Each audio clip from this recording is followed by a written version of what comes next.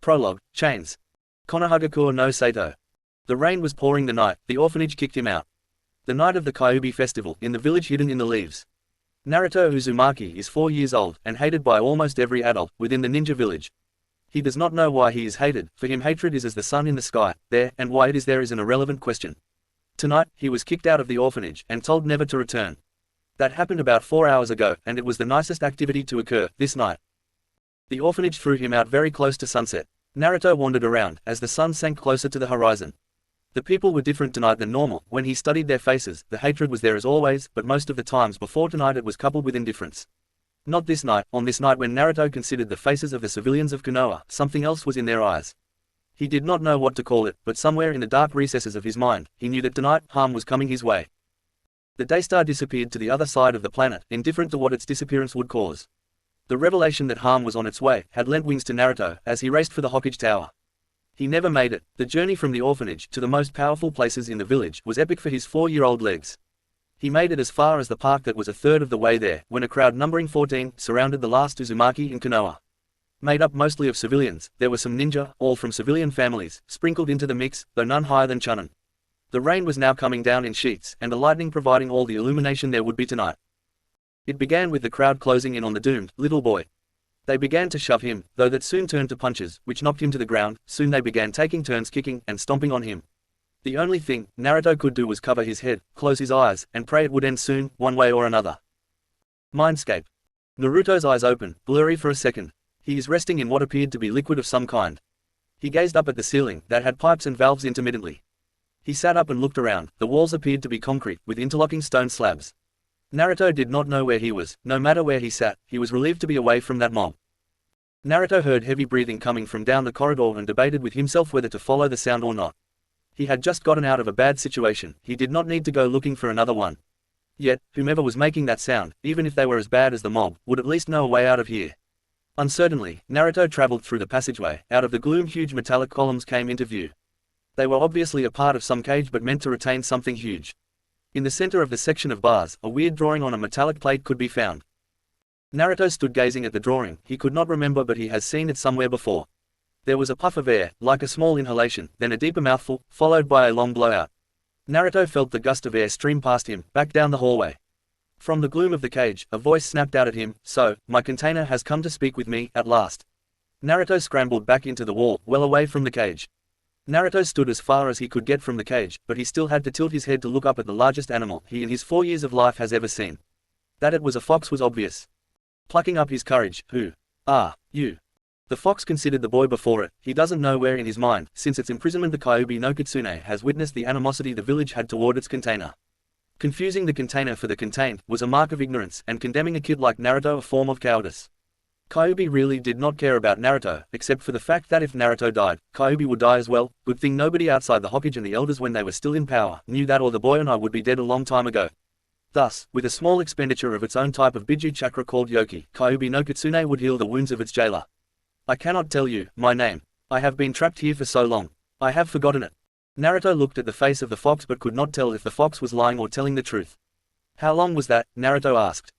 The giant's fox, head drooped, "I've been trapped since your first Hokage, I believe." Naruto's eyes widened. Though he did not know much about the history of the village, he knew enough to know the Shodan was old man Sarutobi's sensei, the third Hokage, who was at least the oldest person in the village. "Wow, you're older than old man Sarutobi," Naruto yelled. "You've been here since then?" The fox's own eyes widened. "Has it been so long?" it whispered. Naruto looked upon the fox in sympathy. "How were you trapped down here in the first place?" Naruto asked. It was a man with red eyes. Then my mind was cloudy, all my thoughts were muddled. "The next thing I know, I'm here trapped in this cage," the fox said with a growl. "Is there any way to open the cage and let you out, Kitsune-san?" Naruto asked in resolution. "Why would you want to know that, kid?" the fox asked, a fleeting hope entering its voice. Naruto looked at Kyuubi like he was looking at an idiot. "Because, I'm gonna free you, of course." Kyuubi rose to its full height. "Why would you do that for me? We have only just met," it asked, doubt in its voice. Naruto nodded. "I'm not doing it out of the kindness of my heart," he said. "I'm doing it because we can help each other out. You help me, I help you." The fox grunted. "He's not as gullible as I thought. What do you want to let me out of this cage?" it asked warily. "I don't want anything, except a ride out of this village," Naruto declared. The fox was taken aback. So many times humans have only ever thought of it as a battery, demon, or a weapon. No one has ever asked it to help them escape. Well, death is a sort of escape, especially from the kind of life this kid has had. Deal, kid, set me free, and you will escape your life in this calmly forsaken village. It extended a claw the size of a tree trunk through the bars of its cage. Naruto neared the cage, took the tip of the claw, and shook. Well, more like his arm shook, the claw did not budge. If Kyuubi allowed as much it would have bisected the kid. Now, how do I free you? Naruto looked up at the bars, inspecting them for weaknesses. Kyuubi raised his claw up to the metallic plate, with the paper with the drawing on it. This is known as the 8 trigrams seal. It is what keeps me locked away, it explained. Naruto nodded. You cannot live in a ninja village and not know what seals are. If I pull this seal off, it'll free you. Naruto asked for confirmation. Yes, the fox replied. Just reach over and peel it like a sticker, it said, eyeing the little boy intensely. And, do not worry, kid, the demon fox thought, as soon as you free me, I shall take revenge for both of us upon the village. I shall strike down with terrible vengeance and furious anger those who have sought to destroy us. When I am finished, not one stone in the village shall stand atop another. And, I shall leave alive only those who treated you with respect. Naruto reached up and took hold of a corner. The seal flared bright then, flashing brightly, causing him to flinch back. 2 pairs of arms grabbed him and roughly pulled him away from the seal. He struggled valiantly, and a Kyuubi roared in frustration at being so close to freedom, only to have it stolen away. Naruto looked at the 2 holding him. He believed it was another group coming to beat him again.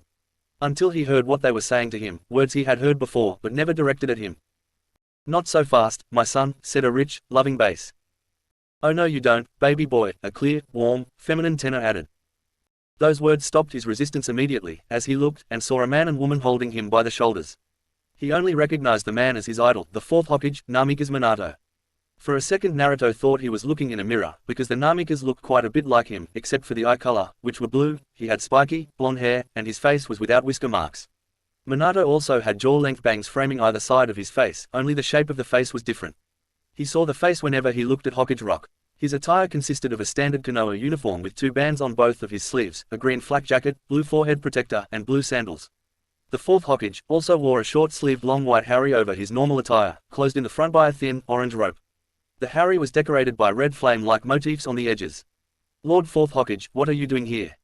Is that any way to speak to your dad, Naruto? The woman asked, a slight smile on her face. Which brought Naruto's head whipping around, to stare at the woman. It was there that he found the rest of his face, including his violet eyes, still without birthmarks. She had a slender, but feminine build, fair skin, violet eyes, and tomato red hair that reached her ankles, and shoulder-length strands that framed both sides of her face in a black clip that parted her hair to the left. She wore a high-collared, sleeveless blouse under a long, loose-fitting dress with a wristband on her left wrist and standard shinobi sandals. Naruto's head kept swiveling, between the 2 people holding him away from the cage. The 4th Hokage is my father. Yes, Naruto, and I'm your mother, Uzumaki Kushina, the woman answered. Now, we do not have much time, so I will tell you the story of the 9-tailed fox, and the sacred duty we, as Jinchuriki, bear. Your father will tell you about the events of the night of your birth. That was where Naruto found out about his heritage and who his parents were. The fox did not lie to him even once, it merely omitted certain parts that would have changed Naruto's opinion of Kyuubi no Kitsune. They told him, they were in his mindscape, and how it worked, including the time difference. The longer they talked to him, the weaker they became. What's happening to you, Mum? He looked from her to Minato. Dad. We are just chakra constructs, created by the real Minato before his death. The avatar of his dad explained, the chakra we were given is fading, we can't remain with you for much longer. No, no, Naruto yelled frantically, trying to hold them, I need you, your help, you can't come into my life like this and just leave, again. Naruto's pupils changed, becoming vertical slits, like a cat's or fox's, and an orange-reddish aura infused his body. He lashed out, arresting the disappearance of his parental avatars, then behind them a blue fire came racing up from the passageways and captured them. The energies merged, becoming violet, and enshrouding them for several seconds. When they emerged, they were full and substantial, appearing even more solid than when they came out of the seal. They looked at each other, and themselves, feeling their own bodies. Kushina groped and goosed herself, she even gave her own backside a smack. Their eyes were wide, and Naruto lay slumped to the floor, as whatever he had done took a lot out of him. Kushina looked from her son to her husband, the question in her eyes. Minato looked back in wonder, we appear to have been brought back to life, dear. Our son was somehow able to access his own chakra, and the Kyuubi's yoki got them to merge and infuse that energy with our own chakra. There must have been enough of our own chakra left to allow it to bring us back. Minato put 2 fingers on his wrist, we have a pulse. He brought his hand up to his face and exhaled, then stuck a finger in his mouth, we breathe, and our bodies are moist. We are alive here, as if reborn into a new world. They gazed in wonder at the boy they brought into the world, who had apparently just returned the favor. They would get a second chance to raise their son. What they did not understand was why he would need them. Naruto should be living the life of a hero within the village, which was what Minato intended when he sealed Kyuubi into his son. That was Minato's intention at least. However, Kushina knew some of the realities of being a Jinchuriki. Their sun was out completely, their only source of information was Kyuubi. Since Kushina was its container before her son, she decided to get some answers from the one other source in the room. It was also time to deal some judicious punishment for almost killing their son. Minato turned to his wife and nodded, before heading over to check on his son. As Kushina stalked ominously into Kyuubi's cell, the mindscape was their world now and Naruto was its master. It was an interesting dynamic. As far as Minato knew, no other parent they knew could tell what their children were thinking. Of course, no other beings have ever been brought back to life or a semblance of it, at least no beings they personally knew. Meanwhile, at her husband's nod, Naruto's mother entered the cage. She looked up at it, while cracking her knuckles ominously. Now, Fuzzball, you were going to tell me about my son's life. Reality. Naruto lay moaning, as the crowd beat him and beat him. It was only the healing factor provided by Kyuubi and his own Uzumaki resiliency that kept him alive. The ANBU and Uchiha Police Force UP Force was seconds away. The Hokage had been watching the whole village when she noticed the disturbance in the park. She had been using the crystal ball jutsu and witnessed what was happening with disbelieving eyes. Her own people beating upon a small child, some were even ninja, who should know better. While the antipathy of the village toward its Jinchuriki was expected, this was a blatant attempt on Naruto's life. She had immediately dispatched a squad 6 ninja of ANBU, and someone else must have alerted the UP Force. UP Force was officially called the Konoha Military Police Department, but made up exclusively of one clan, the Uchiha. They were called by many names: Uchiha Police Force, Uchiha Police, UPF, but the most common name for them was UP Force. They enforced the laws of Konoha, protecting the village and citizens, civilian and ninja alike, from the criminals of the village. Ninja often handled criminals on their missions, and could if pushed, do the same here in Konoha, but while here in the village most shinobi and kunoichi preferred to let UP Force handle it. ANBU and UPF caught sight of each other, though not a requirement. Many UP Force ninja came from ANBU, before fulfilling their clan duty, and thus knew how to work together. The two forces that ensured peace and security reigned in Konohagakure no Sato came in sight of the mob. UP Force moved to encircle the crowd from the north, ANBU deployed to the south. They were poised to strike, when something happened. In the blink of an eye a pair of chains shot from the battered, bloody, little boy, skewering 2 of his assailants in the neck. The UP Force and ANBU turned to see Naruto on his feet, eyes blazing in vengeance. Another pair of chains whipped around to wrap themselves around the necks of 2 Chunin. The chains lifted the struggling ninja off the ground, wringing their necks like chickens, then began using their dead bodies as bludgeons. These Chunin, while alive, weighed about 150 and 125 pounds. Naruto's chains were flinging them around like dolls. Naruto took out another 4 assailants while holding his makeshift weapons, then threw them into another pair, delivering a ballistic level of lethal force. The last 2, seeing that their victim was not as helpless as they had hoped, tried to run, only to run headlong into the 2 official security forces of the Leaf Village. They surrendered to the Konoha forces rather than face the wrath of a demon. Meanwhile at Hokage Tower, the 5th Hokage had watched the whole thing. When it happened, 5th Hokage, Mikoto Uchiha, Aka, Devil Woman, because of the power of her Kadenjutsu and a certain implacable ruthlessness that counselors, clients, and the other Kage have come to respect, almost dropped the crystal ball. She remembered a similar technique, exactly 4 years ago, by Mikoto's best friend, Kushina Uzumaki Namikaze, just before she died. In a fugue state, the Hokage set the ball down. ANBU, on me, she ordered curtly, before stepping out of the window. Back at the scene, the rain finally stopped, the security forces of Konoha were securing the area, and Naruto was getting checked out by medic ninja. Naruto lay unmoving on the stretcher, except his chest heaving like a bellows. His body was exhausted, after expending so much chakra reviving his parents. The chains had retracted into his body, while not draining on his chakra were still physically draining upon his skin and bones body. Only 2 of his assailants had survived his retaliation. They were in custody, awaiting transport to the jail. How are you feeling, Naruto? His mother asked him within his mind. Still, tired mum, like I have been running all day instead of just a few hours, he replied. Running in fear and running for other reasons is different, son, his father supplied. Naruto nodded, as he listened to the revived Minato, not to mention, returning us to life, in a manner of speaking, and then using the Uzumaki bloodline limit, adamantine chains, to protect yourself. I think that would have exhausted me and your mother in our prime. Naruto's father continued explaining his thoughts. Kushina was nodding, adding her own observations. They may not use any chakra, but the chains still take a toll on physical endurance. They're the equivalent of swinging your fists for a punch. After recovering from the exhaustion in his mind, and after Kyuubi was punished for manipulating Naruto, they talked and taught Naruto how to control his mindscape. He altered the scape, to make it a more pleasant environment. He altered it to mimic the Konoha forest. It was the only landscape he knew, and formed his parents a home to their specifications.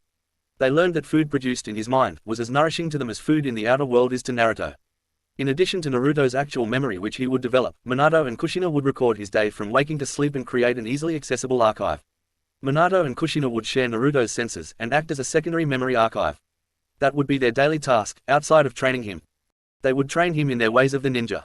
Kushina would train him in Uzumaki Kenjutsu, Taijutsu, Fuinjutsu, Kekkei Genkai, chakra control, and other traditions of Uzumaki.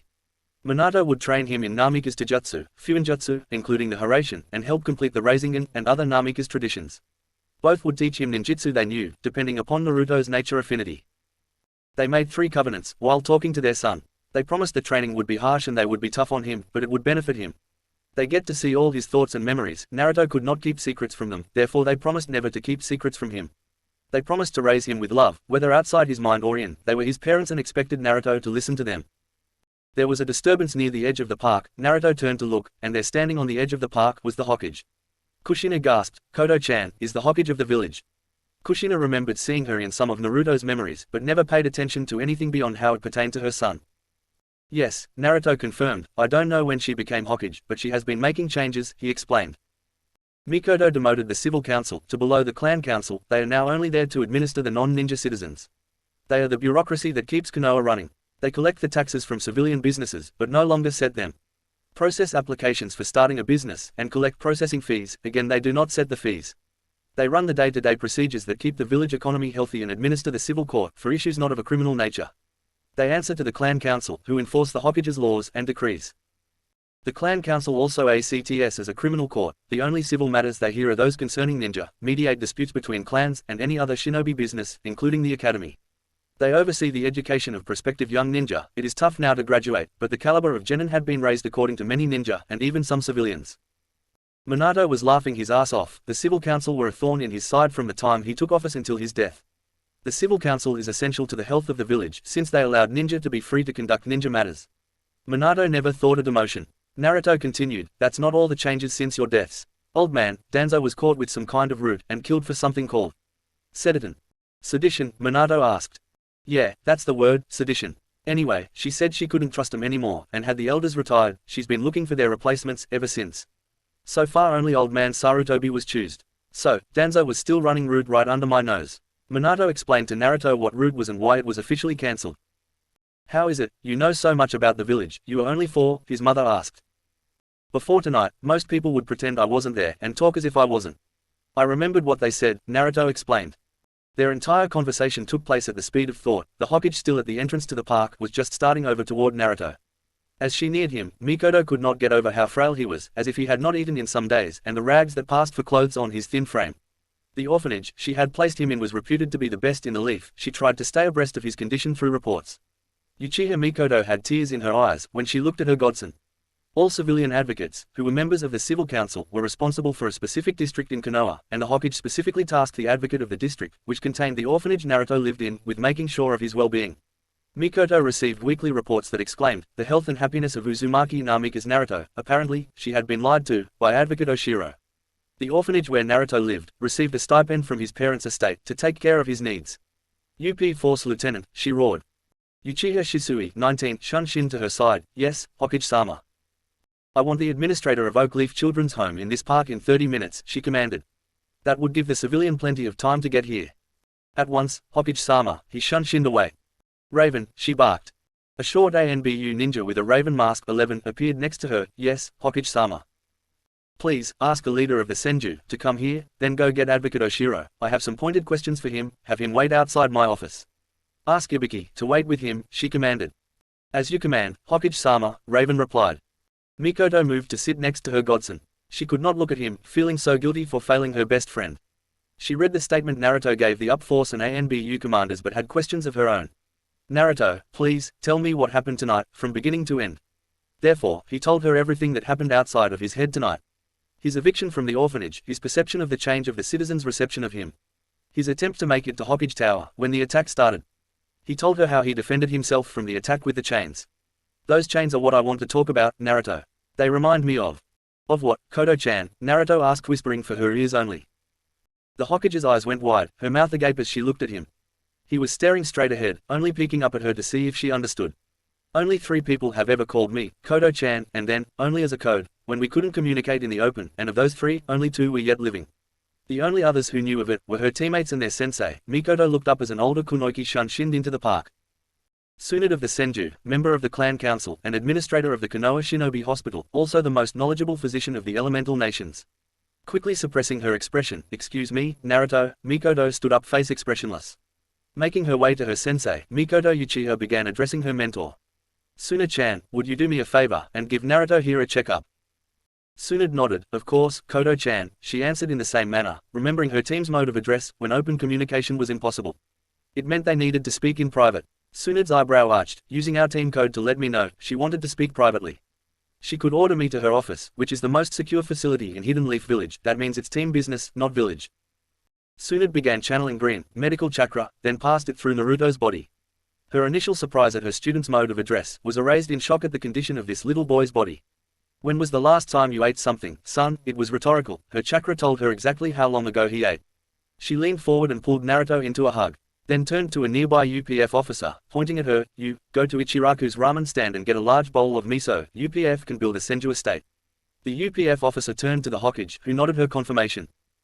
Lady Uchiha drew close, eyes questioning the doctor. "What can you tell me about his condition, sensei?"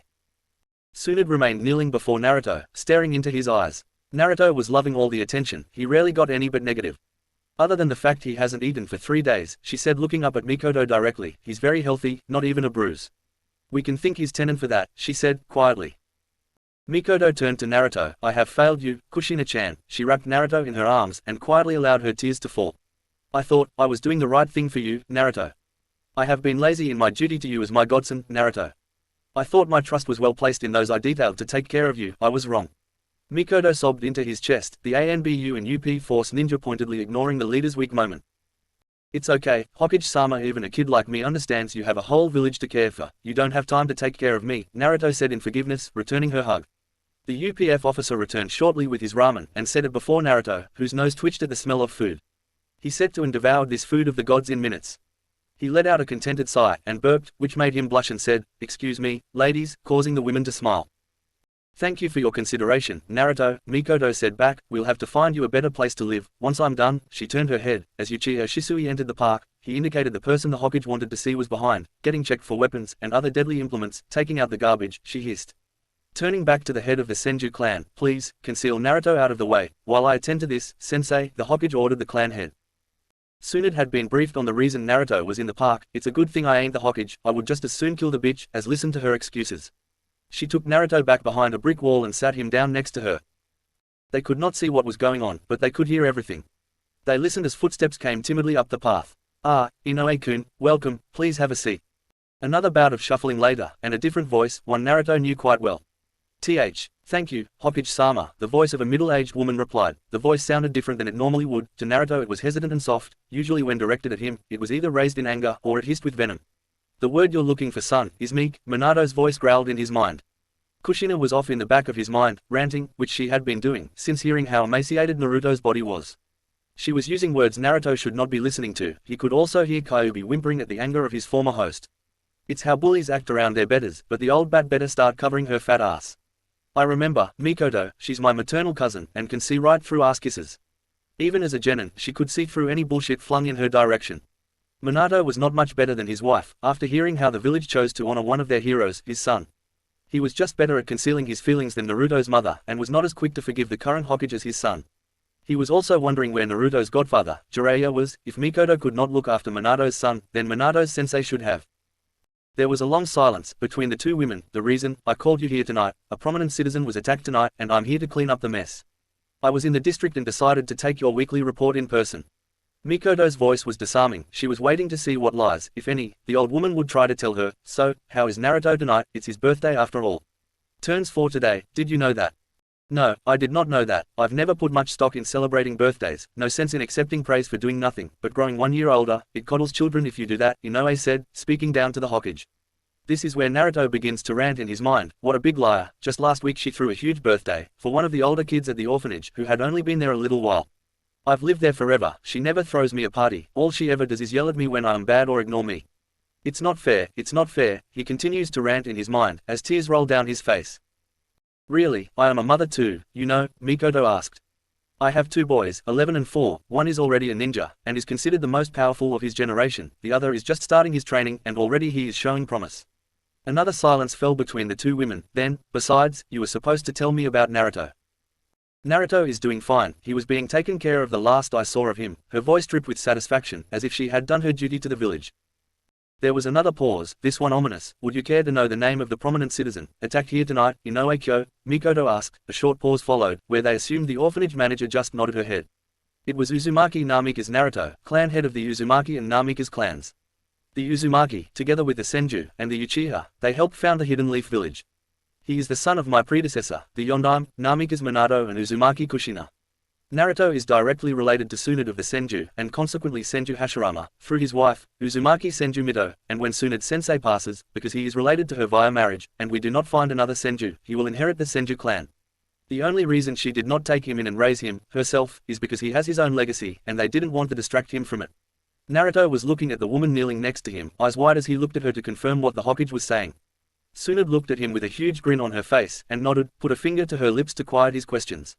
Why didn't you guys tell me about this? Naruto asked his parental avatars. We'll tell you as the secrets become relevant, Naruto. If we told you everything at once it would just overwhelm you, Minato explained. That's right, we'll tell you all our secrets as you need them, his mother continued. You need to trust us to tell you what you need to know, when you need to know it. You're right, sorry mum, he submitted, sorry dad. They mentally hugged him, making him feel warm. The pause now was like a canyon. Luckily, the attack on Naruto was thwarted, and all but 2 of his attackers were killed in the attack. They've been taken to torture and interrogation. It won't be long until we know every disloyal action they've ever performed, and who they performed them with, against our village. If Morino Ibiki is working tonight, they will tell us where their grandparents hide their money. The night air was pregnant with menace, but the manager kept quiet, not intimidated enough at the veiled threat, leveled by the Hokage. If a veiled threat did not work, the Hokage decided to go for direct threats. Now that we know Naruto is not in your custody, the sound of Mikoto's voice shifted. You will tell me, who told you to put him in harm's way tonight, or Morino-san's treatments will seem like a pleasant dream compared to what I will do to you. They heard a choking sound coming from over the wall. Mikoto had obviously grabbed Inoue by the throat. Osh, Inoue was trying to say a name. Mikoto loosened her hold, but did not let go. Oshiro, he said nobody would care, and we would be doing the village a favor by getting rid of the boy. She was blubbering by now. There was a crash to the dirt heard from behind the wall as the Hokage let go of the woman's throat. She coughed and inhaled rapidly. Then they heard a grunt of pain, then another, followed by 3 more in rapid succession. Tsunade and Naruto stood up just in time to see Uchiha Mikoto kicking the orphanage manager repeatedly. You make me sick, the Hokage shrieked. How many other children have you deemed not worth your time? They've been through enough trauma, with the loss of their parents, and you who is entrusted to protect and care for them until they can fend for themselves, deem their lives not worth protecting.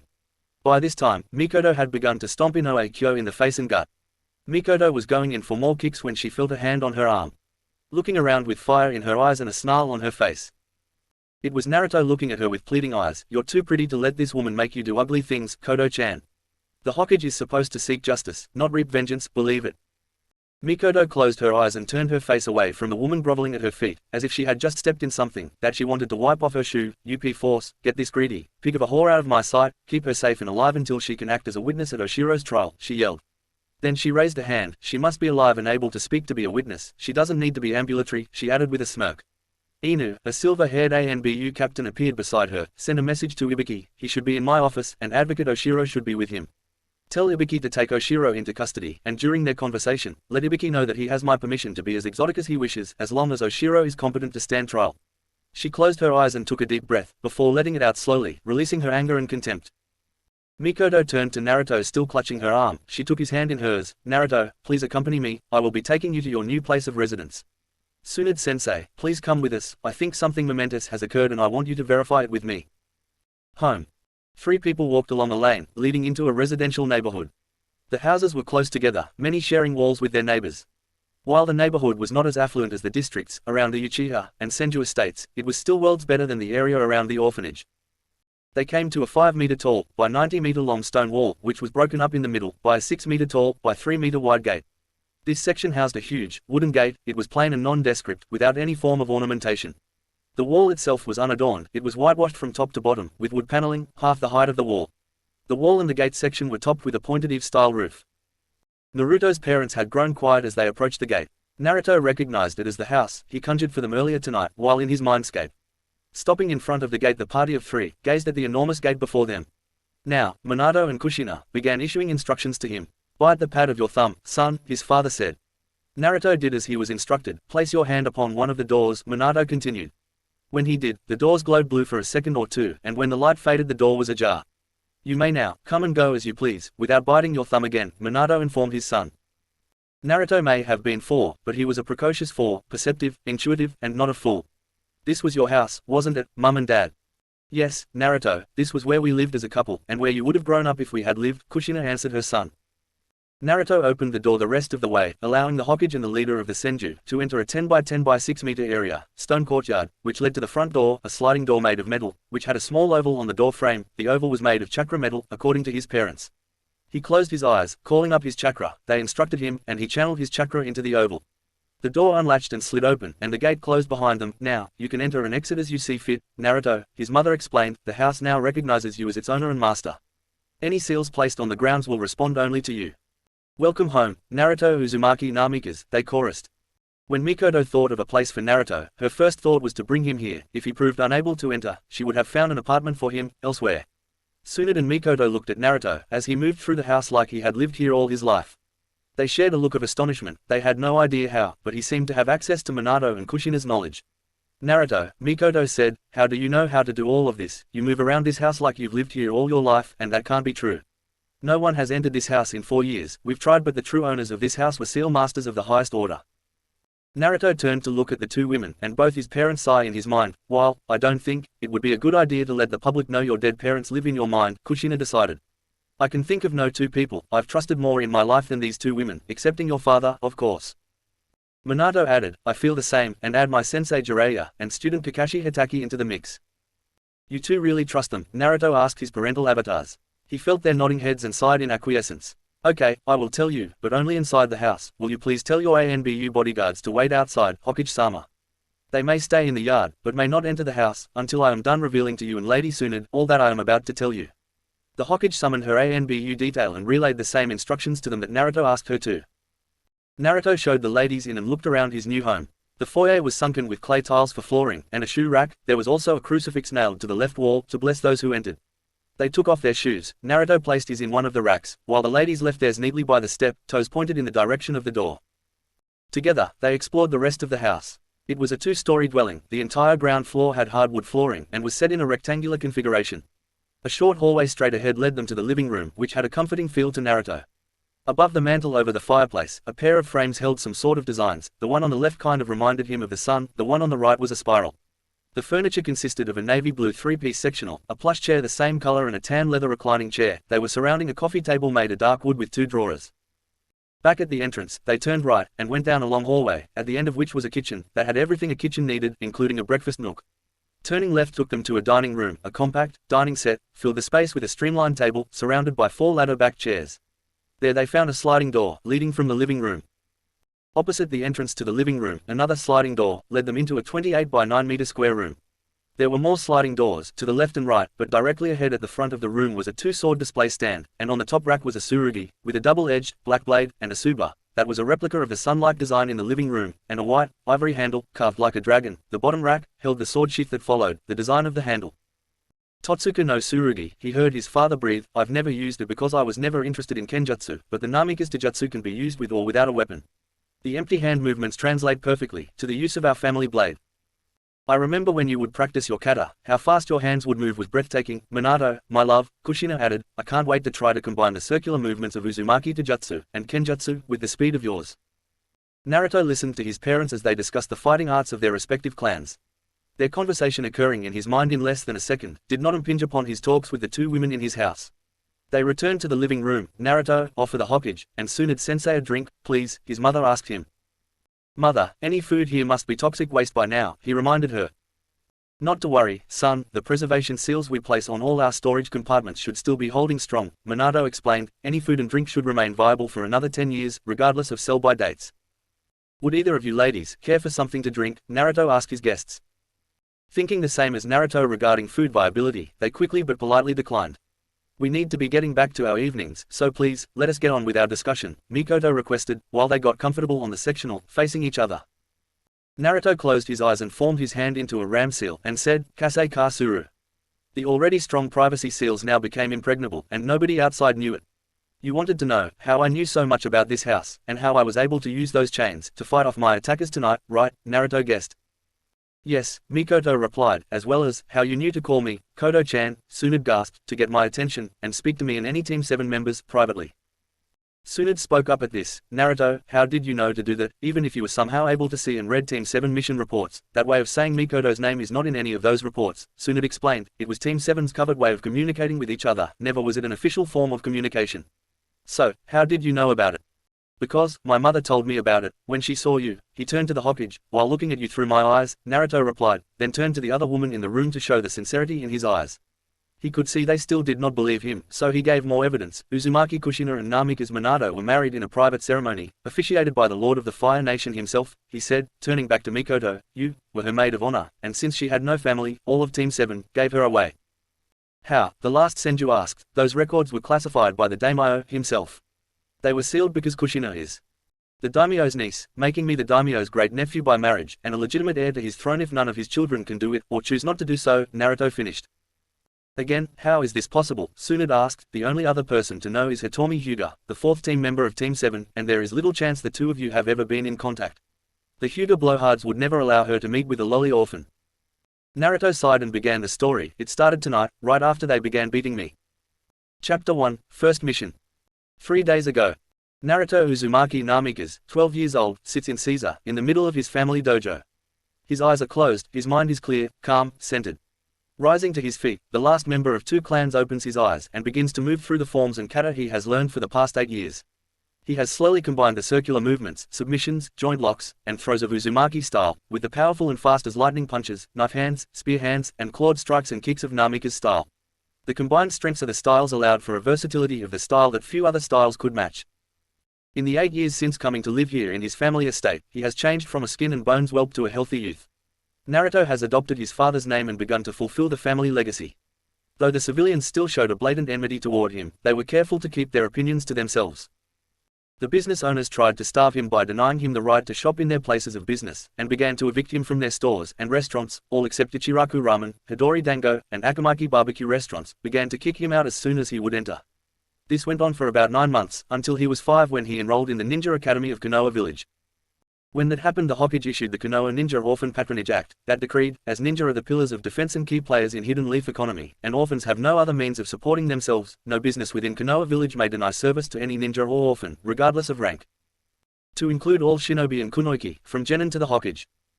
Or orphan until the age of 16, without valid, substantive reason.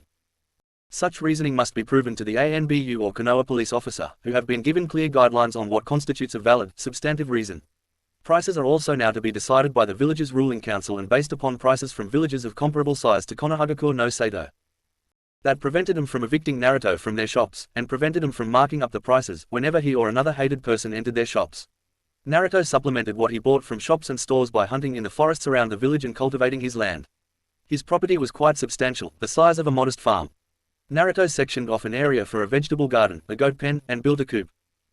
Naruto finished his forms, which were a nice warm-up. Now it was time to get busy with his training regimen.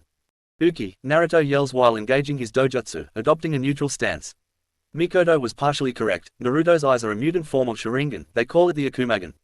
It had the eye of insight and the eye of hypnotism and had aspects of the Mangekyo Sharingan. The Sharingan is normally developed from intense emotions, and it does not matter what that emotion is. There have been some Uchiha who awakened their Sharingan eyes while in the throes of passion. Naruto awakened his eyes when during an attempt on his life, fear and pain, and the elation of finding out who his parents were, and they awakened. Naruto's eyes awakened fully matured, but his eyes seem to be a mutation of the Sharingan and another dojutsu. They appear to be from a dojutsu that acts very much like the Byakugan, but upon a more thorough examination by Tsunade and her student from the Hyuga, Hitomi Hyuga, they concluded that it was not the Hyuga bloodline. For one thing, the phenomenon when shut down, did not cover the entire eyeball. Naruto's eyes returned to their normal blue color. When active, Naruto can see 360 degrees around himself at a radius of 90 meters, through almost any barrier, as well as illusions. Ironically, except into the Hyuga complex, which have specially designed seals on their walls that inhibit all dojutsu-based abilities, plus he can see the chakra coils and create his own illusions that can affect the 5 senses. He can use genjutsu based on the normal and Mangekyo Sharingans, as well as other forms, and when he tried to use the standard Academy clone, which he used to meet the minimum requirements for the Academy. His parents taught him the shadow clone jutsu, but they discovered another phenomenon of his eyes. He can particleize his chakra, and when he went to make his cage bunshin, the particles of chakra became attracted to the chakra of the clone and altered it. They became as solid as the shadow clone, but far more substantial. He and his parents came to call them Akuma Bunshin because they are as solid and substantial as Naruto's own body. They can take as much punishment as Naruto's own body, and when they dispel, get knocked out, or worse, everything they experience gets passed back to Naruto, including how they died. When they form, it is not masked with a puff of smoke. Naruto seems to liquefy and separate into various places at the same time, as quick as shadows move, then they form into his shape and become him. They have thoughts and minds of their own but are still extensions of Naruto's will. Luckily when they dispel or die, there is no mess, they return to their liquid state and discorporate. Tori, see Naruto yells while also engaging his dojutsu, and dashes at his creator, delivering a sweep to the legs. Naruto jumps over the clone's leg, who continues his momentum, placing both palms on the ground, and bringing the opposite leg into a rising, circular back kick toward his creator's jaw. Naruto sidesteps behind the power of the kick, advancing a couple steps forward to launch a short kick jab right into the face of his clone. The kick connects, but the clone uses the inertia from the attack to rise, and in doing so grabs the offending leg. See Naruto rises with the kicking leg, upending Naruto, who falls into a backward somersault ending on his feet. Grinning at his clone, Naruto yells, "Tori!" Naruto advances normally without rushing, until he is 2 meters from See Naruto, when he lunges into a double palm strike, taking his clone by surprise. He falls backward, but applying good yukami, takes minimal damage.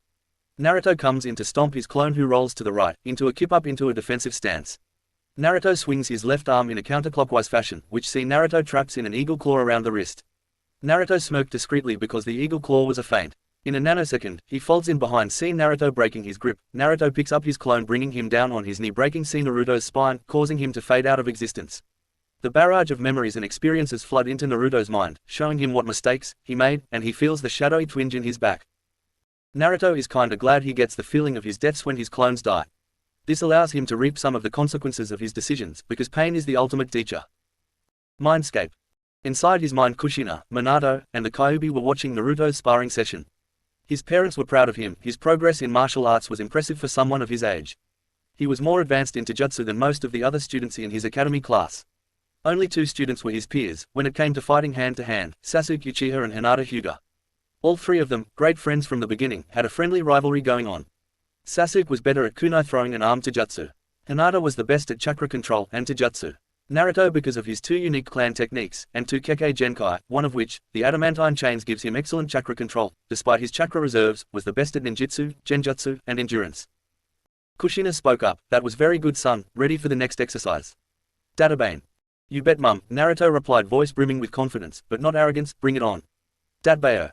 Minato chuckled, "Okay, boy, don't get cocky," he growled in half-serious admonishment, "now make 3 clones."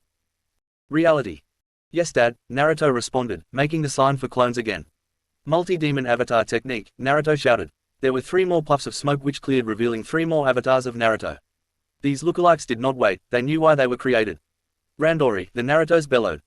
The 3 clones bum rushed their creator, each going into their own separate attacks. Deciding it would be stupid to stand his ground, Naruto dodged, ducked, and deflected in and around all their attacks. The object was not to fight and destroy his attackers although that was allowed. No, the purpose of Randori was to learn to be aware of multiple opponents, and to react accordingly, while keeping your strategy fluid. C1 went left to the flank of Naruto. C3 shuffled after its creator to keep the pressure up, while C2 stood back and saw, trying to come up with a plan of action.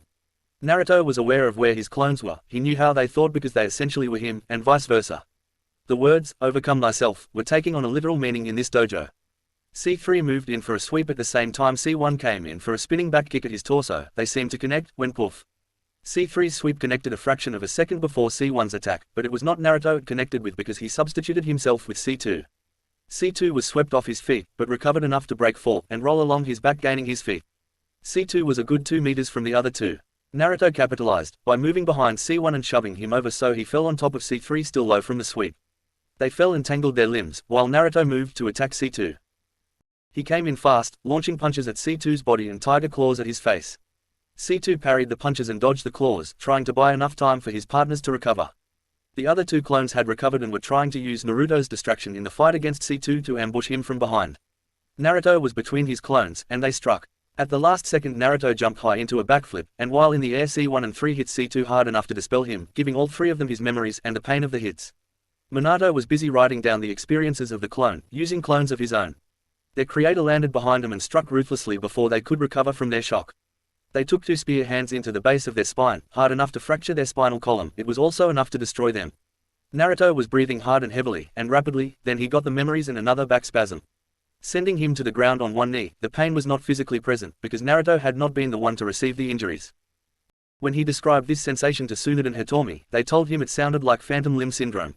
When amputees talk about feeling the sensation of their lost body parts, as if they were still attached to their bodies. Mindscape. Even Kyuubi was impressed with Naruto's vindictiveness, and said so, "Not bad kid, not bad." Many things had changed since Naruto was 4. The area of Naruto's mindscape housing the nine-tailed beast looked more like a forest of giant sequoias that dwarfed even the fox, with etchings of the seal in every tree. The chakra network represented as giant-sized canals with the tenketsu as substantial as gravity dams. Naruto's relationship with Kyuubi, who had gifted Naruto with his name, had become a true symbiotic relationship. Naruto and Kurama have begun to share perceptions, allowing for the fox to experience the world outside of his host, while Naruto's senses have increased to be equal in scope and acuity as any fox. Naruto has slightly pointed ears which allow him to hear a pin drop in another room. His vertical eyes, non-dojutsu eyes, give him excellent night vision, and while the whisker marks look like birthmarks, they are quite sensitive, about 5 times more so than human fingers. That, along with his ears, allows him to sense the difference in air pressure, and find obstacles even when he cannot see them. These 3 senses coupled with a fox's keen sense of smell, combine to make Naruto feel as if he was at home at night, in the dark, or in low visibility as he is in the daylight, or on a sunny day. Unlike most children, Naruto was never afraid of the dark and had an excellent sense of direction. As Naruto's mind grew and expanded, so did his mindscape, because now there was the village. A replica of the village of Konoha had sprung up around their house.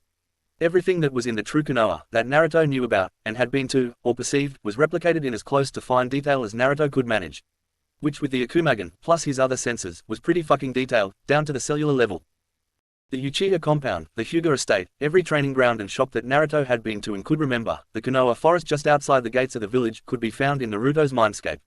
The replica of the Namika's estate was where Minato and Kushina lived. They even trained here since old habits never die.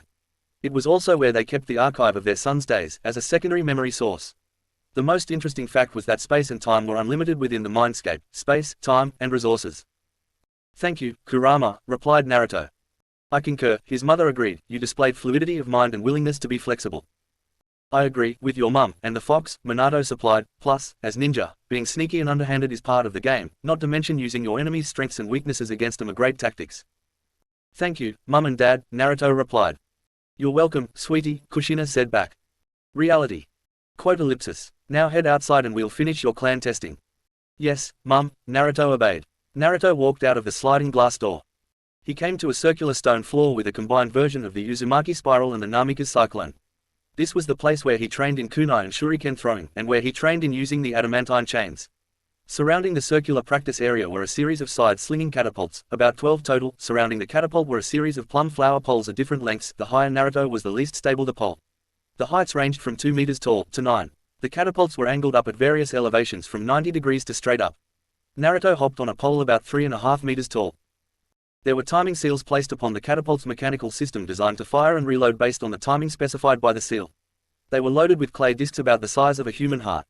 The object was to be able to take out as many targets as possible, while maneuvering along the poles using jumps and flips, while keeping one's balance on an unstable, narrow platform. To this date Naruto has never gotten a 100% score. The highest he ever got was a 90%, Sasuke once got a 92%, and his brother, Itachi, once got a 98%. Minato was the only person to ever get 100%. This was also where Minato practiced the Hiraishin. Naruto got ready. The seals began their countdown as soon as Naruto stepped upon the plum flower pole, and Naruto got 95% that day. The next day, it was a Sunday, no school, and no training for today. It was an Uzumaki tradition. It was the Uzumaki day of rest. No work or training was allowed on Sundays, except missions, emergencies, and work necessary to day-to-day living, i.e., cooking, cleaning, and groceries. There were some things he could not grow in the garden, and chicken could get boring to eat no matter what recipe one used if that was all he ate. Naruto had just returned from the grocery store, and was putting everything away, when the doorbell sounded. Quickly creating a demon avatar to answer the door, Naruto continued to work at putting stasis seals on the perishable items when his clone faded, letting him know the Hokage and her husband were in the living room. Creating another clone to complete the task at hand. Naruto took a pitcher of sweet, iced tea out of the fridge and poured 3 glasses. He walked in carrying the drinks and placed them on the coffee table. "Good afternoon to you both, Uchiha-sans," Naruto asked genially. "How are you both this fine day?" "Naruto," Fugaku fumed. "What have I told you to call me when not in public?" he asked in an irate voice. Naruto smiled. "Sorry, cousin," he chuckled. "That's better." Fugaku grinned back. "Are you ready for graduation next week, kid?" Dadbao, cousin, Naruto replied, puffing his chest out proudly, I got 95% on the range yesterday. My techniques from Taijutsu were spot on, as is my strategic thinking, and I've been going over my academics to make sure I do well on the written portion. As Naruto was speaking, Mikoto sat fidgeting with her clothes as if she were uncomfortable with being there. She seemed to keep her hands folded in her lap and did not seem inclined to look up. Something's wrong, son, Kushina announced. Kodo-chan never looks like that unless she's feeling guilty about something. Databane. Naruto spoke about his accomplishments, but instead of being happy for him, Fugaku's face also began to take on a sickly cast. His smile never left his face, but it took on a painful vibrancy. I agree with your mother, Naruto, Minato confirmed. That's the look Fugaku always got when he had to go tell the family of a downed-up FANFIC officer that their loved ones were never coming home. Naruto looked around his cousin to look at his godmother's uncertain countenance, seeing her expression. Is something the matter, Kodo-chan? Naruto asked, looking her in the eye. Mikoto was startled out of her reverie when he addressed her with that name. Yes, Naruto, something has come up and… Well, the village needs to ask you a favor. Naruto's eyes widened. Okay, if it's within my power, I will do my best to aid the village, he affirmed. That's what we ninja are being trained for, right? That statement only served to worsen her guilt. I need you to fail your graduation exam. 3 days later at Hokage's office. The Godime Hokage was using the crystal ball remote viewing technique to keep a close watch on today's proceedings. Over the years, the clan council noticed that the most successful ninja were the ones with skills and knowledge outside the ninja arts. So, to remain strong, students not only learned the ways of the ninja, but they also got an in-depth education in language and culture, math, and science, as well as history and social studies. The Hokage did not want unlettered thugs filling her ranks. She wanted true ninja, and true ninja were never ignorant. The tradition went as far back as the Shodai and Madara Uchiha, as one of the few things they agreed upon up into their legendary battle at the Valley of the End. Of course, back before the restructuring of the government, there were a few who thought general education was of little importance to a ninja. Some, like Shiramu Danzo, thought ninja should be little more than living, breathing weapons, no matter how many records proved his assertion to be wrong. Mikoto always kept a close eye on the school, especially since her children and godson began attending. She made sure that the teachers employed at the academy were not only powerful shinobi, but well educated too. However, today one teacher had her full attention. He was the child of a civilian family, all of which were killed on the day the Kyuubi attacked the village. He was in the same class as her son and godson. He never showed any blatant enmity towards Naruto. There were just one too many mistakes that could have cost Naruto points. Mikoto had gone back through this teacher's mission records, including reports done by him, his sensei, and even his teammates. There was never even a hint of these kinds of mistakes and oversights in any of the records the Hokage examined. However, it was not the mistakes that were arousing the suspicions in the Uchiha woman, it was the fact that they had stopped. The last attempted sabotage had occurred 3 months ago. She may not want to bring her suspicions to the clan council yet, but her instincts told her Mizuki's mistakes were not mistakes, they were deliberate attempts to sabotage the son of her best friends. Mikoto Uchiha had listened to her instincts as a kunoichi for the leaf, and as an inspector during her UP Force days, too many times when they had saved her life, not to heed them when they flared. Instincts, however, were not enough to make accusations against a shinobi under her command. It would undermine the respect she had earned from her ninja as Hokage. That did not mean the 5th Hokage could not launch an investigation. She could not do anything by herself. She is the Hokage after all. Her presence would be noticed. Thus, she turned to 2 people she trusted most, her eldest and her husband. She briefed them on her suspicions when she got home to the Uchiha estate. She asked Fugaku to follow Mizuki when he was in the village, and ordered Itachi to surveil Mizuki when he left the village. 2 months ago, after explaining her suspicions to her husband and son. I know, it's a lot to ask, since I'm only going on my instincts, she admitted to her family, and what I've observed through my remote viewing, and while my instincts have been wrong in the past. Mikoto stopped, looking down. She understood how lame that sounded. Fugaku came to his wife's rescue. Your instincts may have been wrong before, Koi, that's true, he conceded, but you've also never let your instincts rule you. When you were still on the force, it is true you let your instincts guide you, but you also never let them cloud your judgment, nor stop you from seeking the truth, which was why you were always one of our best inspectors. Mikoto felt gratitude for her husband's assessment of her investigative skills. Thank you, Fugaku Koi, she said, leaning into him intimately. Itachi's sweat dropped at the affectionate display. Even shinobi prodigies get uncomfortable when their parents get romantic in front of them. Their oldest child discreetly coughed, making him step away a little quickly. Fugaku straightened up, grunting, and adjusting his clothes incrementally. Mikoto had a small smile on her lips. Yep, still got it, she thought proudly to herself. You're my Hokage, Itachi said to his mother. You don't need to give me explanations if you want to send me on a mission. Just enough details so that I can have a clear mission objective. They had found quite a bit about Mizuki's comings and goings. He liked to spend time at bars, frequented by civilians. He rarely went to ninja-frequented bars. While not incriminating, all citizens had a right to their preferences after all, it was just unusual. While in the bars he rarely drank more than necessary, until a certain drink, a Shirley Temple, was served to him, where he would tilt it back and drink it all in one chug. Then standing up on shaky legs, he walked upstairs to one of the rooms and remained there the rest of the night. After checking, they discovered the rooms he frequented were the rooms of several ladies and gentlemen of the night. They discovered that Mizuki would frequent their rooms on their nights off. The room was paid for using funds from Mizuki's own accounts, so no money trail leading to anywhere besides the man in question. The pattern of his visits stayed the same for 5 weeks straight. Then 2 weeks ago, he stopped going to bars and began hanging out around Hokage Tower. The academy instructor began chatting with many of the kunoichi, who worked in and around the seat of power for the village. Mizuki may have been flirting with them, and one of the few times Fugaku or Itachi could read his lips, via the Sharingan and a telescope, that seemed to be what he was doing. That very well could be the case, except his eyes were often taking in their surroundings, of which he seemed to be romancing only kunoichi working in, or near, one particularly sensitive area, the cage technique vault. It held the most powerful and most dangerous ninjutsu in the village's arsenal, including the Forbidden Scroll. While all of this was highly suspicious, it was still not enough to bring him in for questioning. It was, however, enough for the Hokage to launch a full investigation, bringing in a couple more people. Shisui Uchiha, lead inspector for the Konoha Police Department, and a master of Genjutsu, and his girlfriend, Kurenai Yuhi, captain of the ANBU Black Ops, Clandestine Division, and Genjutsu mistress, call sign, Cardinal. They were both briefed on the Hokage's suspicions, and the information gathered up to that point. Kurenai befriended the Chunin kunoichi Mizuki spoke with, who never divulged any sensitive information to Mizuki. They were smitten with him, but they were leaf ninja first, women second. Kurenai did discover something interesting about Mizuki. He was obsessed with only two things, gaining power and destroying Naruto Uzumaki Namikaze. 3 days ago, Mikoto had gone to the Uzumaki Namikaze estate, with her husband who saw Naruto as a cousin.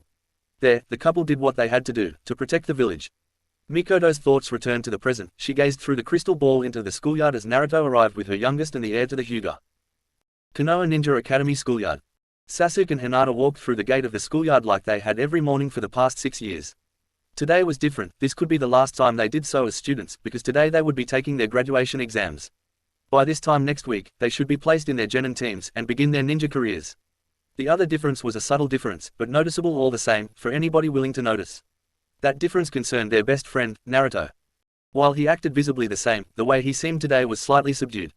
He acted the same as he did any other day, highly energetic, with a side of goofball thrown in the mix. All of that was there, but there was an air of something else. It felt like resolve. When they met up on the way to school, the ever-present smile was on his lips, but his eyes had a look that said something was happening. It reminded them of his prankster look. This was the same stare, but with an edge. Walking through the school, they made their way to their classroom. Inside were the rest of their classmates, most seemed to be from the major clans of the village. Aside from Sasuke, Naruto and Hinata, there was Shino Aburame, Shikamaru Nara, Choji Akamaki, Kiba Inuzuka with Akamaru, Ino Yamanaka, and Sakura Haruno.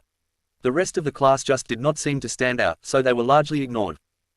As soon as Sasuke entered the room, all three of them were assaulted by a high-frequency sound technique, Sasuke-kun. Came twin cyclones of feminine energy, one cherry blonde, one platinum blonde. They swooped in to hug their crush, all but knocking Naruto and Hinata against the wall. The entire class sweat dropped at the actions of the kunoichi fangirls. Shino's insects momentarily heightened their buzzing at the suddenly loud classroom. Shikamaru raised his head from sleeping, then lowered it back down, muttering, "What a drag, I was dreaming of clouds," under his breath. Kiba, the dead last, and Akamaru also sleeping soundly until the banshees let loose their discordant song, jolted back in their seat and both just growled. Choji nearly choked on a chip. At that moment, the two teachers in charge of this class, Haruka and Mizuki, entered the classroom. "All right, class, settle down, and get to your seats," Haruka-sensei yelled, "and show some maturity, you just might graduate today." "That's right, you might," Mizuki-sensei said, casting a short look in Naruto's direction, "but even if you do graduate, the path of the ninja is a perilous life. There will be days when you do not know who your enemies are." Mizuki pointedly looked at Naruto. Being from the same village is but a small guarantee for allies, otherwise there would be no Nukenin in the world. Only one person in the room noticed Mizuki's looks that day, Naruto, who could feel the eyes boring into his skull. The instructors of the class handed out the academic tests, which are equivalent to the 12th grade education at the high school that civilians attend, on the other side of the village. Naruto had just completed the written part, which he aced. In a little while he, and the rest of his class, would go outside to conduct the Taijutsu trial. Divided by gender, they would have a tournament. If a student made it to the semi-finals, they got an 80, which was minimum to pass. The finals got them a 90, winning their gender got you a 99. To get a 100 they had to last a 3-minute bout with one of your Chunin instructors. This was optional, but rarely turned down. After lunch, staying outside, the class would go to the confidence course, to evaluate their throwing skill. The confidence course is an obstacle course to measure the student's capacity to throw kunai and shuriken. The minimum time to complete was 5 minutes. This was not hope and throw, each target was a human equivalent, with the vital points clearly shown. The targets would move into various positions, and then retract. The student had to throw and hit the target before it was gone. Hitting any of the vital areas was worth a full point, merely hitting the target was worth half a point, missing entirely, nothing. Each student received 10 kunai and 10 shuriken. The minimum to pass was 14 of 20 in 5 minutes. The record was 20 in 3 minutes, held by Itachi Niai. Then, it was back inside for the 3 standard academy ninjutsu: transformation, substitution, and clone. These are pass-fail ninjutsu, not point-based. The students had to pass each part of the exam. A failure in any part would fail the student for the entire exam. Each student got 3 chances to pass. If they failed all 3 chances, they were disenrolled from the program. Later that day, Naruto and Sasuke stepped into the ring, grinning from ear to ear. They were the last of the student matches. They had a 90. Hinata received a 100 after holding her own against Iruka. Whomever won this match won for the boys and had the choice of fighting Mizuki. They listened with half an ear while Iruka-sensei reminded them of the rules and the time limit. "Ready?" he asked. Naruto and Sasuke formed the ram seal and shouted in unison, "Kai," removing their gravity and pressure seals. Taking a deep breath, Naruto and Sasuke stood in a ready stance, neither defensive nor offensive, ready, and gave a slight nod to their sensei. "Hajime," Iruka-sensei screamed. Sasuke disappears to all students, though their sensei and the Ishin standing by to render medical aid when injuries occurred, could follow his movements. Then suddenly, everybody hears a whistling noise. Looking up they see him descending, with an axe kick at Naruto. It lands, leaving a small crater, where Naruto once stood. Spinning above the crater, Naruto jump spins, aiming a kick at Sasuke's head, who sidesteps out of range, or so he thinks. Naruto lands in crouch, continued his spin, and caught Sasuke with a sweep. Sasuke feels himself beginning to take a fall, stretches his arms, and cartwheels to the side. Naruto, still crouching, attacks with a sweeping arm, his fingers in a dragon's claw, aiming for Sasuke's knee with every intention of crushing it. Sasuke turns into the earth dragon palm, raising his shin to take the brunt of the attack. Robbing it of its power by intercepting it, before the attack could build up inertia, and using one of the densest bones within the body, made even harder by kicking a stone edifice hundreds of times a day, before and after school, did not hurt either. It was still painful, but it was not harmful. Naruto trapped Sasuke's leg, and lifted, dumping him on his back. Accepting the fall, Uchiha rolled with it, and somersaulted backward, regaining his feet almost immediately.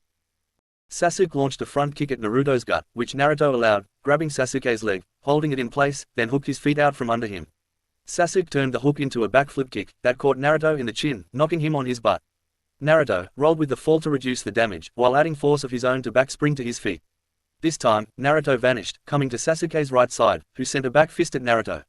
Naruto, accepting the direction of the strike, caught Sasuke's arm in an unusual hold.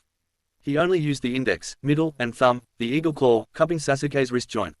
The other hand clutched Sasuke's elbow joint from above, using all 5 fingers. In the tiger's claw would have crushed a lesser person's bones, but Sasuke had hardened more than just his leg bones. Naruto applied the appropriate force, turning the trap into a joint lock, effectively gaining control of Sasuke's body. The fingers of both hands were piercing into a nerve bundle that caused Sasuke's entire arm to go numb, but the maneuver was not over. In a fraction of a second, Naruto moved to finish his technique. "Arresting tornado," Naruto shouted. Naruto, accepting the force, and adding some of his own, pulled Sasuke off balance, meeting Naruto's leg below Sasuke's center of gravity, causing him to flip over the leg. Which would not have hurt him, if Naruto let go of Sasuke's arm, which Naruto did not. The arm in Naruto's hands remained as unmoving as a mountain, the rest of Sasuke did not. There was an audible crack, and Sasuke screamed in agony. The maneuver dislocated the radius and the ulna, from the humerus, and disassembled the wrist bones. Sasuke could not continue and forfeited the rest of the match. Mikoto, Fugaku, Itachi, Shisui, Kurenai, and Hiruzen hissed in sympathy as they watched the test from the Hokage's office. Everyone clutched their arm as if they were the one receiving the catastrophic injury. The medic ninja were there, stabilizing Sasuke's arm. Nobody seemed too worried about Sasuke's injury, not even Sasuke. It was painful, no doubt about that, but it was far from a career-ending injury. Since Tsunade Senju became head of the hospital, the staff at the hospital and all medical ninja have become the best in the elementals. Injuries like Sasuke's could be mended in a matter of minutes and have no effect on his performance later. Naruto was allowed a few minutes to recuperate from the match, before Iruka-sensei called him, and Mizuki-sensei, into the arena. "Are you two ready to face each other?" Iruka asked his student and colleague. Mizuki's smile looked inviting, but carried an undercurrent of menace. "Yeah, let's see what you got, Naruto-san." Naruto looked up at his sensei, then waved his hand to halt the activities. "As much as I want to throw down with my honored sensei," Naruto said, bowing deeply, "I'm afraid I must decline." Datbayo. This announcement took everybody by surprise. Nobody had ever turned down a chance to earn that one extra point. There were shocked expressions from nearly every person present. Mizuki's eye was twitching, and he was barely able to keep a sneer from his face. "I realize it's unusual for a student," Naruto continued, "but I have to think of this test as a mission, and the objective of this mission is to pass the test and graduate, not get a 100 in the Taijutsu portion." Mizuki grinned. You know that's the kind of logic a true ninja should possess, he said with an overly indulgent smile. That's a commendable attitude to have, Naruto. Iruka was as stunned as all of them, his eyes as wide as dinner plates, shook his head coming back to the present. Yes, that's right, that's a good way to look at this test. Mizuki was a little slower to respond. I agree, this examination should be viewed as your first mission, he said glancing at Iruka, but then returned to staring at the Jinchuriki of the Nine Tails. Naruto's eyes stayed on Iruka, only glancing at Mizuki briefly, but he could feel Mizuki's eyes boring into his skull. Right, Iruka said, breaking the stalemate, let's head to lunch so you all can recuperate before the rest of the exam. After lunch at Ichiraku's ramen stand. The rest of the exams were uneventful and were standard across the board. Sasuke got 100% for the confidence course. In 3 minutes and 5 seconds, Naruto took second place for it. After which, they all went to take the ninjutsu exam. One by one all the ninja in training went in, and completed their tests. Finally it was time for Naruto to complete his tests. He entered the classroom bowing to Iruka-sensei and Mizuki-sensei, who returned it while staying seated. Are you ready, Naruto? Iruka asked. Naruto popped tall, shoulders straight, chest out. Oh yeah, sensei, I'm gonna ace this portion, Dadbayo, Naruto exclaimed. Both Chunin teachers chuckled to themselves. That's good Naruto, keep that positive attitude. It'll make taking you down that much more satisfying, one of them thought. Without warning, Iruka threw a baseball right at Naruto's face. It struck him, then a puff of smoke later, a chair was in Naruto's place. Excellent use of the things in your environment, Naruto, Iruka-sensei praised. Now, make 3 clones of any type, he ordered. Naruto made the cross seal, and POOF, out of the smoke stood 3 perfect replicas of the demon brat. All 3 bowed before another, POOF, dispelled them all.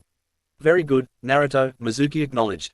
Okay, last technique, remember you have to do all 3 to pass, understand? Yes, sensei, Naruto replied, I understand perfectly. Good, now transform into the Hokage. There was another, POOF, and what emerged only looked like the Hokage because the color of the hair and skin were her shades. Other than that, things were different. Let's just say certain womanly assets were emphasized more than they should be.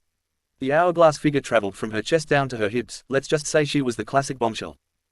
Mikoto Uchiha was watching the test from her crystal ball, watched the transformation with her husband, son, nephew, his girlfriend, the elder Sarutobi. Mikoto blushed until she was redder than the Sharingan. Fugaku's bloody nose burst like a fire hose, launching him to the other side of the room. Itachi and Shisui began to feel the sweat drop as they watched their mother-aunt in a sexier body type. Kurenai was outraged at the objectification of women. The screams of outrage, lust and disgust would have been heard all over the village if the Hokage's security seals were not activated. Sarutobi was on the floor with his own nosebleed, and thank Kami-sama, Tsunade was working at the hospital today, or Naruto would be dead right now. Back in the testing room, both teachers were picking themselves up after their own nosebleeds. Naruto looked down at himself and eeped before his face went pale. I don't know what went wrong, I was going for the Hokage as I thought of her. Dadbayo. Naruto looked down ashamed of his performance. May I try one more time, sensei? I swear I'll get it right this time. I'm sorry, Naruto, Iruka replied, but everybody else was able to do a proper transformation the first time round, and since there is no proper way to find out how accurate you are, we're going to have to fail you for this exam. Come on, Iruka, Mizuki pleaded. He performed so well on every other part of the exam, surely we can make an exception, just this once. Iruka just shook his head sadly. No, Mizuki, Iruka replied, there are no exceptions to this exam. Everybody who passes this exam has been able to perform these techniques with only a minimal amount of aid. Hell, last year one student used soldier pills to give him the proper chakra boost to perform them. He was born with deformed chakra coils. Somewhere on a stealth training mission, Rock Lee sneezed and gave away his position. If we didn't make an exception for him, how can we for someone else, without any handicaps? Mizuki nodded and looked at Naruto. I'm so sorry, Naruto, he said quietly, but you failed this examination. Later. Naruto sat straddling the old swing, tied to the tree across from the entrance to the school. Most parents had come and gone from the school with their children, some to celebrate their new ninja, many to console or berate the failures. Naruto had not even the luxury of disappointing his parents, because they knew he was not supposed to pass the test today. His transition from civilian to ninja had already occurred. The success or failure of his first mission was in Mizuki's hands now. 3 days ago, Uzumaki Namika's estate. I need you to fail your graduation exam, the Hokage requested. Naruto grinned and was about to laugh thinking she was joking, but she was not kidding, she was serious. What, why? He had a look of betrayal. Was she like everybody else? Was it some political bullshit she had to bow to? Son, Minato broke into his thoughts, the Hokage would never ask something like this, unless there was a reason, so please listen to what she says with an open mind. Naruto listened to his father, but was on the fence, until his mother spoke up. I agree with your dad, Naruto. I was looking at Mikoto-chan's face before she asked. This was tearing her up. She wouldn't be asking this if there wasn't a very good reason, Kushina added urgently, before continuing with a growl. At least there better be or I'll kick her ass myself. Naruto looked down at the floor, then at the woman and man he considered his parents in all but blood. After all these years, Naruto's ability to read the intent in people's faces has not waned, it has merely grown stronger, and more nuanced, to the point where very few could con him if he could see their faces. He read the guilt and anxiety on their faces. They would give anything to not have to ask this of him, but were outvoted, by necessity. "Please, tell me why, godmother," Naruto implored. "Will you please, fortify the house against eavesdropping, Naruto?" Mikoto asked her godson. Naruto closed his eyes and formed his hand into a ram seal, and said, "Kase ka suru." The already strong privacy seals now became impregnable. After studying the seal around the Hyuga compound here, he added them to the house's defenses, and nobody outside knew it. Okay, this house is now proof against any known eavesdropping technique. Even my eyes couldn't see into or out of this domain. Dadbayo. So, please, tell me why you want me to fail the ninja exam. Mikoto and Fugaku tell Naruto about her suspicions, and the circumstantial evidence regarding Mizuki. How they believe they could dangle Naruto out like bait to see who takes a bite. The reason why we want you to fail the exam, Naruto, Mikoto concluded, bait needs to be vulnerable, and what better way to be vulnerable than for you to fail the exam. Naruto contemplated his Hokage's eyes, while taking counsel with his parents, and even Kyuubi, who was a predator, could not agree more with Mikoto's thoughts on prey and bait. After the conference with his tenants, Naruto shared his thoughts on the subject. It'll be tricky, Koto-chan, Naruto supplied. I have shown off many of my abilities in the past. I am the best in Taijutsu and Genjutsu in the class, second best in Kunai Shurikenjutsu. Dadbayo. If I do this, it would have to be a skill I have not shown off in the past, Naruto added, as his parents leafed through his archives to discover an aspect of his skills he has not shown to anybody. There. His parents shouted, pointing their fingers at transformation. I have it, ma'am, transformation technique, during the ninjutsu portion of the exam. The Uchiha couple looked at each other in thought. It wouldn't be unheard of for a student to excel in everything else, only to fall short on even one of the standard techniques, Fugaku mentioned. True, but I am surprised Naruto has never displayed his transformation abilities, since most of the pranksters in the past have used it at one time or another to pull off their misdeeds, Mikoto said, looking pointedly in Naruto's eyes. In his mind Minato's sweat dropped, and Kushina turned her head and giggled quietly. Naruto scoffed, and added, amateurs, if you have to resort to transforming to get away, then you're not doing it right, he exclaimed. Half the fun of pranking is the thrill of the chase when you're caught. Dadbayo. The two adults in the room and the two in his head were looking at him with a raised eyebrow. Anyway, the other reason I never used it was because it's a clan-based technique, the Shinhenge. The wide eyes of the Hokage said she recognized the name of his technique. I was planning to unveil it at the test, to wow the teachers. Dadbayo. So, you'll do it, Naruto? Mikoto asked, dismissing her momentary surprise. You'll fail the test. Naruto thought it over some more. Yes, Mikoto-chan, he said, nodding. I will fail the exam at school. Oh, thank you, Naruto, she said, bounding over to hug him and kiss him on the cheek. Naruto had a goofy grin on his face when she let go. Mikoto was a beautiful woman after all, and Naruto was at that age when he will begin discovering women. They have been there all along, of course, he just never took the time to notice. Of course, Hokage, Naruto added, I am a loyal son of the village, after all. Dadbayo. However, that does not mean I will do it for free. Loyalty is one thing, but if you get something for nothing, you may begin to take it for granted. The happy Hokage nodded her head in agreement. Sure, Naruto, I'll do anything within reason, in repayment for this service.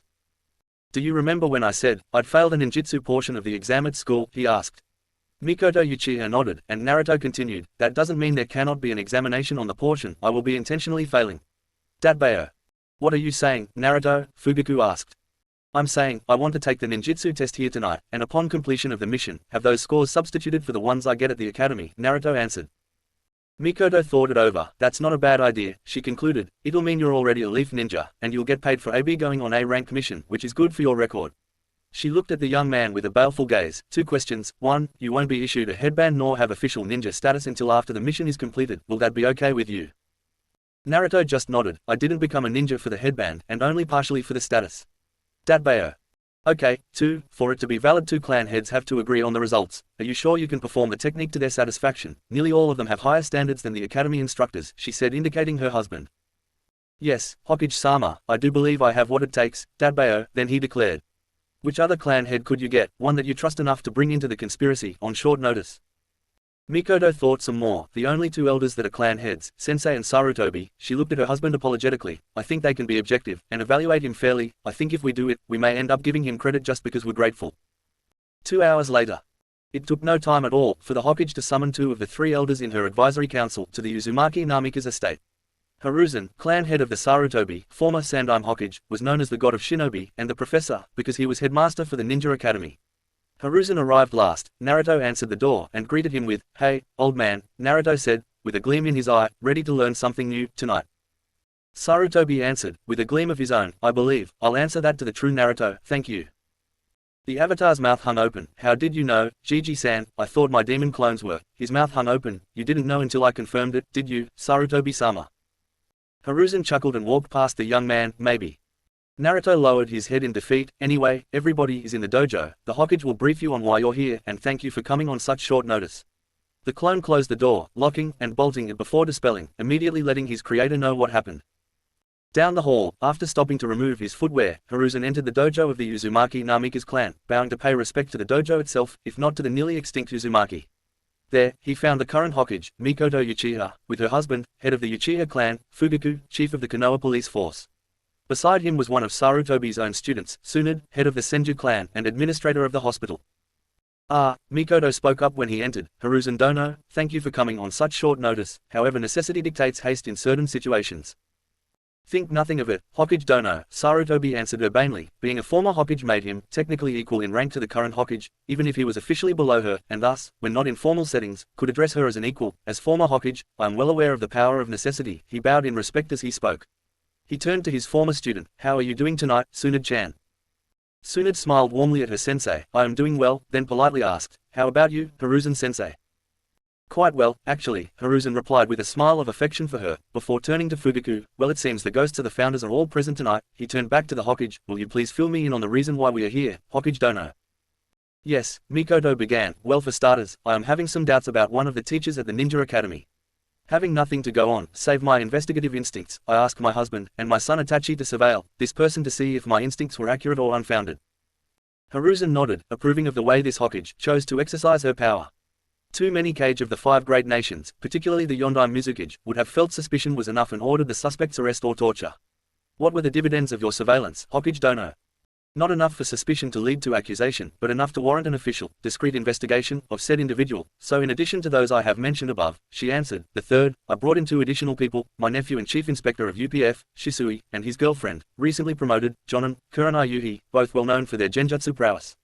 She proceeded to tell him everything they discovered, about Mizuki including his obsession with power and recognition and the destruction of Naruto Uzumaki Namika's. We are not certain which is more important to him, power and glory, or his hatred of Naruto. More specifically, the Kyuubi no Kitsune, since we know that his entire family was killed in the attack 12 years ago. Sarutobi nodded sadly, I can understand his hatred, though I do not agree with it. Quite, Tsunade agreed, but that doesn't explain what Sensei and I are doing here, Hokage-sama. I was coming to that, Tsunade-sensei, Mikoto said, we have decided to dangle some bait, and see what swims to the surface. To that end, Fugaku and I came to Naruto tonight and made a request. She stopped for a second, the guilt still eating at her conscience. We asked him to fail his graduation exam next week. There was silence as she said that. Tsunade and Hiruzen had shocked expressions. While failing the exam was not the end of the world, since Naruto would have 2 more chances, it was still a lot to ask even for the Hokage. What did he say, Koto-chan? Tsunade asked in a clipped tone. Mikoto winced at the use of her code name as a rebuke. She cannot deny that she deserved it. She was not feeling like a good Hokage right now. She sighed. Fortunately, he agreed, and figured out the perfect place to fail so it would not look suspicious, the ninjutsu portion. Hiruzen, impressed with his surrogate grandson's humility and cunning, commented, that is commendable, but I still fail to see the reason for summoning us here. Mikoto smiled in agreement. I am coming to that, Sandaime Dono. She paused, taking a deep breath. He was willing to help us, but there was a price. Naruto wants to take the ninjutsu portion here tonight and have the results of tonight's test transferred to the official test after the mission is over. Sarutobi and Senju eyebrows were buried in the hair, which was a great feat for Hiruzen with his receding hairline. Then understanding dawned, and they began to laugh. He is his mother's son, Tsunade added looking at Mikoto for confirmation, who barely nodded to confirm her thoughts on who came up with the idea. Hiruzen smiled, I see elements of Minato in it as well. That's right, and to make sure we were not just passing him out of gratitude, Fugaku began, we decided to call in 2 unbiased testers. Mikoto nodded in agreement with her husband. Too true, I mean, I've allowed for the possibility that I could be completely wrong about Mizuki, or he may not take the bait. That's why I've kept the investigation as quiet as possible, not even the clan council are aware of our investigation. Good, Hiruzen said, it has been quite some time since I have conducted the elementary ninjutsu exam. Then looking at his student, and with a bow asks, shall we get started my dear? It shouldn't take long, we must only endure 3 techniques, yet I wish to be as formal as possible. Tsunade nodded, I agree, sensei, it would be disrespectful to Naruto, to treat it like a joke, she said looking around. She spotted the raised section where Totsuka no Tsurugi normally rested, but was now on an altar, flush against the wall. Let's kneel in front with the altar behind us, and have Naruto enter, come forward, and present himself to us. The Hokage and her husband exited to the living room. When they were ready, they sent the signal for Naruto, sitting at his dining room table, to enter.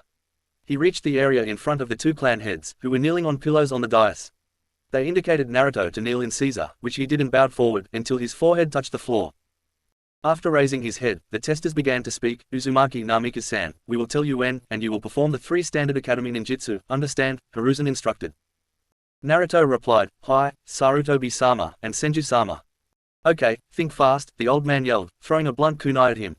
There was a puff of smoke, and Tsunade caught the kunai, because she was suddenly where Naruto was kneeling, who in turn was standing next to Sarutobi. Tsunade laughed. How did you do that? I did not feel you grabbed me, she asked, more curious than angry. I did not grab you, Senju-sama, I grabbed your cushion, you just happened to be sitting on it. Dadbayo, you're too light, don't you ever eat anything? Naruto asked. I was going for Sarutobi-sama, but he was able to block me, somehow. Next to him, Naruto could hear Hiruzen trying to stifle a chuckle. That was pretty good, Naruto-san, you were fast enough to select a target, have it counted, and then select another in time to complete the technique, Sarutobi replied, qualifying his remarks. You pass, with distinction. I concur, Tsunade said in admiration, clearly impressed by Naruto's ability to think on his feet. Returning to their original positions, he obviously passed substitution. Do a transformation, she ordered. Instead of a puff of smoke, Naruto's body seemed to liquefy, before it flowed into the shape of a grey wolf. He was anatomically perfect, from the tip of the snout to the length of the tail. Even Sarutobi had a nostalgic smile on his face. It has been quite a while since I have seen the Uzumaki transformation technique, Naruto. Do you perchance know its origin? Naruto was nodding before answering. It is another drawback for the massive Uzumaki chakra coils. Before me, most Uzumaki could not produce illusions, from genjutsu to clones, and that includes transformation. Dadbayo, the yang could never balance properly with the yin. We call these true transformations. We can become any creature we are familiar with. It requires the same amount of chakra as my Akuma no Bunshin, which I will show you later. It doesn't use hand signs, but you must know everything about your subject. Tsunade spoke up. Just from a medical standpoint, how deep does the change go? Naruto was confused for a minute, before understanding dawned. Quite deep. My mind is still human. Everything down to the cellular level is whatever creature I become. I can even change gender. Dadbayo, I even have a menstrual cycle when I'm a female, yet only in my true form can I reproduce. Sarutobi broke in. How does it work, Naruto-san? He asked, back in professor mode. Naruto thought, then supplied, well, for me to change into a non-human, I studied and learned as much as I could about said animal, starting with the library, then I volunteered at the Inuzuka Veterinary Clinic to learn their anatomy and behavior. Finally, I put together everything I learned about said creature in my mind by visualizing it. Even after all that, there is still some trial and error, before you get it down properly. Birds are the most complicated creatures I have tried to become. All those fine bones and feather textures that are necessary for flight in the tail alone, don't get me started on the wings. Naruto realized he was talking too much, and noticed that they were gaping at him, which made him self-conscious. What? Something wrong? Sarutobi cleared his throat. No, Naruto-san, just a lot to take in, that's all. Let's proceed, shall we? Tsunade said. Naruto, make at least 3 clones of any type. He nodded, made signs, and thought. Taiyu Akuma no Bunshin, 3 demon clones coalesce into existence, and bowed together. How did we do, Dadbayo? They asked in chorus. Excellent, you did it without speaking out loud, which most ninja never figure out. The old man grinned, and you performed all 3 ninjutsu, flawlessly, but with distinction and innovation. So, after careful consideration, we've concluded, Tsunade said with a smile, you pass this portion of the graduation exam. Naruto crowed, out loud, hurrah, Dadbayo. He said, jumping for joy. They looked at him as he celebrated his victory, before bringing him back down to earth. Remember, Naruto-kun, the third Hokage reminded him, you must still pass the other portions of the exam as they come. There is nothing even the Hokage can do to waive those portions. Hi, I understand perfectly, Naruto said, sobering slightly. I still have a mission to accomplish. This was just the confidence booster I needed. Now that I did, the rest should be a cinch. Dadbayo. Back at the schoolyard, after the official exam. The Hokage had come without her hat and robes, which meant she was not the Hokage, but a mother now. She hugged her son with a squeal of delight, and gave Naruto a sympathy hug, which was a little tighter than normal. Naruto did not know if she was mad over the transformation technique, or distressed over sending him into this mission alone. Even if he did not need to use it, he had added the smoke screen to hide the actual transformation. Hinata's family had sent an escort from the Branch family to bring her home. Therefore, Naruto found himself alone on the old rope swing in front of the school. It was not a complete act, he was truly feeling dejected. When the time came for team selection, they would be one person short. That could cause the teams to be unbalanced, which could cost Sasuke or Hinata their lives. I am so sorry, Naruto, said a voice behind him. Naruto, screaming like a little girl, leapt off the swing, and into a defensive position. There, standing behind him was none other than Mizuki, who laughed like he had just pulled the ultimate prank. Naruto gave him a dirty look. Mizuki-sensei, don't do that to me, it almost gave me a heart attack, he admonished. My apologies, Naruto, I wasn't trying to sneak up on you, you were just so out of it you didn't hear me approach, Mizuki replied gently. Naruto's expression was now sullen. Yeah, maybe that's true, I just don't know what I'm gonna do with my life now. As he spoke, his tone went from sullen to miserable. What are you talking about, Naruto? Mizuki asked curiously. You have 2 more chances to take the test. Naruto's eyes widened with realization, then returned to disappointment. You're right, Mizuki-sensei, he conceded, but my best friends are going on without me, there is no way we will be on the same team now. Mizuki smiled knowingly. You're best friends with Sasuke Uchiha and Hinata Hyuga, correct? Yes, Naruto admitted. Mizuki continued in a lecturing tone, then there was very little chance, you would have ended up on the same team anyway. He continued after getting the bewildered look from Naruto, if you'd passed, you 3 would have ended up being ranked in the top 3 together, no Hokage has ever put the top 3 on the same team. To do so would cause said teams to become unbalanced. Normally, the dead last, in this case Kiba, is put on the same team as the Rookie of the Year, Sasuke, and then the student that was in the middle is added as the 3rd member, in this case Sakura Haruno. Plus, there's the Ino Shika-cho tradition, which in your class, is Ino, Shikamaru, and Choji. You can probably guess where you would have ended up, after those groupings, Mizuki concluded. Naruto blinked, then his mind returned to the present. Yes, I understand, but now that I screwed up, they're going to be 1 person short for the teams. Shino and Hinata are going to be 1 person short when they go on missions. What if that person could mean the difference between Hinata and Shino coming back alive, Mizuki-sensei? San, Naruto, call me, San, Mizuki demanded. I am not your sensei anymore, so that honorific is inappropriate now. Mizuki told him, but he seemed deep in thought, then his eyes widened like he just got a brilliant idea. In fact, it's because I am no longer your sensei, that I can clue you in on a way to earn some extra credit that could be used to allow you to pass. Really? Naruto asked in excitement that he did not have to fake. This mission could be over sooner than I thought. How? He reduced his excitement level, and tried to act cool. I mean, what the, I have to do? Mizuki laughs at Naruto's antics. Well, I have been given a kind of mission to test the security of Hokage Tower, and I plan to do that while by trying to steal. Later that night, a siren began to blare all over the village. Within seconds the ninja of the village were reaching the positions they were assigned in general emergencies. The ninja not assigned a permanent post rallied to the Hokage for their assignments. That's where they found out what happened. It was Naruto. The Hokage informed them. He has stolen the forbidden scroll from the Hokage vault, she told them. Mizuki and Iruka had expressions of shock. Only one of them was genuine. Then other ninja began to voice their opinions. This isn't just a prank, Hokage-sama, this is treason, one shinobi offered. He should be tried and executed, there is no excuse for this, another said. Mikoto bowed her head, but kept her eyes on the 2 teachers, then sighed, raising her head. Fine, the first order of business is to get the scroll back, by any means necessary, try to do it without hurting, Naruto, she said in a sad voice, but if you must, I will understand. Mikoto looked at all of them, not lingering on the teachers any more than necessary, dismissed. They were all gone before she closed her mouth. After their departure, she had a smile on her face. Good luck, my precious godson, it's up to you now. Her smile changed to a worried grimace. Please be careful. In a darkened part of the forest, Naruto was running and jumping and leaping through the trees, with a giant scroll upon his back. He was almost to the rendezvous point Mizuki team specified, and he was disgusted. That was the most pitiful excuse for security I have ever seen, he mused to his parents. No kidding, Minato agreed. It seems the village has gotten complacent since I was Hokage. Yeah, Naruto's mother supplied. No offense, son, but a genin shouldn't be able to steal something so valuable. It should at least take a team of jonin to even get to the vault, let alone steal something out of it. Naruto shook his head. None taken, mum, and I agree. With people like Orochimaru out there, or you for that matter, the village really needs to update its security protocols. Naruto reached the cabin in the woods. Although shack, tilsht, hovel were better descriptions than the word the traitor used. He took the scroll from his back. Okay, mum, dad, I'm here, any suggestions? Well, Kushina said, you're supposed to spend time learning a technique from it, why don't you open it up and look through it? Are you sure, mum? Naruto thought back. I mean there must be a reason these techniques are forbidden, he thought dubiously. I see no issue with it as long as you listen to us about what to learn and what leave alone, Minato added in agreement. Many of these techniques were termed kinjutsu because of the chakra usage. Naruto thought about what his parents were saying. Okay, but be prepared to copy all of them into the archive just in case. Naruto began to study the jutsu in the Forbidden Scroll. The Kage Bunshin was of no interest since he already knew a better clone technique. He did learn the summoning technique, plus summoning, resurrection to an impure world since that might be beneficial for his parents in bringing them back to the world. He also learned the secrets to sage art, and right below that was a seal that read Six Paths Legacy. It had a chakra seal on it. Naruto's curiosity got the better of him, and on a whim, he channeled his and Kyuubi's chakra into the seal, just to see what would happen.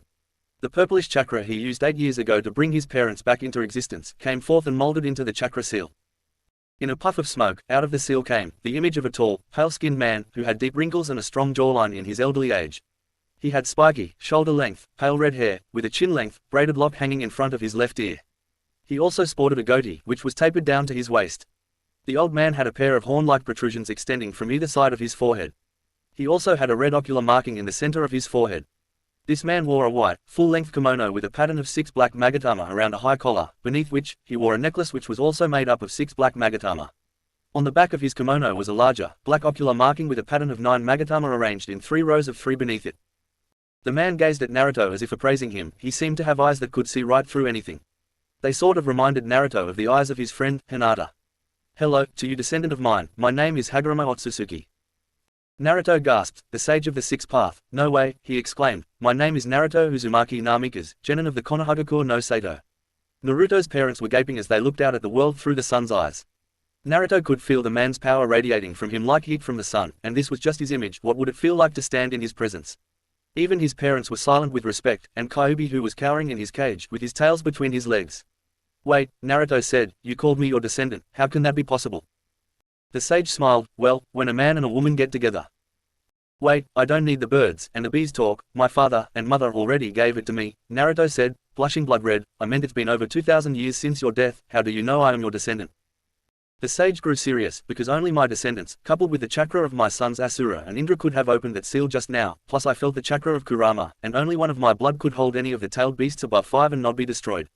For now, please take my word for it, as I don't have much time, I must unlock your birthright for you before I am too weak to do it." Faster than the strike of lightning, Haguruma launched his hands toward Naruto's eyes. Mindscape.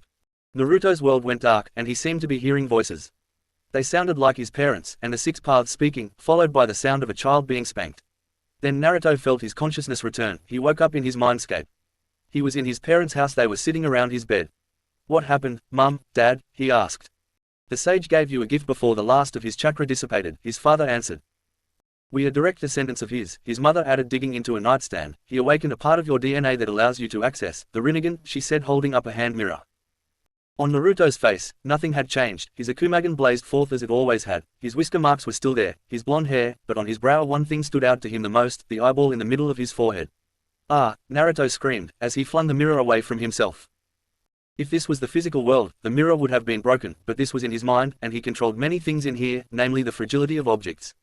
The mirror did not break, and as Kushina went to the other side of the bedroom to retrieve it, Naruto, who had flung himself away from his offending image, to cower on the other side of the bed, peeked his head up to see what was happening.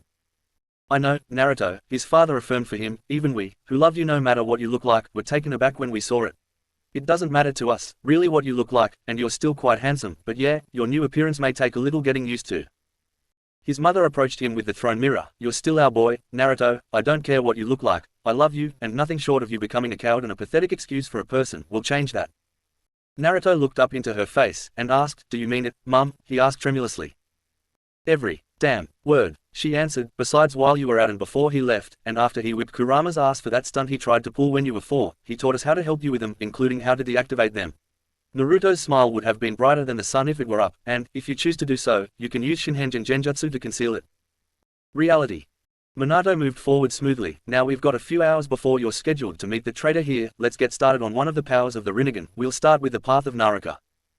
Mizuki stood balancing on a tree branch looking down upon the demon brat. It had taken him longer to shake the other ninja than expected. He was later than usual to meet Naruto. Naruto sat kneeling on the ground next to the shack Mizuki found when he was a genin, that nobody seemed to use or even own. Mizuki jumped to the ground and approached Naruto. In addition to his Chunin uniform, Mizuki carried 2 Fumo Shuriken on his back. "Naruto, did you get the scroll?" Naruto opened his blue eyes. His forehead was blemish-free, thanks to his mother's suggestion about how to hide the Rinnegan and his horns. "I did, Mizuki-san, it was laughably easy to get it," he said with a chuckle. "The Hokage really needs to update security procedures. If a genin like me could get that scroll, then traitors like Orochimaru wouldn't break a sweat." At the name, Mizuki flinched. "Yes, well, that's exactly what the Hokage wanted to know." Mizuki held out his hand. "Why don't you hand me that scroll?" he said. "You wait here, I'll send somebody to get you and award your extra credit." Naruto grinned wider. "You must really think I'm stupid, don't you, Mizuki team?" Naruto's vermilion eyes began to ripple outward, away from the iris until there were 3 dark lines surrounding the pupil. This was Naruto's mutated, fully mature Sharingan hybrid, with 3 circles orbiting a white pupil. He also released the genjutsu covering his third eye. The eye on his forehead was vertical and had eyelids, but no lashes. It was the same shade of red as his Akumagen. If one did not know the difference, the Samsara eyes would be considered an extension of his demon eyes. It had the 6 circles as described in history books, but the center was as wide as the Akumagen. Newsflash, dumbass, hatred of your enemy doesn't automatically make him your inferior. I don't have very high regard for Konoha, Naruto admitted. In fact, there are some days, like my birthday, where I despise the very existence of this village, and if not for, but a few of its inhabitants, for which, I have fond feelings, I'd have washed my hands of these savages years ago. That doesn't mean they are beneath me or are any less noble than me, Naruto added, getting back to his original purpose. As Naruto ranted, Mizuki's face twisted from affable educator into an ugly mask of twisted loathing. What's with those eyes and the horns? I always knew he was a demon, Mizuki thought. You're correct, you little demon brat. Hating you doesn't make you inferior to me. Tell me, have you ever wondered why the whole village hates and detests you? This ought to be rich, Naruto mused. Enlighten me, he replied to his teacher. Do you remember in class, when we went over the Kyuubi attack that happened about 12 years ago, Mizuki asked. Yeah, what about it, Naruto retorted. Everybody, born on that day, and after, was told the 4th Hokage killed the beast, Mizuki said, but that's impossible, no mortal can kill a tailed beast. The only thing to do with it was seal it inside a person, anything else would be destroyed. The only creature capable of holding the beast was a newborn infant. Mizuki trailed off because Naruto finished for him. Because an infant's chakra coils have not yet fully formed, Naruto finished for his former teacher. So, Minato Namikaze sealed the Kyuubi no Kitsune into me, his only son. That's a great sacrifice, because to complete the sealing he had to call upon the power of death itself, which requires the soul of the caster. Mizuki's eyes got even wider, and that's when Naruto struck. Before he could react, Naruto yelled, adamantine chains, deploy. Before Mizuki knew what hit him, Naruto shot 2 chains out at the speed of a bullet. His chains were morphed into a harpoon, puncturing the hapless teacher in his chest, just below the right collarbone, and into his left flank. Mizuki did not have time to react, and screamed in agony, then fried as a realization dawned on him. Tell me, Mizuki team, Naruto demanded, though he was calm, if I really was the Nine Tails, why would I waste my time remaining in this form? The Kyuubi no Kitsune is said to be the most powerful of the tailed beasts. If I was the demon fox, I could have broken loose and laid waste to this place or taken possession of this body and escaped by throwing myself into the nearest ravine. If what you say is true, then killing this body won't do much more than inconvenience me, until I reincorporate. Why waste my time still being in this insignificant village when I could be shot of it? Mizuki recovered from his agony quickly. I always knew you were a demon, he spat. Get over here, Naruto bellowed, as he yanked the Chunin toward him, and delivered an open double palm strike to Mizuki's sternum, which would have sent him to the ground if he was not being held up by Naruto. Naruto heard the crunch of rib bones at the impact point, but he was not finished. He grabbed Mizuki by the back of the head and brought his knee into his face, once, twice, thrice. Mizuki fell face first into the ground, before Naruto used his head by gripping Mizuki's hair. You're pretty tough, Mizuki-san, that should have been enough to put you into dreamland, Naruto commented. If you're wondering why, you have been unable to access your chakra. My chains prevent anybody from using chakra, except me of course, lightning. Mizuki watched as energy traveled up the boy's body, and traveled down the chains. The screams from his mouth could have probably been heard in Earth Country. When it was over, Mizuki was knocked out on the ground. Several minutes later, the Hokage, her husband, son, and cousin, the Sandaime, the head of the Senju, and Kurenai, landed in front of the last Uzumaki Namikaze. They landed in front of him with several ANBU and UPF police officers. They saw Naruto's eyes, his normal Akumagen, plus the Rinnegan in the middle of his forehead. You have the Rinnegan, Mikoto asked. There was a point where the crystal ball was no longer receiving an image, which was why we got here so fast. Mikoto came forward and hugged him. I was so worried something happened to you, she said with a clear voice, but her body was shaking slightly. Give me a brief report on everything that happened here, the Hokage ordered. Naruto began to tell her everything from the time Mizuki asked him to steal the forbidden scroll, to how easy it was he said in rebuke, to when he went through the scroll and found the seal containing the Sage of Six Paths chakra. He told them how the sage acknowledged Naruto as a direct descendant of his, through his sons, and awakened the Samsara Eye. Then, he told them about his fight with Mizuki, and how it ended. Take him away, get him to the hospital. Make sure he is hale and hearty for his trial, the Hokage ordered venomously, pointing at the traitorous, unconscious Chunin. The guards took the traitor away. The Hokage turned to Naruto, and took something from up her sleeve. Now, Naruto, I believe you forgot something this afternoon after your test. She held up her arm showing him a hidden leaf headband. She extended her hand, he took it, and tied it around his forehead. This one is just temporary, until I can find one that I know you will appreciate. Thank you very much, Hokage-sama, he bowed to hide his tears. Chapter 2, Family Without Blood. A new mask. Sarutobi Gigi, even though he was retired as the Hokage, could not bring himself to completely retire from service to the village. Therefore, in addition to acting as a member of the clan council, and as an elder, was placed as the principal and administrator for the Ninja Academy and career counselor for all ninja, below Jonin level.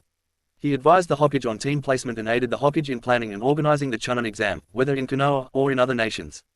Hiruzen took care of the minutiae details, like the taking of the ninja license photograph.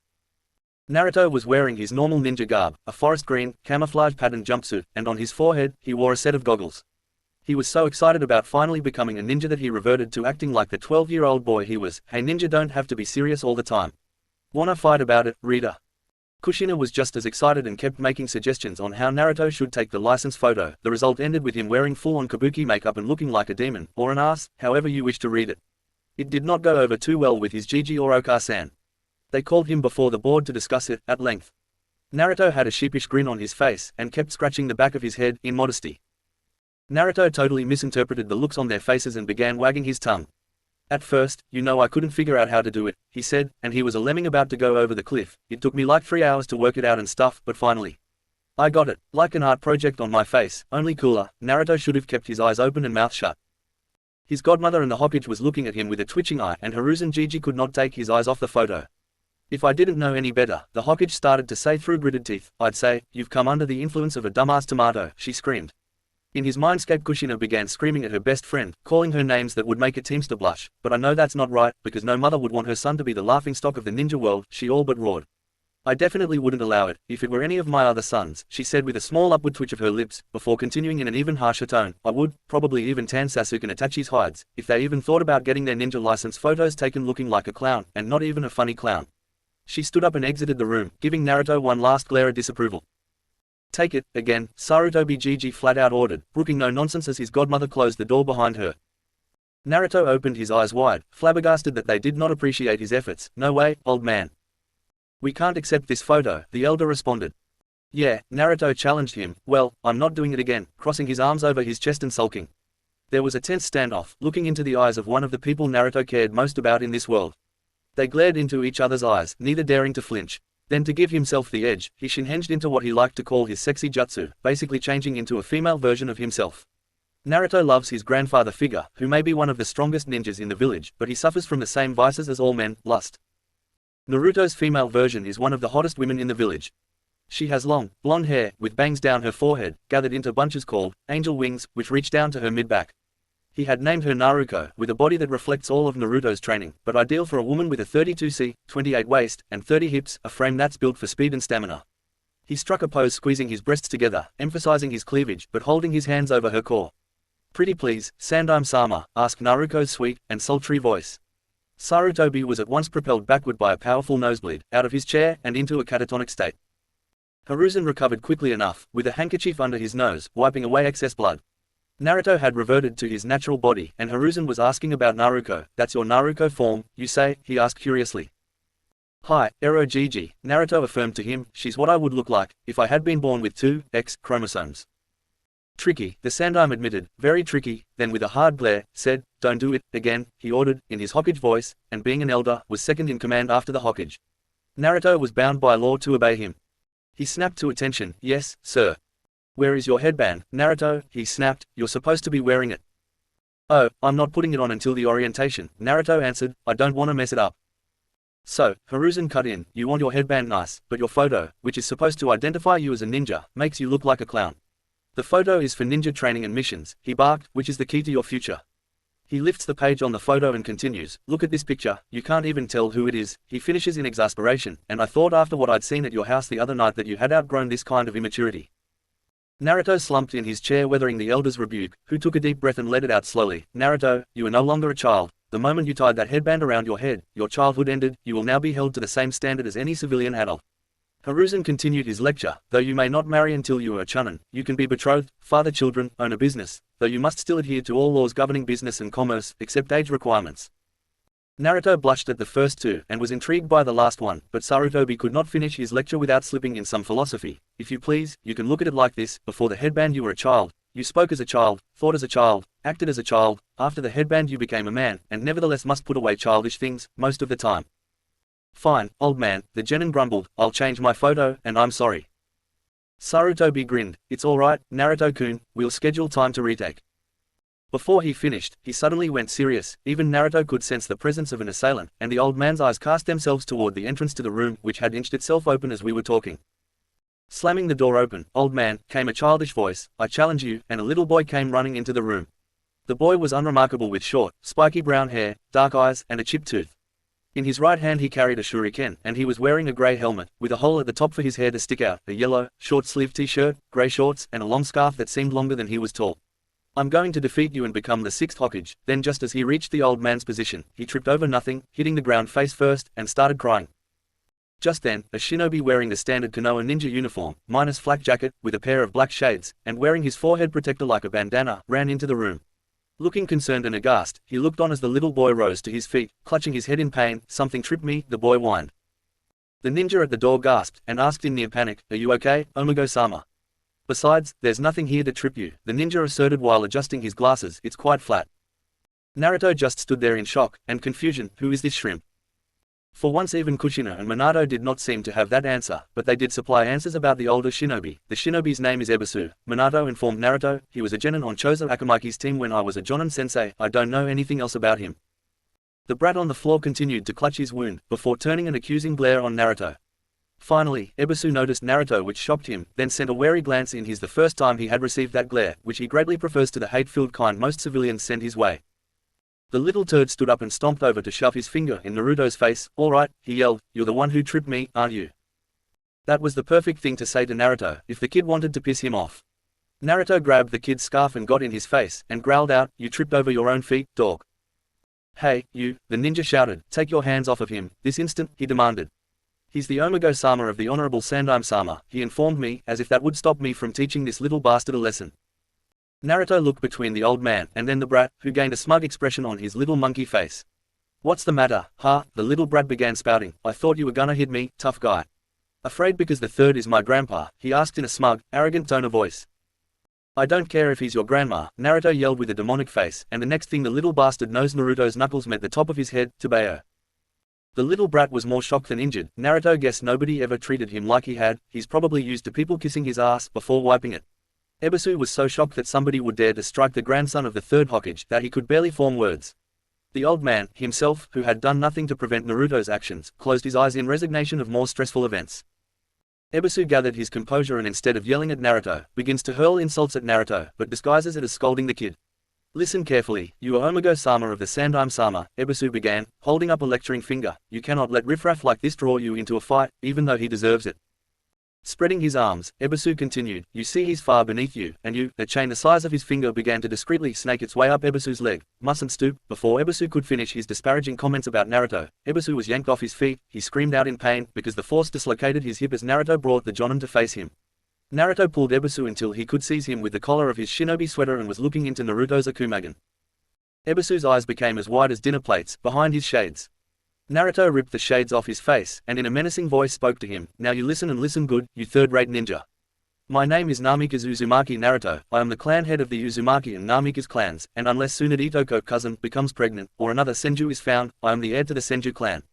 If that's not enough, my father's mother was an Uchiha, and Uchiha Fugaku insists that I call him cousin. I'm not one to get all cocky about the clans, because at the end of the day, who your clan is, or who you're related to doesn't mean a damn thing. If you ever disparage my name in front of me again, I'm going to use my Uzumaki chains to fillet you like a fish. Do I make myself clear?" "Ebisu of Konoha," Naruto virtually spat in his face. Ebisu vigorously nodded his head. Naruto turned his face away from him in disgust, then used the chains to fling him into a wall, hard enough to crack a rib, before retracting them. Turning to the old man, Naruto bowed. "Sarutobi-sama, I'll take a new photo," he said with a sigh. "Please, set up an appointment for me," he requested with a pointed look. "When he wakes up, please give him my apologies for his injuries, and send his medical bills to my house." "I will for the first, Naruto, and I was going to for the second request," Sarutobi replied with a nod. "I'll be informing the Hokage as well." Naruto nodded in acknowledgement, then took his new black shades, unfolded them, and placed them on his face. It was like the beginning of a metamorphosis, though it was mostly in his mind. He felt a difference come over him, like he was a different person without the glasses. They say all ninjas wore masks, a way to distance themselves from who they were on missions away from the village and who they were within the village. These glasses will become a part of his mask. Naruto turned to look at the third for permission to leave. "Dismissed," he conceded, then Naruto turned and left. As he was leaving, he heard Sarutobi key his intercom. "Please, send a medical ninja to," and Naruto could hear no more. Leaving the Hokage mansion. Upon leaving the tower, Naruto decided to take the slow way back to his house. He began to ponder what had happened the last few days. He had gained the Rinnegan and have been practicing with it for 3 days straight, using demon clones to amplify his experience with his new dojutsu. The Rinnegan is not just a passive dojutsu. Like the Sharingan, it has the same visual capabilities of the Uchiha dojutsu, but like the Mangekyo or his Akumagen in that it can affect the world around but where the advanced Sharingan has access only to projection and to a limited degree, the local pantheon. The Rinnegan can not only affect this world, but links him to other worlds, and in some weird way, that even the Rikudo Sennin never understood, makes him part of those worlds. Naruto may activate either dojutsu separately or together. If done separately, he can use his natural eye sockets to project either one of them, but when activated together he must use the configuration in which they first manifested. When activated, his Rinnegan possesses the Eye of Insight and Eye of Hypnotism, like the Sharingan, and he can cast Genjutsu through them as well, but he loses the 360 capabilities and the ability to peer through solid objects. The trade-off is he can cast his Rinnegan into the eyes of his demon clones and get real-time data while looking through their eyes instead of waiting for them to dispel. That drawback is eliminated when Naruto activates both dojutsu together. The visual capabilities harmonize, and his visual acuity is amplified by 3. Naruto was brought out of his musings because he felt himself being followed. He activated his demonic eyes and peered back along his path and noticed a rock that was not there when he passed that spot just seconds before. He did not need to look through the shoddy camo sheet to know who it was. It's the shrimp from the Sandaim's office. Ninjas do not like being followed, especially by some kid who was more of a distraction than anything else. He might distract me from real enemies if I let this go on. Naruto whirled around. I know you're following me, just give it up, already, and he yelled, idly noting that the kid had good reflexes but his execution left something to be desired. That's so obvious it's pathetic, he grumbled. Nobody ever coddled me when I was younger, I won't coddle him. All Naruto's words produced was an annoying little laugh, and a little kid's face came into view above his camo sheet. Saw through my disguise, huh? The rumors about you are true, you're good. Naruto's eyebrows rose above his new shades. No, I'm not, he retorted. I'm just better than you, and have had training, which you lack. What's your name anyway? Ebisu team, only ever called you honorable grandson. Not to be deterred, the kid marched up to Naruto, pointing right at his face. Alright, my name is Konohamaru. Sarutobi Konohamaru, and, he said, I'm gonna be your apprentice and you're gonna be my trainer, he declared, brooking no disagreement. Oh, he's so cute, Naruto, his mum gushed, like you when you were his age, baby. Huh, Naruto asked in bewilderment. Konohamaru continued, you've gotta show me how to do that sexy jutsu thing you did on Grandpa, he exclaimed enthusiastically, and that chain thing you used to defeat Ebisu-sensei. You're joking, right? The blonde wondered, crossing his arms, and turning to the side. No, I need a new trainer, Konohamaru stated, giving Naruto the puppy eyes. No jutsu, please boss. That surprised Naruto even more than his request, boss. Yeah, you're the boss, Konohamaru answered, boss, boss, boss.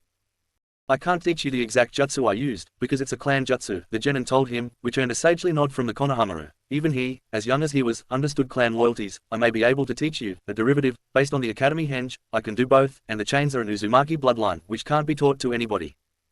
Kekkei Genkai, cool, Konohamaru's eyes gleamed, and he clenched his fists in excitement. So does that mean you'll train me, boss? How can I refuse, Konohamaru Doko, pupil. What even powerful ninja are subject to human frailties? Naruto's just happens to be flattery. Wanna fight about it, reader? New results and teammates. It was the next week after the exposure of Mizuki, a few days after gaining his first student, and one day after taking a more mature ninja license photo, that found Naruto walking toward the entrance to the academy. His mouth was lit in a sunshine-bright smile. The capture of the traitor Mizuki marked the completion of his first mission as a ninja of the leaf. He wondered how many ninjas had begun their career with an A-rank mission already on their record. I'm sure it's happened before, but I'll bet they're rare. Naruto's ninja apparel had changed only slightly. In addition to a jungle camouflage-colored, tiger-striped, long-sleeved shirt and ANBU-style trousers, with a mahogany utility belt, kuno pouch strapped to his right thigh, and ninja toolkit on the back right of his utility belt that he wore daily at the academy. He now wore his new hidden leaf headband on his left arm, flexible combat boots, no steel-toe wraparound shades, and nentoken strapped vertically on his back along his spine.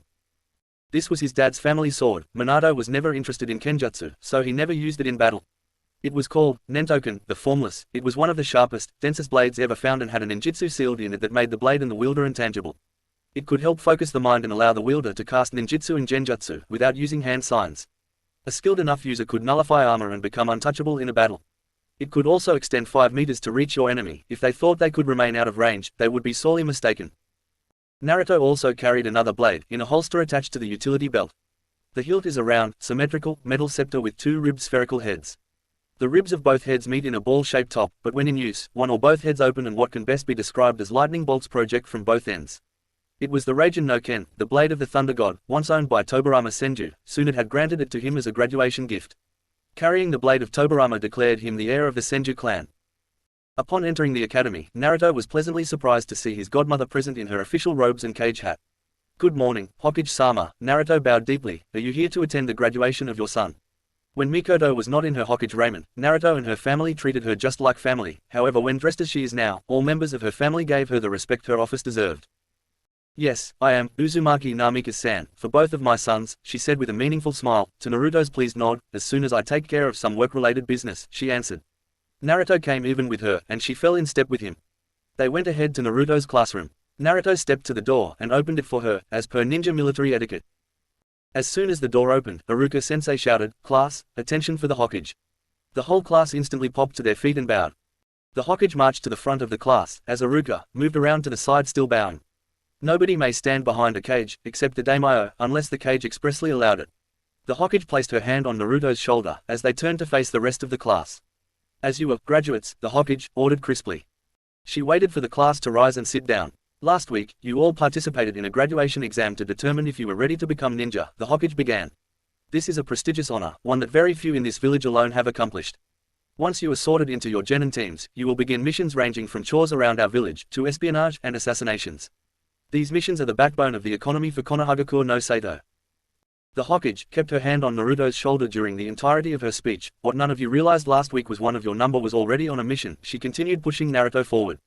The class was surprised, but the discipline they learned here kept them from making any vigorous outburst, other than a widening of their eyes and their jaws dropping.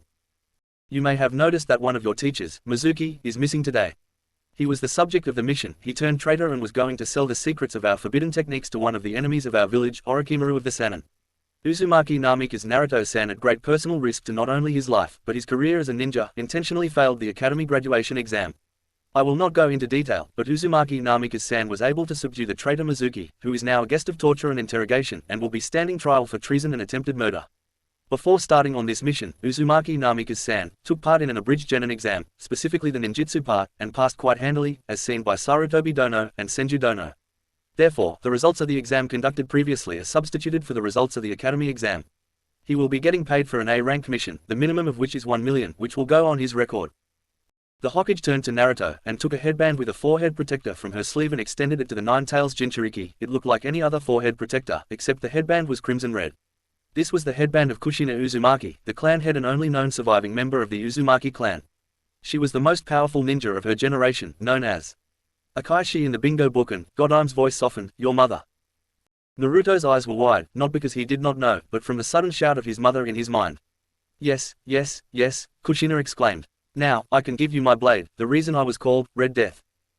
"Are you sure?" Naruto asked nervously. "I'm worthy of it, mother. I had only planned on wearing Nentoken when I made my team." Naruto felt her nod her head, before replying, "Oh yes, in fact wielding Nentoken is much more difficult than Akashi, and you've been at Chunin level mastery for a year now." He turned to the Hokage, accepting the headband. "Thank you, Hokage-sama," he said bowing, and removed the headband he got last night and replaced it with his mother's. "Please, return to your seat, Uzumaki Namikaze-san," the Hokage ordered. As soon as he did, the Hokage removed a scroll from the other sleeve of her robe, handing it to Haruka. "Replace the results of Naruto's ninjutsu exam, with the notes and results on the paper please, Chunin Umino-san." "Hi, Hokage-sama," Haruka replied, accepting the page. Then bowing he went over to his desk, and opening his files removed Naruto's folder. He removed the ninjutsu results with his handwriting and added the new results. Using a small amount of fire-molded chakra, Haruka incinerated the old test results. After that, he read them and calculated the new results, then looked at his Hokage with surprise. She smirked and nodded, confirming what he read, and motioned for him to present his findings to the class.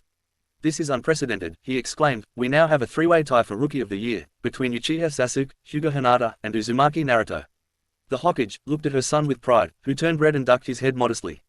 Hinata also turned red, but remained erect with confidence, as if to say, "Of course." Naruto blushed also, sat up straighter and yelled, "Datbayo." The rest of the class shouted in varying degrees of disbelief or surprise. "How is that possible, sensei?" Sakura asked. "Well," Haruka answered, "they got a perfect score on the academic portion. Hinata got the highest score of 100 in the Jujutsu portion, followed by Naruto, then Sasuke. Sasuke got a perfect score in the confidence course at 3 minutes minus 5 seconds, followed again by Naruto and Hinata.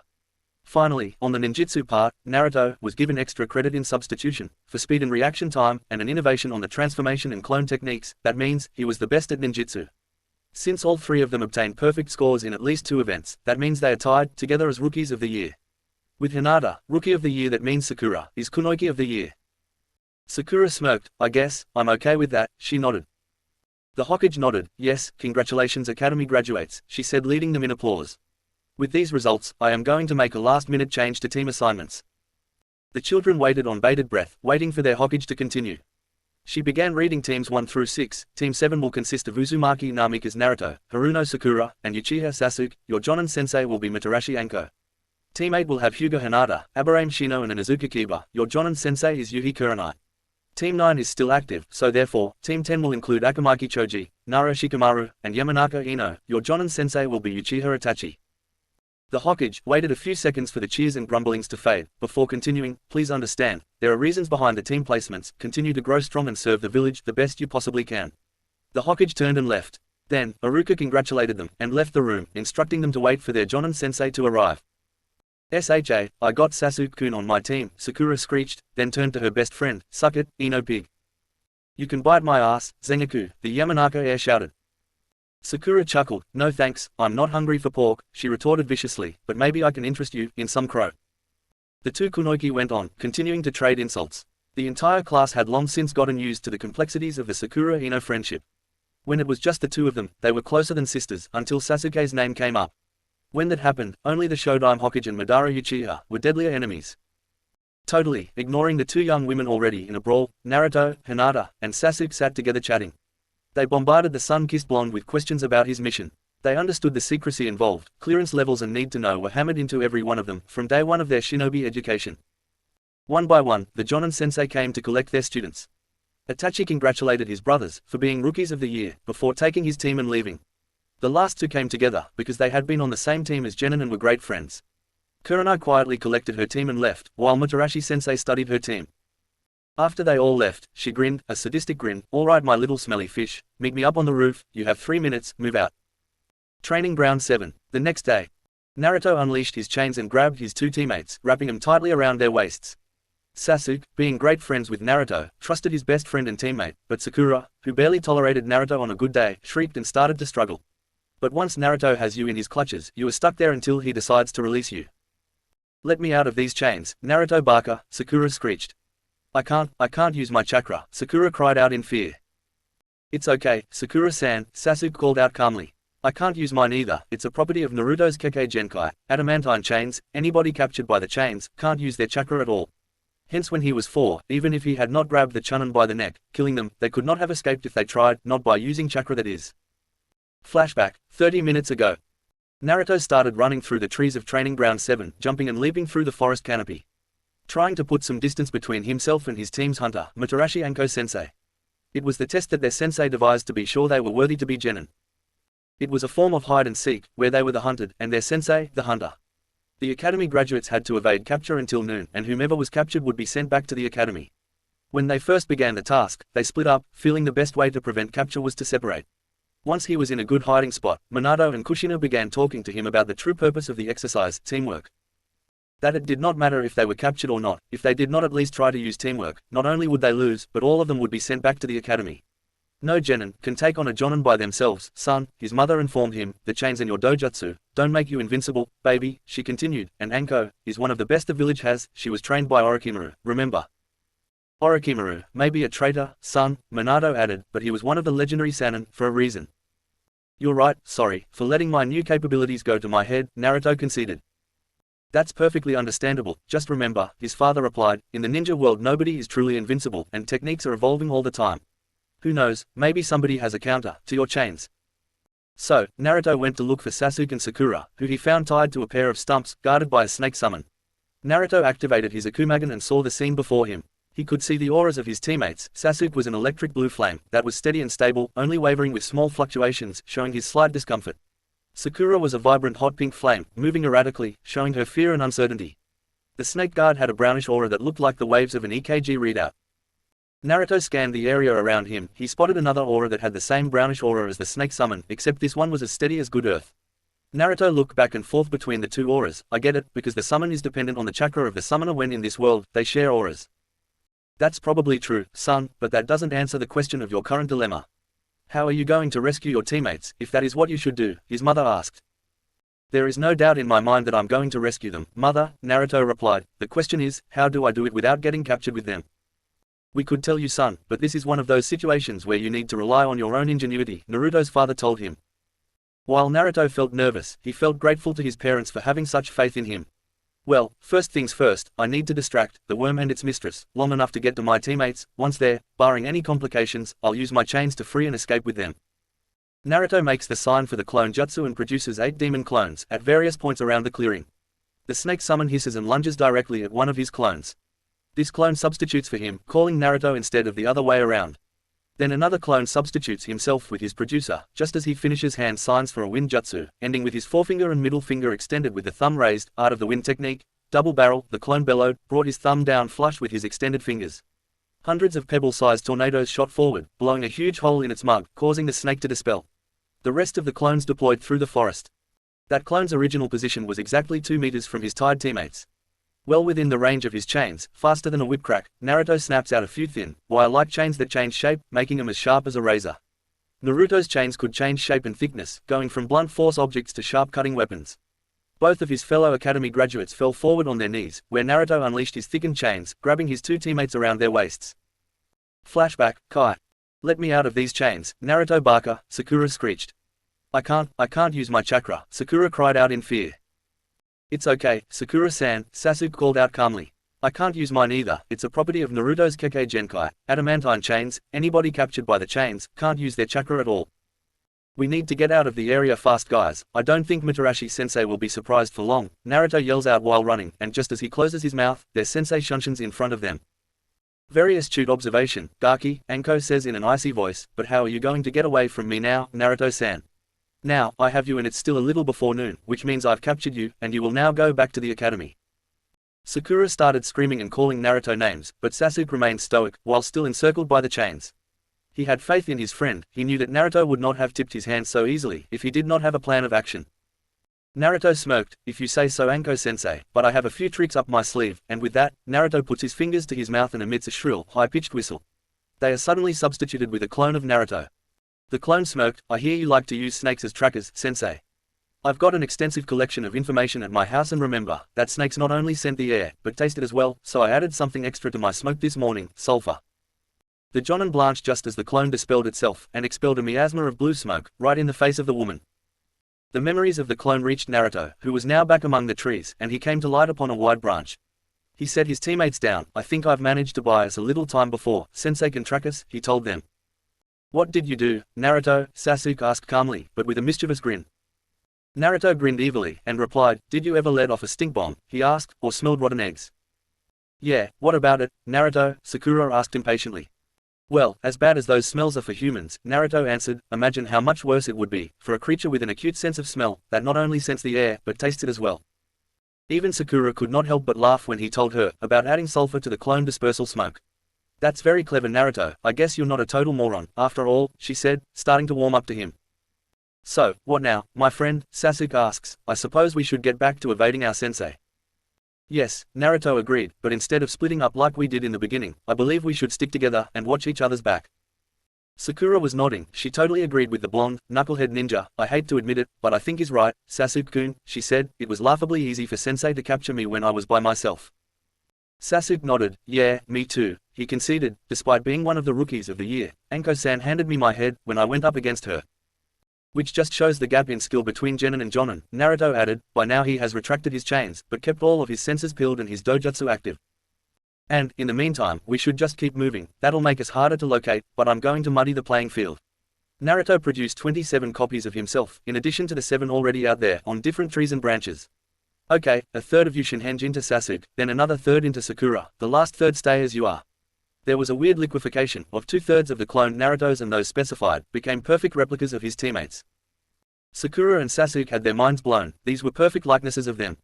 Sakura was curious and leapt over to one of her replicas. Turn your head away, please, she addressed the clone, who complied, a smile on her face, understanding what Sakura-san was seeking. She opened the front 2 buttons on the clone's representation of her battle dress. Inside, she encountered a bra that was a different color and a different type than the one she currently wore, leading her to sigh a little in relief, then lifted one cup, and examined the breast beneath. She let out a bigger sigh of relief. Then after closing it back up, Sakura leapt back to their branch with her teammates. Sakura approached Naruto, raised her hand, and gave him a light slap on the back of the head. That was for ogling me, like a piece of meat. Then she surprised them all, when she cupped his cheeks and gave him a light kiss on the lips. That was for the compliment. Naruto, Sasuke and even Minato looked bewildered, and the boys looked at each other and shrugged. All three men had the same thought, though Minato voiced his aloud, women. Kushina grinned mysteriously. All right Sakura's, Sasuke's, group yourselves with a Naruto, and once you've done that, move out in random intervals and directions. Then, turning to the originals he said, let's head out, we've been stationary for too long, and Anko-sensei is bound to have shaken off that rotten egg smell by now. For the next 2 hours, Anko hunted her students using differing methods, from the most mundane to the most out-of-the-box thinking. It did not take her long to learn how her students decided to foil her. They were playing a real-world version of the shell game. She learned to loathe her new students' method of informing her of her failure to capture them. Anko loved a good practical joke, as much as the next village outcast, but every time she moved to attack her students to capture them, and succeeded in killing her kids, that damn sulfurous stench showed her just how wrong she was. She began using more and more kunai and shuriken to take them out, which depleted her supply greatly, and going to retrieve them would have defeated the purpose of using the throwing weapons in the first place. Waiting around for the cloud to dissipate ate up precious seconds she needed to capture her kids, as she began calling them. There was no doubt they were going to pass the test, even if she caught them before time ran out, but she had her pride. She would be a buffoon among her friends, especially Henna, if she was outwitted by a bunch of genin. Even when she found the real kids, Naruto could substitute himself and his team with another clone team, no matter how far away they were. Anko could not even use her snakes to track them, since the sulfur hurt him too much when she brought them out. It was an education for Anko and a bit humbling. It showed she was starting to rely on her snakes far too much and made her start using other tracking methods that were just as effective. Finally, noon arrived, and she failed in capturing her kids, so she conceded defeat. Her shoulders slumped, and she bellowed out in a chakra-induced shout, "Alright, GAKIS, come on out into the open." Anko smirked, "Good, they're wary of a trap. You've passed my evasion test, congratulations, you're now true GENIN." Anko's kids came walking out of the underbrush, a couple of minutes later, walking cautiously. She grinned a genuinely warm smile. She suddenly felt like a big sister watching her younger siblings grow up. In celebration, I'm going to treat you all to dango, at Hidori's, the food of the gods. Naruto was offended, but many people often make that mistake, and it was up to the noodle disciples to educate the heathens. Excuse me, sensei, he began, eyes taking on a fanatical light. While I have sampled some of Hidori's fine cuisine, and found it delicious, I must humbly disagree. Anko looked dangerous. What? She gasped. How dare this upstart question her about the food of the gods? She was his sensei. How dare you, you little turd. I've lived on this good earth 19 years, I should know what the food of the gods truly tastes like. Naruto gasped at her questioning. Then you have obviously never eaten at the mecca of all things brothy, Ichiraku ramen, he shouted in his teacher's face. Anko stepped back, like a woman highly offended by a man's freshness, though if a man really did get fresh with her, without her permission, she would have his guts for garters. The newly minted Team 7 have been walking steadily toward their destination. Oh, yes I have, runt of the litter, Anko screams, like any other woman, if they were being faced with a grave insult, before returning to normal and adding, and I like ramen, just to keep a little variety in my life, but limp noodles are never a good substitute for nirvana on a stick. Naruto huffed, you wouldn't know good cuisine, if it jumped up, and bit you on the tit. Naruto turned his head away, in disgust. Anko never batted an eye over the offensive, to most women, term, and you wouldn't know it, if it was blowing you, she fired back. All the time they were traveling, the villagers were looking at them with disgust in their faces. They were seeing the snake whore and the demon brat roam their streets, and both were extremely aware of it. Naruto and Anko had felt the hate-filled glares on their backs so many times in their life they hardly even noticed it anymore. Meanwhile the rest of Team 7, now Team Anko, were following behind their two teammates, with amused expressions at the fodder for this discussion. They did not notice the looks of the villagers, so consumed they were with watching their teammates get acquainted. Naruto continued, but took a different tack. There is another reason we might want to head to Ichiraku's open-air cafe, he said grimly, as opposed to Hidori's indoor restaurant. Anko-sensei, he replied, sniffing the air pointedly. When she heard that, Anko Matarashi gritted her teeth, and lowered her head. What did you say, Gaki? She asked in a dangerous, hissing voice. Did you really just comment to me, about how I smell like rotten eggs, you little shit? She asked slowly, emphasizing every letter and syllable, ending in a crisp T. Sasuke and Sakura looked at each other, then made signs to ward off evil. Naruto's foot was so far down his throat he would need a podiatrist to extract it. Naruto either did not realize, or care, that he walked toward his doom. He said, bringing his hand up to cup his chin, like he was deep in thought. Did I just imply that you stink? He restated the question. Yes I did, he answered with a mischievous grin. That was when Mount Anko erupted, and she put her foot so far up his ass that a proctologist would have his work cut out for him. After Anko's beatdown, Team 7 made it to Hidori's and ate steadily. Naruto really did like dango, he just preferred ramen, since the Ichirakus were the first people to look at him kindly and treated him like a favored cousin. Anko also knew that Naruto had just pushed her buttons, and that was something only her best friends were able to do. It was as if she found a kindred spirit in the blonde sacrifice. Everybody in the village above 12 years old knew about Naruto. Anko knew what he held, and she did not give a rat's ass. She knew the difference between a scroll and the kunai it held. Naruto finished his meal quickly, then stood. "Excuse me, Anko-sensei," he asked, "will you be here for the next few minutes?" Sasuke and Sakura looked up curiously. It was an unusual question. Anko answered. "Dango is one of my vices, I tend to pig out when I come here." She also looked at him curiously, wondering if he was going to try pushing her buttons again. "Good, I shouldn't be gone too long," he said, then turned to his other teammates. "If you guys finish and leave before I get back, I'll see you tomorrow." They nodded and waved. Naruto stepped out of the restaurant, putting his wraparounds on, and walked quickly to the right. The three other members of Team 7 sat chatting and getting to know each other.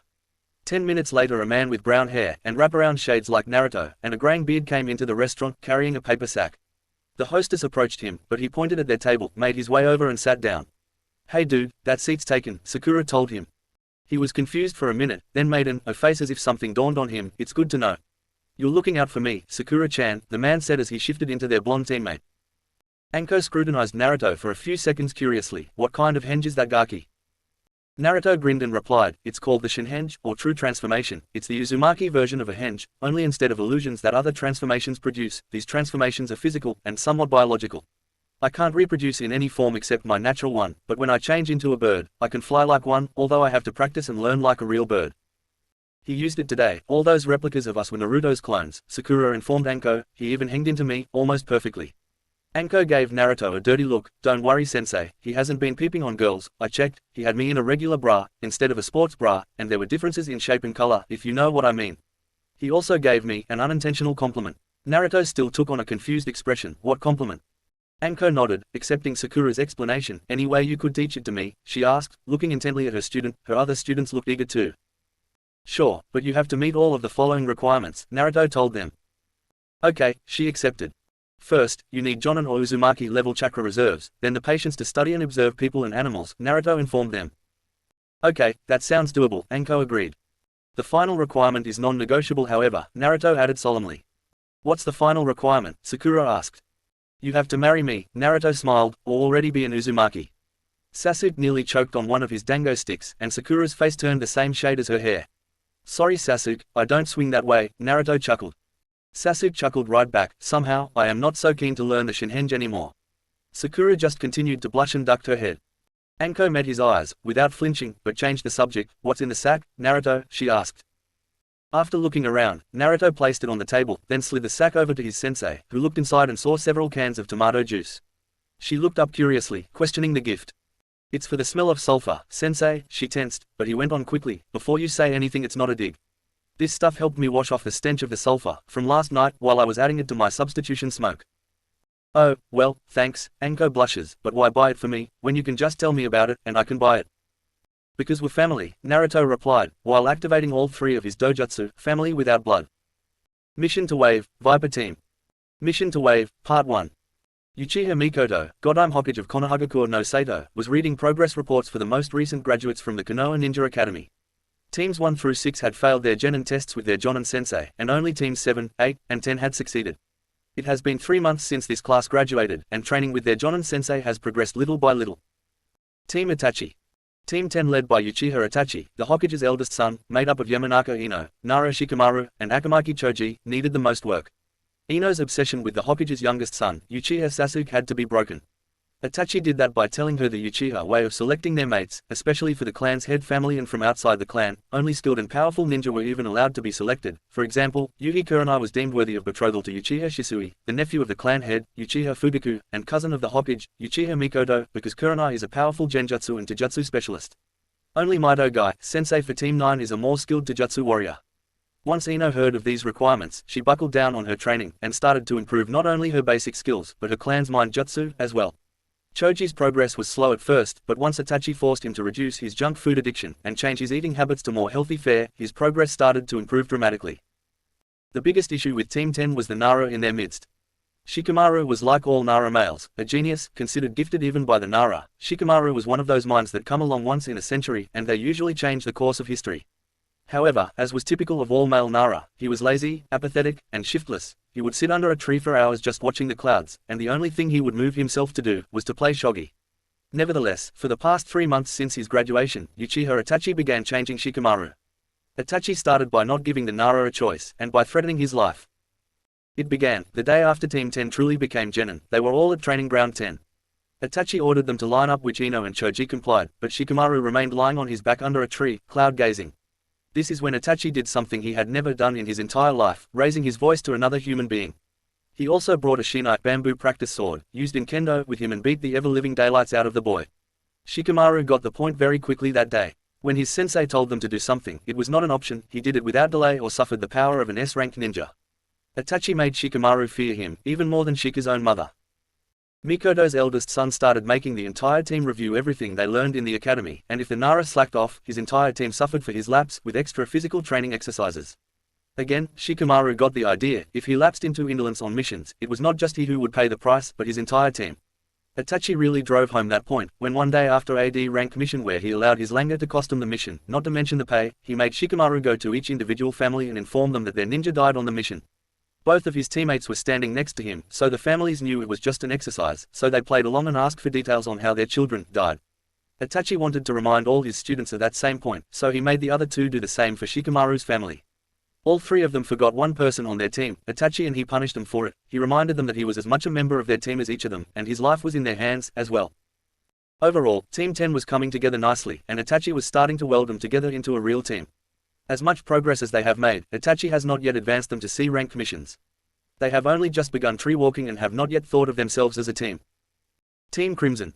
Such was not the case for the other two graduate teams. Team 8 led by Yuhi Kurenai, with Inuzuka Kiba, this graduating class's dead last, Aburame Shino, and one-third of the Rookies of the Year, Hyuga Hinata. Kiba was their biggest problem. Not only was he dead last, but seemed to have a chip on his shoulder about women. He seemed to believe that he was superior to women, simply because he was a man. He often went on and on about, alpha male this, alpha male that. That attitude did not brook well with his sensei, and the other kunoichi on his team, nor his sister Henna, and mother Sume, and the former two tried breaking him of this mindset in the past. Kurenai took steps to knock that chip off his shoulder for good, and being great friends, even roommates with Team 7's sensei, proposed a joint training exercise with Team 7, which involved a taijutsu only, no chakra or weapons usage allowed, but anything else goes melee battle, between members of both teams. Kiba was bewildered when Sasuke and Naruto double-teamed the Hyuga heir. Then thinking about scoring an easy knockout attacked Sakura. In the academy, Sakura was the second best kunoichi fighter, after Hinata, and she has been improving that skill set for the previous month. Sakura barely noticed Kiba as she knocked him out with ease, and went after Shino. This was a taijutsu-only battle, so Shino could not use his bugs, and had to rely on his family-style, 21 strikes of the Mantis. Aburame Mantis-style taijutsu is a formidable style, with a near, impenetrable defense and fast, precise footwork, but after a month of sparring with the two Rookies of the Year, Sakura's taijutsu was better.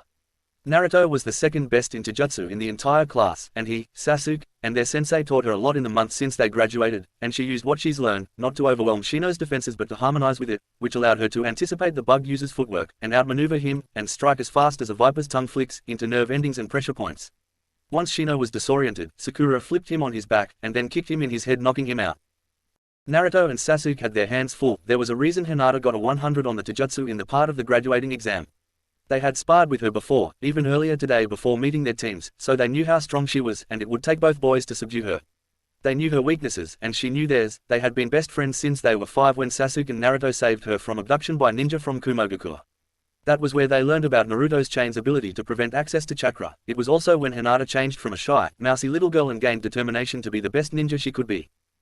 Hinata got into her ready stance, and with a devious grin said, "You are within range of my divination, my brothers," she said in her deceptively gentle voice. Naruto and Sasuke stood arrayed against their sister in all but blood. They were in their ready stances, neither were moving as the boys eyed the girl in front of them. Naruto charged in first, pivoting on one leg, and bringing the back leg up and around, aiming his shin at her side. Hinata brought her arm up and parried Naruto's leg but allowed the force of the kick to push her out of the pocket in which she found herself.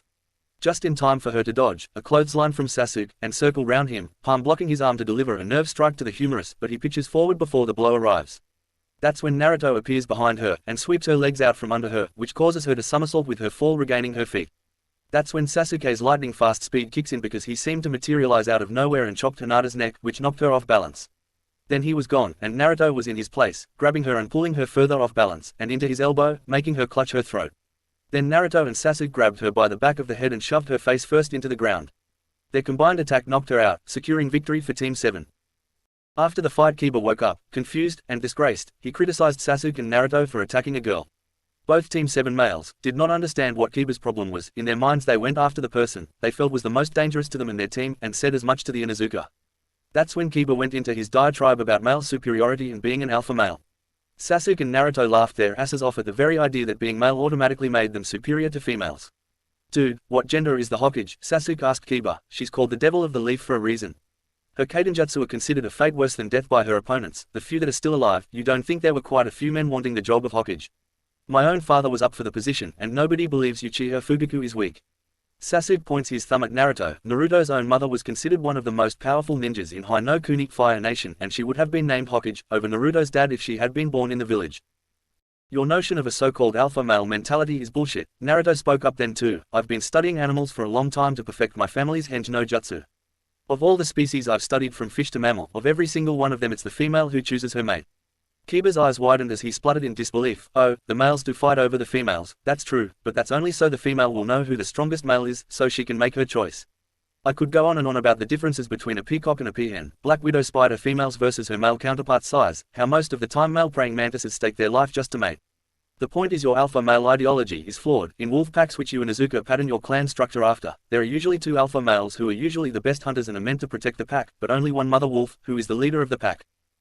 Sasuke spoke up again. "When Naruto and I double-teamed Hinata, we did that because she is the strongest Taijutsu fighter between us," he informed his misguided male counterpart. "She is the only one in our class to receive a 100 in the Taijutsu portion of the graduation exam. If you remember, you barely passed."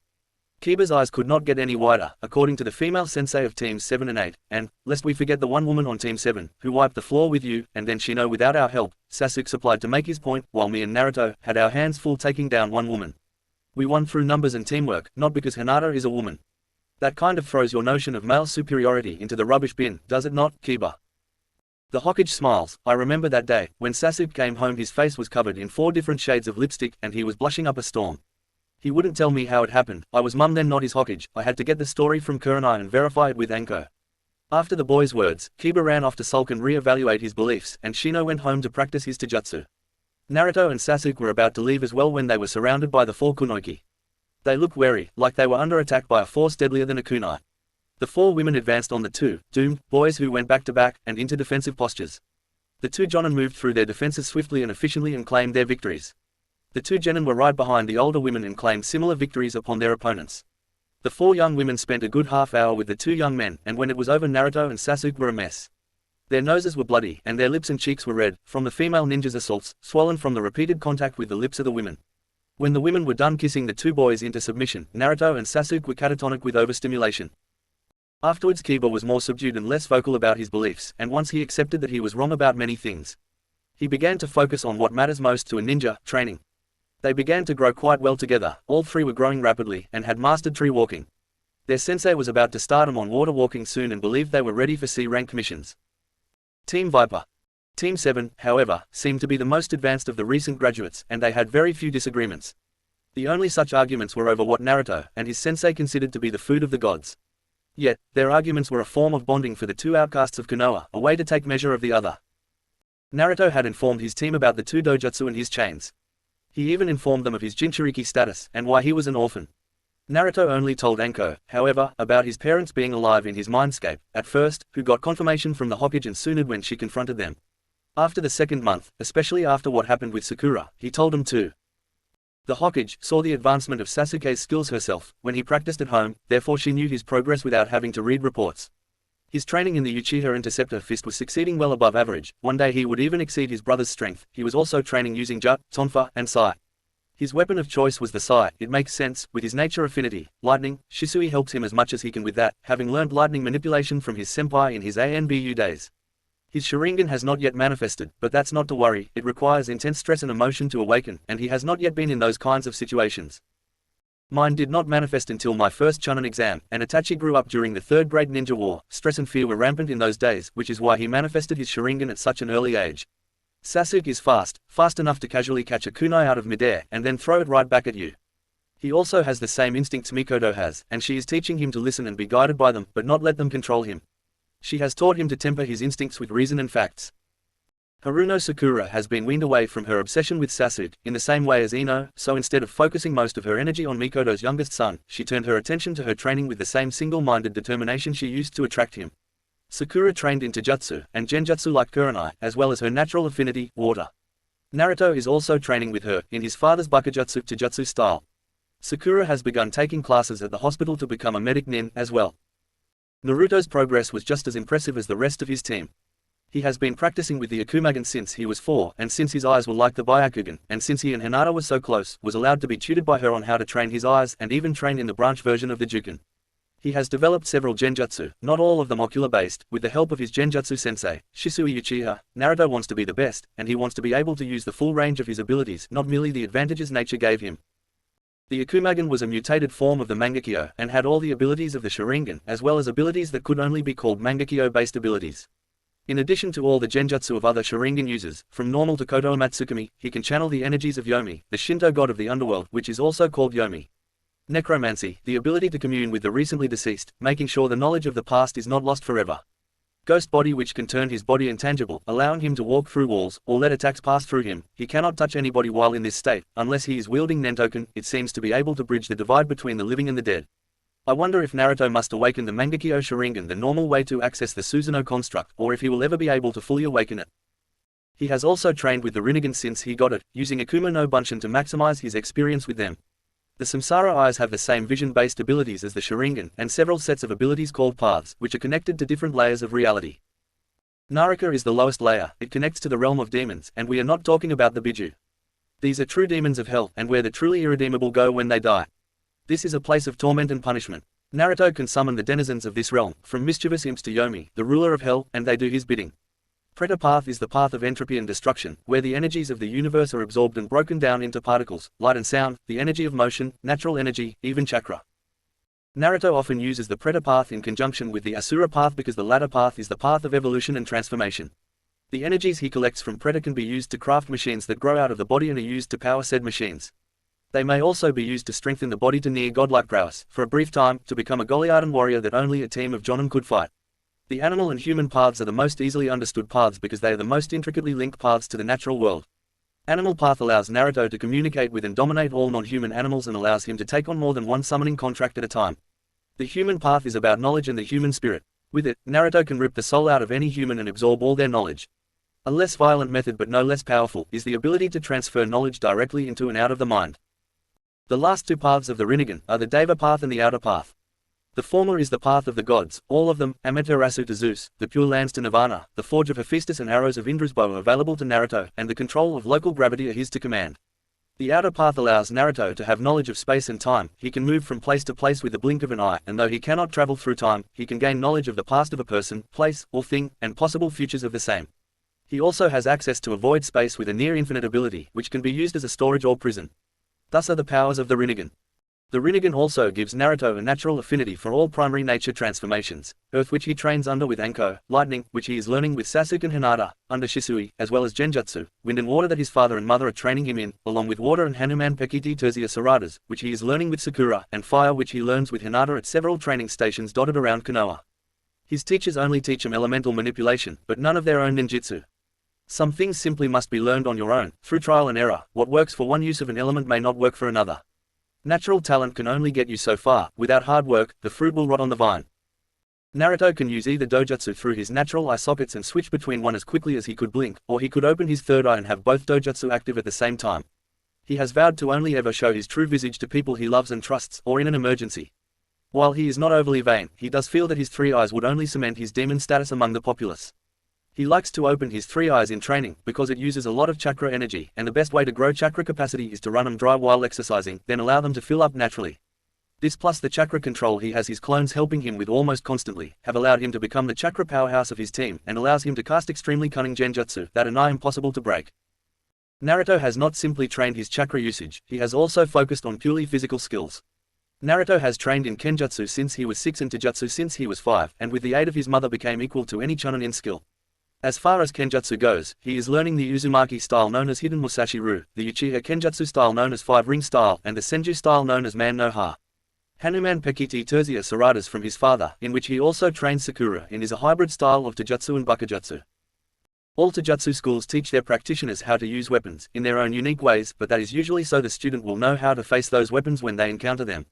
Minato's style begins training its students in weapons from the beginning. They begin training with fire-hardened wooden staves, which are supposed to be a stand-in for actual blades, which in turn may be used empty-handed.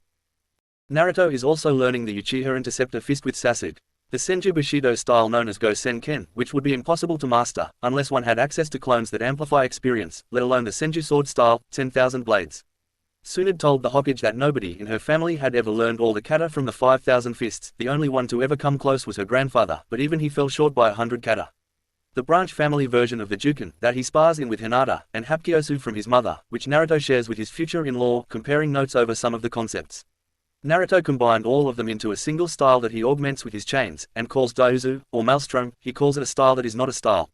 If all that was not enough, he had extremely acute, natural senses, the senses of a fox, which did not require any chakra to use, just the ability to pay attention to his senses. The individual skills of Team 7, while impressive, are moot when weighed with the team. Team 7, or as they began calling themselves, Viper Team or just Viper, out of respect to their sensei and her summons, have become what Naruto calls a family without blood. He sees Anko and Sakura as his sisters, and Sasuke as his brother, and they in turn have returned those feelings, at least that is how Mikoto's youngest saw the way things were happening with Viper Team. They have already progressed to water walking, after spending 2 of the 3 months tree walking, and getting proficient enough to have full-on spars on the side of Hokage Mountain. All of Viper was now in the middle of water walking and could now stand on it, and even run atop the water, a little.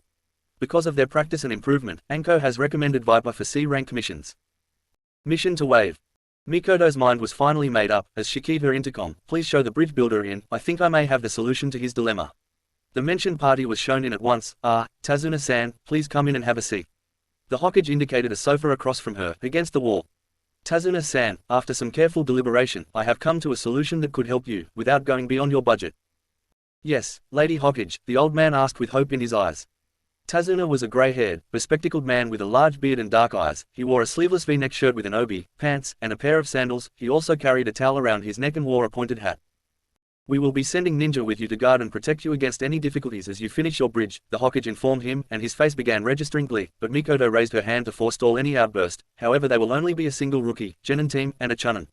This Genin team will be made up of a group of 4, with a single Jonin rank ninja, Anko Matarashi, assigned to train them, and 3 Genin rank ninja, ranging from 7 to 12 years of age or older.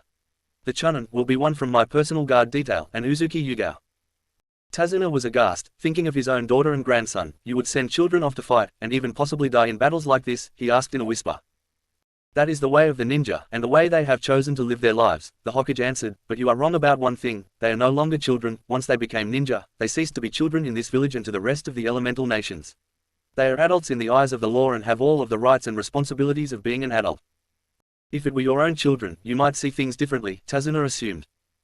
Mikoto's eyes burned. "But they are my children, bridge builder, every ninja, no, every citizen of this village is my child, whether they are infants or doddering old fools, they are all my children.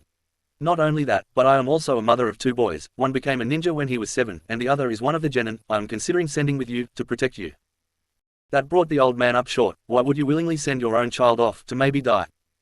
"So, I should send someone else's child off to die," the Hokage replied sharply. "Why is my child more precious than anybody else's?" she continued, while clutching the cage hat. "The moment I put this hat on, I became the mother of every citizen in this village. My predecessor, the Yondaime Hokage, sacrificed his life, the life of his wife, and placed upon his own infant son, a burden no adult would be able to withstand, all to keep a demon from destroying this village."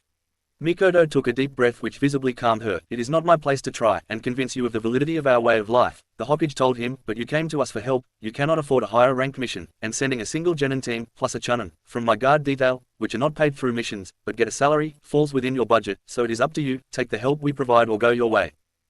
Tazuna lowered his head deep in thought, then sighed. "I really have no choice. The bridge I'm building is the key to so many dreams. I accept." Team Viper Training Grounds. Deep in the forest, the Viper team was playing a game. It was a game most children their age would play, tag. The game Team 7 played was a combination of 2 children's games, tag and hide and seek. The rules were the same as the childhood games mentioned above. One member of the team was it, and the rest of the team including their sensei had to chase them down, and tag the one known as it. Simple really, the only difference, the game was being conducted the ninja way. The game theater was not restricted to the forest floor, but extended to the canopy, and out of bounds was the village itself, and Training Ground 44. This was not a new game for Viper Genin by any means. They have played it since they mastered tree walking and started water walking. They used it to test their overall skills, because in this game there were no holds barred. Viper Team has given it its own name. They call it, Capture the Missing Nin, and instead of it, the target of the team's attacks is now called, Nukenin. Now, Uzumaki Namika's Naruto was a Nukenin, being pursued by his whole team, and the object was not to just tag him, but capture him. Naruto burst through the green brush, running desperately, his Akumagen deployed fully. His surroundings blended well with his tiger-striped clothes. Looking ahead, Naruto vaulted upon a 20-foot-high branch and began to bound from tree to tree. Behind him 3 other people lit upon the same branch the Uzumaki Namika's heir recently occupied. They recognized his diminishing back, conferring with each other, and nodding before jumping after him. 2 continued the chase by going right after Naruto. The last one began maneuvering outward, in hopes of flanking him. Litting upon another branch thinking to catch his breath, then instantly hurdles away just as multiple shuriken and kunai impact his earlier position. His 360-degree view was helping him immensely.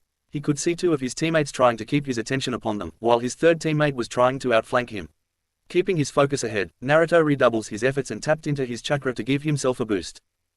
He would normally have his third eye open, but he is not trying to grow his chakra capacity today. He is trying to outmaneuver his team and escape. If he were a real missing ninja, he would need to conserve chakra as much as he could if he wanted to escape this godforsaken village. Only on the really bad days, he thought to himself and his tenants, especially on my birthday. Scanning the area with his eyes, he looks ahead, and sees 2 familiar auras, trying to get me in a pincer maneuver. He decides to humor him and acts like he only sees one of them. He angles to the left, when from the right, a leg shot out across his throat, just as he jumped between trees, sending him plummeting to the ground. Just before he struck the ground, another form shot out of the forest and caught him in the head with a punch. A plume of smoke cleared, and a log was found in his place. Naruto came out from behind another branch and leaped right for the figure closest to the log. Using her as a springboard, he bounced further up into the canopy. Naruto cleared another 50 yards before coming to rest on another branch. Naruto used the branch to slow his descent, but as he reached for another branch, the very one he was reaching for suddenly morphed into a person. It was too late for Naruto to change direction, so he flipped into a kick, right into the kunoichi's sternum, who dispersed the energy with a cross block and some water manipulation. The hit was not harmful, but sent the girl hurtling away, adding some extra power to Naruto's motion. Naruto shot out a thin chain, which wound around a nearby tree branch, which slowed his descent, allowing him to go further down than expected. Retracting the chain, Naruto bounced back off a tree near the forest floor and took off running after landing as fast as he could, which was fast considering his gravity and resistance seals were set to level 2, today. Then there was a sound that froze Naruto. He was at a standstill, then leapt back a few feet. Good thing he did, because a 5-foot-wide, 2-foot-deep crater opened right where he was about to be. Haruno Sakura stepped out of the crater she had just made. That hit to my solar plexus was an excellent display of technique, Naruto. If I hadn't cushioned the blow with my water manipulation abilities, it might have really hurt me. Sakura dropped into a pole-star fist stance, the style taught to her by Yuhi Kurenai, and rocketed forward. Naruto fell into one of the Daizu-style stances. Naruto shot forward, launching his attack, twisting at his waist, adding torque to his punch.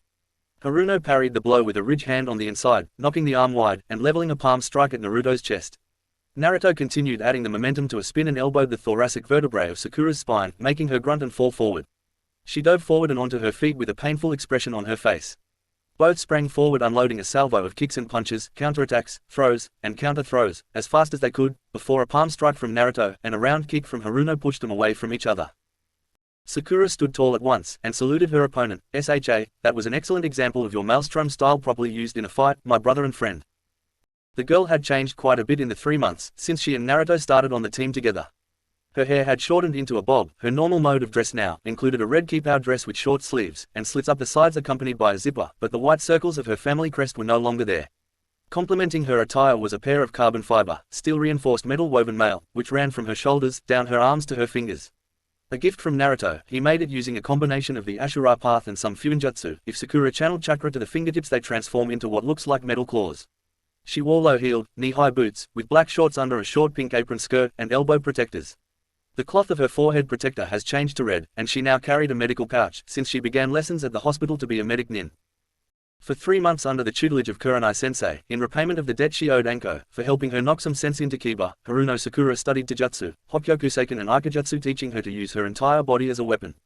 She was the team's medical ninja. She needed to conserve as much chakra as she could for her teammates, so she studied Bojutsu, as well, and now uses specially made hanbo that can be brought together into one full-length staff. Naruto bought it for her, as a gift for her birthday, the first one she had since her family abandoned her. Naruto does not know which is worse, never having a family, or having them abandon you, because you refuse to continue their cycle of hatred. When she channeled chakra into the weapons, it became filled with Raiden chakra. They augment her own considerable striking power. The merchant named it Abaddon, the Destroyer.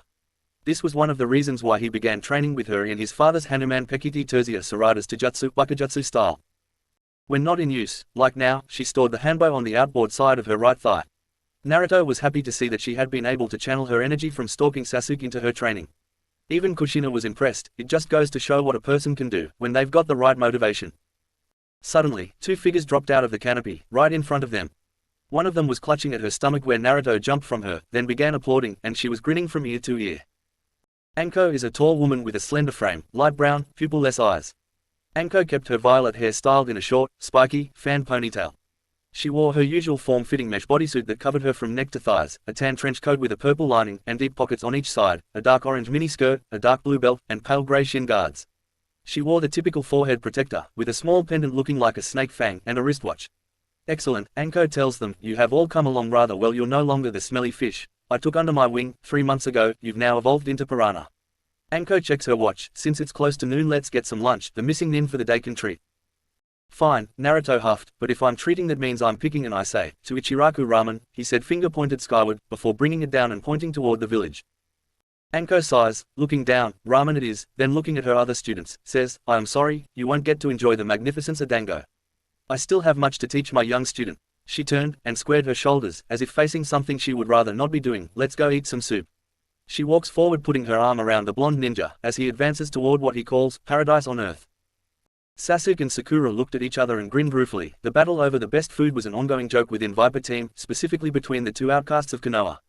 It did not matter to these two where they ate, both were equally good. Sasuke always made sure to bring a tomato or two from the home garden. Sakura, now that she was buckling down on her training, preferred anything high in calories to help build up her body. No Kunoki, who was serious about her training, needed to diet. Their training ensured that they would not gain a pound more than necessary, except to keep their curves womanly. One tool that all Kunoki kept with them and was just as deadly as the kunai in her belt was their beauty and sex appeal. History is rife with tales of men lowering their guard when a beautiful woman passes them by. Beauty can stop even the best of men from thinking straight. So, the question of where they ate meant little to them, but they always got a kick out of the little show their leader and teammates displayed for them. As Team Viper passed through town, Sasuke and Sakura, now that they knew what to look for, noticed the way the villagers looked at the two ahead of them. Sasuke's demeanor grew colder and colder, toward the citizens of Konoha. Ignorant fools, Sasuke thought, why did they not realize the sacrifice Naruto has already made for them? Sakura, however, could not forgive herself for how she treated Naruto over the years, simply because everybody else did the same. When Sakura's mother found out she was going to be on the same team as Naruto, she demanded Sakura quit, even going as far as to leave the ninja forces. Sakura refused. When Sakura found out why Naruto was so despised, she was ashamed of her own mother. Sakura moved out within a week. Being a ninja made her legally an adult, so she could live anywhere she could afford. She now lived in an apartment near the main gate. As Sakura was leaving her parents' house for the last time, she took out a scroll and threw it right at her weeping mother. It hit her square in the face and left a bruise in the middle of her forehead. That's a storage scroll, Sakura said to her mother, who knew one by looking at it. Inside is one kunai. When you tell me why I did what I just did, you will be welcome in my apartment, Sakura said to her mother. Until then, stay the hell away. Her mother did not even bother to figure out the riddle though. They left the village within a couple of months. Sakura's family left her behind, when she refused to follow their family edicts and excommunicated her from the clan. She was taken aback, and it broke her heart. Her team in the Yamanaka clan rallied together and did everything they could to help her through her challenging times. Naruto became as close to her as a brother, and even bought her staff and made her armor for her birthday to show her that she still had people around her that loved and supported her. Viper reached the ramen stand, and Naruto ordered 4 miso ramen for himself, and said to bring his friends whatever they wanted, and put it on his tab. Naruto was about to take his first bite when an ANBU ninja shunshined into the eatery. The ANBU had straight, purple hair reaching down to her waist, warm brown eyes, peeking out of a porcelain mask resembling a cat with 3 red stripes, 1 vertical stripe on the forehead and 2 horizontal stripes, 1 on each cheek. She was wearing the standard ANBU uniform, consisting of black and grey armor, metal arm guards and a katana strapped to her back, as well as the signature ANBU tattoo on her right shoulder. Yuga looks hot in her ANBU uniform, he thought. For once there was something in his life more important to him than eating ramen. Luckily, nobody in his team noticed his pause in eating what he called food of the gods. Naruto eyed the Chunin ANBU, but before he could even get the bite to his mouth, the ANBU spoke up. Team Viper is to report to the Hokage's office as soon as possible. She spoke to our sensei, then looked around the establishment and lingered only a fraction longer on him, before shunshining away again. It may have been his imagination, but he noticed a small smile on her lips, when she caught him checking her out in her uniform. Anko at once stood up, a little too quickly. She had a big smile on her face. Sasuke and Sakura stood up as well, but Naruto remained seated and continued to eat his ramen. Let's go, Viper team, Anko said, and made to leave the stand, followed by the other two. Why are you leaving? Naruto asked, and continued to eat his ramen bowls, although at an accelerated rate. Didn't you hear? The Hokage wants us to report immediately, Sakura reminded him. I heard, as soon as possible, Naruto said resolutely, between bites, which means after you finish what you are currently doing. Naruto was already on his second bowl. If the Hokage had wanted us there immediately, the ANBU would have used the word immediately, not the phrase as soon as possible. Anko was about to refute his words when the logic of what he was saying made sense. Having served as a member of the Hokage's ANBU detail in the past, she knew messages had to be delivered verbatim, no addition or subtraction of any word was allowed. Anko's shoulders slumped. She had been so close. He's right, team, she told him sadly. If the Hokage wanted us there immediately, the message would have included the word immediately. Naruto's sensei sighed. You can finish your soups and then we'll head to the Hokage's office. Anko grabbed some chopsticks and began slowly and methodically consuming her meal. Naruto grumbled something about calling the food of the gods soup in its own house of worship. The other two just smiled at the antics of their family and tucked into their own meals. The office of the Hokage. There was a tone on the Hokage's intercom. Yes, Mikoto's voice answered. Team Viper, to see you Lady Hokage, her receptionist's voice came over the device. It's about time, Mikoto called out, show them in, right now. Mikoto took the time to look over the occupants already in her office. Tazuna was lounging on the same sofa he occupied earlier, while Yuga stood, sans mask, to the side looking straight ahead. Uzuki Yuga, the Chunin ANBU, call sign, Neko Cat, though without her mask, she could not be addressed as an ANBU operative. She had to be treated like any other Chunin, and Tazuna, not even being a citizen of Konoha, let alone a ninja, did not know she was an elite ninja even among ninja. When he saw her, he made a snide comment about letting little girls fight battles meant for men. Yuga did not acknowledge the slight, but her eyes did harden until Mikoto rebuked Tazuna about his comments. Are you saying that I shouldn't be in battles either? The Hokage asked. Tazuna looked confused, until the Hokage informed him that no Hokage inherited their position. They were appointed by a panel that included the daimyo and the village ruling council, and among the criteria for selection was strength and power in battle. She then warned Tazuna that one more crack about her ninja, she would cancel their contract and have him escorted out of Konoha. The door opened and in walked Team 7, having heard the Hokage's exclamation. They were apprehensive about this meeting. What took you so long? I sent Kat to get you 15 minutes ago, Mikoto asked, more curious than upset. It was Naruto who spoke up, willing to take whatever happened for his misinterpretation. It's my fault, Hokage-sama, he said before Anko could offer an explanation. We were having lunch, and I wouldn't leave the food of the gods, especially since I was paying for it. Mikoto smiled. Well, a Kurio saved is a Kurio earned, and with that, the rest of Viper felt relieved. They thought they were in trouble. Now, to business, Mikoto said, putting the entire issue out of her mind. The Hokage gave cursory introductions. Team 7, meet Uzuki Yuga. She will be accompanying you on the mission. I am just about to brief you on, she told them. Anko and Yuga smiled, but Anko spoke. Oh, I know who she is, Hokage-sama, she said, stepping forward and hugging the purple-haired woman. We were on a 3-year mission, together. I was senpai on this mission. Anko grinned nostalgically. The phrase, on a 3-year mission, was code for in ANBU. Since standard recruitment in ANBU is 3 years, ninja in ANBU are said to be on a 3-year mission. When they leave and return to the regular ninja forces, they are said to return from a successful 3-year mission and are all but guaranteed promotion to Jonin. Indeed, the woman known as Kat added, when she was my senpai, I plotted several scenarios that would allow me to assassinate this sadistic bitch, but now she is like a sister to me. Naruto moved, until he was standing behind the woman as she spoke, which caught every ninja in the officer's attention, because she had no objection to his position, and all ninja, especially ANBU, are very meticulous in whom they allow to stand behind them. Hello, Sasuke greeted, shaking her hand, grinning from ear to ear, deliberately not looking at Naruto. Hi, Sakura added with a bit of killer intent, as she eyed the Chunin with suspicion. Naruto remained in his position, and said not a word. Yuga did not turn her head away from her Hokage, who kept an unreadable expression on her face, before starting the briefing. The reason I have called you all here, is because I am sending the Vipers, and a member of my personal guard detail, on a C-rank mission, she told them. There was a mixture of astonishment and confusion, as well as a small amount of joy and anticipation. I know, Yuga and you, Anko, find the unusual ranking troubling. That is because the job is likely to be a B ranking, while the pay will be C ranked.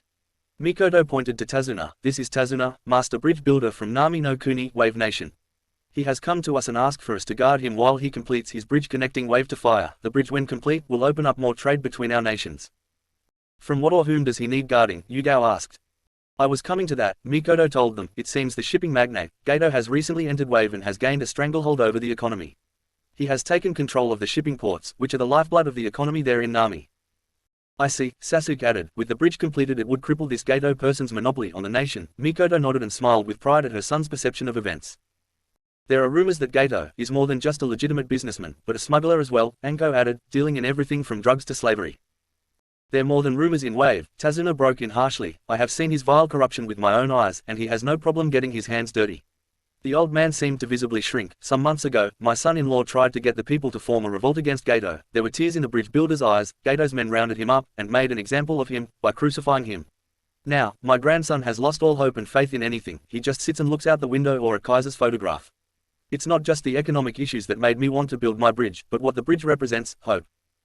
Even so, why hire ninja? Regular guards would be cheaper, if all you were worried about were a bunch of thugs. Naruto added his own indirect observations.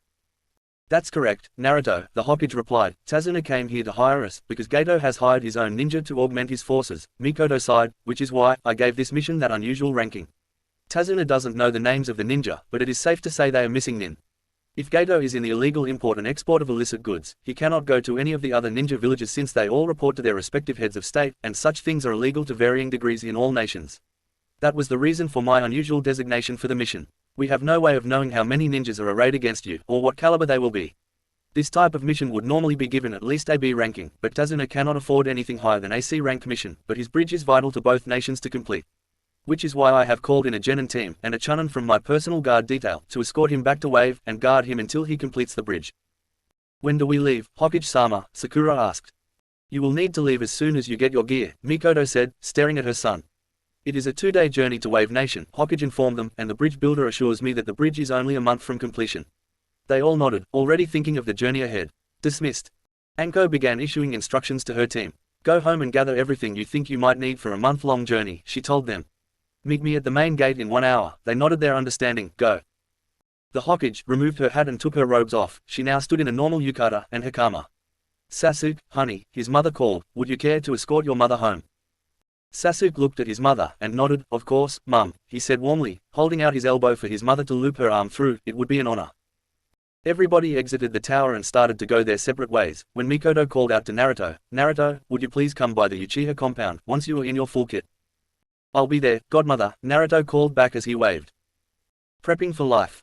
Naruto went home and with help from his parents, packed everything he would need for 2 months. He stowed everything he needed in a huge storage scroll. He placed Nentoken and Kakashi into their respective sheaths. Over his normal ninja attire, he would wear an oiled, wolverine hide, dust-along coat. He kept another half-month's gear locked inside seals.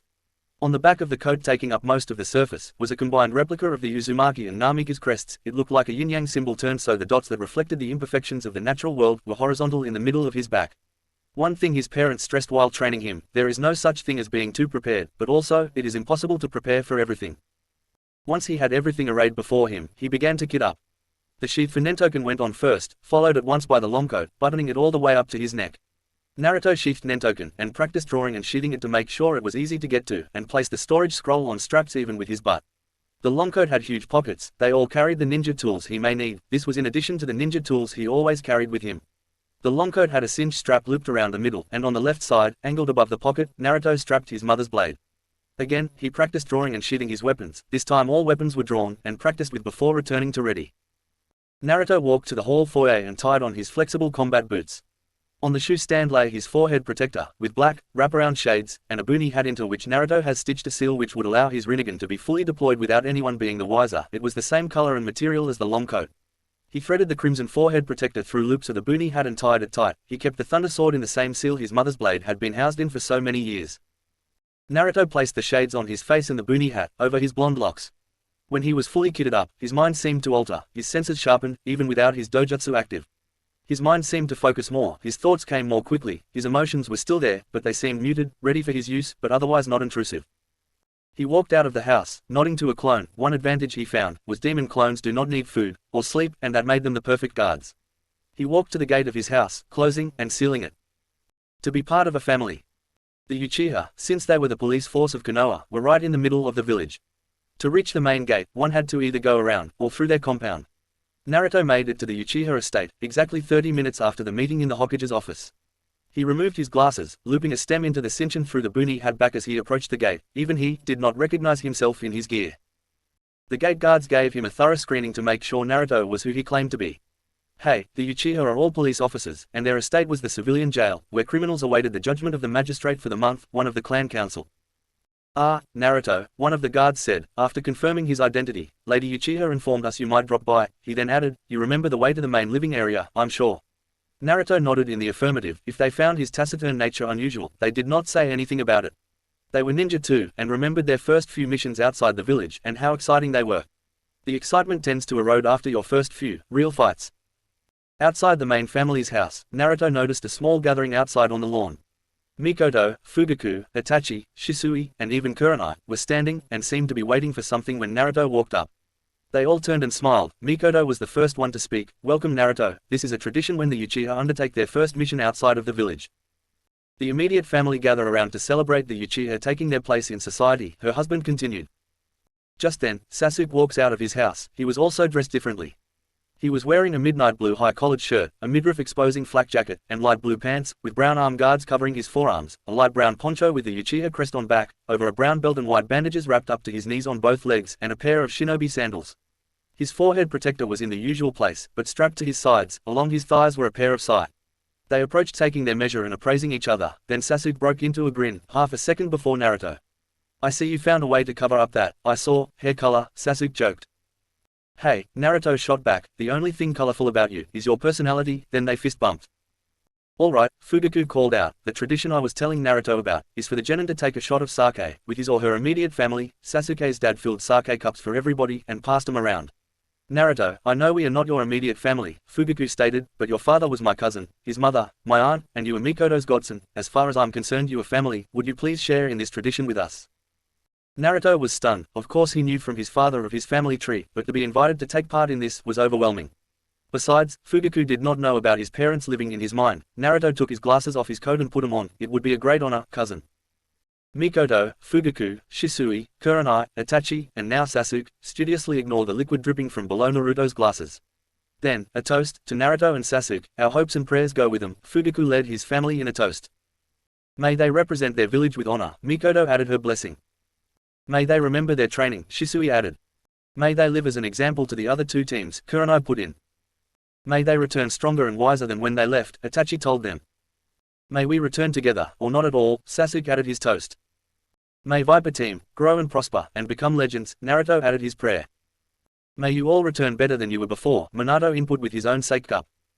May the King of Kings, shield you with his might, and bless you with his grace, Naruto's mother said. May you not die, kid, Naruto's tenant added, holding up an actual barrel that was filled with sake, and all of them drank. Chapter 5, Mission to Wave, Ultraviolet Main Gate, Konoha Village.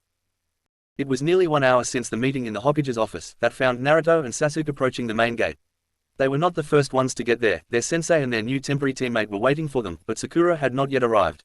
Sakura's apartment was close to the main gate, and thus farther from Hokage Tower than most of Viper Team. We did help her move in, after all, and we have all had sleepovers. When they arrived, Naruto had his hat and shades back on his face. This allowed him to study their new teammate, discreetly. He had to admit, she was beautiful, as attractive as his sensei, and Hana-chan, his boss when he worked at the animal clinic, Kiba's sister, and heir to the Inuzuka clan. Yugao had changed into the standard Chunin uniform and put her hair into a kunoichi braid, French braid, but she still carried the same katana she did in the Hokage's office. No, I must remain professional, he chided himself. Anko-sensei had not changed, she wore her usual clothing and hairstyle. The two women noticed their approach and turned. Anko-sensei smiled as they drew near, but Yugao studied them intently, her eyes alighted on Akashi in curiosity. There seemed to be a camaraderie between the two, like Sasuke and Naruto's. The women turned to the two young men, and Anko smiled at their approach. Welcome, boys, she greeted them. Allow me to introduce you, properly, to our new, temporary teammate, she indicated the other woman. This is Chunin, Uzuki Yugao, age 20, she's one of my very best friends, Anko introduced the ninja. Sasuke and Naruto greeted the woman with a formal bow. It's an honor to finally meet, the deadly Ultraviolet, in person, Sasuke said. My mother has told me much about you. She said, you are one of her deadliest kunoichi. Yugao smiled warmly at the compliment, coming from the devil of the leaf, herself, that's high praise indeed.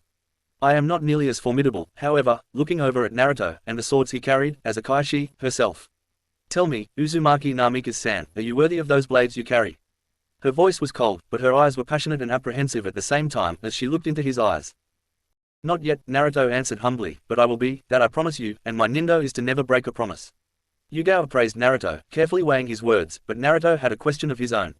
I have been told that you have been on a 3-year, S-class mission, Uzuki-san, Naruto informed them using the code, but adding the variation that only those close to the ANBU and who know of their status ever use. This confirmed for Anko that he was close to Yugao. Has that mission been completed? Yugao's head swiveled. No, it's still ongoing, and when I return from this mission, I have to return to that mission, she informed him. That mission will not go on for more than 9 months, Uzumaki-san. Then, perhaps, you may join me on another mission, she asked casually, but before Naruto could reply, another voice interrupted the chat. Ultraviolet. They turned, and Sakura was standing there, a wavelength of light, just beyond human perception. I sure hope you live up to your reputation, Neko-san. Sakura had not changed much either. Her red kipao dress was mostly the same except now it was sleeveless, and her arms were covered in mesh armor from shoulder to her fingertips. Her hanbo were holstered in their usual place on her thigh, which was also covered in mesh armor. The two women stood eyeing each other, like a pair of rival felines over a mouse. Into this tension walked our client. Is everybody ready? We're burning daylight, he asked urgently. That eased tensions between the two kunoichi somewhat. Well, I was thinking formal introductions are in order. Viper's sensei continued. Chunin, Uzuki Yugao, Tazuna of Wave. My name is Mitarashi Anko, Jonin sensei for Team 7, also known as Viper Team or just Viper. And these are my students, she said, pointing to each of them as she called their names, Uchiha Sasuke, Sakura of the Leaf, and Uzumaki Naruto. Two of her students and Yugao looked at her funny when she did not use Naruto's full name, but a warning look from Anko quieted their questions. Anko looked at Yugao and said two words, yellow flash, and realization dawned on the Anbu. Kushina Nei-chan wasn't his only parent that was famous or infamous in some parts of the world, and she didn't have an entire ninja village out to get her. I understand about Sakura as well. For a clan to abandon a young girl simply for not being a bitch to Naruto is a disgrace. You're an Uzumaki, Tazuna asked Naruto for confirmation, who simply nodded. Do you want me to send out scouts, sensei? Naruto asked, turning to his sensei, who was the senior ninja on this mission. Anko thought about it. Not yet, Naruto, she answered. Yugao sent a questioning eye her way. We're going up against unknown enemies, and we need to see what we're up against. One of them is bound to send somebody to attack us, probably as soon as we're out of sight of the village. Yugao nodded. Orochimaru may be a traitor, but he was a good teacher. This is supposed to look like a C-rank mission, so let's give him a show, shall we? Yugao, you're in the lead, followed by Naruto and the old man, then Sakura and Sasuke, and will bring up the rear. As she spoke, everybody was moving to follow her instructions. All right, let's move out. They had not taken more than 2 steps out of the village, when suddenly, Naruto yelled out, yeah, I'm finally leaving the village, I'm a traveler now. Believe it. As he was talking, he had activated his demonic eyes and at once spotted a pair of spies in the trees. His shades blocked them from sight by the unknown spies. His outburst startled Tazuna, which he did not take well. I'm supposed to entrust my life to this kid. Which caused Naruto to sulk, but Anko spoke up, well, I am a Jonin, and Yugao is a Chunin, so you can relax. Naruto then turned toward him and started yelling at their client, never insult a ninja, old man, it's a big mistake, and I'm one of the greatest ninjas ever. Naruto pointed, you may not survive my retribution. Naruto, Yugao chided him, you shouldn't threaten the client like that, at least not until you've completed the mission. My name's Uzumaki Naruto, remember it? Naruto continued to berate their client. What's with this kid? He's so different than when he was in the village, Tazuna thought. He sounded competent and trustworthy, now he sounds like an impetuous child, being let off his mother's apron strings. What is he up to? I can't believe your Hokage would saddle me with a loser like you, and the bridge builder walked off down the road. Hey, don't you dare insult my Hokage like that, and tried to attack Tazuna.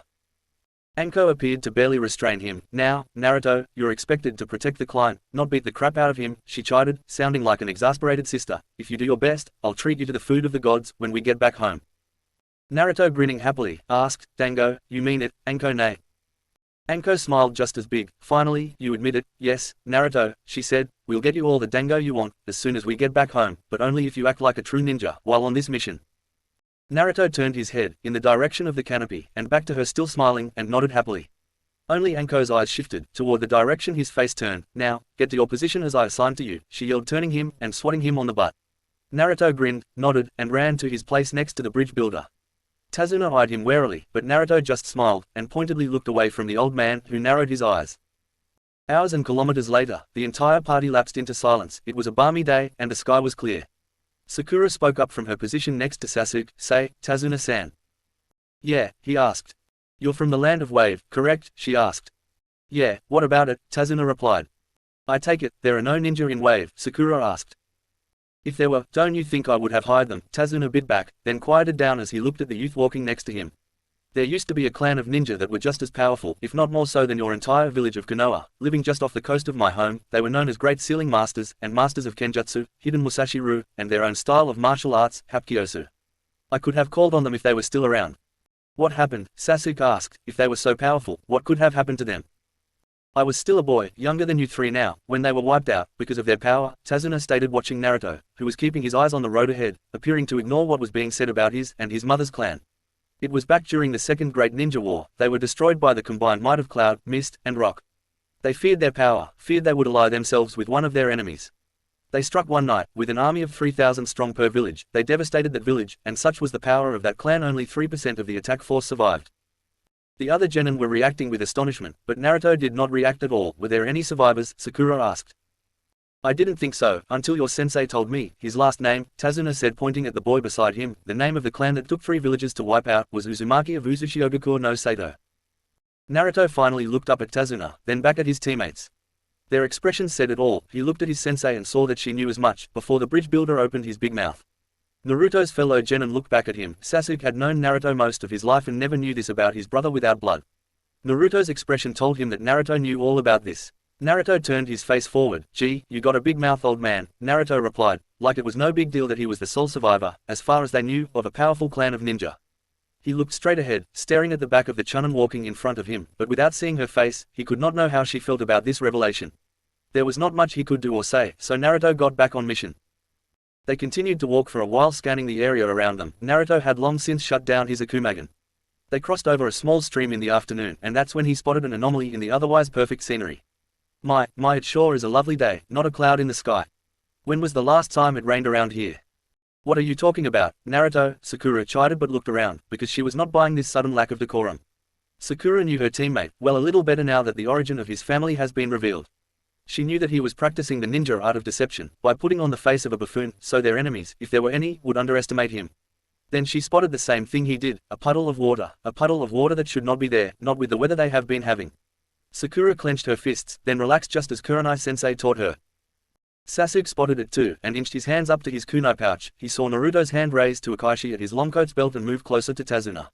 His instincts were spiking, but he did what his mother taught him: let your instincts guide you, but be not ruled by them. When they trigger, think, analyze, gather facts.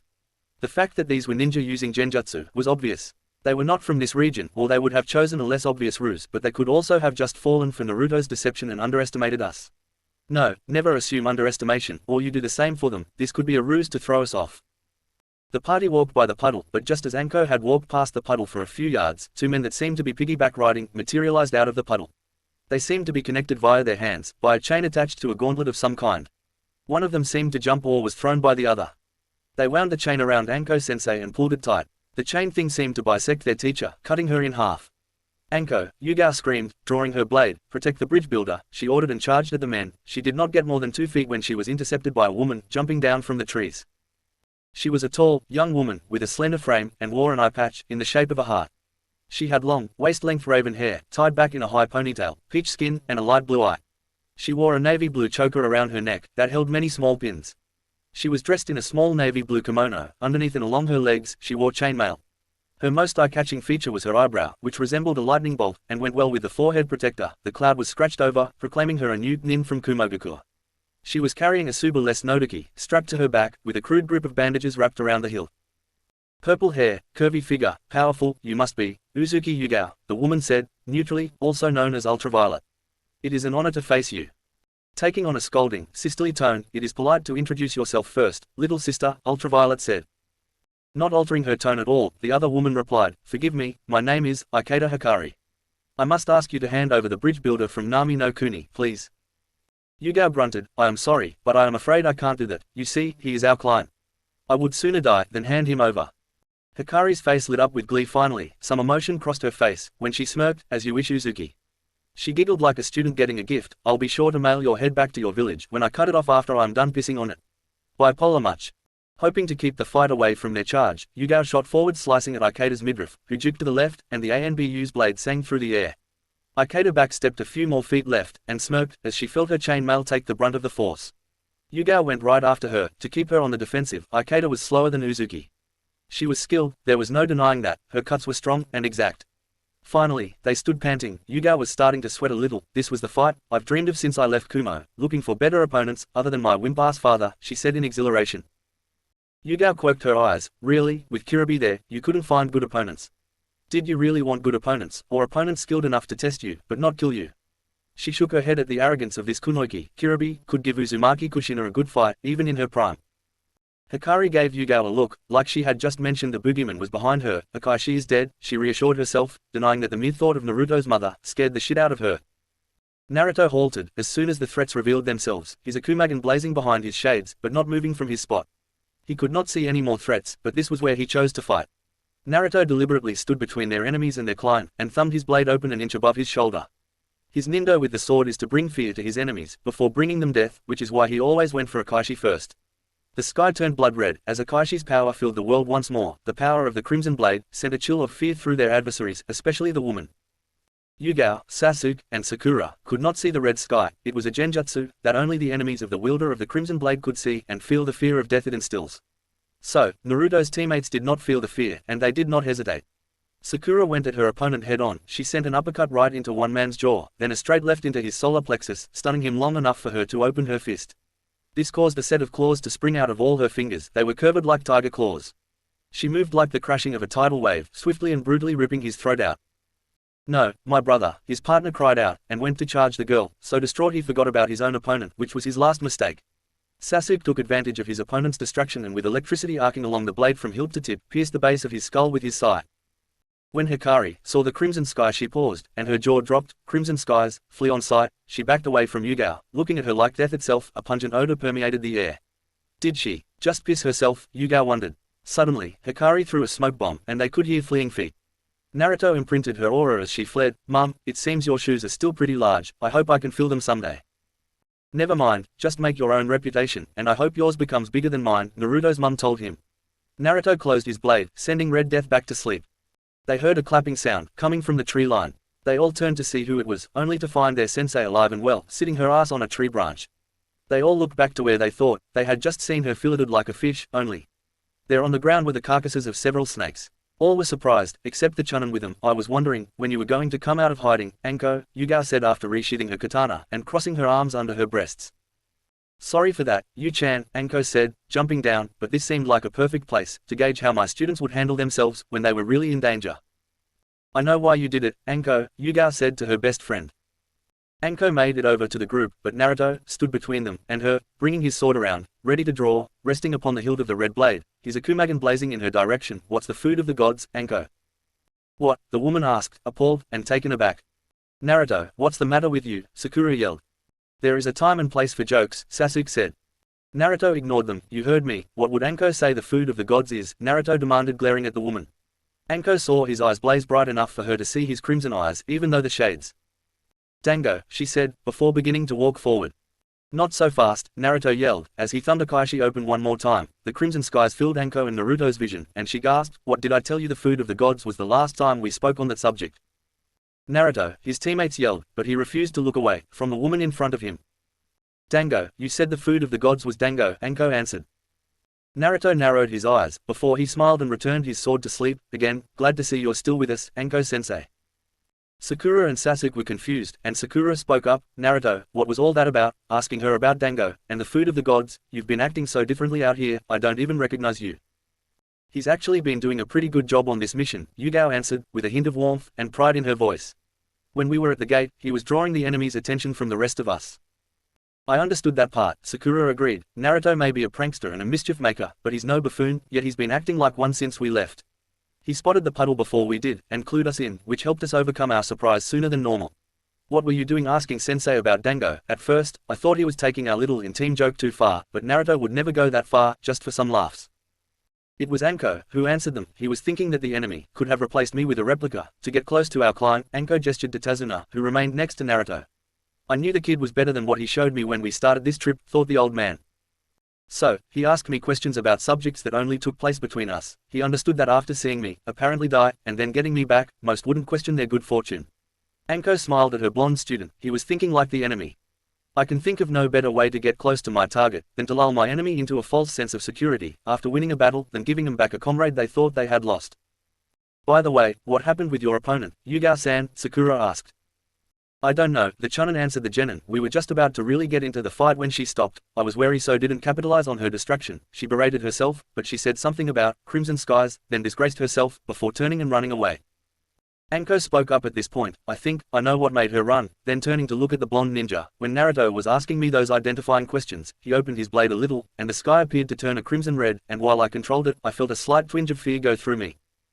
They turned to Naruto for an explanation, who shrugged. "It's why my mother was known as the Red Death. The sword houses a spirit, and when you face your enemies, they are placed in a genjutsu that causes them to see the sky turn crimson and induces a measure of fear in them.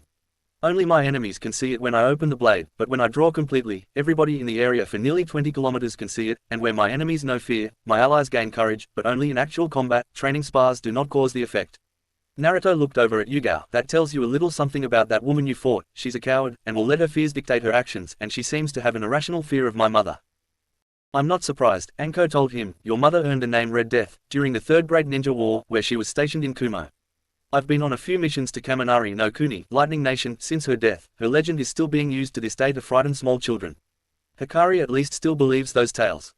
Which makes me feel better, Anko mused. I did feel afraid when Naruto opened it, but I didn't flee, though I wanted to. It felt like any other type of fear I've experienced and learned to manage.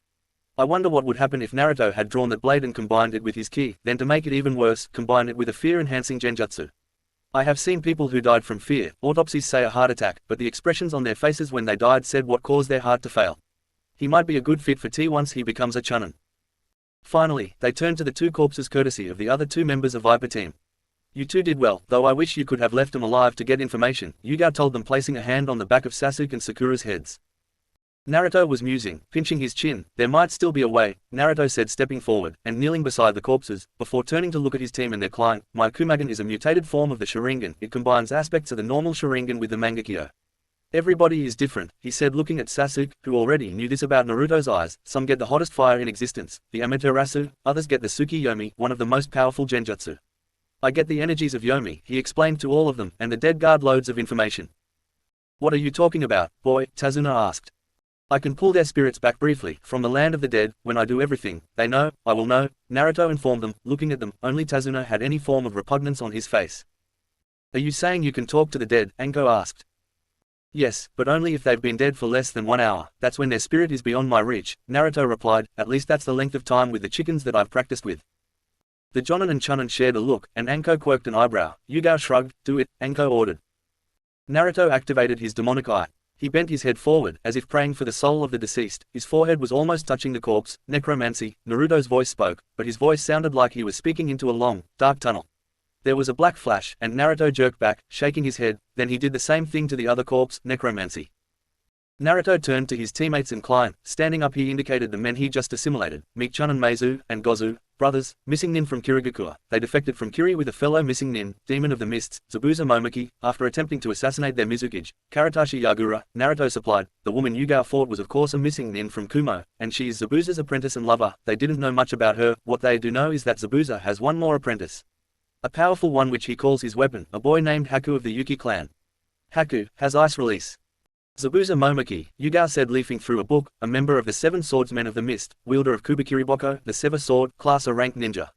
Yugao looked at Tazuna, then passed the book around to the rest of the ninja.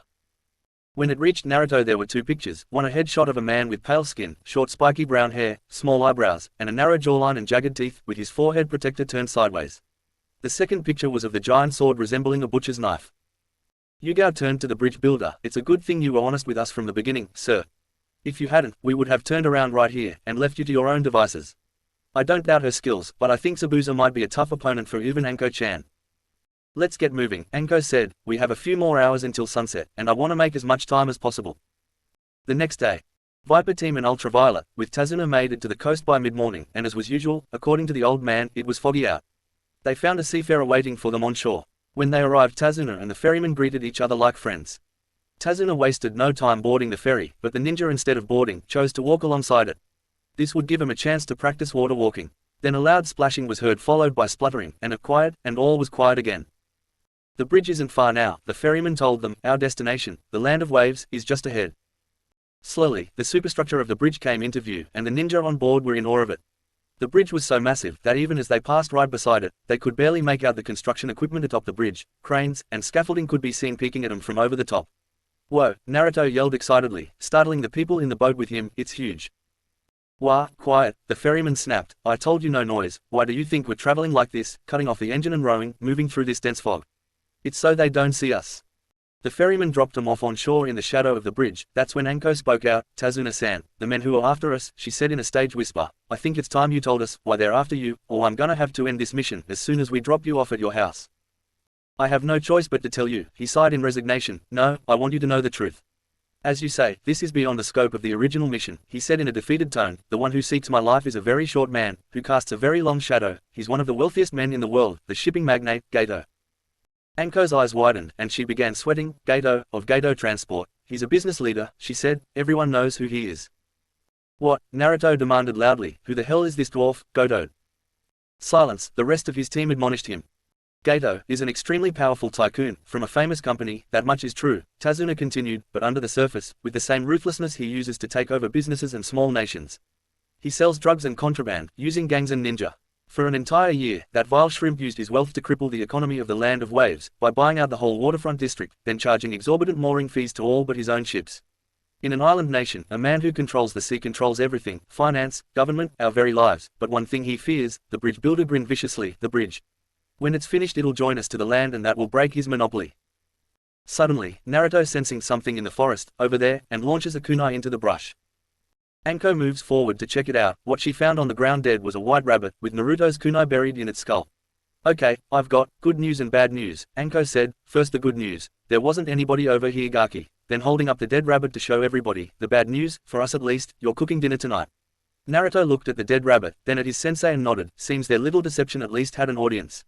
That was a snow rabbit, and it was white. This was summer, and that meant. Get down, Anko screamed, which caused everybody to drop to the ground. Sasuke and Sakura jumped to cover Tazuna, while Yugao plunged to the ground as well. They all fell for cover just as a giant knife came whirling overhead and into a tree near the riverbank. Shortly followed by a person, who landed on the hilt of the knife, before giving it a kick, dislodging it, flipping to catch it and landing perfectly on top of the water. It was a tall, muscular man, and he was shirtless, with only a belt covering his chest on which he attached the huge knife. On his lower body he wore baggy striped pants and mimetic wrist and leg warmers. The only difference between his picture in the bingo book, and now, were the bandages obscuring the lower part of his face. That must be him, our ruse netted the big fish, Anko thought in triumph. No wonder Hikari and the demon brothers failed in their mission, said a deep, gravelly voice, Black Mamba and Ultraviolet of the village hidden in the leaves. Well, if it ain't Zabuza Momoki, Anko said with a devious grin on her face. Or do you prefer, Demon of the Mist, Yugao said calmly, as if she was talking to her annoying neighbor about the noise keeping her awake at night. My, what a big sword you have, Anko observed. Are you so blind that you need something that size just to hit something, Zabuza, or are you compensating for other equipment shortages? Viper Team's sensei asked, wiggling her little finger. Zabuza barely batted an eye at her comment. You'll never know, Mamba, the ex-member of the assassination squad answered, because you'll be dead soon. In the assassination unit of the Hidden Mist, we had a standing order to destroy both of you on sight, mused Zabuza, before grinning viciously, or capture you alive for breeding purposes. Wow, Naruto shouted happily, I never realized my sensei was such a big deal. That is so cool. Enough talk, Zabuza said, I need to exterminate the old man, now. As Zabuza said this, Viper Team quickly surrounded their client, Sakura on the right, Naruto left, and Sasuke in front, each with a kunai at the ready. So, you will force me to destroy you both, very well. He began to build up an incredible amount of chakra, ninja art, hidden mist jutsu. As he spoke, a thick mist began to gather and rise, obscuring everything within 3 feet around everybody. Anko and Yugao moved until they were back to back. Careful Yu-chan, Vipers, he's a master of the silent killing technique, Anko reminded her. Silent, Naruto called. Naruto could have activated his Akumagen and seen right through the mists, but he had to wait until he received his clone's memories before breaking their ruse. It's just like it sounds, Yugao nodded, though her sister without blood, and the Vipers could not see, and addressed the genin. It'll happen in an instant, without a sound or warning of any kind. It's so fast you pass from this life without realizing what's happening. So, don't lower your guard. If we fail, we only lose our lives, Anko mentioned. The mist is getting thicker, Naruto shouted. All this time his shades remained in place, and he held his kunai tightly. The mist got so thick, the Vipers could not even see the kunoiki, who were right in front of them. 8 points, larynx, spine, lungs, liver, jugular, subclavian artery, kidneys, heart, came the disembodied voice of the demon of the mist. Now, which will be my kill point? Anko and Yugao just stared straight ahead. They both spiked their chakra, which cleared the mist directly around them. Sakura and Sasuke remained resolutely at their assigned tasks, waiting and praying. Viper Team, came their sensei's voice, I'll protect you all with my life. I will not allow my family without blood to die. Please, have faith in me. I wouldn't be too sure, and suddenly Zabuza was between the Vipers and their client, focusing his perceptions. It's over. Team Viper and the old man scattered, as Anko and Yugao ran forward from their positions, and arched back toward the genin, Ultraviolet drawing her katana, Mamba throwing her kunai directly at the masked man. The next moment Yugaro's blade and Anko's kunai buried in Zabuza's gut and throat, respectively.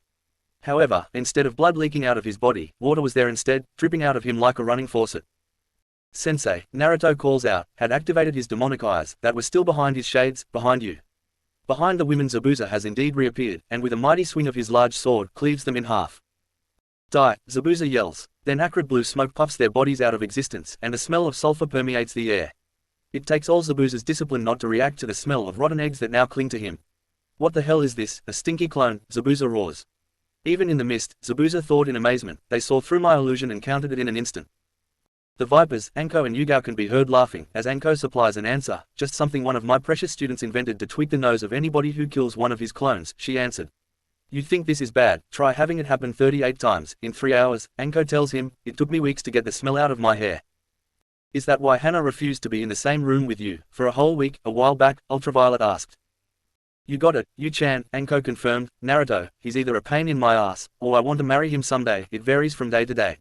Zabuza felt a kunai and a sword meet his throat and back respectively. Now, it's over, asshole. You're finished, Yugao added, a little sharply. Marry, Naruto, she thought angrily. Finished, Zabuza laughs menacingly, triumphantly, you ladies, really don't get it, do you? He chuckles, you're both so full of surprises, when you made your little speech, you were ready with a counter to my water clone jutsu. That was very skillfully executed, you made your clones say those words, to distract me, while you hid in the mist waiting for me to make my move. Nice try, they heard from behind them, but I'm not that easy to trick. Zabuza appeared behind the ladies, while the water clone dispelled, pulling the great blade back. Zabuza swung with all his might. Anko's body dispersed into cherry blossoms, while Yugao ducked. The swing was so powerful as it passed over Uzuki that it dug itself into the ground behind him. He released his grip and used it as a brace to bring his leg up and kick Ultraviolet into the air, sending her into the nearby water, then grabbed the hilt of the sword, and charged forward. He saw an obstruction in his path, Makubishi spikes, and he came to a skidding halt, trying to slow me down, then grunting turned his back on them, foolish. Behind him a serpent reared up and bit his sandaled foot, before dispersing back to its dimension. With a shout of surprise, Zabuza backflipped into the water. Yugao-chan, Naruto yelled, in a concerned voice. Yugao surfaced, and examined the water. This isn't normal water, it's dense, and heavy. Zabuza came racing over to stand above her. Ha, foolish girl. Zabuza began going through hand seals at a quick rate, water prison jutsu. And a hemisphere of water enveloped the woman called Ultraviolet. Escaping into water, big mistake, Zabuza taunted her, while chuckling. This prison is made of water, but it's stronger than steel, it's difficult to fight, when you can't move, so much for the great and beautiful Yugao. I'll finish you off later, then turning to the bank, but first. Anko-sensei reappeared on the water's edge, cherry blossoms swirling up into a tornado before dispersing to reveal her to everybody. No, Yugao, Anko cried. Let her go, Zabuza, she literally hissed. Run, Yugao shouted, get out of here, all of you, she said looking at Anko especially. You know he can't go very far from water, you need to take Tazuna and get him to safety, for the mission. Yes, that is correct, we must fulfill the mission, Anko agreed, before turning to Naruto, who nodded. There was sudden laughter coming from Zabuza. You've already failed your mission. Then turning to the genin, you think wearing a headband makes you a ninja, he began lecturing them. When you've hovered between life and death so many times it doesn't faze you, and earned a place in my bingo book, then you may be called a ninja. Hikari. Behind them from the bush, they heard footsteps running up behind them, and the woman they met yesterday on the road, came rushing out into the clearing, and right at Tazuna. Her handle-less Nodoki in her hands flashed as it sliced through the bridge builder. She had a gleeful expression on her face as if the thought of killing people gave her the little death. The poof, Tazuna, dispersed, and the same acrid blue smoke enveloped her, and she screamed and gagged at the same time. Anko was obscured in a puff of smoke, and on the shore in her place was a water snake, and with another puff of smoke it too, disappeared back to Ruchi Cave. Zabuza just stared, as what he thought was the completion of his mission, became a resounding defeat. What the hell, was all he could say. From behind him, Yugao and Anko rose up out of the water, as the one in the prison, as well as Sasuke and Sakura dispelled in the normal white smoke that most leaf ninja use. The only people to remain were Anko, Yugao, and Naruto, who seemed to be down on the ground, kneeling in pain. To say Zabuza and Hikari were astonished would be like saying running off a cliff was kinda dangerous. It was just dawning on Zabuza and the woman that they had been deceived. Hikari charged at Naruto, raising her blade to cleave him in twain.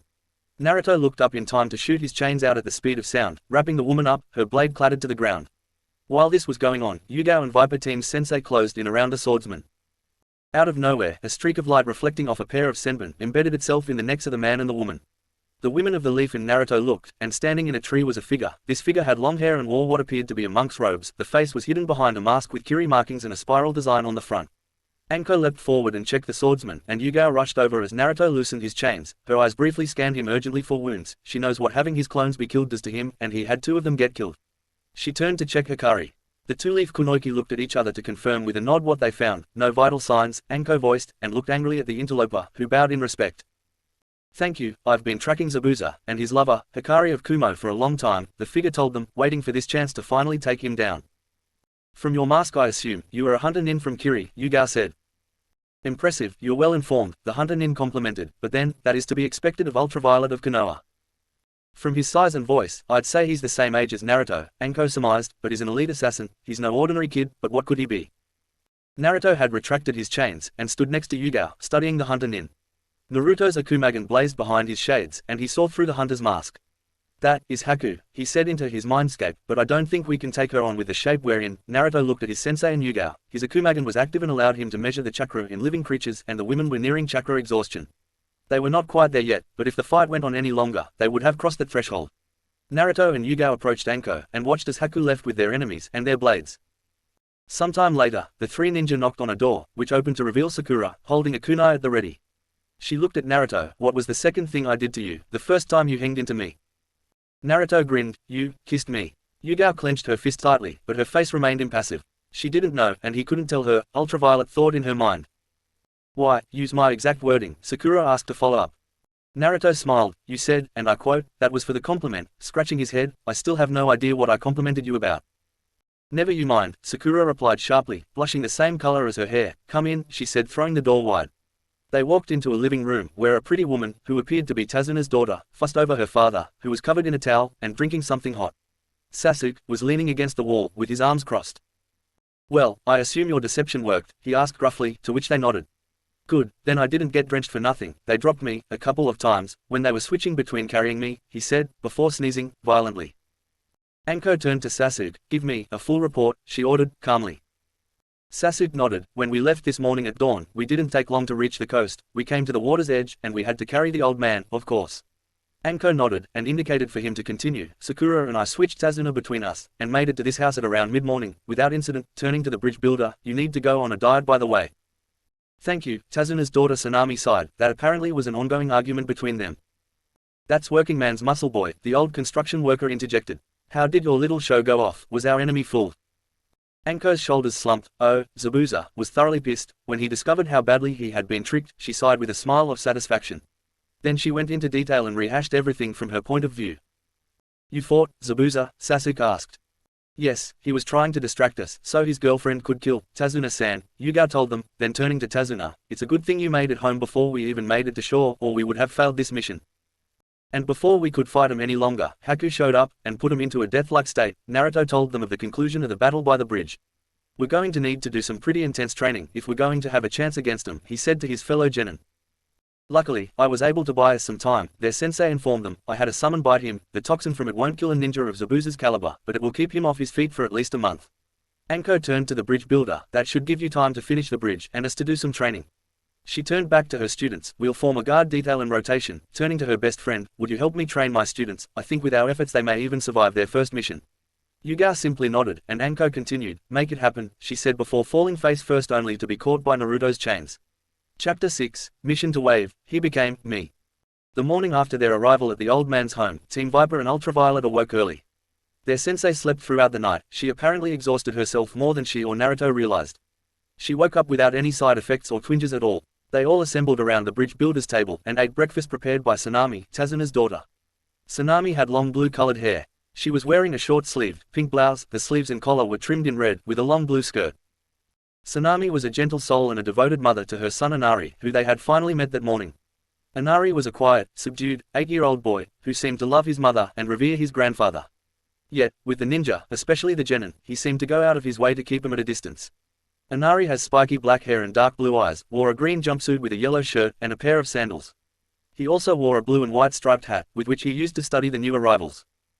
As they were finishing their breakfast, they began to talk about how they would spend their days when they were not on guard duty. You're all pretty good at water walking by now, so we don't really need to spend any time on that, Anko told them. Just remember, chakra control is the kind of thing that needs to be improved continuously. Nobody ever truly masters it. So, what about you? Is there anything you three think we should spend time practicing? When the others had blank looks on their faces, it was Naruto who raised his hand. When his sensei nodded, just so you know, the Demon Brothers had information on more than just who our enemies are. They also had battle tactics, and training that all Kiri ninjas are taught from the beginning. Such as what, Naruto? Sasuke asked. Such as how to fight blind, Naruto told them. They all looked at Naruto like he had grown 2 heads or something, so he clarified what he meant, in low visibility. Look, Naruto sighed. When Zabuza attacked us, one of the first things he did was perform that hidden misjutsu, which severely limited our fighting capabilities, he reminded his team, then turning to the Jonin and the Chunin, am I right? They thought about it before sharing a look. He's right, Anko, Yuga told her friend. Even though we were able to outwit him, we were still hampered in our efforts to fight him. It was only our experience and cunning that helped us keep him at bay. I'm with you, Yuga-chan, Anko agreed, but how can we practice? We don't know the hidden misjutsu, so how can we practice fighting blind? Then looking at her blonde student, do you know how to train us? Naruto was already nodding. Not everybody in Kiri knows the hidden misjutsu. It's a Jonin level jutsu anyway, costs a lot of chakra according to the knowledge of Meizu and Gozu. They practice by using the natural fog that permeates their region. Naruto thought some more. Tazuna told me, fog in the mornings is pretty thick around here. That could serve to aid in our training, plus he can't do any work until the fog lifts, too dangerous. That's convenient, Sakura put in. It'll be easier to guard him when he's here than at the bridge. Anko nodded in agreement. Then, Naruto, in the mornings it seems, I will be your student, for a change, Anko said, grinning ruefully. Yes, Yuga agreed, and when the work starts, we'll all spend time guarding the bridge builder, then looking around, and when not on duty, we can all devote time to improving our individual skills. I'm sure each of you have your own areas you wish to improve. They all nodded, and in Naruto's mind his father spoke up. She's right, son, he said, I think it's time for me to teach you the jutsu I invented. Naruto widened his eyes. It doesn't require any hand seals, but precise chakra control, and even in its incomplete form is quite powerful. Are you sure, hun? Kushina asked her husband. That's a pretty intense jutsu. Quite sure, babe, Minato said, confident in his son. Water walking requires the same precise chakra control as the rasengan. The conversation with his parents took place in less than a second, and Yuga was taking a breath from her last statement. Naruto, when we're not on guard duty, would you like to practice together for at least a couple hours a day? Ultraviolet asked him. I want to test my skill against Kakashi itself, and it would be good for both of us to spar. While we won't become good enough in a month to face the likes of one of the 7 swordsmen of the mist, you might become a match for his girlfriend if the opportunity presents itself. Naruto's eyes warmed, but it was his mother who spoke into the silences of his mind. That's an invitation if I've ever heard one. Kushina chuckled, and spoke to both women. I'd love to train with you, whenever you are ready. Yuga-chan, he said with a smile, it'll be nice to go up against a powerful ninja. It'll make me a better shinobi. The Uchiha and the Haruno looked between the other genin and the Chunin. They had been getting clues the entire journey to Nami that something was going on between Naruto and Yuga. Anko's face had a small, knowing smile. She was happy for her kid, whom she sees as a little brother, and her best friend. She had her suspicions, but the offer to train together was at least an admission that they had feelings for each other. Not to overlook saying his name without a suffix, only friends and family could get away with that. Names and how you say them are one of the most sacred customs of their race. Nothing, short of coming out and admitting their feelings for each other, could express to a fellow ninja how much they liked you. Then the offer to train together, it was a sign of trust because training and combat are intimate activities. It is why teammates become so close, and know each other maybe as much, if not more than spouses or best friends. Anko was happy for Naruto, that he may have found someone for himself, after being alone all his life. They filed out of the house, headed to the thickest part of the fog, and Anko's mood did not match the weather. She had always wanted to be a bridesmaid, and with Kurenai's wedding happening soon, she may get to be one twice. Outside at the water's edge the ninja gathered. The fog was as thick as a blanket, and sounds seemed especially muted. All turned, and looked at the last Uzumaki, that they knew about, wondering how he would begin training them.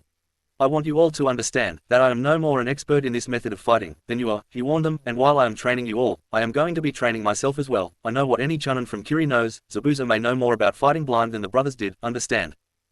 In case you're wondering, yes, I could use my fox senses and dojutsu to see through the Kirigakure no jutsu, but none of you can, he reminded them. This training might even make my senses sharper.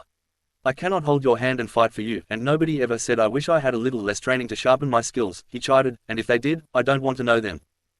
The others nodded. Now this first lesson will be devoted to tuning our senses, hearing, touch, smell, even taste, and your instincts. Anko's mouth smirked. That's right, Anko-sensei might have an advantage with her experience with snakes, who taste their environment, and Sasuke, I know your mum has been training you to be guided by your instincts, so I might need your help in this. They nodded. Now do not close your eyes, because you still use your eyes when fighting blind. You need to see the shadows that not even fog can eliminate. That got his students' attention. Now listen, feel, inhale, and most importantly, open your mind. Naruto was silent as he followed his own instructions. His Akumagen and Rinnegan blazed as his environment was illuminated. He could see the chakra of his friends, and that of the trees that surrounded them. Ironically, trees seemed to have an abundance of yin chakra. He saw nature's energy in the non-living forces of nature. He also listened to his fox senses. He could hear the water ebb and crest along the shore, the wind as slight as it was, moving through the area. He could hear his friends breathing, and learned to differentiate individuals from the rest. He began to hear the thrumming of his friends' hearts, breath moving through their lungs. He practiced focusing on more than one point of interest at a time. He seemed to gain immediate awareness of himself and everything around him. He listened to his own breathing, and realized how loud he could be just inhaling, so he started taking slow, deliberate breaths, through his nose, and letting them out slowly, through his mouth, or vice versa. That is when he began to hear a lot more around him, like the movement of small feet through the underbrush. The Akumagan told him it was a family of rabbits, and not far from him was a fox, stalking that family of rabbits. He heard the flutter of birds' wings as it moved through the air, toward its nest with a morsel of food for his mate sitting on their eggs. Naruto felt the wind that moved through the branches just moments ago, brushed the whisker marks that were on his face and his ears a nanosecond later, and suddenly he could feel, not only the wind, but the shape of his friends next to him. Their bodies displaced the air around them, even when they were not moving, because the atmosphere shifted around them, the gases and moisture collided with their small, in relation to the atmosphere itself, bodies and move around their solid forms. Naruto knew why Sakura thanked him for the compliment when he changed into her, and he suddenly knew things about the other two women in his party, like sizes and shapes, that he should not know unless he was their boyfriend. When he changed his breathing pattern to make it more silent, he began to inhale differently as well. Because Naruto's inhalations were sampling the air, new scents permeated the area, the smell of blood on the air, from the direction of the rabbit family. The fox had made its kill and was consuming its prize. There was more than one type of blood scent on the air, and it was coming from the women next to him, and he blushed. He knew what it was. Shinhenge allows him to change into a woman of any age, and he once changed into a woman and stayed as one for a whole month, and he has experienced something only women ever experience. It was after that, his mum had to have the woman talk with him about a woman's body. Naruto thanked Kami that he made him a boy. We don't have to worry about things like that. Judging by the blush coming from his fellow genin, especially Sasuke, they were all experiencing similar stimulus, though Naruto did not know how acute his awareness had become once he began using the whiskers on his face. The older women, while they did blush, did not otherwise react, though Yugao, when she turned toward him, seemed to smile slightly and lick her lips. Okay, Naruto said quietly, that's enough for today. Then looking at the sun and the thinning fog, I believe it's time for first watch. Naruto felt different, he felt alive, and wondered how the others felt, and when asked they confirmed the same feelings. According to the Demon Brothers' memories, this was what is supposed to happen when you begin tuning your senses. It happened to them, and once tuned, they can never go out of tune if you practice.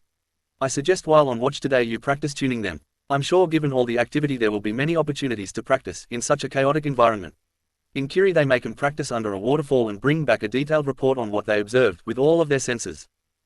Alright, as Jonin for this mission, Anko began, looking at all of them, including Yugao, I am ordering all of you to bring back a detailed report on everything that happens while we're on watch, not just what you saw, but what you heard, smelled, tasted and felt.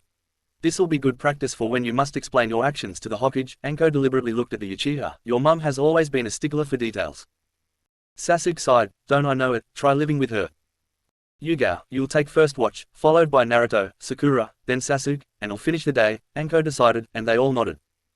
Yugao started off toward the bridge, then turned back toward the group. I'll see you in 2 hours, Naruto, then gave him a warning look. And don't forget, I want my time with you to begin today, after your watch. Naruto waved her off. I'll be sure to find you after I'm off duty, Uzuki-chan. Now Dad, he said turning inward, would you like to begin showing me this jutsu of yours? There is no time like the present, Minato acknowledged. It's a good thing I insisted you pack all those balloons and rubber balls while we were back home. Ninja returns to the village. 30 minutes after Naruto's watch, he found Yugao Uzuki in a clearing, not far from their morning training grounds. It was in a perfect, 100-yard, radial circle. Naruto was only in his regular, tiger-striped, ninja work clothes. His trench coat was back at Tazuna's house. The only thing remaining was his hat with forehead protector, his wraparounds. Ultraviolet could see the hilts of his Tsurugi Ken peeking up from behind his shoulders. Uzuki-san, I'm here as you've requested, Naruto said with a small smile. Looking him up and down, Yugao smiled back. She felt goose flesh rise on her body as she scanned him, like she has not seen him in a while. Welcome, Uzumaki-san, how was your watch?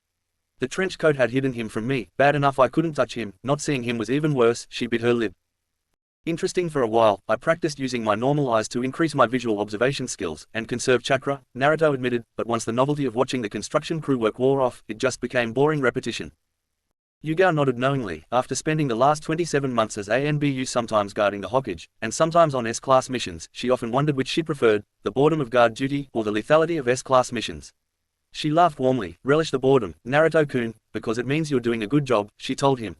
It's when it gets exciting that you know you've failed, at least partially in your task. Naruto nodded and returned her warm smile. Shall we get started, Yugao-chan? Yes, Naruto-kun, Yugao agreed, and began to walk over to him, flicking her hair out. She had loosed it for him, the way he likes it, all the better to run his fingers through it, the way I like him doing it. Let's get some practice in, but there is something I've been wanting to do with you since we began this mission, she said, marching toward him.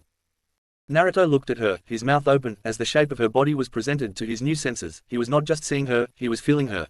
The way her form moved through the air, it was like she was already pressing against him. Leaning down, she cupped his chin in her hand and raised his face and glued her lips to his. It was long and sensual, and it curled her toes. Stepping back, she looked down and giggled. It's been too long since I've kissed my boyfriend, and I've missed him so much. I've missed you, too, Uzumaki Yugao-chan, Naruto said. Looking around hurriedly, careful, only you, Kushina Daihaha, godmother, and your father, know of my Uzumaki heritage, though she knew nobody was around, thanks to the attunement of her senses, courtesy of her 7 years, her junior, boyfriend Uzumaki Namikaze Naruto. When Naruto told me about his mother living in his mind, I thought he was crazy, and tried to kill him, to make sure my secret remained a secret. Well, tried being the operative word, because when I leapt at him, his chains shot out and ensnared me. When he brought me close to him, he whispered secrets to me that not even Henna, Anko, and Kurenai knew about. In fact, I'd only ever confided in one person, and at the time, that person, I believed, had been dead 9 years. Kushina was my godmother. She promised my father before she died nearly a decade ago, that she would train me in the ways of the Uzumaki, specifically Kenjutsu, Taijutsu, and Fuinjutsu. I never asked father why he changed our name. He was proud of his heritage, maybe after losing so much with the fall of Uzu, he just did not want to be reminded.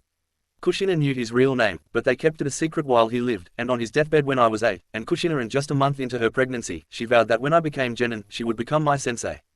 Kushina died, and I thought her promise died with her, until I met her son. I can do everything Naruto can. I do not have his dojutsu, so I can only make shadow clones, though not as many as Naruto can make demon clones, but close. I can do the Shinhenge and have his adamantine chains. She trained me and him, and I never had reason to doubt he was giving me everything she said verbatim. For the Shinhenge, instead of working at Hana's vet clinic, I spent my time in the forest, learning to transform into other animals through observation, and got Naruto to do that too, in addition to his time at the clinic. Naruto was as serious in training as he was light-hearted everywhere else. When he was 9, he would train himself into the ground, then get back up and train some more. When he wasn't training, he was just like any other 9-year-old, obnoxious but sweet, when he wanted to be, and with a mind like a steel trap. For the past 3 years, I trained with him in the Uzumaki sword style his mother was teaching me and watched, as he integrated the nearly perfect style of hidden Musashi-ryu, with the steadfast and powerful movements of the Senju's Jubei-ryu, combined with the dual-wielding style of Go-Rin-ryu, into the whip-fast slashes and stabs of his father's Hanuman Pekiti Terzia Saradas, which could be used with or without a blade in hand. Yet, its effectiveness lies in the use of 2 blades. He did the same with the Taijutsu styles. I've even sparred against him as he tested some of the concepts he created with his Daizu Taijutsu style. He didn't just remove the flaws of each style, he turned them into assets. Now all he needs is experience and he'll eventually become a shinobi greater than his parents. Naruto and I decided to keep our arrangement a secret, because nobody else knew about me being an Uzumaki, plus Naruto didn't want me being the target of reprisals by the village, which I didn't care about, and found it sweet he wanted to protect me. Then I joined ANBU, and my false name became an extra layer of security. At first, I only began to train with him out of obligation to my father and heritage, but as time went on and I saw how determined he was to be the best, no matter how much he was knocked down, I began to admire him for that. I began to look forward to spending time with him, and we became friends, taking any chance I had to be near him.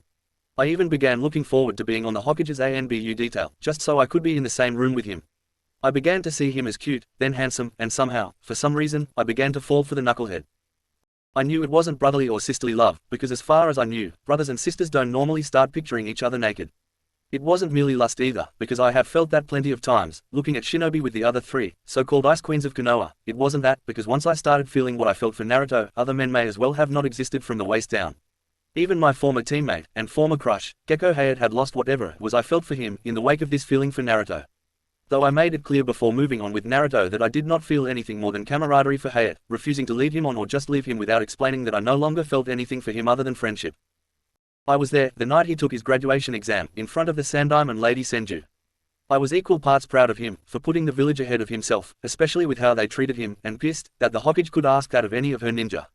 Mizuki was a chunin. True, Naruto took out 4 such ninja when he was only 4, but that didn't matter to me. I wanted to protect him, even from danger he volunteered for, and that's when I finally realized what I felt for Naruto. I was in love with him. Our relationship started for real, the following morning, when he was legally an adult. I was relieved from duty at dawn that morning and took the usual, discreet route to get to his house.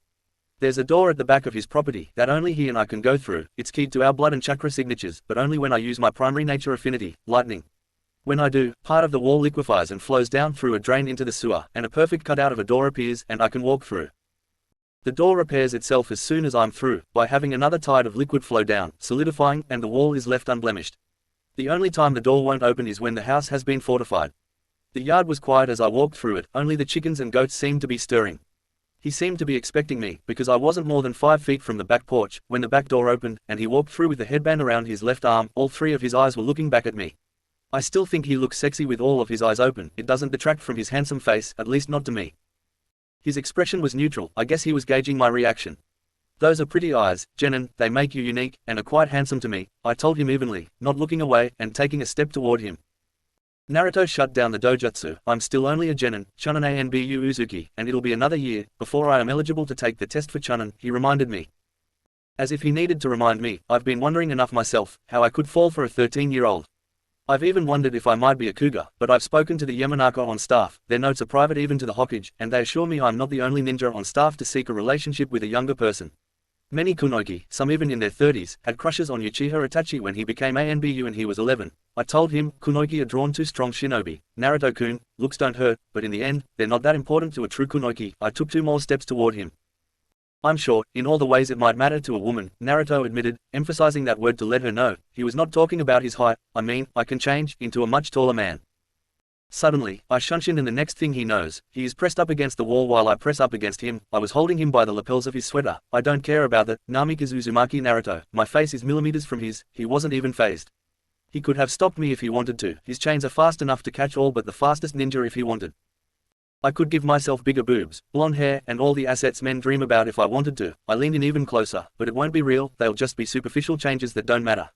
The Shinhenge gives you an IA unique perspective on physical appearance. Many people believe they don't matter, but we know, they don't. Naruto smirked, wrap a turd in gold, it's still a turd. I share a brief smirk with Naruto, then return to being serious. You're a man in all the ways that matter to me right now, I tell him with all my heart, the least of which is the physical. We will get to that eventually, now I have a question I want answered. What? Naruto asked. May I be the first girl to kiss you? I asked. No, he said, before grabbing the back of my head, threading his fingers through my braided violet hair and jerking my head toward his. Yugao and Naruto return to the present, and find themselves kissing again, in almost the same manner as the first kiss of their relationship. This time, the woman known as Ultraviolet, was leaning down slightly, while Naruto's feet remained on the floor. They broke the kiss, grinning like the fools they are. I must say, Naruto-kun, this being your first mission and all, I'm really impressed with how you're handling yourself. When he stepped behind her, while in the Hokage's office, he was acknowledging their relationship. Naruto was telling his teammates and Anbu about it, the way a ninja who wants it to remain a secret would. It was all she could do not to break out into a beaming smile. Anbu, called being in the Hokage's presence, within the shadow, which means everything that happens in her presence is inviolate, and they do not talk about it, even among other Anbu, not even in barracks. Anbu code for their headquarters. Naruto was flattered and scratched his head, uncomfortable with her praise. Thanks, Yugao-heim, before modestly adding, but I can't take all the credit, Mum and Dad have been coaching me, he said, tapping his temple for emphasis. That's another thing I love about Naruto, he doesn't brag or boast, even when he has every right to do so, not even with me. When I heard how he schooled Hana's little brother in his so-called male superiority. I didn't hear about it from him, I heard about it when the Hokage did. I was in her office on guard duty, when Kurenai and Anko came in and told her all about it. After duty, because of the shadow law, I had to get them to tell me about it, and they did, when we got together with Henna, the next night, on our girls' night out. I asked him about it, and he didn't think what he did was important. I was just telling him the truth, Yugao-chan, he shrugged, if it wasn't the truth, I wouldn't have said it. He was more afraid that I'd think he was a cheater when I saw him with the kiss marks from 4 lips that weren't mine. I wasn't mad about the kissing, per se, if that was how he got them, but I made sure he knew the difference between their rewards and mine. He's not as short as he thinks he is. Yugao nods, hey, cages just call them missions, they don't complete them on their own, then leaning down to the side of his head, but if you insist on praising them, I think I can add my praise to them as well, and kisses the spot where he was tapping just moments ago. Oh, I like her, Naruto, his father told him for probably the 1000th time, since their relationship began. She's the perfect blend of beauty, brains, and wit, she almost reminds me of your mother when we first started going out. Of course, Kushina said, puffing her chest out in pride, she's an Uzumaki, we're pretty much cut from the same cloth. Then his mum's protective streak came out, but if she breaks my little boy's heart, she'd better pray, she goes to hell when she dies. She stepped back grinning, and it matched his. Now, as much fun as kissing you is, we need to get some sparring in because our enemies are quite formidable and we really need to practice. As much as I hate to admit it, Naruto sighed, you're right, even the demon brothers feared Zabuza, and as much of a coward as she is, Hikari is very skilled with her blade, and from the look on her face when she thought she'd killed Tazuna yesterday, she really likes using it. Plus, cowards are unpredictable, Yugao told her boyfriend, they'll look for any opening to ensure their victory, and sometimes panic can bring about victory when cool reason fails. The couple move apart, backing away a few steps. Naruto reached up and drew Nentoken and activated the Thunder Sword with a snap hiss. Left side advanced forward, Raijin in the forward guard position, and the formless in his right held behind his head. Yugaro's hand, curled around the hilt of her katana, angled over her right shoulder. Before we begin, Yugao-heim, I want you to practice tuning your senses while we fight. It's best to do it and get used to doing it, so you'll get used to the information overload. I'm also going to be training without my eyes, this time to practice my own sensory attunement. Yuga smiled warmly and nodded at his training ethics. There are advantages to dating the instructor, I see, she observed impishly. Damn right, Naruto said, but I also said it, to lull you into dropping your guard. Naruto started out speaking casually. In the blink of an eye, Naruto seemed to go from his starting point to execution, as he charged forward into a leap, bringing Raijin down in a feint, while turning his body to bring Nentoken around. His girlfriend, however, was a chunin. She was well used to his acceleration capacity, from sparring with him for 9 years, and she felt his movement more than she saw it, thanks to his attunement training. She evaded both strikes and swung her blade at Naruto's midair body, which he also evaded with an aerial somersault. This brought him down into a crouch, ducking her horizontal slash. He wheeled around into a lunge at her flank. Yuga parried the lunge and followed that up with a thrust into his chest. Naruto evaded her thrust and wheeled around with a backhand, which she blocked, but he brought his other blade forward from another angle. Yuga kept her guard up and used her longer katana as leverage, maneuvering his blade and them both to block his second strike. This forced him into a cross block, but instead of resisting her block, he flowed with it, gaining position on her, before wheeling around with a chakra-enhanced kick, sending her tumbling to the ground, while he flipped back into another ready stance, then leapt at her with a double overhand strike. Yuga looked up in time to see Naruto's attack. It was all Yuga could do to block his attack, but before she could riposte, he used the impact with her sword as a platform to vault behind her. She turned with a horizontal slash at Naruto's head, but his landing after the flip brought him below her strike. Naruto moved around in a wide arc while still in a crouch, just as Yuga brought her own sword down upon him. Naruto countered her with another cross block, which turned into a lunge, pushing her blade away from him. She immediately began a series of slashes back and forth as she advanced, but his speed and agility allowed him to perform a series of somersaults and backflips, punctuated by the occasional parry that prevented contact. Until one time when Naruto parried her blade up, and with a clockwise spin sent another backhanded slash at the Chunine NBU, which was a feint because as she turned to confront him, Naruto reversed his spin with a hop back on his original course. Her experience allowed her to keep track of his movements. She kept up the offensive. Yuga was controlling this battle, but he was more than keeping up with her. She just happened to look at him when there was a lull in their match, and her eyes went wide with what she saw. Naruto's eyes were closed. They were in the midst of one hell of a sparring session, and his eyes were closed. He was meeting her attacks with skill and poise, and making his own offensives whenever he could, but not using his eyes. Yugaro's eyes widened. He seemed to know where her blade was. How did you do that, Naruto-kun? Yugaro's voice wavered, as she gave him a light shove with her blade to part. I'm sorry, Yuga-chan, Naruto answered with a sigh, eyes opening to look at her in contrition, but I lied to you earlier. Something did happen at the construction site. That was where he told her about the boom and how he dodged it. He told her how he felt her, and his teammates, using a sense other than the 5 he was born with, and how he had discovered a sense that gives him, not just eyes in the back of his head, but eyes everywhere. It was like a perception of the dimensions of space, which does not rely upon sight, sound, or even touch. It comes from the movement of said object within space. Naruto told her that the reason he lied was because he knew they would be sparring sometime soon, and he wanted to keep it back to see how useful it was in a fight. I figured if you knew about it, you might alter your tactics, and it would ruin the experiment, he explained, then with a sigh, added, I'm sorry, Yuga-chan. I guess I should have told you about it before our spar. Yugaro's face was unreadable for a moment, then she put her sword away and turned away from him. Naruto looked down and sighed. She deserves to be mad. Boyfriends aren't supposed to lie to their girlfriends. He put his swords away. Then he felt her behind him, the same tactile sense triggered. He did not have time to draw any blade, so he dodged sideways just as her blade sliced vertically through the air where he was just standing. Ultraviolet's katana moved horizontally, slashing at the boy as he dodged, and jumped out of the way, but before he moved too far away, she lashed out and ensnared Naruto in her adamantine chains. Yuga wrapped him up like a spider wrapping up its prey. He was thoroughly wrapped with no means of escape. Yuga drew Naruto close to her, her eyes intent upon his. Naruto trusted his girlfriend. He did not think she was going to try to hurt him, and he needed to let her vent her anger and listen to what she had to say. She drew her arm back, and unleashed it, slapping the younger man across the face. I didn't do that because you lied to me, she said in a calm voice, because you didn't, you merely withheld certain information, because it might have changed an outcome you were looking for. I did it because you took a stupid risk with your life. I might not have been able to stop my blade in time before it cut into your neck. Her voice dropped to a whisper, while resheathing her blade. You also underestimated my professionalism, which made me mad, she growled. I used my anger to simulate how an enemy would attack you, and you reacted as if you saw my blade. We'll have to test this ability, thoroughly, and there's no time like the present. Don't you agree? She asked innocently. Yuga wrapped him in her arms, retracting her chains, then began to kiss him. I wonder just how sensitive your whiskers are, and if what you feel with your fingers is the same as your whiskers, she mused, while he used a few hand signs, and cast a genjutsu, that bent light around them, and muffled all sounds coming from their direction.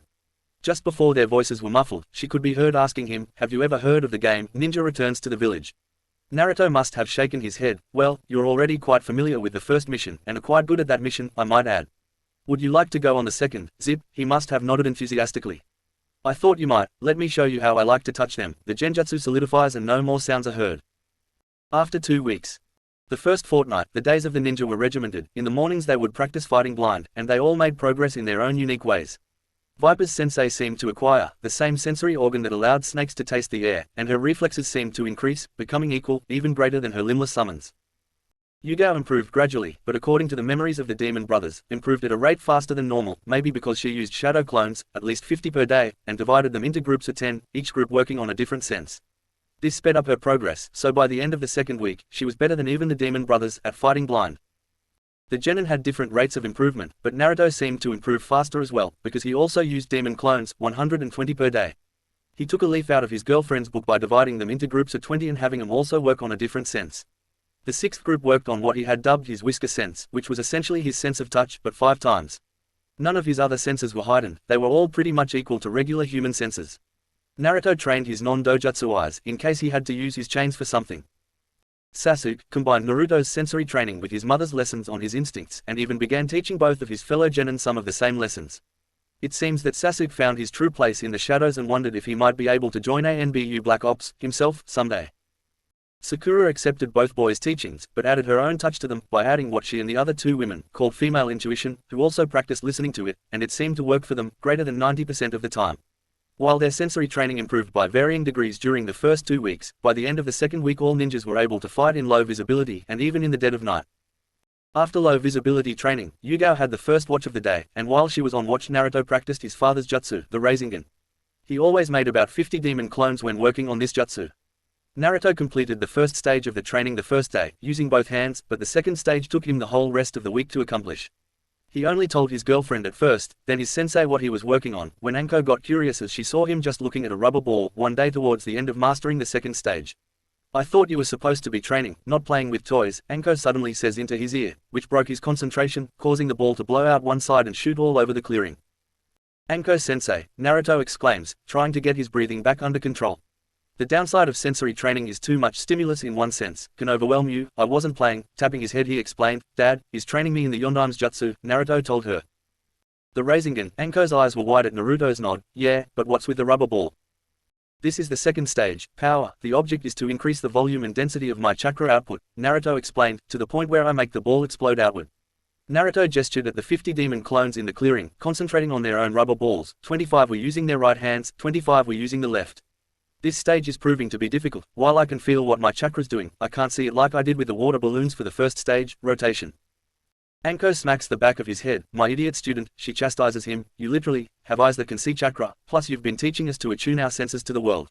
The look on Naruto's face was priceless. It never occurred to him to use the Akumagen. He has been so focused on accomplishing the one task, it never occurred to him that he could multitask. Naruto added his own physical abuse by smacking himself on the forehead. I'm a dumbass. In his mind, Minato did the same thing when he realized the same thing. Anko walked away, muttering something about men under her breath. Kushina could be heard in the vaults of Naruto's mind muttering the same thing, as Naruto noiselessly created a demon clone and dispelled it, sending the same information to his other clones. There was a collection of groans, and the forehead slaps resounded from 100 yards away. After that, it did not take Naruto long to completely master Step 2, and begin Step 3, Containment. Using the Akumagen, his new spatial cognition, and his other attuned senses, Naruto completed mastery of the rasengan during the second week in Wave. Later, when he told Yugao about his conversation with Anko, concluding again with the words, I am a dumbass, while she lay her head in his lap. She could barely contain her laughter. It came out as sniggers, when she quipped, you know what they say, babe. She paused for effect as he turned his head to listen. The first step to a cure for being a dumbass is to admit there's a problem. It takes him a minute for what she says to register. When it does, he takes on a mock-offended expression.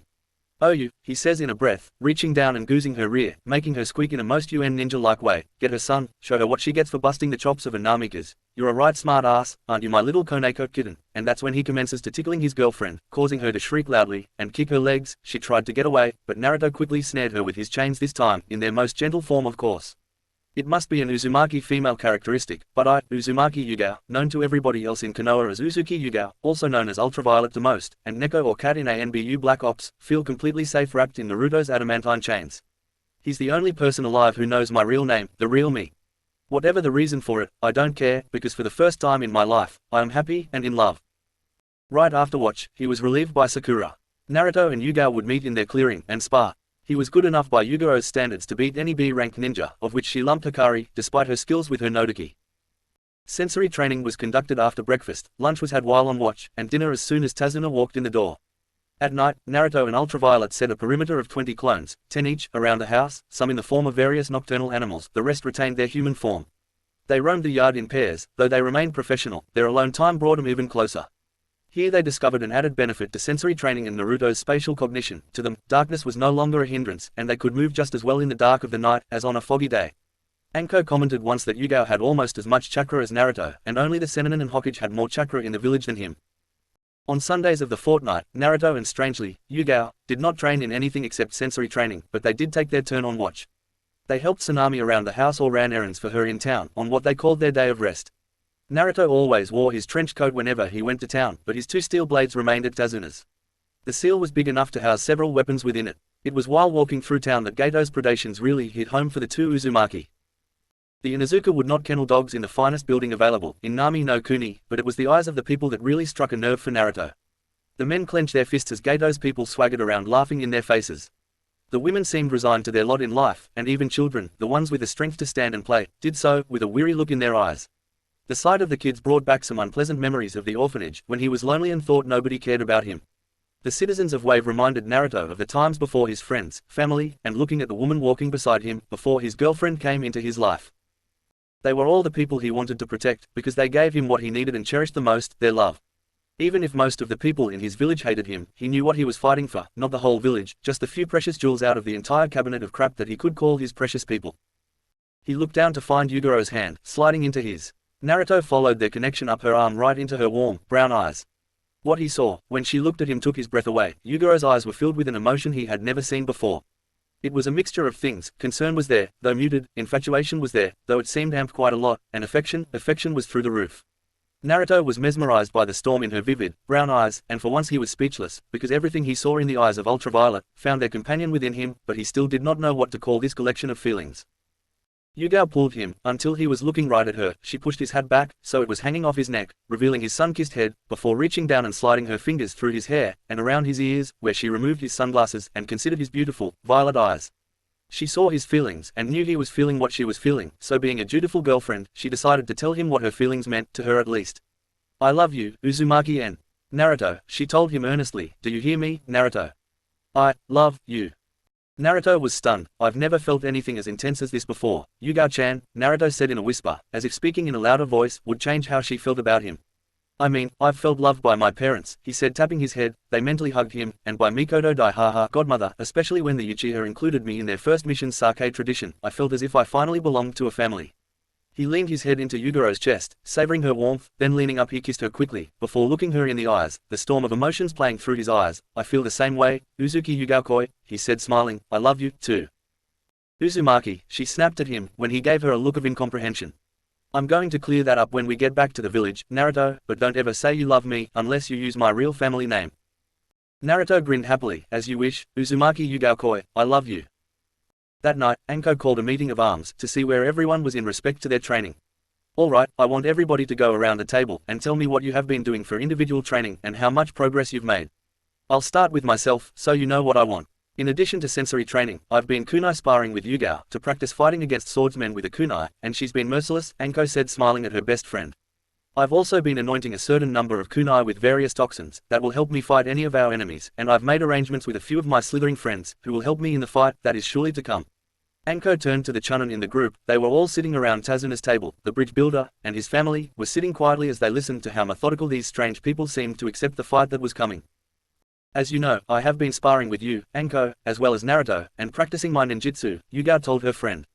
"My main goal is to keep Hikari away from you, while you fight Zabuza. If I kill her, fine. If she runs, I'll have no issue with it. Between the two of us, I think we have the 2 advanced fighters covered, and Naruto can fill in for me if I'm needed elsewhere, or something happens to me. I have also been sparring with the other 2 genin in Taijutsu, and kunai Taijutsu." Anko turned to Sakura. "After sensory training in the mornings, I've been perfecting molding my medical chakra, and sparring with Sasuke-kun, and Naruto in various configurations. Like Yugao-chan, I've been training in my water ninjutsu. Naruto has been training with me and Sasuke-kun in Taijutsu and Genjutsu. We practice placing them upon each other and we try breaking and countering them." Anko nodded and turned to Sasuke. Like Sakura said, after sense training, we spar together, and practice genjutsu, that is, she and Naruto place on me and I practice breaking them, they practice countering them.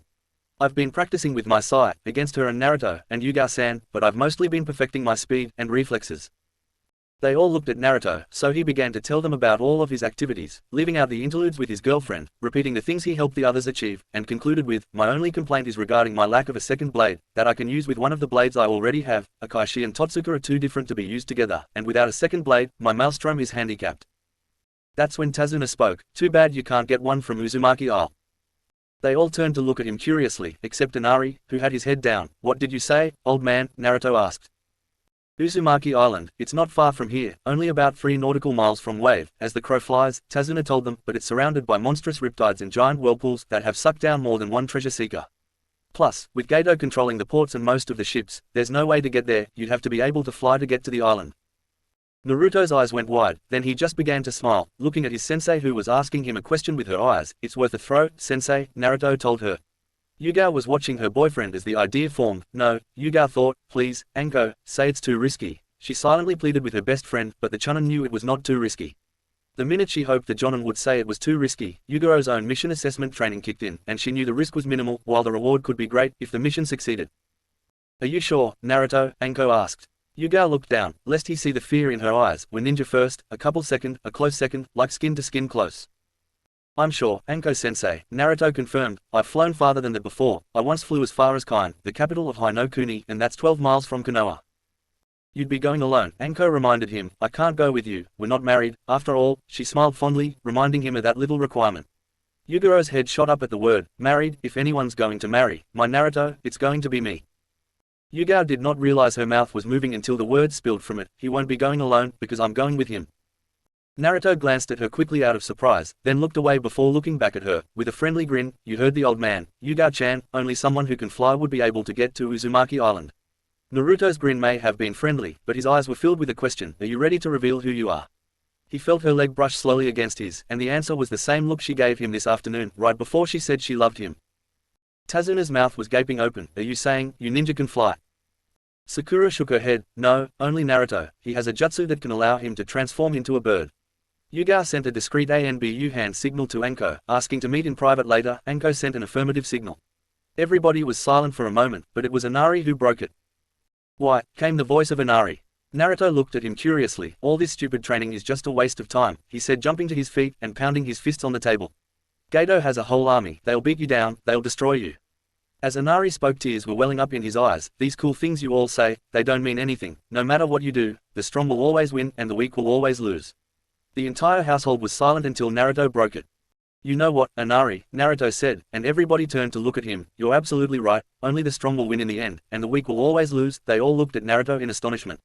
Inari was expecting him to refute his statements, to give some big speech denying his words, but Naruto was not finished. But the world is always changing, the weak can become strong, and the strong can be weak. It all depends from where you derive your strength. Mine comes from the precious people that surround me, he said, looking around at the ninja sitting with him, lingering a fraction longer on the purple-haired woman sitting across from him. Inari, I've witnessed a 4-year-old waif take on and defeat an entire mob, who wanted nothing more than to stomp him into oblivion. Then nearly starved to death when he couldn't even buy bread, because shop owners refused to sell him anything that wasn't a week past its expiration date, hoping that starvation and malnutrition could do what that mob couldn't, all because of something that happened to him when he was just an infant. Naruto looked at his sensei, who nodded permission, then he stood, allowing his hat to shield his eyes. But you're right, only the strong will prevail in the end. He walked to the door, too ashamed of his weakness to look at his girlfriend. Kunoichi had drawn to powerful shinobi. Guess I'm not as strong as she thought I was. Naruto made his way to the door, when Inari asked, if you're such a hero, voice filled with recrimination, why didn't you help that boy? I did, Inari, Naruto said, without even turning around. He became me, then walked out without turning around. Chapter 7, Mission to Wave, Rising Tides. Mission to Wave, Part 4. Confessions of a Kunoichi. Team 7 and Ultraviolet watched the door close behind the only known Uzumaki in the world. It was unusual for Naruto to let his emotions run away with him. He is so self-assured most of the time that they sometimes forget that he lives alone, and for the first 4 years of his life, he had nobody. Yuga at least has Anko and Kurenai. Until the Genjutsu genius gets married, it never occurred to her that Naruto could be lonely. Even if he was the one who insisted they keep their relationship a secret, to prevent her from being ostracized, she did not exactly yell herself hoarse disagreeing with him. My Kami, I hope he doesn't think the reason I didn't want to tell anybody about our relationship was because I'm ashamed to be his girlfriend. I'm not ashamed of him at all, I just wanted to make sure of how I really felt about him, that it wasn't just some passing infatuation. Anko and Yugao, alone of the group currently assembled, knew about his parents living in his head, but they did not know how that situation worked. Could they even hug him from inside his mind? Anko could relate to Naruto's situation somewhat, but her antagonism from her village occurred only after she became a ninja, from being associated with a twisted traitor who performed experiments on people without regard for their lives. In a way, she understood why the village hated her. They saw her as a possible second coming of Orochimaru. Naruto was different. He was the product of two of the greatest heroes of the village hidden in the leaves. Uzumaki Kushina, a kakashi, herself, cut a swath so wide in Kumogakure that her legend still frightens children there today if Hikari's behavior was anything to go by. Namikaze Minato, the Yellow Flash, could devastate entire armies with just two jutsu, the Hiraishin and the Rasengan. Naruto, by his very existence, was a hero. He kept at bay one of the tailed beasts, not just any tailed beast, but the Kyuubi no Kitsune, which was the most powerful of them all, a veritable force of nature as devastating as a tsunami or an earthquake, if even half the legends were true. Naruto has told both Kunoichi that the beast within him came within a hair's breadth of being released when he was 4 years old, the very incident Naruto mentioned indirectly tonight. The villagers of Konoha should get down on their knees every day and thank the man for his sacrifice.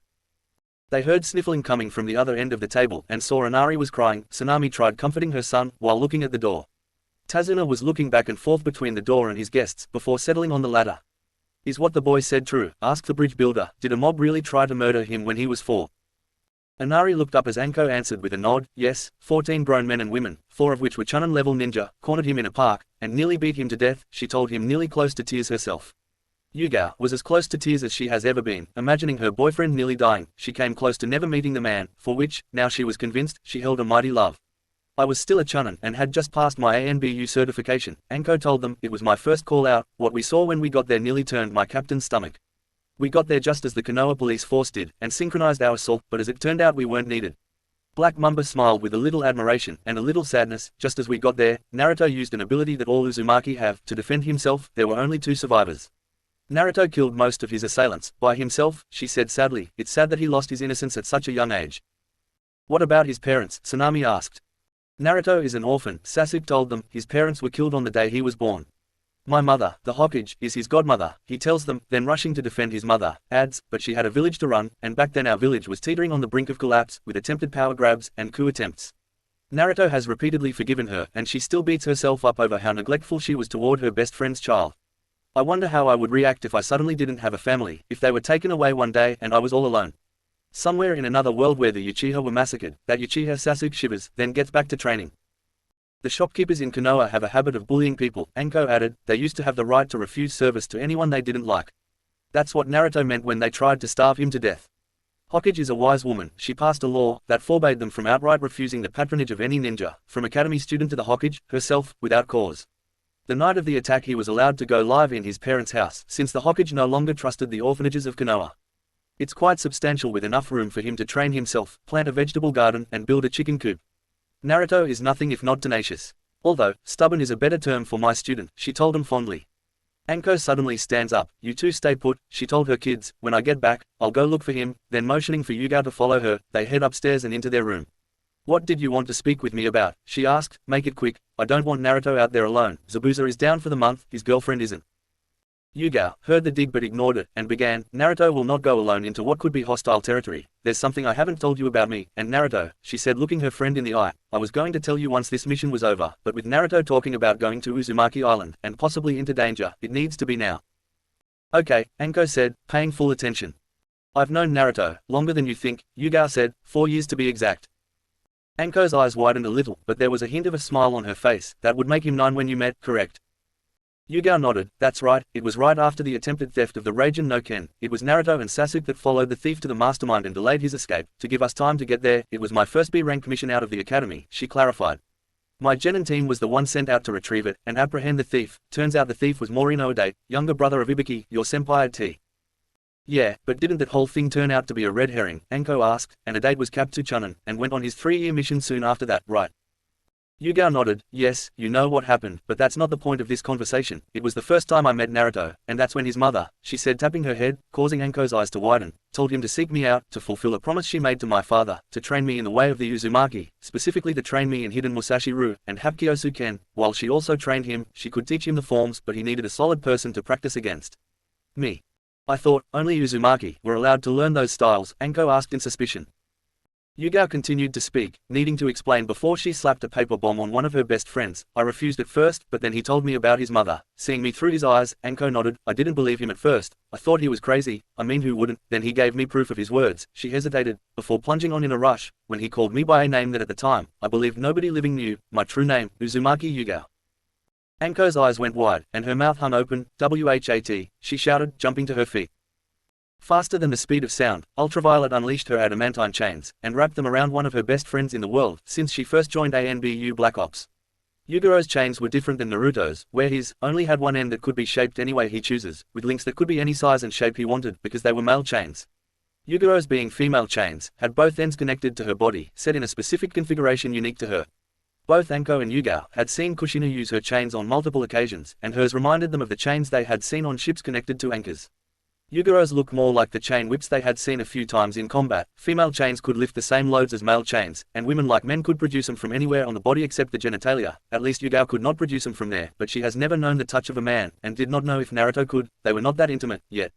Anko could no longer feel her own chakra, as she had felt when Naruto has ensnared her with his chains a few times in training, but Yugao could. "Anko-chan, you're my best friend. You know I'd never hurt you outside of training, right?" Yugao asked gently. "My father was born Uzumaki Katsuki. He was one of the few survivors of the Uzumaki battle, with Kumo, Kiri, and Iwa," Yugao told her best friend. "He was already a citizen of Konoha when Kushina-sama came to the village. She was a toddler when Uzu fell." Anko nodded, as the pieces fell into place. "I know as much about the fall as you do. Papa never liked talking about it. Too painful, I guess." "I get that," Anko said, finally able to speak coherently. "You and I have both lost enough comrades in action, that we don't like talking about it much, except to toast to them on their birthdays, or the day we lost them." Yugao released Anko from her chains. "I can see you wanting to go with Naruto, to visit your ancestral home," Anko conceded, "and honor your father and godmother," she concluded in the form of a question. "Well, there's that," Yugao concurred, "but that's not the only reason, at least not the most important one to me." "What is it?" Anko asked, bracing herself for more surprises. "Well, as I said, I've known him for a long time," Ultraviolet continued. "I've trained with him, ate with him, even slept over at his house a few times. I helped develop his Daiuzu, which is a complete integration of Hapkyosu Taijutsu, and hidden Musashi Kenjutsu, as well as his father's family's Hanuman Pekiti Terzia Sirada's Taijutsu," she told her friend. "Will you just cut to the chase and admit to me that he's your boyfriend already?" she said with a testy grin. It was Yugaro's turn to be gobsmacked. Her mouth worked, but no sound would come out. How did I know?" Anko finished for her, sounding amused, even pleased with herself. "Hell, we all know, me, Henna, Kurenai, even the Godime knows," Anko informed her friend. "When you stopped mooning over that walking lung case, Gecko Head, what, about 2 years ago, was it? Bet that's when you started getting strong feelings, for the last, as far as we knew, Uzumaki, am I right?" Neko could only nod. "Henna knows Naruto's scent. He volunteers at her animal clinic to practice his transformation jutsu. She told us almost 4 months ago, that his scent began to appear more heavily than usual on you, and yours was the same on him, when he'd show up for his shifts at the clinic. That's when we made it official." Yugao nodded. I was skeptical at first," Anko continued, "but then other clues kept popping up. His techniques when he started with the team were too good. If all he did was practice forms and kata, I knew he had to be practicing with someone, and it wasn't Hayate either. Naruto's movements looked too much like his mother's. That would have been enough evidence, but the way you've acted around him since the beginning of this mission was the kicker," Anko informed Yugao. "What, we've been acting like true ninja," Yugao defended passionately. "Both of us have been professionals from the start. I've been so proud of the way he's been behaving on this mission." "I totally agree, you haven't deviated from the norm, and as his sensei, I am proud of him too," Anko agreed, "but it was the little things that I noticed. You barely looked at each other while in the Hokage's office, when Yugao looked confused. When you were introduced to Sasuke and Sakura, you greeted them cordially and with Naruto and you just nodded to each other. Not to mention when he stood behind you in the office," Anko reminded him, "we both know what that means, and since I'm no longer ANBU, I'm not bound by the shadow law, I can talk about it." Yugao looked sheepish. She should have known better than that. Anko is trained to notice abnormalities like what was just described, and Anko is a member of T, the branch of ANBU that specialized in noticing human behavior. That's just one example of abnormal behavior. He checked you out at Ichiraku Ramen, then later at the village gate. Those shades of his hide a lot, but not his blushing cheeks.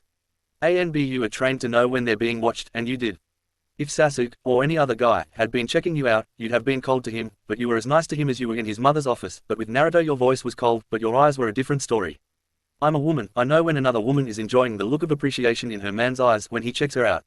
Then when we left, and he started acting like a buffoon, you knew right away that it was just an act, that he was more competent than he showed you, and you had supposedly just met. Tazuna met him when you did, and he was totally fooled." Anko smiled. "I could go on and on, but we've limited time." Okay, Yugao said, so you all know about me and Naruto, how do you feel about it? Anko took a deep breath, and contemplated what she'd say. I'll tell you how I feel about it, then I have multiple messages from a few people if this ever came to light. Yugao nodded and readied herself, you're my best friend, and I love you, but I've come to view Naruto, hell all the genin as my kids, so I'll say this, treat him right. He gets enough negativity from those kami-forsaken villagers to need more coming from one of his precious jewels. Remember, he's also 12 years old, and doesn't know very much about women, so don't expect him to be a Casanova. Also, if you break his heart the next time we spar, I won't see you as a friend, but as an Orochimaru surrogate, understood? Yugaro's eyes flooded with tears, yes, I understand. Anko nodded, this first message is from Kurenai, I'm happy for you and Naruto, I hope you bring him, and he brings you as much happiness as Shisui and I bring each other. Naruto is distantly related to Shisui through his father, so when I take on the Uchiha name, he will be my family. As you know, I hold my family to be sacred. Naruto is precious to me, he treats me as a woman, and as a comrade in arms, he helped me turn my misguided student around when everybody else had tried and failed.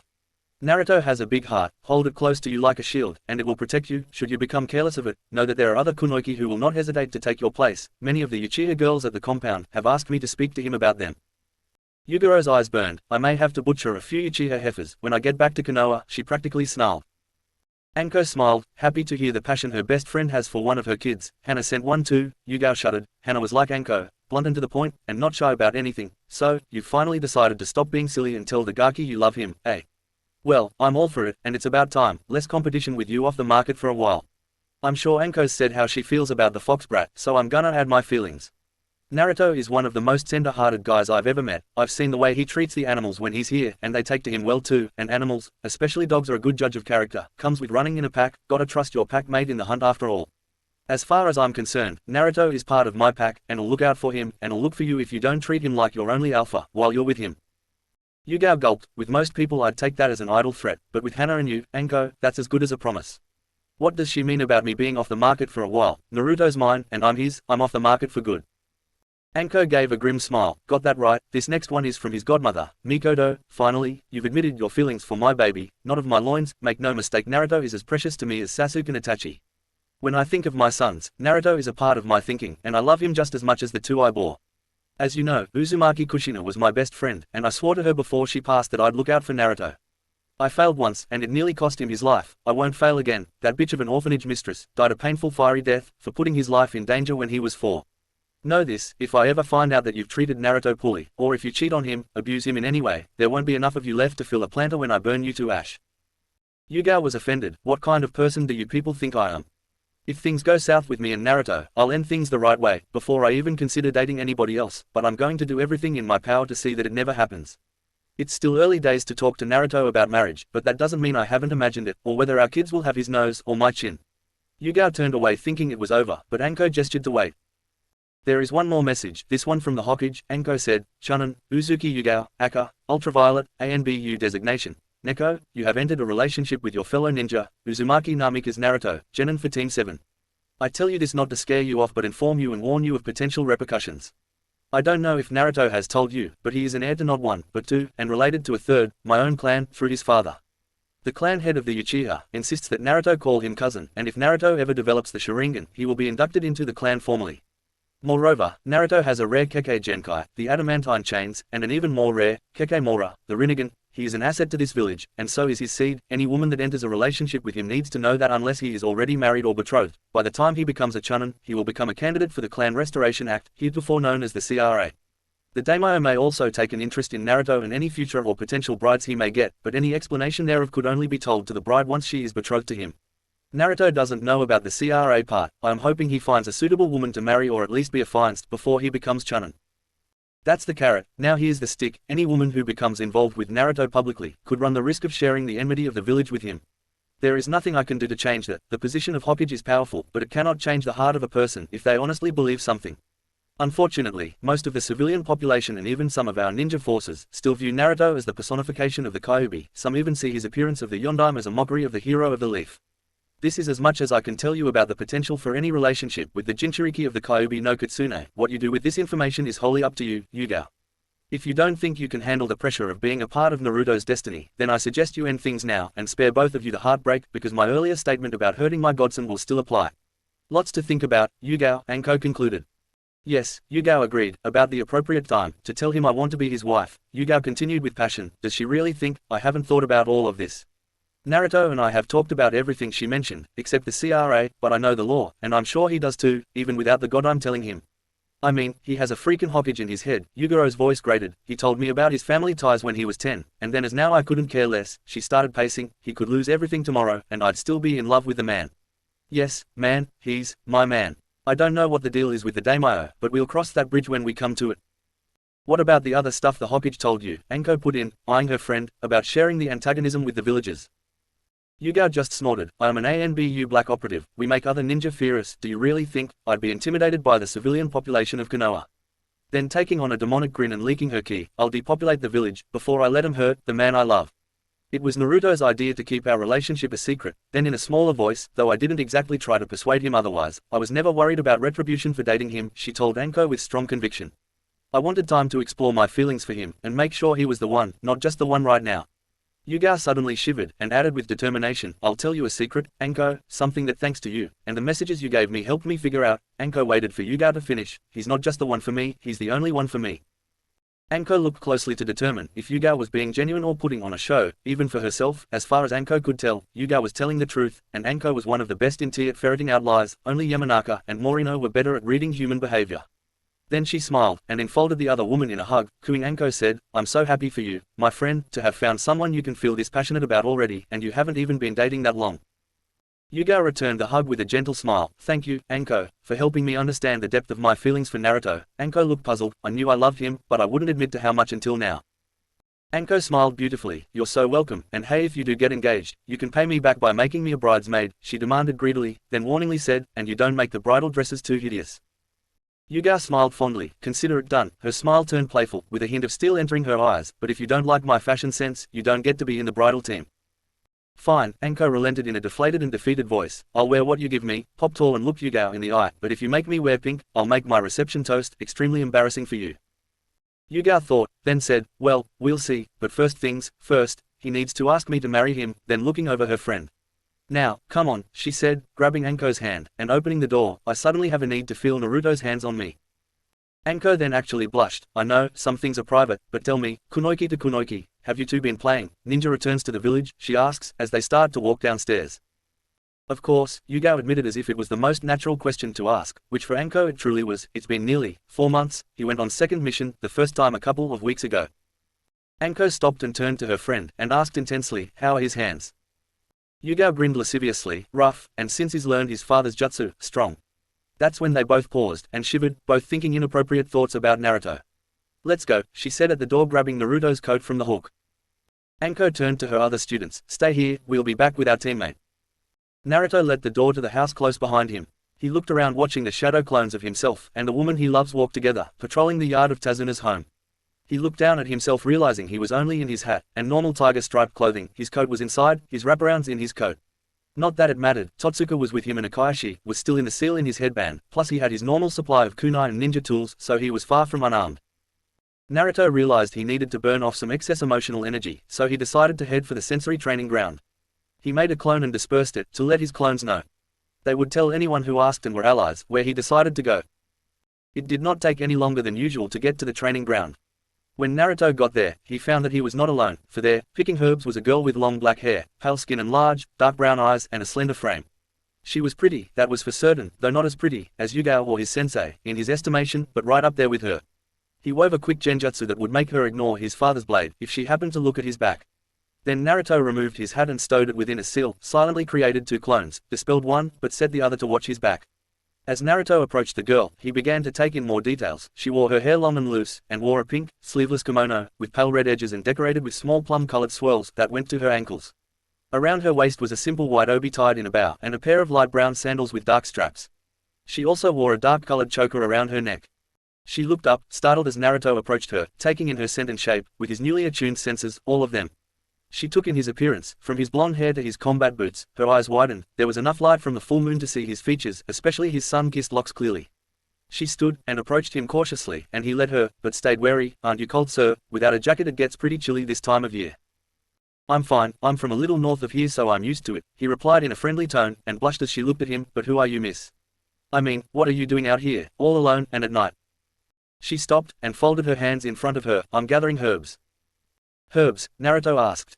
They're for treating illnesses and healing wounds, she said while nodding. What are you doing here though? You don't look like you're from Wave. I've never seen that hair color around here. Naruto nodded. I'm from Fire, came here to look for work, on that bridge they're building over there, he said, waving his hand at the structure, that could be seen from where they stood, across the channel.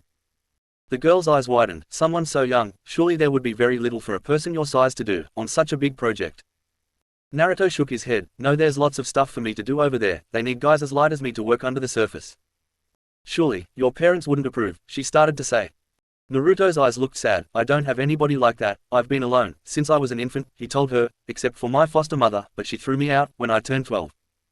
Oh, the girl looked stricken, but there was a hint of familiarity in her eyes. I'm sorry. Don't be, he told her, because I'm no longer alone, I've got 2 adoptive older sisters with me now. The girl smiled. That's great, well, I need to get back to picking herbs, she said.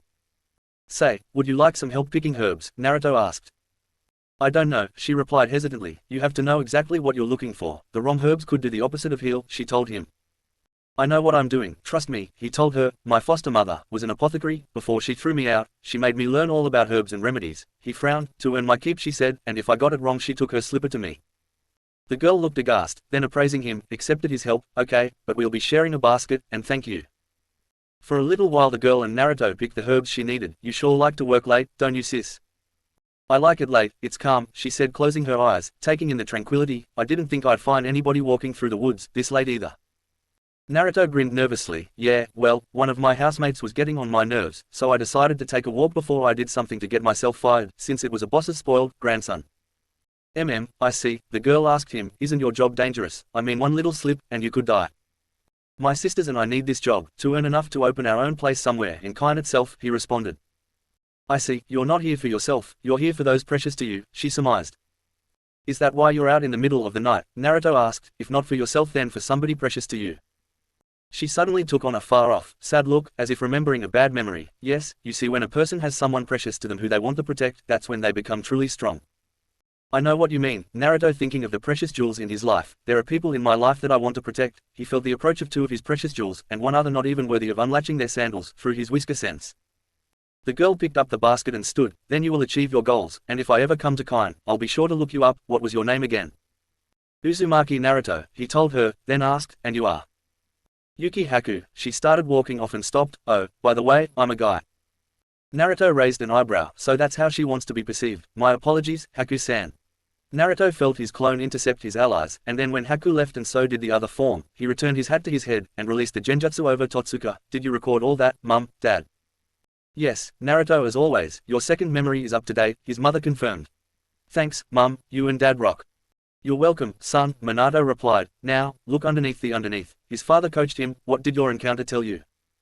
Naruto cupped his chin and made his way to 2 of his precious ones. When I asked about her precious ones, she only included one person, not multiple persons, meaning she only thinks of one person as her precious one, but is it Zabuza or Hikari?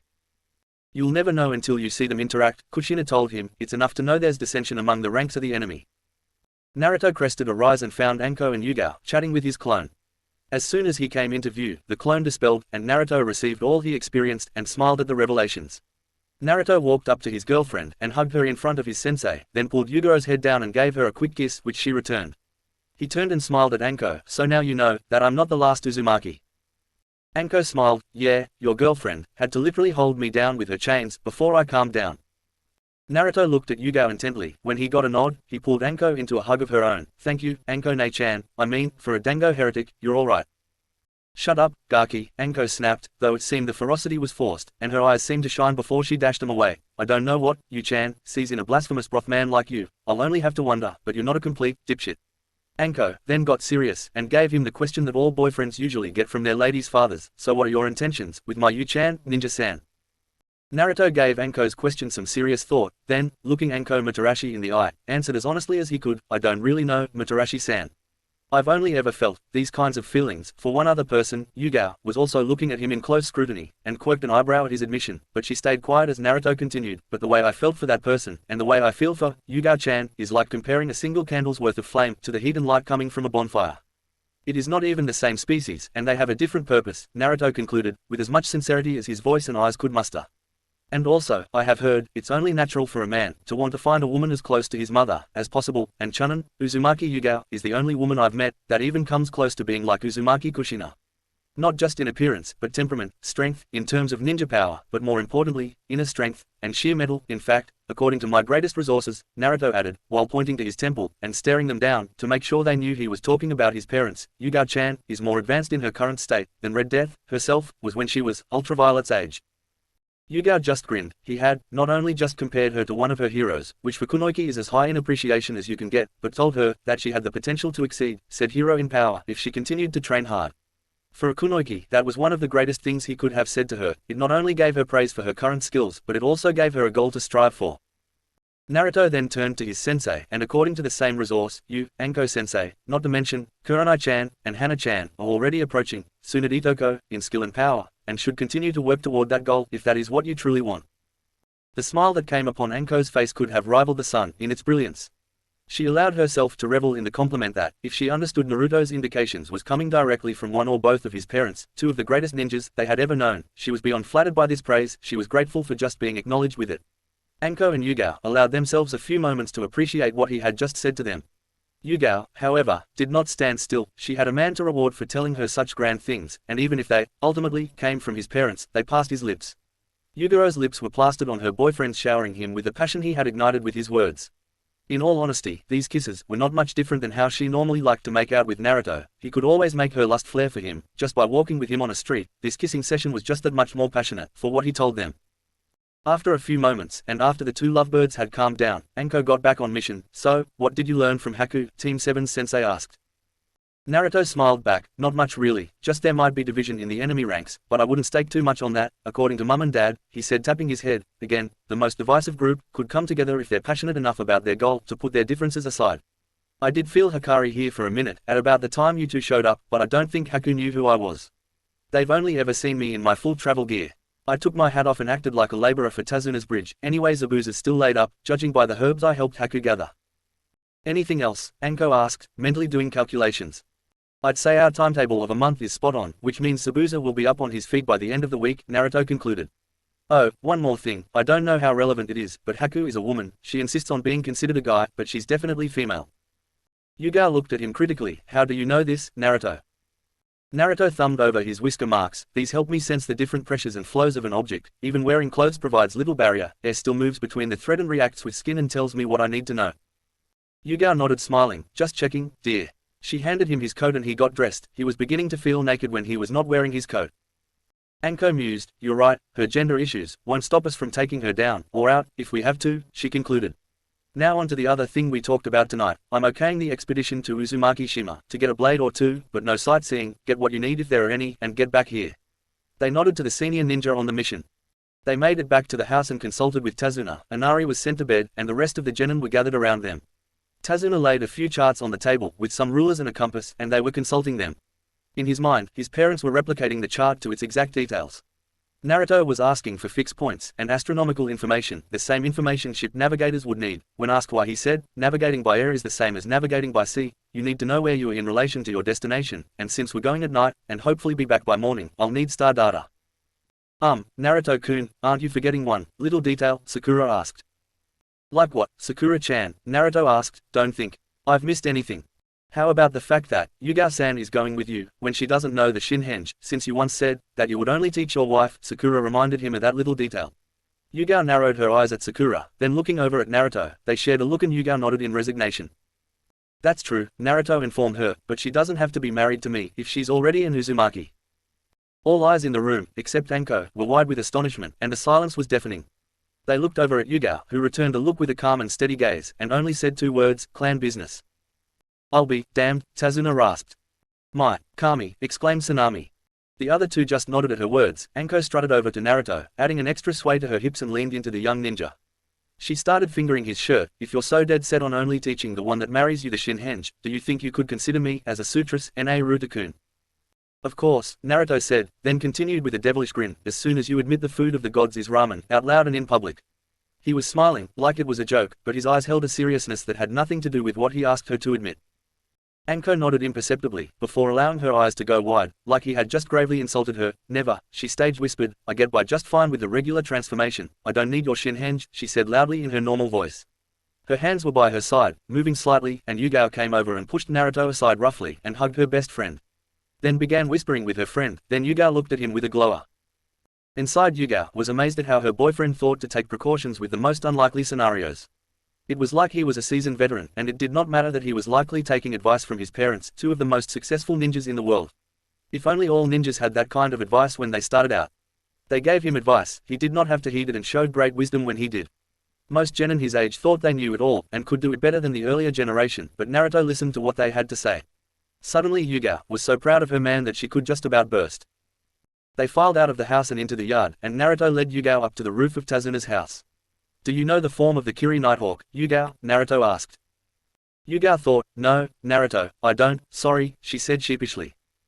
It's okay, her boyfriend said softly, I'll teach it to you, with your permission, the quick way.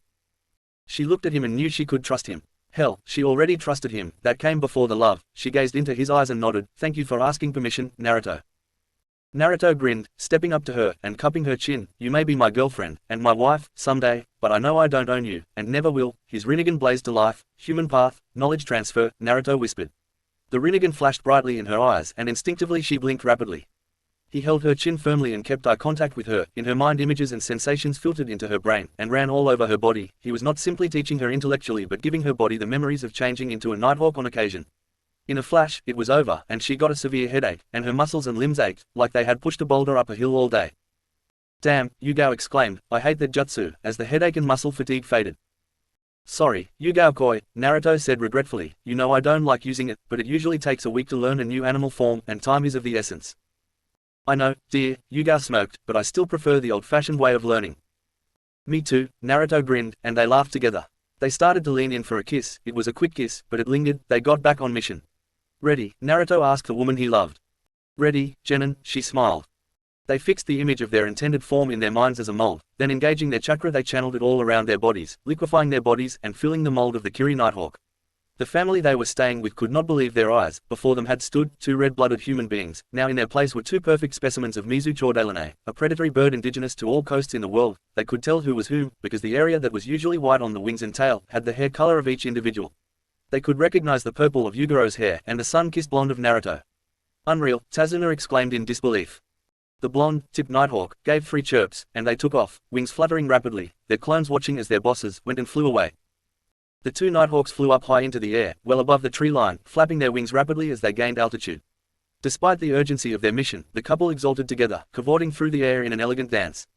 Before this mission, the only times they had been able to go out on real dates was when they flew over to Tanzakugai. They could never be seen together in Konoha, lest questions be asked about their relationship.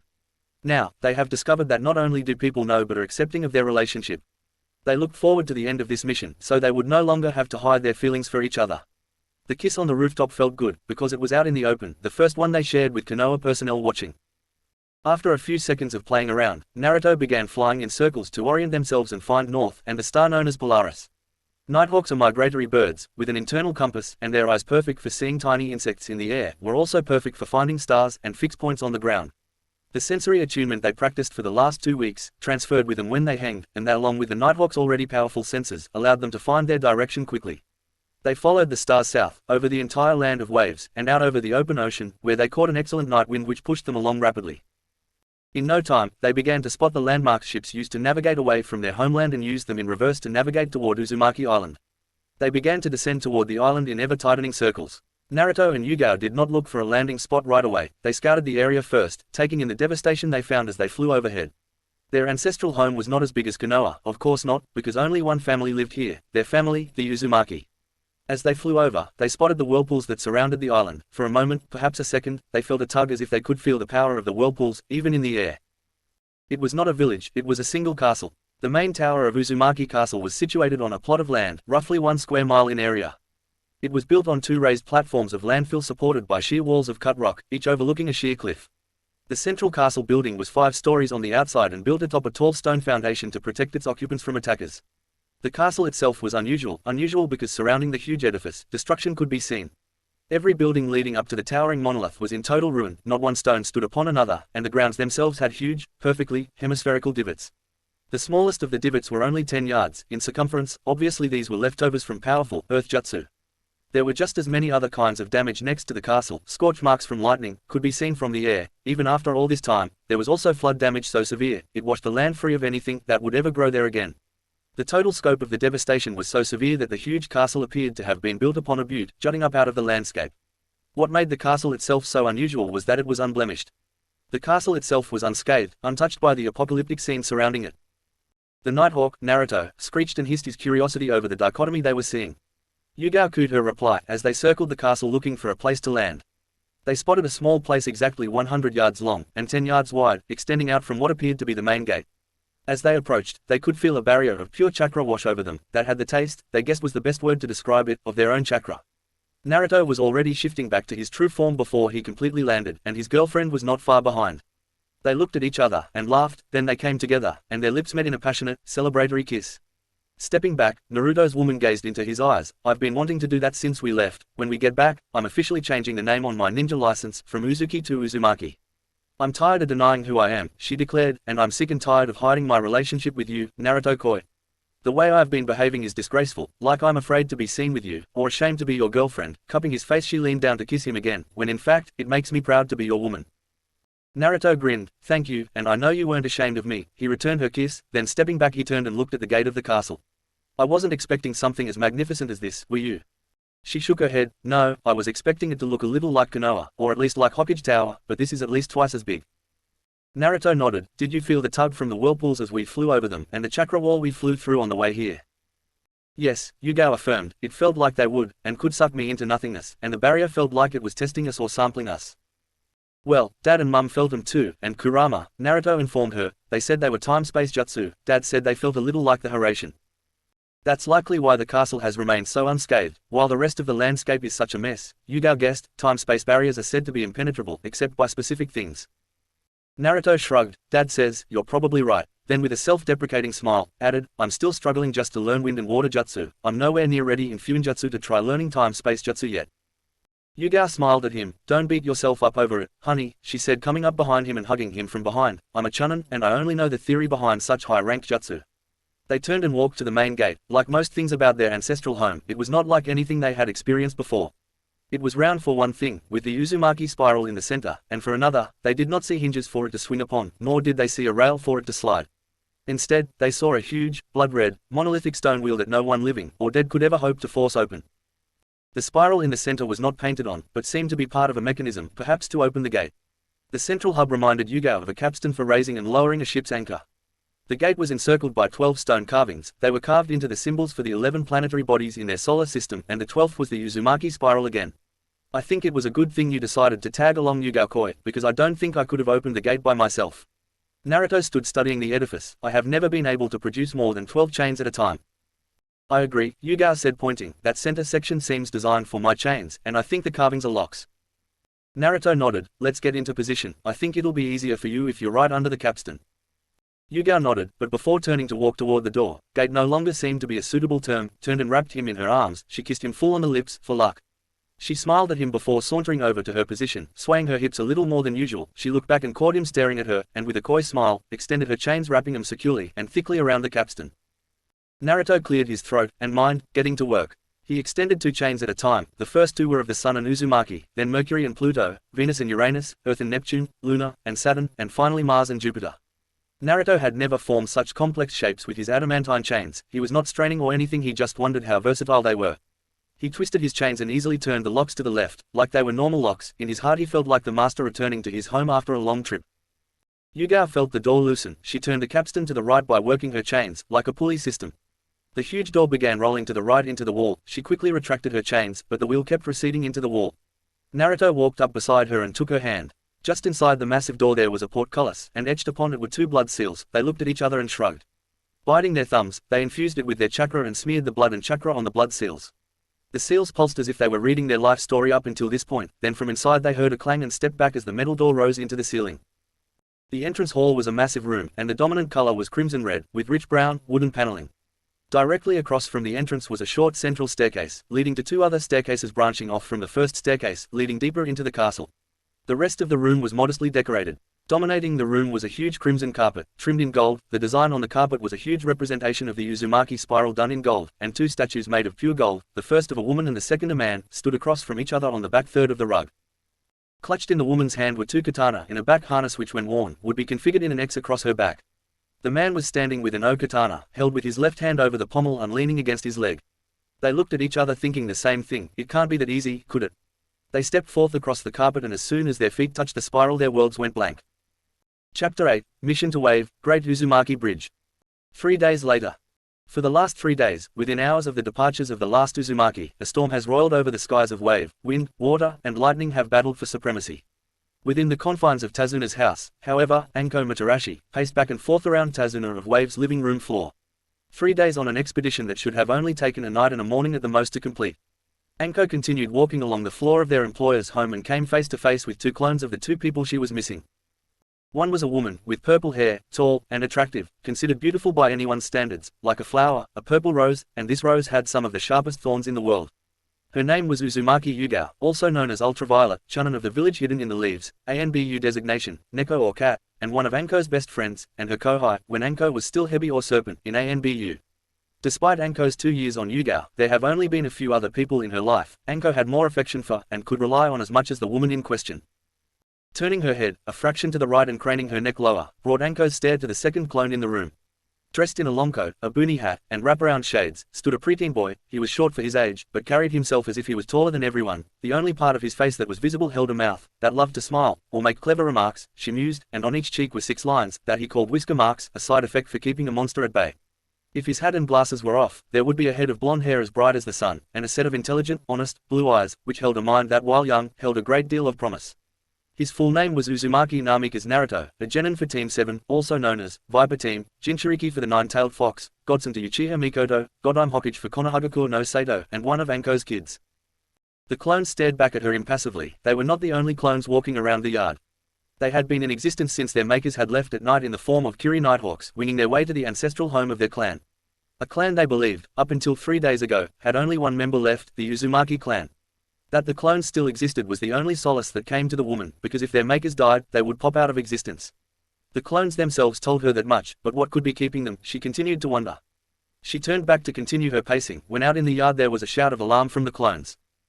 The snake mistress of Konoha rushed out to see what the ruckus could be, not daring to hope for anything. The storm had suddenly abated, cut off as if the battle that raged in the heavens was over.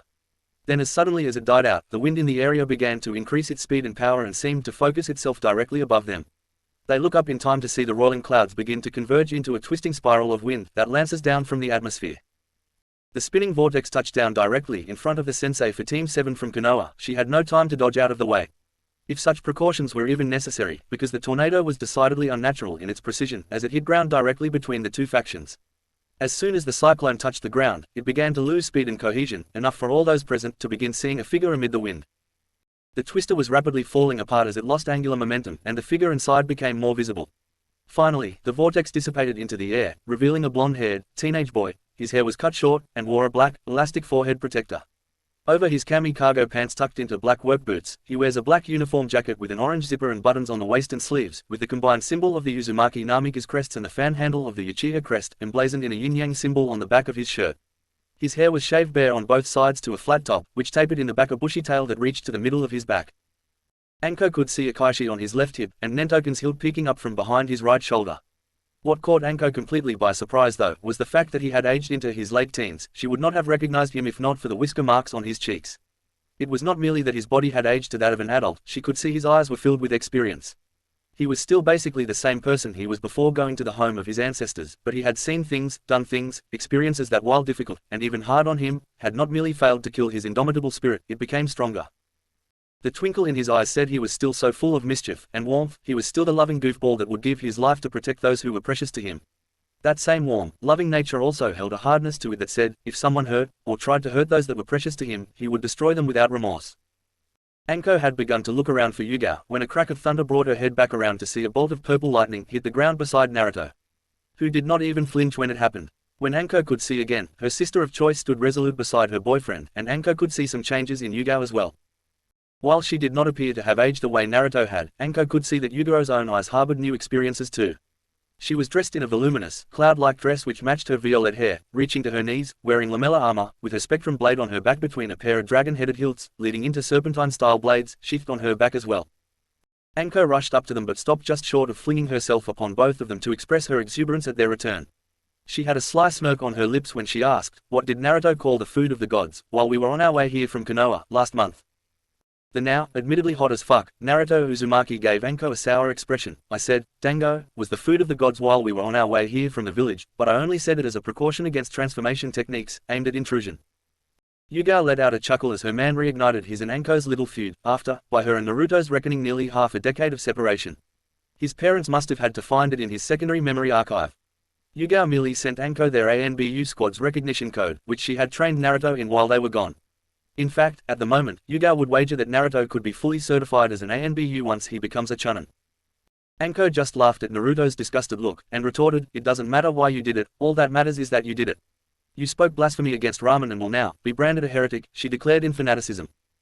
There was a sudden blur behind the snake mistress of the leaf, and Naruto appeared behind her, causing her to blink as she had just been talking to him in front of her. This caused her jaw to drop, but not before she began to giggle. Naruto was using a feather to tickle the back of his sensei's neck. Anko was a strong kunoichi with a sadistic side to her, unless she considered you family, but she was quite sensitive to tickling, especially on the back of her neck. Anko did not stand still for this kind of treatment, so she began moving around the yard to get away from Naruto's tickle torture. Naruto, however, had become very good at predicting an enemy's movements and was able to follow her all over the property.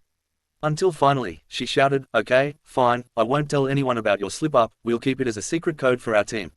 "You happy, brat?" Anko yelled in exasperation.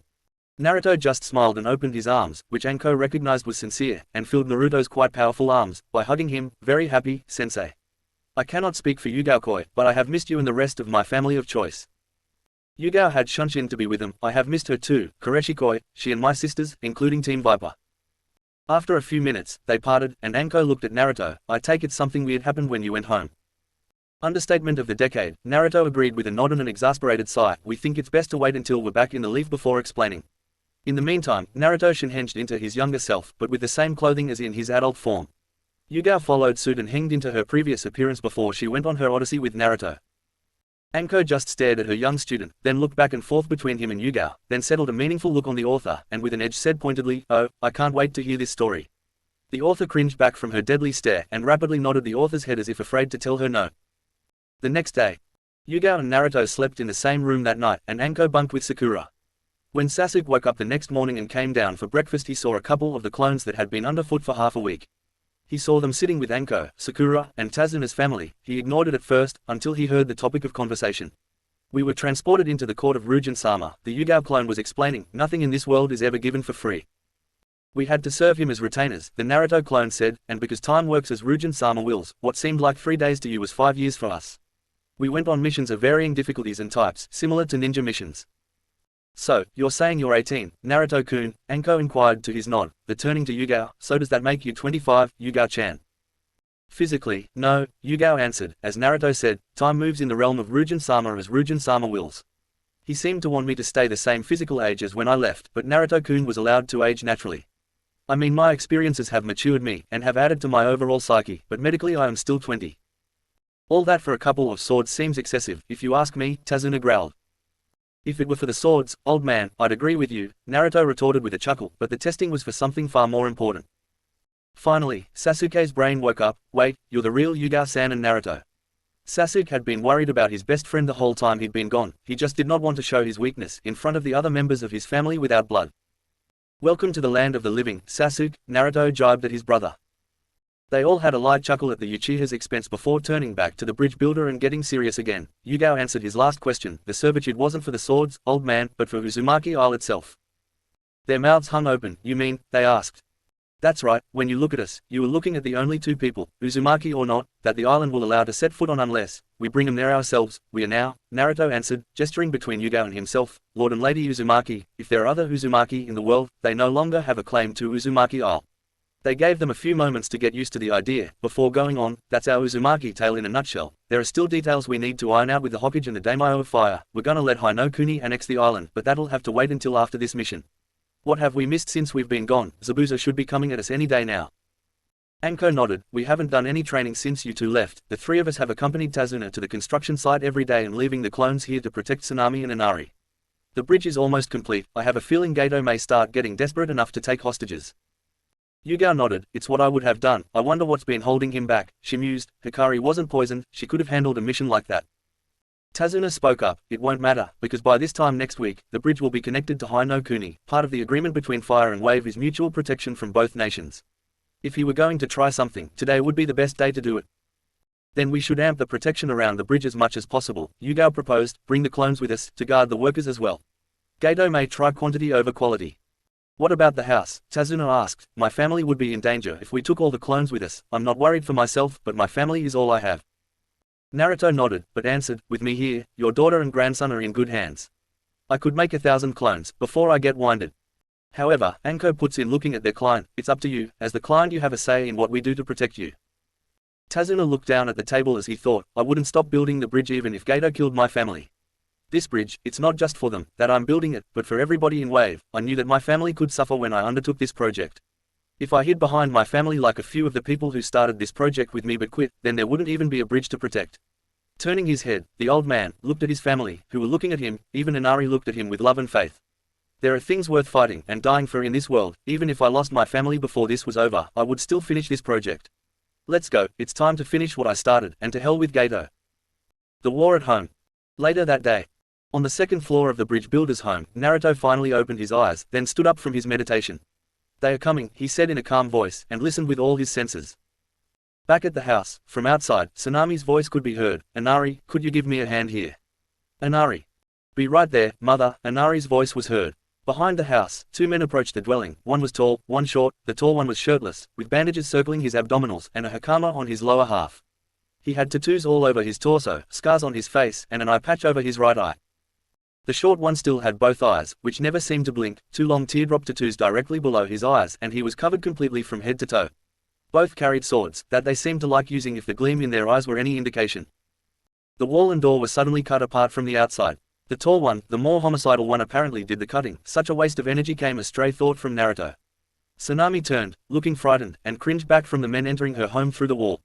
The short one, the one in charge, spoke first. So, you're Tazuna's daughter, he guessed. You'll have to come with us, now.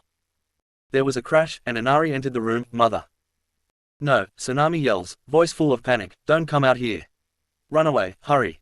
Don't move, the tall one yelled, then turned to his companion. Should we grab this one too? No, Gato asked for just one hostage, the short one stated. He was in charge. The tall one was happy with this news, turning toward Inari, pulling his sword up, about to draw. All right then, let's waste him. Wait, both men turned back to the woman kneeling on the floor. Please don't hurt my son. He's just a boy. She looked up at them with pleading eyes. I'm begging you, I'll do anything, but please don't hurt him. The two thugs studied her closely, and in some long-forgotten vestiges of their souls, something must have resonated with them, and the tall one sheathed his blade. The short one turned to Inari. Looks like your mum came through for you, kid, you're lucky. Inari just stood there with tears in his eyes, as they took his mum. His legs gave out as he fell to the floor in abject shame that he could not do anything to help her. What a waste, one of them complained as they tied Tsunami's hands securely behind her back. I was in the mood to cut something. Give it a rest, the other one admonished. You've already drawn blood today. You killed that pig on the way here. I'm sorry, Mum, Inari kept saying, through his tears. I'm sorry. What can I do? I'm too weak to protect you, he thought to himself. I'm scared, I don't want to die. By now, the tears were falling from Inari's eyes, and as they impacted the floor the sound seemed to trigger.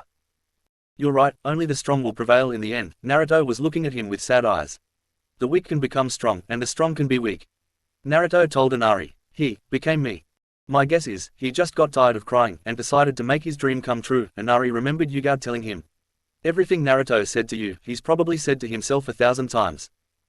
Then he remembered what his father taught him. If you really care about something, protect it, even if it costs you your life. Protect it, with both arms, Kaiser declared. Inari began to use his arm to wipe his eyes. He remembered his mother smiling at him, everybody that was fighting for his nation. Yugao-ne, Viper Team, Sobo-san, Ka-san. Can I be that strong too?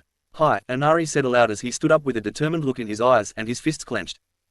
By now the thugs had made it outside. Don't worry, one of the thugs said with a lascivious leer on his face, and a perverted snigger in his voice, we're gonna treat you real nice. Come on, keep walking, the other one demanded with a tug on his rope. Stop, came a voice behind him. They all looked and found a little boy standing behind them, with a determined expression on his face. Well, the tall one acknowledged, if it ain't the little, tough guy. Inari, Tsunami admonished with fear in her voice. How cute, you've come to save your mommy, the one with the eye patch ridiculed. The angry look on Inari's face never wavered in resolve, as he stared at their retreating backs. You better get away from my mum, Inari's little boy's voice roared as he charged the thugs. Inari, no, Tsunami tried to order him away, but he just ignored her and kept coming. Whatever mercy the thugs had inside the house was swiftly eroded away at the child's audacity. This kid's short on brains, one of them mocked. The other one apparently agreed as he said, let's take him down. Inari roared as much to scare the thugs as to chase away his own fear, but he did not stop his advance. Tsunami began threatening them as Inari kept charging, but a swift knife hand to the back of her neck knocked her out. All the thug's attention was on the charging child, when, squelch, the tall thug's eyes went wide as he saw a meter-long shaft of light punch through his own chest from behind. The grotesque sight stopped Inari in his tracks, and the short thug's eyes at once arched towards his dead partner. Flickering as if he was a light bulb about to go out, was a blonde kid not much older than the would-be mother savior, who was extracting what he could only describe as a lightning bolt from the carcass of his comrade. The kid had blonde, spiky hair, peeking from under a fishing hat, slightly pointed ears, and 3 whisker-like birthmarks on both cheeks. He wore a brown trench coat, with fingerless gloves on his hands. The hilts of 2 blades could be seen protruding from the collar of his coat. The short one was stunned at the speed of the attack because it occurred within the blink of an eye. The tall thug's body fell to the ground like a sack of potatoes, but not before the kid drew the tall thug's own blade from his sheath, while deactivating the lightning bolt, and sliding it into a holster. When the kid turned his gaze upon the smaller thug, for the first time since he was a little kid himself, Shorty pissed himself from the murderous intent Naruto was emitting. To further desecrate one of my own blades with filth like you would be an insult to the ones who gave them to me, Naruto said as he turned to face the short thug. Naruto stood to his feet and moved between Inari and Short Round. You seem to enjoy using your blade to attack defenseless animals, as well as women and children. Would you care to try your hand against someone that'll fight back? Short Stack looked at this kid who had so calmly killed his partner just a moment ago. He trembled and shook and the puddle below him grew. The look in his eyes was the look of a killer, and not the amateur killers of Gato's organization. This kid was a professional, and killing for him was just a means to an end. Short Shit also knew that he could not just run away, because this kid would have no trouble cutting him down from behind. The realization that he was going to die today caused him to find a little backbone. He began to stand up straighter as he got into his stance. All right, Gaki, I know I'm going to die, so I might as well do it with dignity, the thug said. Come at me. Naruto's movement was so fast, the only way for anyone to tell that he did anything was if they watched his shadow flicker. The thug felt no pain, as his heart was cut in half, as he fell to his knees and then keeled over. Naruto looked down at his fallen foes, not in superiority, but with regret that their confrontation had to come to this.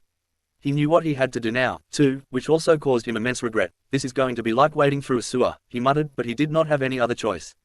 Konoha military standing order, always gather whatever intelligence you can, from a downed opponent, using whatever methods you have at your disposal. He knelt and went through the short one's pockets, setting his sword aside, finding a roll of Ryo 25mm thick, likely their deposit for taking on this little assignment. He did the same thing to the tall thug's corpse, finding the same wad of cash, and a few other things that he was allowed to keep. Then he activated his Rinnegan, the 6 rings oscillating like a Tesla coil. Naruto bent down and cradled Shorty's head and said, Naraka Path, Necromancy, then did the same thing to the tall one.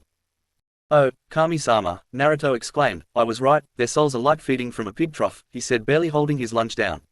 Then the information coalesced in his brain. Oh no, I've got to go, Gato's got 50 men he's about to unleash. Then thinking about the added information he got, observed, he really is going with quantity over quality. Naruto made 10 clones, and said, clean this mess up, please, he said, gesturing to the corpses. I guess since they were living creatures, regardless of how they lived their lives, we should at least give them a decent burial. The short one was Jongho, and the tall one was Yong. By this time, Tsunami had come around, slowly, then forced herself awake as she remembered what happened. Inari, she screamed while looking around, where are you? Here mum, the boy shouted as he finally completed his trek, by running into her arms.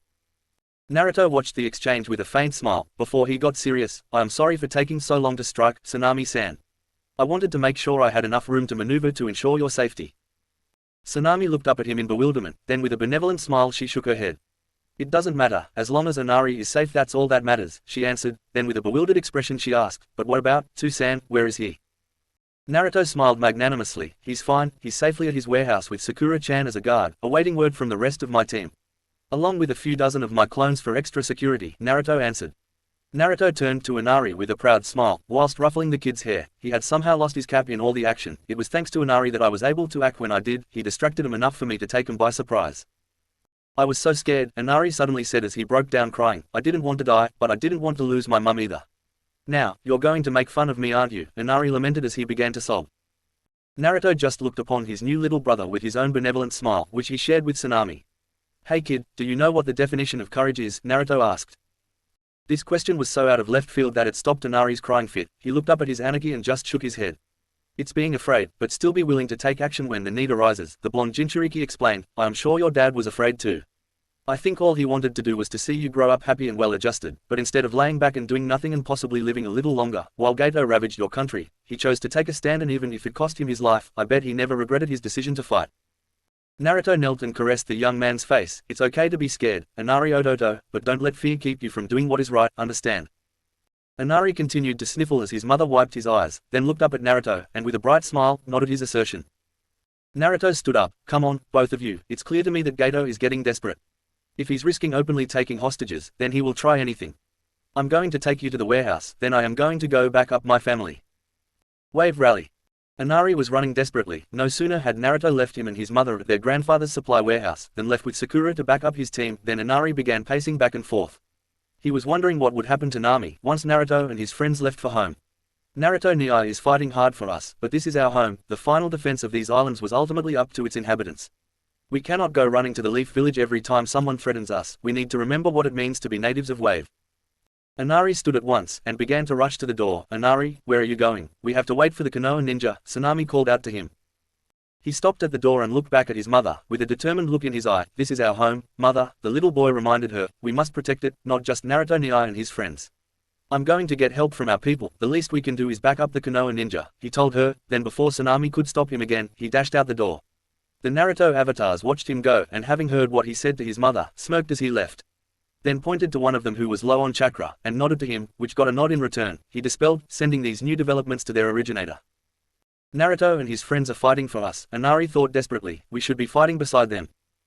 Inari reached the first person, and began pounding on his door. Old man Jaichi, open up.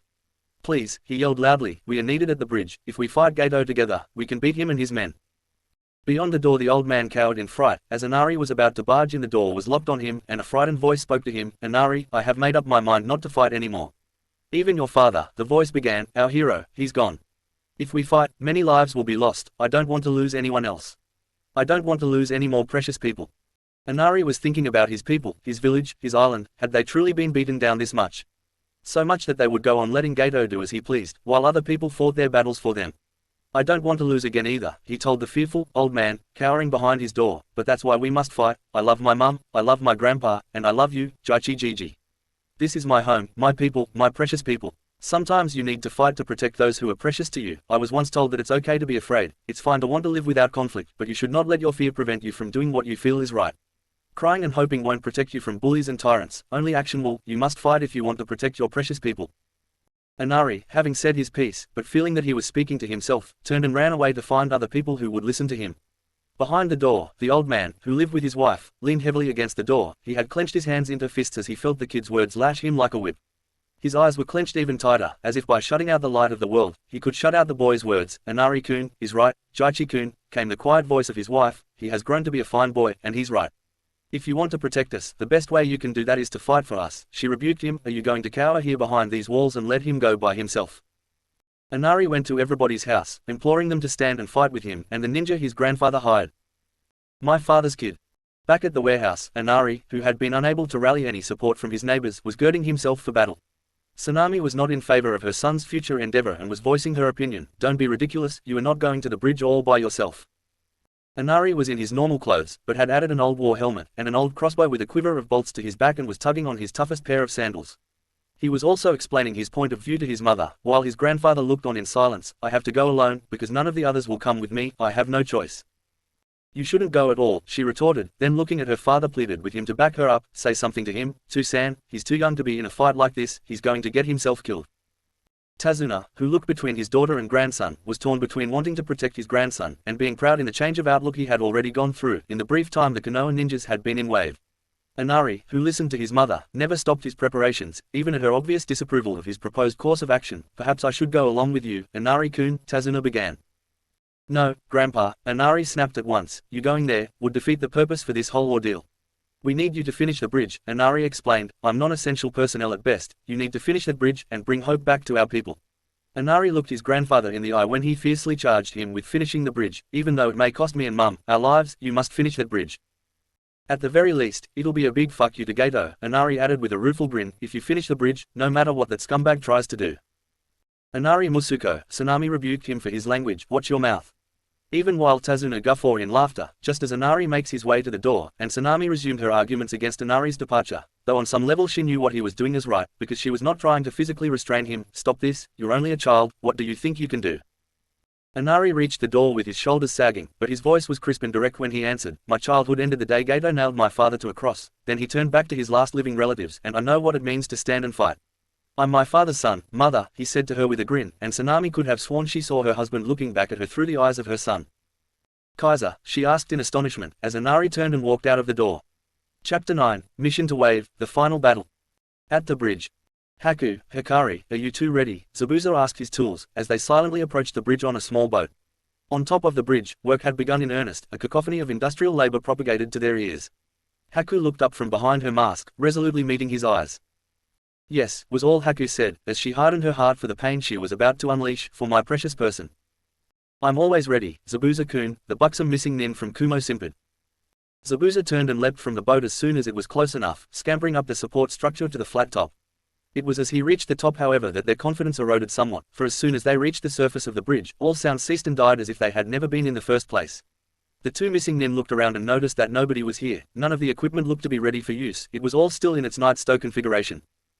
Sounds that are not really there, equipment stowed away properly, even if we thought we saw it being used from below, thought Zabuza, it can only be one thing. He put his hand in the ram seal formation, he gathered his chakra, kai, he snapped sharply, as he released his power into the air.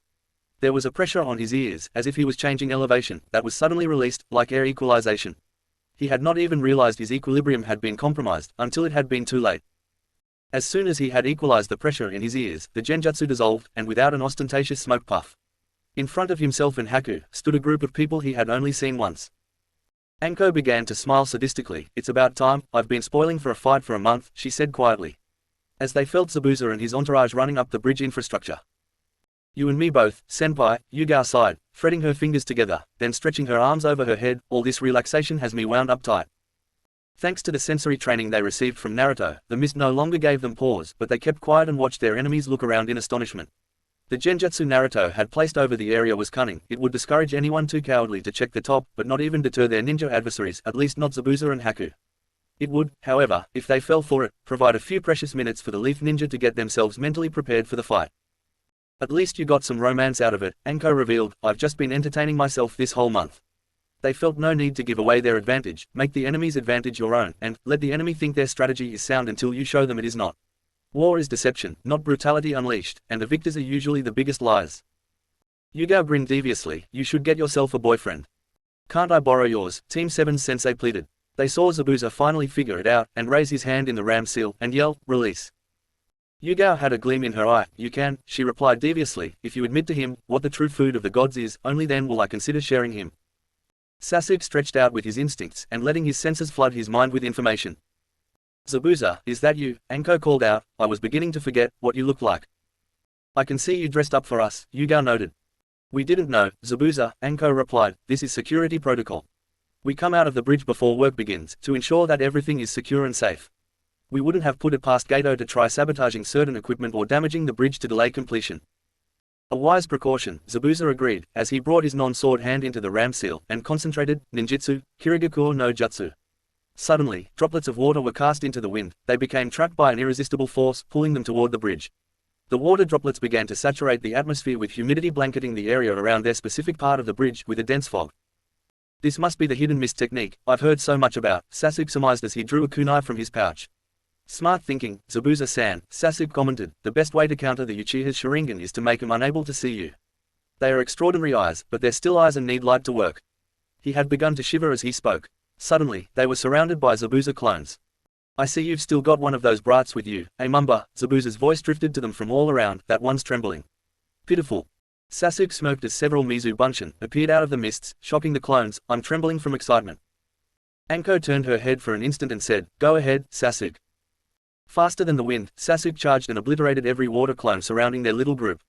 Ooh, so he could see they were water clones, Zabuza commented. Looks like you've got a rival, Haku, and Ultraviolet seems to has a new toy. You two have your work cut out for you. So, it seems, came the calm and cool voice of the now obviously false hunter Nin. Everybody on the bridge could feel the tension in the air. It was thicker than the mist that surrounded them. The killing intent was palpable. If at any moment there was a lapse in focus, then all hell would break loose. I see now, it's as I suspected, Anko was saying, your demise was an act. A real hunter Nin is required to incinerate the corpse of the missing Nin they kill. They're only supposed to take the heads, and any special equipment the fugitive ninja had on their person, like Kubikiriboko, and send it back to their village. Quite ingenious really, Anko complimented. I guess being on the run doesn't allow one to train as much as they're used to. It's understandable that certain skills begin to atrophy. Haku was addressing his master. He's impressive, the clones were at 10% of your power, and he still was able to overcome them. It still gave us the first advantage, Zabuza reminded his tool, use it. Of course, Haku replied before shunshining away from his master, and reappearing in a whirling vortex of wind. What is this? Sasuke asked in his mind, but he did not let himself be surprised for long, and with a smirk on his face, he stepped forth to meet his foe. Hikari turned to Yugao noticing her new sword. I see you've got a new accessory, Uzuki.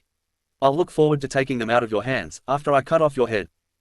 The name's Uzumaki, she announced proudly. By the way Hikari, Yugao told her, I hope you went before you got here, because the last time we fought, I could smell the stench for hours after you ran away from a ghost. Hikari stared straight ahead. She did not even glance to the side at Zabuza. That little episode had cost her Zabuza's respect and love. He could not even look at her after, let alone be with her. It won't happen again, bitch, she hissed. This time I'm gonna gut you like a deer. We'll see, Ultraviolet said casually. Then she was gone. One moment she was there, and the next she was passing the missing Nin from Kumo on her left. There was a flash as Yugao went by her. Hikari dodged to her right and behind Zabuza, deflecting the lunge, which had not taken her completely by surprise. Just the speed her foe went from standing still to full-out attack.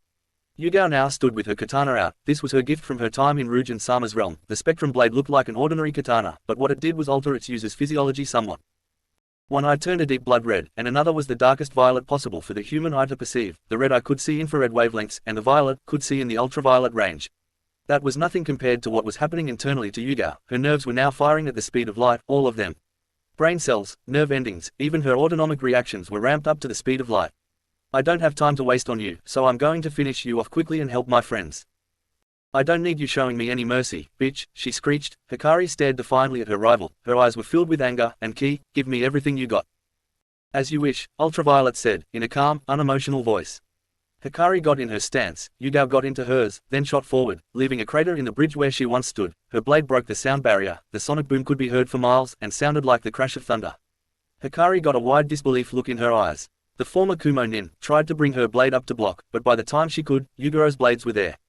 Her chainmail offered no protection, links were flying everywhere. Yugao moved behind and hamstrung Hikari, who screamed in great pain and outrage, then showing mercy on her, Ultraviolet with the ferocity of a thunderstorm, removed Hikari's pretty head at her shoulders with a double-handed, overhead strike. Uzumaki Yugao's face was solemn. She never liked taking a life, but it's something she had to accept, or quit being a ninja. Neko swung her blade out wide, flinging Hikari's blood from it in an all-too-familiar motion. This brought the blade around, and into the sheath on her back. As she homed the sword and released it, her perceptions and physiology returned to normal. She looked around and noticed that she was not needed, as her other allies were mopping up their battles, and just as they dispatched their foes, the sky turned a crimson red. She turned around looking for him and spotted an army of thugs, near the unfinished section of the bridge. Yugao just smiled and thought with excitement, my boyfriend's back. Down the bridge, Sasuke vs. Haku. Sasuke had reached a stalemate with Haku. They had been making light exchanges to gauge each other's strength. At that moment they were locked together in a weapons clash, Sasuke with his sai, and Haku with a senbon needle. Sasuke looked up in shock. He's stronger than me. What is it about Zabuza that inspired so much loyalty that he would be this strong? We want the bridge builder, not you. Haku tried to reason with Sasuke. If you back down, I won't have to kill you. Save it, Sasuke snapped. Not only is he our client, but his drive to help end Gato's tyranny and protect his precious people, as well as bring hope to the people of his nation, echoes my own drive to get strong enough to protect my village and clan. As he said that, he gave a mighty shove, dislodging the fake hunter Nin, before another brief exchange and a jump taking him further away from the other combatants, brought them right back into a stalemate. If Sasuke's words had any effect on Haku's state of mind, there was nothing in his voice to show it. You're making a mistake, Haku gravely explained to him. You won't be able to keep up with my speed. I have gained 2 key advantages, he informed Sasuke. Yeah, Sasuke wondered, as he covertly slipped a shuriken out of his pouch, and they would be. First, were surrounded by water, Haku informed his adversary. His voice was so matter-of-fact that he sounded like he was merely chatting with a neighbor. Second, I've blocked one of your hands, therefore, you only have one free hand to defend yourself. With that, Haku brought up one hand, as he began to go through hand seals. However, before Haku could get halfway through whatever sequence he was going for, Sasuke struck with the star in his hand. He was too close to throw it, so he just used it to slash the shuriken across the open palm of Haku's hand. "Ah!" came Haku's feminine scream of pain as she leapt away from the Uchiha, who did not want to waste the opportunity and flung the throwing star at his fleeing enemy. Haku was at once able to send healing chakra to the lacerations on her palm. This was the most excruciating physical pain she had ever been in, though it was nothing compared to her emotional scars. Because of which, she was able to ignore the pain, and make hand signs for a defensive tactic, with her other hand. "Ninjutsu, 1,000 needles of death," she said urgently, while stomping her foot on the ground.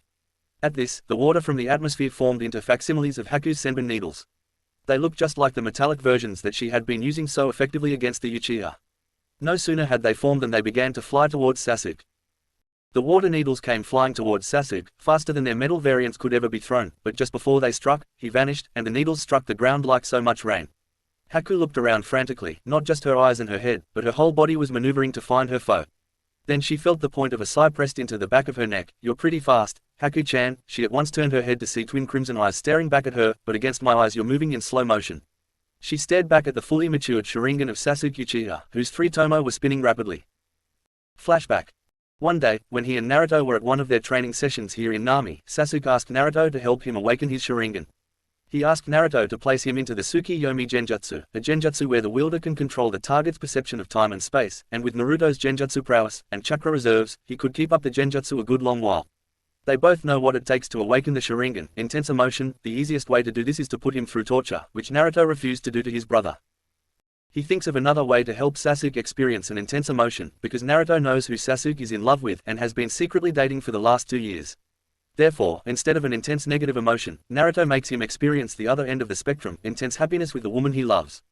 He places him in the Tsukiyomi and makes him experience what life would be like with Hinata Hyuga by his side. In the span of a second, Sasuke lived through 40 years of an illusionary life. He becomes a chunin, and when he proposes to her, she enthusiastically accepts. The wedding is immense, an international affair with powerful dignitaries attending, and Naruto acting as his best man, Hinata giving birth to twins, and Sasuke right there by her side. Their life is filled with happiness but is not easy by any means. Whatever trials came his way, he is able to face them with her by his side.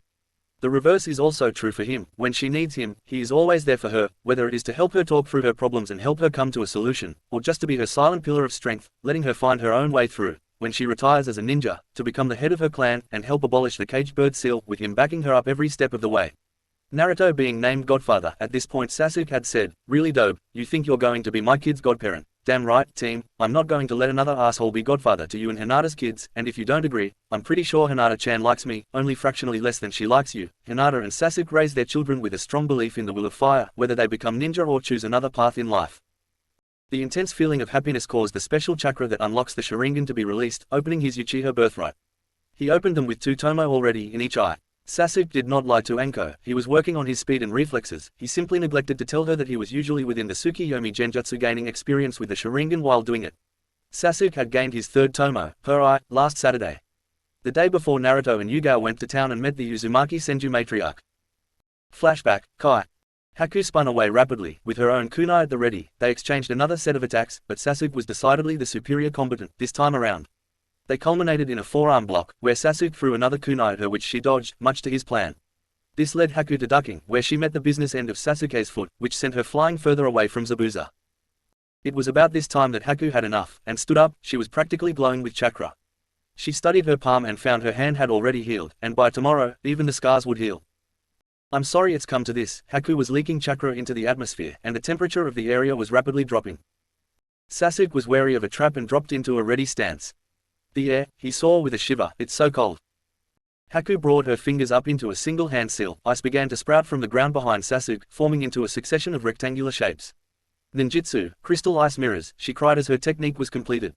By now, the mirrors had formed into a dome-like structure, with Sasuke inside it, and Haku standing outside. As soon as the jutsu finished forming, Haku stepped into one of the mirrors from the exterior. It was not a perfect dome, since there were gaps between mirrors, and they were even dripping some. Sasuke marveled at the impressive ninjutsu. This must be a Kekkei Genkai. The complexity of the ninjutsu is more than just training in 2 elements, which takes an enormous amount of effort in and of itself. This is an ingrained ability, and an almost perfect example of shape transformation. As soon as Haku submerged herself completely into her own mirror, a 2-dimensional representation appeared within the surface. Said image began to appear in all the mirrors. "Now, we'll begin," Haku instructed, "and I'll show you what speed." Really means. She brandished another senbon and launched it at the male Uchiha, who barely managed to dodge as the needle cut through his sleeve. Another needle came on from behind him and cut into his other sleeve. As if those were the first sprinkles of a deluge, Haku began raining senbon down upon Sasuke, who was barely dodging them, even with his Sharingan active. Still, he never stopped moving as he began to move all over the, admittedly, limited space. He went through a quick set of hand seals, before charging at one of the reflecting mirrors, took a big breath as he molded the right amount of chakra. Ninjutsu, great fireball, he roared, as a humongous stream of flames came shooting out of his mouth. Nice try, Sasuke-kun, Haku admonished, but even a jutsu like that would not be enough to overcome my jutsu. Whether Sasuke heard her or not did not stop him from moving around the enclosure. He seemed to be in a panic as he scrambled around trying to find his way out. One charge he made took him directly at a mirror, going through the same hand seals and up the mirror to the next level of the dome. Ninjutsu, great fireball, and another conflagration erupted from Sasuke's mouth. He remained at that same elevation, running along the surface of the mirrors.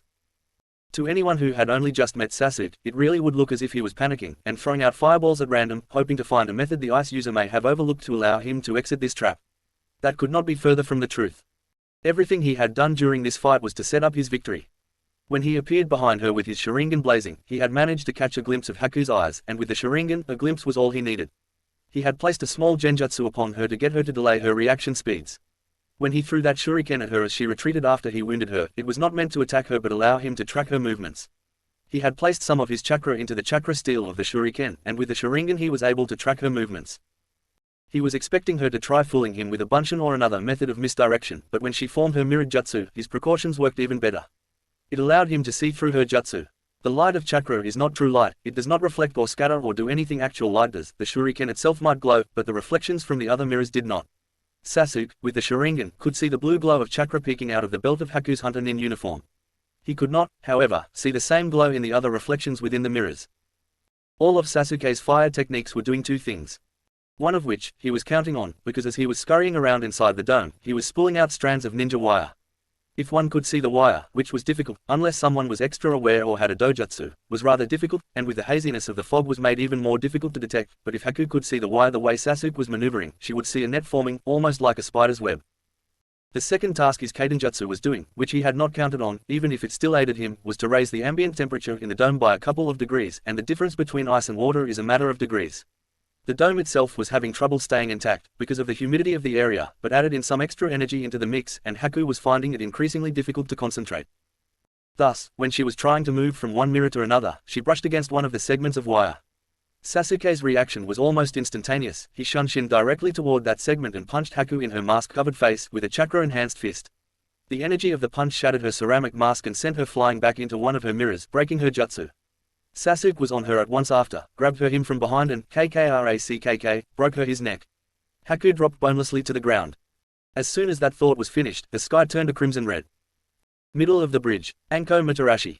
Anko and Zabuza just continued to stare at each other, leaking killer intent ki at each other. They could hear the chunin mixing it up somewhere behind the nukanen from Kiri.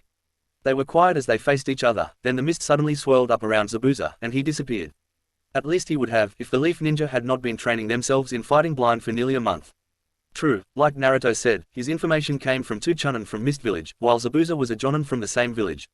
Just like Anko, there are things jonin knows that the lower echelons of Leaf just cannot grasp, things they are taught, or have learned and experienced, and Zabuza was in a league all his own. Anko felt the mist stir, as the demon of the mist moved through it trying to take advantage of her apparent blindness. She heard the movement of the others while they fought, and smelled the fear on the air from everybody. Nobody is ever without fear in a fight. She opened her mouth, and a forked tongue slid out tasting the air, then closed her eyes for a moment.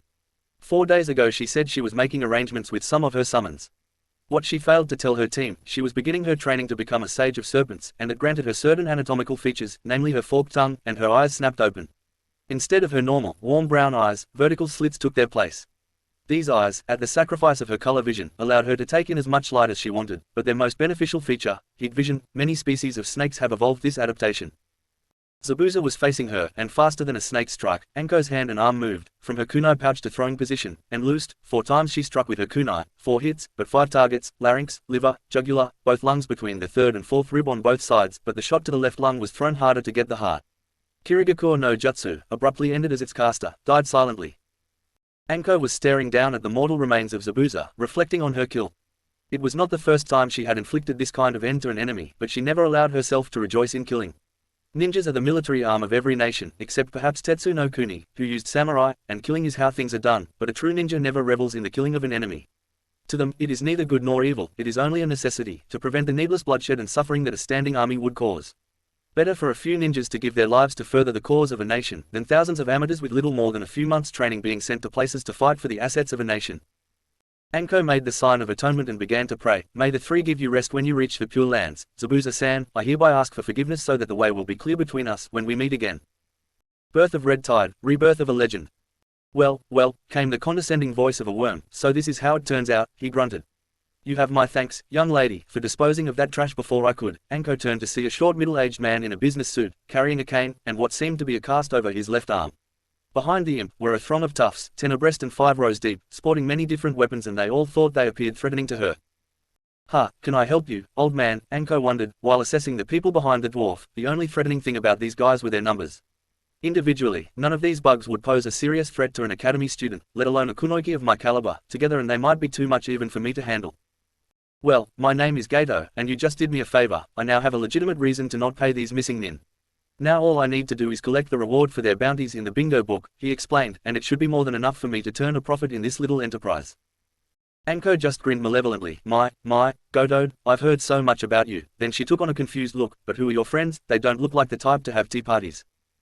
A few of his own men snickered, until a dark look from their employer. "Shut 'em up, my name is Gato," he shouted, losing his composure for a minute.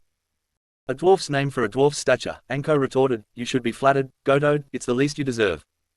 "All right," Gato snapped, regaining his composure, "since there's been a slight change in plans, namely the death of my ninja, fitting with this new plan, you all die right here with that infernal nuisance, Tazuna." Then, waving his cane over their heads like a conductor about to begin a performance. Behind Gato, a large pillar of metal slowly rose from below the structure of the bridge. "Kill the boys and the old man, but keep the women." Finally noticing the shadow of the chain, it swung down and coiled itself around the little man's neck. He also noticed that the skies above were the deep red of blood, and he began to shiver in fear. The chain lifted him until he was standing on his toes, not hanging him but he was choking for sure. In his ear and at the corner of his eye, came a hollow whisper, like from a tomb, "Let's watch and see what your money bought you, shall we?" and brought a scarlet red sword blade to Gato's throat. There was a haze like from pavement on a hot day. It began to waver and quickly dissipate. Sakura and the original Naruto stood before the mob. They faced the throng with excited grins, a chance to show off the fruits of their training. Sakura had Abaddon in its double hanbo formation. It was humming, meaning it was at full power. Naruto held Nentoken in his right hand parallel to the ground, while Raijin no Ken was held in a reverse grip which advanced toward the mob in front of them. They began their advance at a steady pace, and Naruto gave Sakura one last bit of encouragement. "There's plenty for the both of us, Sakura-ne, may the best ninja win." Sakura's grin got bigger. "I intend to," she retorted as she leapt over the gang to the other side. Both genin deciding to divide and conquer. Sakura immediately ducked beneath the sloppy thrust of a spear, into a spin bringing one of her hanbo into the knee of the spearman.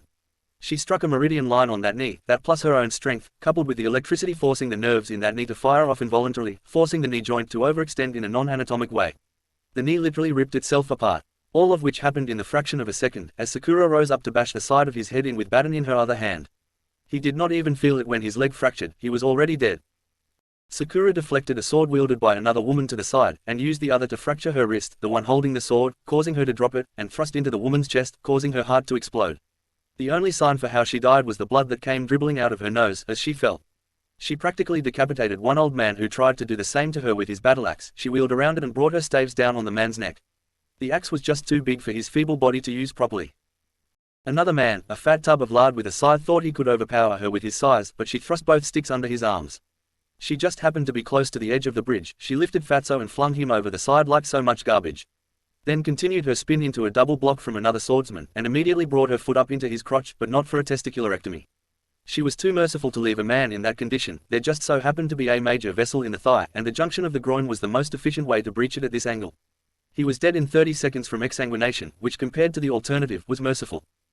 In one exchange Sakura fought 2 halberdiers, keeping them at bay with her hanbo at the same time. She ended it with a low spin and an upward thrust into his heart, while her other stave caved in the other one's head. One guy with a turban tried to sneak up on her. She whirled a stick while forming a sickle with water manipulation and shape transformation, bisecting him down from shoulder to hip. As she was doing that, another one with a mohawk attacked her with a charge, only for Sakura to cut through his katana and club him over the head. One of the last ones Sakura took out was a big brute wielding a war hammer, who came charging at her, knocking over many of his own comrades. Sakura quickly brought her hanbo together into its rokubo form, which increased its strength to 3 times its hanbo form. She sidestepped the charging beast, parrying his hammer into the ground. This caused the brute to stumble.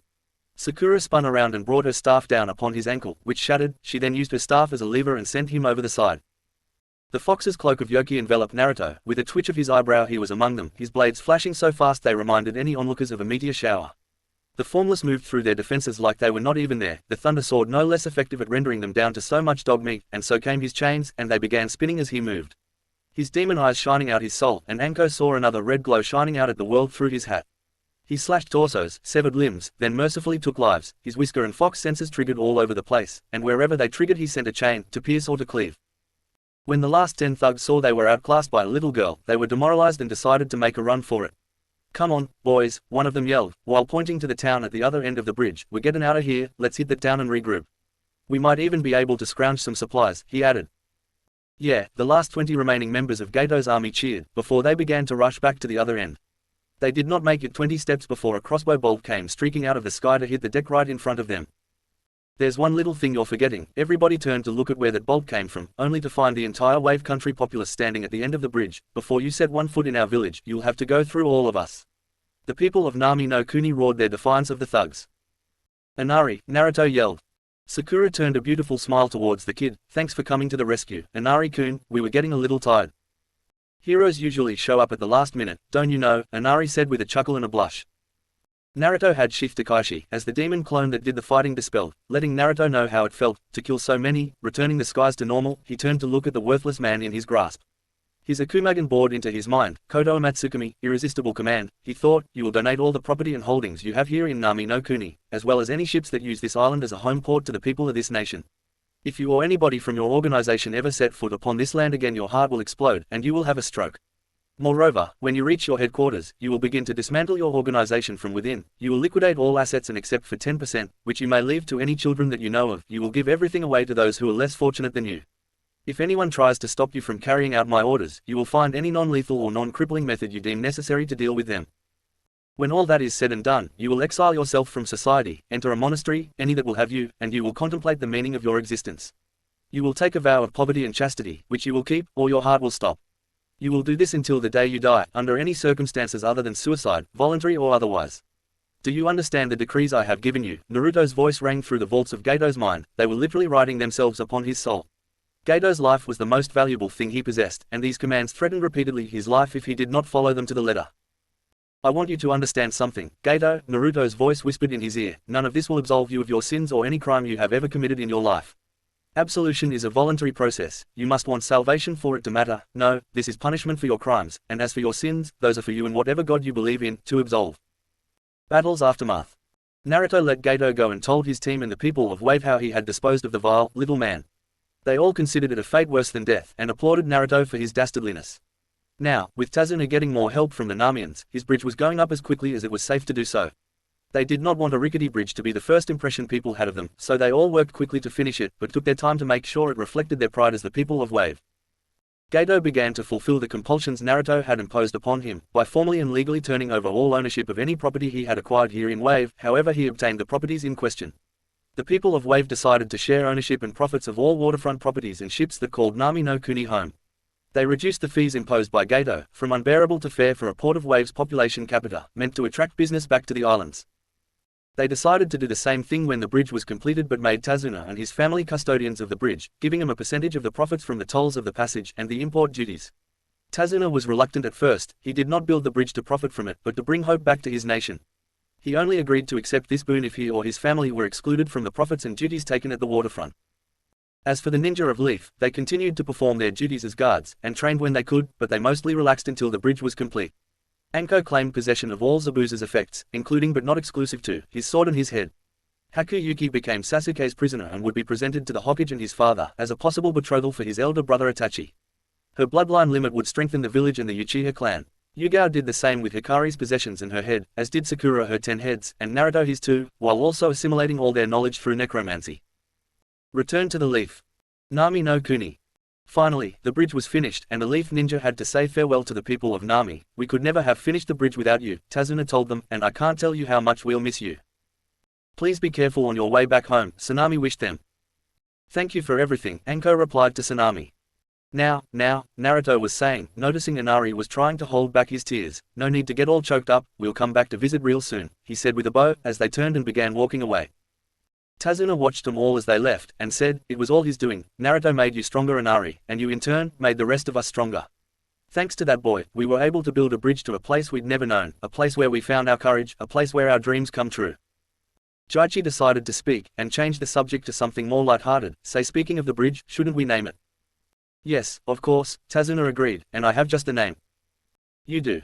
We'll call it, the Great Naruto Bridge, Tazuna declared, and I think this bridge will stand for a long time. In Konoha. They reached the gates of Konoha by the end of the day. Once they all signed in and made their way to the mission office. On the way to Hokage Tower, Yugao kept Naruto's hand firmly in hers, letting everybody know how their relationship stood. They dropped the Kirin and Hikari's heads at the mission office. Kubikiriboko would be auctioned off, but the art bureau would put in the highest bid, and Anko got an added 90% more than the bingo book bounty for the acquisition. While Haku was remanded to Tea for security purposes, Sasuke proposed for her to become an Uchiha, for her medical acumen alone, let alone her Kekkei Genkai. Mikoto said she would ask the heir to the Uchiha to evaluate her prowess. She had seen the look in her younger son's eyes, he's playing matchmaker for his brother. They were shown into the Hokage's office, where they made a full report of everything that happened in Wave. Her reaction to Yugao's revelation of her true name was largely the same as Anko's, and once she calmed down, then the fight at the bridge, and she was a proud mum when Sasuke showed her his fully matured Sharingan. You've all had a productive mission, you are dismissed and are on leave for the next 2 weeks, unless an emergency crops up. Good work, all of you, Sasuke-kun, I'll see you tonight for dinner. Instead of leaving, they stayed standing where they were, and she looked at them in curiosity. Is there more you wish to tell me, Team 7? Hi, Hokage, they answered her.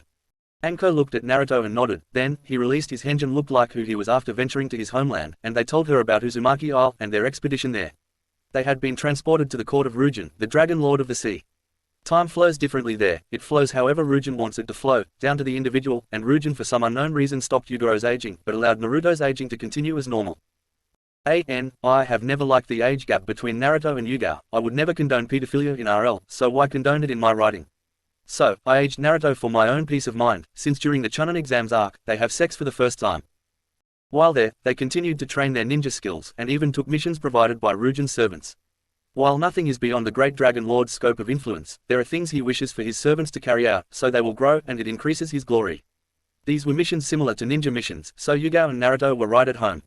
Most of the time, they went on the missions together, but sometimes they went with other servants of Ryujin, or even alone at other times. One such mission was to the court of a couple of sea dragons. They had an unwelcome intruder. An upstart little monkey who thought he was more powerful than he really was. He came into their domain and began shoving around their servants, and called it being trained by them. Naruto went alone to this one, and became a member of their servant corps. When the little monkey came in with his usual story about training with them and growing stronger. These servants were not warriors and not used to this kind of treatment, so they did not know what to do about it. Naruto saw at once what kind of person this monkey was, the friendly bully. These are the kind of bullies that come off as friendly and charming, and act like you are their best friend. They try to manipulate you through friendly banter. Even if they are giving you compliments, they are meant to ingratiate themselves into your life. Your instincts are telling you not to trust this person, regardless of their outward behavior. If you heed your instincts and push them away, they will make it seem like you are the bad guy for not accepting their friendship. If you do not push them away, they will cause all kinds of mischief and make it seem like an accident, but they are doing it on purpose. They will watch your life go up in flames, just to make themselves feel good. The little monkey was about Naruto's height but a little thinner, and his physiology was stooped like a monkey's. He liked to approach the servants of the dragons and act all friendly, but he would give them backhanded compliments, before moving on to his next target. Until, eventually, he spotted Naruto among the population. It was something he did not expect, and friendly bullies do not like changes to their world. He sauntered over to the blonde, and put on a friendly smile, introducing himself, which Naruto returned, before going back to the task he was working on as his cover. Sun Wukong did not like being ignored. He always wanted to be the center of attention, and being ignored was not just insulting to him, it caused him pain. So, he just began talking about himself, about his exploits and where he came from, his kingdom of monkeys. When he got through with his introduction, on advice from Minato, who was still within Naruto, along with his mother, said, "Did you say something, Wukong-san?" This left Sun Wukong's jaw on the floor. How could anybody ignore him? He was magnificent, handsome, a king. It was more than just astonishing, it was infuriating, and the Monkey King's friendly facade began to crumble. He jovially asked if Naruto wanted to have a friendly spar to test their skills against each other, which Naruto accepted, but only after he finished his work for the day. Monkey King accepted his terms and left for the day to train, but came back an hour later, wondering if Naruto was done. When he saw that his future opponent was still working, and when Naruto showed him the number of tasks he had to complete before his workday was over. Sun Wukong had never done anything resembling work in his life, unless one counted warrior training, which while requiring supreme effort if you wanted to be great, is not real work. Fighting is about yourself and your own glory, working is for the glory of others, with only a scant benefit for the worker. As such, doing anything to further anyone else's glory was anathema to this miserable wretch. Therefore, he had no conception of what it meant to have a job. To be fair, Naruto was going slower than he would have if this was his actual job. If he wanted to, Naruto could have knocked out his entire workload within a few hours with demon clones. That was not his purpose here though. He was trying to infuriate the Monkey King, before their sparring match, which Naruto had no illusions would be anything other than a grudge match. Monkey stood and watched the fox container working for a few minutes. He was tapping his feet and kept his arms folded with impatience. Finally, he was at the end of his patience. He really wanted to put this kid in his place, so he thought the quicker he finished his work, the sooner they could get to more important matters. So, he took Naruto's list and began doing all his tasks. At first, Wukong did them sloppily and haphazardly, but Naruto rebuked him for that, saying he had a reputation for decent work and refused to move on with a task until it was done properly, to Naruto's satisfaction. So, Sun Wukong began to take his time and started doing things properly the first time. He was still working at a faster pace than Naruto in the beginning, and Naruto began to do less and less until eventually the Monkey King was doing all of Naruto's work for him, and not even realizing it. By this time in the Hokage's office everyone was laughing at the hapless monkey. Even Yugao, who had heard this story a few times, and never got over how cleverly her man began taming the little stone monkey. Did he ever figure out what you'd done to him, Naruto? Mikoto asked while chuckling. Not until he was almost finished with the last task of the day, washing the palace windows, Naruto explained. He saw me lounging on the ground doing nothing, which was when he understood what I had made him do. His humiliation caused him to go into a rage, and he began to attack me, Naruto expanded. He was good, I'll give him that. It was a tough battle, he was clever and tricky and had some experience. By that time however, I was an advanced combatant if I do say so myself. I was at least low Jonin level according to Yugao-chan, and I was able to give as good as I got. I prevailed when he overextended himself and I was able to use my chains to fling him into a wall. The dragons, because he attacked me, banished him from their realm, which was what they had asked of me, Naruto added. Ryujin-sama has strict rules on hospitality in his domain. In payment for the missing, I was allowed to take something from their armory. I decided on an okatana called Kage Hashi, or Edge of Shadows. Naruto paused briefly, and looked at the Hokage, before bowing. Hokage-sama, may I draw a weapon in your presence? At her nod, Naruto drew the Kakashi sword from his scabbard, and from the same scabbard a second blade came with it, filling both of Naruto's hands with a weapon. The new sword was as black as the inside of a well. It seemed to drink all the light that struck it, casting no shadow of its own. Like the Red Death, Shadow's Edge can cast a genjutsu similar to the Neodame's Bringer of Darkness technique. Only enemies will be subject to this darkness. Myself and my allies, if I allow it, will have their normal vision capabilities. Another name for it is the unblockable blade, because even if my enemies were able to overcome the Bringer of Darkness, as long as there is enough light for a shadow I can land a strike, even if the metal blade is blocked. Quite impressive, Naruto-kun, the Hokage appraised, but it might make sparring with you a chancy prospect. Can you use it in your training? Not to worry, Hokage-sama, Naruto assured his leader. All the special properties of this blade must be activated for use. Without which, this sword is like any other sword, he continued, but what I like the most is what happens when I'm not using it. Naruto brought the two swords together and Kage Hashi melded with a Kakashi like a shadow, and Naruto returned it to the scabbard. When I'm not using it, it's as if it really were a shadow. There is no additional weight added to my person. After his demonstration, Yugao gave her report. 2 years into the assimilation by the court of the Ryujin, Yugao was sent on a mission to a far-off land, called Yggdrasil, and the realm of the Aesir. She joined their kingdom and became a member of the royal guards, known as Valkyrie, and became a spear maiden to Thor, the heir apparent, and god of thunder and lightning. He was also one of the better fighters among his brethren. He was humble as well, and devoted to his wife, Lady Sif. He had a stepbrother, Loki, who seemed to go out of his way to cause strife among his family. He was the god of mischief and deception, and before Yugao arrived, nobody in his family seemed capable of seeing through his guile. Being a ninja, she could see through all of his tricks. She reached the culmination of her feats when she substituted Loki in for his younger brother Baldur, the god of the sun, when Loki tricked another of his brothers, Hodar, the god of winter, into hurling mistletoe at Baldur, the only thing that could hurt him. As Loki lay dying of his deception, Odin, king of the Aesir, cast a spell, which ripped Loki's mantle of godhood out of his soul, and with the aid of Frigga, the queen of the Aesir, conferred the same onto his new daughter, making Yugao a shadow princess of the Aesir. To honor their new sister, each of the members of Odin's family decided to give her many gifts. Sif took 2 locks of her own hair, and crafted Yugao a battle dress, the one she wore when she returned to her boyfriend. It was as light and flexible as a cloud, but will stop even the strongest piercing attacks. Even lightning from Thor's hammer or Indra's bow is absorbed and may be returned to them. It was cut into a long-sleeved, Kippou style, reaching to the middle of her shin. The sides of the skirt, starting from her upper thigh, are missing, and the Uzumaki crest is adorned upon her back, while glyphs and inscriptions proclaiming her a daughter of Odin act as embroidery along the hem of the skirt. Baldur showed her immense gratitude for protecting his life, when he butchered one of his cattle and with iron from the heart of a star, crafted her armor from leather and metal. The leather will turn even the most powerful slashing attacks, and the iron absorbs all forms of energy, from kinetic to photonic, even thermal, and Hodar was grateful as well, because she saved him from having the stigma of murdering his beloved, younger brother. So, he made her boots from 2 of his pet wolverines. They were sturdy and durable, but also flexible enough for running, and he enchanted them to keep her warm and cool, as her environment dictated. Thor was the one to give her the spectrum blade, the hilt peeking over her right shoulder. He returned to the forge, upon which his hammer was fashioned, and found a shard, discarded by the smith. He had it forged into what she had dubbed her spectrum blade. It temporarily alters her physiology so her nervous system fires at the speed of light, allowing her to think, act, and react almost before a strike occurs. Finally, Lord Rugen sent them back to this realm, so they may fulfill their destinies. And that is all we can say for now. We have been given the Uzumaki Isle as a fief and are going to allow Fire Nation to annex the island. Naruto informed their Hokage, Oji-sama is an Uzumaki, and will be thrilled to have it under his control and protection. That's a good idea, Naruto. Mikoto applauded his political acumen, but I thought you said it was barren when you flew over it to reach the castle. It was Hokage-sama, Yugao reported, but as Naruto and I were leaving the island, the fuinjutsu prowess of the Uzumaki came through. That, coupled with Lord Rugen's power, helped restore the land to its natural state, before even the Uzumaki settled there. It'll require cultivation before it is ready for human habitation again, but I'm sure Uncle could help with that, Naruto said matter-of-factly, but it'll wait until I am Chunin, we can start then.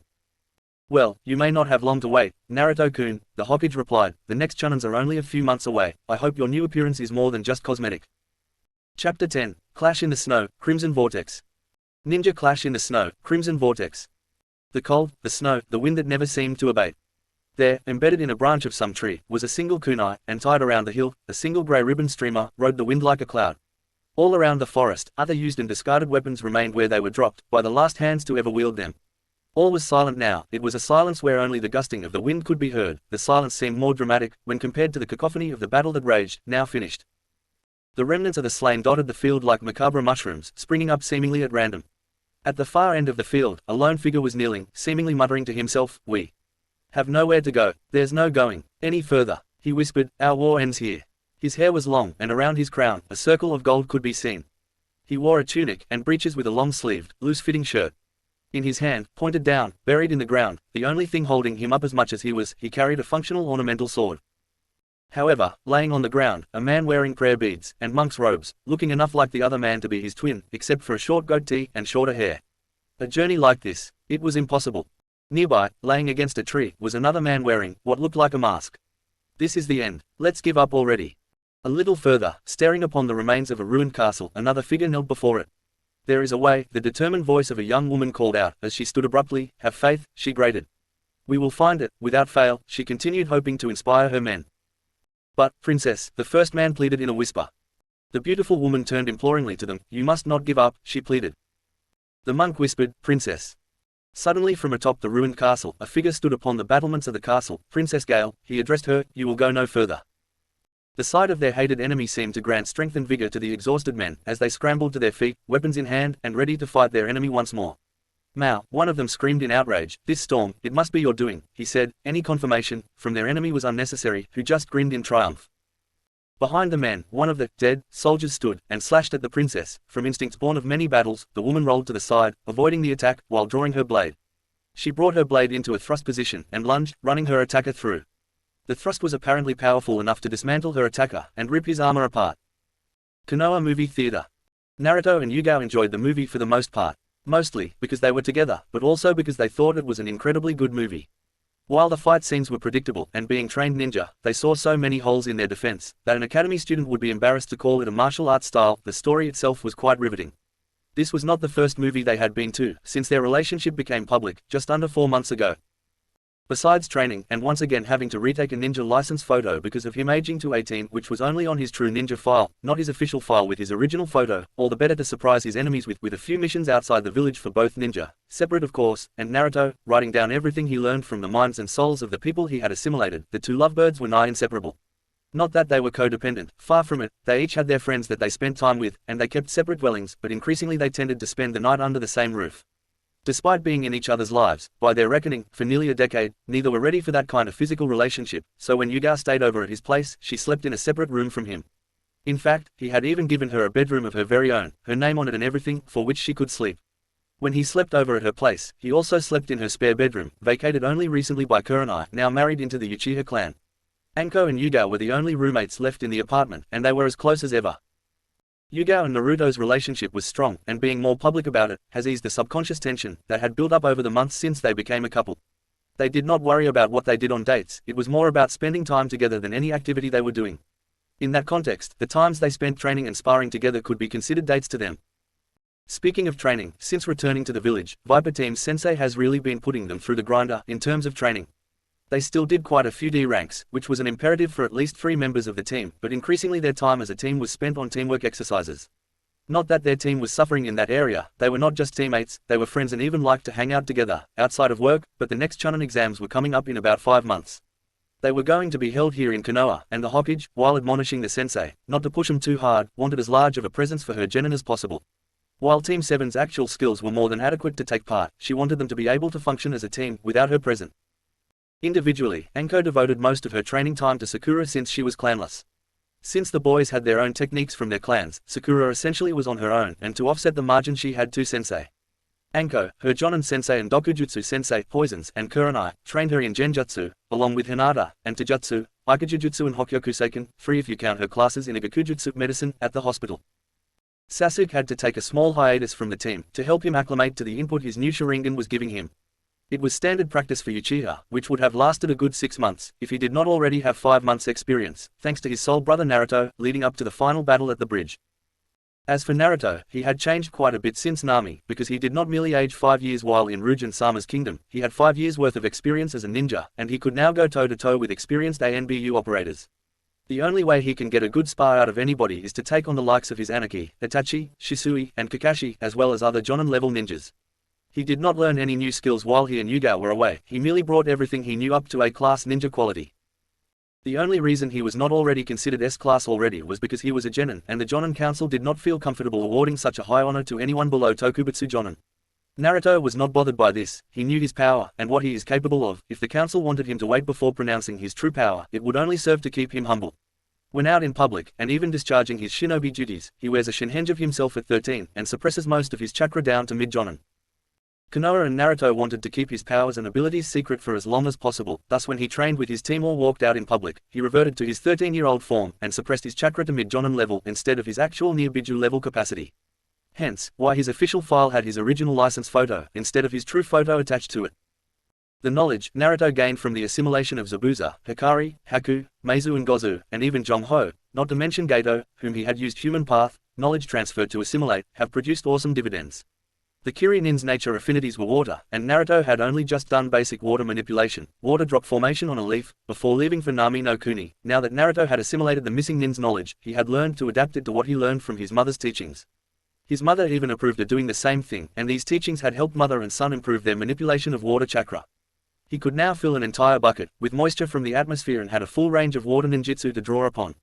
Naruto was not stingy with what he learned about water manipulation, since 2 water chakra types were so close to him, Yugao, his girlfriend, and Sakura, his teammate. He shared what he learned about water manipulation with the both, and both ladies were grateful. Hikari on the other hand was a Kumo nin, and as is common in Kumo her nature affinity was lightning. She, however, was a poor ninjutsu student at best, and only seemed to have learned lightning chakra manipulation, with a few C-ranked Raiden-jutsu, before moving on to specialize in Kenjutsu. Naruto just shook his head. Was she really so short-sighted? He asked himself. Didn't Hikari realize how much of an asset Raiden-jutsu was in a sword fight? He asked that very question to Kushina, as he was writing down everything Hikari knew about Kumo. Her answer was an emphatic yes to the first, and an obviously not to the second question. Because Haku had the Kekkei Genkai, Hyoden, ice release, her natural affinities were wind and water. As with water, before leaving for Wave, Naruto had just completed the leaf-cutting exercise. With knowledge from Haku, and with help from Minato, he has now progressed to wood-cutting exercise and a plethora of B and C ranked Fudenjutsu. Naruto does not have Haku's bloodline limit, since he is not of her bloodline. The Akumagen does not grant the ability to use Kekkei Genkai. Naruto did not merely learn ninjutsu from the assimilated people, his other skills progressed even further than before. His taijutsu had progressed to be equal to any chunin, and his kenjutsu was even better. Naruto's genjutsu training was progressing well, and when they could, he, Sakura and Hinata, the only Konoha genin training in genjutsu, practiced with each other, and competed together by playing hide and seek using genjutsu. They called it, Tracker. They designated the hider, and sometimes set a limit or two, like no demon clones for Naruto, no dojutsu for Hinata and Naruto, when they were seekers, or an out-of-bounds like no hiding in her apartment for Sakura, but just as likely no holds would be barred, and sometimes they would not even tell each other they were playing. Naruto was a sneaky bastard with that, and would place genjutsu on them without their knowledge, making one or both seek him to get him to take it off. The only boundaries he respected in that respect were their homes, on missions, or when training with their teams or other sensei. Another boundary he would never cause them to compromise their modesty, i.e., no skin in public. As the game implies, one of them would hide and the others would try to find them. The hider would practice stealth and evasion, using various means from simple misdirection to transformation, and yes, even genjutsu.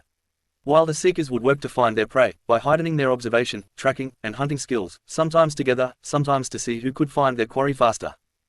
Sakura and Hinata became incredibly good friends. Hinata loved having a girlfriend who was not a Hyuga. Same with Sakura, as she loved how gentle and nice Hinata could be, whether they were sitting at a cafe sipping tea, playing their tracking game, or in a taijutsu spa, for which Hinata was just as ruthless and implacable as a brick to the face. The Hyuga heir never lost that gentle spirit. Hinata loved how Sakura was not afraid to speak her mind. She did not have to watch what she said, and she was never deferential to Hinata.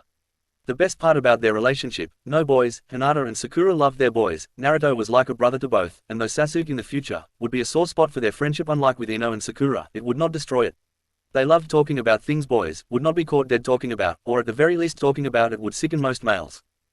An interesting phenomenon was discovered while Naruto was training. He was training on his own, and thinking of Zabuza, and what it would be like to fight him.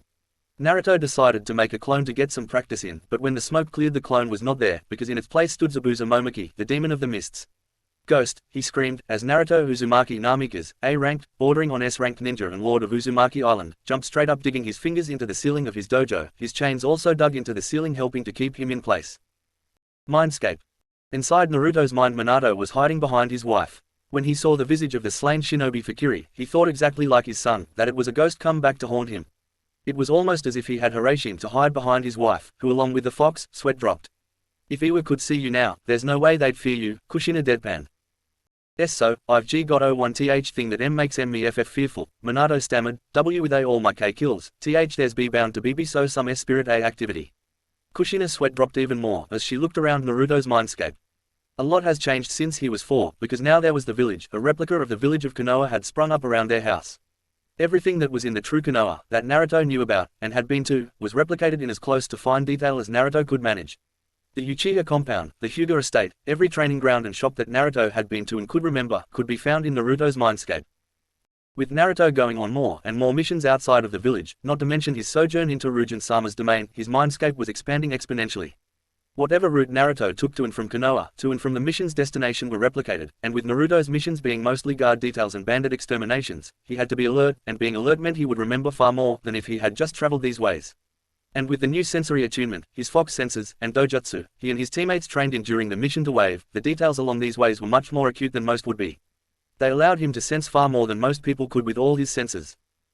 Honey, Kushina said, turning to look her beloved in the eyes, I want you to know that I love you. Minato looked surprised. Of all the things he thought she would say about his current behavior, the declaration of her love was the most unlikely thing he could think.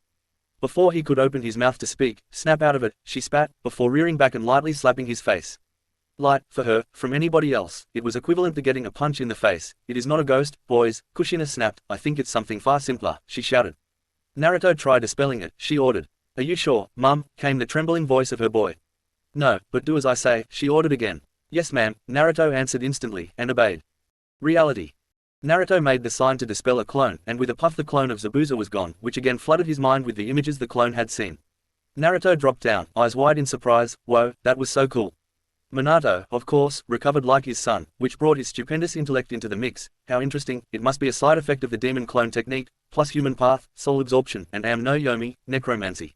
Using those techniques allows you to absorb everything about a person, including their sense of self.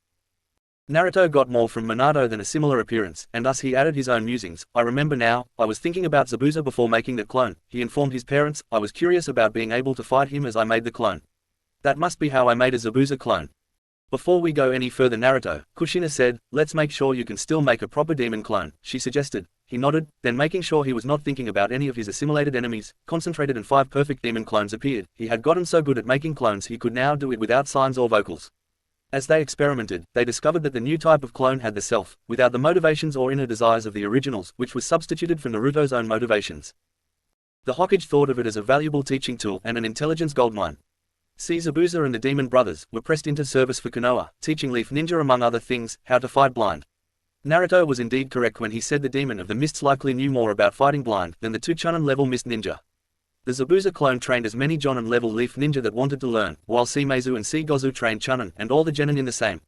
Zabuza also trained Team Viper in the silent killing technique, and how to face off against an overwhelming opponent, while Haku, Hikari, and Young Ho were used mostly as practice dummies. Because of Naruto's assimilation, Konoha gained extremely valuable intelligence on Kirigakure and Kumogakure, not to mention the knowledge Naruto gained from Young Ho on the criminal underworld. Naruto learned a surprising amount about business from Gato, legitimate and nefarious practices alike. He learned which officials in every nation were amenable to bribe, which could be pressured, using various means. He learned smugglers' routes that existed in every nation and the ins and outs of Gato's spy network.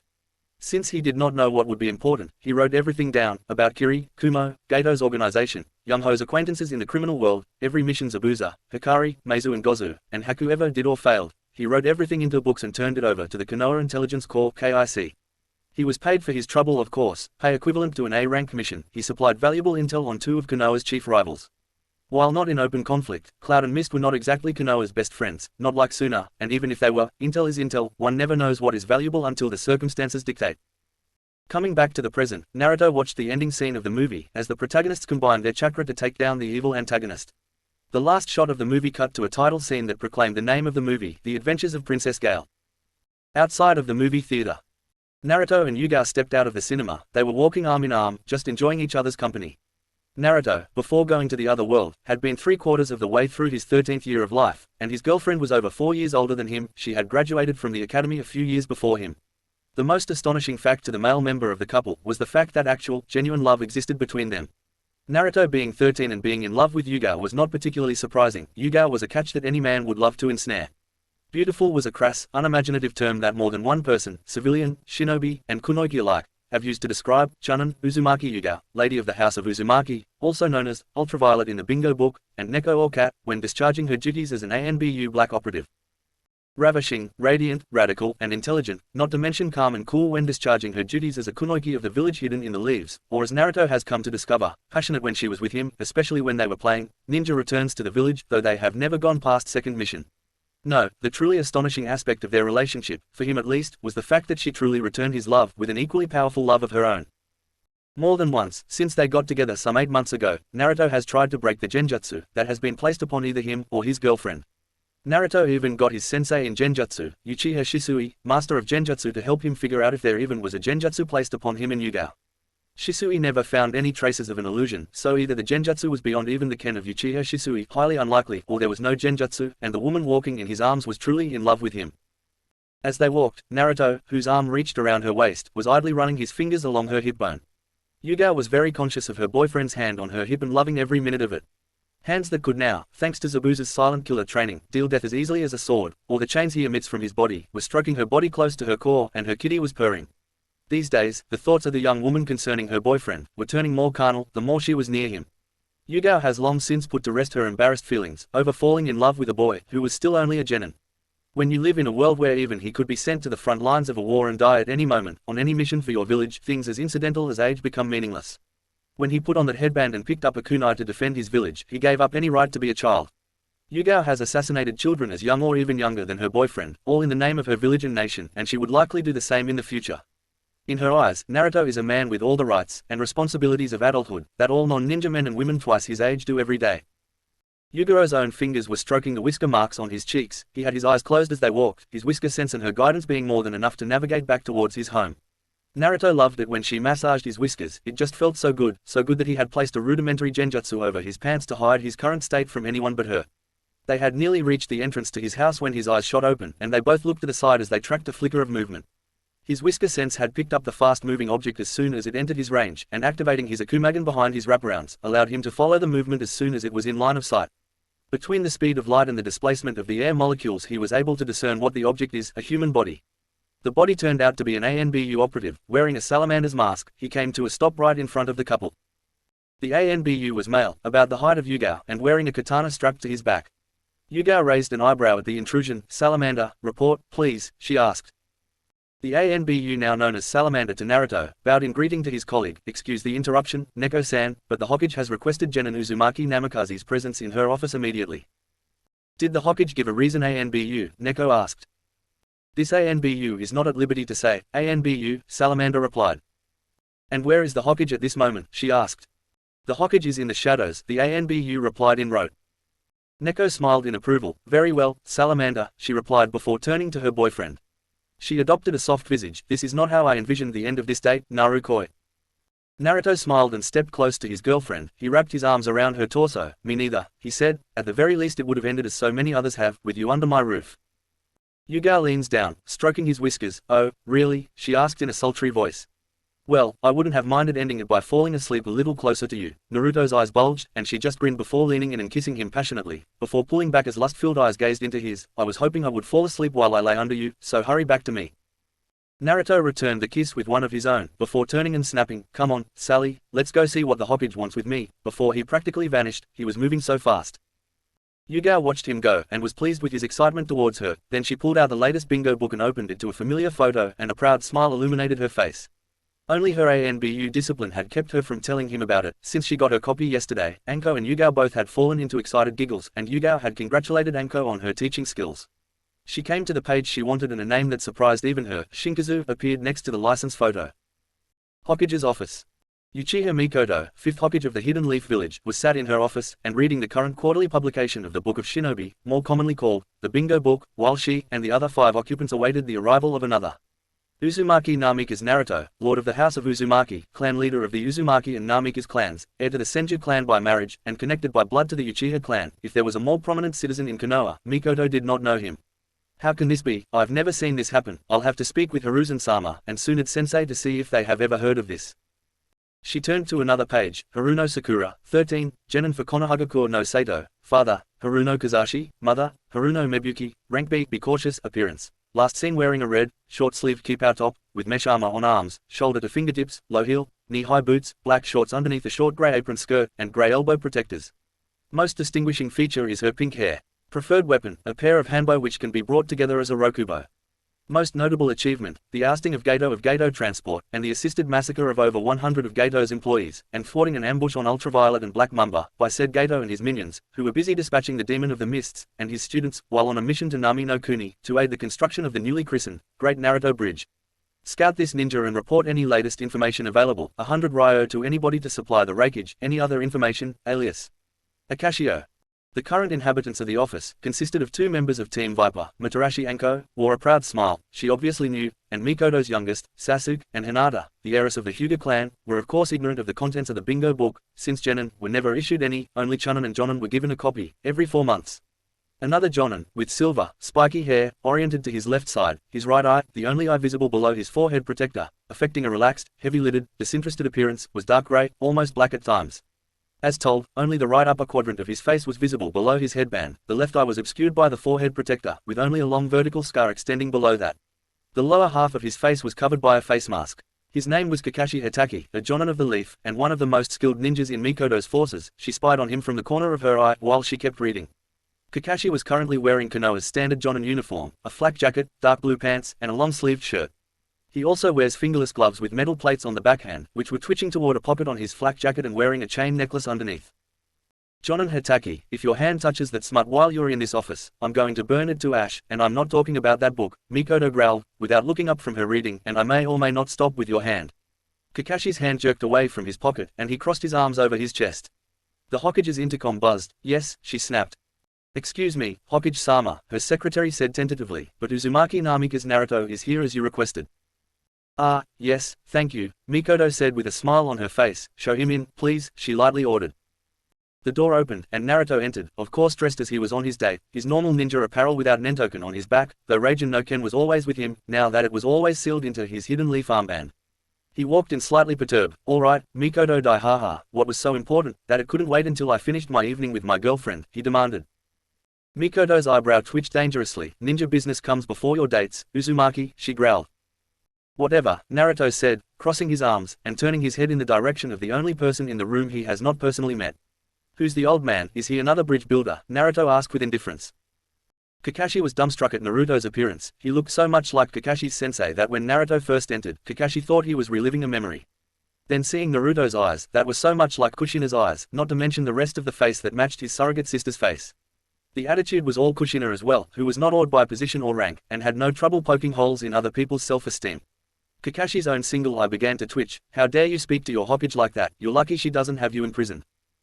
Naruto scoffed, Mikoto and I have a complicated relationship, Shiroi Kiba no Musuko, he explained. Then turning back to his Hokage, Naruto bowed deeply, my apologies Hokage-sama, please forgive my disrespect. Mikoto smiled, you are forgiven, I know it was coming from a tomato, and not you, she said pointedly looking in his eyes. Who are you calling tomato, you spoiled Uchiha princess, Kushina roared. If I'm not overstepping, Hokage-sama, Naruto continued more respectfully, but, may I ask what is going on, he asked. Wordlessly the Hokage tossed Naruto the book she was reading, the book cover was yellow, and the pictogram of a cloud was in the center, that is the Kumogaku bingo book, Mikoto informed her godson, turned to page 50, and read it out loud. Thumbing through the book, Naruto stopped on the page as directed, and his eyes widened as he began to read the information set next to his license photograph. Uzumaki Naruto, genin of Konohagakure no Sato, mother, Uzumaki Kushina, Aka, Red Death Akashi. Father, unknown, rank A, approached with caution, last seen wearing a large coat, and fishing hat, with sunglasses, uses 2 swords in battle, a black blade of unknown origin and composition, and Raijin no Ken, can emit chains from his body that he can direct at will. Most notable achievement, the ousting of Gato Transport, and the assisted massacre of over 100 of Gato's employees, and thwarting an ambush on Ultraviolet and Black Mamba, by said Gato and his minions, who were busy dispatching the Demon of the Mists, and his students, while on a mission to Nami no Kuni, to aid the construction of the newly christened, Great Uzumaki Bridge.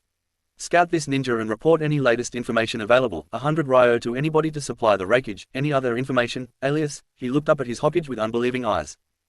Quote ellipsis. Crimson Vortex, Anko answered proudly, she gushed, as she grinned affectionately, it's fitting, when you combine the Kyuubi's ki with the fear effect of a Kaishi, the chakra did look quite a bit like a cyclone, and Sasuke could only concur with a nod, Sakura earned one too, they named her the Red Tide. The only detail they got wrong was the number I killed, there were only 50 total men, that's the information I got from the short one, and what I counted when I swung up to get Gato, and the ones that didn't have heart attacks, fainted or ran away, at most I took out 20.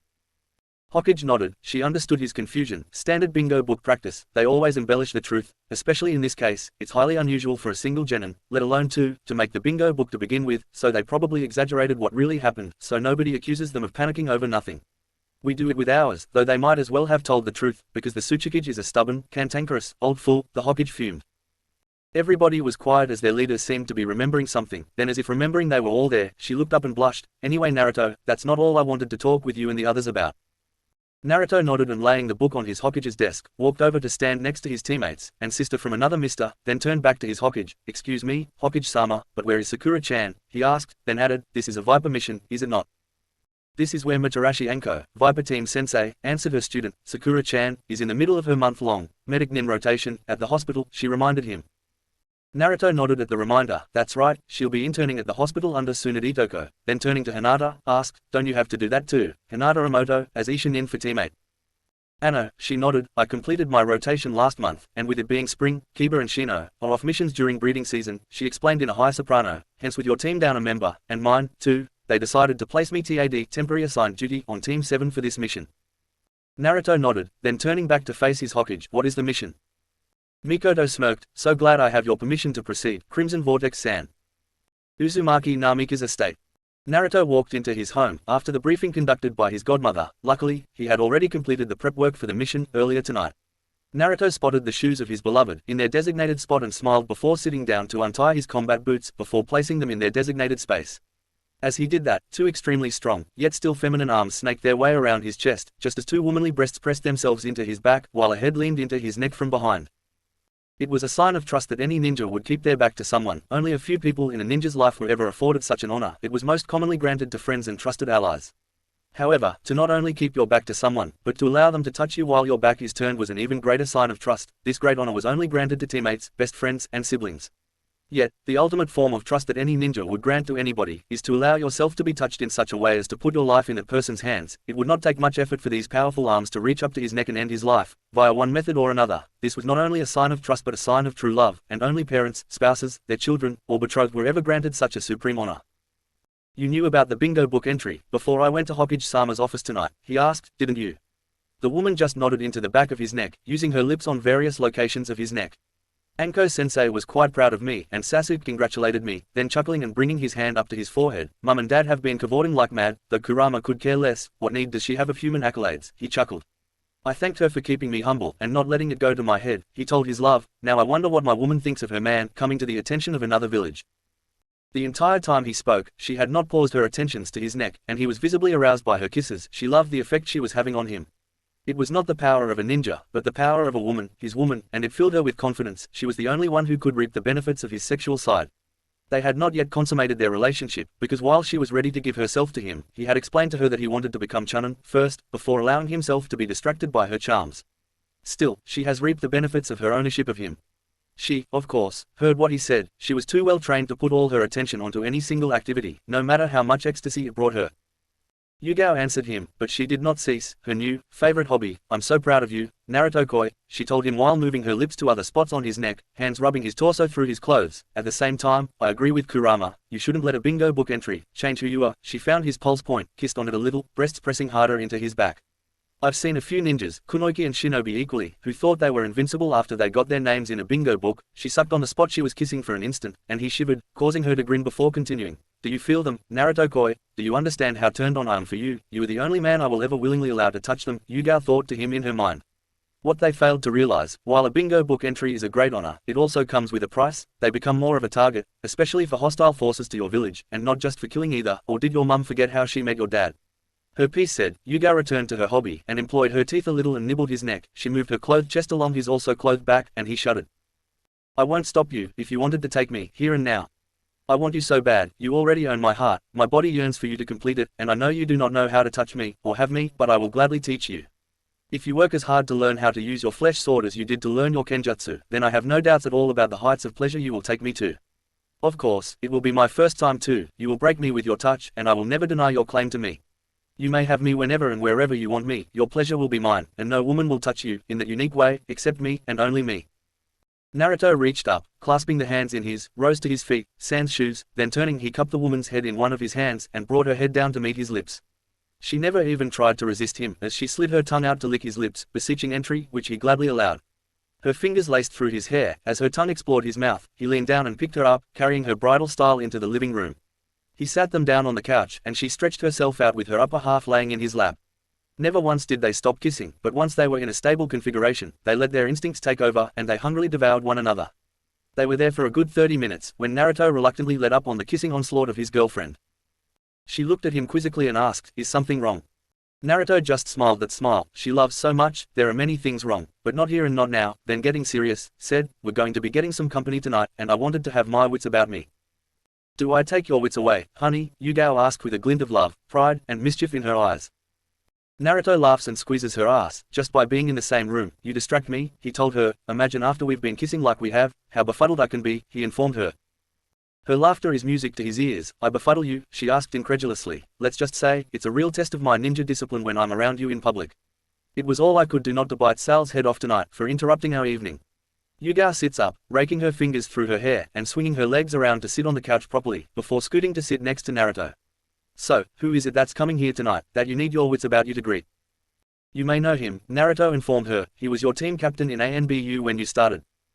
Inu, Yugao asked in awe. What was he doing in the Hokage's office tonight? She added, if you can tell me that is. Naruto nodded. There wasn't any special secrecy added to the mission, starting tomorrow, late afternoon. Why so late? Ultraviolet asked. It's so the rest of my team can do the prep work needed for the mission. When she looked confused, Naruto continued, they have to watch the same movie. You and I watched tonight, The Adventures of Princess Gale, he informed her. Then went on to describe the mission as laid out by the Hokage. We're going to be protecting the actors and crew of that production, because they're going to be relocating to Yuki no Kuni, Land of Snow, for the finale of the trilogy. Our main task is to guard the main actress, Yuki Fujika's, while traveling to Snow, and while we're there. Naruto's girlfriend nodded as she understood the parameters of the mission, but asked another question, so why is Kakashi-senpai going with you? It was one of his early missions as a jonin, Naruto answered. He went there to scout the rumors of armor in Yuki, that could protect the wearer from ninjutsu and genjutsu. Naruto thought absently, he knows the terrain, and can lead us through. There was a tone from the door, and making a clone to answer the door, they stood up to meet their guest. Kakashi was shown in by the clone, and after the pleasantries, got down to business. Naruto began with, Kakashi Hataki-san, I know where you got your eye, he said. Which eye is that? Uzumaki Namika's-san, Kakashi asked coyly. The one given to you by Uchiha Obito, Naruto answered. Kakashi's one. I went wide. How the hell could you know that? Because, your sensei told me, tonight, Naruto informed him, while looking through my eyes. Chapter 11, Clash in the Snow, Truth in Acting. Speaking to non-human animals. It was a beautiful clear day in Kind Flame, the capital of Hai no Kuni, one of those hot, summer days where not much moved within the city except an occasional bird moving across the sky.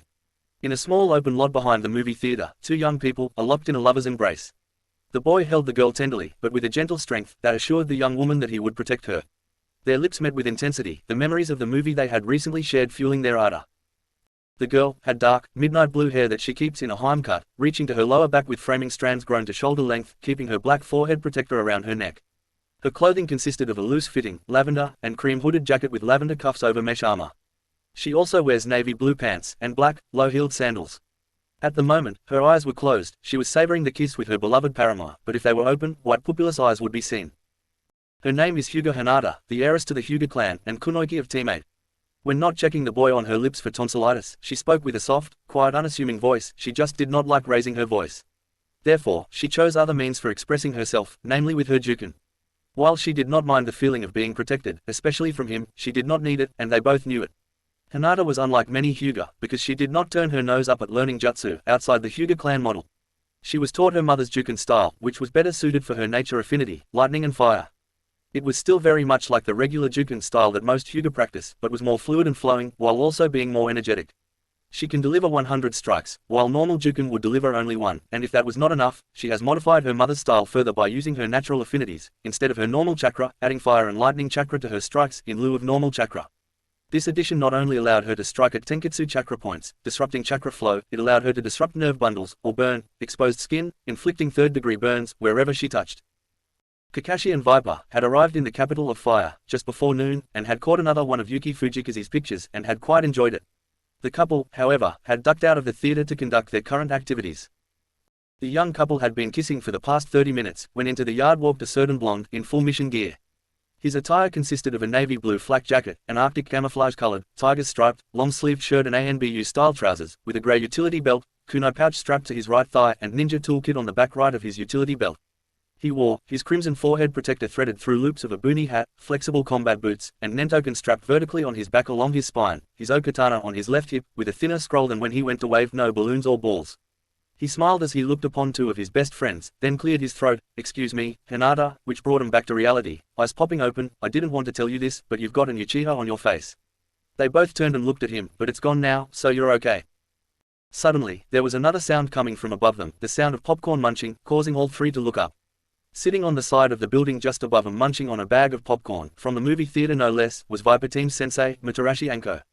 She looked over to her blonde student in slight resentment. "Why'd you stop them, noodle brain?" she asked with a grin. "It was just getting good, I wanted to see how far she'd let him go. It was even better entertainment than the movie." "Oh, it wasn't that bad, Anko-sensei," Naruto began, while placing a pair of Suna aviator shades on his nose. "This one was as good as the one me and Yuga saw last night. Of course, most of the time we spent in the theater was spent doing the exact same thing they were doing," he said, gesturing to the clan heir of the Hyuga, and the second born of the Uchiha, Sasuke. "You know, Hina-chan, I wish you two would let me tell you-chan about you, then we could go on double dates. I'm sure she'd like that," he pointed out to her. "We've had a few, with Shisui-sensei and Kurenai-sensei, and we enjoyed ourselves immensely." "Well, we're just not ready to tell people yet, Naruto-kun," Hinata explained in a musical voice. "We don't want anything to get out until we have had the chance to speak to our respective families. The Hyuga and the Uchiha do not have the most cordial relationship." "I'm not suggesting you tell the whole village, Hinata-chan," Naruto retorted. "Just tell Yugao, and ask her to keep it to herself until you're ready to go public with it." He paused, then added, "Besides, if I've learned anything about living in Konoha, it's that you cannot keep secrets going for long." He glanced at Anko pointedly. "I thought my relationship with my girlfriend was a secret, but apparently the Ice Queens of Konoha and my godmother seemed to know all about it." Anko grinned. "I'm gonna tell your girlfriend you called her Ice Queen." Naruto scoffed. "You won't be telling her anything I haven't said to her face, sensei, so go ahead," he replied. They looked at him questioningly. "What, me and you-chan have our share of fights. We're both stubborn, opinionated people, who don't always see eye to eye, so we argue," he informed them. "It's an Uzumaki trait, believe it." Before the conversation could continue, a rumbling that sounded quite a bit like thunder could be heard from the other side of the wooden fence. Then out of nowhere a horse comes leaping over the fence. Sitting astride the animal was a woman, with long black hair, and light blue eyes, wearing a multicolored dress.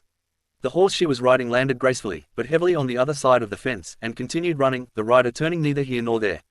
The incident however was not over, for not a second later, the rumbling thunder crescendoed right before the gate into the lot was flung open. Naruto and the couple leapt up to avoid being hit by the gate, or trampled by the herd. He came to a rest on the wall right next to his sensei. That was Yuki Fujika's sensei. Sasuke informed them while his Sharingan whirled from the other wall. She's the one we were charged with protecting. Then let's do our job, Anko ordered. Naruto, come with me, we're going after her. Then turning to the other genin, gave more instructions, try to divert the horsemen, non-lethal only, there's something underneath all this, we may need answers, she justified to their nod. Go, she ordered, and they all dispersed to fulfill their objectives. Anko and Naruto ran up the wall to the roof of their building. Stopping on the ledge, they each peered out across the village, and noticing the dust cloud in the distance, took off after the chase. Anko followed closely after her student. She knew that Naruto's eyes, even without the Rinnegan, were sharp, but when he used his dojutsu, nothing escaped his notice, especially after the sensory attunement training, during and after their mission to wave. She and Naruto leapt over rooftops and made a beeline for the smaller dust cloud. Casting quick glances around, Anko saw the other two genin attempting to follow her instructions, as they all closed in on the chase. All of a sudden, 3 riders turned down a side street, then an alley, and Anko knew they were going to cut her off at the pass. Naruto saw it too and vectored his pursuit to shadow the pursuers. Anko smiled, nothing gets past my kid, then frowning, except maybe what the food of the gods truly is, she thought bitterly, not much of an issue now, but what will he pass on to his own students? Shaking her head, Anko got her head back in the game, just as Naruto reached the junction that would bring the horsemen out in front of the fleeing actress. Naruto was a little ahead of them, but only had to wait a second before the riders came around the bend. They came within 100 yards of Naruto, when he put out his hand and yelled, "Animal path, animal command, horses, halt." At the command, all 3 horses applied their brakes, digging in their hooves, coming to a halt right in front of Naruto's position, none the worse for wear. The riders, however, became victims of inertia as their animals stopped. They did not. They were launched forward over their horses' necks and would have ended up in the street to get trampled by the oncoming actress if Mitarashi-sensei were not there. Going through several hand signs, Anko slammed her hand into the ground. Earth-style technique, Great Wall, she shouted. Her chakra shot out into the ground at the speed of light, and intersected at the mouth of the alley, pushing a 10-foot earthen wall up into the flight path of the riders. They lay in a heap at the foot of the wall, groaning with concussions. Naruto made several clones to guard them, and together teacher and student took up the chase for the actress. Quite a bit further behind, the main pursuit party was hot on the actress's trail, but try as they might, they just could not catch up to her. They lost sight of her for a good minute, when she rode through a market and leapt over a passing fruit cart. By the time they caught sight of her again, she was rounding the corner to the left. Among the pursuers was a middle-aged man with shoulder-length, grey hair collected in a ponytail, full beard, and sunglasses. He seemed to be in charge of the riders. They rounded the bend in pursuit of the actress, just in time to see her horse slip on a puddle of oil. The chasers made more than one attempt to flank her, they were bound to succeed in one of them. Yuki was thrown from her horse and landed on a sidewalk leading to a small temple. The man, seeing her finally being stopped, gestured toward her, and said, "Get her." Finally unleashed, the other men surged forward, grabbing her arms, and attempting to restrain her. When suddenly in a puff of smoke the princess and the horse were gone, and in their place was a teenage girl. That is when her all-white eyes blazed forth, and she began to move through these men, like they were nothing. She suddenly took a stance, her body twisting like a coiled spring. "You are within range of my judgment, pricks," she spoke, and in spite of the gentleness in that voice, there was a finality to it, which made them all shiver. Kaiten, 8 trigrams, 16 angelic palms. Her palms, with fingers spread as wide as they could go, began to arc with Raiden power. The girl began to spin and maneuver, and she struck with all the gentility of a boulder. First judgment, 2 palms, 1, to the chest of a guy behind her, Raiden pulse, shock to the chest sending him flying 5 feet and out. 2, to the head of the guy in before her, Raiden pulse, shock like a sledgehammer to the head, and he's out of the fight. Second judgment, 4 palms, 1, 2, to upper right flank of another person, Raiden pulse, discharge, affected, sent into his chest cavity causing the lungs to seize. And immediately rendered unconscious. 3-4, to the upper left flank, Raiden pulse, discharge, affected, causing the lung and heart to seize momentarily, stopping respiration and circulation, and immediately restarting those functions once she moved on, and the sudden start and stop rebounded through his system, causing instant hypertension, which rendered him unconscious. Third judgment, 8 palms, 1, 2, 3, 4, Raiden pulse, shock, discharge, shock, head R flank chest belly, 5, 6, 7, 8. Raiden pulse, discharge, discharge, shock, chest head R flank spine. Fourth judgment, 16 palms, 1, 2, 3, 4, 5, 6, 7, 8, Raiden pulse, shock, discharge, discharge, shock, affected, head L flank chest belly chest head R flank spine, 9, 10, 11, 12, 13, 14, 15, 16, Raiden pulse, discharge, shock, shock, discharge, affected, head L flank chest belly chest head R flank spine. The older gentleman watched in astonishment as a 12-year-old girl moved through his men like they were mist. He could not take his eyes off the scene before him as she struck with deadly efficiency. In no time at all every one of his rather large men was knocked out on the ground, but before he could think to speak, there was a blur in the reflection of his sunglasses. He whipped around to see what it was, then felt a strike to his neck, and his lights went out. Strange, I could have sworn there was a kid. A few moments later, he came to just in time to see them tying up his men. "Oh, dear," came a resigned voice. They looked, and hunkered on the concrete banister leading into the temple was a man with gravity-defying silver hair, wearing a mask, and what appeared to be one eye. The girl spoke up first. "Kakashi-san," she asked, wondering what his problem was. "What are you two doing?" he asked, clearly annoyed. The boy stood up. He was in his mission gear from Wave also, only now he added two traditional Japanese police truncheons to his belt, and kept the sai in downward-facing shoulder holsters. "Killing time," in a smug voice, wiping his hands, as with a job well done, which caused the girl to giggle with infatuation. Before the boy had even closed his mouth, Kakashi seemed to disappear, and reappeared right in front of the middle-aged man, and the knots they so carefully tied were loosened. He was scratching the back of his head in embarrassment. "Geez, I'm really sorry about this," giving him a slight bow. The boy and the girl looked on in confusion. "This is the gentleman who hired us for the mission, Asada Sandayu." Their mouths dropped open, and it was Sasuke's turn to look embarrassed. He turned and bowed to their client, whom they had just assaulted. "I'm sorry, sir," he said humbly. "I guess I didn't notice you among all the men around you," he offered by way of explanation, "but I saw the one we were meant to protect being chased, and my mission instincts were to protect her, as per the contract." The middle-aged man looked at them with dignity. At the lake, Anko and her student found the actress sitting by the side of the lake. By the time they caught up to her, with her horse drinking from said lake, they walked toward her. Coming within a few feet, Naruto turned to his sensei. "I think you should approach her. She might trust a woman more than she will a man." Anko nodded and moved closer to the seemingly distraught actress. "Maybe if I pretend I'm a fan," so affecting a seemingly wide-eyed look, Anko began. "Are you hurt, princess?" Yuki just cast her eyes toward the voice, before turning her head slightly in Anko's direction. Anko, continuing to act like a fangirl, allowed herself to blush. "I've admired your work for so long, I can't believe I'm talking to the real Yuki Fujika's. I just saw your movie, Princess Gale, and it totally blew me away." The actress stood without comment and made her way to her horse. She mounted, turned it, and charged it right at the snake mistress, who barely leapt out of the way before being trampled. She had ridden a goodly distance from when she started, thinking the insufferable woman was behind her. She was not so lucky. "I mean, there are some things that I think should be different, like the portrayal of chakra for one." Turning toward the sound of the voice, Yuki saw the woman running right beside her, easily keeping pace with the horse. "Chakra is never multicolored. In almost everyone I've encountered in my line of work, it's blue. Though one of my students can produce a violet-purple type, that seems to have strange effects," though she didn't elaborate on specifics. Yuki, getting over her shock, smacked her riding crop against her steed's rump, causing it to whinny and pick up speed. Again, the actress thought she had left the star-struck girl behind her, when from right behind her saddle, the purple-haired woman's voice spoke right in her ear. "The message of your movie is something I aspire to myself," the woman told the actress. "I mean, I'm never gonna give up either, not until I, of course, gut my former sensei with a rusty spoon." Then looking around, the 19-year-old adds, "Hey, lady, you really know how to handle a horse. No wonder you're High no Kuni's #1 actress." That comment seemed to infuriate the actress, so she began to speed up, hoping to shake the woman off. They cantered through the streets of the village. She did not seem to care what happened, so much so that when a pole of some kind ripped a part of her dress off, she did not notice. Anko looked back and added a dangerous tone to her voice. "Hey, lady, don't you think you're going a little fast?" The actress ignored her and forced the horse ever faster, until just up ahead a line of civilian children coming home from school crossed in front of her animal. Suddenly, there was a blur out of the corner of the actress's eye, then as if from nowhere a boy dressed in a duster, Suna shades, boonie hat, with a scroll on his back, and two swords appeared between the horse and the children. He put his arms out, and a purple aura surrounded his legs as he stood his ground. The horse collided with the boy, and the purple aura surrounded both riders and the horse. Naruto, allowing his chakra to enhance his strength and durability, also used his chakra to keep the riders from being flung off, by making them stick to the horse, and protecting the horse from injury. The impact only pushed Naruto back a mere foot or two. The riders scrambled down from the horse, and Anko rushed around to check on her student, only to find him calming the horse, with gentle, soothing words. Just to be sure, Anko asked, "You alright, Naruto-kun?" "Hi, sensei," the teen man answered. "I'll be alright, and so will this handsome devil," Naruto added as he continued to calm the animal, which nickered and then blew, stomping his hooves as he calmed down. Naruto quickly removed the horse's tack, then with the Rinnegan blazing behind his Sunas, communicated using Animal Path, directly with the stallion. "Go on back to your stable, friend, there's bound to be some good food for you when you get there." The kids that were almost hurt, soon realized who had almost run them over.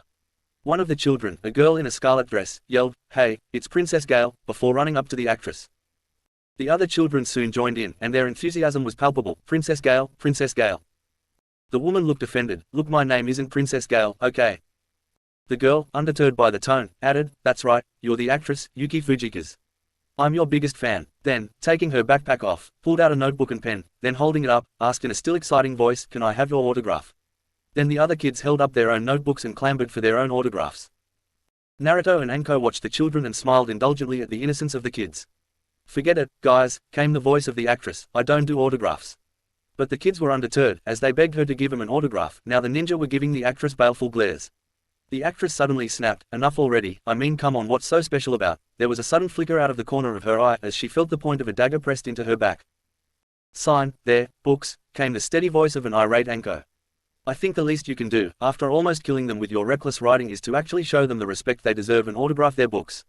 The actress was taken completely by surprise, but Anko continued, "In case you've missed it, I'm not really a fan of your work. The only one I've watched really was Princess Gale, and it was all I could do not to hurl at the cheesiness of the story.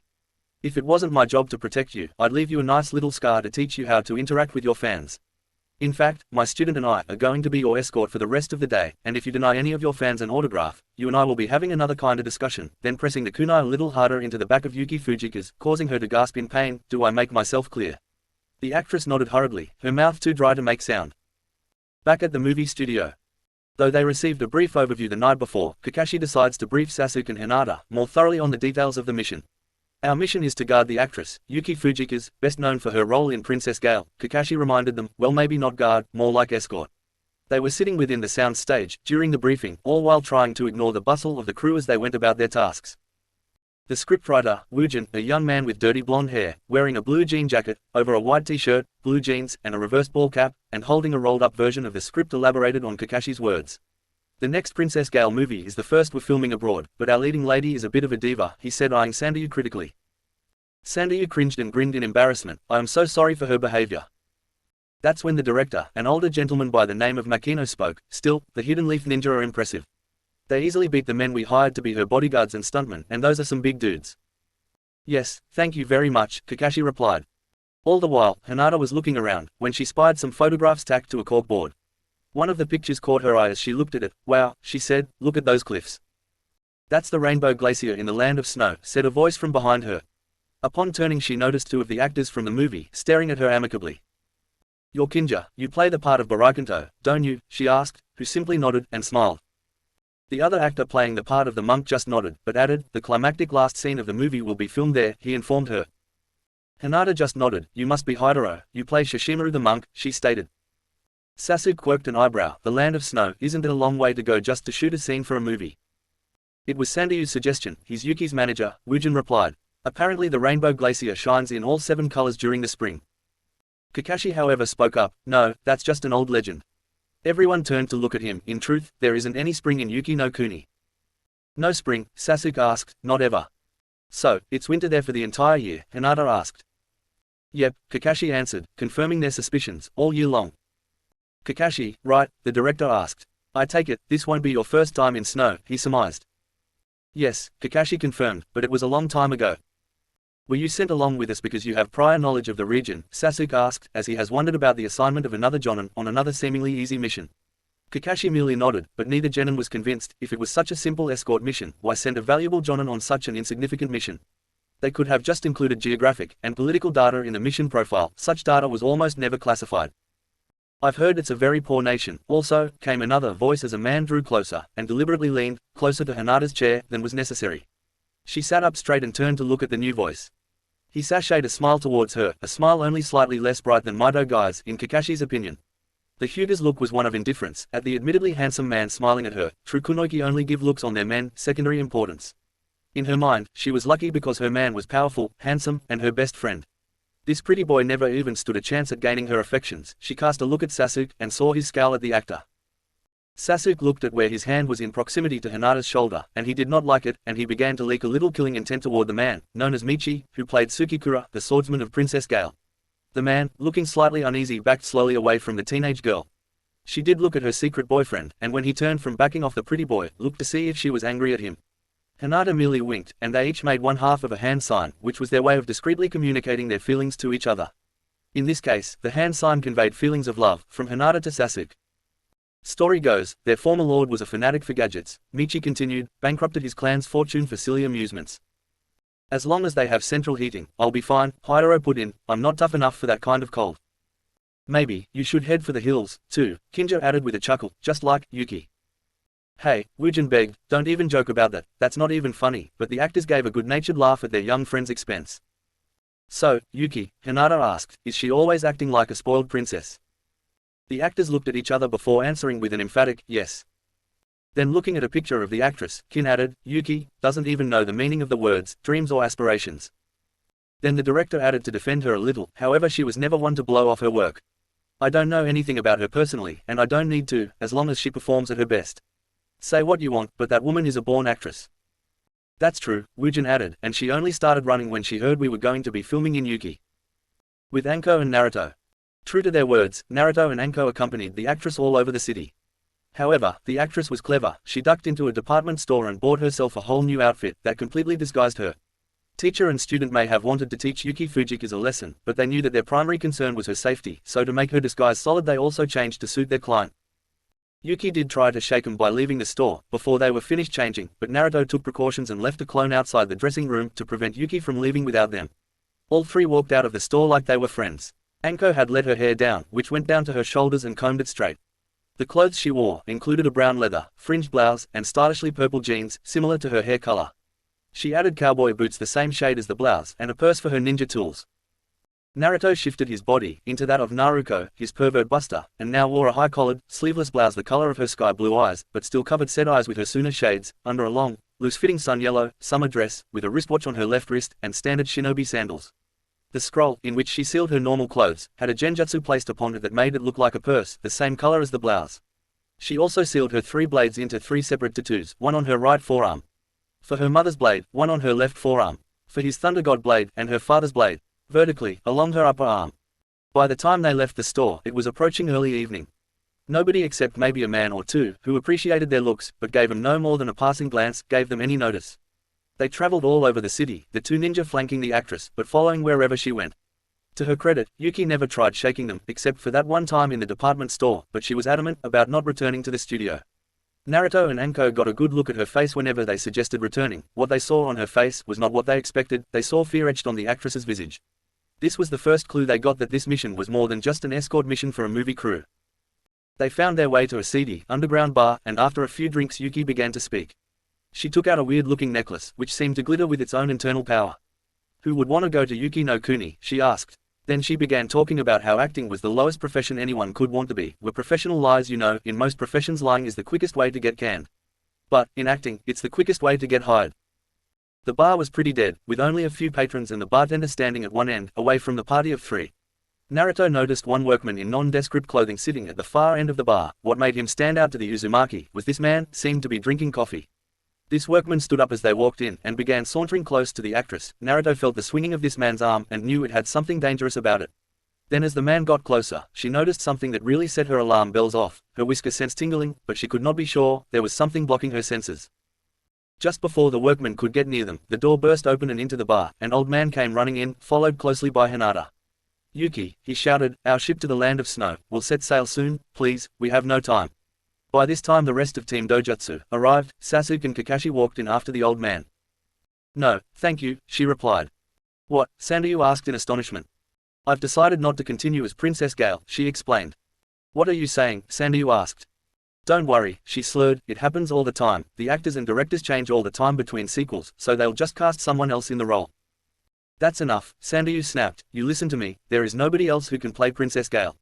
You're the only person who can be her. Then as if to drive home the point, Sandayu added, if you don't fulfill this contract you will be finished in this business, you'll never work as an actress again. Yuki just tossed back her current drink before replying, so what? Well, I didn't want it to come to this, Oho, Kakashi said in a regretful tone. She looked at him in her drunken stupor, just as he pulled up the left side of his headband and looked directly into her eyes. Yuki Fujika suddenly went limp and would have slumped to the floor if Naruto had not caught her. Okay, Naruto said as he dropped his shinhenge. He had finally had enough. What the hell is going on here? Tell us what we're missing on this mission. Because she's right, about actors dropping out of pictures to pursue other work, so why is it so important for Yuki Fujika's to be cast as Princess Gale? You can't be told here, we'll have to go someplace, where we can control the information. Kakashi took the actress from the boy. I'll tell you more once we're underway. I remember that it was snowing. It was always snowing. I walked through a darkened room, wearing a dress remarkably reminiscent of my costume for Princess Gale. I called out, Father, but there was only silence. Where are you? Father, I called out a little louder, as I continued to move through the room. I finally spotted him in his workshop. Father, I asked out of curiosity, for as I entered the room, I noticed he was working, concentrating on something. He turned to me, his glasses shielded his eyes as he looked at me. Koyuki, he asked as if suddenly remembering I existed, please, come here. I was a dutiful daughter, and loved my father. I never met my mother, she died of pneumonia a few months after my birth. My daddy was always there for me, except when he was in his workshop. It was here that I was usually tasked with bringing him back into the world. It seemed that after Mum died, he threw himself into working on some contraption that was meant to make the lives of our citizens a little better. I drew closer to him. Good, now just stand there, he said. I was standing in the middle of a room full of mirrors. I could see myself from every angle. Then he asked an odd question. What do you see when you look in the mirror? I see you and me, I answered. Look closely, now, he said, do that. You'll see the future. The image cuts abruptly, to a fire, me sleeping as if dead, and finally plunging into an icy river, trying to get away from him. My eyes open slowly, and I am sleeping in a four-poster bed. The room seems to be moving oddly, as if swaying back and forth, or rocking from the motion of waves, but that cannot be right. I slowly sit up, wiping the sleep crud from my eyes. There is a knock on my door and my manager Sandayu opens the door. Yuki-sama, are you awake? Sandayu, I ask, will you get me some water, please? My head won't stop spinning, I groan. It must be my imagination, but I feel as if I'm rocking back and forth. I huff in amusement. I must be going crazy. Well, he began, it's not completely your imagination. Ha, I ask bewildered, then jumping out of my rack on bare feet, and running up the passageway, I fling open the hatch to the top deck. There to greet me are the disgustingly bright sights, sounds, and smells that come with being out to sea. This was not the first time I've been to sea. One of my earlier works was as an extra on a pirate movie. I got a crash course in nautical terminology that I'm amazed I still remember. My astonishment turned to outrage as I screamed, you have got to be kidding me. Makino, the director, was never one to let good lighting, or a good opportunity, go to waste. He was a slave driver, and after obtaining permission from the captain, sectioned off a portion of the deck.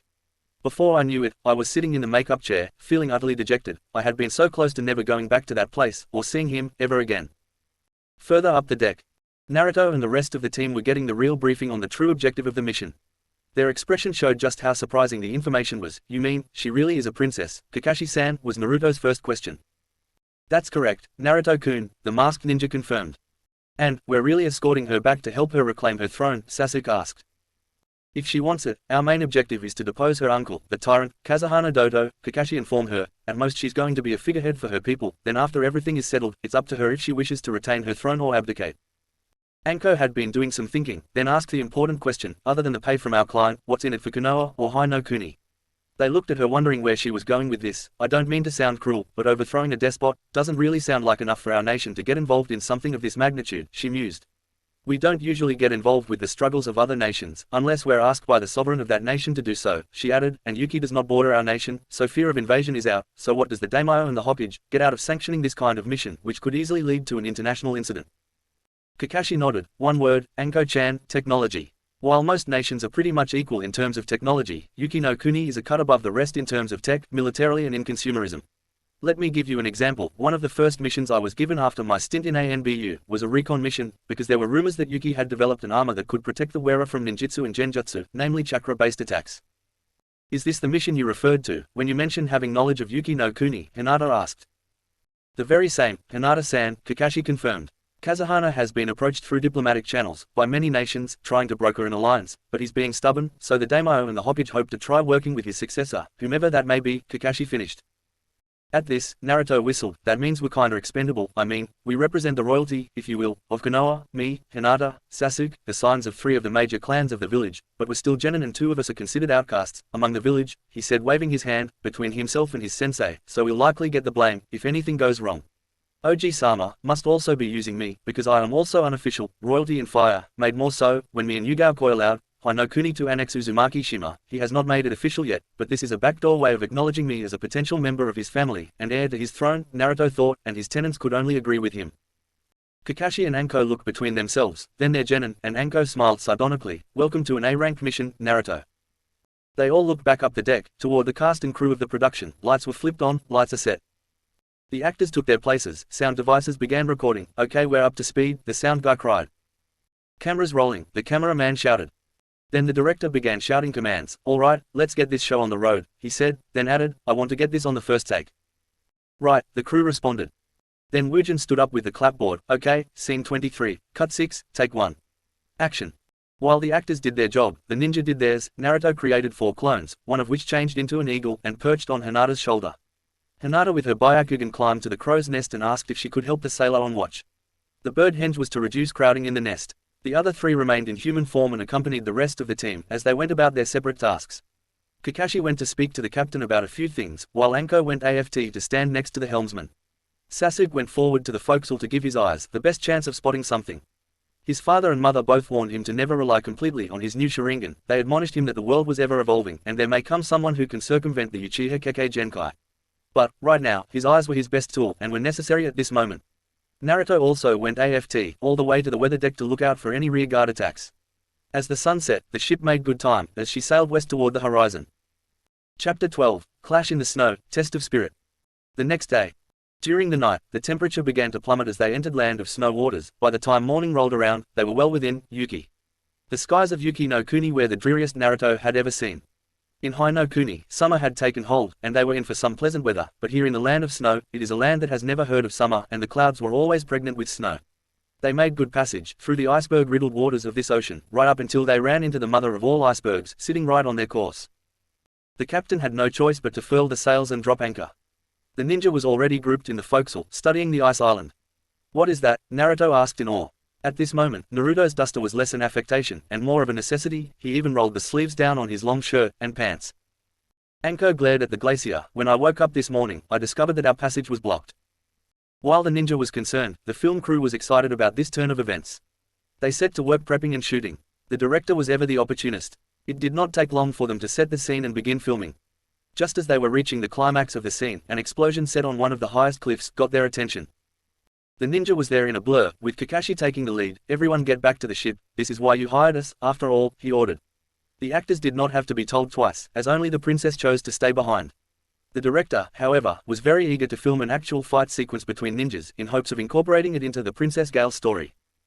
Out of the billowing smoke, a figure rose from the hole that was made by the explosion. They all got a good look at him.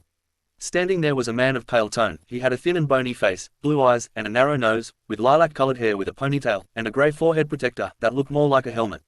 "Welcome to Yuki no Kuni," he said, in a cool voice. Kakashi's eyes were wide with recognition. "You." Then looking left, they spotted another person standing upon an icy butte. This one was definitely a woman. She had green eyes and pink, spiky hair, that stuck out of two holes, on the crown of her grey helmet, reminiscent of pigtails. Her most distinguishing feature was a pair of small, circular, dusky pink eyebrows. "Greetings, Princess Koyuki," her tone completely condescending. "Did you bring along the hex crystal?" "That's stupid, never tell your enemies what you're after, even if you're assured of victory," Minato preached. Turning to the right, they felt another presence make itself known. Before bursting through the ice, he was a large man with a short crop of purple hair and dark eyes. All three of them wore a strange type of form-fitting armor, that blended well with the wintry landscape. "Is that the chakra-proof armor Kakashi talked about?" they all wondered. "You're as good as they say, Kakashi of the Sharingan," the big man said. "Unfortunately it's not good enough."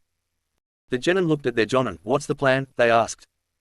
"Obviously, we need to split up and take them on separately," Anko advised.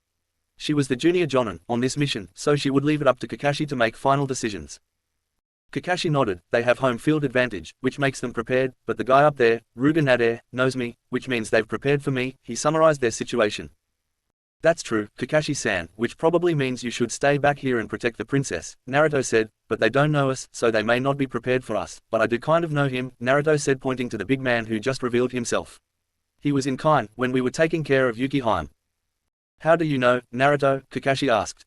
Naruto's eyes slit. "I'll explain later," he promised. "The point is we need to test that armor and see if it has any weaknesses." Kakashi nodded. "Okay, but don't forget you're not trying to win, you're just testing them," he reminded them, "but don't go into this unless you intend to kill them, or you will lose your own life." "How do you propose we test the armor, Naruto-kun?" Hinata asked. "How else? We fight them and gauge how they use it themselves," Naruto answered. "I'll take on Big Ugly over there," he said, pointing his thumb to the latest enemy to show himself. Hinata laughed at his way with words. "Me and Sasuke-kun will fight the Bakujo fool," then grabbing her boyfriend ran off to confront the enemy Kunoichi. Anko stepped up. "If you don't mind, I'll take on your former dance partner." Kakashi I smiled. "Be my guest, maybe a fresh approach will work on him." She smiled and nodded before jumping to meet her opponent. Naruto. Naruto dashed up to the giant and stood his ground with a dangerous smile and fierce eyes. "I've never seen the script, but I've always wanted to be in the movies," he said as he studied his opponent. Behind his Sunas, his Akumagen blazed forth as he took in every detail about his opponent. He was not going to use any of his Akumagen jutsu, but the demon eyes mimicked the Sharingan in its ability to provide fine detail and vivid retention for its user. This is where Naruto discovered the reason his fox senses was dull when he sensed this guy back in fire. He was wearing his armor, and Naruto was feeling the same dulling sense when feeling the man in front of him. Ironically, far from hampering his ability to detect them, it allowed them to stand out even more than other people. "The name's Uzumaki Naruto, what should I call you?" "I am Fuyukama Mizo," the man answered, "or in your case, Akugaki, evil spirit, your executioner." "I'll let you decide," as he said that Mizo pulled a snowboard out of nowhere, mounted it and propelled himself right at Naruto. Naruto, however, just stood his ground and got ready for his opponent. Mizo, however, had other plans. At the last minute he turned his board, going right around the Konoha genin. He had almost made it to the princess, when he felt the tightening fingers of a clawed grip bite into his armor. He looked back and saw a red spectral arm connected directly into Naruto, who was grinning maliciously. The claw looked like an anthropomorphism, like that of a fox, or a badger, which grasped Mizo by the back of his neck. "Where do you think you're going?" the blonde-haired genin asked. "How about, traitor? I think that name fits, because it's what you are, don't you think?" Naruto yanked back hard, pulling the big man off his snowboard, and throwing Mizo back over his shoulder to land right where Mizo started. Naruto did not let him go, just yet. "Get over here, shithead," Naruto shouted in a deeper voice than normal, as Naruto pulled the man toward him rapidly, and as Mizo got closer, Naruto pulled his arm back and allowed a little more of Kurama's yoki to envelop his arm in a partial cloak. Naruto retracted his yoki arm, just before impact. The punch Naruto unleashed echoed off the ice scape of the glacier. Mizo's armor crumpled a little from the force, but enough of the force was dissipated so as not to leave any permanent damage to the wearer. Naruto's punch sent the big man flying back into an ice wall, which at this temperature is as hard as granite. Naruto was studying the results of his assault. It may have crumpled, but I bet the wearer would be fine, and still able to fight. "Thanks, Kurama, for allowing me to use some of your yoki," he said genuinely. "I'll wager if I used a full cloak, the armor wouldn't have lasted a minute." "You're welcome, kid," Kyuubi returned, "and I know it wouldn't. The pitiful machines you humans make are still no match for the forces of nature, of which I and my brethren are ourselves forces of nature in our own right. That armor," she added, "might stop human chakra, but it shall never stop yoki. See?" she asked, pointing a spectral finger at the imprint of her claws on the back of Fuyukama's armor. "I think in order to use Kurama's yoki for ninjutsu, or even genjutsu, you're going to have to learn to control it, son," Minato reminded him. "Is there such a thing as the leaf-sticking exercise for yoki?" Naruto's father asked, looking at the Biju, who just grinned. Mizo rose to his feet and glared at the little prick that just ruined his attack, then looking down to survey the damage, was shocked at the level of ravage his armor sustained. There was a deep dent in the breastplate, where the little shit punched him, and the imprint of the spectral hand biting into his neck, where the claw caught him. Mizo could also feel the damage along his back, when the brat slammed him into the ground, not to mention the additional damage he took when he was slammed headfirst into the ice wall. Mizo decided the armor was damaged, but still functional, but he would have to be careful. He looked at the boy and glared. "You're gonna pay for that, you little shit," Mizo roared. Mizo's declaration was followed by a barrage of punches, inflicted from a gauntlet on his left hand. The gauntlet gave his punches an undeniable boost in power, but what surprised Naruto was the speed at which Mizo moved, especially for a big man, let alone weighed down by the gauntlet.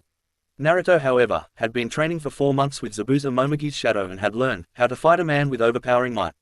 Of course, Mizo was a choir member next to Zabuza's power. One thing he learned about fighting such people: you never wanted to try fighting force with force, you needed to turn his power against him. As fast as Mizo was, Naruto was faster, but he never tried to completely dodge. When Mizo would aim an attack at Naruto, Naruto would wait until the attack almost connected, before sidestepping with a parry, which led to a shove that added enough force to nearly overbalance the brute. "Are you ready to die, traitor?" Naruto quipped. "Did you know that in the realm of Naruto, traitors, especially those that betray their rightful ruler, are given the worst punishments?" For several seconds, Mizo attacked and was denied anything close to satisfactory results, which began to frustrate the big man, and that frustration turned to anger. "You will be sent to the coldest section of the cold Naruto," Naruto chided him. "Do you feel the temperature as it is now, Mizo Akuta? Garbage," he chuckled sinisterly. "You should cherish your homeland, because the cold sections of Naruto make the ambient temperature we have today feel like you're walking through a summer's day." While the anger did lend him more strength, it also led him to begin making mistakes. His attacks began to overextend themselves, which was what Naruto was waiting to happen. "Yet that's just the temperature of a cold Naruto," Naruto chuckled as he explained. "You will most likely be taken to Mahapadma. The common name for that is Great Lotus. Makes today's temperature feel like you're walking on the sun, but that's just the temperature. Remember, the torture of the Great Lotus is where it gets its name. At such a low temperature the entire body cracks into pieces, the internal organs are exposed, and also begin cracking. But don't think this will happen once, because you'd be wrong. You see, the freezing process is as long as the number of years you've lived as a mortal. You'll also be alive and awake for the whole thing. A lifetime, your lifetime, but take heart, your time in the Great Lotus won't last forever. You'll only have to endure this time in Naruto for 51.2 septillion lifetimes." Mizo let loose one powerful punch that would give free rein to his anger, but it also set him up for Naruto's own attack. Mizo's strike completely overextended his arm, and Naruto capitalized on the miscalculation, and grabbed the gauntlet near the elbow, which had a very convenient cuff manifold, and Naruto also grasped the gauntlet near the knuckles, which had another very convenient lip, for a good grip. Naruto added his own force, but also redirected the arm into a tight spiral which sent the big man up into the air. Naruto mentally summoned 3 Kage Bunshin, who jumped into high kicks, each adding their own force to Mizore's upward journey. NA, Naruto 2 shouted while delivering his kick. RU, Naruto 3 shouted while delivering his kick. TO, Naruto IV shouted while delivering his kick. As the third clone delivered his kick, the original thumbed his blades open. Uzumaki Barrage, the 3 Naruto clones said together, while delivering an axe kick, which sent Mizore plummeting like a meteor, directly into the granite-hard surface of the glacier. Mizore rose ponderously, he was swaying precariously on his feet. He was in no way injured from the attacks he had just endured. The armor was some awesome stuff, but nobody can take that kind of force and just walk away. Mizore could feel fractured ribs, and under his armor he felt the trickle of blood running down his torso. Mizore felt dizzy and his eyes were playing tricks on him. He suddenly thought he was seeing a crimson sky and felt fear, something he has not felt in 10 years, not since he deposed his daimyo and gained his armor. If that was not enough, he suddenly felt like his balance was off. The throw the kid sent me on must have scrambled something in my head, because I swear, I'm seeing a dozen of him. There was a sudden crackle of thunder in the overcast, crimson sky. As Naruto neared Mizore, Mizore went into his fighting stance. He could still fight, and that was all that mattered. His head was clear, and even though he felt fear, that would not stop him from doing his duty. He struck again, leading with his gauntlet. In a flash of lightning, Naruto was not where he was a second ago. Mizore saw 2 flashes of light reflecting off 2 blades. In the blink of an eye, Naruto drew his blades, Kakashi to parry Mizore's hand wide, and Kage Hashi to cleave the arm from his body. Naruto finished the motions of the cuts, which brought the blades around and into their sheaths. Naruto turned around, then drew a kunai and came up behind the giant, placing the blade against the big man's throat. "You can give up, or you can die," he said in a cold voice, and devoid of any of the soft emotions Mizore had ever heard from a human. It had the finality of a judgment. It caused more fear than if the man was roaring at Fuyukama. "How?" he asked, even with his fear. Naruto smiled thinly. "Wouldn't you like to know? I'm not as stupid as that kunoichi with you." She shouldn't have told her enemy what she was after. There was no warmth of humanity, Fuyukama heard from even his worst enemies. Mizore started to slump forward, but Naruto grabbed him by his hair and kept him upright. "I'm leaving you alive for 2 reasons, asshole," Naruto told him, devoid of any feeling. All that was left was the pitiless voice of Kami. Naruto knew Mizore existed, which usually gave a man hope, but his existence meant absolutely nothing to this being. 1. That's not part of the mission at this point, we were just trying to determine how your armor works, and 2. So, you can tell the usurper that the rightful ruler of Yuki has returned. Naruto slashed his kunai across Mizore's cheek, and his words, the ones Naruto spoke to him during their brawl, suddenly for some inextricable reason, he knew they would come to pass. Whether he lived or died in this conflict, Mizore's fate was sealed when he left this life. He was now doomed. Sasuke and Hinata. The dojutsu couple, with both dojutsu blazing, charged up the hill to meet the kunoichi of Yuki. Their first tactic was to try an aerial assault by throwing several kunai at the female ninja. The kunai shattered on impact. Sasuke brought out a Fuma shuriken with about the same results. Then Hinata was there next to the woman, and utilizing the hold and release tactics of her Juken style, grabbed hold of the other woman by the back of the neck and her elbow, then walking the circle to add a Z component to an XY, throw flung the woman into her own ice wall. Unlike Mizore, the woman was able to take control of her momentum and turn her body, so she impacted legs first. This allowed her to immediately rebound back at her opponents, while going through several hand seals, and as she flew past them, unleashing Koriten Jutsu, Subame Fubuki, Ice Release, Swallow Blizzard, and several shards of dense, sharp ice crystals that looked like tiny birds, shot out at both Leaf Ninja. They tried to dodge out of the way, but the shards seemed to be able to home in on its targets. Sasuke went through several of his own hand signs, before grabbing Hinata and yelling, Raiden Jutsu, Reime, Lightning Release, Thunderdome, which caused lightning to shoot down from the sky. The lightning formed into a dome no closer than a 2-foot radius. The ice jutsu slammed into the dome and evaporated. At that moment, Sasuke thrust his arm forward and redirected the electricity into a barrage of lightning, which arced directly at the enemy kunoichi. The Kori Nin took the brunt of the attack, but thanks to her armor she was only singed. There were several burn marks all over her armor, but no other damage could be detected. Hinata got an idea. "Sasuke-kun, give me one of your sai," she requested, which he readily complied. "I need you to distract her, please."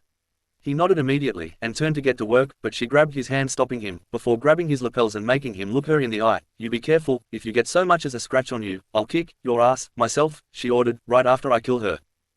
Sasuke grinned and squeezed her hands. "I can't promise you no scratches, but I won't die here, I promise." Then turning he pulled his jut, and charged them with lightning chakra, before running out on a lateral path, while firing a surge of lightning directly at the Kori Nin. The armor of the woman absorbed the brunt of the attack, and she just cackled. Before unleashing another jutsu, Kori no Kimusho, Ice Prison, while pressing 2 fingers into the glacier. Instantly several stalagmites of ice thrust themselves up through the icy floor of the glacier, which the Uchiha barely avoided, even with the Sharingan and his own inherent speed. Unfortunately, for the kunoichi, she should have been paying attention to both of her opponents, because out of nowhere Hinata jumped on her back. She immediately thrust the sai down into the armor, the 2 heeled prongs catching on the collar, then unleashed her own burst of lightning chakra. The surge of electricity was painful to the enemy kunoichi, and she shrieked and grabbed Hinata, flinging her off. The Hyuga heiress took control of her own momentum and landed next to her boyfriend. That's when the entire sky turned crimson, and then thunder began to roll. The moment Hinata landed next to Sasuke, the sky began to rumble, then streaks of lightning rolled across the sky. The kunoichi, who had not told them her name, began to feel a tingling sensation along her back. Then just as she remembered what the leaf kunoichi put down her back, it was too late. Because, like a bolt from Kami, true natural lightning burst down from the heavens, and connected itself with the iron sai at the base of the woman's neck. The armor itself acted like a Kaminari cargo Faraday cage which channeled enough of the electricity away from her that it just knocked her out. Whoa, Sasuke exclaimed, what happened? Hinata smiled, we couldn't touch her with chakra-induced lightning, so I thought I'd entice some of the natural variety, so I negatively charged your sai, which as we learned in the academy attracts lightning. What do we do with her now? Sasuke asked. Hinata's eyes widened as if getting a sudden idea, then narrowed as she stepped toward her downed enemy. Sasuke looked over at what she was about to do, but before he could take a real good look, she turned back to him with a reproachful glare. And, just what do you think you're doing, Uchiha-kun? She asked softly with a gleam in her eye. I'm just seeing what you're going to do, Sasuke answered, baffled by her actions. Just never you mind what I'm going to be doing, go stand next to Kakashi-san and watch over the princess, she snapped, mine are the only ones you're ever gonna see, unless you get Naruto to show you hers. Sasuke sighed, fine, before walking back toward the princess and other jonin. He did try to look back once, when he thought she could not see him. Sasuke-kun, Hinata snapped, if you ever want to see mine in the near future, you better get back over to Kakashi-san. Sasuke returned to Kakashi as soon as Naruto did, though Naruto was carrying an arm of all things. When the other two ninja quirked an eyebrow at the Uzumaki, he immediately realized the reason they were looking at him funny. Oh, don't worry, it's just a prosthetic, I've not gone completely nuts. Then Hinata joined them, and in her arms, she carried an entire set of that chakra armor. At this, all ninja quirked their eyebrows, but Sasuke was the first to speak, so this is what you didn't want me to see, you stripped her of her armor. You could have told me what you were doing, Hinakoi, Sasuke chided, I would have left immediately. Hinata for the first time, looked like she was about to lose her gentle smile, then Sasuke added, while looking directly into her lavender eyes, yours are the only ones I ever want to see anyway, they feel like perfection when you press them into me. Hinata blushed at his last statement, and her gentle smile became warm, and her eyes held passion in them, but she went on, answering his question. Well, we needed to analyze it, and a working set of armor would work better than just a piece of it, she defended herself, before gesturing at the arm Naruto carried. Naruto elbowed his friend, and said, nice save. Then turned to Kakashi, if you wanted to go help Anko-sensei get away from that other one, we can stay here and protect the princess, Naruto suggested. The jonin nodded his head, before jumping after the other jonin. The genin turned to look at the princess who seemed to be cowering in fear. Princess Koyuki, Hinata asked. Snake Sage and the copy ninja. Nader spoke briefly to his subordinates, Fubuki, Mizo, I'll leave the princess and these others to you, before leaping down to meet his opponents. Very well, then, Fubuki conceded before she moved to attack. With that Anko charged ahead, leaping up to meet him head-on. When they met, they stopped and he spoke, has Kakashi decided to run away, again? Anko grinned dangerously and swished the bangs from her hair. No, he simply has more important things to attend to, she answered, so he let his subordinate take a shot at you. Well, then let's see if you can put up a much better fight than he did, he started slowly then ended his statement by lunging directly at her. Anko's body suddenly seemed to move as if her spine was less rigid than a human spine should be, by shifting her midriff away from the attack. Her footwork seemed to move independently from the rest of her body, and her upper body seemed to sway even more than the rest of her. She almost seemed to dance around his attacks, evading more than blocking, and when evasion was not an option, she moved her body to reduce the damage she would likely have taken otherwise. Their battle did not simply remain in one place as they fought, because neither of them were ever standing in one place at one time, which goes to show how adept at Dojutsu Viper Team's sensei was, and how good she became over the last 4 months as she progressed in her sage training. The snake style, she was introduced to by her hated sensei, Orochimaru, was brought to almost the peak of perfection. She still had a way to go before she could call herself Saija no Hebi, Sage of Snakes, but she was well on her way. One thing she learned was that her prodigal sensei never really completed his snake sage training. This was confirmed by Manda, the king of serpents himself. The demand of 100 human sacrifices by Manda was actually a test to see just how far the Shorai no Sagia, prospective sage, would go for power. When Anko refused to comply, going so far as to defy Manda to his face, she passed, and that is when she became a true student of the snake. By now, Ruga began to get frustrated by his lack of results with martial arts. Therefore, he decided to forego any more Dojutsu, but that is when the sky turned crimson and thunder began to roll. That was enough to distract him. What? How can a genjutsu get past the armor's defense? Maybe, Anko began as she appeared behind him. It's just not as good as you think, she said before lashing out with her kunai and slashing Ruga's cheek. Nader hissed as the blade sliced his cheek. It was the first time that has happened since he got his armor. That's impossible. This armor is state of the art. This armor increases the chakra within the body of the wearer, strengthening a fujutsu. Then a chakra barrier is created around our bodies, and deflects foreign chakra, rendering ninjutsu and genjutsu ineffective. Anko stood there looking at him as he completed his explanation, then getting an evil grin on his face, brought his hands together, and began forming hand signs, Korotan, Rutai Tora, Ice Release, Dragon versus Tiger, Nader shouted. Out of the glacier, a giant tiger-dragon hybrid broke free from its confines and charged down the hill at the kunoki of the leaf. Then from below, a powerful water dragon tried to intercede between Anko and the ice jutsu, but flimsy water versus hard as rock ice is no competition. It barely slowed down as it crashed down over the Jonin sensei of Team 7. However, instead of an anguished scream as her life ended, the only thing Nader heard was BAMPH. He blinked rapidly as Anko's shadow clone puffed out of existence. Then from a puddle of water that somehow never froze, Anko Matarashi rose up and gave the Kori Nin another slash across his face, leaving an X-shaped scar on his left cheek. Then she leapt over her opponent, literally bouncing off his head, and slid down the embankment to meet her fellow Jonin, Kakashi the copy ninja, the source of the water dragon. Ruga, however, was not in the mood to let him escape, and shouted after the fleeing Jonin, "You're not going anywhere," while going through another set of hand signs. Korotan, Hakujaki Jutsu, ice style, white whale technique, and a crack opened up, directly in front of the fleeing Jonin of the leaf, and through the crack a giant, ice-made narwhal, leapt from the opening.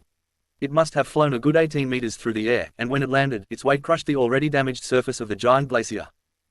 The two Jonin barely leapt out of the way before they were crushed themselves, when they landed safely but only just. Finally, Kakashi had enough, and lifting his forehead protector from over his left eye, Kakashi spun around revealing his Sharingan eye.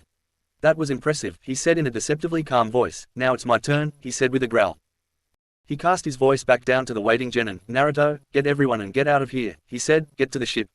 Then turning to his other Jonin, "Go with them Anko, that's an order," he added when she opened her mouth to protest. Anko closed her mouth and nodded. Back with the Genin.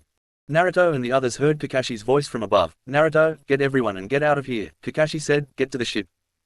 The sudden onset of violence, real violence, seemed to unnerve Princess Koyuki. She kept mumbling to herself. She was only barely audible to the three Genin, even with their sensory attunement. Until finally, they began to hear what she was rambling on about. "No, no, I don't care if I die, I won't go back to Yuki no Kuni." Hinata was suddenly standing in front of the panicking princess actress, who looked up noting that the girl's hand was raised, then she let her hand fly, slap. "Stop being a spoiled brat, you think you're the only one here who's lost their family." Hinata's soft voice was more of a rebuke for the princess than if she had begun to yell at her. "There's more at stake here than just your life." Without wasting any time, Naruto ran over to the struggling actress, and just picked her up in a fireman's carry, and together with the rest of the film crew, who had never stopped filming, raced back to the ship. Anko joined them moments afterward and prayed that she would see her fellow Jonin again. Kakashi. Kakashi began moving through hand seals, mimicking the Kori Nin's movements perfectly. Korotan, Hakujaki Jutsu, ice style, white whale technique, and a crack opened up, directly in front of the fleeing Jonin of the leaf, and through the crack a giant, ice-made narwhal, leapt from the opening. "I'm flattered," Nader admitted, "you're copying my moves, but that's not going to be enough to win this fight, Kakashi." Korotan, Hakujaki Jutsu, ice style, white whale technique, and a crack opened up, directly in front of the fleeing Jonin of the leaf, and through the crack a giant, ice-made narwhal, leapt from the opening. "Win?" Kakashi asked. "No, that was not my goal at all, sorry to disappoint you, but I have more important objectives in mind than defeating you." The two jutsu constructs collided in midair, and when they came down their combined weight was too much for even the glacier island to take. It broke in two and sank to the bottom. By this time Kakashi had made it aboard the ship safe and sound. Ironically, it was at this time that Makino decided to yell, and cut. Port of Yuki. The port of Yuki no Kuni was nowhere near as grandiose as even the harbor of Nami no Kuni. There was very little trade between Yuki and the rest of the world. There was very little from Yuki that anybody else wanted, except for their technology. The current daimyo, however, refused to part with any of his nation's inventions, no matter how much his people suffered for his inflexibility. The only ships in harbor when the film company docked were whaling and fishing trawlers. The production company rented several trucks to aid in moving the equipment to the filming site. Before they set out, the ninja decided to brief the director and the screenwriter on just who they were guarding and the dangers to them and their crew if they continued on with them. Yuki Fujikaze is an alias, Kakashi began. Her real name is Kazuhana Koyuki, the rightful ruler of Yuki no Kuni, and the man who is after her is her uncle, Daimyo, Kazuhana Doto. "I first met her a long time ago," Sandayu began. "I was her aide, when she was still just a little girl. I don't blame her for not remembering me." "So, are you from Yuki no Kuni, as well, Sandayu-san?" Wujin asked. "Yes, I am," he confirmed. "I served the princess's father, the former leader of the clan, Kazuhana Sosatsu Osama." Yuki no Kuni was small, but it was at peace, he said as he began telling his story. Sosatsu Osama doted on the princess and relished the peace in those days. Then his eyes became hard. 10 years ago, however, Sosatsu Osama's younger brother, Doto, commissioned Kori Nin, and led a revolt, a coup d'etat. Kazuhana Castle was burned to the ground, and I feared that it took the princess with it. At this point Kakashi began his part in the story. There was no way we could defeat him at the time, we had to keep running. We had to get away, so I used my summons, the canines, their bobsled team and took her someplace safe. When I found out the princess was alive, and working in movies of all things, Sandayu said with a chuckle, my joy could not be measured. Then tears began to flow down his face. I just kept saying, she's alive, alive. I should have died back then, came a voice from the door. They turned and saw the princess standing there covered in a pink blanket. Naruto's eyes suddenly narrowed, but Sandayu, with tears still streaming down his face, spoke up before he could. You shouldn't say such things, princess, Sandayu rebuked her. You are our greatest hope. We prayed that you were still alive. I am alive, she agreed, but my heart is dead. After that day, all my tears dried up, she admitted. Naruto looked between the woman and the crying man, then he began to chuckle. Turning to Koyuki, she was looking at Naruto, who began to laugh, as if he had just heard the best joke, or pulled the greatest prank in the history of the world. Naruto stood up still chuckling, and walked over to Koyuki. Naruto laid his hand on Koyuki's shoulder. That's a good one, Koyuki Haim, Naruto said as he walked past Koyuki and called back over her shoulder, maybe you should try comedy as your next acting role. So, I became the manager for Yuki Fujika's. I waited for the day, and bided my time until I could escort you back to the land of snow, he said as he dried his eyes. Wujin suddenly spoke as if outraged, so all this time, you've just been using us. Sandayu turned with a glint in his eye and said, yeah, Wu, got a problem with that. As long as there is hope, will they dream, Makino began, and with those dreams, the future comes, he said finishing the quote. I like it, it's the perfect theme for Princess Gale. Wujin gulped, Makino-san, you're not planning to continue filming, are you? Makino just looked at him and smiled, I told you, this movie is evolving. Wujin just eyed him in askance. Think about it, he continued, how often can you make a movie about a princess, with a real princess? This is the chance of a lifetime. I see it now, Wu said, picking up his boss's enthusiasm, think of the publicity. Even the featurette will be a hit. This will be a surefire hit. Hey, Yuki groaned in outrage. Unfortunately, Princess, Kakashi began, there is only one course of action. Now, that Dodo is aware of you, he stated, he won't give up on capturing you, no matter where you flee, he will find you and take you back with him. Luckily, we gathered a lot of intel on those Yuki nin, when we fought them, Anko put in. Plus, we have a set of that armor of theirs to study, Sasuke added, so we're not going into this fight blind. Hinata nodded. Naruto said, that the armor is only useful against human chakra, anything else, and the armor is useless against it. I've also noticed a bit of a gap in their training, Kakashi supplied, they've let their skills in other areas like Taijutsu lapse, as if they expect their armor to make up for any gaps in their arsenal. Never fight the same battle twice, Kakashi-san, came Naruto's voice as he walked back into the discussion. Koyuki jumped with a squeak, she had not noticed Naruto's return, until he sidled past Koyuki into the compartment. Can't you make some noise when you're behind someone, she asked. Naruto just grinned, I wouldn't be much of a shinobi, if I made so much noise, would I, Koyuki Haim. Then turned back to the discussion, anyway, they underestimated us during that first encounter, they won't do that again unless they're completely incompetent, especially after the trouncing we gave two of them. Our next encounter will be completely different, we can expect everything to be different, and next time they'll be ready for us. Don't talk like that, Koyuki snapped, you don't know what you're talking about, this isn't like the movies. Happy endings don't exist, and you don't know what it's like to lose everything you've ever known. Naruto's eyes widened at Koyuki's words, but before he could say anything. Of course, happy endings exist if you're willing to fight for them, Makino bellowed, which surprised Koyuki. After all their plans were made, and their resolve hardened, they all headed out to get their things ready for departure. Koyuki turned to do the same when a voice brought her to a halt. Please, don't say that to Naruto ever again, princess, she turned, and noticed nobody else was in the room except Kakashi, and he was looking directly at her. What, she asked. You're right, about one thing, princess, Kakashi told her, he doesn't know what it's like to lose his parents because he never knew them. Koyuki's eyes widened as Kakashi spoke to her, if anything, you have a lot more in common with Naruto than you might think, you see, he nearly lost his life at an early age too. So, please, Kakashi pleaded, don't say things like that to Naruto again. The caravan. Early the next morning found them driving along a mountain pass. Koyuki found a truck toward the back of the caravan.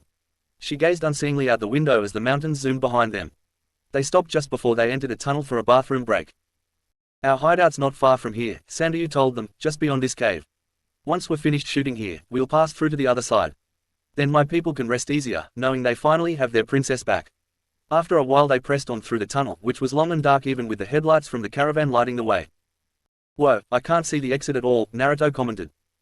Once upon a time a railroad ran through here, Sandayu told them. Really, Hinata asked. Sandayu nodded, it's been iced over for years now, but the tracks are still there if you dig down far enough.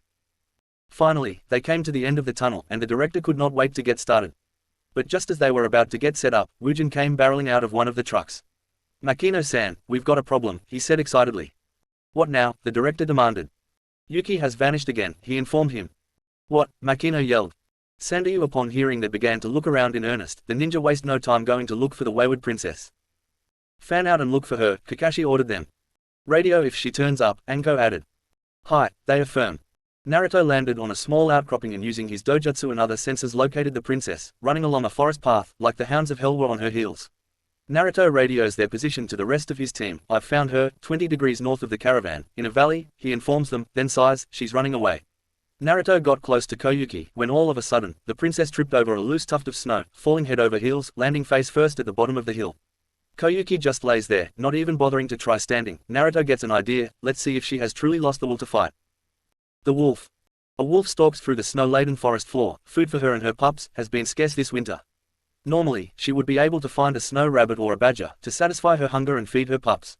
She stalks through the tundra, her nose casting about for any sign of game. When she catches wind of something new, and vulnerable and tasty, she slinks low, moving from tree to tree, hiding herself from the creature that would be her meal and feed her pups. As she nears the creature, she slows her pace even more, one paw moving at a time until she is poised and ready to strike. The wolf is so hungry, she can feel her own ribs, her mouth waters and she begins to drool. The creature suddenly moves, which sets the wolf's hackles up and she begins to growl. Ah. The creature snaps its head up and stares at the wolf in astonishment and fear. The creature scrambles back, and the wolf begins to snarl, trying to intimidate the creature with her size. The wolf stalks forward. She cannot afford to let this creature escape. It could mean the difference between feeding her pups and starving to death. The creature's back hits the trunk of a tree, and the wolf can see the panic beginning to illuminate creature's face. It seems to be reaching for something behind it, but the wolf cannot wait anymore and lunges toward the creature's neck. At the last minute, the creature pulls a branch from behind itself, and then the wolf feels pain light up in its muzzle. The creature, however, is not finished and continues to hit the wolf until she appears to be dead. From behind her, Koyuki hears the clapping of a pair of hands, as if to give applause. Koyuki looks closer, and recognizes the figure. Naruto. Chapter 13, Clash in the Snow, Family Reunion. Family Reunion. I just lay there, at the bottom of that small hill. We were here in Yuki no Kuni, ostensibly to shoot the latest installment of the film series, The Adventures of Princess Gale. From the moment I had heard, we were going to be shooting on location in this place, feelings, and memories I thought I'd buried long ago began bubbling to the surface. Every time I went to sleep, nightmares of seeing my father lying dead in his workshop, flames encroaching upon me the whole time.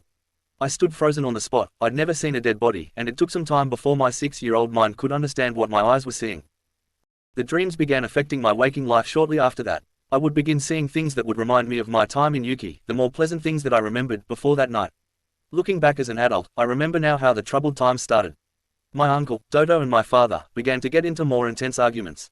My father kept focusing on one project that he said would help our people. He never really divulged any of the details, not even to me. His words come back to me now as I lay in the snowbank. If you look closely, you can see the future, he said. We were in his workshop, and I was standing in the center of some mirrors. I didn't understand what he was telling me. I can't see anything, I told him. He just grinned at me and said gently, of course you can, when the spring comes.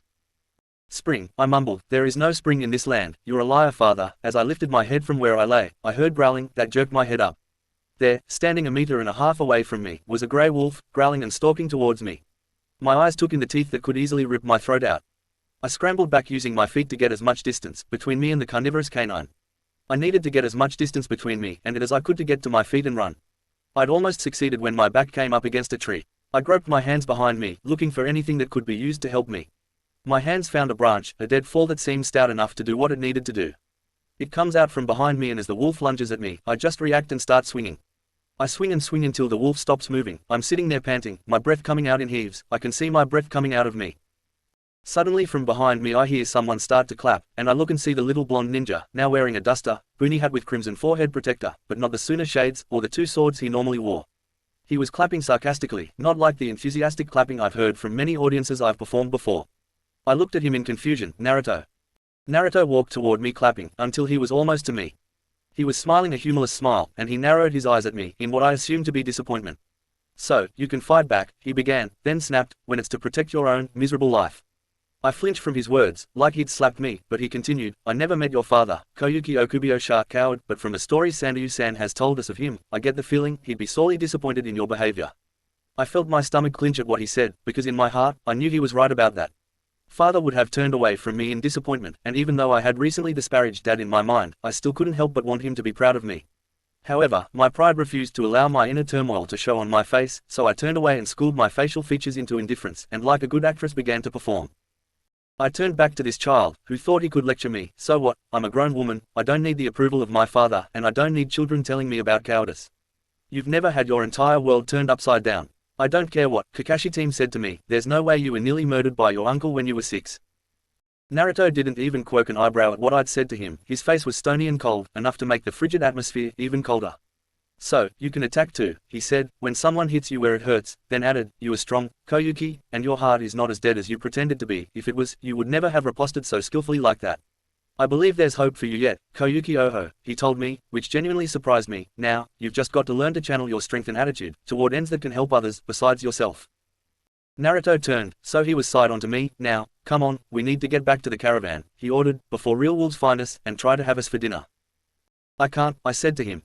Come now, princess, you don't want to die here, do you? Naruto asked. Then putting his hand on his chin, he spoke, as if thinking aloud, although a martyred princess would work just as well as a living one. No, I mean I can't, I screamed desperately. Naruto looked at me in surprise, as if he had truly forgotten I was there until my outburst. Then speaking in a little girl's voice, I added, I twisted my ankle, when I fell down the hill, and scrambling away from that wolf, made it even worse. Naruto blinked in surprise, then he slumped his shoulders and sighed. Then I owe you an apology, Koyuki Haim, he said, while scratching the back of his head. That was one of my clones, transformed into a wolf. The wolf carcass dissolved in smoke. What, how, why would you do something like that to me? I asked, feeling my anger begin to boil, anger. And surprisingly damaged feelings. Well, my goal was to test your mettle, your spirit, to see if you really were just ready to give up, or if you would fight to at least protect your own life, Naruto admitted. I did not know about your twisted ankle, or I wouldn't have done it, at least not that way. Then Naruto walked over to me, turned around and presented his back to me, before kneeling, climb on, and I'll take you back to the caravan, then sighed, if you need to punish me for injuring you, I fully accept whatever you would do to me. I was still feeling insulted, for what he did. Naruto was right though about not being here in case real wolves showed up, and ironically, I was feeling good about myself for passing his test. So, I scooted over and hooked my arms around his neck. When I was secure, I laid my head against the back of his neck and nodded. He hooked his hands behind my knees to keep me in place. I found myself blushing at the placement. I had never found a man I felt worth my time, so I was still a virgin. Naruto got his legs under him and easily lifted me and himself to his feet. He began to walk at a steady pace, and he didn't even seem to be struggling with lifting my 60-kilo frame. I felt that if my ankle wasn't so messed up, then he could have gone much faster, even with me on his back. I know I insulted him when I threw Kakashi's words about him into his teeth, but I had to know what Kakashi meant about this boy and I having a lot in common. What did Kakashi-san mean when he said you've never known your parents, and both of us having a lot in common? I asked. Naruto began. I don't think that's relevant, but I cut him off. You owe me for injuring my ankle, I snapped into his ear, before going on in a calm voice, consider this the consequence of your prank. Naruto took a big breath and sighed. Fine, he said. As far back as I remember, I was alone. I never knew of my parents until my 4th birthday. On the night of my birth a masked man came and held me hostage. He made my dad choose between me, his newly born baby boy, and his considerably weakened, due to labor, wife. I gasped as I listened, but Naruto didn't seem to hear me. My father, of course, chose to save me. It must have been the hardest decision he ever made in his entire life, choosing between the two people he loved the most. Whatever his thought process, he chose to save me, and let the man take my mother. He chuckled, probably because my mother would have kicked his ass if he chose her over me. Naruto paused and nodded, as if listening to someone, then continued, to make good his escape and ensure he had time to do whatever it is he came to do. He literally threw me at my father, and Dad, being a brilliant shinobi, was able to catch me, without too much bodily harm, but during my father's distraction, the masked man was able to get away with my mother. Father got me to safety, and then left to go after my mother to try rescuing her, which he succeeded in doing, but not before the masked man had gotten what he came for from my mother. Naruto paused, and I thought he was finished. I even turned my hold on him into a little hug, but he wasn't finished with his tale. What the man was after was what he thought of as a weapon that lived within my mother, and when it was taken from her, regardless of whatever strength she had, she began to die slowly, but the masked man took the weapon and brought her under his control, and made her attack the village of Konoha. My dad, with the aid of my dying mother, was able to subdue the being that attacked the village, but not before the loss of hundreds of lives, which in fighting her, caused both to be fatally wounded. Naruto took a shuddering breath. I'm sorry, Naruto, I said with all my sincerity. You don't have to tell me anymore, you've more than repaid me for earlier.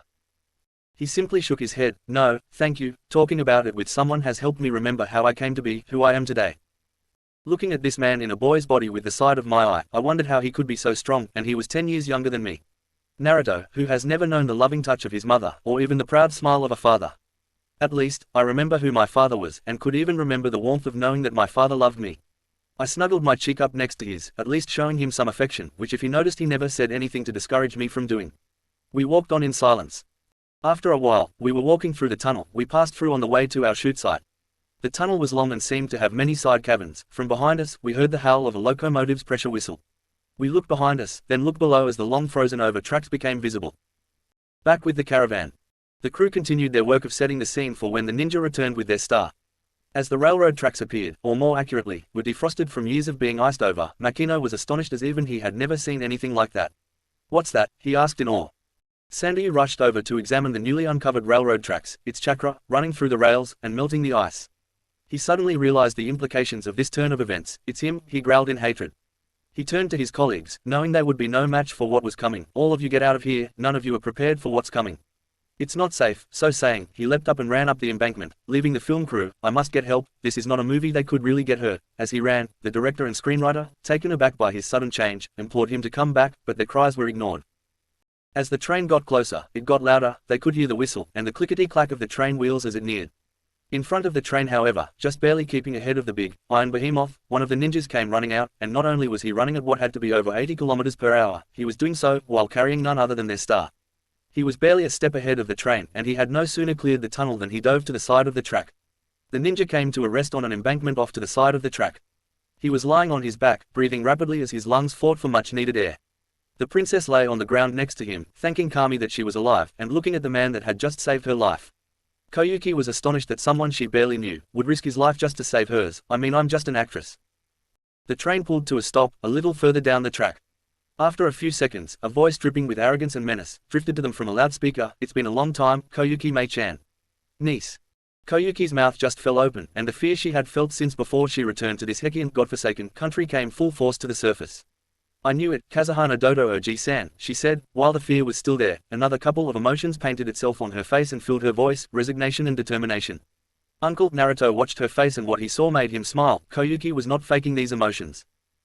On a platform near the end of the train, stood a tall man with dark hair, and the same blue eyes as Koyuki. He was a well-built man, and he was covered in a white hari with yellow and green piping. "It's been 10 years since I've laid eyes upon you," he addressed her. "Come, let's have a look at your face." To the man's left was Ruga Nader, still sporting the X-shaped scar given to him by Anko-sensei. That is when Naruto stepped up to Koyuki's side, then turned, and bowed to the princess. "By your leave, Koyuki Oho-sama, may I address this trash?" he asked, making sure to project his voice, so the men could hear him. At Koyuki's hesitant nod, Naruto began to speak. "First, before the princess could ever deign to speak with you, Yurigiramo no Inu, traitorous cur, you must address her by her proper title. Princess Koyuki is your rightful ruler after all," Naruto quipped using his most dismissive tone. "We must attend to the niceties. Believe it. Second, I think you should start up your Iron Beast, and head on back to your home base, and give serious thought to giving yourself up," Naruto said, with his most nose-in-the-air voice, "and you should do it before you upset her highness, and she has me make an example out of you. You are her uncle, after all, and I'm sure she may show you some mercy." Yet Naruto's tone showed how little faith he had in that assumption. Koyuki just grinned, but it was far from a pleasant smile, considering he murdered my father, the daimyo of Yuki no Kuni, not to mention his own brother, and burned down our home, not to mention high treason and sedition, she declared. "I'm not feeling all that merciful anymore." Ruga scoffed. "And what could you do by yourself, boy?" he said, waving his hand dismissively. Naruto just looked at Ruga. "Piss me off, and you'll find out, you scar-faced buffoon," he growled. "I'm sure by now, Mizunoro Arimashita, the cursed, has told you of the reasons behind our last encounter," he reminded him. "Our objective at the time was not to take you out, we were testing you only, and that armor of yours." Mizor did tell him what Naruto told him about the battle on the glacier, but they had dismissed his claim as posturing from the enemy. "Maybe," Nader admitted, "but I think you're bluffing." "It's possible, pig," Naruto rejoined. "I'm only standing here, because as you've pointed out I'm all alone," just as he said that 6 perfect copies of the Nine-Tails Jinchuriki's current form came into existence. "But then, maybe not, perhaps there's one other reason we're standing here in front of you." "Oh," Dodo asked, "and why is that?" "So, those loyal to the princess can get into position," Naruto said, while pointing up the hill. Just as several logs slammed into the side of the train, the power of the logs nearly derailed the train. The two men in the train looked around in surprise, because surrounding them on both sides, and standing upon a ridge overlooking the rails, stood an army.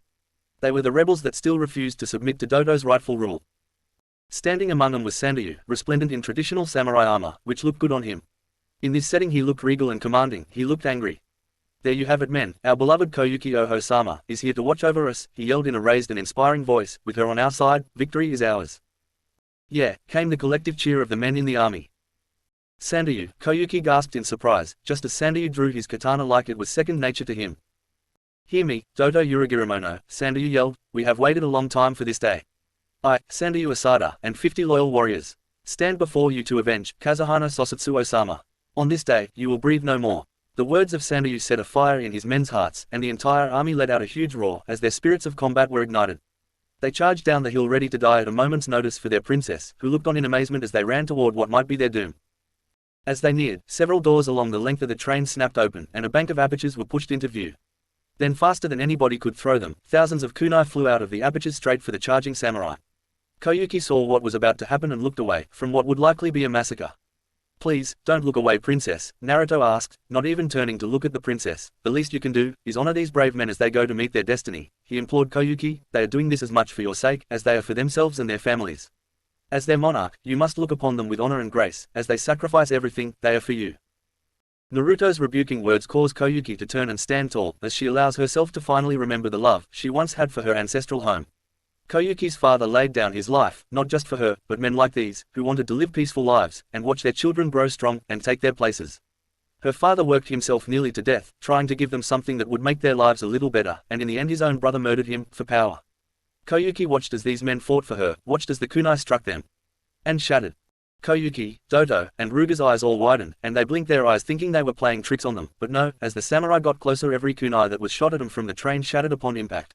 When Hinata acquired the armor from the kunoichi a few days ago, they set to work analyzing and testing the armor. Naruto used shadow clones to do the testing and used human path, knowledge transfer, to send it to all the other ninja in the team. Then Naruto, using the Asura path, matter creation, practiced making the armor from scratch. At first, he was only able to make exact replicas of the armor. However, as he got better at using matter creation, he was able to make alterations to fit different people, and he could even customize it in color and cut. He made a set for all of his friends, including Sandayu, to fit their individual styles. At some point during the journey, the ship's course hugged the coast, which actually took them closer to the rebel base than when they reached harbor, about 20 miles inland at the nearest fixed point. Then the night before the ship made port, Naruto and Sandayu slipped over the side and using Asura path, summoning, called forth a Valkyrie steed, which are actually wolves as big as full-grown horses, that can run through the air like regular wolves can on the ground. They traveled to the rebel camp. They made it to the rebel camp in a few hours. When Sandayu and Naruto made it to the rebel camp, and after verifying who they were, they set to work making armor for the rebel army to the specifications of each individual. Now, making all those sets of armor nearly exhausted even Naruto's massive amounts of chakra. He came very close to chakra exhaustion, but after a good night's sleep and as much food as he could eat, he had nearly all of his chakra back by the next morning. The Naruto, who left during the briefing, was a clone, to take his place in case he was missed, and when he walked off down the hall after laughing at Koyuki's assertion that her heart was dead, Naruto was going into a private area, so he could kawarimi with the original Naruto. Therefore, the Naruto that walked back into the briefing was not the one that walked out. Still, the Sandayu that was in the briefing and along the rest of the journey was also a shadow clone of Naruto, just shin-henged into Sandayu. Therefore, when Sandayu ran off and left the film crew, it was to get the real Sandayu to come with reinforcements, and when he dispelled that is when Naruto began to speak to Doto and Ruga, to distract them while the army set up their attack. Doto's mouth just hung open as his latest attempt to quell the rebel forces was utterly defeated, by the very same armor he gave to his ninja allies. He had not thought much of it when the kunoichi Fubuki returned to base completely naked. He thought it was rather funny, how this once proud female was humbled. It was just one set of armor, and was not even very expensive to replace, but to set an example he fined her for the cost of the lost set and the replacement set, and let it go at that. Mizore's arm was actually harder to replace, but it was done, and Doto thought no more of the situation. How did they get so many sets of armor on such short notice? He screamed in outrage. By now the rebel army had reached the train and swarmed on board, dispatching as many of Doto's ninja as they could. It was a massacre for sure. For Doto's forces, on a pre-arranged signal, the rebel army pulled back, which baffled Doto, but not Ruga, as he rushed to an intercom and ordered the engineer to start the train moving. Just as the rebel forces pulled back up to the top of the ridge, one of the enemy ninja with black hair charged forward and unleashed his own barrage of kunai. All of them were carrying explosive tags, and when they struck, the explosive force was enough to nearly cut the train in half. Then another explosion from above caused an avalanche that buried the train completely, but that wasn't enough to stop it from moving. But just before it crossed a bridge, another explosion along a few key structural points demolished the bridge completely. The engineer tried to apply the brakes, but the train had already picked up too much speed and would not be able to stop in time. Doto, however, still had a surprise in store for them. Just before the train went over the edge, there was a series of explosions in the caboose. The walls and ceiling of that car exploded outward. There before them was something that looked remarkably like a hummingbird. The wings began to vibrate as a thin membrane of chakra enveloped each wing. The vibrations became faster and faster. Just before the rest of the train could go over the side, the hummingbird lifted off, hovering for a second, then flew off in a southeasterly direction. The rebel forces and the ninja looked at each other. For the first time, feelings of elation began to bubble within them, as they realized that for once they had actually won a battle against their enemy. Sandayu began to chuckle, then it built upon itself. Very soon other soldiers joined in with laughter, as they now had reason to celebrate, not just to keep their spirits up, but to actually celebrate a victory for once. Their victory was short-lived however, because rising from the canyon below was a dirigible, and hanging out of the door was Mizo. He engaged his arm and with a surge of chakra, shot his hand out which grabbed hold of Koyuki, jerking her off her feet and up into the cabin of the blimp. As this was happening, Fubuki came soaring in on a pair of wings, and as she flew overhead, she began dropping several feather-like objects, and as they struck the ground they erupted into several spikes, which luckily enough didn't get anyone. Everyone looked around, but Sasuke was the first one to notice someone else missing. "Hinata-chan, where's Naruto?" Byakugan, Hinata whispered quickly, then looking around, she engaged the telescopic functions of her dojutsu, and pointing in the direction of the aircraft, said, "He's there." Kakashi was aghast, when he realized the same thing. "You're kidding, he wouldn't do something that stupid, would he?" It was Anko's turn to answer, as she felt a slight twitch of an eyelid, but was otherwise utterly calm. "Yeah, Kakashi, he would definitely be that stupid, or brave, or sneaky, depending on which definition you were using," she answered out loud, and whose advice he was following at the time. On the aircraft with a single, thin chain, wrapped around a piece of railing, dangling like a worm on a hook was one hyperactive, knucklehead ninja, the sign of 2 clans, the heir to the 3rd, and blood related to a 4th, Uzumaki Namika's Naruto. Still Naruto, at this moment, not even he can determine what adjective this little stunt would fall under, and he was given plenty of opinions by the tenants in his head. Naruto did not even have time to think, before he sent his chain out to capture the railing from which he swung, hundreds of feet in the air. Aboard the airship. The appointments of the daimyo of Yuki no Kuni were, in a word, opulent. The airship did not hold much space, but what it held could feed a single family for years. At the moment Princess Koyuki sat on a plush couch affecting an attitude of indifference. On the table in front of her was a pitcher of water with a glass of water standing next to it. Across from her, an open bottle of expensive wine, standing next to a half-full goblet of red wine. "You've grown quite beautiful, Koyuki," came the deep voice of her uncle, standing across from her in the passageway. It seems he had already planned a contingency if he was unable to acquire his niece. The dirigible was awaiting, on standby. When he had been required to escape after he was routed, he rendezvoused with the airship, and ordered them to proceed with the capture as planned. His humiliation at being forced to run away from common ruffians was tempered with the successful capture of his niece. "Tell me, little princess, do you have the hex crystal with you?" "Yes," she replied. "Good, it is the sole remaining link to the Kazuhana clan," he informed her. "And the key to opening its treasure." "A key, to what?" the princess actress asked. "When I wrested this land from your father," Dodo began, "the Kazuhana clan's resources were almost bankrupt. Sosatsu must have hidden his riches somewhere. My search was endless," he said, "when finally, I found it, within Rainbow Glacier. There's a keyhole in the shape of the hex crystal. Once I have the Kazuhana treasure in my possession, our nation can attain immense military might to surpass the 5 great nations." Suddenly, from behind Koyuki someone could be heard giggling, then the chuckling turned to laughter of the derisive variety. Uncle and niece turned, and standing down the passageway was none other than Uzumaki Naruto. He turned to them. "That's the funniest joke I've heard all day," then turning to his client, informed Koyuki, "I take it back, Koyuki Haim, I think he should consider a career in comedic acting. Or maybe he should consider writing a fantasy novel." Naruto cupped his chin. "They could adapt it into a movie, they could call it, Delusional Fantasies of an Unwell Mind." "Naruto," Koyuki exclaimed. "How the hell did you get in here?" Dodo asked in a nasty voice. "I flew. Never underestimate a ninja," Naruto told him, "but seriously, do you really think that a few trinkets will allow you to be equal to, even one, of the 5 great nations? This airship, is it filled with hydrogen, or the more stable element, helium? Either way, one good wind, fire, or lightning jutsu, could bring a whole fleet of these down." Just as he finished speaking, several strands of ninja wire coiled themselves around the blonde shinobi. "Hey, I was wondering when you guys were gonna make your move, better late than never," he mused, just as Mizo came running up, leaping to the ground and grabbing him by the scruff of the neck. Naruto felt the micro-tremors as Mizo suppressed a shiver. "It's working," he thought, genjutsu introduced directly into the body. "I'll have to mention this to Shisui-sensei and his wife." This happened just before Fubuki opened the door. And what happened to be 50 copies of Naruto fell into the compartment. Ruger appeared next to Dodo kneeling. "My apologies, as you can see the Chibi-Gaki was kind of a handful." "Well," Dodo looked on in mild surprise, "he knows the Tayukage Bunshin Jutsu."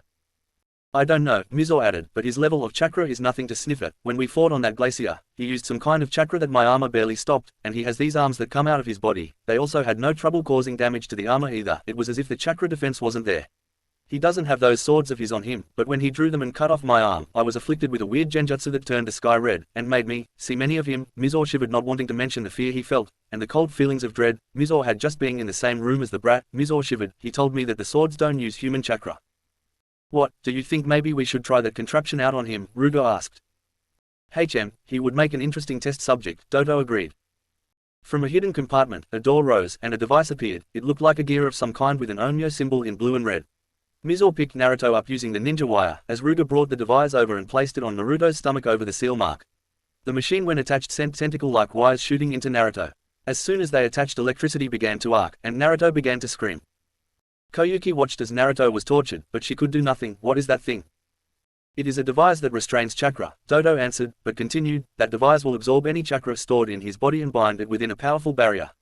Once activated, it cannot be broken or destroyed, no matter what. As Naruto succumbed to the device, Ruga stood over him and gloated, not much of a ninja anymore, are you? Naruto cursed him before passing out, causing all the shadow clones to dispel. Now then, Dodo said, give me the hex crystal, if you please. Koyuki turned to him, and without a word, or any hesitation removed it from her neck. She handed it to him without a word. As he took it, he examined it with a gleam of victory in his eyes and a triumphant grin on his face, but as he examined the crystal, his grin turned into a frown. What is this? He demanded. Then grabbing Koyuki by the coat he yanked until they were face to face, and bellowed in her face, this isn't a game, do you think I don't know this is a fake? Koyuki looked between the necklace and him. She was just as surprised as her uncle. No, that's impossible, and quivered. Then remembering when she was on the ship, after she had fainted on the iceberg, she had been awake when Kakashi was in her cabin. Kakashi Hitaki. What? Dodo asked in a whisper. Then Ruga spoke up as he remembered his enemy. It makes sense, he said, Kakashi's a shrewd one, I wouldn't put it past him to have pulled a switch. Fubuki spoke up, still cocky as ever, don't even worry, we'll have him here in no time. That won't be necessary, Dodo's voice stated, while roughly shoving Koyuki away. Why even bother? He will come here on his own. Until then we just have to wait.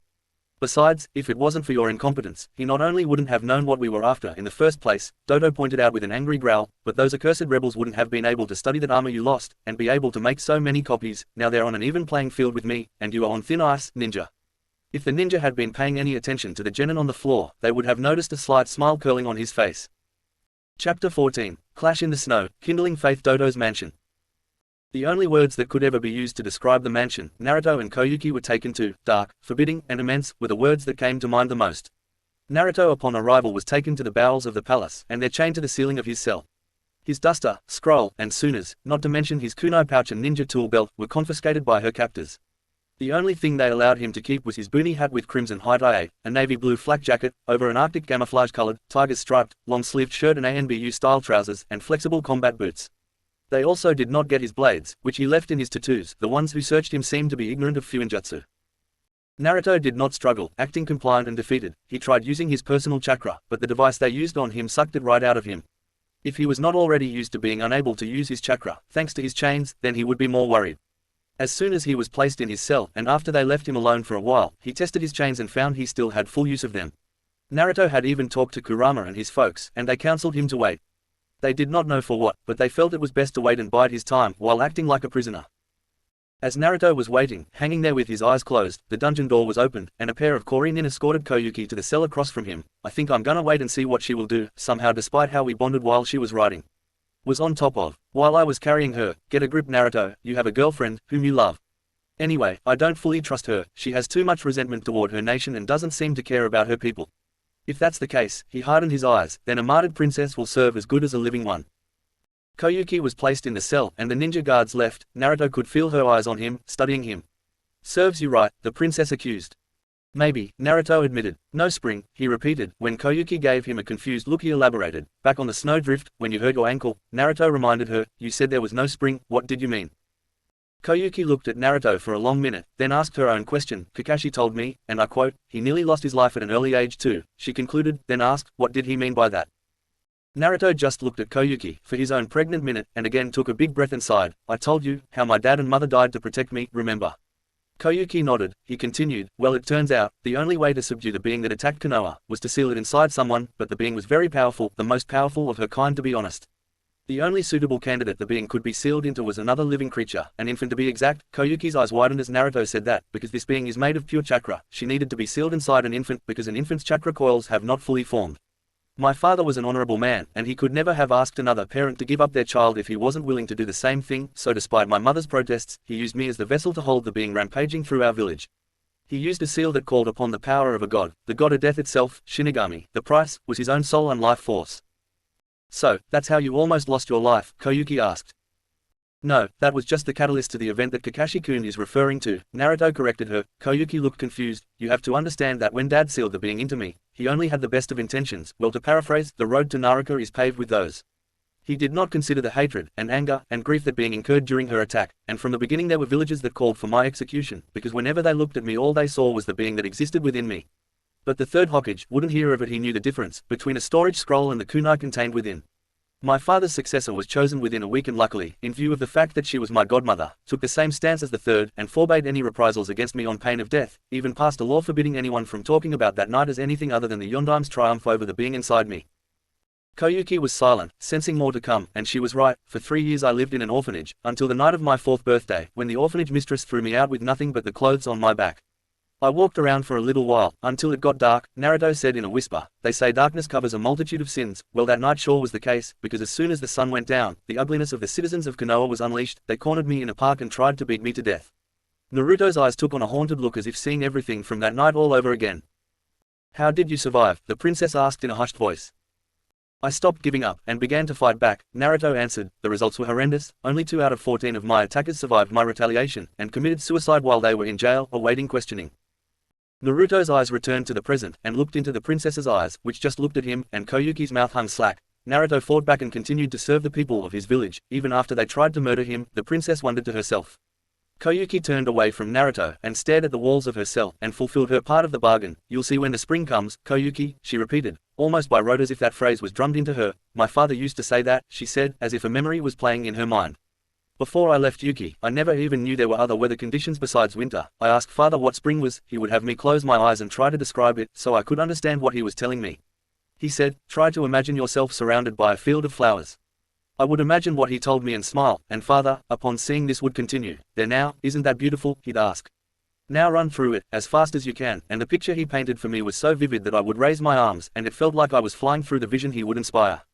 Makes you feel warm and happy, doesn't it? And I would just nod and hum my affirmation, and he'd say, that is spring, Koyuki Tenshi, little snow angel, and if you never give up, and believe in the future, then spring is sure to come. I remember just looking at him with wide eyes. I was so in awe of him back then. Then she came back to the present, sitting in a dungeon, made by his brother, her uncle, Kazuhana Doto. But this land has no spring, Koyuki told Naruto. My father died, I escaped from this nation and stopped believing. I was always running from something, and always lied to people, then narrowing her eyes in self-recrimination, but mostly I was just lying to myself, pretending to be someone else. Being an actress was about the only thing I was ever good at, the actress said half to herself. By the way, how did you know what I said? She asked. You weren't there. Naruto remained silent as he listened to Koyuki's story, then spoke with a growl. You've seen me make clones, right? Well, the shadow clone jutsu allows me to gain all the knowledge my clones acquired while they existed. That wolf was a clone of mine. Shin hanged into a wolf. When you beat that clone to death, and it dispelled, anything he experienced gets sent to me. Then continued, still in a growl, and it seems to me, your father tried to give you the most precious treasure anybody can ever give you, Naruto said, but when Koyuki looked at him in curiosity, faith, faith, in the future, and faith that spring will come, someday. What do you have faith in, Naruto? She asked. After everything the villagers did to you, why do you still serve them?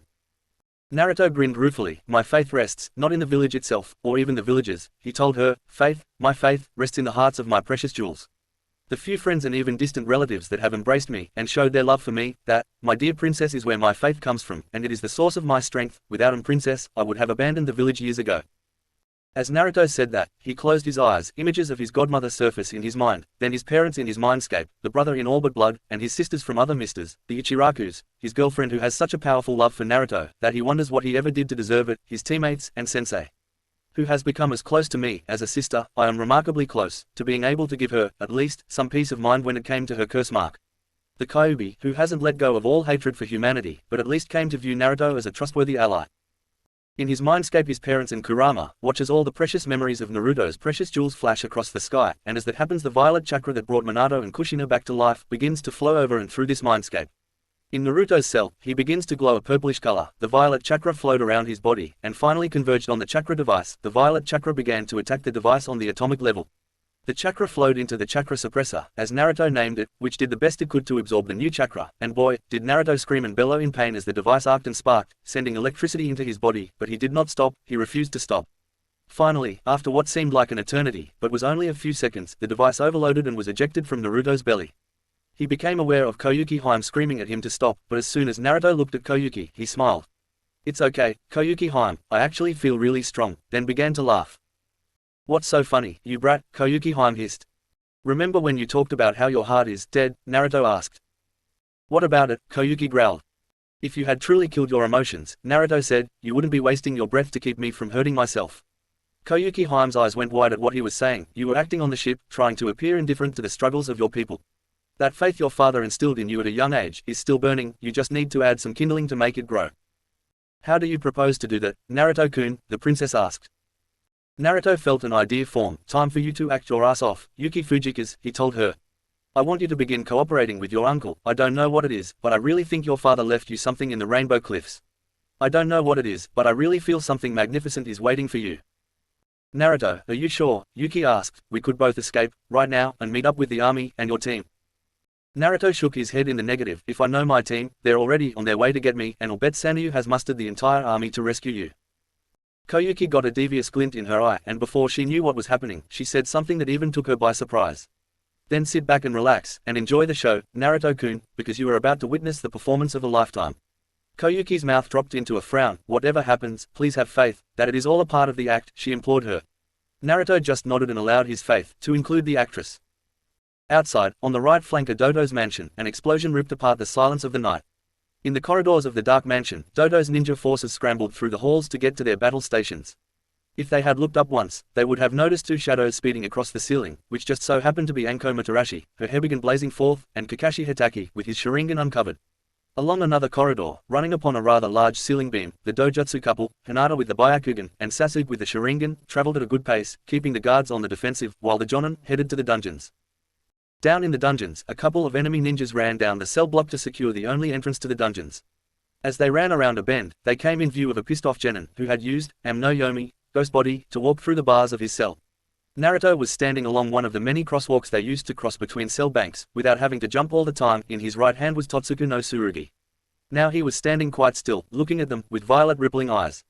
In Naruto's perception, the two ice ninja were moving slowly. He seemed to be able to perceive what action they were going to take next. They came to a halt and looked at him. The eyes themselves were unnerving enough. The quiet menace with which he looked at them scared the shit out of them. Swallowing their fear, the Kori nin were quiet as they took battle stances. They had their armor. What did they have to fear from only one Genin? One of them jumped across to the other side, which would allow them to surround Naruto. However, while that ice ninja was in the air, that is when Naruto moved, he lunged directly at the one on the ground, thrusting with the blade of the Namikas. Nentoken no Jutsu, inescapable reaper, Naruto thought in his mind. The Kori nin tried to parry the blade with a kunai, but the Tsurugi passed right through the defense and into the heart of the ninja. The armor could not stop the inevitability of death. Before the ice nin could fall, Naruto grabbed the kunai from the dead man's grip and threw it at the man, just landing from his jump. Deva Path, Shinra Tensei, he cried, targeting the kunai in midair, the passive vision of the Rinnegan itself, aiding in the precise control that was necessary. The kunai still shattered, the power of the armor working to its fullest, but the Shinra Tensei is an attractive force, so the shards of the kunai, instead of flying apart, became tightly packed, shrapnel. Shinra Tensei also lent acceleration and velocity to the flying debris, adding kinetic force, which blew a gaping hole into the chest of the ninja of Snow Country. Author's note, think shotgun blast. Naruto shrugged his shoulders and turned to one ninja, while creating a shadow clone to do the reciprocal toward the other ninja. He heard his clone doing the same. They made it to the corpse of the dead ninja, picked him up and opened his eyes. No Yomi, necromancy, Naruto and his clone said together, and one black flash later, followed by the dispersal of the clone, and the information coalesced in his mind. Naruto ran down the corridor and past Koyuki's cell. He created a clone, which stopped in front of the cell. He switched back to the Rinnegan was blazing on the clone. Looking at the bars, the clone said, Predator Path, Matter Annihilation, and with that the bars dissolved into pure energy.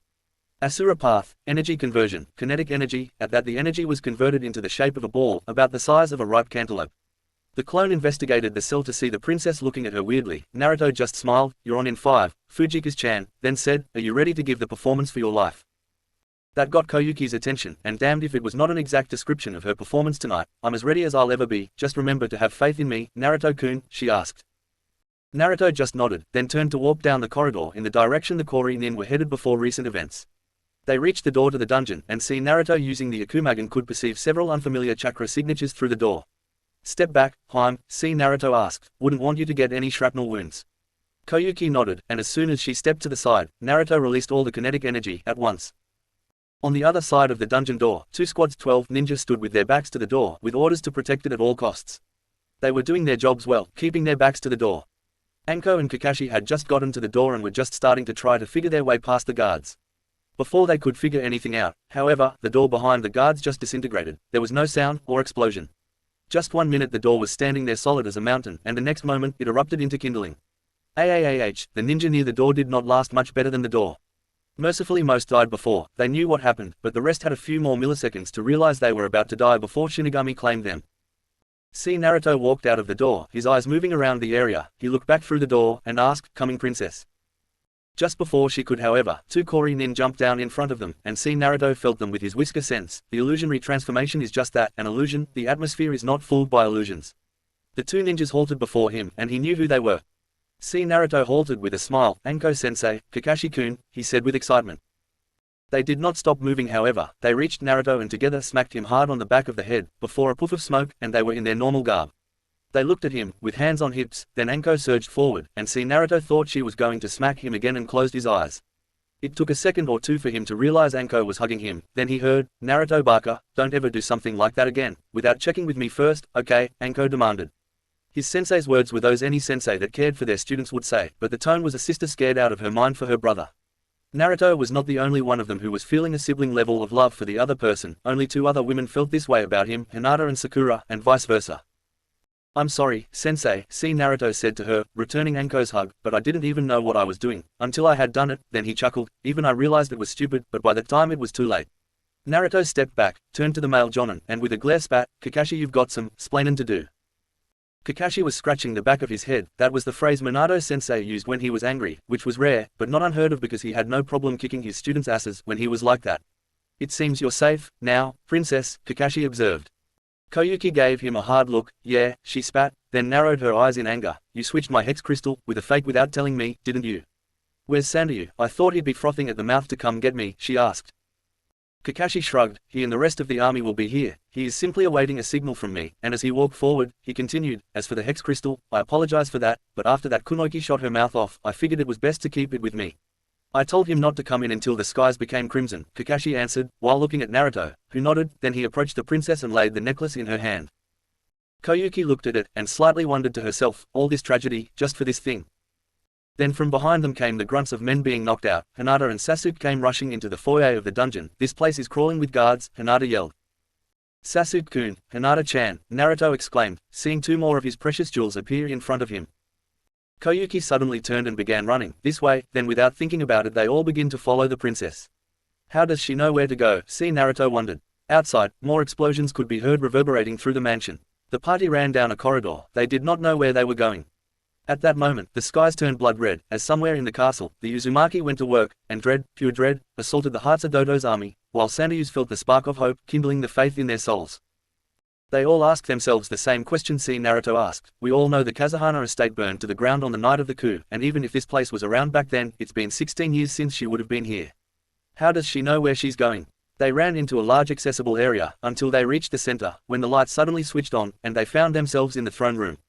On top of a dais sat Kazuhana Dodo. He gave a humorless chuckle as he stood up. "Good work, Koyuki." They looked at Koyuki, aghast that she would betray them like that, none more than Naruto. Koyuki did not even turn to look at them, before she ran at top speed to the top of the dais to hand her uncle the crystal. "Wait," Kakashi yelled as he ran to stop her, but the three ninja that sided with Dodo suddenly appeared between him and their lord.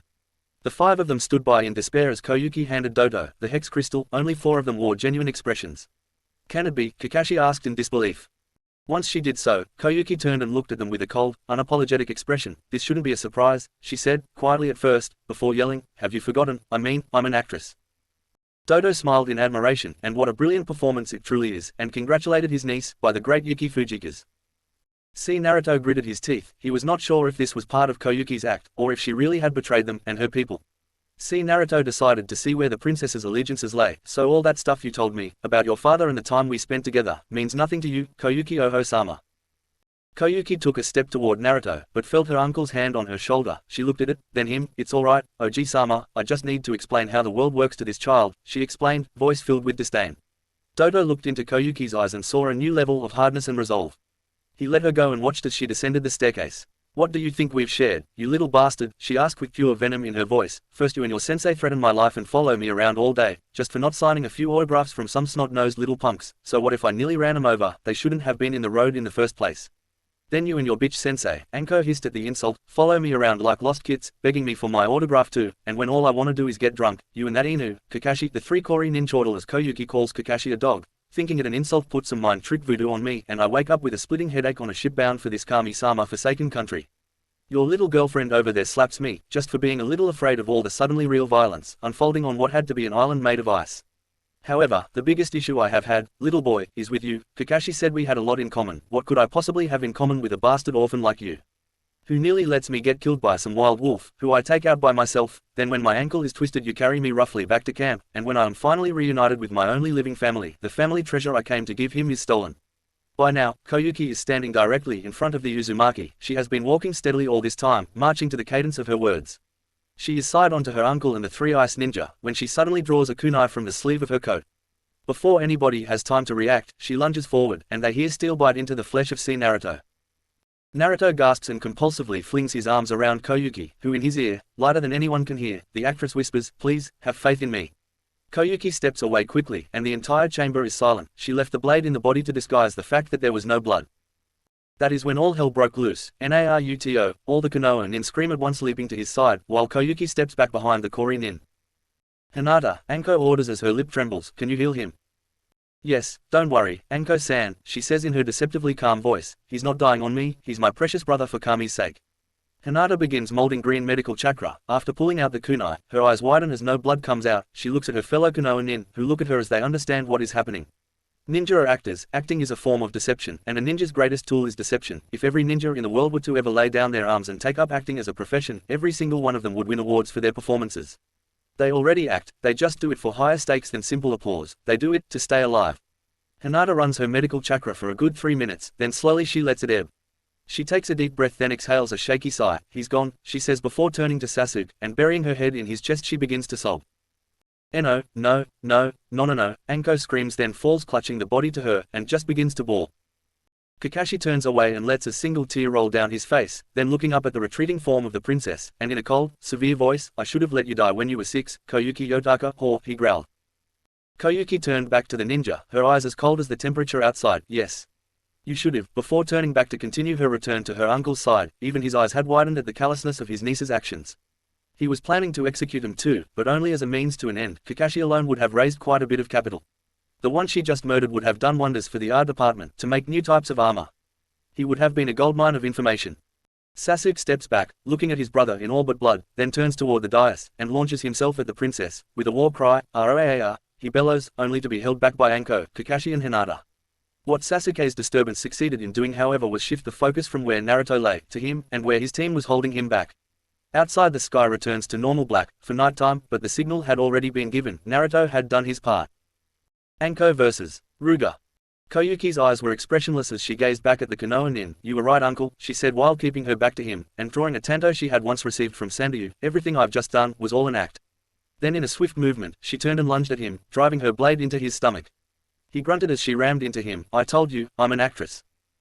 Then just as Koyuki said that she was substituted with the wounded shadow clone, whose maker had made him quite a bit more durable than a normal shadow clone, who smiled sweetly up at the powerful man and said, Bunshin Jutsu, Bunshin Bakua, Avatar Art, Avatar Explosion, followed by a boom. The force of the blast picked Kazuhana Dodo up, and bounced him bizarrely behind his throne, where he ricocheted down to the bottom of his own dais. The Konoha ninja had been expecting something to happen. When Naruto was stabbed by the princess, though only when Hinata showed them the bloodless kunai, did they realize Naruto and Koyuki had worked out a plan between them. Therefore, forewarned is forearmed, and they were not as surprised as their enemies. Anko stepped in front of the Kori nin. She looked him directly in the eye. Ruga, you and your subordinates have a choice to make. You can surrender to us, and stand trial for high treason. The coup, you and your ninja participated in, she informed him. It doesn't matter that it was a mission. As ninja we swore oaths not just to the leaders of our hidden villages, but to the leaders of our nations, and the people as well. Ruga started to scoff and tell her, he was ready to die fighting, when he suddenly felt the X-shaped scar she gave him a few days ago start to burn. Quote ellipsis. Or you can die right here from the slow-acting poison I introduced into your bloodstream during our first date. Unfortunately, for you it's too late for the antidote, Anko informed him, as if she was just talking about the weather. Now this poison is rather insidious. He clutched his throat, just like anybody would if they were choking on some food. You see, it tricks the body's autoimmune system into thinking the nearest major organ is a threat, and in your case the closest major organ to the introduction point is your mouth, more specifically your trachea and esophagus. It's like you're being strangled. Or choking to death on a piece of food. Ruger was starting to turn blue now, and he continued clutching his throat. As he continued to make gagging noises, he no longer had the mental capacity to think. Then with a last heave as if he was going to try to run away from the person strangling him, Ruger keeled over and breathed his last. Hinata vs. Mizore. While Anko was taking care of Ruger, Hinata stepped in front of Mizore. Mizore scoffed, "And what do you think you're gonna do, little girl?" "Anno," she said in a soft musical tone, "I will be your opponent, Mizore-san," she said, giving him some respect. Mizore just grunted, as he charged straight for Hinata. Like before, he seemed to rely heavily on his prosthetic arm. Then as he got close to Hinata, he also felt the scar, given to him by the Uzumaki Chibi Yatsu, run bastard, but it did not burn. It felt like something was wiggling under his skin, then the feeling spread out over his body. Then everything he remembered Naruto saying to him a few days ago, came roaring back to him. "The Great Lotus welcomes thee, Fuyukama Mizore," came the powerful voice of Yami. Mizore felt cold, cold greater than any he felt in his life, and he has lived his entire life in the coldest nation in the world. "Thou wilt suffer unaccompanied, and be disremembered, none shall remember thee ever after. Thou turned against thine earthly lord, and he was a good ruler and regarded thou with veneration, and seemliness. He squandered thee not on vain quests, he weighed each possible gain against thy life, judiciously, and with veneration for thou and thy ninjas' existences, he called for thy deference, or at least your devotion. Yet by what means hast thou repaid his trust, murderer, traitor? I, Yamuno, goddess of darkness, have appeared to convey thee a boon, immortality. You shall have 52.48 septillion lifetimes to answer that question. Now freeze, freeze, freeze, freeze, cur. No, Kami, no I'm sorry, Kami, Kami, came the devastated cry of a man who has begun the ultimate suffering possible, beyond human conception. Kami wilt not support thee to any further extent. The Lord of Light hath cast thee aside and allotted thy soul unto me, Yami, goddess of darkness. In his mind, the darkness started from his feet and began rising, like the Yamuna in flood, and he tried to get out, but no matter which way he swam, the water got deeper, and colder, until he was frozen in place, unable to move. Mizore's suffering was not over yet. Death is a surcease in times like this, but this was beyond the dominion of death. The brother interferes not, in his sister's domain. Hinata was confused when Mizore suddenly stopped, and looked to be shivering. He just stared straight ahead and appeared to be struggling to breathe, like he was drowning. She listened to him struggling for a minute, then approached him, and his silence unnerved her. As she got closer, there was a plate with the symbol of Onmyo Yin Yang on it. With an iron palm, Hinata struck the plate. It shattered. This disabled the armor, leaving Mizore wide open. It was no longer protected by a chakra field. "Byakugan," she said, and her clan's dojutsu blazed forth, and she scanned his chakra network. What she noticed, some foreign chakra making its way through Fuyukama's system. She recognized it as belonging to her brother. She hissed in frustration, "Naruto." Hinata was not angry at Naruto for using genjutsu on her opponent. Hinata would have done the same thing if given half a chance. She was merely upset that she would not get to test herself more thoroughly against her larger opponent. It is at this point that Hinata takes pity on the suffering man. Hakakokusho 8 trigrams, small heavenly palm, and delivers a palm strike that renders Mizore unconscious. "Naruto owes me a spar for this," Hinata seethes. The blow ends the genjutsu, but the emotional exhaustion takes its toll, and he falls into a coma. Sasuke vs. Fubuki. While Hinata finished off Mizore, Sasuke was having his own dance. He and Fubuki were in a stalemate. He was too fast for her ice attacks, and his lightning was having no luck against her ice. Then he remembered some of his experiments to expand his arsenal when he was back home. He remembered whenever he would use lightning against kunai, and they would become magnetized and stick together. He wanted to see if he could reproduce that effect, and that was why he added the jut to his arsenal.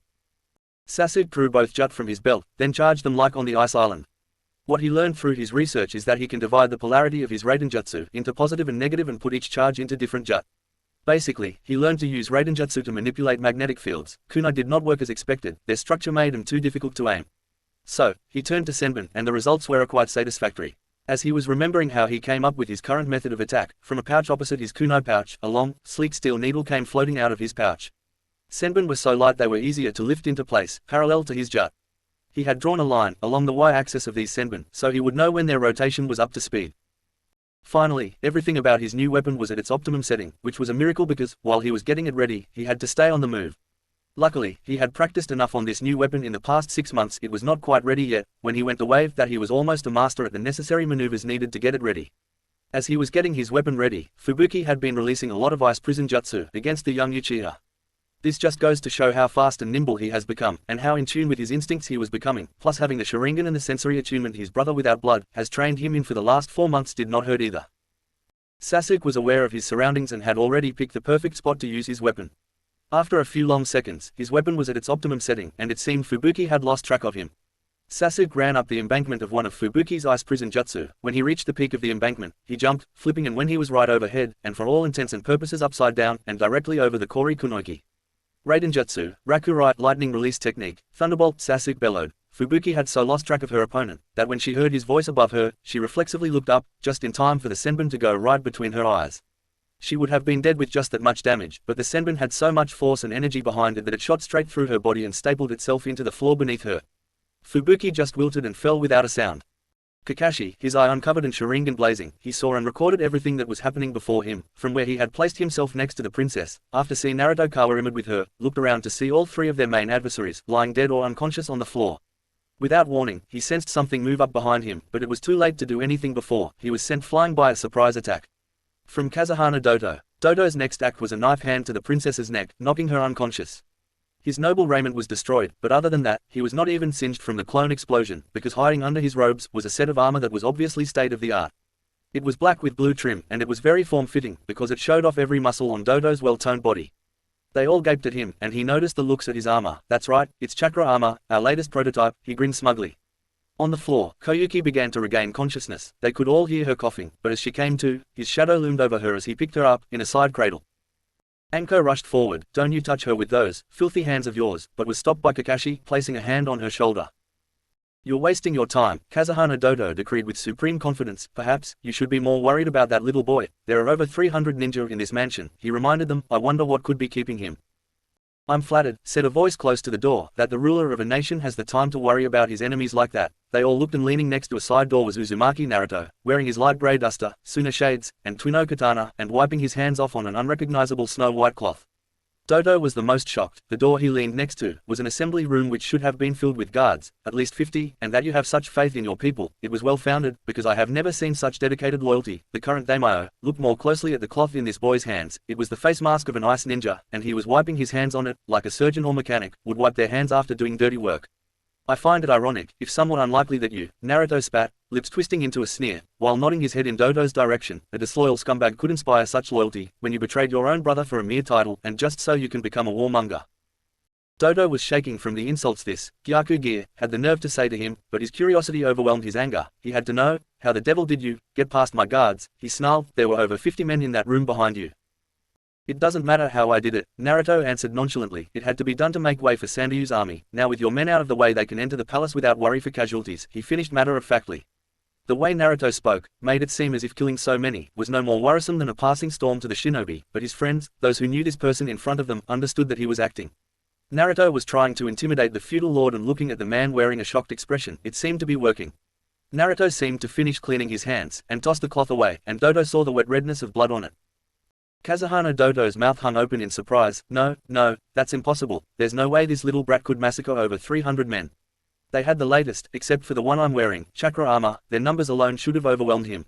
There's no way one Akugaki, barely out of diapers, could have dispatched so many well-trained ninja, he shouted, clutching his knees tighter to his torso, sounding like his very foundation was crumbling beneath him. There's no way. Naruto merely shrugged. Believe what you wish, he retorted, while folding his arms over his broadening chest. Doto continued to gape at Naruto, then feeling the struggles of his niece, looked down and his confident smile returned. He still had one more ace up his sleeves. Come, let us go, Koyuki, he ordered calmly, beyond the rainbow. As he said that, the ceiling above him collapsed, a line became attached to his armor, and he began to rise above them, carrying the princess with him. Anko and the others scrambled out of the way of debris, and just as the princess was taken out of sight, Sanryu rushed in and yelled, Princess, princess. He looked around at the ninja and began urgently begging. Please, go after them, he exhorted them. Please, we need to get our princess back, he cried desperately. Sanryu-kun, came a voice from behind Naruto, and Princess Koyuki came through the door. It is all right, I'm right here. Now it was everybody else's turn to be surprised. Koyuki-hime, they all said collectively. The actress smiled, then standing next to Naruto, taking his hand, and bowing as if they were on stage. Thank you all, I'm glad you were suitably entertained, and as completely fooled as my prodigal uncle. How? Sasuke asked. When Koyuki knifed Doto, the wounded clone substituted with her as you saw, Naruto explained. I was already in this room. After taking care of the guards in the room, he added dully, thumb pointing into the guard room. Despite my earlier assertion to killing all of Doto's ninja, it was only these 50, the 14 in the dungeon, plus 10 out in the palace that I had to dispatch. The rest have been rounded up by the other clones, and subdued, non-lethally. They are awaiting Her Highness's judgment in Doto's own dungeon, he finished. Other clones, Kakashi said hurriedly. Who is that with Doto now? He asked, though by the tone of his voice, he knew the answer already. It was, boss, Naruto's clone told him. At the Rainbow Cliffs. As soon as Doto cleared the roof of his mansion, a set of wings unfurled themselves from his back. They soared high over the terrain into the mountains, where they finally came to a set of huge, monolithic structures arranged in a circle. They came to a landing in the center of the circle, where a small pagoda, that was obviously a shrine to whatever these structures were for. As they landed, Koyuki appeared to fall to her knees, in a groveling manner, but she was merely playing the part of weak-willed, emotionally exhausted actress princess. Dodo, however, stood strong and resolute in his armor. His composure after what happened in his throne room has fully returned, and he now stood arrogantly, surveying his surroundings. Dodo approached the shrine, took the hex crystal from his pocket, and inserted it into a control board specifically meant for it. As soon as he did, the control panel lit up and power originating from the crystal aperture began spreading out and around. It lit up several rocks leading directly to the structures, which lit up in a cascading rainbow of light. Dodo grinned as he thought, I may have been ousted from my rightful rule, but with the riches in these vaults I shall rise again to rule, or I may just live out my life in luxury. Someplace warm, and away from this frozen hell. The light from the monolith slowly ebbed as the energy was transformed into something else. It was rather anticlimactic to be sure, but to Dodo it was infuriating. I don't see it. The treasure, where is it? He demanded while looking around in all directions. Then suddenly, there was an explosion of decompressed gas coming out of the cliff faces, and flowing water began running downhill. Jingle jingle jingle jingle, from a distance a set of bells could be heard. They were approaching from behind, and from the way their song increased in volume, they were coming in at a rapid speed. Jingle jingle jingle jingle. Above them a sled containing the Konoha Nin, Koyuki, Sandayu, and the film crew, specifically Wujin and Makino, came soaring through the skies, pulled by 4 wolves, Valkyrie steeds which howled as they came inside of their summoner. The rescue party saw and felt everything Dodo and Koyuki was seeing, and the princess voiced what she was feeling. It's so warm, she said in wonder. The would-be conqueror looked on in disbelief at what he saw, a heat generator. Then he grew outraged. This is the hidden treasure of the Kazuhana clan. Dodo suddenly began going through hand seals, Koroten, Kokuryumo Fubuki, he bellowed, before swinging his arm back in a punch, then forward like he was punching the air, aiming for the Valkyrie sleigh. He released a torrent of black ice, that formed into a snake-like dragon, with demonic red eyes and mouth. Raiden, Razanuri, lightning style, spiraling spear, came a voice next to Dodo, as a spear of lightning arced out from that direction and intercepted the black dragon right behind the head. The lightning chakra totally negated the wind chakra, but the water remained, and physics took over at that point and a wave of energy propagated back to the source, which was the only path to ground, and just like the lightning that knocked Fubuki out on the iceberg, the now natural reaction that electricity has when in water occurred just as nature intended. The electricity entered Dodo's body through his hands and sent him flying back to land against the shrine. When Dodo regained his feet, he looked over at who he thought was his brother's child, was in fact the blonde shinobi, that has been annoying him since they met. A warm wind swirled up around him, blowing his duster out to the side. When they were at Dodo's mansion, he did not think much of it at the time. He was not using any chakra, and thus could have been hiding it under his coat. What? How could you be using chakra? That device should have drained all of it out of you. Naruto smiled a smug, self-congratulatory smile, like he was pulling an ingenious prank. You mean this? He asked before pulling out the chakra suppression gadget, then threw it at his head.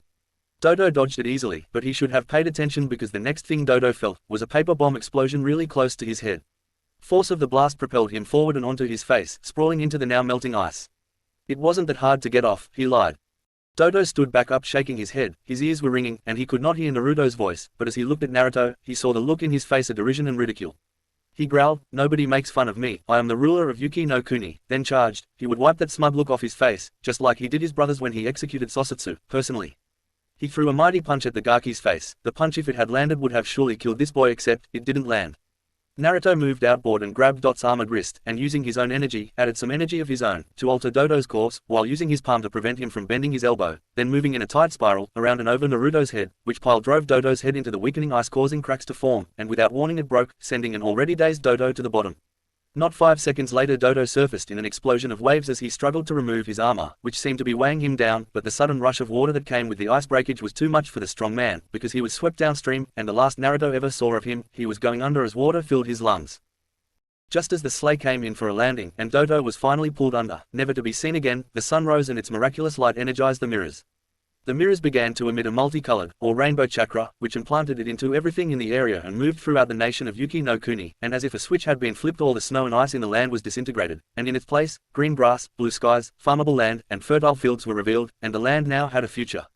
Kakashi, Hinata, and Sasuke were speechless for the most part. All 3 of them had their dojutsu out and blazing. Only Hinata had anything to say. Rainbow chakra, she asked in amazement. Anno, just like the movie.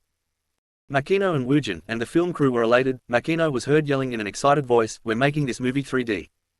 The sleigh came in for a landing on a broad patch of earth, and all the occupants hopped out. Naruto's clone went to the wolves, and unharnessed them. While the wolves are strong enough to carry multiple people, only the summoner and their companions may ride them, and it would have been really cramped, not to mention dangerous for fear of falling, so he conjured the sled using Asura Path, matter creation. As Naruto neared the front and unstrapped their harness, he used summoning again on 4 large reindeer. "Go get 'em, boys," he commanded, and like the wolves they had dashed after the reindeer, who scrambled up into the sky, and they vanished back to their world. There are whole ecosystems of flying creatures along the Asura path, of which Valkyrie steeds and giant reindeer are but 2 examples, and wolves would rather hunt, not be fed like pets. Naruto dissipated, and all his information flowed to the other clones, and their maker, and by tens, all other clones back at the castle dispelled. Naruto received news that Sanryu's men had relieved his clones of their guardian duties and taken effective control of the situation.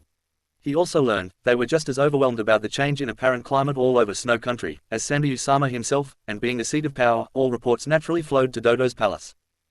Anko looked around wide-eyed at the change, then turning to look at the princess who was also looking around in wonder, said, "Okay, actress, I'll give you the rainbow chakra, but I still hate your movie." Koyuki turned to Anko and narrowed her eyes at the sensei for Team 7, then Koyuki's face was awed by everything she saw, and her mouth just hung open, as a pale butterfly fluttered around her, then from the mirrors, a projection began, starting with the sound. She heard a voice she has not heard since that fateful night. "Believe in the future," she heard her father's voice say. At first, she thought it was coming from her memories again, but everybody turned to watch as a 6-year-old Koyuki and a man, who had to be Kazuhana Sosatsu, her father, appeared from the mirrors. "If you do, the spring will surely come," her father instructed. He steadied her, then walked out of the frame. "What will you do when it comes, Koyuki Tenshi?" he asked. "I'm going to become a princess," the little snow angel answered. "Oh," he asked in curiosity, "what sort of princess?" The little Koyuki gave it some thought. Let's see, one who's strong, and who's kind," then with a bright, shy smile, said with conviction, "and most of all, one who fights for justice." They could all hear Sosatsu laughing, his voice filled with the simple joy and love of being a father. "That's some dream." The 22-year-old Koyuki standing with him was amazed that she would have actually said such a thing. Did I actually say those things, she wondered aloud. "Well," the former daimyo advised, "so long as you believe in your dream, and never give up." The film crew for once was silent, even they recognized the moment when they saw it. "One day you'll be that princess." Sosatsu walked into the frame and gathered his daughter in his arms and affixed the hex crystal around her neck, but the princess was deep in thought. "You can see her, can't you?" he asked. Then 6-year-old Koyuki turned her head to look out of the projection, and she seemed to look right at the older version of herself. "There's a beautiful princess standing right in front of you." The older Koyuki craned her head up, and it was not just her younger self looking at her, but her father, staring back at her, and 22-year-old Koyuki could see the love and pride and faith her father had for her, and tears began falling from her eyes. Koyuki finally realized that Naruto was correct when he said Koyuki's father gave her the precious gift of faith. A gift that Koyuki had smothered and buried in her bitterness at the world, but now that she had witnessed her father's gift, not merely to her, but to his people, that faith has exploded and given her a new will to move forward.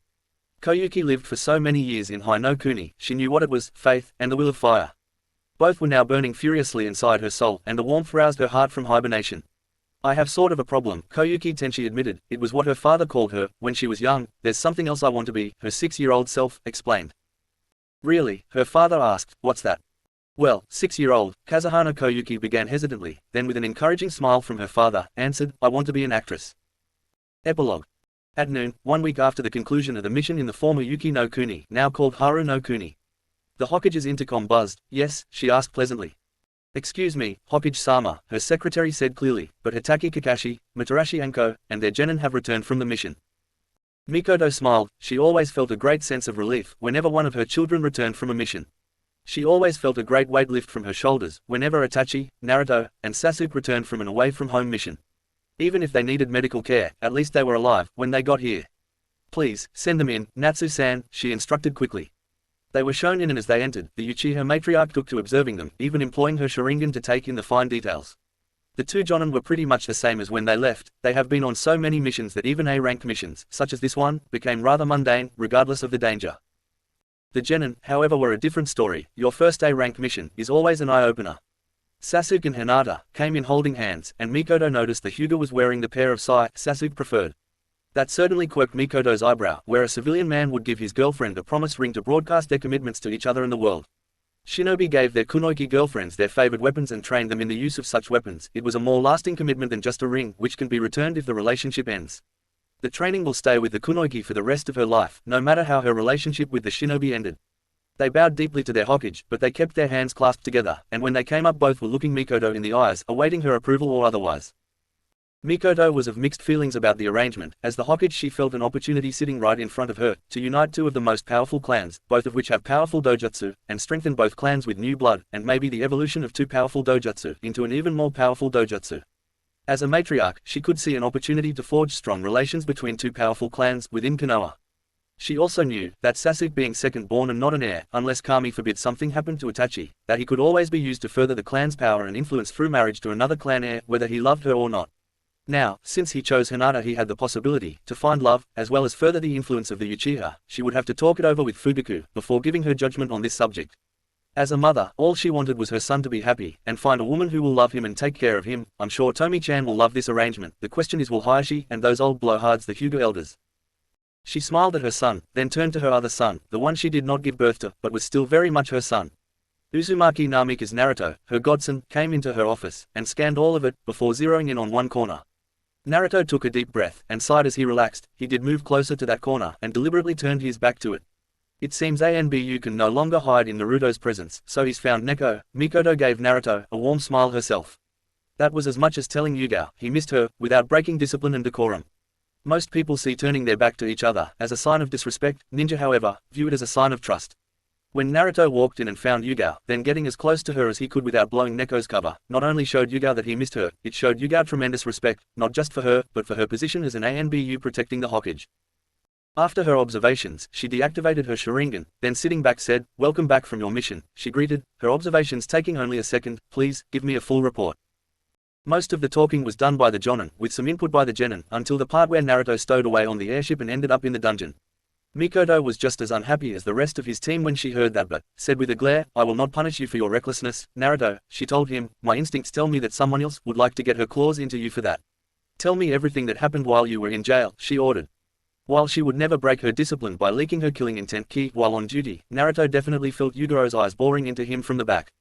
Therefore, Naruto explained everything he was willing to divulge about his time in prison, which led to the confrontation at the Rainbow Cliffs, taking Koyuki's place as a hostage when Dodo fled, and the scene projected into the air. I do want to clarify a few things before I dismiss you all. My questions are for Naruto, since he seems to have been the spearhead for this mission. Yet again, the Hokage informed them.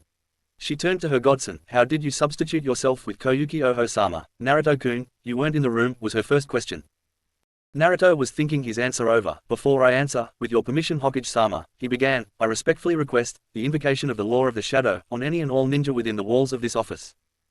Mikoto hid a small smile, but her eyes showed how proud she was that her sons were growing up so fast, her youngest, finding one worthy of his love, and the one not of her loins, thinking ahead to prevent his concepts from being stolen. Granted, what happens here stays here. Unless you knew of it before this moment, you may not share any information learned here with anybody or utilize it in your own training. By order of the Shadow of Fire.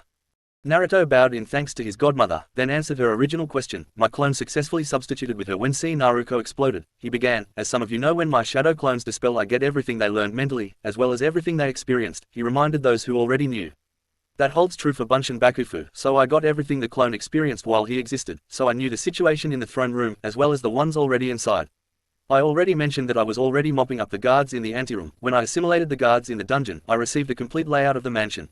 I learned all of the quickest ways to get anywhere in the place. Guards need to know that to be able to reinforce their comrades." While everybody was disoriented from the blast, I, True, transformed into her, and substituted with the real princess. Mikoto was listening carefully, everybody else was as well, and nodding as she asked to follow up, "Why did you do it in the first place, Naruto?" Naruto answered again after some thought, in an obvious, yet still respectful of his godmother's office, "Because our original mission, the mission we received from this office, was to keep the princess safe," he answered, then elaborated. "In furtherance of that objective, I believed removing her from harm's way would be the best option, with all the chaos of the battles taking place around us. It was an accident to be captured by him," he admitted in admonishment to himself, "but when I saw it as an opportunity to see what Dodo was really after, so I remained with him, to see what his motivations were for his rebellion." "May I ask a question of Naruto?" Hokage-sama, at her nod, an indication to proceed, the Jonin turned to the Genin. "I have to ask, what was that attack you used to subdue Dodo's jutsu, Naruto?" Naruto smiled good-naturedly. "I heard from a hummingbird that you will be the person to ask me that, and I have no problem answering, nor if anybody wishes to use it in their training. That was the complete form of the rasengan, using lightning-molded chakra, and yes, I'll teach it to you, Kakashi-ne-san, and whomever else wants to learn." Kakashi and nearly everybody else in the room went wide-eyed. Kakashi, Jiraiya, the Sandaime, and later Yugao were the only people in the world who knew that the rasengan was an incomplete jutsu.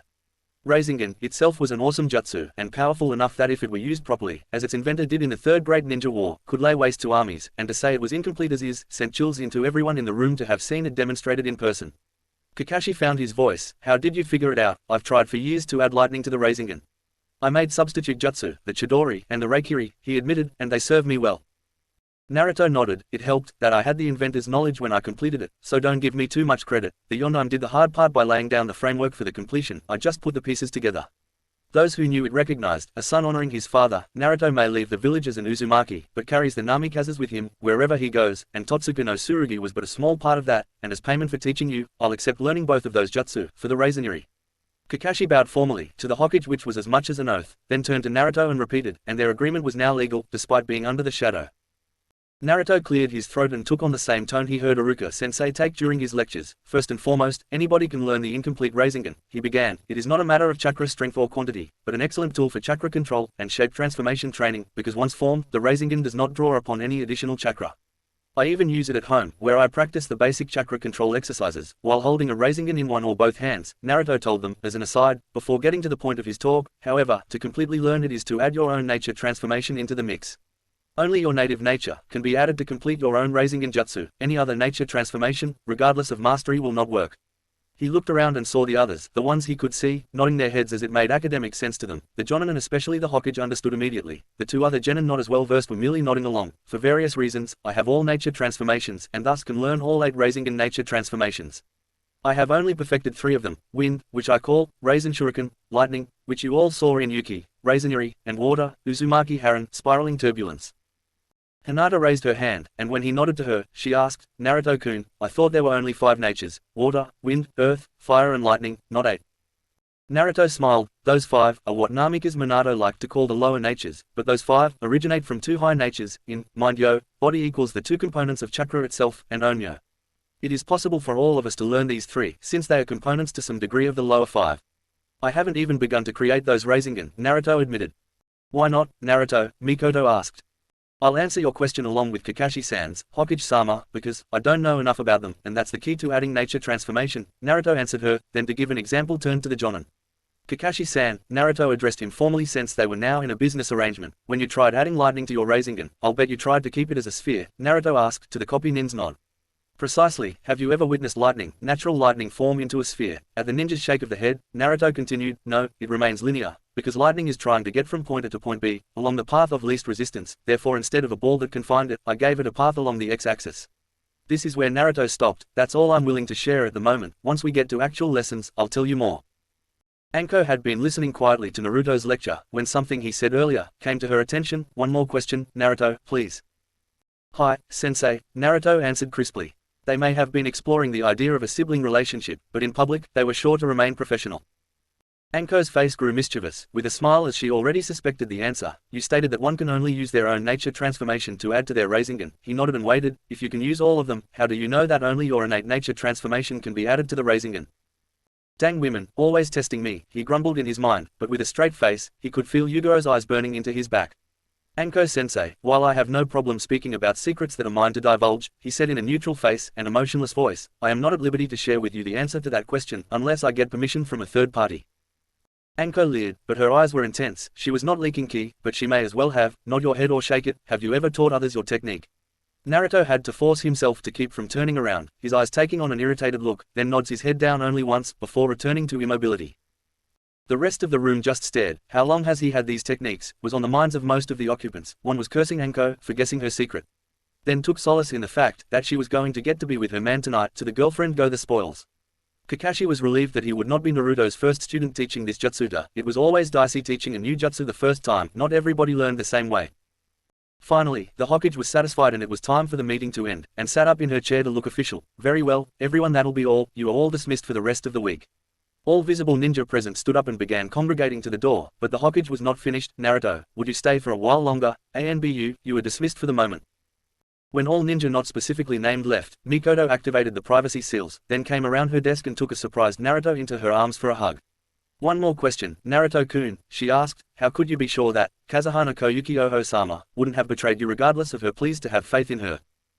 Naruto stood back and looked up at her and understood that at the moment, she was not asking him questions as Hokage, but as a godmother, a loving parent to her child.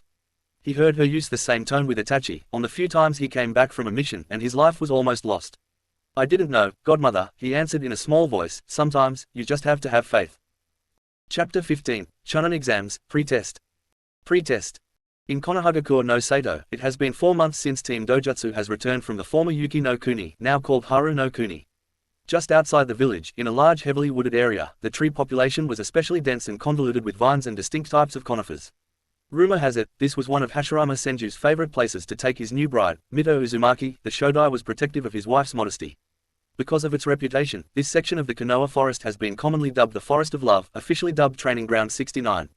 Rumors say, Tsunade Senju refuses to train anywhere near this forest, and the quickest way to piss her off is to mention the above rumor. A superstition among Konoha ninja states that couples who profess their love in front of the forest will have a long and happy life together. On the exterior of this copse of trees, two 13-year-old boys were hopping through the trees, circling the exterior, looking wearily around the area. Both teenagers were on exact opposite sides of the tree stand, so they could not compare notes and help each other. They were playing an observation game called the Kim's Game. They traveled around the outside of the copse. The object was to train their dojutsu by training their observation skills and memory. Right now, their dojutsu were not active, because the dojutsu merely enhanced visual acuity. Therefore they trained their regular eyes, so that when they activated their extraordinary eyes, they would be that much better. They were nearing the end of their laps around the copse when out of the surrounding forest, a barrage of shuriken and kunai came flying out at them. Each of them received a separate fusillade of sharpened death. They began moving faster, dodging along all three axes. It helped that their senses were as sharp as ever, and one of them had a sixth sense. By the time they reached the end of their circuits, the trees surrounding them were festooned with stars and daggers. They were both in exact opposite positions from each other.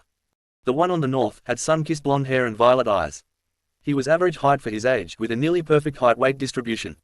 On his body was a brown and forest green, tiger-striped, coverall jumpsuit, with flexible combat boots, and a double-edged sword strapped to his back. His boonie hat with crimson hetae, normally squarely on his head, was hanging from his neck. As soon as he came to a rest at his starting point, out of the forest of love another body jumped down in front of him. His eyes widened to the size of saucers, because standing there in front of him was his girlfriend. Yuguro's hair was done in bangs combed to just above her eyebrows, and draped like an exquisite, violette, waterfall down to her hips. She was not wearing her Neko mask, giving her man a brilliant view of the most radiant face he had ever seen. Her eyes bore into him like a hungry tigress, and he was her prey. On her body was a white, sleeveless dress, that fell to just above the knee, with a neckline that plunged to just above her cleavage and seemed to fit her like a second skin. Her legs were bare from the hemline to a pair of cream-colored moccasins that rose to the top of her calf muscle, cinched tight, and showing the shape of her leg. She was wearing a coy smile, as she walked closer to Naruto, clan chief to the Uzumaki Namika's clans, heir to the Senju clan, and thanks to his dad's genes a ward of the Uchiha. This means he has access to all Uchiha jutsu, up to B rank, and the clan compound at will, but is not allowed to wear the Uchiha crest, nor add the name to his. He will have the option of becoming a member of Up Force, if he chooses, but unlike all Uchiha it is not a requirement. Hey, Yugao Koi, Naruto stammered out. What are you doing here? He asked as he gazed upon her form. I just want to spend some time with you, baby, she tells him. She reaches Naruto and grasps his arm, gently lowering it. Yugao slides her arm back up to Naruto's shoulder, while pressing her body into his. She brings her lips in to kiss him. Bamf, and Yuguro's lips meet a log. Kai, comes a shout from behind her and another, bamf, and smoke envelops the form of Naruto's girlfriend. Nice try, sensei, but my Yu-chan has never, and would never call me, baby, he informs his sensei with a distasteful grimace at the term of endearment. Shit, Anko huffed, once the smoke had cleared and she was back in her normal attire. I thought I had you, then turning with an evil smirk on her face. Who would have thought that such a common term of endearment would give me away? Naruto returned the expression. You should, sensei, he admonished, you've known her longer than me. He opened his mouth to say more, then out of nowhere another person landed directly behind him, leveling a punch at Naruto's head from the rear. Naruto's reflexes reacted faster than he could think, by spinning his body outside the blow. Continuing in the direction of his first spin, Naruto hooked his arm around the punching arm of his assailant, then added the force of the spin to the momentum of the punch. This action forced the attacker off balance, and into a new direction away from his sensei. Naruto added a tiny amount of his own power to the new direction and threw the attacker. All this occurring in milliseconds. Anybody Chunin and below would have been disoriented, but his assailant was a well-known Jonin. The Jonin took control of his momentum, turning his body while in the air, which caused him to land a couple yards away facing Naruto. Naruto's attacker was a silver-haired Jonin, who over the course of the past 4 months, has become like an older brother to Naruto. Kakashi smiled and said, excellent reaction, Naruto, then without altering his expression at all vanished from sight, but not to Naruto's other senses. Naruto channeled chakra to his eyes, and his Akumagen activated. The 7 lines rippling in tune with Naruto's heartbeat. Once Naruto's Akumagen activated, everything in his line of sight took on a much clearer appearance. It was more than that, however. The best way he could describe his belief was as if he could now see the truth behind all the lies, like a veil, denser than even Kirigakure no Jutsu, was lifted from his eyes. His Akumagen, coupled with his other highly attuned senses, and his whisker sense, gave Naruto perfect awareness. While he was preparing for Kakashi's attack, Anko began quizzing him on the Kim's game. On your second lap around Forest 69, I want you to describe any differences from the first lap, she yelled. As Anko finished speaking, Kakashi began his attack on Naruto, hoping the act of remembering would distract his little brother figure. We ran counterclockwise from our starting positions, therefore using compass points, I will list all differences between my first. Kakashi came in for a sweep of Naruto's legs. And second circuit around the Forest of Love, Naruto jumped and flipped over Kakashi's head, while letting a barrage of kunai and shuriken fly at the Jonin's head. From 0 to 270 degrees, nothing within training ground 69 changed. Between the first and second laps, outside the forest on the other side of me, a couple of dead leaves had fallen from nearly every tree. Kakashi ran forward as Naruto's ninja weapons rained down upon his former position. There was plenty of activity from wildlife, mostly those getting ready for winter. I counted 50 squirrels. Naruto continued with his explanation, giving a detailed report to his sensei, while fending off assaults from one of his surrogates, big brothers. Kakashi attacked while Anko asked questions about the game, so he had to concentrate on two things at once, what was going on in the fight, and whatever happened outside of the fight. It was clear from the get-go that Hitaki was holding back. Not only was he an elite Jonin, and former ANBU captain, with years more experience and power, but he seemed to be restricting himself to C-rank ninjutsu. Kakashi was running forward, and began going through hand seals, dotonjutsu, yogo oyogu, earth release, dirt swim, then leapt forward and dove face first into the ground, which acted like water, as it flowed back together, leaving the area as if undisturbed. Naruto reached back and drew Totsuka no Tsurugi, then molded his chakra into Raiden, then channeled it through the blade. Jumping into the air, he thrust his family blade directly into the spot where the Jonin disappeared into the ground. The electricity was released into the earth, and it must have been a property of Kakashi's jutsu, because the ground again seemed to act like water, and like seawater the electrical energy propagated out from the focal point of the sword. Kakashi leapt out of the earth. Just before the electricity reached him, he had only been at least 2 yards away from reaching Naruto. Naruto pulled his family sword from the earth, with his left hand flicking it smartly from side to side, relieving it of excess dirt. While Kakashi was still reaching the apex of his jump, Naruto took a step into a spin, while swinging the blade in a horizontal slice. During this motion Naruto began molding wind chakra, then on the final motion of the spin, released a whirlwind, then quickly converted over to fire chakra, and on a horizontal back swing, released the fire chakra. The wind and fire merged, creating a column of fire that reached up to the Jonin, which had to be moving faster than any normal human could react. Luckily, for everybody present, Kakashi is not a normal person, and cowered with a log, before the flaming inferno came near him. Most people would be fooled into thinking that Totsuka no Tsurugi amplified ninjutsu, much like the armor from the former Yuki no Kuni, now named Haru no Kuni, Spring Nation. That, however, would not be the case. What it does is aid the wielder in focusing his mind, which allows the casting of ninjutsu and genjutsu without hand seals and words, and aids in elemental manipulation. And just before I returned to zero, I began noticing a set of tracks. I recognized them as Sasuke's tracks, and deliberately began to step in them. Naruto finished his report to his sensei, as he and Kakashi came to a stop in their fight. "Why did you start stepping in Sasuke's tracks?" Anko asked.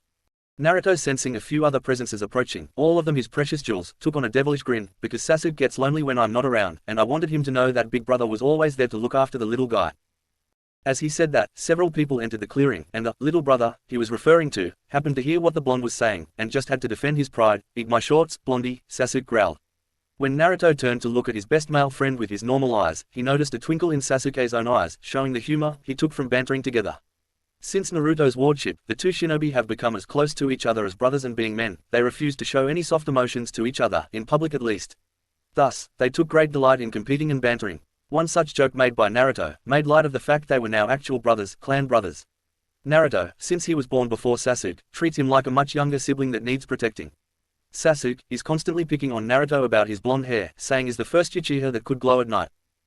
Affecting a look of surprise, Naruto turned toward the approaching 6, all of them precious to Naruto in some way. There, of course, was Uchiha Sasuke. "Hey, bro, we were just talking about you." Naruto grinned as if noticing them for the first time. Standing next to him were 2 other Uchiha, the clan heir and older brother of Sasuke, and now Naruto, Uchiha Itachi, the strongest ninja of his generation, and Uchiha Shisui, known in the bingo book as Shunshin no Shisui, because of his advanced use of that technique, which along with his use of genjutsu and taijutsu, make him one of the most formidable ninja in Konoha. The Uchiha was walking out of the Forest of Love, directly behind Naruto, until he turned toward them. Sasuke has not changed much since returning from Haru no Kuni. He still wore the same outfit he wore to Nami no Kuni. The only change in his apparel was the object strapped to his back, along his spine. At first glance, one might mistake it for the hilt of a sword, and that would be only partially correct. It is a sword, but that's its secondary function. In truth, the hilt is a dynamo that Sasuke can activate with Raiden Chakra. When pulled from its sheath on the back, it looks like any Tsurugi double-edged blade. The blade is as strong and sharp as any traditional sword. It's only when he turns it to the side that you see any difference, because there are 2 separate blades, polarized north and south, which led into the cylindrical hilt. The two blades are curved on the inside, creating a 3-foot-long hollow cylinder attached to the hilt. When Sasuke activates the weapon using Raiden Chakra, the blade begins to spin so fast there is a small sonic boom. Once the blade reaches top speed, it hums like a hornet. Then with a snap an electrical field springs into existence, producing a blade that can cut through almost anything. This is still not the primary purpose of the weapon, because set into the cup of the hilt, surrounded by the magnets of the generator, is a special storage seal created with the aid of Naruto utilizing Fuinjutsu, of which he has achieved the Uzumaki rank of Shodan, first level advanced, specializing in removing cursed seals in honor of his sensei, which can only be opened with Raiden Chakra. Inside this seal, thousands of senbon needles have been placed, and once at the optimum setting a senbon needle is fed into a receiver chamber, it begins to spin.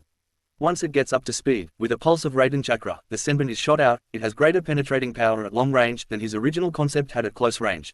After 4 months of practice, Sasuke can hit a flying bird in the eye and has become an advanced practitioner of Uchiha clan Kenjutsu, Go-Rin-Ru, 5-ring style Kenjutsu. The weapon is useless at close range, hence the swordsmanship, and his continued use of his Jutensai, of which he also uses Raiden Chakra, not to mention learning the Chidori and of course completion of his own Rasengan. He has also been training arduously in his family's interceptor fist, and with his own expertise in Konoha Fuinjutsu, using gravity and resistance seals, he has increased his speed and reflexes so well that only his brother and cousin can keep up with him, and only Naruto of the rookies can even perceive that is with his dojutsu active. Coming in from the left of their position, 3 Kunoichi walked into the clearing, the designated meeting spot for Viper Team today. Entering the clearing, they walked 3 abreast, from right to left, Uchiha Yuhi Kurenai, with fair skin and a slender build. She wore black, untamed hair that reached to her upper back, unique eyes that are red in color, with an added ring surrounding the pupil. Today, she wore makeup consisting of red lipstick and purple eyeshadow, and her regular outfit, consisting of a red mesh armor blouse with only the right sleeve visible. A broad material, resembling bandages, with a pattern on it like those of rose thorns, which were woven into a spiral on her front and back torso, and resembled the Uchiha clan crest. Her hands and upper thighs are also wrapped in bandages and wore the Konoha forehead protector and regular shinobi sandals. She is Konoha's foremost Genjutsu master, and second, strongest, Taijutsu master.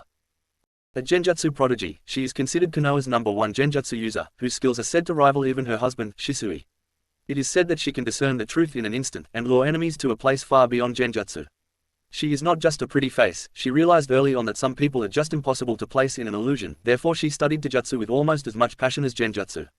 Her style, which she calls Aikajujutsu, relies on neutralization of an attack using throws, joint manipulation, and striking of vital areas, and using strategy and timing to blend with and neutralize opponents.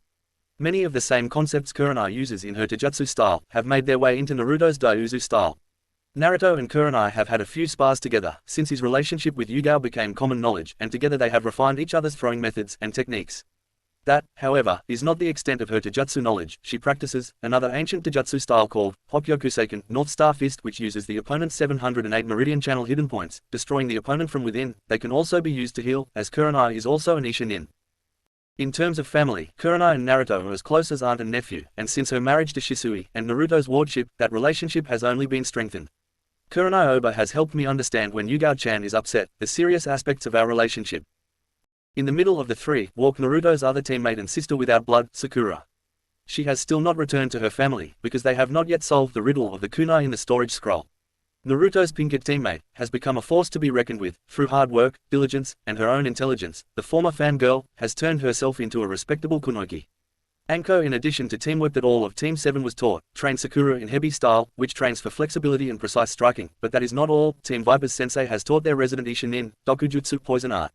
In truth, all of Team 7 have learned about poisons, so they at least know what to look for in case of a poisoning. It is only Sakura that has immersed herself fully into the art, again with the aid of Naruto utilizing Fuinjutsu, can use her gauntlet claws to administer her poisons. Kurenai has also taken Sakura under her wing and trained her in both Aikajujutsu as well as Hokyokuseiken, and has begun training Sakura in Genjutsu. Sakura's medical training, as with all medical ninja, is conducted at the hospital. These skills combined with her medical knowledge and chakra control have led Sakura to be called the deadliest genin in the leaf. Viper Team has become the strongest genin team in the village, mainly because they act more like a true family than just people they work with. It has been an entire year since they became genin, and a stronger bond between teammates had rarely been seen since the founding of Konoha. Individually, the genin of Team 7 have become near forces of nature, but together they have become nigh unstoppable. Add in their sensei, who had just about completed her Snake Sage training, and they have crossed the threshold of invincibility. Each of them has discovered and accepted their roles within the team. Anko brings the voice of experience, as well as a jonin's skills and power to a mission, guiding but not forcing her kids, as she calls them, to learn the art of the silent warriors. When a mission calls for a needle-like approach, or an intelligent expertise, or a soft touch, or even someone to take point if they ever need to retreat, then Sakura is the one stepping up.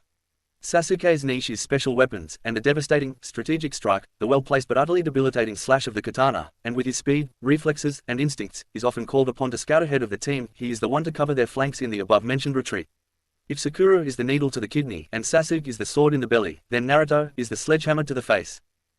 Naruto's near-Sannin level chakra reserves, proficiency in ninjutsu, kenjutsu, taijutsu, genjutsu, and fuinjutsu, not to mention the jinchuriki of the most powerful biju in existence, who according to the genin himself, on quite friendly terms make Naruto the powerhouse of Team 7, but if that is not enough, throw in 2 of the most powerful and useful dojutsu, the Rinnegan and Akumagen, add in his adamantine chains, and 2 of the most successful ninja ever to come out of Hi no Kuni, residing in his mindscape. And you have a ninja that in a pinch could decimate an army by himself. In the event of a retreat, Naruto will stay behind and halt pursued by the enemy. Already talk circulates among the other hidden villages of a genin of the leaf, who can take out entire armies, enough to call for a bingo book entry, and the name Shinku Uzu has been spoken even as far away as Kumo and Iwa. This was only amplified when word of his exploits in the former Snow Country started making the rounds among the other Yoso no Kuni about a genin of the leaf becoming a hero of Spring Country when he assassinated the former daimyo. This led to the exportation of consumer technology to the outside, by the new daimyo, raising capital to help her people, and the sole importer of military tech became Hi no Kuni. The Fire Lord began equipping his samurai army with armor that could repel most chakra attacks and led to Kain and Konoha security forces equipping their prisons with chakra suppression devices which did not require the use of seals. Sakura reached her teammates. "Hey boys," she said to them, "have they been putting you through hell too?" Both Gen and Shinobi slumped and just nodded, but Sasuke added, "I had Shisui and Itachi attacking me together." He whined, all while firing random questions about my laps around that forest over there. He informed his teammates while thumb pointing to training ground 69.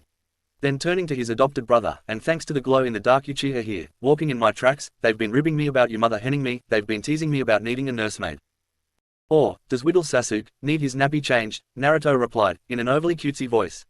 Naruto's eyes got huge when Sasuke lunged at him, knocking him to the ground. No ninjutsu, or even taijutsu, was used. They were not fighting or even sparring, they were just 2 brothers rolling around, wrestling in the dirt. The third kunoichi to arrive with them was a woman with straight, purple hair reaching down to her waist, warm brown eyes, and a shade of red lipstick. Wearing the standard ANBU uniform, with feline mask hanging upon her chest, consisting of black and grey armor, metal arm guards and twin katana strapped to her back, and signature ANBU tattoo on her right shoulder. Her name was Uzumaki Yugao, Aka, Ultraviolet, ANBU call sign, Neko or Cat, Lady of the House Uzumaki noble of Hi no Kuni, and if the way she looks at him is any indication, the very much in love, girlfriend of Lord Uzumaki, who was rolling around on the ground with Sasuke. If Sakura had never noticed before, she could now say without a doubt, that this as of 2 months ago, recently promoted Jonin ANBU black operative, was very much in love with her blonde brother without blood. Sakura, with a gentle smile on her face, looked between the boys on the floor and the besotted young woman, then getting a mischievous grin asked, "Are you sure you're ready to spend the rest of your life with one of these, Yugao-kun?" Sakura asked, flicking a dismissive hand in their general direction. "They hardly seem worth the effort. They can't seem to walk 2 feet in the same direction, without tripping over their own feet," she finished. Yugao turned her head, and seeing the expression on the genin kunoichi's face, decided to play along. "It ebbs and flows, Sakura-chan," she replied, turning to look at the 2 young men, who had stopped their movements.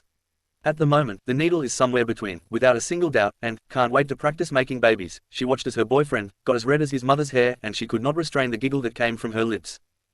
Naruto and Sasuke pulled apart, then they looked at each other, Sasuke giving him a slight nod. Naruto turned to face Yugao. "Uzumaki Yugao Dono," he began formally, "I see no reason for you to continue living in your apartment," he continued, and everyone noticed the set of his jaw. "Will you please come live in my unworthy house on a more permanent basis?" While genin could not get married, there were no laws that said they could not cohabitate with a person of the opposite gender, and while not a fixed rule, asking your girlfriend to move in with you was practically 1 step short of getting married. Everybody was completely silent, and for the first time Yugao's eyes began to shine with tears, but as she cupped her mouth, there was no denying what her answer would be. Then after steeling herself and bringing out her ninja bearing, she said to him in just as formal a tone, "I see no issue with your request, Uzumaki Namikaze Naruto Dono," she answered, and there was a tremor in his face, as he struggled to maintain his composure. "I've already got a room there at your place, and a lot of my things are already there. It would be more convenient to have all of my precious things under one roof." She said the word, precious, with the gentlest voice she could marshal, and the love in her voice was unmistakable. Naruto turned to his sensei, and asked, "Anko-sensei, would you please come by my place tonight? You may accompany Yugao-koi," he informed her. "I've recently gotten a hold of a dango recipe I've been wanting to try, and I could use an expert opinion." Anko had a huge grin when Naruto said that. "You know the way to this girl's heart, Naruto-kun." With that, Anko stepped forward and began addressing her other kids, "And that reminds me.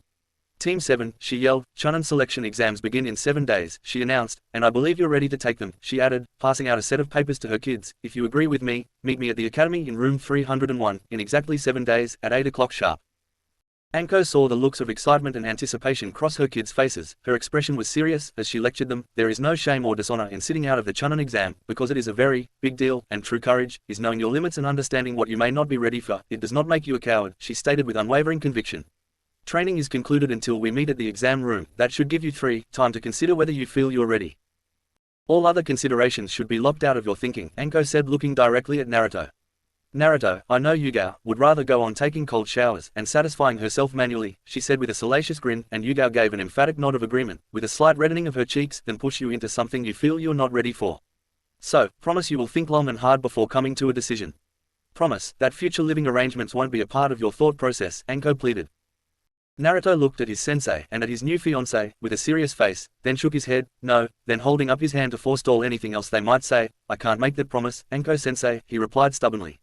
I can't promise the second request, because that would be breaking the promise for the first request, he explained to the woman he cherished most in this world. It's impossible to truly consider this question, without including the most important people in my universe. You may as well ask the tides to stop, before I stop thinking about that.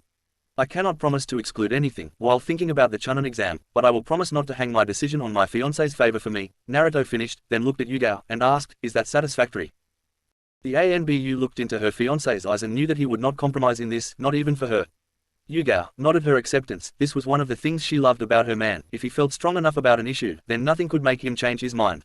It both troubled her and made her proud of him. There were some things Naruto just would not bend on. He was not just strong in body or mind, he was just strong. Strength and willpower just defined him, and that he wanted to share that with her, for as long as Kami-sama allowed, made her feel truly honored to be by his side.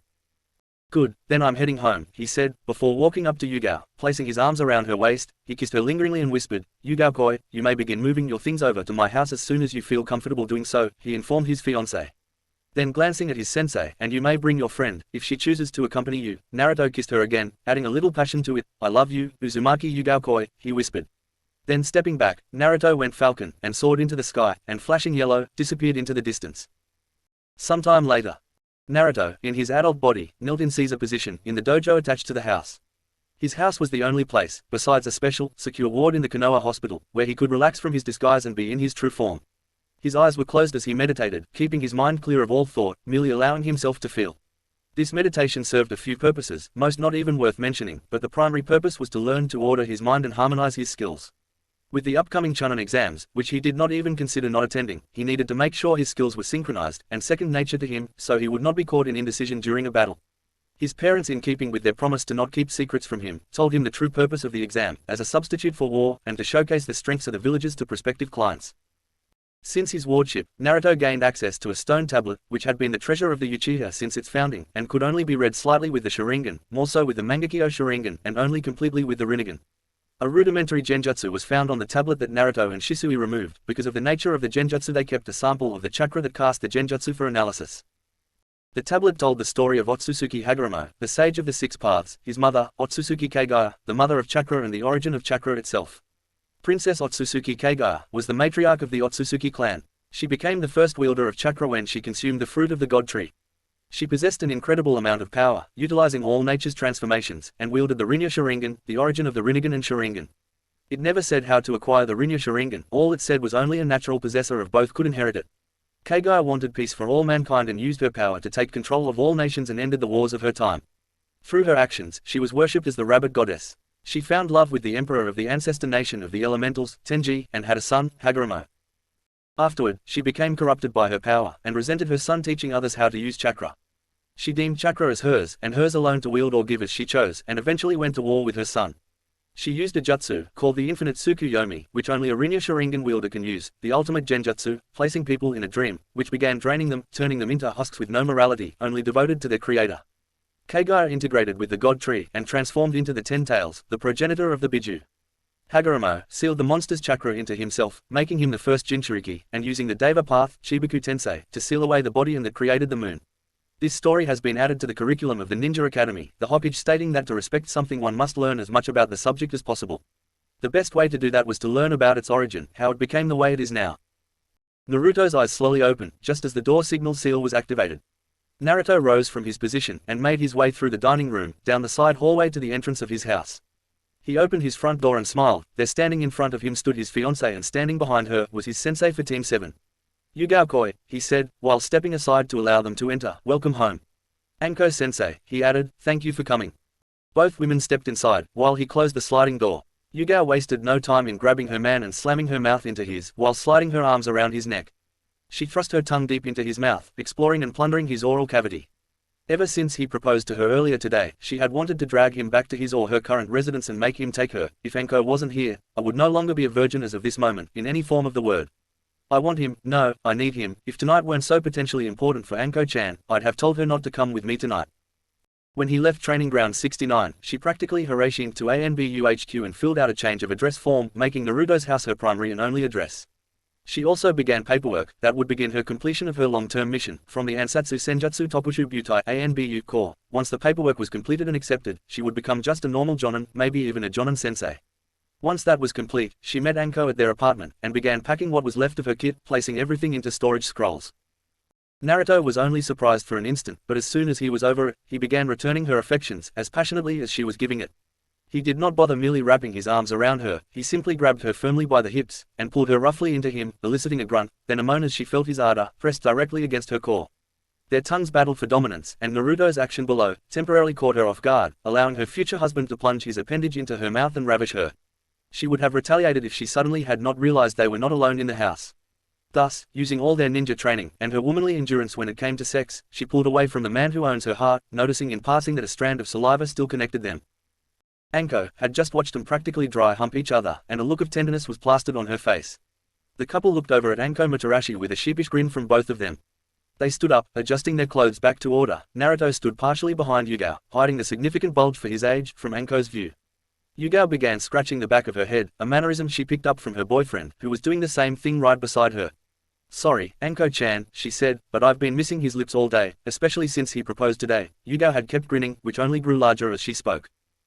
"Yeah, sorry, Anko-sensei," he agreed, smile getting as big as Yugao's own. "Yugao-chan, Naruto-kun," Anko began, as a gentle smile spread across her features. "It's okay, if I had my way, I'd be doing the same thing to Gecko as soon as I saw him." Then looking directly at her student, "After all, I've fallen in love too."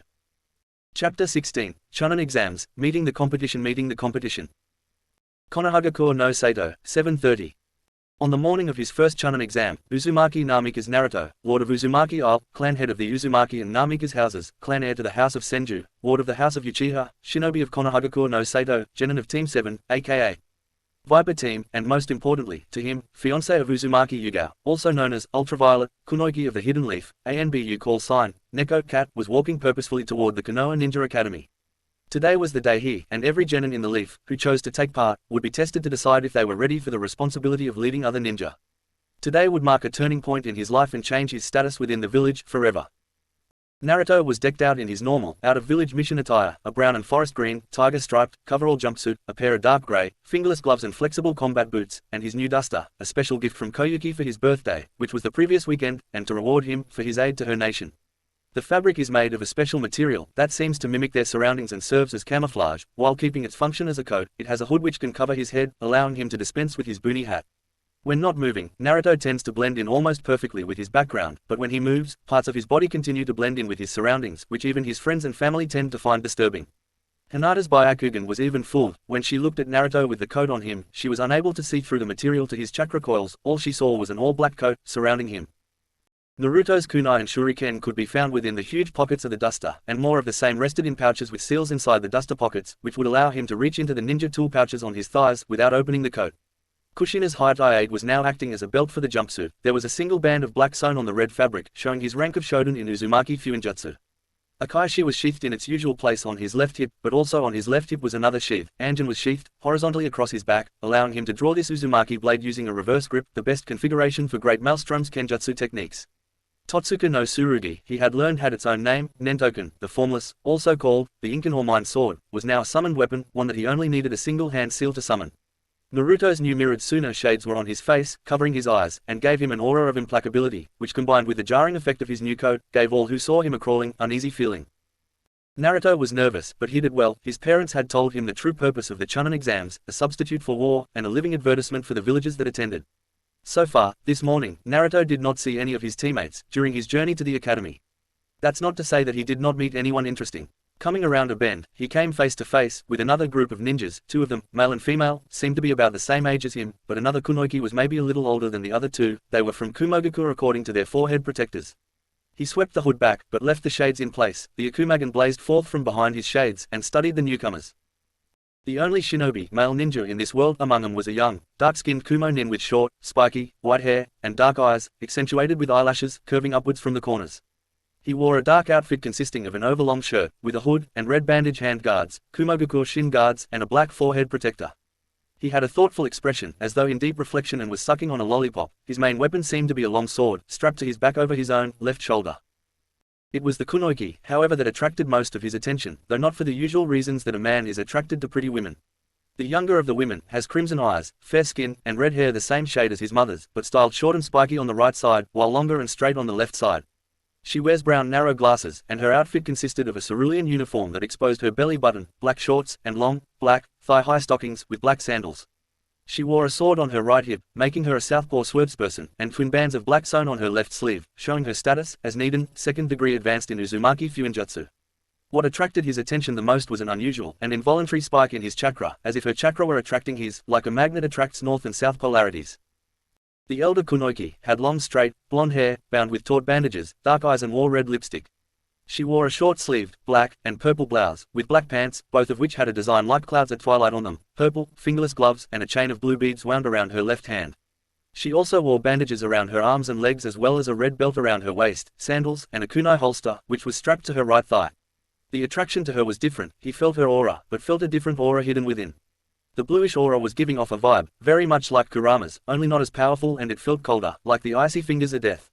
They all eyed him warily. His hands were in his pockets. To them, all they saw was a disembodied blonde-headed boy, a couple of swords, and a pair of combat boots.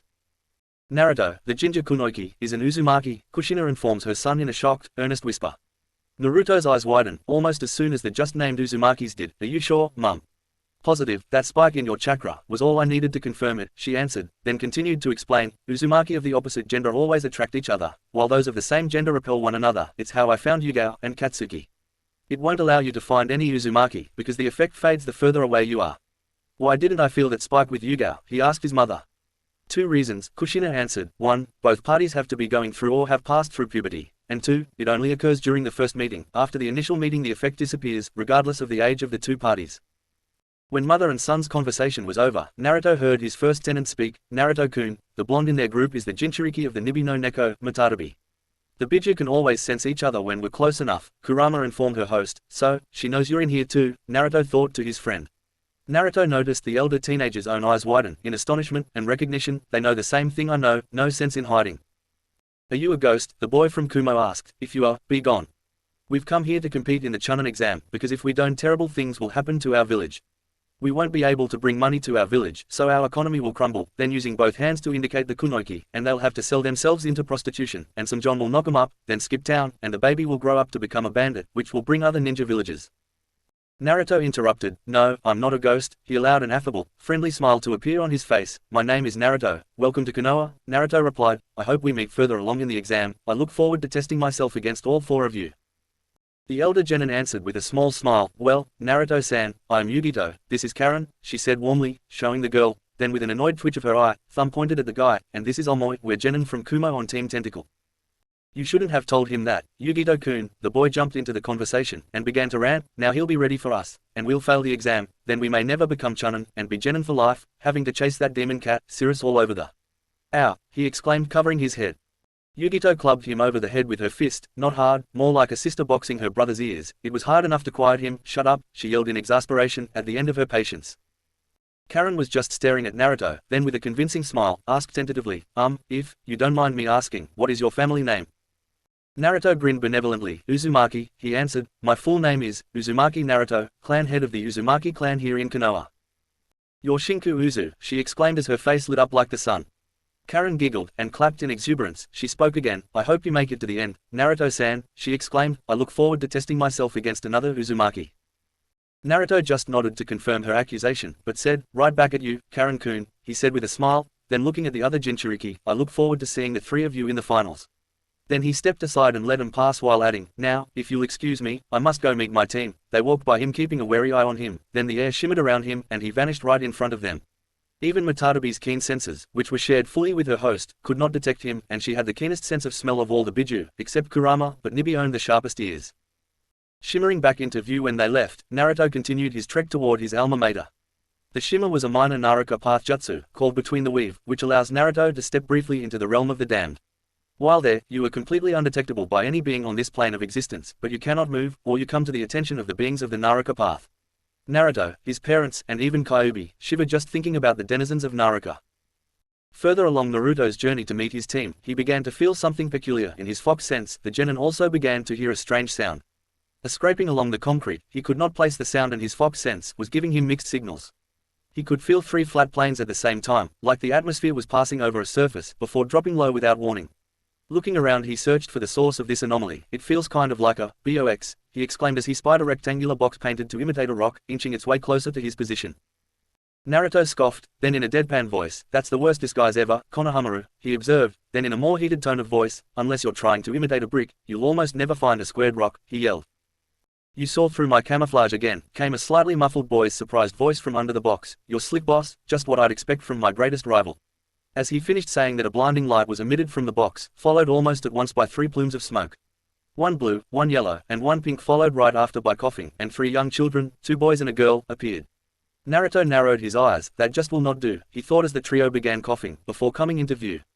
Naruto knew only one of them, the middle one, Sarutobi Konohamaru, grandson of the Sandaime Hokage, Sarutobi Hiruzen, Naruto's surrogate grandfather.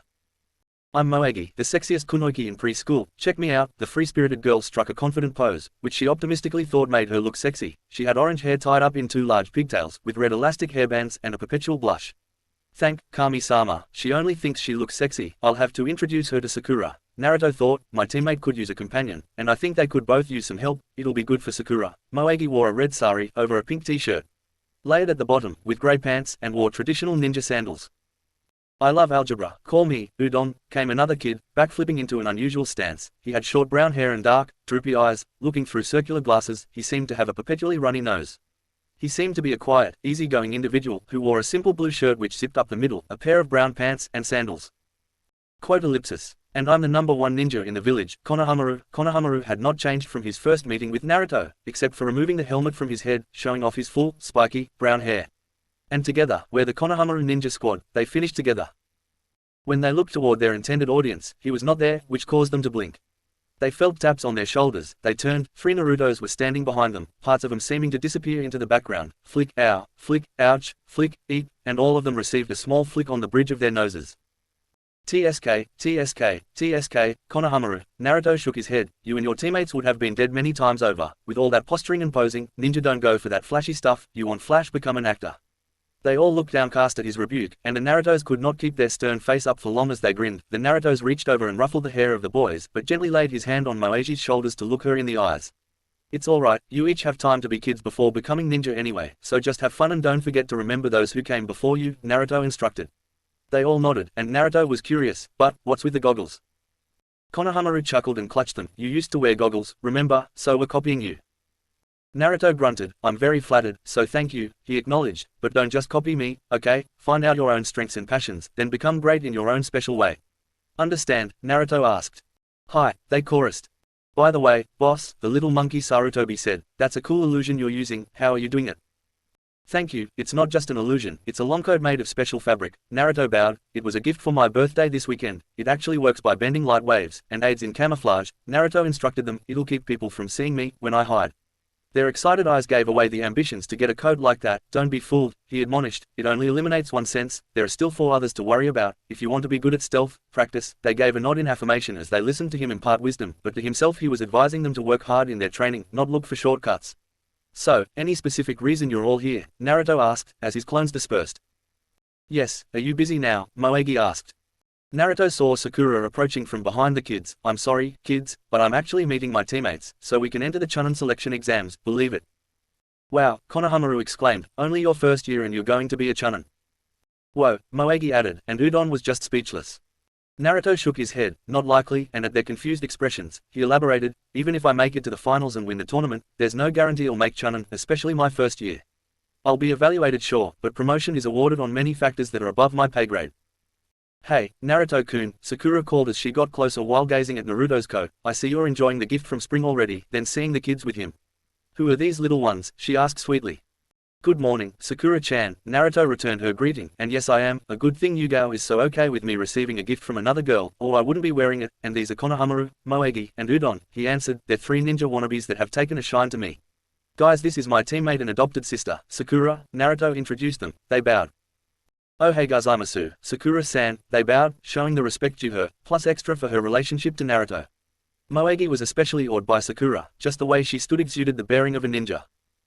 Sakura affected an overly cutesy voice. Oh, how sweet, you already have your own genin team, she giggled. Naruto smirked. No, they seem to be trying to copy my way of the ninja, he said and winked. She played along.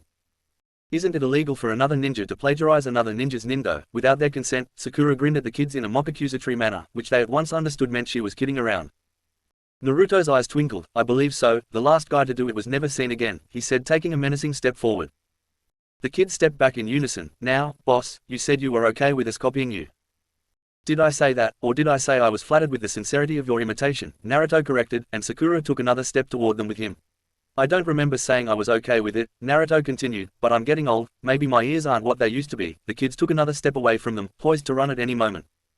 Sakura and Naruto were stepping toward the kids. Their eyes were hard, but the good-natured grins let the kids know they were not in any real trouble. We're gonna have to take you before the Hokage, Sakura mentioned casually, but the Hokage is pretty busy today. She mentioned offhandedly, maybe we should just hand you over to torture and interrogation, she thought as her grin turned menacing. Sensei was a member of that unit. Naruto nodded as if agreeing with Sakura on the course of action. She was suggesting, after she's done being our sensei, she may want to go back to that department, he suggested as if in deep thought. It might grease the wheels for her return, if we were to bring them unique specimens for them to break, Naruto suggested. How many chances do they ever get to break preschoolers, as Naruto said as he turned an inquisitive eye toward the children, like you 3. At that, all 3 children squealed and raced away down a side alley. You'll have to catch us first, boss, Konohamaru yelled behind them as he was in the lead. Naya, Moegi added, as she followed, dragging Udon behind her, while Udon himself was pulling the bottom of his eye socket down, exposing the blood vessels to the 2 genin. Naruto and Sakura raced after them, giving them a good run, which helped warm them up, for whatever the exams could dish out. Konohamaru pulled well ahead of everybody and did not seem to be watching where he was going, which caused him to run smack into another ninja. The ninja in question was Asuna Nin, judging by his forehead protector, who wore a black, baggy, full-body suit with a red and yellow circle on the front. He also wears a black hood which covered his head completely and had cat-like ears, and his forehead protector on his forehead. Do you need something? He asked ominously. The children screamed in true fear, and the genin of the leaf, who had started to lag giving up the chase, looked at each other and raced toward the sound. When they reached the children, Konohamaru was being held up by his scarf, by a ninja from Suna, who had a mummy-like object strapped to his back. So, does this hurt, punk? The sand nin asked in a menacing voice while squeezing Konohamaru's scarf tighter. Be careful, son, that kid's wearing the traditional outfit of the Bunraku puppeteers. They're extremely gifted puppeteers, Minato cautioned his son. Thanks dad, Naruto acknowledged, while activating his akumagen behind his mirrored Suna shades, and raising his hood to enshroud his face. Put him down, Kankuro. Standing beside the sand ninja was a girl with teal eyes, and sandy blonde hair, which is gathered into 4 consecutive pigtails, or you know you'll pay for it later. Her outfit consists of a single light purple-colored, off-the-shoulder garment that extended to halfway down her thighs with a scarlet sash tied around her waist. In addition to incorporating fishnet worn over her shoulders and legs, specifically on her right calf and her left thigh, she also wore her black forehead protector around her neck. She looked around to make sure nobody was around. When she spotted the Viper genin, the pink-haired girl was disturbing enough with the way she was sizing them up, and her outrage at what they were doing to a child could have melted steel. Standing next to the pinkett, however, was a figure that the Suna Kunoichi was not ashamed to admit, frightened her just a little bit. She could tell he was male and quite built. This male stood with his arms crossed, and that much she could tell, because one fingerless gloved hand rested on the hilt of an okatana, on his left hip, while the other rested loosely on his upper arm. And that was all she could see of his body, because the rest seemed to disappear into nothingness, to blend in perfectly with his surroundings, until she reached his face and all she could see where his eyes should be, was a rippling red light that held her attention for half a second, before she jerked her head away and closed her eyes. Mindscape, 7 hours 30 minutes and 2 seconds. Naruto's mind has continued to expand as his horizons have, and he has learned how to incorporate the information he gained from those he assimilated into his mindscape. The places they have been, missions, the journeys to and from said missions, everywhere Gato, Zabuza, Haku, Hikari, Meizu and Gozu, and Young Ho went during their lives. The people they met, including all Zabuza, Hikari, Meizu, and Gozu's classmates, Haku's father and mother, all their families, and friends, subordinates, bosses, all their enemies, from Yagura, the Mizukage for the Kiri Nin and Haku, to the Reikage for Hikari. All could be found within his mindscape. Luckily for Naruto's sleep and sanity, they were nothing more than phantoms and did not really exist until he needed them. Naruto's call for suggestions was not directed at the multitudes within his mind, but to the three that existed and dwelled here. His father, Namikaze Minato the Yondaime Hokage, aka Yellow Flash; his mother, Uzumaki Namikaze Kushina of Uzushiogakuwa, aka Red Death; and Kurama, Queen of the Biju, Kyuubi no Kitsune, all of which have helped him become the person he is today. Even Kurama has accepted him and even called him friend on occasion. Now, when he was stumped for a solution, he asked them. Among the three of them they had more experience than any human alive, and if their experience did not call for an answer, then all four of them put their heads together and created one. Those chakra threads are made of pure chakra, Kurama informed him. Even within you, I can sense them, like someone is tickling my fur, she added. The redhead added, I agree with you, son. With his entire body covered like it is, all information must be coming from those threads. Minato was nodding along with his wife. The Suna are famous for their puppeteers, and they've been our allies for quite a while. One of their ambassadors once told me, information flows both ways along the chakra strings. Reality, 7 hours 30 minutes and 3 seconds. Quote ellipsis. Try introducing your chakra to him through the threads, Minato suggested. Sakura just started to smile and try to relieve the tension. Hey, we apologize for disturbing you, she offered, diffidently, but she still held herself confidently. The whole thing was our fault. We were playing with the children, and I guess we got a little carried away. You better take your hands off him, right now, Naruto demanded calmly, or you and your village will be wiped out before the end of the month. Kankuro squinted his eyes. So, these are the Leaf Villagers, Genin, he thought. We got a few minutes, before he gets here. Temari, let's mess with these punks, he suggested. Konohamaru decided he was going to fight back. You jerk, let go of me, and began kicking the Suna Nin in the stomach, which did absolutely nothing. You're feisty, Kankuro sneered at him, but not for long.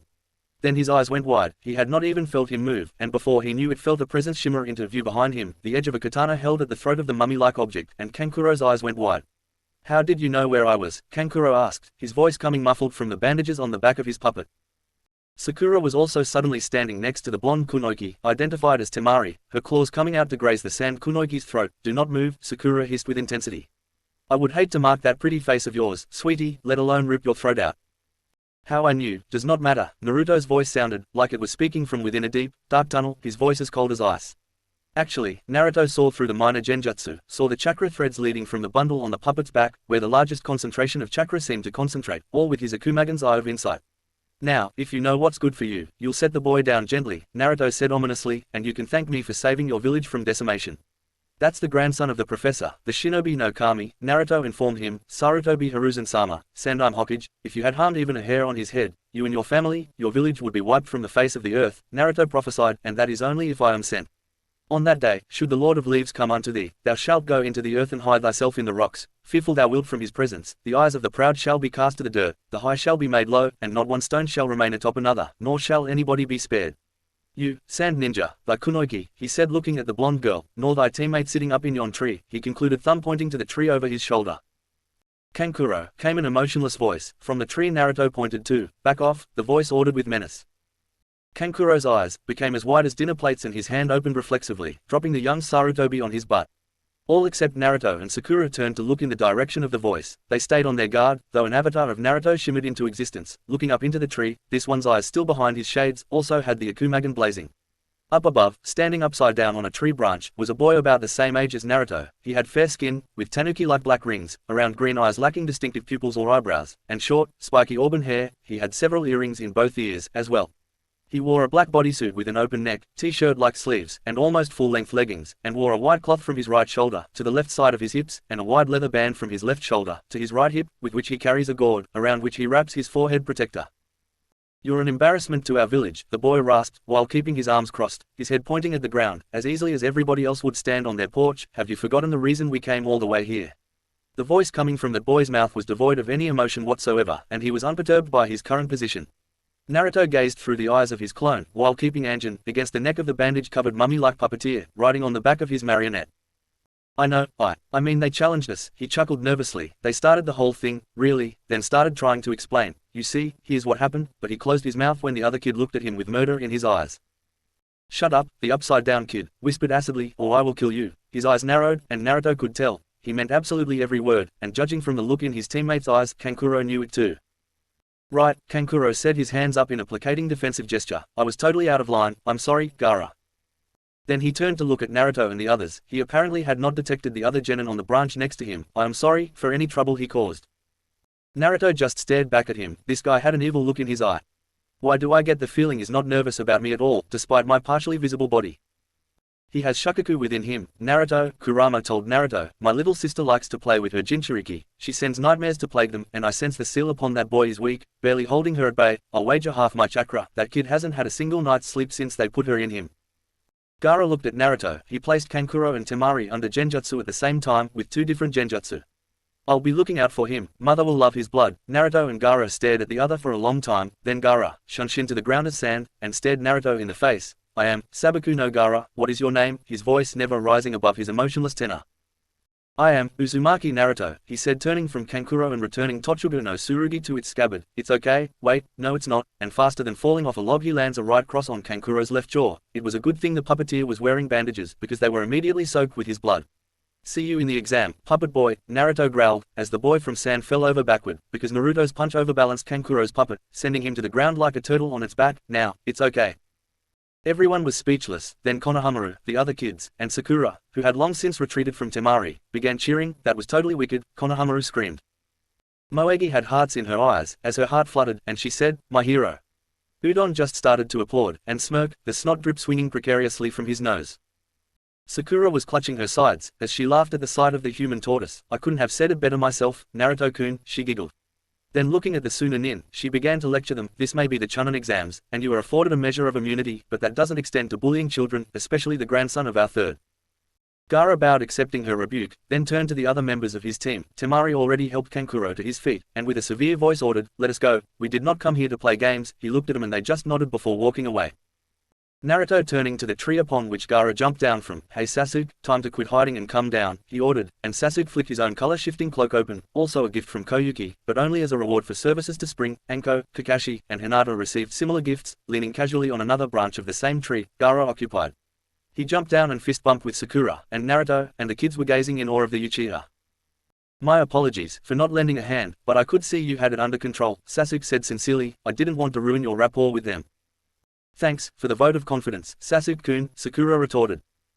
That's all right, Naruto added, and I knew you were there, and were probably more effective by staying concealed until necessary, he conceded.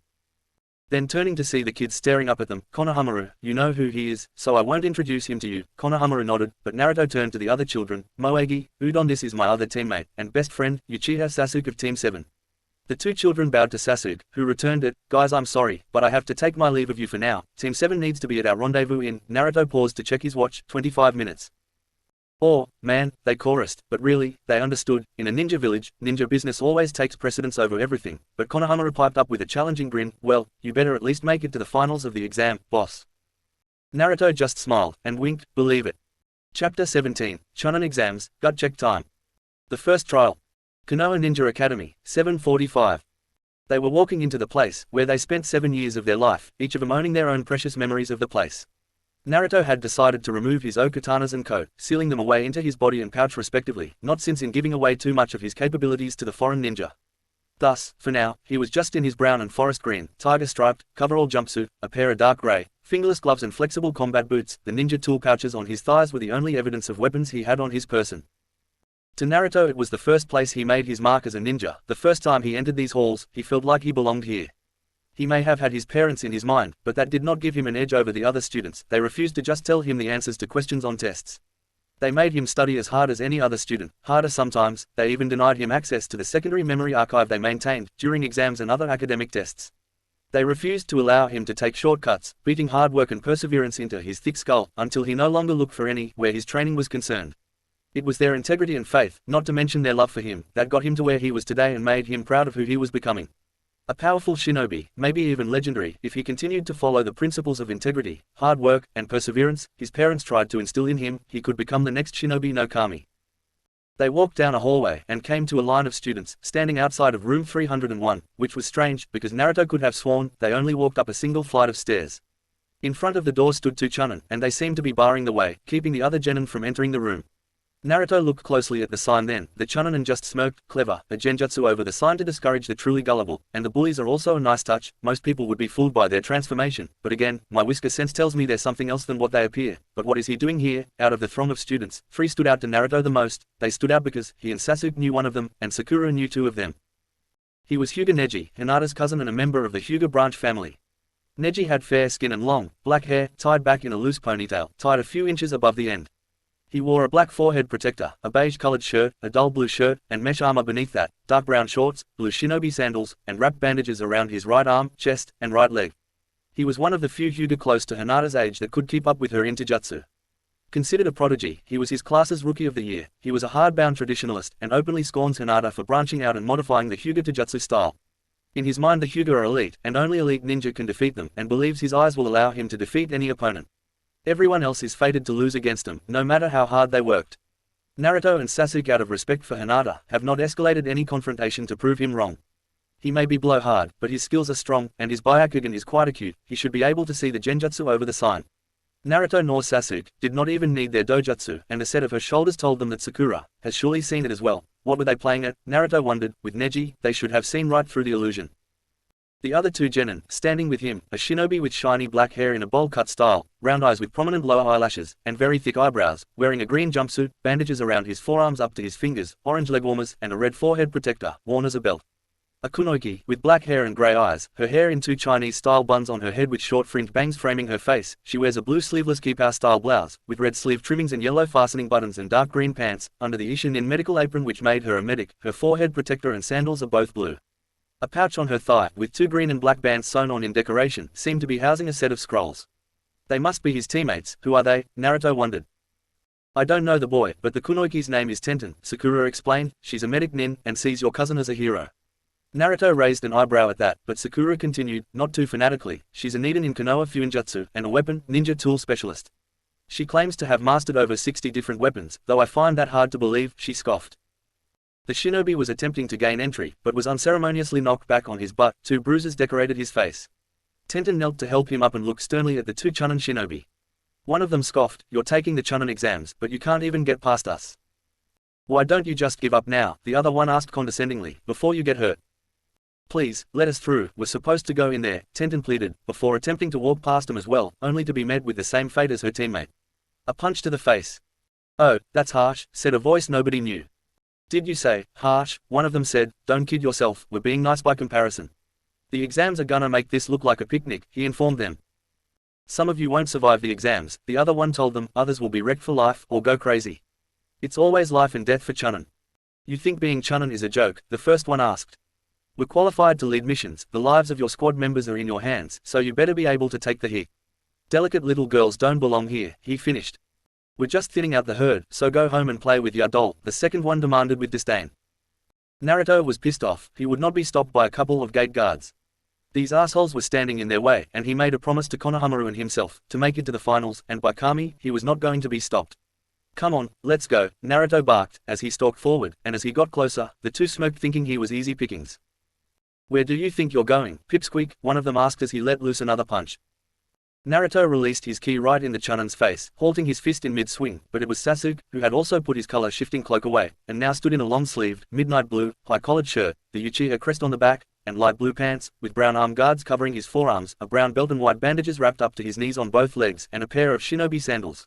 His forehead protector was in the usual place, but strapped to his sides, along his thighs were a pair of sight. The pair of jut were housed in leather holsters on his flanks. His thunder arm, as he named it, was strapped to his back in a specially made scabbard, aligned with his spine. Who spoke? Real nice speech, he said in his emotionless, you're in my way, voice, now step aside and let Viper Team through, he ordered. Sakura stepped forward at this point too, and in her own severe voice, while you're at it, you can drop your genjutsu, we've seen through your illusion, she stated, releasing her own killer intent. Hers combined with Naruto's made both Chunin take a step back. We're going to the 3rd floor. Today, she was wearing her usual battle outfit, the same one she started wearing about 9 months ago, before the mission to Wave. The only differences were her new chakra armor sleeves, a gift for her birthday 2 weeks ago, from Naruto, specially made with Asura Path, just for his adopted sister. They conformed with the colors of her ninja battle dress, but from her shoulders to her elbows, the armor fibers were woven in a scale pattern in dark gray. It had all of the protection of Dodo's armor, but the mesh weave allowed for maximum flexibility in her movements. The gauntlets were her original gauntlets. She also wore a pair of walking boots. They were dark gray, to match her chakra-armored sleeves, and reached the top of her shins. Their soles were soft and flexible, but durable, perfect for any kunoichi, and held a nasty surprise for the unwary. "What does she mean? We're on the 3rd floor," someone whispered. "I know," someone answered, and now, Naruto understood why his Gigi and godmother included this little roadblock. If these genin could fall for such a simple trick, then they were not ready to be chunin.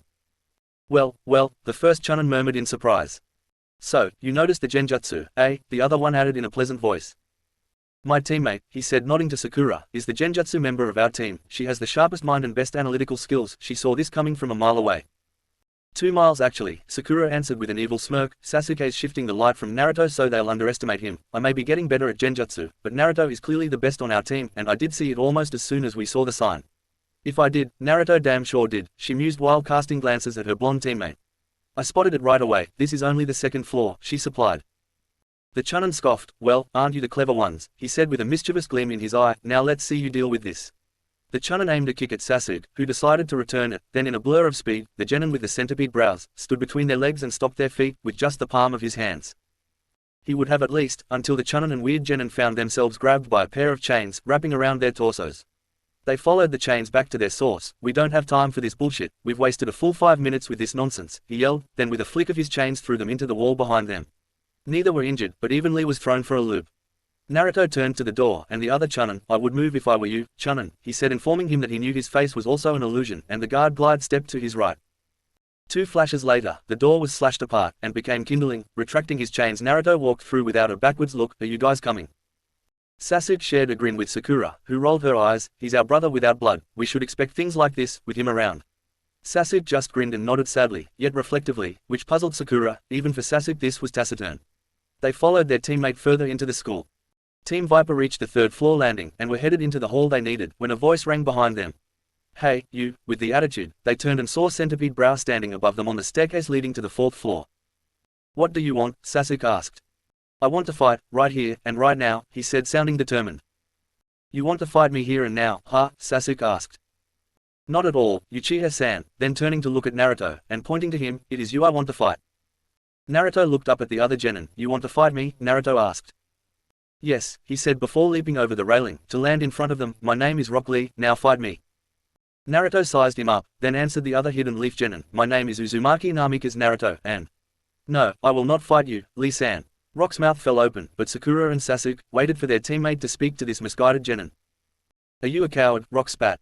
Naruto just shook his head, before answering, "The reason I won't fight you isn't because you are an unworthy opponent. It's much simpler than that. I simply don't have the time. I am required to be at room 301 in a little under 10 minutes, and fighting you, I'm sure would take too much time. It would also be a waste of energy I need to conserve for these exams," Naruto explained, "which if what I've heard is true, I'm going to need all I have and more to even complete, so no. If you want to fight, make it to the finals and face me then," he concluded, before turning and walking away, followed quietly by Sasuke. Rock's shoulders slumped, then he turned his eyes on Sakura, who looked back at him with curiosity. A blush found itself on his face. "Oh, Sakura-chan, I love you." Which causes her to blush, and shift her feet. "You are an angel, sent from heaven," he said, sending a heart toward her. "That's so sweet, but," Sakura looks at Sasuke, then sighs, "I love Sasuke. I have admired you from afar, especially with how hard you train. I would very much like to spar with you someday," came another heart toward her. Sakura blushed and demurred at the compliment to her ninja skills. "I want to see him in action." He seemed to move pretty fast when he tried to prevent Sasuke and that fake chunin at 201, but Naruto spoiled that and won't fight this Rock Lee, unless they're matched together in the finals. She thought, "Say that isn't a bad way to see what this Lee guy can do.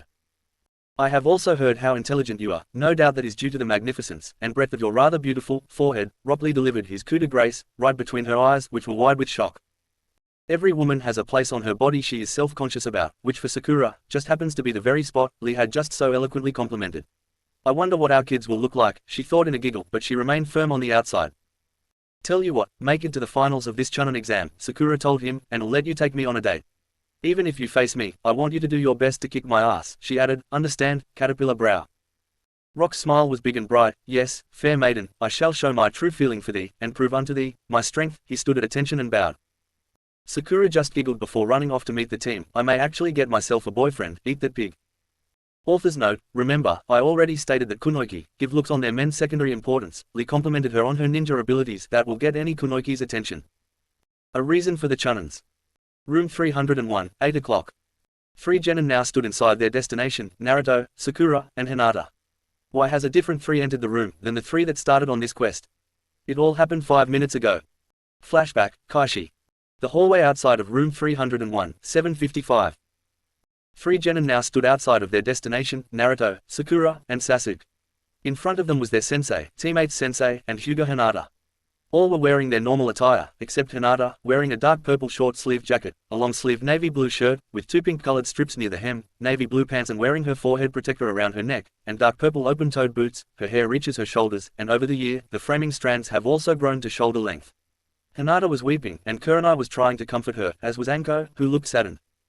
Sasuke went at once into boyfriend mode. What's the matter? What happened? He snapped off his questions. Hinata snapped her head up, then immediately ran into Sasuke's arms, who promptly enfolded her, and she began to hide in his chest as she continued crying.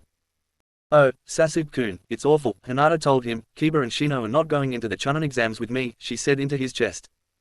What? Sasuke gasped in exasperation, while looking at his sensei, then his new cousin-in-law. Did they send a reason? They both nodded, but it was Kurenai who answered her pupil. Shino felt he wasn't ready for the exams, and wished to stay out of this Chunin exam and wait for the next one. I can respect that. It's each person's right to determine if they have the skills to partake in the Chunin selection exams. Kiba, though, his reason was much more tragic. Akamaru had to be put down over the weekend.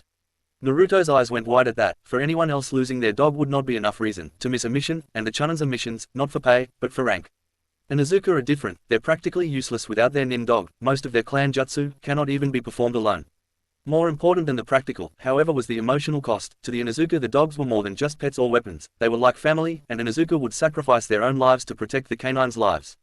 Losing a comrade in battle was bad enough for anybody, but to have to put your companion down yourself, Kiba may never fully recover from it. I'll have to go by the clinic after the exams and ask Henna how her brother's doing, Naruto thought. Sakura knew as much about it as Naruto. She worked part-time at the veterinary a few times to keep her medical skills sharp and for some extra cash between missions. She knew how attached to Akamaru Kiba was. She cupped her hand over her mouth. Poor Kiba, she murmured. Sasuke was looking confused. I don't get it. I'm sorry for Kiba's friend, and if that's how Shino feels, I can respect his feelings, though I don't agree. He has the skills for this exam, Sasuke added. Why would that keep Hinata from the exams? Without a team, I can't enter, Hinata said, her head still buried in his chest, his mere presence lending comfort that her sensei's touch lacked. They have to be groups of 3, no more, no less. Without Shino and Kiba, I'll be a genin forever, and there's nothing anybody can do about it. So saying, she burst into a fresh set of tears and clutched his shirt, even tighter. Sasuke looked down at her, then to his sensei for confirmation, who just nodded. He looked down in thought, then remembered that he himself was not going to go on to the finals, no matter what. He looked back at his team, and with a reticent smile, asked, Sensei, does the team have to be the genin team you're assigned to from the academy? No, Anko began to answer, then stopped herself when she realized what he was asking, then finished answering, it doesn't have to be the genin team from the academy, any 3 may enter, even if you're from different villages. Naruto's mouth felt open, as his parents explained to him what his brother in spirit was about to do. Kushina was bawling her eyes out, over how romantic and gallant Sasuke was being toward his girlfriend. Naruto and Anko exchanged a look, and a nod confirming they were on the same page. Naruto's eyes bored into hers, trying to convey that if the situation called for it, he would make a similar sacrifice for her, or especially Yugao, and when he looked to her left shoulder, he reminded himself that he already had. She raised her own hand to come up and cover the spot he was looking at, and still gazing into his eyes, allowed gratitude, warmth, and friendship to fill her eyes. She knew well what he had done for her. Sasuke nodded, before turning his gaze from Anko and an astonished Kurenai. He looked down and smiled graciously, began stroking his girlfriend's hair, and her head. Hinakoi, he said gently.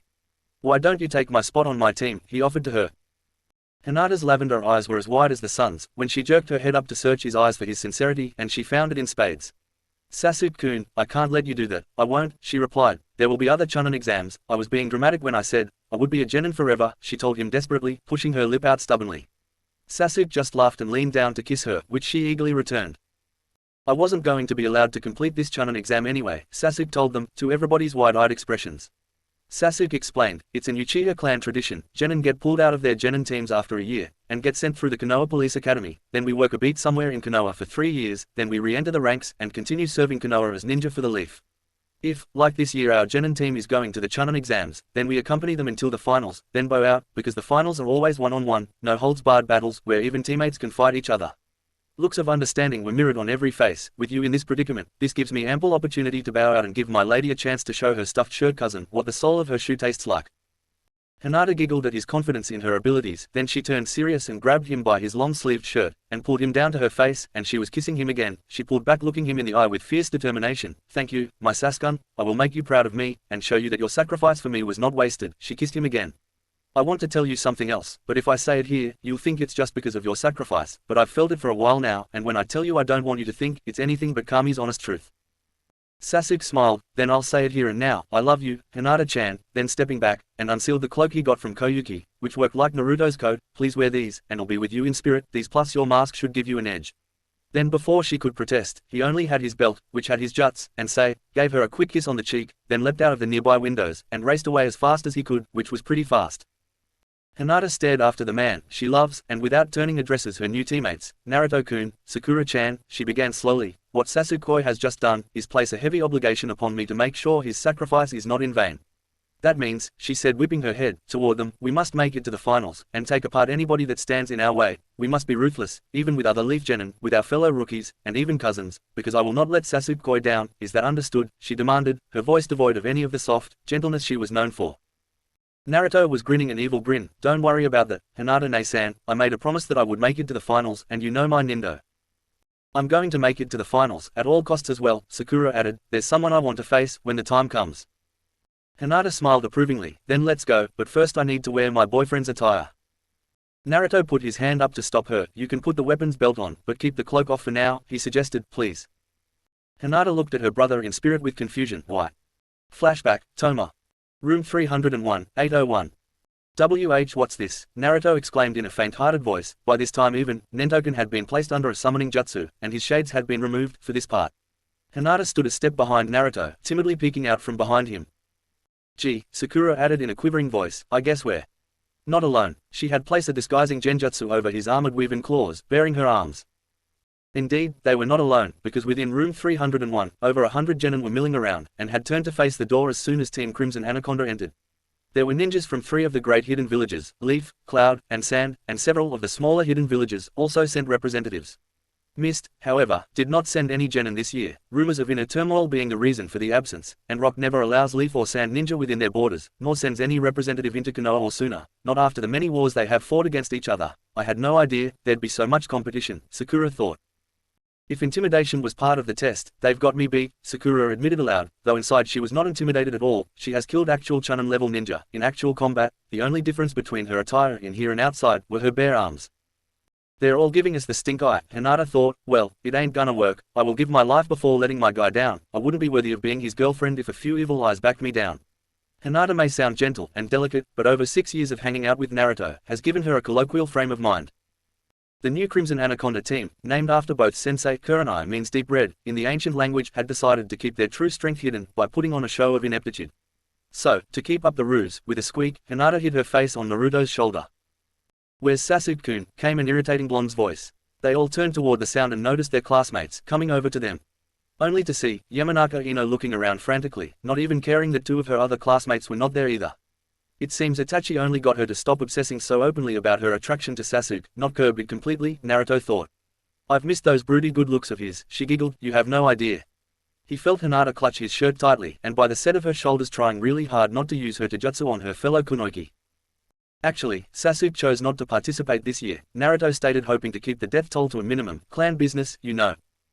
"Oh, I get it." He was tired of having to look at an unsightly, giant forehead, Ino chirped, looking mischievously at Sakura. Ino would never admit it, but she had actually missed her former best friend. With all the missions the 3 teams have been on, mostly D's and C's, none of them have had the time to socialize. Because of this, Ino had not had a chance to interact, read gossip, with Sakura, let alone lower her self-esteem by pointing out her worst feature. "At least my forehead is filled with more than the latest gossip around the village," Sakura said in a sharp voice. "Tell me, Pig Breath, have you contributed anything to your team besides complaints and gossip?" Ino's mouth was hanging open. Sakura had never responded to slights about her forehead with anything but a defensive attitude. Yamanaka Ino was the heiress to the Yamanaka clan. Naruto had met her father and seemed surprised that father and daughter could be so different. Where Inoki was a strong and serious ninja, Ino was a flighty little girl, only playing at being a ninja. She was just above Kiba in the academy. Ino has fair skin, blue-green eyes, and long platinum blonde hair worn in a ponytail, with bangs framing the right side of her face.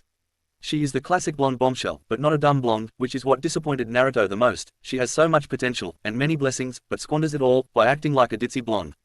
Today, she wore a purple outfit consisting of a high-collared blouse, bandages on her abdomen and legs, and matching apron skirt, with small stud earrings. Her forehead protector is worn as a belt. Unable to come up with a suitable comeback, she fingered her eyeball and stuck her tongue out at her former best friend. The rest of Team 10 made its way over, to see what the ruckus turned out to be. "Oh, it's you guys," came a tired, uninterested voice. Anaconda turned, and saw who addressed them. "I knew this was gonna be a drag, but I didn't know it was gonna be this lame." The one who spoke was possibly the smartest person Naruto ever met, Nara Shikamaru. Other than Sasuke and Hinata, Shika and Akamaki Choji were Naruto's closest friends at the academy and in Naruto's estimation crazy smart. He understood concepts in class that took Naruto hours of study and help from his parents to grasp, but in the academy, he was the laziest person Naruto had ever met. He deliberately finished in the exact middle of the class, because quote, "It would be too troublesome to finish first and too annoying at home to finish dead last." Shikamaru has narrow brown eyes and his typical expression is somewhere between bored and irritated, though Naruto did notice he tended to look over his shoulder quite often. He had shoulder-length black hair tied in a spiky ponytail. Today, he wore a short-sleeved, grey jacket with green-edged sleeves and the rudimentary Nara clan symbol on the back, under which is a green-lined mesh armor t-shirt. He is also wearing brown pants, a pair of his clan's traditional silver hoop earrings, and wears his blue forehead protector around his left arm. "Hey, Naruto," he said, giving the blonde boy a fist bump. "Long time, no see," then leaned close to Naruto's ear. "What's with the play acting? For the genin who's nearly killed already 100 people, surely, this crowd wouldn't intimidate the likes of you." Naruto just grinned back at his friend, deviously. "I should have known I wouldn't be able to fool him," but answered only with part of a quotation, "A ninja's greatest tool, Shika," Naruto whispered. Then in a loud voice that everyone could hear, "Well, it looks like 2 of the 3 stooges are present and accounted for," he quipped, "but where's Curly, the F? Big one was always the funniest." "Hey, you know what, pipsqueak," Shikamaru snapped back, "or, forget it, you're a waste of time." As Shika and Naruto were speaking, another genin, that Naruto would not have recognized right away if not for his constant eating, stood next to Shikamaru. Naruto studied him with envy, and Sakura drooled a little over what she saw. The shinobi that caught their attention had almost no fat on his body. It seemed there was just the right amount of fat to help him stay afloat in water and warm in the winter. The rest was pure muscle and sinew. Crimson Anaconda could not believe this was Akamaki Choji. The last time they saw him, he looked more like a beach ball with arms, legs, and a head. Now you could do laundry off his abdomen. His legs looked to be as thick as tree trunks, and he looked like he could strangle a python with his bare hands. The only thing that was the same was his constant eating. He was shoveling food into his mouth by the handful. Naruto wondered how he could look so healthy and still be constantly eating, until he took a closer look at the bag in Choji's hands. It was not potato chips he was shoveling down, it was a mixture of dried meats and fruits, with soybeans, almonds, and walnuts for fiber. Choji was one of the first people besides Sasuke and Hinata to call Naruto his friend, and even introduced him to Shikamaru. Choji was always the gentler of their friends, never malicious or easy to anger, unless somebody called him fat, which pissed him off and made him want to kill the miscreant. He has spiky, brown hair that sticks upward. His blue forehead protector was styled in a manner that allowed 2 tufts of hair to poke out at each side, donning a green, short-sleeved Harry with a long, white scarf over a light green form-fitting shirt which showed off every muscle he had, with the kanji for confidence, Jishin, on it. He also wore black shorts, under the Isha Nin medical apron which made him a medic, making him the medical ninja of Team Itachi, hoop earrings, and bandages around his legs and forearms. "Choji-san," Sakura addressed him, "Wow, you're looking awesome. I see your new training regimen is showing awesome results," she exclaimed, with a bright smile. That stopped Choji from his binging. As he looked at the one giving him the compliment, he blushed and went back to eating. She stepped forward and circled him, looking at him from all angles. She was noticeably attracted, then turned to her blonde former best friend. "Seriously, you have this hunk of shinobi training with you every day, getting all sweaty and ripped?" she asked in a dusky voice, "and you're still fixated on Sasuke?" Then looking around, she spotted green spandex and a bowl-shaped haircut, and projected her voice in that direction. "I've moved my attentions elsewhere," then turning her head to meet Hinata's eyes, to give her that look all women seem to have to pass on her sincerity. Naruto breathed a sigh of relief. One of the things he had been worried about with this new team was the fact that the 2 kunoichi on his team liked the same boy. 4 months ago, when Team Dojutsu, so named because each member of the squad had enhanced eyes, returned from Haru no Kuni, Sasuke and Hinata all but announced their relationship. They did not yell it to the heavens, they merely stopped hiding it, openly holding hands, and even going on dates. When Sakura found out about it, she almost did the same thing she did with Ino, cut off her friendship with Hinata, until she realized, all she would be doing was alienating someone whose only crime was falling in love. It would not have changed anything, the couple would remain a couple, and Sakura would be friendless once again, so she decided to ignore them and concentrate on her training. It was not until recently, as little as 10 minutes ago, when someone complimented her on her forehead, that she realized her feelings for Sasuke in a romantic sense were no longer there. When she found herself attracted to Choji, because of his new physique, she knew that her feelings for Sasuke had mutated into genuine sibling affection, nothing more. She was actually looking forward to finding out her feelings for that rockly person, and her attraction to Choji was genuine. Hinata and Sakura shared affectionate glances, and tears began forming in their eyes before Sakura dashed them away, and Hinata buried her face in Naruto's shirt again, and wiped her eyes on it, but he could tell by the feel of her cheeks that she was smiling brightly. Hey, you guys, an older genin, who looked to be about 16 or 17, was approaching them. This genin seemed open and helpful, wearing circular, black glasses over onyx eyes and ash-grey hair, gathered into a ponytail, a dark purple shirt with a high collar, a white undershirt, and dark purple pants with a white cloth waistband. You might want to try keeping it down a little, he cautioned them. I mean no offense, but you're rookies, ain't you? He asked disarmingly, fresh out of the academy. All the rookies present just stared at him with distrust. He may have been a Konoha nin, but in the Chunin exams it was every team for themselves. There is an old saying among the elementals, beware ninja bearing gifts. I wouldn't try standing out if I were you. Don't make yourselves targets. The boy seemed to be looking around for something or someone. Just cool it, he admonished. This isn't a class field trip. Well, who asked you? Ino snapped. Who are you? I'm Yakushi Kabuto, he answered, but seriously, look around you. You've made quite an impression, Kabuto told them, and indeed they have made quite the impression. They look around and realized that everybody in the room was staring at them intensely. Even Konoha nin were giving them the stink eye, and more than a few seemed to stare at Naruto with intense malice. Of course, being from Konoha they knew about Kurama, and more than a few could have grown up without a parent, thanks to her. Those ninja are from the Rain Village. Kabuto nod pointed to a group of ninja off to the side wearing forehead protectors with 4 vertical slash marks, and looking at the rookies with hard eyes. Hanzo, the Salamander's people. Naruto heard his father gasp, very touchy, then indicating the rest of the genin, continued, they all are. This exam makes everyone tense, Kabuto said, and you don't want to rub them the wrong way right now. Sakura and Naruto stared at him, making a show of gaping their mouths in fear. Shikamaru just looked at the nin intensely, studying them. Sakura shook her head in disbelief, saying, ah. Kabuto looked at him and with an indulgent smile, you can't help it, he said, lowering his eyes in condescension. I mean, how could you know how things work? You're just rookies. You remind me of myself a while back. Sakura looked at him with a steady gaze. Kabuto, right? Yeah, he asked. This isn't the first time you've taken the exam, she asked.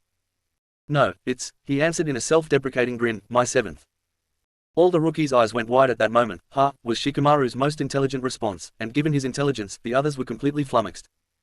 Naruto looked him up and down in disbelief. This guy may not be ripped like Choji, but he looks like he can hold his own, then asked, so, what's the furthest you've made it through the exam, Yakushi-san? Kabuto smiled at him. Please, call me Kabuto. Genin-san, he asked.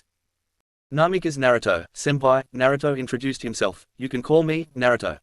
Then repeated the question, how far have you gotten in the exams, Kabuto-san? Kabuto smiled, then cupped his chin. Let's see, last time was in Sunagakure, and I made it all the way to the preliminaries, but I was too exhausted to continue. Well, they're held twice a year, so this will be my 4th year. Naruto looked at him, and when Hinata tugged on his shirt, he gave the barest of head shakes. He would explain later. Sakura, standing slightly behind Naruto and Hinata, saw their exchange, and since the plan was to get the others to underestimate them, she saw no reason to alter course now. Wow, a veteran, she exclaimed, you must really be an expert by now. Yeah, sort of, Kabuto admitted.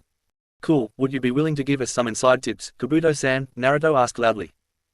Yeah, some expert, he's never passed, Shikamaru pointed out, viewing the whole thing with suspicion. Naruto was suspicious too, but the plan was for he and his team to look like green genin, not that they were seasoned veterans, but they have seen some stuff. Well, as they say, 7th time's the charm, he laughed while scratching his neck, eh? Naruto guffawed with him, while Sakura and Hinata giggled, like he was the most charming man around. Shikamaru looked at them out of the corner of his eye. You guys ever hear of the word subtlety, he thought. So, I guess what they say about the exam being tough are true, Shikamaru concluded. Oh man, I knew this was gonna be a drag, he lamented. Hang on, Kabuto said with resignation, don't give up hope, just yet, he said while reaching into his pouch. Maybe I can help you kids out a little, he added in his most conciliatory voice. With my ninja info cards, he pulled a deck of generic playing cards out of his pouch and fanned them out, like an experienced dealer. The hell are those? Sakura asked. It's hard to explain, Kabuto answered, but these cards have been chakra encoded with everything I've learned over the past 4 years. He knelt on the floor, laying the deck down like a tarot card set, so, you see, I haven't been completely wasting my time.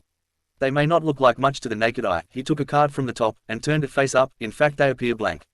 Placing a finger on the face of the upturned card, Kabuto channeled a small amount of chakra into the card. Don't want just anybody seeing this stuff. What are you doing? Sakura asked.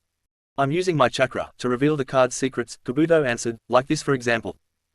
Awesome, a map, Sakura exclaimed. Of what? Ino wondered. The map revealed was the entire landmass of the elemental continent. Pai no Kuni was in the middle, Mizu no Kuni far to the east, Kaminari no Kuni and Chikyu no Kuni dominated the northeast and northwest respectively, and Kaze no Kuni lay to their west by southwest flank. The small nations lay like buffers or in many cases battlegrounds between the 5 great nations. This map shows the geographical distribution of all the candidates who have come to take the Chunin exam. their villages, and how many from each village. On the bottom third of Kabuto's map was a list of the villages that sent representatives. Starting from right to left was Suna with 30, Am sent 21, Kusa sent 15, Taki sent 12, Sound sent only 3, as did Kumo, with lines leading from the names of the nations depicted to the nation on the map. He looked up at the rookies. Why do you all think they all come here to take the exam together at the same time? They were all silent except for Choji's munching. Naruto had his eyes closed. He knew quite well why they did it that way. His parents told him it was a substitute for war, in which case the rules of war were in effect and anything goes. This was what Naruto expected to hear from the older genin, because all cages were required by international law to explain this to their genin. Twice, before the third test, there was always a preliminary fight, so Kabuto should have heard the true reason for the Chunins last year. It's to foster friendship between nations, of course, Kabuto said, telling him a bold-faced lie, which was the exact opposite of the exam's true purpose, international brotherhood, and all that. Kabuto added, and it's true enough, as far as it goes. Naruto's eyes remained closed, but inside he was seething. He's a liar. For him to deliberately deceive us like this tells me he's not a friend of ours. Stay calm, Naru-kun, his mother counseled him. You don't have enough information about him to act. He's possibly just trying to increase his chances of winning. Kushina thought, after 7 tries, he's probably getting desperate. Naruto mentally nodded. That very well could be Kabuto's purpose in lying to them, but Naruto would keep an eye on this man. Hinata peeked out from behind Naruto, and prompted the older teen further. Anno, is there another reason? Yeah, Kabuto answered. You see, this way, they can safely regulate the total number of ninja for each village, thereby maintaining the status quo. Oh, yeah, Naruto stammered, maintaining his cover as an idiot. Status quo, I guess the exams do maintain the balance of power, somewhat, but there have still been 4 great ninja wars, and in the meantime small nations like Uzushiogakure get wiped out without anyone being held accountable. Naruto looked at Kabuto's map and wondered which of those small nations would be wiped out the next time the superpowers decide to throw a tantrum. I know Godmother and Uncle are pretty easygoing with their direct neighbors, but they're the exceptions among their peers. The rest of the 5 are bullies with the other smaller nations, making decisions about them without even consulting them, and running roughshod over them like they were provinces of their own nations, not separate autonomous countries. Status quo, balance of power, big deal, it's all a drag, Shika declared with a sigh. Kabuto extended his hand to touch the card again, and wiped it clean. If the balance isn't maintained, one could wind up with many more ninja than its neighbors and might be tempted to attack them. So, they try to maintain a balance of power between all nations, especially the 5 great nations, he told them. Makes sense, if you think about it. Chapter 18, Chunin Exams, Gut Check Time, continues. Taking Measure. Room 301, 805. Naruto stepped forward. Do those cards of yours have any details on the other candidates, he wondered, individually. Kabuto's lips rose a fraction into a smile of satisfaction. Before it disappeared, they might, he said guardedly, have someone special in mind. I might, Naruto retorted. Well, I can't promise my information is complete, or perfect, Kabuto cautioned, but I've got something on just about everyone. A small smile formed on his face as he finished, including you guys, of course. So, which one is it? He asked. Tell me anything you know about them, a description, where they're from, whatever. Niai Yugito, Gaara of Suna, and Uzumaki Karen, Naruto asked. Hinata and Sakura gasped at the last name of Naruto's list. He looks at them and just nods. Man, that's no fun, you even know their names, Kabuto complained. That makes this easy. Kabuto took the deck and in a blur of his hand drew the cards he needed. Here they are, Kabuto declared, fanning the 3 cards out in front of him. Please, show them to me, Kabuto-san, Naruto asked politely. Kabuto smiled at the respect and began by placing the card on the ground, his finger on the card, and focusing his chakra again. Okay, first up is Uzumaki Karen. The card began spinning, and with a puff of smoke Karen's information was revealed. Looks like she's about my age, 16 or 17, mission experience, 30 C ranks, 50 D ranks, squad leader is Killer B, she's a sensor type, and quite proficient in Kenjutsu and Taijutsu, high Chunin levels for sure, has mid-Chunin level water and earth transformations, intelligence is well above average, and is her team's Ishin. She's a Nidan of Uzumaki Fuinjutsu, specializing in sealing for medical purposes. She has a Kekkei Genkai called Adamantine Chains, female version that only Uzumaki possess. Kabuto looked up at Naruto who nodded. This will be her first time taking the Chunin exam, same, as you lot, Kabuto added. Her squad consists of Omoi, and Niai Yugito, your first request. Naruto turned and looked at the woman in question, who upon making eye contact nodded, that the older genin's information was accurate. Then Kabuto repeated his actions. Now for Gaara of the Desert, mission experience, 8 C ranks, and, get this, 1 B rank as a genin. There's not much more information I'm afraid. He was a rookie from another land originally. His older brother and sister are his teammates here in Konoha, but what's unusual, he survived every mission without a scratch.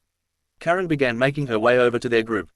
I'll move on to Niai-san now, Kabuto declared, then raised an eyebrow in surprise. Age, 20, and also her first exam. He read, 81 D ranks, 66 C ranks, 37 B ranks, 26 A ranks, and, even Kabuto was surprised by what he read next, 3 S ranks, fire style user, though her flames are always blue for some reason, low Jonin level Taijutsu skills, the information on her team you already know. Naruto, Sakura, and Hinata shared a look and shrugged at each other, but just as they were about to drop the subject, a feminine voice spoke up. As long as he's getting all this information about us, tell us about him. They turned, and Karen was standing beside them and pointing at the blonde male. I'm not even sure he's a genin with his chakra reserves, Karen informed the crowd. Naruto looked at Karen. Well, okay, if I'm releasing all of your details to the world, mine should be as well. Then turning to Crimson Anaconda said, we might as well drop the act, ladies, once they hear my info there's no way they're going to buy this incompetent routine. The girls just sighed and nodded. Then before everyone's eyes their demeanor changed. Hinata came out from behind Naruto, reached into her pouch and pulled out an unusual mask. It looked like a domino mask, which conformed into her face like it was there from birth. Sakura, whose arms appeared to be bare, released the genjutsu over her arms, revealing her armored sleeves. Sakura clenched her fists, and with a FLICK, the fingertip claws housed in the forearm section opened and closed quickly. Naruto just took his mirrored Suno shades from the interior of his shirt pocket and placed them over his eyes, then his boonie hat, and finally he summoned his father's blade back into place. It was not just the gear they put on, it was an attitude, a demeanor, an aura of menace just held in check, which emanated from them like a starburst. Around them the light turned crimson, and the head of the mother of all snakes, Jormungandr, appeared behind them, and everybody realized it was from her eyes that the crimson light originated. Many genin tried to break the genjutsu, but to two members of Team Guy, it was just like the genjutsu Guy and Lee produced when they talked about youth, only Mina.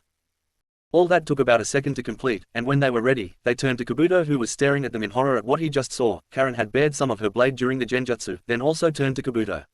He cleared his throat several times to compose himself, then did his show of pulling Naruto's card from the deck. Then with a measure of his chakra the information appeared, and when it did, he looked shocked at what he saw. Then looking at the information the card contained, full name is Naruto Uzumaki Namikas, age 14, known in the bingo book as Crimson Vortex, son of Minato Namikas and Kushina Uzumaki, been on 50D ranks, 30C ranks, 1B rank, and 2A rank missions, official mission kill count 95.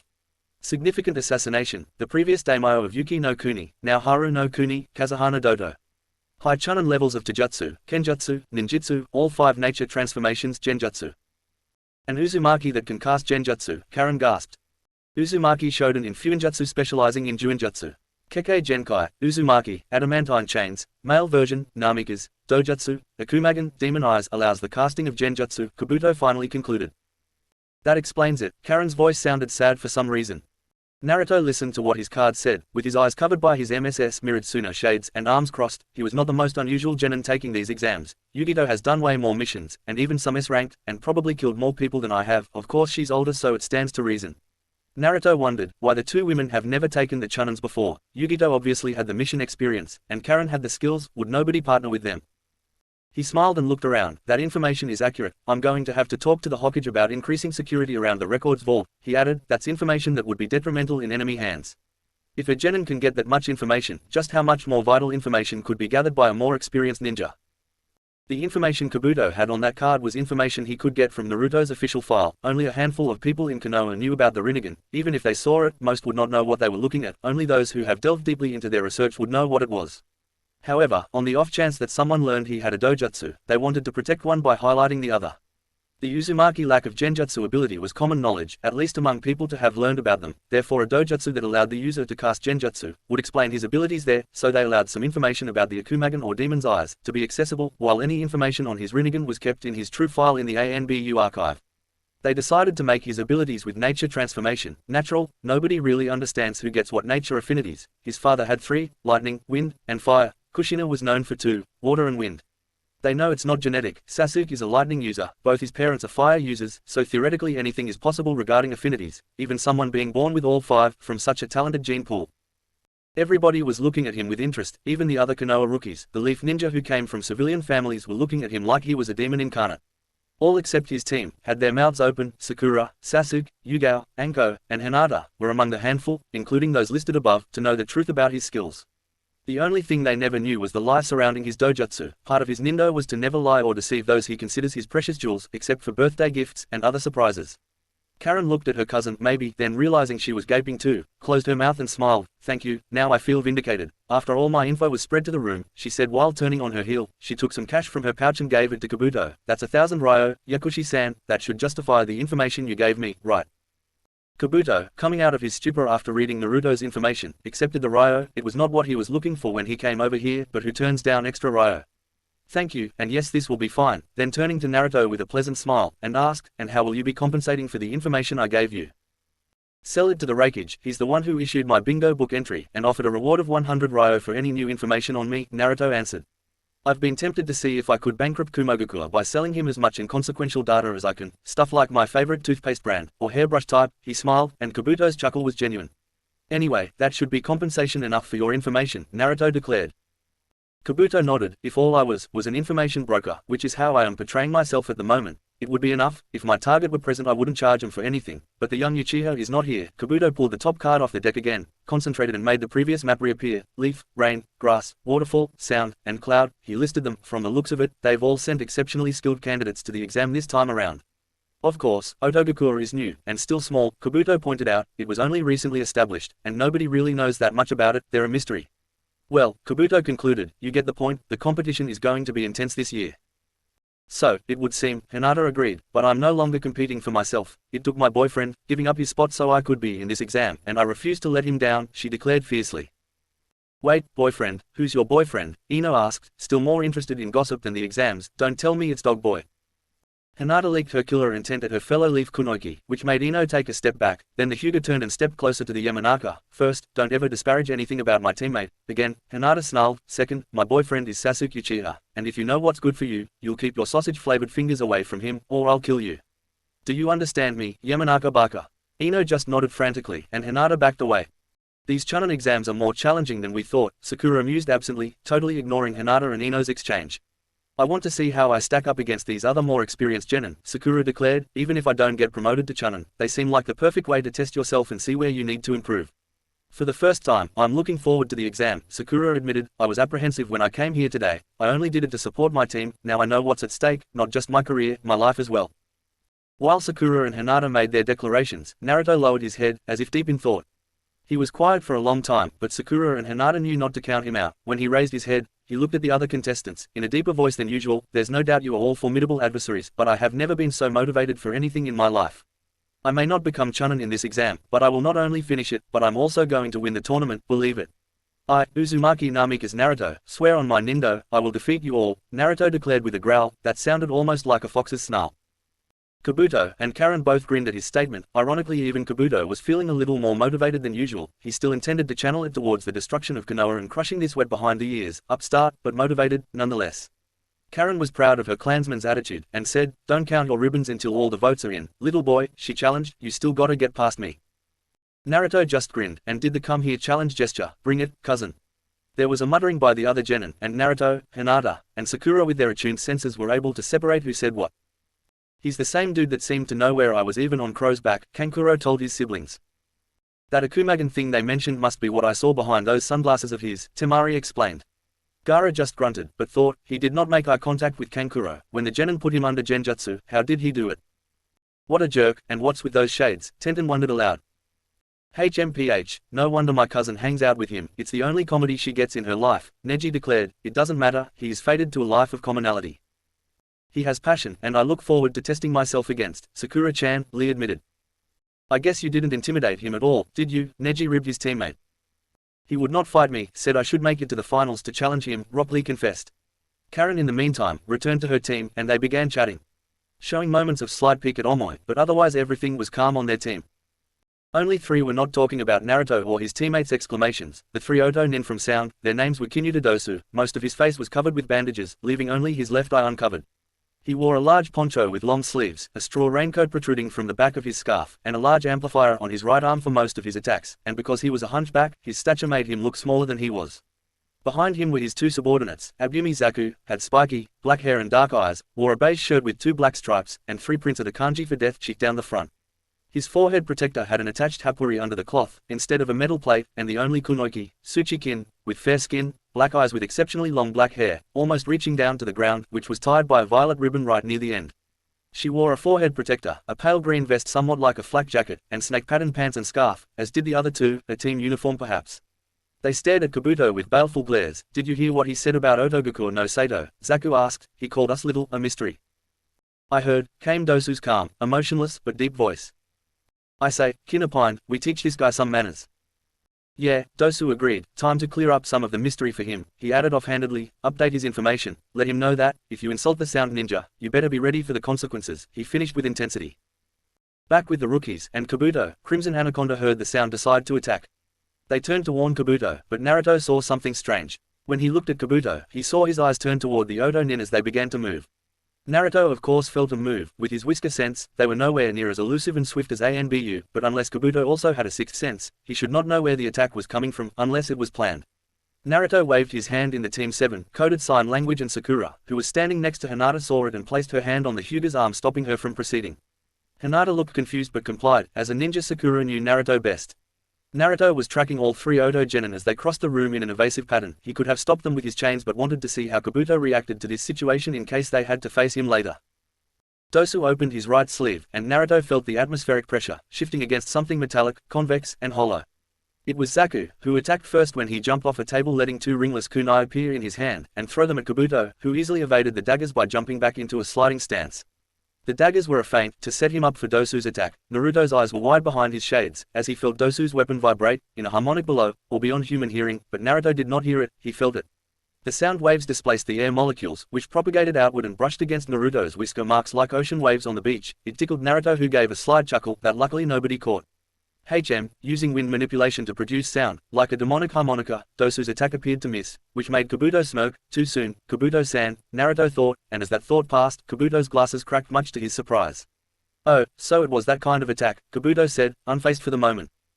Wait for it, moron, Naruto thought. He could still feel the pressure wave as it expanded. Like a boat on the water, the wake is just as harmful as the attack itself. The wave struck the silver-haired boy's body, and as they were taught in this very school, biology class to be exact, the human body is 70% water and will react accordingly when displaced by a wave, like sound.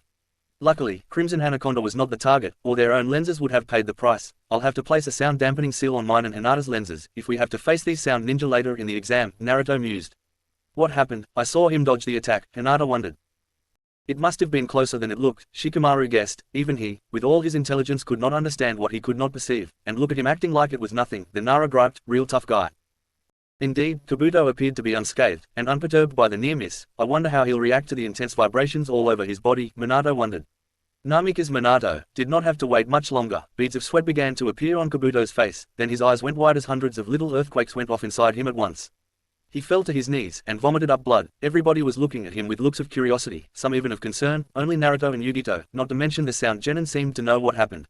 Yugito was speaking to her teammates about it, and when she caught Naruto looking at her, she winked conspiratorially at him, which he nodded to before turning back to Kabuto. Naruto will explain what happened to Sakura and Hinata, and Shikamaru if he wants to know, when they get a chance for some privacy.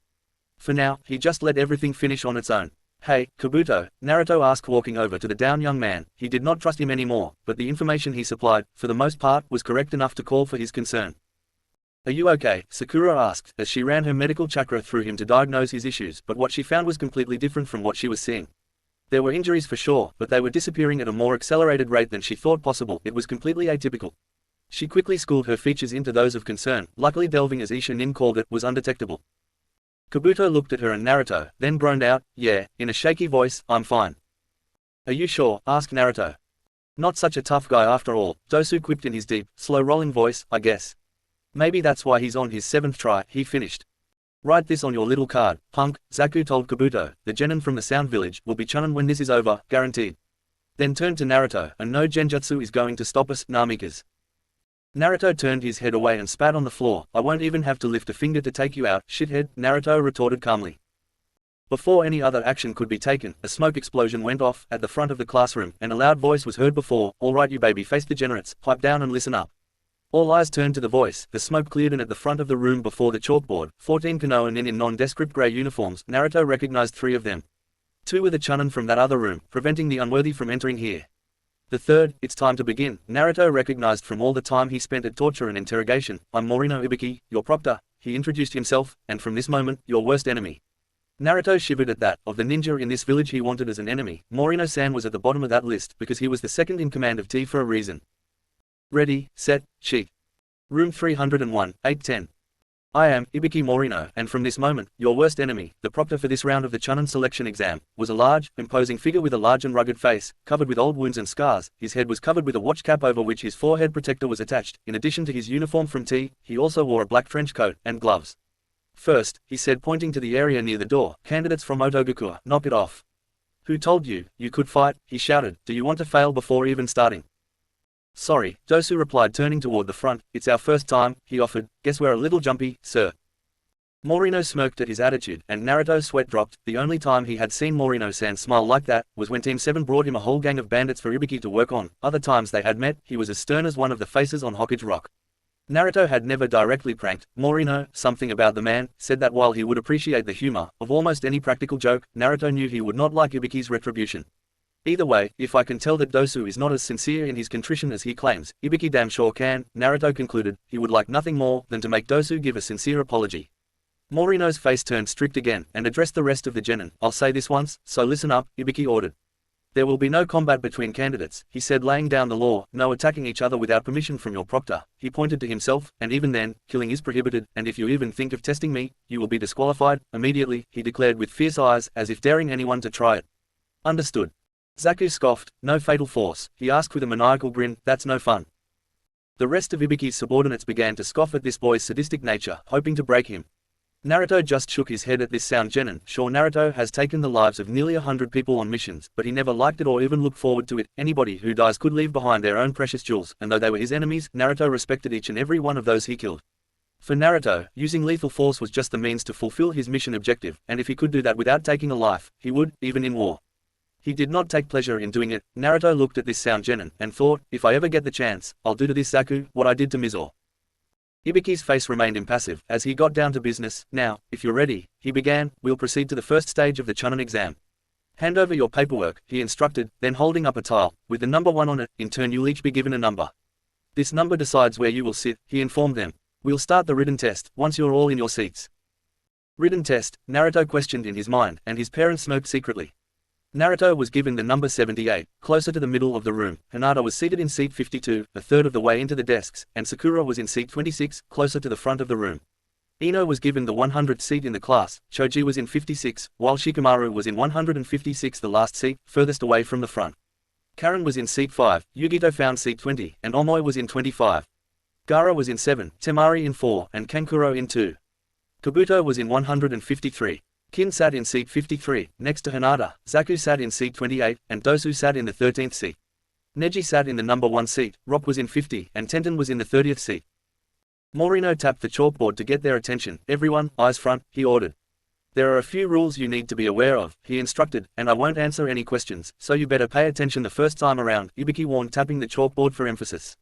All right, he said, turning his back to them, and began writing on the board. Rule 1 is this, the written part of the exam is based on a point reduction scale. He began, contrary to what some of you might be used to. You all begin the test with a perfect score of 100 points. He finished writing on the board and faced them, to tell them what that meant. 10 points will be deducted for each incorrect answer, so if you miss 3 you lose 30 points, and get a 70, which is the minimum to pass. Morino looked around to be sure everyone understood, then continued, Rule 2. Your total scores will be cumulative scores from all 3 members of your team. Your team must get a total score of 270 points to pass. So, if one of your team fails, the whole team fails with you, he informed them, then grinned, but then, each of you can only afford to make one mistake, any more than that from any of your teammates, and your whole team dies. Rule 3, the sentinels you see around the room are there to watch you carefully for any signs of cheating. This is where Ibiki Marino's smirk returned, and Naruto shivered, and for every incident discovered, they will subtract 20 points from the culprit's score. Everybody's eyes widened, and there were murmurs from multiple sources, but Ibiki pushed on ahead, be warned. Their eyes are extremely sharp. Naruto looked around, and spotted one of the sentinels with the whole top of his head, including his eyes, covered in bandages. He must be here to watch out for genjutsu. He's a sensor type, and if they catch you 5 times, you'll be dismissed before the tests are even scored. Nobody was taking this news well, even Naruto was taken aback by these rules. They don't make sense, he exclaimed in his mind. The first rule is clear enough and what I would expect from this kind of test, and rule 2 is understandable too. In the field, if too many mistakes are made by any member of the team, not only does your team fail the mission, but the whole team could also die. The third rule doesn't make sense when looked at with the other 2 rules, Naruto reasoned. If I get caught cheating, just twice, I not only fail the test, but my team fails with me. Why not kick us out then? Why give us 3 extra chances to cheat and lose points? He wondered to himself. Morino continued, anyone foolish enough to be caught cheating by the sentinels doesn't deserve to be here, he said, like it was a fact, not just an opinion. That statement triggered a thought, and his eyes widened. He was on the cusp of a revelation. Anyone foolish enough to be caught cheating by the sentinels doesn't deserve to be here. Anyone caught cheating by the sentinels doesn't deserve to be here. Anyone caught cheating doesn't deserve to be here. Anyone caught cheating doesn't deserve to be here at the Chunin selection exams. Then his eyes widened. That is a fact. Anyone caught cheating doesn't deserve to be a Chunin. Right, Mum? He asked into his mindscape. Dad. Minato and Kushina were so proud of him they could hardly contain themselves. They surged forward and hugged Naruto that always exists in his mindscape. He is the manifestation of Naruto's self, his ego.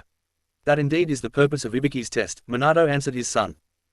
Now, that you have discovered this, you must find a method which will not be detected by the proctors, Kushina told her son. Naruto returned to the conscious world, and listened to the rest of Ibuki's rules. I've got my eye on you guys, one of the sentinels taunted. Ibuki's smirk was back. If you want to be considered ninja, he challenged, then show us what exceptional ninja you can be. Okay, relax, Sakura thought, taking a deep breath, and letting it out slowly. I'll be alright, as will Naruto and Hinata, she assured herself. Naruto's not just strong, he's very smart, Sakura remembered. There are times on missions like the mission to Wave where he displays brilliance the likes of which I've only ever seen Anko pull off. He's even surpassed her a time or two in brilliance. It's almost. Her thoughts trailed off as a ridiculous thought began to form in her mind, almost like he has a Jonin walking around inside his head. Then she shook her head sharply. That's absurd, and I've got more important things to worry about, like this test, she chided herself. One more thing, Ibuki stated, if any candidate should get a 0 and fail the test, then the entire team fails. With him, he finished narrowing his eyes. The final question won't be given out until 15 minutes before the end of the testing period. That surprised more than a few genin. You'll have 1 hour, total. The clock in the back of the class read 8:20, it ticked to the last second, begin. Naruto was deep in thought as he flipped his test paper over. He took a deep breath and let it out slowly, and that got rid of his nervousness. He began to read the questions. Number 1 is a code. Naruto looked it over, then began to think, not about the test, but how he was going to get the answers he needed. I could use the Rinnegan and follow the strokes of other people's writing utensils, he thought at first, but how do I know the answers I'm getting are correct? I can only afford one wrong answer. Naruto looked at the sentinels. They were positioned so they could see every candidate along their row of desks. He looked at the one with the bandages over the top half of his head.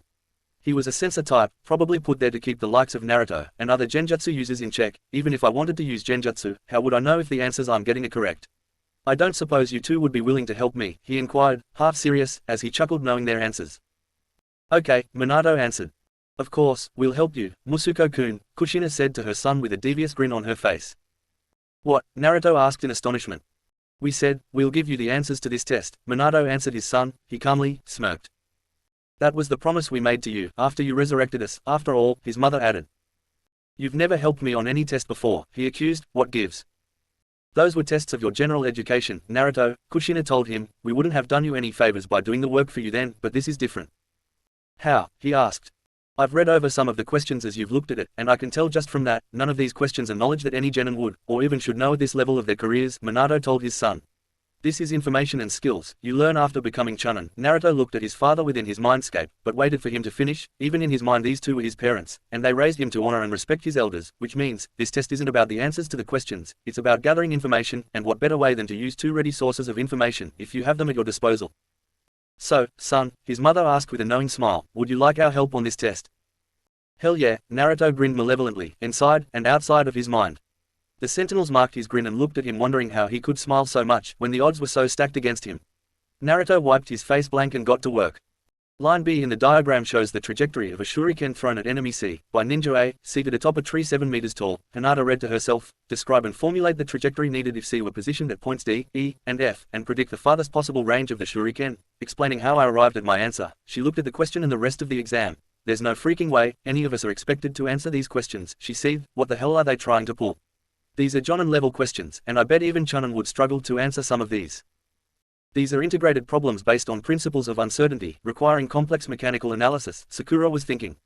This is incredibly advanced stuff, she plaintively said in her mind. I'm barely understanding the questions, answering them on my own is impossible. The only way to pass this test is to cheat, they both thought together.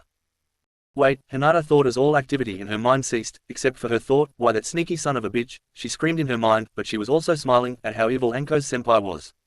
Hinata's Byakugan blazed forth, and she cast around looking for a reliable source of information, and she just happened to be looking that way, when she saw Naruto writing answer after answer. Well, he's as good a source as any, and he has an amazing mind, as if he was two brains in one body, with one that just happened to be an experienced ninja.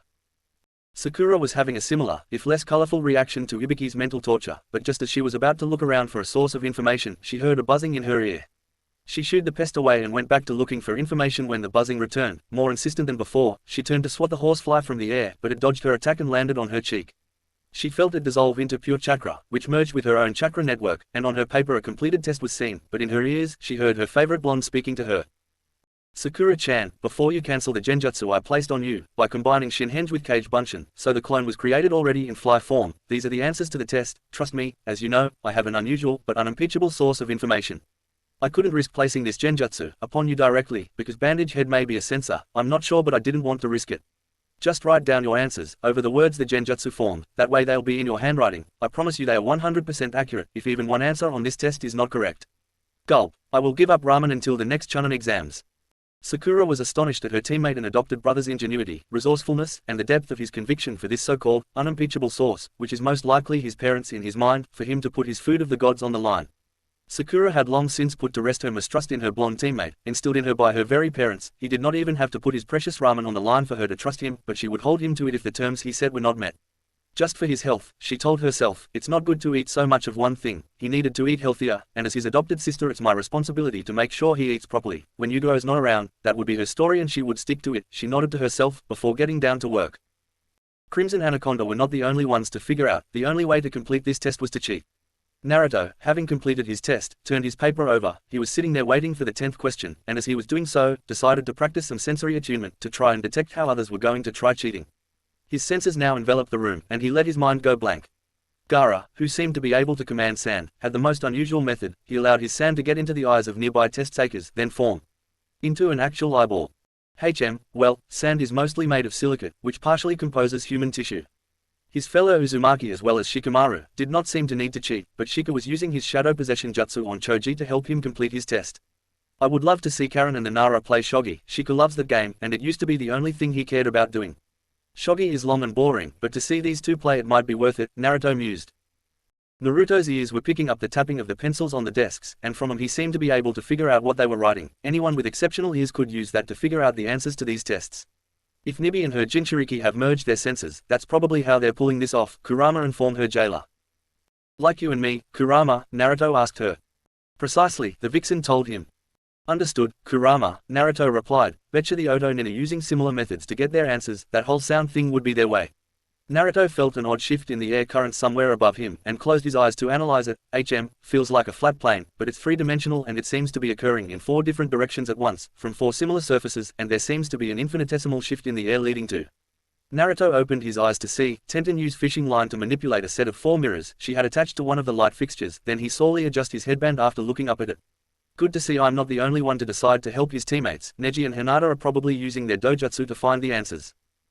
Naruto never uncovered Omoi's method. If he even used one, the simplest solutions are often the hardest to detect. Naruto-kun, Minato explained. Naruto nodded. He's probably just copying his neighbor's test. He must be a speed reader or something.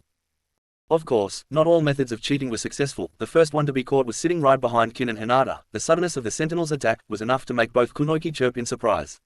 The nameless Konoha Genin stood up quickly. What was that all about? He stammered guiltily. One of the sentinels, a spiky-haired lunatic from T, who really looked forward to his work, grinned maliciously. 5 strikes and you're out, he said ominously. You just failed the test. What? The Genin said, but the not real surprise on his face. It can't be, coupled with the all too real fright he just endured, warred with each other on his face. The human face wasn't meant to distort like that, Naruto observed idly. You and your teammates, the sentinel pointed to the Konoha Genin, and ordered him out, to leave the room, immediately. The Genin was shocked, that coupled with the knowledge he had let his team down, and Naruto felt pity for the guy and wondered how he would behave if he'd been caught. 2 other Genin stood up. They refused to look at their teammate as they left the room. He was far from the last Genin to be kicked out of the room. Candidate number 23, fail. Number 27 and 43, failed, came the voice of the sentinels. Not all of the Genin went meekly, however, some refused to leave and had to be dragged out, by their teammates, or worse the sentinels. Some tried to protest, even going so far as to call the sentinels liars to their faces, a bad idea as one Genin from Sand found out the hard way. No, he bellowed. No way, he continued yelling. Who says I cheated 5 times, he asked. Where's your proof, he demanded. How can you keep track of all of us, he continued shouting. You got the wrong guy. How do you know? I wasn't just. He never got to finish that statement, because Bandage Head as Naruto called him, had the sound Genin up against the wall, faster than anybody but Naruto could follow. Bandage Head pinned the vociferous Genin against the wall, with nothing but his upper arm at the Genin's throat. Sorry, pal, the sentinel said in a calm voice. He wasn't even breathing hard as he restrained the Sunanin, but we don't make mistakes like that, it's why we were chosen for this duty, he growled. You can't even blink without us seeing it, Bandage Man told him. We're the best of the best, and you, my friend, are history. Now, get out, he snarled, and take your teammates with you. Most of the sentinels just sat there tapping on their clipboards. They were the silent arbiters of their fate, and they show no mercy to anyone, whether they were Konoha nin or foreign ninja. In fact, they may have been even harsher with leaf ninja than foreign ninja. These are people that would be fighting alongside them on missions. They did not want weak ninja guarding their backs in a fight. Naruto never interfered with the sentinels. He admired their self-assurance, and wondered how they became the way they are now. Did they all go on a lot of missions, or just the right missions? Because there was no doubt in Naruto's mind, all of these ninja once sat in rooms like this, and while the details were different, all of them were genin at some point in their lives. One of them was at the end of Naruto's row, scribbling away on his clipboard, and he seemed to have a lot to write about. When he was finished, the sentinel seemed to feel Naruto's stare and snapped his eyes up to look at him, and if Naruto was not already finished with his own test and also, well, used to similar stares from civilians, though the sentinel's gaze was not filled with anger, hatred, and fear toward Naruto, then Naruto would have flinched away. Naruto just returned the sentinel's intense eyes with open curiosity about the man. I wonder if Ibiki-san will let me learn from him, Naruto wondered. I believe I have everything I need physically to be a strong shinobi, but I need a strong mind also. My dojutsu can let me gain as much information as a good interrogation would, but I don't want to just rely on those methods. I want to be a strong, well-rounded shinobi, not just a jutsu glutton. Naruto continued observing his fellow genin as they worked their way through the test, when suddenly, he felt a presence enter his mind. He had developed several defenses if anybody ever tried to infiltrate his mind, all of them taught to him by Inoki himself. None of them were his clan's techniques, but they were things that anyone could do. After all, the Yamanaka were not the only clan with the abilities to steal secrets from people's heads. The mind that infiltrated Naruto's head, or tried to, was nowhere near as powerful as the clan head of the Yamanaka, but it was a Yamanaka, Ino to be exact. Naruto had several ideas about how to deal with her: forceful removal, misdirection, showing her a test with all the wrong answers, and those were just off the top of his head. He thought about it some more, then ultimately decided not to do anything to keep the test data from her. She is a Konoha nin after all. Then he got an idea. She wants my test data, but let's see how bad she wants it. He grinned deviously. He began filling his mind with lewd thoughts, of men and women in the physical act of love, stuff he had seen with Yugao in certain videos. He carefully excluded any thoughts of his fiancée. Her body was hers to divulge if she so chose. He would not betray her privacy, even in his own mind. Of course, with his parents in his mind, and unable to keep anything about that kind of stuff private, they did it anyway, and Naruto just ignored it as much as he could. His parents were still in love even after all these years. Who was he to stand in the way of them expressing it physically, so to speak, and thus he excluded thoughts of them as well. The only thing he allowed Ino to see were the videos he had seen in the physical plane. He showed Ino, guys on girls on girls, and guys on guys. He and Yugao were fairly liberal about that sort of thing. The libidinous images and sounds, he let filter down the connection with Ino. He felt her discomfort at what she discovered in his mind, but being a teenage girl was just as curious about this sort of thing as anybody else, and Naruto felt her resolve stiffen, for lack of a better term, as she pressed on into the part of his memories where he kept the answers to the test. She was there for half an hour mind time, which was not even a second in the real world. Naruto heard a girlish whimper somewhere behind him, and fighting to keep control of his face, he turned to look at Ino, allowing curiosity to show on his face. When they made eye contact, her blushing face could have been seen from outside, and she refused to look in his direction afterward as she scribbled down the answers on her test. Naruto turned back to the front, with a malevolent smile on his face, and saw Ibiki looking directly at him. Naruto tried to look as innocent as possible, but Morino was not buying it, though he could not be sure what the Namika's kid had done, but it seemed to involve the Yamanaka girl. Ibiki looked at Saburo, the sentinel for the kids' row, who shook his head. Namikas had not used any cheating tactics that they could detect, which was not unheard of, but as improbable as rain on a cloudless day. He looked to young He, their sensor for detecting non-physical means of cheating. The mummy-like bandages on the top half of his head helped him focus, but he could see better than most men. The man just pointed from the girl to the boy, so the cheat tactic was from her, not him. The test went ahead, and the sentinels continued to do their job. Number 59, you fail. Numbers 33 and 9, fail. Number 41, fail. Numbers 35 and 62, fail. These sentinels were merciless. Many genins still protested, but it did them no good. Once your number was called, you either walked out with dignity, or you left in a heap, but you were gone, and no appeals or pleas would help you. The 10th question.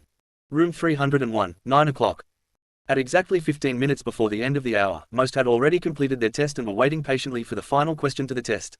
Ibiki smirked. Now that we've weeded out most of the hopeless cases, 15 minutes to go, he thought, time for the main event. Morino closed his eyes, then snapped them open. All right, listen up. They all looked at him expectantly. Here's the 10th and final question, Ibiki began, and a lot of throats were cleared. Many had been counting on this question, but, before I give you this question, there are some additional rules that go along with the 10th question. During this moment, the door to the back of the classroom opened, and Kankuro was standing there with his puppet, disguised as a sentinel. Naruto smirked, as if the head of torture and interrogation would make such a rookie mistake as miscounting his people. No wonder the Lord of Winds wants to send more missions our way. If this is the future of Suna, anything less would just be a waste of money. Godmother has refused. Of course, our alliance with Suna is more important than a few missions, so to make sure the alliance is strong, she simply sends them back and politely refuses the missions, saying that such missions would stretch our ninja too thin to cover our other missions.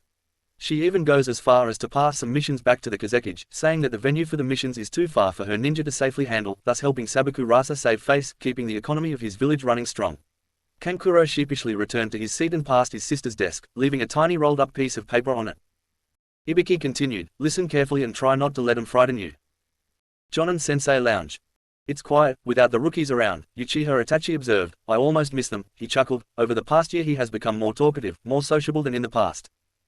In addition to himself, their group of 3 consisted of his new cousin-in-law, and wife of his best friend, Uchiha Yuhi Kurenai, Jonin-sensei of Team 8, and one of her best friends, Matarashi Anko, Jonin-sensei of Team 7.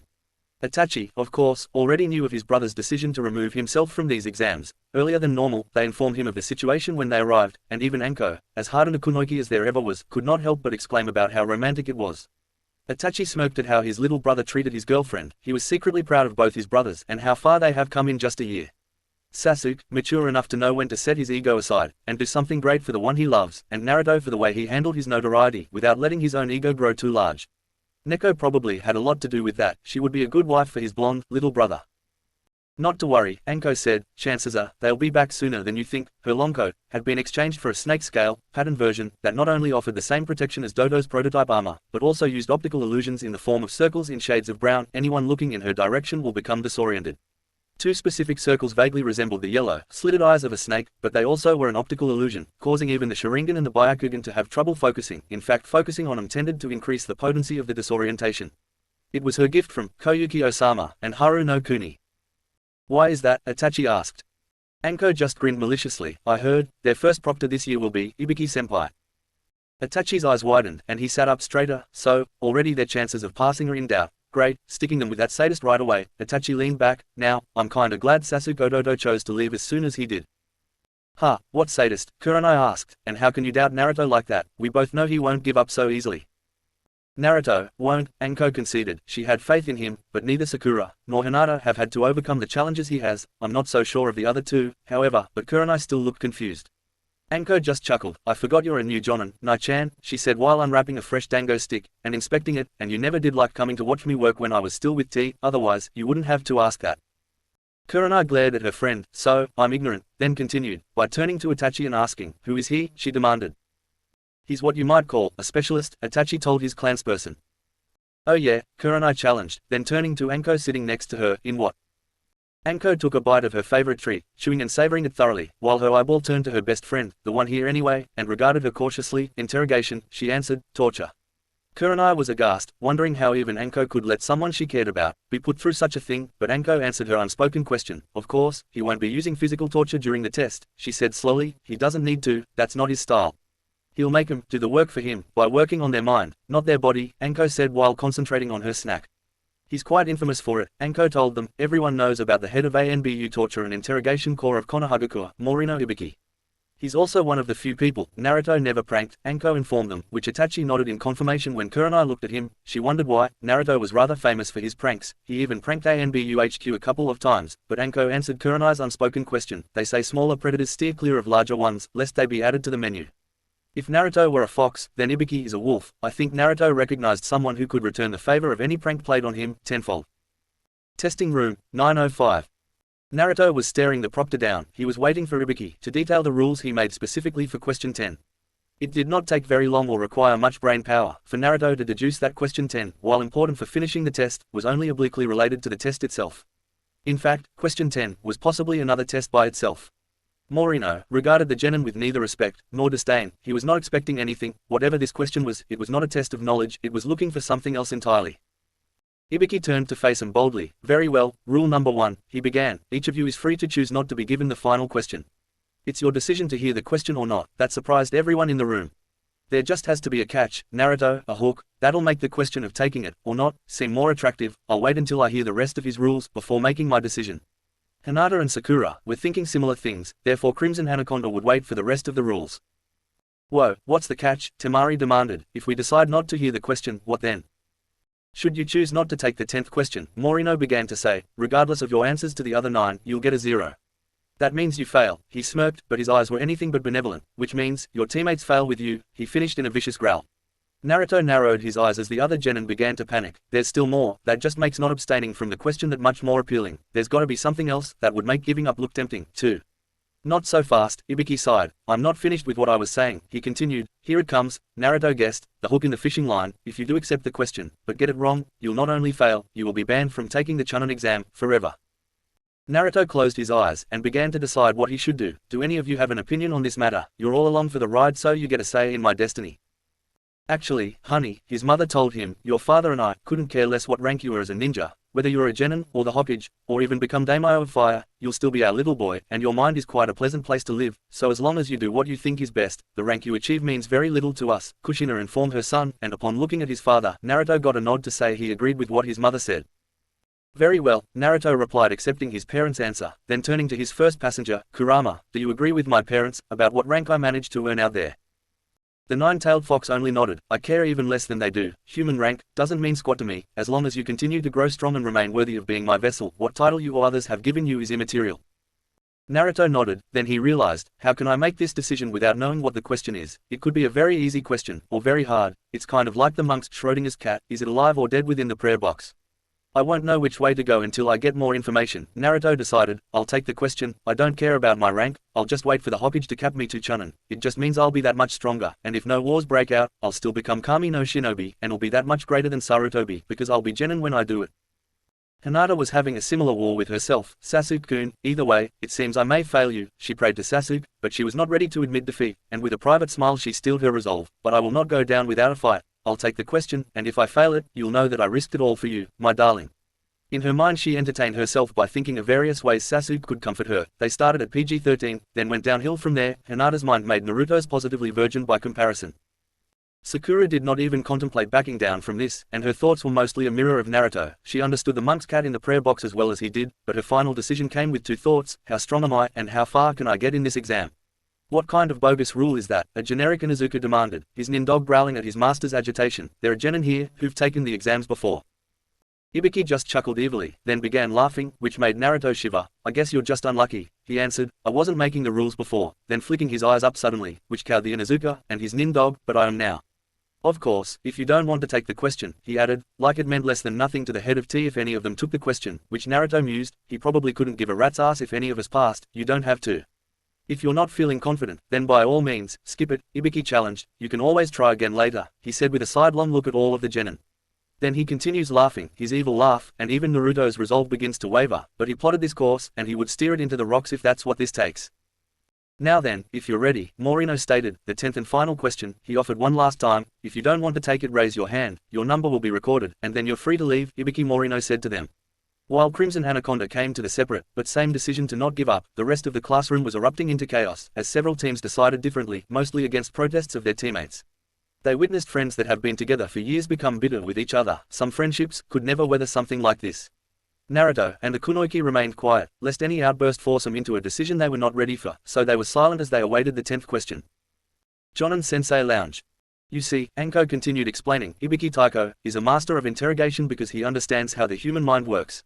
The rest of us merely try and interpret human behavior, she explained. Morino has studied the mind, and knows as much about the human psyche as a Yamanaka, and all without any mind jutsu. He knows exactly where to probe to uncover your weaknesses, Anko continued. He's so good at his job, he doesn't use physical torture, doesn't need to, either. Anko stared at them both, then turning to Kurenai, since she is the only one to never meet the man, he makes you torture yourself. Testing room, 919. This decision is one that could change your life, Ibiki reminded them all, pressing one last time. If for any reason you would rather quit, this is your last chance.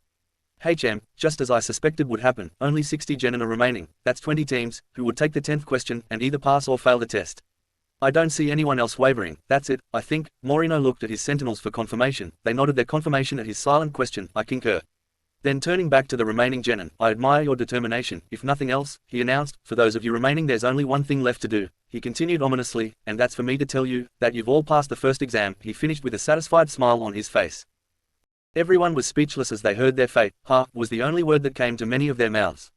Sakura stood up, hold on, she yelled. What just happened, she screamed, her voice rising an octave as she spoke, where's the 10th question? Ibiki just laughed at their expressions, it was the same laugh Naruto used whenever he pulled an ingenious prank. There never was one, not written at least, his face and voice still filled with mirth. Your decision to stay was the answer to the 10th question. Wait a second, Temari's voice shouted, the other 9 questions you gave us were just a waste of time. She sounded exactly like the people who never saw the humor in any of Naruto's pranks. Is that what you're saying? Oh no, not at all, Ibiki answered, still basking in his triumph. Quite the opposite. Those 9 questions had an overriding purpose. He looked at all of us, to test your ability to covertly gather information, strategic intelligence under the most adverse circumstances. Oh well, that clears up everything, Temari replied sarcastically. Let me explain, Ibiki said, while assuming a lecturing tone. You see, my objective was to test you, as a team, not just as individuals, and how well you function as part of a team. That's why the tests were scored as a team, he explained, so you'd know that everything you did or failed to do would directly affect your teammates. I wanted to see how you'd handle the pressure, Morino concluded. The first 9 questions on the test were difficult, Ibiki went on, in fact, as you realized, too difficult for any genin to be expected to solve. I imagine that most of you quickly figured that out, that you'd have to cheat if you had any chance at passing. The test was designed to encourage cheating, demanded it, Ibiki explained. Which would have done you little good unless you had someone to cheat from, he added, so I disguised 2 chunin who knew the answers, and had them sit in with you, which caused Naruto to slap his forehead and drag his hand down his face. There was someone here I could have cheated off of, Naruto thought irritably. Akuma's razor, Naruto, Akuma's razor. It's alright, Naruto, Minato placed a hand on his shoulder, we didn't mind helping you. Plus, his mother added, I'll bet you're the only genin that never showed any signs of cheating. That'll keep those sentinels and Ibiki busy trying to figure it out. Those who were discovered cheating, failed, were called silent warriors. One of the basic duties of a ninja is to surreptitiously gather intelligence, sometimes from multiple sources. Ibiki reminded them, better not to cheat, than to cheat, clumsily. As Morino was speaking, he brought his hands up to his watch cap, and dragged it off his head. Information, it can be the most valuable weapon in battle. How well you gather intelligence can determine a mission's success, or failure. Naruto and the rest of his fellow genin had horrified expressions on their faces, because when their proctor removed his hat, his head was a battle map of scar tissue, a collection of scorch marks, punctures from where screws were used, as well as long slash marks. The wounds are suggestive of the physical torture Ibiki underwent in the past and exemplifies his ability to endure agony without giving up desired intelligence to their adversary. There'll be times you'll have to risk your life to get it, he informed them. With that being said, there will also be times you have to be considerate in choosing the source of your information. He put his watch cap back on, and continued, intelligence gathered from an enemy is not always accurate. They may deliberately plant the information and let you get away with it, just so you can feed that information up your chain of command, and it's nothing more than false intelligence to throw off your allies. Unbidden, the memory of his brother and the fire that consumed him, toward the end of a date's ANBU mission, filtered into Ibiki's mind, but he kept his voice the same as before. Always bear this in mind, he continued, disinformation can be worse than no information at all. It can lead to the death of comrades or the loss of a village. He concluded his instruction with, that's why I put you in the position where you had to gather precise intelligence. Cheat, in order to survive, and that's why those not good enough at it, were weeded out, leaving the rest of you. Okay, Temari conceded his point, but what about the 10th question, she repeated, returning to her original inquiry. The 10th question was the main point of the whole exam, Morino-san informed her, surely you see that. It's about guts, Naruto spoke up, bringing everybody's attention to him, nerve, the sheer willpower to accept a mission. Even if you might die, because not accepting the mission would be more expensive, not to just you or your team, but your village, even your nation, could suffer if you don't succeed with your mission. Then looking at the proctor asked, right. Ibiki only nodded, so Anko has taught her brat something. The goal was to test you, not as a person, but as part of a squad. The final question gave you 2 difficult choices, he said holding up 2 fingers. You could choose to play it safe and skip the question, though it meant that both you and your teammates would be failed, or you could take the risk knowing of the possible outcome. If you got it wrong, you would lose your chance of ever being chunin. It was a no-win scenario, Ibiki informed them, but chunin have to face this dilemma almost every day. Here's an example, let me give you a hypothetical mission, Ibiki began, to steal a document from an enemy stronghold. You don't know the enemy's complement of ninja, or even what abilities they have, he continued, with intensity. Furthermore, you've learned that the enemy could be expecting you, which means the element of surprise is lost. You could be walking right into a trap. Now, do you play it safe and pass, on what is clearly a suicide mission? Can you choose to avoid danger? Morino asked of them. No, he answered for them, there will be many missions that will seem almost suicidal, if you think about it, he told them, but you do not think about it, you think only of the goal, and achieving the goal through courage and discipline. These are the qualities required of a chunin squad leader, Ibiki Morino-san stated. He had turned his back on them as he told them of his imaginary mission, but turned to face them as he finished. Those who choose the safer of 2 paths, whose determination falters in the face of adversity, who would put their comrades' lives in jeopardy by worrying about their own, he continued severely, those who care more about their own lives at the price of sacred honor, will never be a chunin, at least as long as I'm here. He looked at these 60 candidates and smiled. As for the rest of you, you have successfully answered the 10th question, you have earned the right to continue on to the next step. You have passed the first gate, he avowed, I hereby declare this part of the chunin selection exam completed. Congratulations, he offered, and good luck. All right, Naruto exclaimed, we did it, one down and two more to go. Naruto finally allowed his natural exuberance to penetrate his facade. Of course, all Uzumaki are cut from the same cloth, and Karen allowed her own excitement to bubble through. Wahoo, her soprano voice harmonizing instinctively with her clansman's slightly deeper voice, and hallelujah, praise the King of Kings, we have overcome our first wall. When they looked at each other, they blushed and calmed down, resuming their proper ninja bearing, but the chief of tea just laughed, then sensing something to the right of him, another puff of smoke, and Hitaki Kakashi appeared in the room. He wore the same uniform, including the mask over the bottom portion of his face, as when he led the mission to Snow, now Spring. The only difference was a Phantom of the Opera-esque mask, with an iris that he could open or close at will. This allowed him to use his Sharingan, without having to waste time raising and lowering his forehead protector, which was now horizontally straight over his forehead. He was scratching the back of his head in embarrassment. Sorry for being late, he said. You see, a black cat crossed in front of me, but he was interrupted by Ibiki. Why, you're not late at all, Cyclops-san, Ibiki informed his fellow Jonin. He had a wicked grin on his face. You were, however, late to the meeting with our esteemed third Hokage, while we were coordinating this little Chunin exam. I've never seen Sarutobi so angry, he even gave me pause, Ibiki admitted, but once he was sufficiently calmed down enough to lower the intensity of his ki, and let us up from the floor, we decided that if we can't beat punctuality into you, we'd try to work around it. We told you this test ended at 6:30, and since you're always exactly 3 hours late for everything, Ibiki said, throwing his arms up in frustration, we knew when you'd really show up, so now Hitaki, you are, for once, right on time. Tell me about it, Naruto mused. I learned it the first time over the weekend. When I invited you for my birthday party, I thought you were intentionally ducking me until Anko and Yugao told me of this little tardiness habit of Kakashi Ni-san. Kakashi's eyes were wide, then he slumped in defeat, beaten by my own habits, then looking at the genin, I hope you all learned something from this, never be so predictable that you become easy to manipulate. Then taking a head count, entered his ninja bearing, he saw Naruto still among them, and was secretly proud of his little brother figure, but he almost felt guilty for what he was going to put him through now. Almost 60 candidates, Kakashi complimented his peer. Not bad, nice to see you haven't gotten soft in your old age, Scarface. Ibiki just grunted, and Kakashi turned to the students, and addressed them. You did well to pass Ibiki's little test, but where I'm going to take you, I'll be surprised, and severely disappointed in myself, if even half of you make it through. Turning the window and opening it, he looked back at them. Follow me to training ground 44. I hope you're prepared, because there be monsters in there. Now follow me unto Death's forest, and he leapt out of the window. Naruto was out of his seat and unsealing his coat as he did so. There were gasps as he put it on, as parts of him seemed to disappear. He reached the window and turned back to find the rest of Crimson Anaconda right on his heels. He did not waste another second, before he defenestrated himself. Chapter 19, Chunin Exams, Daring to Survive. The Forest of Death. Training Ground 44, 10 o'clock. Crimson Anaconda surveyed the wooded area, rising behind Jonin of the Leaf, Hitaki Kakashi, the proctor of the second level of the Chunin selection exam. The trees in the forests around Konoha seemed pretty much the same. The many stands of trees that covered the area around the village were practically identical, hence the name of the village hidden in the leaves. The woodland in front of them was quite a bit different from the rest of the forest, which aids in the concealment of the ninja village. For one, even if the explorer had never laid eyes on the leaf before that moment, they would know that this set of forestry was set apart from the rest of the wood. Mostly, due to the huge wall and set of gates which surrounded said forest. As for the rest, one need only walk past this dank thicket and listen to the growls and screams of the inhabitants to get a sense of the place. The forest has a radius of 10 kilometers, about 6.21 miles, and the forest floor mostly consists of volcanic rock, the forest itself being very dense, with only a river cutting through the trees. Yet, it was not the flora which gave the wood its nom de guerre, it was the animals that lived in this accursed woodland. For within the confines of Training Ground 44, there are beasts that exist here that can be found nowhere else in the Forest of Fire, as the Hidden Leaf Forest is called on maps. Indeed, and of the varieties that may be found elsewhere, their brethren in Shinigami's thicket are either larger, poisonous, or otherwise deadlier than their cousins outside of it. Crimson Anaconda were the first of the genin taking the Chunin exam to arrive, but the other teams were not far behind. They surveyed the forest before them, taking in details that could give them a clue about the second part of the Chunin exams. They watched the wildlife of this forest, the ones they could see, devour each other without remorse or hesitation, and what they could not see, they heard. The screams of the defeated, the roars of the victors, and the sounds of death reached their ears.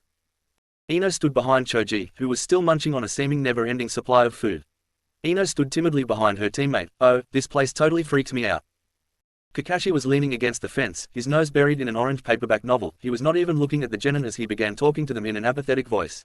This is Training Ground 44, more commonly named, the Forest of Death. You'll find out why, soon enough, Kakashi informed them in a lazy voice. Naruto, Hinata, and Sakura remained quiet because they knew exactly why it was called that. Legend says, Senju Hashirama, when he learned of Uchiha Madara's betrayal of Konoha, unleashed his fury upon this forest, twisting a rather pleasant glade into the nightmarish hell in front of them. At the beginning of Team 7's introduction phase, a week after their Genin test, their sensei took them into the forest to death to see what Naruto, Sakura, and Sasuke were really made of, and guided them through it. They have never been back since, and once was enough for them to cement Naruto and Sakura's experience within that accursed forest. While they would not call themselves knowledgeable of the forest's terrain, they are familiar enough with it to give them an advantage if their task was to go within it. Kankuro scoffed behind his clown makeup and began to do the chicken dance, hands on hips, butt sticking out, lower body in a half-crouching pose. They call it the forest to death, he quipped in a whining, mocking tone of voice, and soon you'll find out why. Do your worst, tree huggers, you won't scare us away from this test, he said seriously. We can handle anything, he said as he began laughing aloud. Suddenly, more laughter was heard. It had the tone of someone laughing at a funny story they had just heard. Kankuro turned toward the laughter, to see the blonde genin of the leaf, Uzumaki Namikaze laughing his ass off, clutching his belly, as his side began to hurt from laughing so hard. What are you laughing at, bastard? Kankuro demanded. I just remember hearing a story about a Sabaku no Rasa, Naruto answered him. Between gales of more laughter, he said something very similar to what you were saying now on his first Chunin exam. Kankuro and Temari narrowed their eyes, while Gaara just looked mildly curious. What about it? Kankuro asked in a dangerous voice. I won't go into details, Naruto told them, but from the way I heard it, he thought because he came from a desert, he was tougher than everybody else. If my informant was being accurate, he had to be carried out of the forest of death by his teammates, and it was not the last time he failed the Chunin selection exam, and always on the survival portion of the exam. Naruto was not looking at the sand shinobi and kunoichi, but he could feel their facial expressions as they displaced the atmosphere. The way I heard it, he failed 2 more times. His 4th and final time was held in Suna, where he was finally able to succeed in becoming a Chunin. Finally turning to look at them, your surnames are Sabaku, are you by any chance related to this Rasa guy? Kankuro and Temari had lowered their heads as he spoke. They looked down in shame, and spoke silently. He's our father, they said together. While his 2 older siblings hung their head at Naruto's implication, their father the Yondaime Kazekage could only become Chunin when he was at home, which could mean anything from only being familiar enough with the deserts of Kaze no Kuni to make use of it, or because his father, their grandfather, was Kazekage before Rasa, he was allowed to pass without following all of the rules. Gaara's lips seemed to twitch as if he was about to smile, but when Naruto turned to look in his direction, his face was as impassive as before. Kakashi had not stopped reading his book during Naruto's exchange between the Sand siblings, but he had heard it, and smirked behind his mask and book. Minato-sensei and Kushina-san must have told him about that. Sensei told us that story about his first Chunin exam, and the arrogant sand ninja who disdained other villagers, because they were not in a desert. Never realizing that every place is tough in its own way, and apparently Rasa was failed because he ate a mushroom, not the deadly variety but hallucinogenic, and began getting frightening, debilitating visions, which caused Rasa to scream, ruining any attempt at stealth for his team. Kakashi raised his head from his book. Before the second test begins, I need every genin here to sign these waivers. Kakashi pulled a packet of papers out of his Jonin flak jacket. They're just standard consent forms, releasing the village, the Hokage, the council, and me, of any liability should any of you not make it back, he informed the genin, as if him being blamed for their demise was more of an annoyance to him than their actual deaths. Kakashi handed Naruto the waivers. Here, pass these out. Naruto nodded, and began making clones in threes. He had gotten so good at the jutsu that instead of a puff of smoke, when they appeared, they merely shimmered into existence. Each clone took 3 of the waivers and scattered themselves to each team. One clone that handed his papers to a team of Kuzunin seemed to feel a familiarity with the only kunoichi on the team. When the clone looked the kunoichi in the eyes, she returned his gaze without an ounce of hesitation. There was no uncertainty in her eyes about why she was here. As they made eye contact, the clone knew this woman as much as he knew his maker. See, Naruto schooled his features into neutrality, though he doubted this person in the grass kunoichi's skin, was fooled for a moment and passed the forms to one of the Kuzo shinobi, while maintaining eye contact with the kunoichi. She leered a smile back at the Lord of Uzumaki. I'll see anything you like, she asked, accentuating her form for his perusal. See, Naruto blushed. Your form is very beautiful, Kunoichi-san, Naruto admitted, but I am to be married after this exam, and thus shouldn't even be looking at you like I am. My apologies. He ducked his head, and shimmered out of existence. True, Naruto and his clones received all data from the now non-existent clone. While Naruto passed out the papers, Kakashi continued with his instructions for the second test. This will put to the test every one of your survival skills. Kakashi continued to read. While he spoke, his voice offered no more interest in them than he would a flying bug. First, I'll give you an overview of the terrain of the training field, he said, one-handing his book, while unrolling a scroll containing a map of the forest. The 44th training field is surrounded by 44 locked entrance gates. There are rivers, the forest as you can see, and a locked tower in the center, 10 kilometers from each gate, he lectured. Inside is where you will go through the survival test. He paused to let that information sink in, before continuing, while dropping the map causing it to puff out of existence. The test will be to carry 2 scrolls with either the int mind seal, or yo body seal to the tower. Your team will be given either the in or yo scrolls to start, which got everybody's attention, as they grasped the implications of only getting 1 scroll, but the need to arrive at the tower with both scrolls. For the first time Hitaki looked up with a fierce, one-eyed glare, and confirmed their suspicions. That is correct, but for those of you too dumb to get what that means, he said severely, in order to complete this test, you must take your opposite scroll from another team, by any means necessary. Lethal force is authorized, if you believe it necessary for getting your hands on your scrolls, and for you and your entire squad to make it to the central tower, in 120 hours. There are 60 people here now, that's 20 teams, Kakashi informed them. By my calculations at least half of you will make it to my tower, in one piece, the rest, not at all. 5 days, out there in the forest, Ino demanded.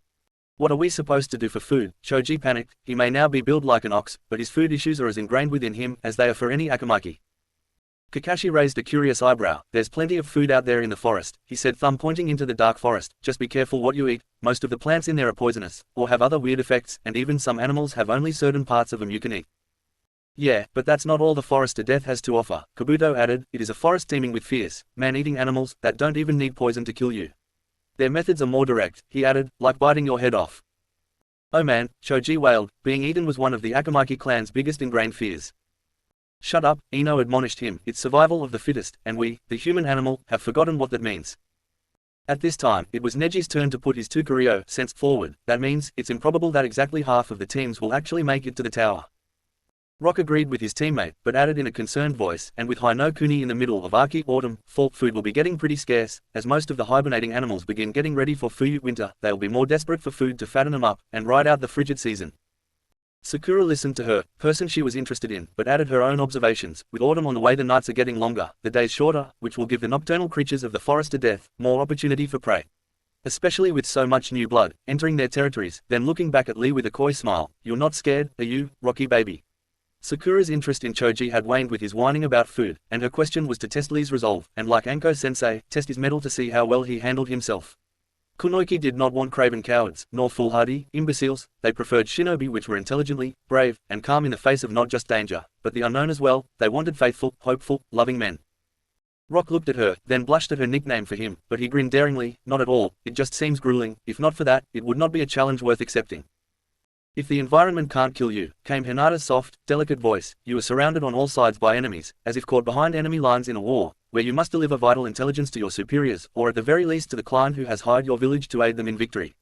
I will not fail you, Sasuke-kun. She looked at her new team, and her eyes hardened. I will not fail my team either. We will make it to the finals, or die trying. We won't have time to rest, Naruto added. We'll have to remain on constant alert, then continued laying out his interpretation of this test. It seems the best way to guarantee we get at least some rest is to get the scroll and make it to that tower as quickly as possible.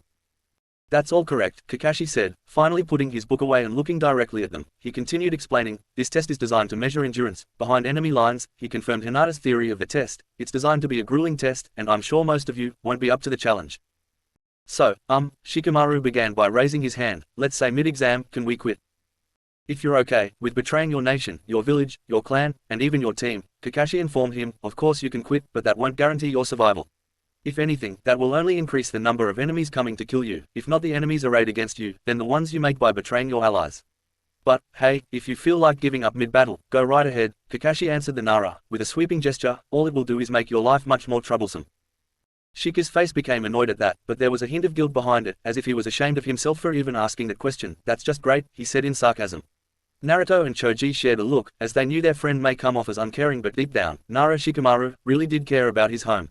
It was just that, Shika, with his towering intellect, saw so many ways people could achieve their goals without fighting. He got annoyed because he saw fighting and war as a useless, unnecessary act. This is gonna be a drag, the Nara theorized, and he was probably right, on both points. There are ways you can be disqualified. Listen closely, because I will not repeat myself, and you are also not allowed to ask any questions, Kakashi snapped. First, all 3 members of the team must make it to the tower with the Onmyo scrolls within the time limit. Second, if the team loses a member, or a member becomes incapacitated, and cannot continue, Kakashi told them while holding up a finger for every rule he stated. Most important however, none of you, absolutely none of you, may look at the contents of the scrolls until you've reached the tower. Should either scroll just happen to flop open, and you just happen to read it, Kakashi answered their unspoken question, while you're picking it up, to close it. Kakashi's eyes bored into theirs. You don't want to know, he ended with a growl, what the consequences for such accidents will be. This is a test of integrity, ladies and gentlemen, Kakashi bellowed. There will be times as a ninja when you will handle classified material. Do you want to fail your mission merely to assuage your curiosity? That's about it for my part in this test, Kakashi told them, while pointing to the right. Take your consent forms over to the pavilion over there, and exchange them for your scroll, then pick a gate you want to start from, Kakashi said, moving his left around in circles. The entrances open together, so it doesn't matter which gate you choose. I have one more thing to say, Kakashi stated, before returning to his apathetic facade. Don't die, he ordered. The rookies that were here today grew determined looks upon their faces, none more so than Crimson Anaconda. They had each solidified their reasons for being here. It was worth more than prestige to them now. All three were there to test themselves and their skills, to see where they measured up against genin from other villages. They were also fighting to make sure their teammate and brother and boyfriend's sacrifice was not made in vain. They knew they could not guarantee promotion, but they could guarantee they made it to the end, or took it as far as they could without quitting, even if it meant their deaths. The first test they faced was a test of the courage and determination to take a mission all the way. To see it through to the end, regardless of whatever roadblocks stood in their way. This second test would push them all the way to their limits, not only of their endurance, but their integrity, and even beyond those limits in order to accomplish a goal. The rules, however, highlighted one thing that would never be condoned, that of abandoning your teammate.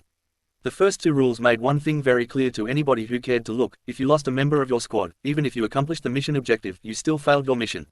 That was the backbone of Konoha's strength, and what set her apart from the other ninja villages. It was what made the Leaf the strongest ninja village in the world. Well, came Ino's voice. What's up, Zengaku-chan? I thought you would have given up and quit by now. Sakura narrowed her eyes at Ino. And I thought you would have gotten your team killed on a mission by now, you hard-headed gilt. Sakura was sitting with the rest of her team, and for the last time, I'm not interested in Sasuke like that anymore. If you're looking for a rival for his affections, she's right here, Sakura said, thumb pointing to Hinata. I've moved on to a shinobi on Team Guy, she concluded with a shout, allowing everybody in the area to hear her. She looked around frantically, then sighed in relief. Team 9 was on the other side of the training ground, too far to have heard her outburst. While Sakura and Ino had their exchange, a natural phenomenon began taking place. A flight of kind butterflies, monarch butterflies, was completing their annual migration from Kumo to their wintry home. There must have been millions of them, suddenly dotting the skies around the genin. Kakashi raised an eyebrow. There seem to be even more insects this year than normal, indicative of an abundance of rain, or... He turned his eyes toward his little brother figure, who seemed to be sweating just a little. Kakashi silently applauded Naruto. While most of the fiery-winged butterflies, commonly referred to as flame butterflies, were undoubtedly real, Naruto must have added a few of his clones into the mix. I wonder how many. Naruto Ototo made. 500 clones, barely makes him breathe hard anymore. Of course, the added cost of hanging into butterflies might have also taken its toll. Most of the insects moved on into the forest to death, some remained behind, too tired to continue their journey. Many lit upon the rocks and trees that were intermixed around the training ground, many amidst the other genin teams. Attention genin, Kakashi announced, all teams have received their scroll, so move to your gate, and get ready. When the gates open, the test has officially begun, he said, mustering up some excitement. Gate 8, entrance to training ground 44, 10:30. The mid-morning sun shined down upon the participants of the Chunin exam. Each team had spread out as soon as they received their scrolls to talk strategy. Crimson Anaconda received the body scroll, but unlike most of the genin teams, they were not attempting to hide theirs. Sakura suggested it. It makes no sense to hide it, when everybody knows we have one, she observed. At least, by showing which scroll we have, we eliminate at least half of those trying to get it. Only, the greedy and the arrogant, would come after us knowing we don't carry the scroll they need. Naruto and Hinata agreed with that assessment. Here in broad daylight, hiding would just be counterproductive. They agreed with Naruto's early observation. The most effective strategy would be to try getting to the tower as fast as they could and enjoy as much relaxation as they could before the next stage of the exam. They sat with their backs leaning against each other. Their eyes were covered with their respective lenses, Sakura holding the body scroll in her lap.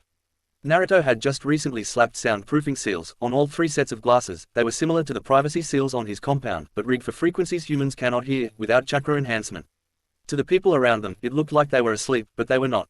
The two dojutsu users had their eyes blazing away, observing and cataloging as much information as they could about any opponents they may face.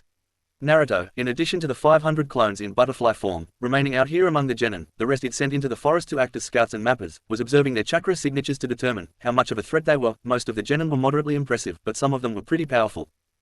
Both Kunoiki from Kumo were fairly impressive in terms of powerful and abundant chakra, reaching low jonin level easily. Of course, one was an Uzumaki, while the other was Matadabi's Jinchuriki. From Suna, only Sabaku no Gara stood out from the rest, both in power and isolation. He rarely interacted with anybody, even his siblings seemed to want to keep him at arm's length. Of the Leaf genin, Naruto's trust in Kabuto was finally eroded away, when Naruto saw how much chakra he was suppressing.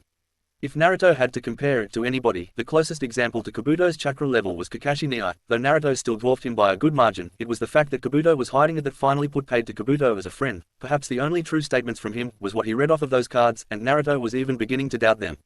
Just because that was all the information on the card, does not mean that was all the information Kabuto had on them. He could even know about the Rinnegan. Yet, even Kabuto and Naruto, in his guise as a 14-year-old, were dwarfed by the level of power within the kunoichi from Kyuza. Naruto had listened to her teammates call her Shio, but after observing her with his dojutsu, even using Asura Path, spectral vision, to alter Naruto's visible perceptions to include the X-ray wavelength, he confirmed his suspicions of who she really was. By observing the skeletal structure of his subject, Naruto discovered that she was actually a he. The pull from the piece of Orochimaru's soul within Naruto toward the Kyuza kunoichi was all Naruto needed to be suspicious. The X-ray vision merely confirmed all that. Flashback, Kaishi. 7 days ago, Uzumaki Namika's compound. Quote ellipsis. I'm in love, too, Anko-sensei admitted to them, and that caused Naruto and Yugao to smile warmly. Naruto walked over to his sensei and brought her into a hug, before kissing her cheek and stepping back. I am happy for you, Anko-chan, Naruto told her, and I would not trade you as my sensei for anything. I have learned so much from you that has nothing to do with being a Konoha no shinobi, and because of that, not to mention that you are like a sister to Yugao-koi, there is something I've been working on that could turn your curse mark into an asset. Naruto turned to look at his fiancée's face to gauge her reaction, and Yugao smiled back warmly, not in the least jealous of Naruto and Anko's personal moment. In the last 8 months, Yugao has found her feelings growing toward her best friend in surprising ways. She has realized, her love for Anko has become equal to her love for Naruto, and far from taking away any of Yugao's love for Naruto, it has actually increased it, even overlapped it. She walked over and put her arms around 2 people she loved the most, and brought her lips to Naruto's with passion, then letting go of her man, turned, and brought her friend into a fierce hug. Anko, as far as I'm concerned you are my sister, you will always be welcome in this house. She smirked mischievously, just make sure you let us know ahead of time, so we can be decent when we answer the door. Turning she gave a heated stare upon her Naruto, as soon as we can, I will see just how much stamina a certain lord of Uzumaki Shima possesses. I expect him to make it a little difficult for me to walk, she stated seductively. Naruto produced a nervous smile, then turned back to his sensei. If you recall, when we went on the camping trip into Training Ground 44, you told us about your former master, the heavy team, Orochimaru.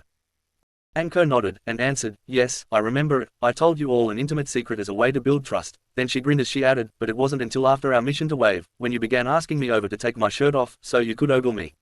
You even had the gall to do it in front of your girlfriend, Anko finished with fake ire in her voice. Naruto's blush deepened, but he snapped indignantly, I wasn't trying to ogle you, sensei, he said looking between his girlfriend and his sensei, I was asking to see and study your cursed seal of heaven. Honest, Naruto replied holding his hand over his heart, then turning to Yugao, who was trying to fight her laughter and looked sternly at her fiancé. Honestly, Naruto, if you wanted to look at a naked woman all you had to do was ask, Yugao chided, trying to sound irate, but losing the battle with her giggles. Yugao removes her ANBU armor and smooths out her clothes to emphasize her female assets for him to ogle. I was here the whole time, she continued giggling, making sure you behaved yourself, Anko. He asked my permission to have a slightly naked woman in his house, besides me of course. Anko just laughed at her student and best friend's behavior. I know why you were here, Yugao-chan, you were making sure I didn't try to steal your Naru-kun, she teased. Naruto, still blushing, returned to his original intent, with, Anko-ne, I have something to tell you. Anko looked at him, returning to her kunoichi face, as he continued, my study in Junjutsu has paid off, and while I haven't figured out how to entirely remove your cursed seal of heaven, he said to her in an apologetic voice. I have figured out how to alter it, somewhat, and make sure you get all of the benefits of the mark, and put it under your control. Naruto said, I can even complete it, and give you a second stage that works the same way as Senjutsu, which you are now familiar with. What's the catch, Naruto? Yugao asked. Naruto sighed, I was getting to that, Yugao-koi, but his eyes never wavered from his team sensei, who just sat there stunned that her torment might be over. But what of this catch? I know he would never have me go through anything, that would be outright dangerous, but… Go ahead, Naruto-kun, Anko urged, I trust you with my life, not to mention my cursed seal of heaven, which is the least of those to me. I have no idea what it could do to your chakra coils, it might deform them or worse burn them with an eternal flame. Naruto was haunted, he couldn't think of anything happening to her, not ever. Those are just the worst case scenarios, though, Naruto admitted, but you'd be the first real person I've practiced on. All the other times I've practiced have been genjutsu simulations, mind clones, or demon clones, but those were merely for me to practice the steps perfectly. Naruto added quickly, I don't know how much it'll hurt you, I mean I know it'll work but it could put you in pain. Naruto abruptly found himself with a pair of arms around him and his sensei's lips were on his temple, trying to assure him that she understood his reservations. Thank you, Naruto, for being so concerned about my comfort, that you would worry about me being put through even more pain than I already am by this cursed seal. That you would care so much about me, it makes me feel special, and it truly makes me feel loved. I feel like your older sister. As she spoke, tears began to fall from her eyes, but her mouth was sporting a beautiful, contented smile. But pain is a part of life, it's a risk we as ninja must accept, or we'd never get out of bed. Naruto smiled, if you're sure you want to proceed, I have everything I need to perform the alteration ritual tonight. Anko's eyes filled with excitement. Let's do it, little brother. The prospect of a relief from that accursed seal was too good an opportunity to pass up. The Uzumaki Namikaze nodded, then turned to his fiancée and asked, would you care to assist, Yugao-koi? She might need someone stronger than me to hold her down when the real pain starts. Yugao nodded. Will it be safe to use my chains if I have to? She asked. Naruto thought, safer than mine would be, he admitted with a nod. Then holding out his hand to Anko, come with me, big sister, Naruto said in a gentle voice, which reflected from his very soul, you have a perverted man's mark upon you, brother is going to fix that. Anko could not take her eyes from his. As she meekly placed her hand within his, he turned and walked with her through the house. They walked out of the back door and made their way to the practice range. The tiles of the floor were arranged in the pattern of the Onmyo symbol. Naruto's Akumagen eyes blazed forth and the tiles began migrating, until they mimicked the pattern of his eyes. They walked to the center of where his pupil would be, and with a little of his chakra, began to descend below even the sewers of Konoha, 30 feet below the streets of the village. As they descended, Naruto ended his Shinhenjin, returned to his true age of 19, and after a quiet, kai, deactivated his chakra suppression seals. Anko shuddered as she felt her student's true power emerge. She sometimes forgot that her blonde knucklehead was powerful enough to hold his own against his cousin, Tsunade, in spars, and while disguised as a teenager can take on Jonin-level threats. I wonder what he could do if he went all out. The lift was more of a tube than a shaft, and the only light came from the entrance above. The tube finally came to a stop as the wall began to rotate, until it revealed a doorway, wide enough for just one average adult to walk through. The entrance, as they discovered while walking, was just a corridor, not much wider than the doorway itself. This corridor measured up to 8 meters tall and 6 meters wide, tapering to a point on the ceiling, which housed fluorescent light bulbs, triggered by proximity. The corridor was just over 27 meters, which took him a couple of minutes to traverse. The corridor opened to reveal a lair, was the best way to describe it. It was shaped like a cylinder on its side, 18 meters in radius, and 90 meters long. The walls seemed to be carved out of the bedrock below the village. The floor was level, and a sturdy, 3-meter-long, wooden table stood near the corridor they entered from, and more fluorescent lights provided an abundant amount of light. Naruto stepped over to the table, which was marked with another seal. This one looked a little like the Cursed Heaven seal, but looked gentler, and the ink was white, and seemed to shimmer, almost glowing brighter than the lights above. Naruto turned and approached his new, adopted sister. If you please, Anko-chan, he asked, taking hold of her trench coat sleeve, may I have your coat for a moment? She just nodded, and Naruto moved around to her back, after she removed her arm from the sleeve, grasping the collar and removing it from her shoulders, before moving to her other side, repeating his actions in reverse. Anko already trusted Naruto to be behind her. That was nothing new, allowing him to touch her, while at her back, was. Their actions were those of siblings, that cared for each other deeply. Will you remove your top, please, he asked, while hanging her coat on a hook next to the entrance. Anko shook her head, and raised her arms. You should get used to taking off a woman's clothes, Naruto Toto, she told him. You will be doing it quite often. Yugao finished for her friend. After Anko goes home, I'm going to show you the difference between a simple girlfriend and an ardent fiancé. Yugao was facing them as she spoke, and smiling like someone anticipating a great banquet. Let's just say, Naruto-koi, that I will no longer need my room, because my room is your room. Naruto's blush could rival the sun at dusk, but he has never backed down from any challenge, and he would not start now. I won't disappoint you, Yugao-koi, he retorted with fierce eyes, and looking at his fiancée added, I'm going to make you pass out in bliss, he said, while lifting Anko's shirt from her body, revealing her bra-covered breasts. He returned to Anko's left side, where the mark was located. He moved the strap to the side, down her left arm, pulling her arm all the way through, and it will never be just sex, Lady Uzumaki-koi, no matter what we try, we will only ever be making love, he declared. He was walking to stand next to Yugao, giving her a light peck on her cheek, which caused her to smile warmly, and her eyes began to leak a few happy tears. Are you sure you don't want me topless, Naruto Toto? Anko asked, truly curious. Naruto moved away from an awestruck and suddenly emotional Yugao, before he chuckled, while that would help, Anko-chan, it's not necessary, he told her, before looking over at his betrothed. From now on, there are only one set of breasts that I want to see, he whispered to his sensei. Yugao was not looking, and did not hear what he said, and as beautiful as you are, Nei-san, to me, no other woman is as beautiful as Yugao-koi. Anko blushed at his backhanded compliment, then grasped his hand and kissed it. Yugao is lucky to have you, Naruto-kun, she returned his whisper. Naruto just shook his head. No, that's me after she accepted my proposal, and I'm not just lucky, I'm blessed. Naruto's face suddenly became serious, as he turned his thoughts to the task at hand. Lay on the table, please. Anko hopped up on the table and lay down in the direction he indicated, which put her perfectly in alignment with the lines on it. Anko, what you're about to hear won't be easy, but you need to know what your curse mark really is, Naruto informed her in utter seriousness. She nodded for him to continue. The so-called Cursed Heavenly Seal is a combination of a corrupted Heaven's Blessing Seal, the combined DNA of Orochimaru and someone else, and a piece of your sensei's soul. Anko's eyes widened, but she nodded, and he went on, in order for me to start the conversion, Orochimaru's soul must be extracted from the seal mark. The problem is the curse mark has been on you for so long, Orochimaru's soul has almost reached yours, and there is only one method that will remove it. Anko's eyes went wide, as she suddenly sat up. I've changed my mind, the curse mark is no big deal, I've suppressed it, she said rapidly as she pulled her bra strap back up. Anko-sensei, Naruto snapped, with his head down, bangs over his eyes, then bringing his eyes up to look her in the eyes. Get back the way you were, he ordered. For a few seconds, they stared each other down, before she docilely dropped back on the table. Please, Naruto, little brother, Anko pleaded as tears filled her eyes. It's okay, the seal doesn't hurt me as badly as it used to, I've gotten used to it. Naruto looked up at his fiancée, ignoring his nay-san. Yuguro's eyes were just as distraught as Anko's, but she'd known about this longer than her lifelong best friend, so she had time to come to terms with what he was going to have to do. You're going to have to hold her down, he asked his fiancée, who merely nodded, and unleashed her own adamantine chains wrapping her sister in all but blood in them, which did the job of suppressing Anko's chakra, so she could not escape. Please, Yugao, don't let him do it, Anko pleaded with her sister. You know what that jutsu does to him, you saw how it gave him nightmares in that week before we left Wave, and that was just with the soul of a common criminal. Orochimaru's soul will be a million times worse for him to absorb, Anko screamed.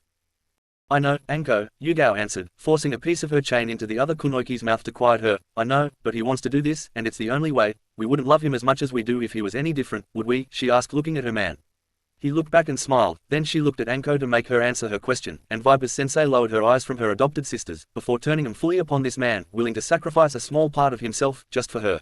She felt so unworthy of him, and the word, love, seemed so banal now, to describe her feelings for him. They both wondered how they would be able to tell Naruto how much he meant to them. Well, if they could not tell him, then they would damn well show him. He sees me as his sister, and up to this moment, I thought he was just saying it to show his affection for me, but this gesture of his tells me that he is completely serious. This is the kind of sacrifice that a brother would make for his sister, and I now, not only see him as my little brother, but I love him as a sister. He is my beloved, little brother. Anko was suddenly struck by a wave of protectiveness only a big sister would have for her brother, and nobody will ever hurt him again, I swear on my life. Naruto placed his hand on the seal mark, then tuning his awareness, he sent his mind into the seal itself, which resembled a tree, fully grown with deep roots. He followed the roots deep into Anko's being, and when he saw her soul, he was in awe, because it was shining brighter than any sunrise he had ever seen, and unlike the yellow sun, Anko's soul was purer than anything he had ever seen. The only thing which marred his vision was the abomination that had almost reached it. He did not know if it would actually taint the pure, beautiful soul of his nay-san, but Naruto sure was not going to take that gamble. He grabbed the tendrils of the inky black soul of Orochimaru, and began to eat them, drawing them within himself. Human path, soul absorption, rang in the vaults of his mind. Flashback, Toma. Outside the Forest of Death, 10:31.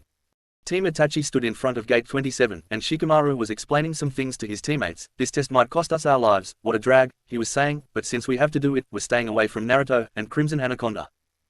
What, why? Ino asked, but it was Choji who answered her. Crimson Anaconda has two of the three rookies of the year, Naruto and Hinata, and Sakura herself is not the same genin she was at the academy, Choji explained. She's a fellow Isha and we've done shifts at the hospital together. She has become one of the deadliest kunoichi of our class, and a student of Dokujutsu. It's more than that, Choji, and you know it, Shika told him, and he only nodded. I know that you don't know Naruto very much, considering your fixation with Sasuke, but of all the genin in our class, the one that came closest to equaling Sensei in terms of talent was Naruto. I overheard my dad talking about him once, Shikamaru admitted. Naruto was given the opportunity to graduate early just like Itachi-sensei, but he declined it. He said he wanted to stay close to his friends. He cares more about his precious jewels, as he calls them, than for the village as a whole. If every single one of his family and friends left Konoha, Naruto will leave this place and never look back. What does that have to do with whether we go after them or not? Ino asked, really wanting to go after Sakura, and beat her. I know Itachi-sensei was powerful even as a genin, but... Ino-chan, Choji snapped, Naruto has had nearly 100 in mission kills. You heard what Kabuto-san read from that card. He reminded her, none of us have had even one, and according to Tenten-san, who've been active for over a year, they haven't had more than 10 kills as a team, let alone as individuals. What does that tell you? Choji asked. That without Naruto in the fight, taking down Crimson Anaconda will be difficult, Ino grudgingly admitted. If he's there it'll be impossible. Team Sound stood before Gate 20. The time has come to carry out our orders. In the open, Dosu was saying. Otokage-sama wants us to fight the team of his former pupil, Kin was reminding them, and see if she's taught them what real ninja really are. We can even kill them, Zaku added with giddy anticipation. If she hasn't taught them properly, they don't deserve to be ninja. Too bad, the Uchiha isn't among them. I've always wanted to kill one of them. Kabuto was quiet as he waited for the gates to open. He and his team stood in silence in front of Gate 38. As did the Sabaku siblings before Gate 6, though Kankuro kept sending clandestine glances toward his little brother. Team Grass, the one containing Shio, stood in front of Gate 15, seemed to be the most vocal of the foreign ninja. We'll target the rookies, they're easy prey, a sadistic monk was saying. Shio agreed, wholeheartedly, we'll get their scroll from them in no time, then added, anything goes, right. Then faster than lightning, she cut a butterfly out of the air, which fell to the ground, and she frowned in confusion, then shrugged and turned back to her team. The butterfly shimmered out of existence, and Naruto got more information about the snake in their midst. Team Guy chose Gate 41 to make their entrance into Shinigami's thicket. Sensei, Sakura-chan, I will make you proud, Rock was saying out loud. Just watch, soon everyone will know the name, Rock Lee, he shouted. Tenten was giggling, as for the first time her teammate cared about someone other than their sensei, and if you meet your Sakura-chan and she has the scroll we need. That is of no issue, Rock continued in the same tone of voice. She has ordered me to try my hand at defeating her if we should fight in this field of youth, she said, and I quote, even if you face me, I want you to do your best to kick my ass, understand Caterpillar Brow. Then we shouldn't disappoint her. If we hold back even a little, then she would be insulted, Neji stated with a sinister smile, and I wouldn't want my cousin to be without worthy opponents either. 3 minutes before the start time, the other officials stood in front of the 44 gates and inserted their keys into the locks that would open the gates. Time seemed to tick by slowly. The genin seemed to be able to hear the ticking of a clock in their minds. 10:45. As the gates were thrown open, every genin team but one dashed into the forest. Only Team Crimson Anaconda remained where they were. Naruto was holding the ladies by their wrists to keep them from following the other genin. They looked at him curiously, and Hinata asked, "What is it, Naruto-kun? Were you having second thoughts?" she asked incredulously. Naruto merely shook his head. "No, I just didn't want the other contestants to see how we're going to steal whatever advantage they think they have over us," he stated with his evil prankster grin. "Hold on, Kunoiki," he cautioned, tightening his grip on them, as they did to him. "We'll be at our destination in a breeze." And with a gust of wind they were gone, as Naruto revealed that he was not just learning genjutsu from Shunshin no Shisui, he whined Shunshin out of sight with his teammates. As they left, every butterfly in the air shimmered out of existence except one. "I wonder if any of them will survive this," Kakashi wondered as the butterfly landed on his book. There was an unmistakable bluish glow surrounding the insect, before it dissolved into pure chakra, which coated the book in a blue energy. Kakashi opened the iris of his mask, uncovering his Sharingan, and a genjutsu that coalesced into a script that only Sharingan users could read. "My teachers, lover, family, and friends, there is a treacherous snake among the new leaves, within Shinigami's wood. Should I encounter him, I will make sure that I am the only one to face him. He entered the forest from grass, in her skin. That is as much as I know about his origins. Whatever happens, know that I will do what must be done to ensure the safety of my team, and to those I leave behind, know that I make this choice freely, and will let Kami's will be done. At the very least, he will not leave this forest in the same shape he entered it. 2. Yugaokoi, whatever happens, I will be with you, always, and with your knucklehead." Kakashi was gone before he had finished reading. Directly to Hokage Tower. Naruto Ototo, you damned fool. Survival of the fittest. Forest to death, 1730. In Training Ground 44, death itself is said to walk the mortal world. During the day the inhabitants of this place fight for survival, and every waking moment is a war, every step a battlefield. When new prey enters an ecosystem, the balance of a habitat shifts as the native creatures of the place investigate the intrusion. Quite often, the new creatures are unprepared for the native creatures' assaults, and the natives typically go to sleep with a full belly. Slightly less often, the introduced organism is more than ready for the native creatures, like the hailstone jaguars that inhabited Kaminari no Kuni, in the time before even the Sage of Six Paths, only to be pushed south into High no Kuni and begin thriving, because their native camouflage worked better in the tall grass and trees of fire than the barren landscape of Kumo. That, and their eyes work just as well in the dim light of the forests of fire, as in the pitch-black nights of lightning. If the daylight hours of the forest to death are a battlefield, then the hours of darkness, when the sun went down, were a veritable nightmare. Especially for those genin, not used to spending the night in the wilderness. For them, every sound was an assault, every step an attack. This was not the case with the newly formed Crimson Anaconda, due to the fact that all of them were as at home in the darkness as they were in the light of day. The place Naruto blew them to, with his wind Shunshin, was a cave, which just happened to be inhabited by a huge, brown bear, just about ready to bed down for the winter. When they arrived, the bear did not take kindly to their intrusion, but with some genjutsu that cloaked all three of them from the bear's senses, the bear returned to his wintry preparations. Now, typically genjutsu does not work on animals, they're too well connected to their instincts to be fooled by those sorts of things, but with the aid of the animal path from Naruto, and the creature's own circadian rhythms, Sakura was able to send the big brute back into his lethargy. They had talked softly, and Naruto explained some things to them about why he chose to bring them to this cave. He told them about Orochimaru, and one of the few standing orders he gave them was if Orochimaru attacked, they were to stand together and fight him off long enough for them to retreat. Their goal in a fight with him was not to win but survive. Naruto outlined his ideas about getting the scroll they needed, and getting to the tower as quickly as they could. They decided to make their moves at night and attack their enemies under the cover of darkness. While Naruto could use the dojutsus at night, Naruto needed to allow his chakra to recoup from making so many clones earlier. Thus, he used his fox senses that plus his and Sakura's training in sensory attunement to learn how to fight in zero-visibility environments, something that Kurenai made her students practice as well, even before Naruto's training manuals were made public for other Leaf Ninja, made them at home, in zero-visibility conditions. Kurenai, being one of Anko's best friends and remembering how well it worked before the mission to Wave, often asked to cross-train Team 7 and 8. So, while not as experienced in fighting blind as Naruto and Sakura, Hinata was well trained in fighting in zero visibility, as well, with or without her dojutsu. This was also when Hinata discovered a feature about her mask she had not previously known. In addition to the infrared spectrum available to her normal Byakugan, her mask extended her vision into ultraviolet wavelengths, and even without her Byakugan, it granted her excellent night vision, with only the loss of color vision. The mask collected as much ambient light as it could and cast everything into shades of purple. That plus, Sasuke and Naruto's color-shifting cloak and coat respectively, which Sasuke gave to his girlfriend before giving her his spot on the team, made where they were right now almost a given. Crimson Anaconda remained in the bear cave until sunset. They rested and slept, and listened to the screams of the genin, who were not strong enough to survive here. Their own landlord demolished a generic group of sand ninja and ate good for the rest of the night. Fortunately, the bear was able to remove the pieces he liked from what he did not, and they were able to acquire another scroll. Unfortunately, it was just another yo scroll, a useful bargaining chip. At the moment, Anaconda was slithering its way through the canopy of the forest, moving, even up here, with silence and stealth. They were moving this high because most of their prey was on the ground, sleeping. At least none of them was stupid enough to light a fire, so they were not all hopeless cases. As the team crossed through the upper branches of a particularly large redwood, their senses picked up something at the base of the tree they were perched upon. Down below, on the forest floor, a team of ninja were encamped. The tree was located on top of a ridge, giving the rain ninja a natural defense against most attacks. These were smart ninja too, because they were not just relying upon the ridge to keep them safe, they had a lookout laying lengthwise upon a particularly wide branch of the tree. Before leaving the cave tonight, Naruto had used an Uzumaki hidden technique to suppress his chakra signature completely. He did it so well that Hinata, even with the Byakugan, could not detect his signature, though he was standing next to her. This was the secret of my success in some of my more daring pranks, Naruto admitted to them. Suppressing chakra capacity and chakra signature were different from each other. One allowed a ninja to hide their true power, which Naruto used to prevent the general populace from knowing his true age, while the other prevented your chakra from giving you away to enemies. Quietly, Crimson Anaconda observed the camp and genin below. All in all, even his parents were impressed with how well they conducted themselves. The one on the branch hardly moved, and then it was only his head that was cast from side to side. He never moved to look above him, which made Naruto wonder why.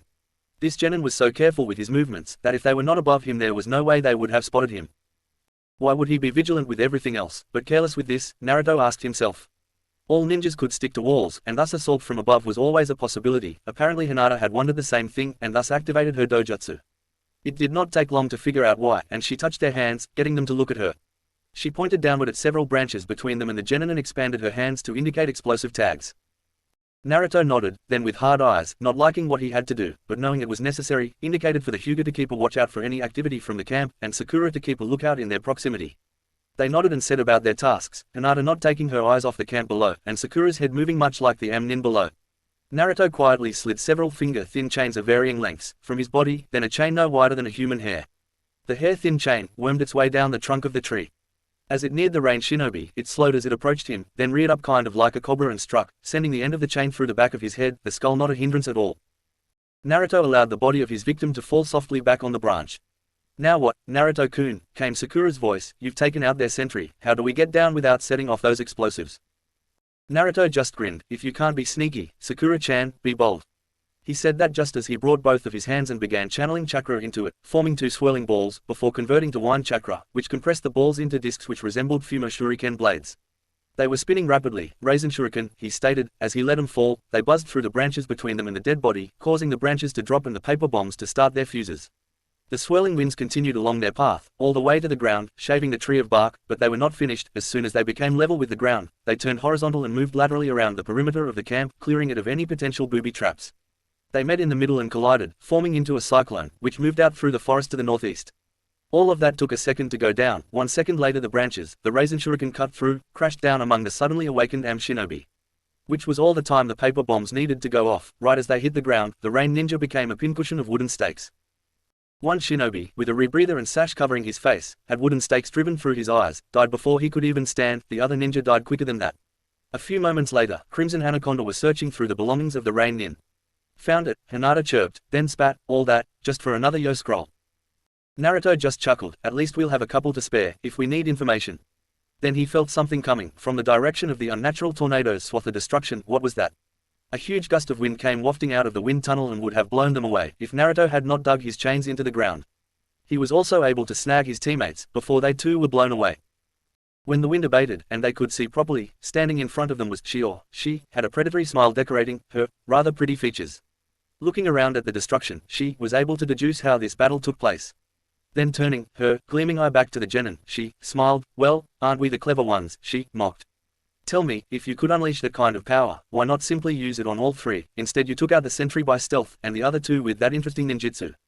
Turning their own booby traps against them was clever and devious, Shior wondered curiously. Kunoiki-kun, Naruto began, I was able to use those tactics, because I'm a sneaky bastard, he admitted. The Kunoiki merely laughed, I like you, boy, and I would love to study you, especially those chains, I've seen them before, and to quote the Nara, they were particularly troublesome, she admitted. Naruto's eyes never left hers as he brought his two teammates closer to the ground, but kept his chains around them, high praise, coming from one of the deadliest shinobi Konoha has ever produced. Naruto addressed him, then bowed his head in gratitude, Arigato, Orochimaru-san. If Orochimaru was surprised, he never showed it and neither did the ladies. He just chuckled and reached up to rip the Kunoiki face off his body, revealing his snake-like appearance. He has very pale skin, golden eyes with slitted pupils, purple markings around his eyes and fang-like teeth. He also has pronounced cheekbones and straight waist-length black hair with some locks covering and framing his face or to his shoulders. Orochimaru was wearing plain grey garb with a black polo and pants underneath, a thick purple rope belt tied in a large knot behind his back, blue tomo-shaped earrings, and shinobi sandals with bandages around his calves. Girls, Naruto asked gently, remember our strategy for fighting this guy? Naruto reminded them, while they nodded. We're not going to try to win, we'll just fight long enough so we can retreat, Sakura repeated. Right, Hinata agreed, it'll be just like our genin test, only with a real enemy, she replied by rote. That's correct, Naruto acknowledged, his chains were still wrapped around them, and he was deliberately keeping his eyes on Orochimaru, but in order to pull that off one of us must stay behind to keep him occupied. Their eyes went wide, but before they could argue over who it would be, Naruto suddenly, HOOWWWLLED, and before the sound fully died out, Hinata and Sakura were gone, substituted with clones of Naruto. Outside the lock tower, 5 kilometers away from their original position, 2 Kunoiki of the leaf popped into existence. They had just been substituted with 2 of Naruto's demon clones that were transformed into butterflies, and as they popped into existence, they were a meter in the air. When they appeared, they immediately fell to the ground. They were disoriented at first, then somewhere to the south of them, they heard what sounded like thunder, before the sound of timber falling, then more timber and forest being demolished, several seconds of silence, or at least sound that did not travel far enough to reach their ears. They looked at each other and grinned. The plan was working. The plan was for Naruto to wear down Orochimaru as much as race back. They were honest enough with themselves, and knew their brother figure was way more powerful than they were. They deactivated their weight seals, and took off running at a speed just below the speed of sound. Chapter 20, Chunin Exams, Battleground Snake in the Wood.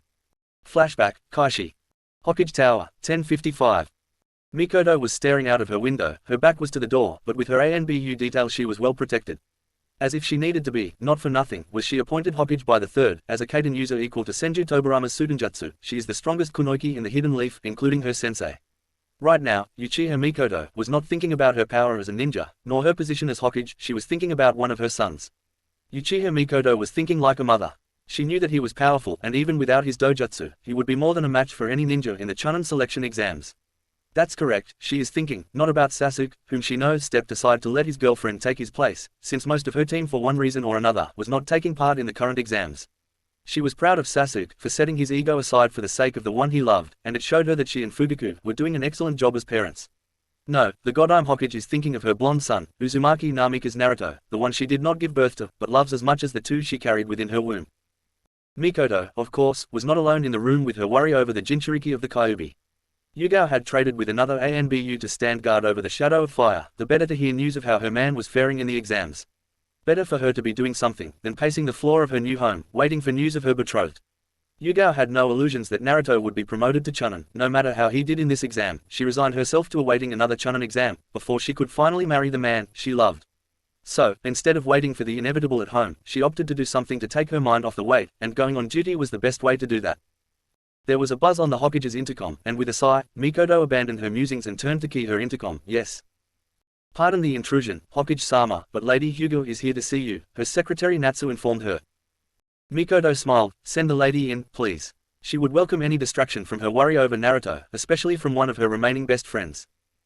There was a buzz, and the door opened. In walked with the grace of a crane, an older version of the heiress to the Hyuga.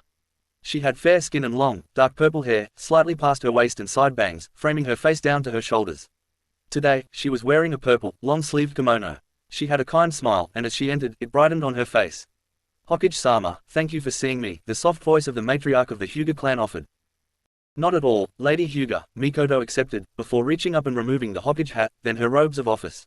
However, if you don't mind, I would prefer to speak as friends, not master and subordinate, then paused with her robes half undone, unless you have business with the Hokage that is. No, I merely wished to come by and spend some time with my old friend, Hitomi replied with a bow. Mikoto smiled and continued removing her raiment of office. Good, I could use some idle talk to take my mind off the exams, she admitted. It's entered the forest to death stage, and that's always dicey.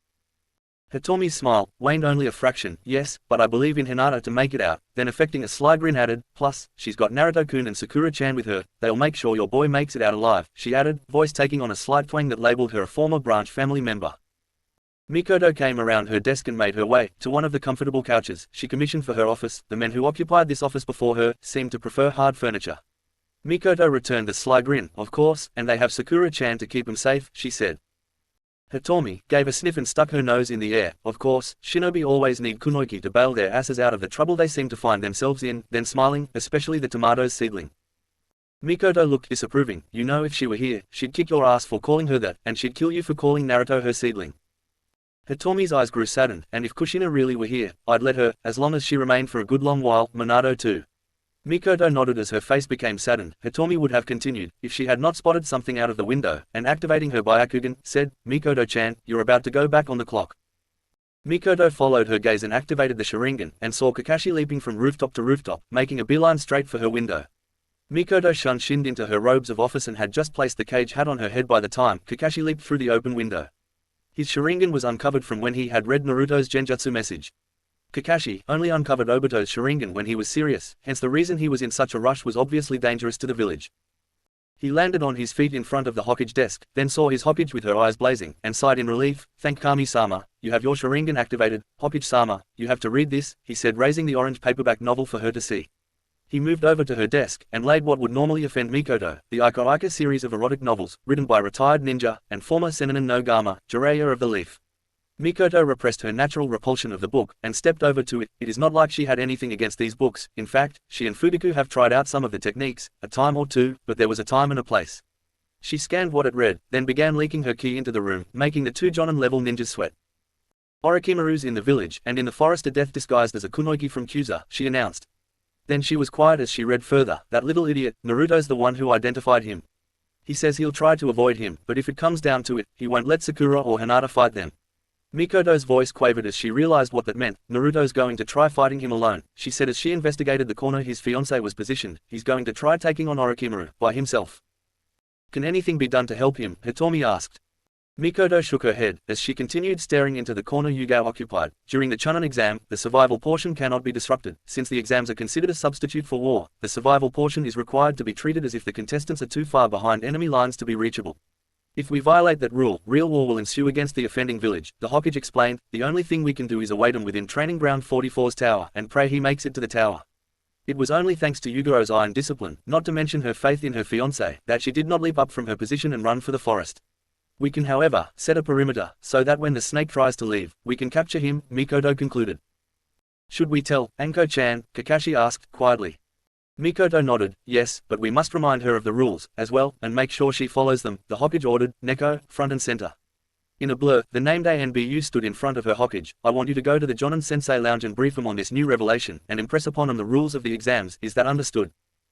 Hi, Hokage-sama. Her voice was clear of any emotion. She was ANBU through and through, the very definition of efficient. Before Neko left though she turned back all of them. I bet this will be a good test of Namika's abilities. She informed everyone in the room. He hasn't really had a chance to cut loose since he returned from Ryujin-sama's domain almost a year ago.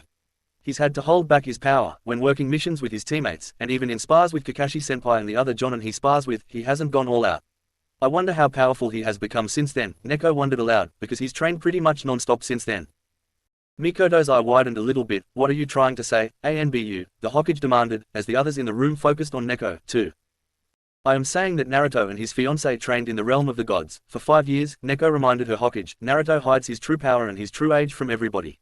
He may look like the same genin who left for Wave Country 8 months ago, but he's not that boy anymore. He just turned 19 for one, and even discounting his tenant, he has Biju-level chakra reserves. With Cage-level chakra control, he and his girlfriend learned how to suppress their chakra, so people would underestimate them.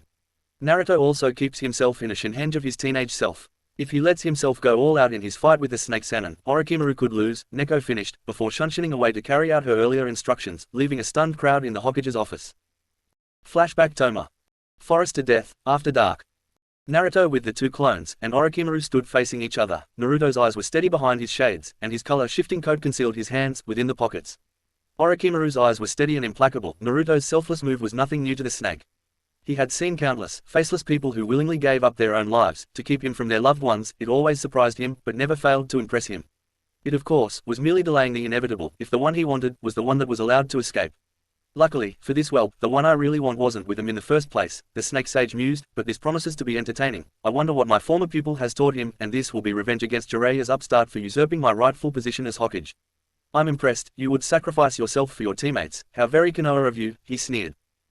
No, it's just that both of them are my precious people, like sisters they are to me, Naruto corrected, and don't compare me to that place. I care not for but a few of its inhabitants. If they were not loyal to it, I would have forsaken it years ago. No, when I fight, I do not fight for Konoha, I fight for the family and friends I have here, Naruto admitted. If someday they all decide to get up and leave, I'll walk out and leave this place to whatever fate Kami-sama has decided for it. That surprised Orochimaru, because those sentiments were not far from those of his own when he began his journey. If he had even one person that cared for him, beyond his former teammates, he would still have remained, but he did not, and though he had cared for his pupil, she was not enough for him to stay, and his parting gift to her was to ensure her hatred of him. Orochimaru pulled a scroll from his belt. It had an in symbol on it. Naruto glanced down at it, but otherwise gave no sign he was interested. But Orochimaru was not fooled. So, you'd love to get your hands on a yin scroll, he deduced, wouldn't you? It would go so nicely with your yang scroll, Orochimaru observed. It was quite shrewd of you to keep your scroll out in the open, near the entrance. It would have worked if I cared about the exams at all. Naruto merely shrugged his shoulders. We have plenty of scrolls, Orochimaru-san, not seeing any reason for juvenile name-calling with this man. One scroll more or less won't make a difference. If that is how you feel, as I could care less about getting a Chunin vest, he said, using the Tora hand seal, and touching it to the scroll. It suddenly burst into flame. Then you won't mind if I get rid of this, do you? Naruto barely moved a muscle as the scroll in the other ninja's hand burned to a cinder. As the last of the scroll was consumed, Naruto's eyebrows began to twitch, and Orochimaru just grinned. You have much to learn, young whelp. Even if your most precious person falls into your enemy's hands, you need to be willing to sacrifice that person to achieve your goals. Naruto shook his head. If your goals require the lives of your precious people, then they are not worth it, Naruto admonished him, and I wasn't responding to your false fire jutsu.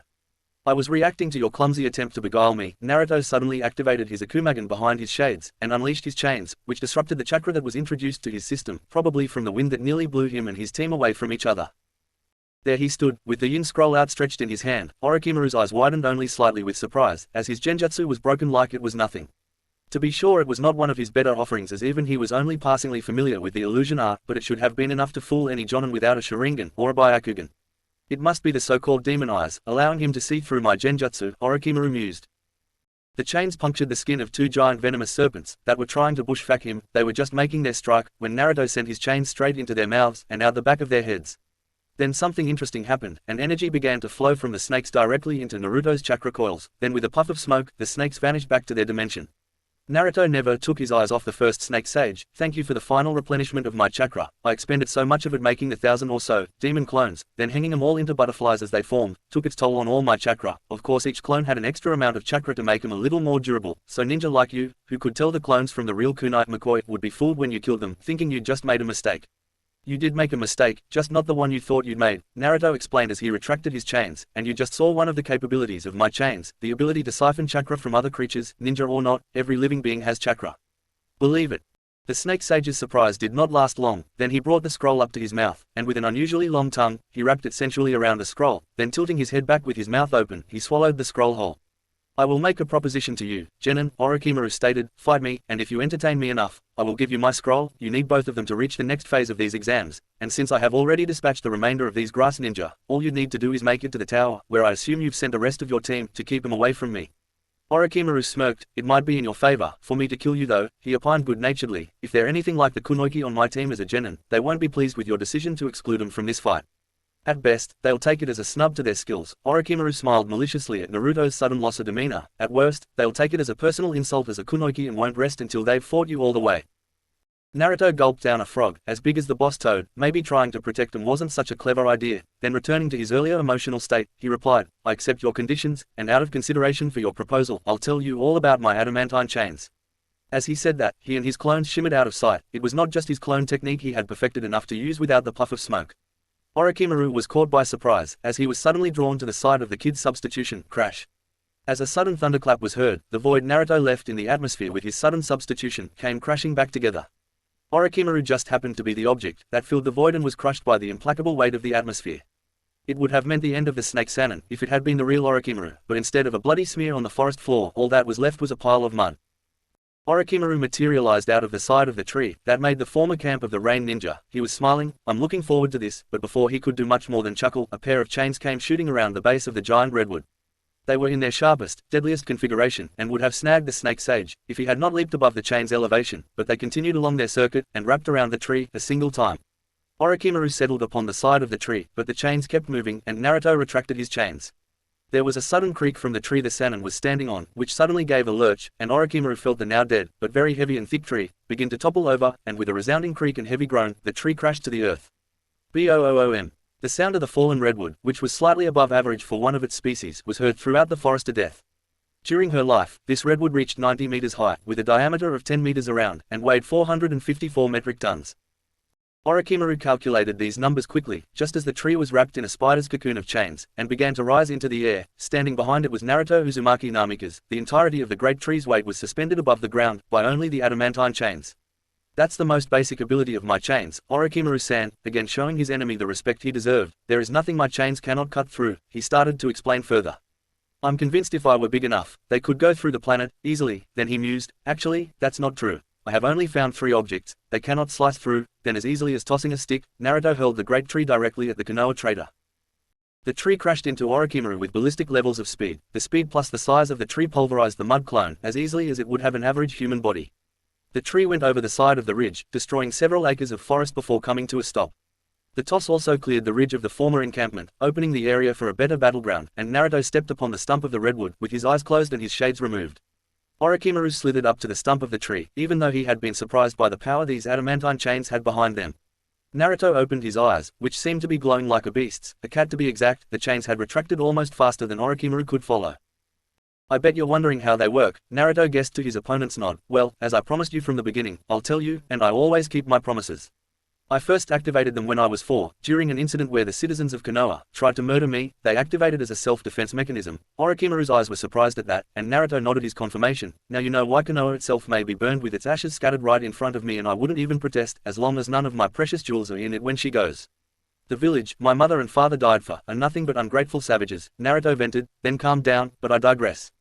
Naruto got into a dozu stance, and pushed a palm-sized, kunai-tip chain from his palm. When the chain was fully visible, a line formed along the edge, and opened, then snapped shut. It repeated its actions, and on the last time a small spark flared, before it died. Naruto began explaining them. "Within my body lies a pocket dimension, a subspace if you will, which got a nod from the former snake sage of the hidden leaf. It's unique only to me, and since they all had them, I'm guessing every Uzumaki had an entire place unique to them, existing concurrently within them." Naruto was side-facing the Sannin. "Thank Kami-sama for that, or they'd tear their way through any clothing I wore. So much for modesty," Naruto chuckled. "I cannot produce them from any orifice, nor my head, but that's no great inconvenience," Naruto admitted, as he pushed the chain out through his 8 fingers, each the same width as his fingers, then expanded the one in his palm, which enveloped the finger chains to become a single chain. Then he began morphing the end of the chain into different shapes, balls, triangles, a rose which opened, almost like a living flower. He also altered the shape of the chain links too, from their sharpest razor configuration, to hollow cylinders. Then flattening out the links, he formed them into characters, that formed words that read, "Snake Team, do you really think I'd show you all this unless it served a purpose? Get over here," a voice deeper than Naruto's normal voice bellowed, while he thrust his hands forward, sending suddenly palm-sized chains and a spear-shaped end hurtling toward the Sannin. Orochimaru never moved an inch, but quicker than Naruto believed possible, the most notorious missing nin in Konoha history, after Madara, caught both chain spears in his bare hands. Instantly after, with a powerful yank, Orochimaru drew Naruto to him, over his shoulder and into a far tree, with enough force to crack the tree. Naruto was disoriented, but Kurama healed him rapidly, any injuries he sustained vanishing as fast as possible. This was the difference between Kurama healing her host because she had to stay alive, and healing her friend and partner.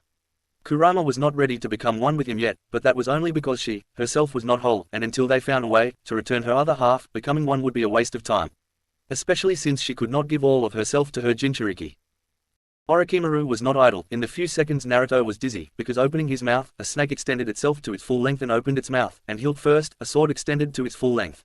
The sword was a tsurugi, double-edged bladed sword. It was the same length as his father's family blade, and almost its twin in many respects, the differences though were blatant. Where the Namika's blade was black, with a silver sun represented Tsuba, this sword was white, and the Tsuba was shaped like a golden crescent moon. Naruto stood and for the first time, started to take this fight seriously. Now, I'm ready to take the fight to this prick. Naruto let one of his chains give him a quick slice on his thumb. Before landing in the middle of the tree stump, he retracted his chains, before reaching over his shoulder, drawing Nentoken. Chakra suppression, Kai, Naruto roared. Suddenly, Naruto's chakra flared, and the Akumagen began to pulse and Orochimaru saw the crimson flare, even through his shades. Naruto released his Shinhenge hiding his true body, growing his body to 174 cm, and 50 kg, while also releasing his chakra from suppression. The seals on his clothes allowed them to conform to his new body. As Naruto chakra was unleashed in its fully glory, the atmosphere of the dark forest began to sing. It was as if the world itself was celebrating Naruto's power, and a ghostly voice whispered to both combatants, "Test your might. Play the Mortal Kombat movie theme song for this fight." Orochimaru just grinned. "Well, Naruto-kun, it seems you are finally taking this match seriously." The sage acknowledged, "I must admit, that the information you gave me about your chains was enlightening, but as per the terms of our deal I have not yet been suitably entertained." "My bad," Naruto grinned ferally. "I apologize for being a bad host and ambassador." Naruto quipped sarcastically, "But how about we raise the stakes? If I manage to give you a grievous wound, not only will you hand over the Mind Scroll, but you'll also give me your Kusanagi." Minato and Kushina were telling him all about this sword, commonly known as grass cutter. Orochimaru just grinned, "And if you don't even touch me, you'll become my servant, and leave Konoha, including your so-called precious ones forever." Naruto thought long and hard over the conditions, then seeing that the stakes were even, he nodded, "Deal, and for consideration, I'll continue telling you about my adamantine chains." The opponents nodded and were gone as they battled furiously. Naruto was considered fast, second only to Sasuke of his graduating class, who had to practice full out against two Jonin, one of which was his brother, but with the unleashing of his true power, Naruto was able to boost his speed to be equal to Orochimaru. Naruto launched his chains, so fast their movements were a blur even to the first snake sage of Konohagakure. Orochimaru was able to deflect Naruto's adamantine chains, not easily but with the battle-trained instincts of a veteran shinobi. This worked well when they were at mid-range from each other, but when they closed the distance the exchanges of their kenjutsu were even more fierce. And they were utterly even in skill, speed, and power, and their weapons' special abilities negated each other. The formless blade could not pass through Grass Cutter's defense, and Kusanagi could not cut through Nentoken's assault. If you were in the first test with us, then you know my fellow Uzumaki from Kumo also has her own adamantine chains, and Kabuto-san mentioned the distinction of a female version, as opposed to my male chains, correct? Orochimaru said nothing, as he was concentrating on preventing himself from being wounded, but he was listening. There are subtle differences between the male chains, as opposed to female chains. The adamantine chains of an Uzumaki woman have both ends attached to the woman. They are not as versatile as a male's chains, nor are they as hard as mine. They cannot change shape like mine, until the ritual of the breaking, which takes place just before the consummation of the marriage. Once her chains are broken, they become like mine, Naruto explained to him, as he took a swipe of Orochimaru with his chains. Naruto was coming at Orochimaru with everything he had. All 12 of Naruto's chains were out, and they were not cutting into Orochimaru's blade at all. It appears as if I've found the fourth object in the world my chains cannot harm. It's time to bring out my father's blade. Let's end this, he said to himself. He could feel the kunoichi getting closer and they were moving amazingly fast. Orochimaru-san, Naruto said, solemnly as his blade came into his hand, have I been sufficient entertainment for you tonight? Orochimaru was breathing hard. He has not had this good a fight in years, and for all his nefarious motives, one thing he did not do was welch on a deal. That was his nindo, and thus he nodded his head. Why yes, I am suitably entertained, thank you, Naruto-kun, you have been a most excellent host. Naruto breathed a sigh. Good, he spoke up, now I'll fulfill the rest of the bargain. He raised his blade, and drew a kunai from his belt. These kunai are different from normal kunai, they used to be attached to my chains. That brought a surprised look into Orochimaru's eyes. Yes, the ends of my chains are detachable, they must be shaped as I like before coming away from my chains, because once detached they remain in this shape, forever. Naruto held up his kunai, to show the sage that there was a seal mark engraved on the hilt, and for the first time Orochimaru's eyes bugged out of his head. I'm surprised you haven't asked yourself, why I haven't used any of my own chakra. This entire fight, except to send my teammates away of course, I have used my chains this entire battle, and my sword had been more than equal to your vaunted grass cutter. If Orochimaru was astonished by the markings on the kunai, he was outright flabbergasted at his own lapse in critical thinking. Naruto continued his rhetorical reasoning in his normal voice, you've probably been too preoccupied with wondering, if they're so powerful, then why don't I use them all the time? He assumed an Orochimaru did not even have to nod, to confirm Naruto's question, but then to answer your question with another, if they were so great, why aren't there more Uzumaki in the world? Why were they massacred? As far as I know, there are only 3 Uzumaki alive today. Me, Karen, and my fiancé, Naruto said while he threw underhanded the kunai straight up into the air. The answer is, I don't know. Orochimaru's eyes bulged at Naruto's flippant answer, but before the snake Sannin could recover from his shock, Naruto started a series of hand signs, almost faster than the Sannin could follow. They were for a familiar jutsu, one known only to a few people and invented by his own sensei. Those hand signs were ox, dog, dragon, rat, dog, boar, snake, tiger, then 4 more were added to the end of that: snake, rat, boar, hare. Then Naruto bellowed, "Kunai Kage Bunshin no Jutsu, am no yo ni Okimasu Kunai Shadow Clone Technique, fall like rain." The kunai Naruto threw into the sky was struck by his chakra, and instantly the kunai turned itself and began multiplying like rabbits as they plunged blade first toward the ground. Naruto did not wait for the kunai to reach the ground. With a single bird seal, Haraishin no Jutsu, he whispered, and he was gone. Because of Naruto's color-shifting long coat, there was no flash, yellow, or otherwise.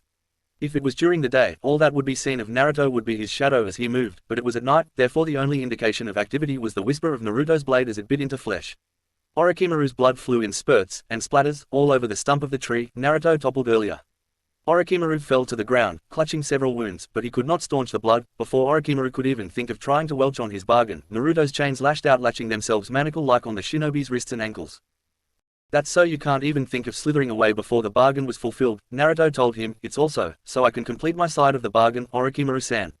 Orochimaru's sword had fallen to the forest floor as he himself nearly fainted. He kept his head bowed. "In case you're wondering, the reason you can't use your chakra right now is because of the chains I've clapped you in." Orochimaru looked up in surprise. "That's right," Naruto answered, his haunted eyes. "If I capture another ninja within them, they can't use their chakra." Orochimaru just bowed his head in defeat. "Very well, Naruto-san," he conceded, then doubling over he puked up the yin scroll. "That is yours as fulfillment of our part of the bargain, for entertaining me." He suddenly sounded like an old man, then nodding to the blade on the deck, "The Kusanagi no Tsurugi is yours, you have won it from me, fair and square." Naruto walked over to the silver blade. It was lying flat on the ground. Naruto drove the Namika's blade into the wood of the stump, then knelt into Caesar position, and cradling him like a child, lifted the sword from the wood. Then standing, he retrieved the Namika's sword from the wood he stabbed. He brought them together, and it was like a harmony was achieved, and he ran his thumb along the edge of both swords before beginning a set of hand signs. He smeared both blades with his blood and yelled, "Inyoken no Sonzai o Yoku, Kaishi," summoning, body and mind sword, commenced. Naruto released them, and instead of falling to the ground, they vibrated, and then vanished to the dimension made specifically for them by Naruto. A peace came over Naruto. He was almost complete. There were for sure more obstacles to get over, but now it felt more like a march than a marathon. All the while, Orochimaru watched Naruto while still manacled, wondering what his fate would be, now that he was captured. Naruto looked over at the defeated and remembered a maxim he read one time in the Uzumaki temple. It said, "Only the strong may be merciful, for it is through victory only, that mercy may be given at the victor's discretion." Kushina and Minato warned him to be careful, because Orochimaru was as wily as the snakes he represented. Naruto understood, and approached the beaten man. "There is one other function of my chains, I forgot to inform you about. You may not have noticed when I dispelled your snake summons, because it was over too quickly. I call it chakra siphoning, and it works like this." Naruto released a chain as thick as his thumb, which punctured Orochimaru's body in a non-lethal area, and it began. He felt the evil man's chakra flowing into him, replenishing what he used for the two ninjutsu he performed, which was not much. All too soon he was full to his brim. He could not handle any more, and Orochimaru was still awake if somewhat weakened. "I can use any living creature like a chakra refresher station," Naruto explained. Then both ladies arrived to see Orochimaru kneeling in front of Naruto. "Naruto," they screamed together, and they ran over to hug their teammate. "Glad he was alright. You beat Orochimaru before we could get back here." "No fair," Sakura said, folding her arms over her chest. Hinata looked at him with her Byakugan, and smirked. "You're using your chakra vampire trick on him, aren't you?" Naruto just grinned. He deactivated his dojutsu, before he re-engaged the Shinhenge, and returned to his 14-year-old body, then suppressed his chakra reserves and chakra control, back down to Jonin level. "Yeah, but I can't handle any more. You ladies need to fill up." Hinata and Sakura looked at each other and shrugged. "Sure, I used half my chakra getting back here," then looking at Sakura added, "and so did Sakura-chan." Sakura only nodded. Turning back to Orochimaru, he finished explaining his chains as he siphoned more chakra. "If I am full, I can give my teammates some chakra too." Like this, he released another 2 chains and formed the ends into a funnel which they sucked onto. Like drinking from a canteen, they were finally full by the time Orochimaru fell unconscious. Which is when he stopped, then turning to his teammates with a triumphant grin, and said with a wave of relief, "Ladies, do you know what this means?" They shook their heads. "It means if we make it through to the finals, there's no way they can keep us from becoming Chunin." Disharmonic in the woods. Moving to the tower, 2300. It was getting close to midnight, when Crimson Anaconda could be found walking along the forest floor, letting Naruto rest after his titanic battle with one of Konoha's most notorious missing nin, Orochimaru. After the fight with Orochimaru, Naruto placed a suspended animation seal on the snake sage and stored him within a storage scroll. The storage scroll was now residing inside Naruto's pocket dimension. It was an experiment to see if it were possible to do so. It worked going in. The jury was still out on what would happen when Naruto brought their prisoner out. Naruto's mind was on more pressing matters at the moment, namely trying to convince the Kunoichi on his team that when he sent him so far away, it was an accident and not a snub. He was trying to convince himself of that as well, even he was not so sure of his motives. You mean, you ended up at the tower after the substitution? He asked as they walked through the forest. Kami-sama, I'm sorry, I knew I was sending you far away from me, but that was in keeping with the plan. To keep him busy, while you two tried to flank him, Naruto reminded them. He was scratching the back of his head. When he had told them he was going to fight Orochimaru alone the day before, they came very close to disowning him. It was one of his biggest fears, that one or more of his precious jewels would forsake him, so when faced with that possibility he quickly ended the train of thought to protect them. Which was what he was trying to convince himself of in his own mind, but maybe he did not end the train of thought he was on yesterday but suppressed it. I really am sorry, Hinata-chan, Sakura-chan, he decided to confess, lowering his head. I may have subconsciously sent you as far away as I could. I know how strong you are, and there were several scenarios that probably would have ended the fight sooner if you'd been there to help. My actions are inexcusable, but, he stopped, when he felt two pairs of arms hugging him. Naruto-kun, Sakura said softly, then softly smacked him on the back of the head, then said, there I forgive you, nothing more needs to be said on the matter. Then after a quick peck on the cheek, stepped away from her adopted brother. Hinata took longer. Yuga-chan is a lucky woman, she has a man whose reflex is to protect her. We kunoichi pride ourselves on being tough, but we're still women, and when a man we care about wants to protect us, it flatters us, really. Hinata smiled warmly. Thank you, she said, then added her own rebuke to the back of his head. You're my brother and I love you, now let's get going to the tower. I need a bath, she said holding up a finger, a hot meal, she said holding up two fingers, and I need my sasuke, but instead of holding up a third finger, she whipped around flinging 3 kunai, and 3 shuriken directly at 3 shadows she sensed in the bushes. The kunai were easily dodged, but Hinata added lightning chakra to her shuriken, allowing her to alter its course, somewhat, and her shuriken grazed the cheek of someone. Ow, came the voice of a heavily offended person, who rose out of the bushes, with a cut on his cheek and a highly offended look to his face. It was Zaku of the Hidden Sound Village, and his eyes spoke of murder. Crimson Anaconda merely looked on with curiosity. After Orochimaru, what did one genin think he could do against him? But their sensei has often told them that even powerful ninja can still be killed by a mere bandit, so they did not let down their guard. Since they had chosen to walk, they were in their full combat gear, not that it was much different for the kunoichi, but for Naruto that meant wearing the rest of his swords. Kakashi and Anjin were on his left hip, but Inyoken was in its pocket dimension. He wanted to keep his prize a secret until he could speak to his godmother.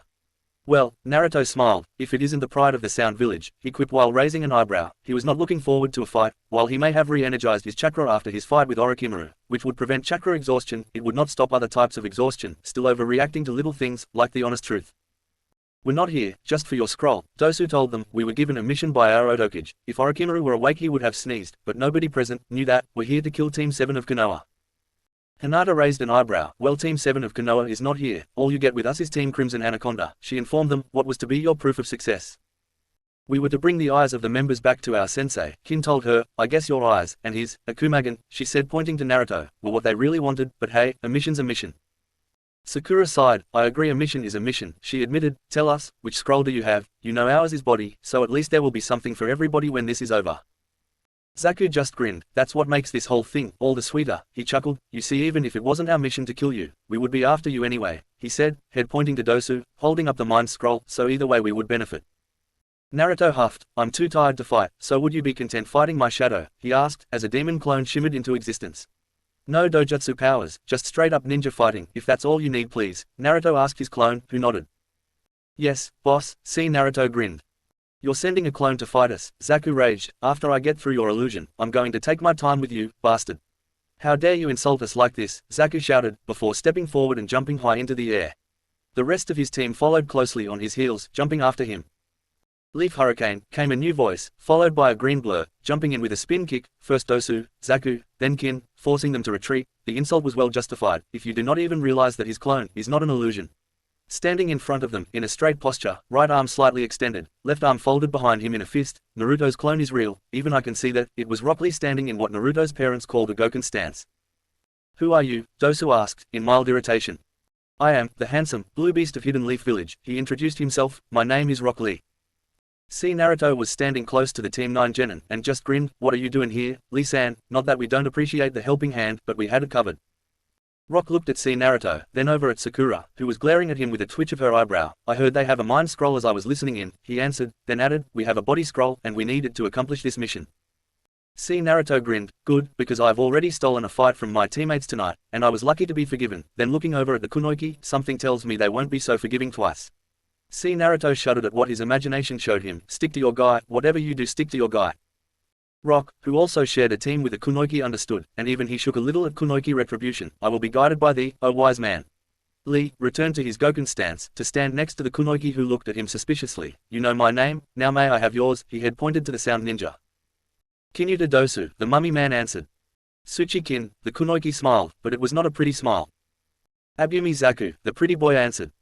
There was silence, as they waited for someone to make the first move. Lee was facing Dosu, Sakura versus Kin, and Hinata against Abumi. What are you doing here, Caterpillar Brow? Sakura asked. See, Naruto had retired from the field and the real kunai was sitting back watching, his rinnegan blazing behind his shades, so he could record what happened here. He had signaled for his clone to do the same from his perspective. I will always appear. Anytime you were in trouble, Sakura-chan, Lee answered. It was merely a stroke of fortune. I happened to overhear what type of scroll the sound ninja had, or I would have remained out of it, but that is the focus of this quest, and thus I must lend youthful effort into acquiring that which we need. For, if it is not done thusly, then I would have no right to receive this scroll. At the moment, Sakura reminded him, I'm your enemy. As I said once before, Sakura-chan, Lee reminded her, I will protect you until the day I die. Besides, you may be my enemy for the test, but they are my opponents in this battle.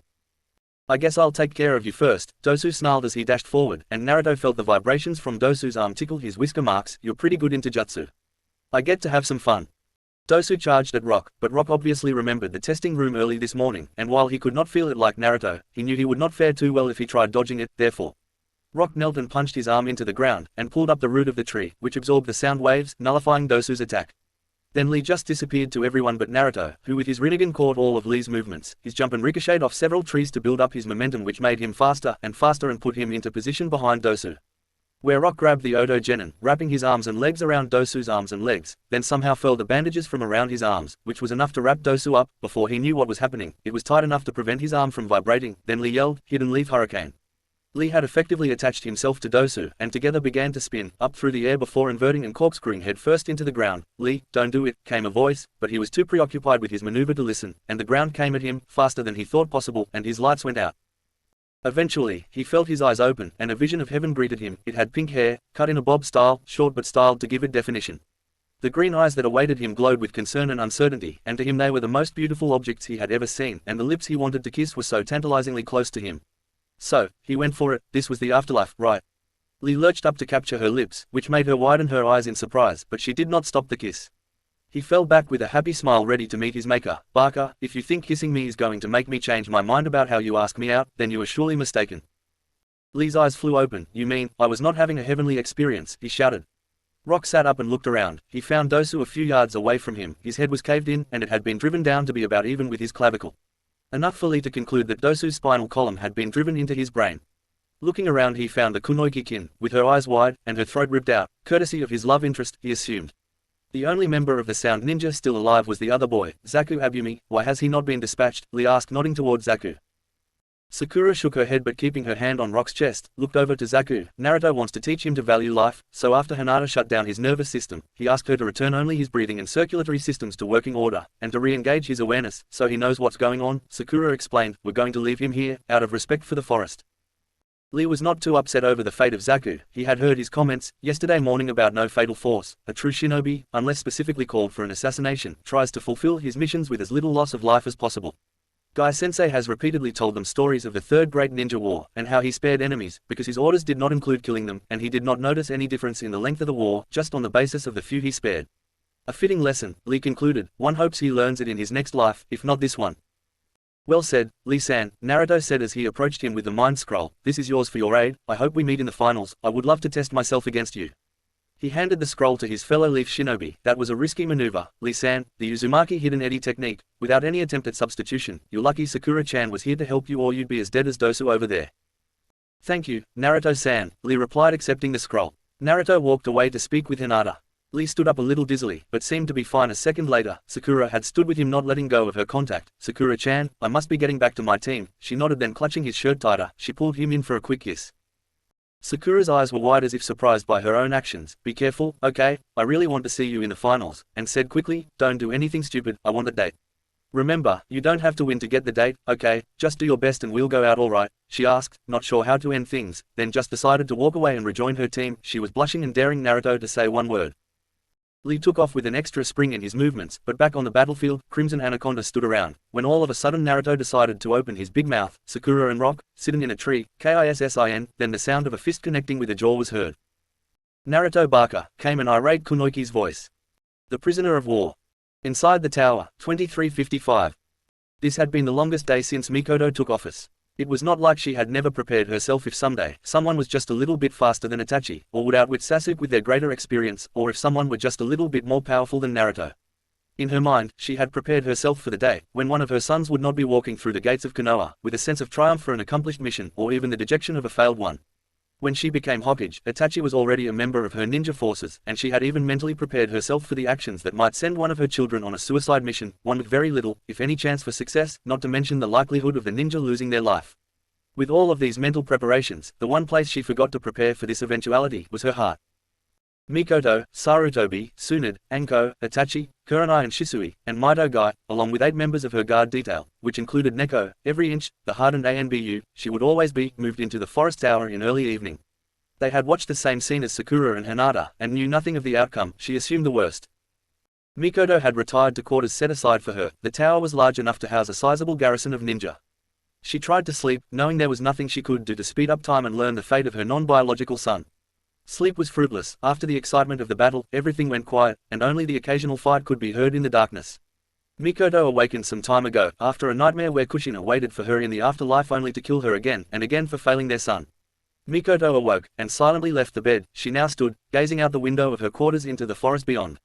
She turned to get back in bed, and began fluffing the pillow, as her hands began to tremble, which traveled from her hands out to the rest of her being, and without warning, she buried her face in the pillow as body-racking sobs contorted her form. She wished Fugaku were here, though she doubted even his strong presence would have been much help at the moment, but he was escorting Sasuke to the High no Kuni Police Academy, located in Kine.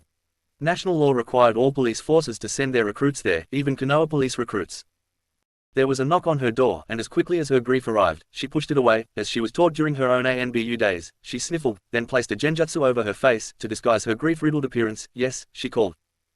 Hokage-sama, came the voice of an ANBU, there is someone who wishes to speak with you, waiting outside your office. Mikoto deflated. Very well, tell them I'll be there shortly. Hi, Hokage-sama, the ANBU returned. After freshening up, Mikoto walked to her office, which was down an interior hallway from her quarters. Mikoto keyed her intercom. Send them in, Iruka-san. The door opened wide, and she forgot about her grief in an instant, and a beautiful smile graced her features. Good morning, Oka-san, Naruto's voice said. Crimson Anaconda have a gift for you, we think you're gonna love it. I already do, Musuko-kun, Mikoto told him with a soft, motherly voice. I already love it.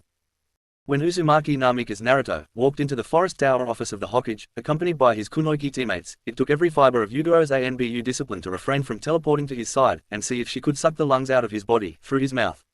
Then she felt vindicated. Her faith in her Naruto, which had never wavered, was now fully justified, as if she needed any more proof of how powerful he was, even without Kurama within him.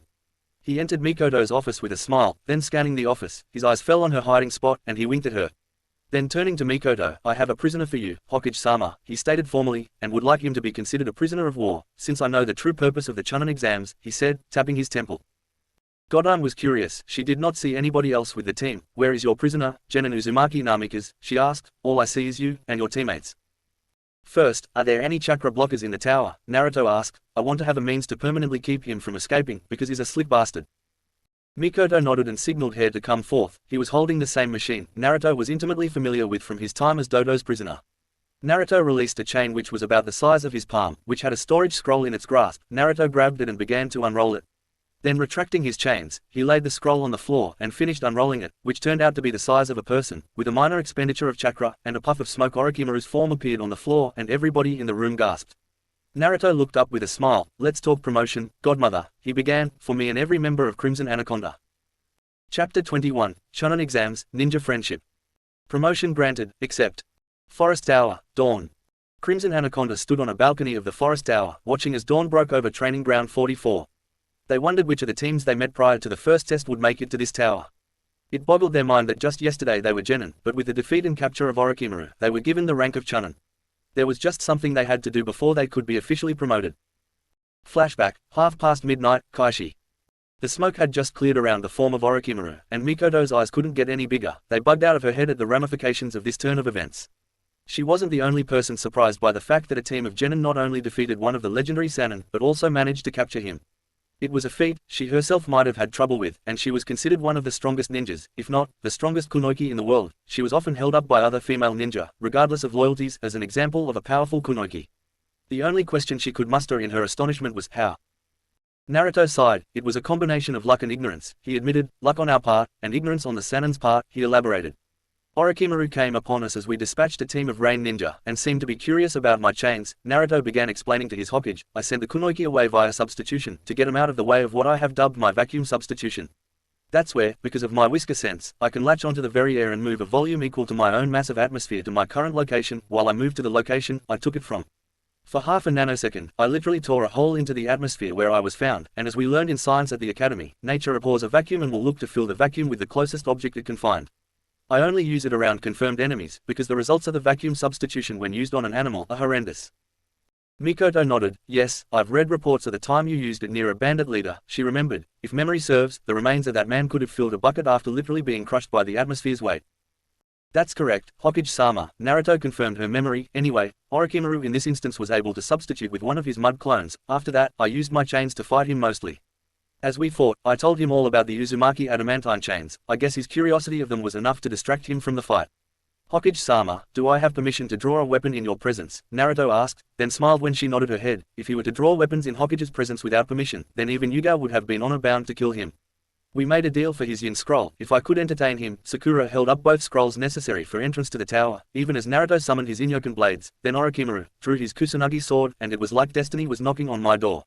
As you know, Hokage-sama, I have been looking for a blade to complement my father's sword, whose true name is Nentoken. The formless, Aka-in-ken, the white sword of Orochimaru, came into view. It seemed to be almost glowing, as if light was coming from the blade itself. Well, this sword is the companion to that blade. They were once a set, but sometime before the Namikazes came to Konoha they were separated. The blade he perverted, as Kusanagi no Tsurugi is really called, Yami-enken, the blade of dark matter, Aka-yoken, now brought together, the Inyoken have been reformed. Naruto brandishes his new blade before her, and all who have had descriptions of Orochimaru's blade confirmed that this was indeed the former Kusanagi no Tsurugi. Mikoto nodded. Please, continue your report, Naruto-kun, she ordered gently. Hi, Hokage-sama, Naruto replied, while returning Inyoken to the dimension from which it was summoned. Anyway, I upped the stakes at this point to include Yami-enken. If I won, this was when I decided to get help from my partner, he said, pressing his hand to his belly. I used Kyuubi's power to help me gain the advantage, but she only aided me in overwhelming the Snake Sage. Naruto continued patting his stomach. I used a variation of Sandaime Jiji's technique, and my special kunai to defeat him, Naruto said with a wink. Only Viper Team and later, Crimson Anaconda, and of course, Mikoto and Yuga knew. He had resurrected the Flying Thunder God technique. No one else was supposed to know about it, yet. After that, as he was licking his wounds, I put my chains around his wrists and ankles, which effectively cut off his chakra. About that time the rest of my team arrived and helped me imprison Orochimaru-san. I siphoned his chakra to bring him to near-death chakra exhaustion. That knocked him out and allowed me to place my patented suspended animation seals on him. Then we put him in a storage scroll for easy transport. I took him into my pocket dimension where my chains rest. When not in use, it was mostly an experiment to see if I could without damaging the person inside. They looked at the prone form of the missing nin, still under the suspended animation seals SAS, which are a time-space fuinjutsu, based on the preservation seals Naruto used on the food items in his house. They have been used often by Team 7, when transporting prisoners who were wanted for questioning, not immediate execution. Suspended animation seals shunted the wearer out of the time stream. When that happened nothing could hurt them. They were pretty much invulnerable, though they were also unable to move, and they had no idea when they came back into the timeline that time has passed here. Naruto wondered how Orochimaru would react, because not only would he have been outside of time's grasp but was effectively held, in an entirely different spatial plane, while in his pocket dimension. Of course, the sealing scroll could have protected him. Sealing scrolls were worlds unto themselves, so Orochimaru was in a world, within a world, within a world, and outside of time's grasp. The Godam was nodding her head as she listened, then asked a question. What did you offer? Her eyes narrowed. Naruto's sweat dropped. Say again, Hokage-sama, he asked while scratching his head. What did you offer? Mikoto enunciated each word. If you'd lost to him, what would you have given him? The stakes had to have been even for the Sannin to give up his sword, she asked with intensity, her eyes dangerous. He wanted me to defect, and serve him, Naruto told her. He said if I served him, I would have to leave Konoha for good, even my precious people, he answered clearly. That was only if I managed not to even touch him, Naruto clarified, and since my chain's abilities aren't very secret, most people in Konoha know some of what they can do. I gave him a full description of their capabilities, for consideration. Naruto Baka came from all the visible people present, and Naruto dreaded going home to face his girlfriend's wrath. Naruto felt the entire room look at him, and he felt like a bug, under a hot light of scrutiny. Orochimaru set those stakes. I did not offer myself, I swear, which only alleviated some of the ire directed toward him. Naruto-san, would you please remove the suspended animation seals? Hare asked, so I may place the chakra blocker upon him. Naruto looked over at him, then smiled, glad to be out from under the scrutiny of his precious people. Of course, you-san. Naruto leaned over Orochimaru, and using a small amount of chakra, unwove the suspended animation seals. They had to be done together or none of them would unlock. As soon as possible, the seals were removed, and instantly Orochimaru returned to this time stream, but since he was placed under the shash, almost as soon as he fell unconscious, he hadn't had time to recover sufficient chakra to awaken. Hair moved over to the prone body and leaning down, placed the device that was a gift from Haru no Kuni over Orochimaru's lower belly. The chakra blocker opened, and several leads wiggled their way to the primary tenketsu, then it attached itself to the sanin. This was a newer model than the one used on Naruto, by Dodo and his ninja, which was a prototype. This one didn't cause pain as it was attached, nor did it inhibit chakra recovery. It was powered by chakra, so it was designed to allow for chakra recovery. The wearer just couldn't use their chakra. Then just as the chakra blocker was in place, there was a buzz on the Hokage's intercom. Yes, the Hokage asked. Hokage-sama, Mitarashi Anko and Uchiha Kurenai have arrived and would like to confer with their students, Iruka reported. Just a moment, Mikoto ordered, as she let go of the button. Before looking up, Neko, front and center, she ordered crisply, and the ANBU, who was also Naruto's fiancé, moved as if appearing from nowhere. Neko saluted and waited. Neko, you may remove your mask and be seen as Yugao for the moment. Yugao was standing in front of Mikoto, with Naruto behind her. She knew he'd followed her movement from her spot to this position. He had surreptitiously moved so he was behind her when her movement stopped. It was something a good shinobi boyfriend would do, predict his kunoichi girlfriend's movements and maneuver accordingly, so he was in the perfect position to watch her back. Yugao had a silent smile as she faced her commander-in-chief. Naruto is almost the perfect fiancé, and I'm sure he'll make a wonderful husband. Hi, Hokage-sama, she asked. You've known Mitarashi-san longer than anybody here, Mikoto began. What will be her first reaction when she sees her former sensei right in front of her? Yuguro's mouth fell open at the ramifications of her leader's question, but she knew what her best friend and sister would do. It'll be a visceral reaction, Hokage-sama. Her first reaction will be to kill him. It'll be an almost uncontrollable impulse, Yugao replied. Her hatred of Orochimaru is at an instinctual level.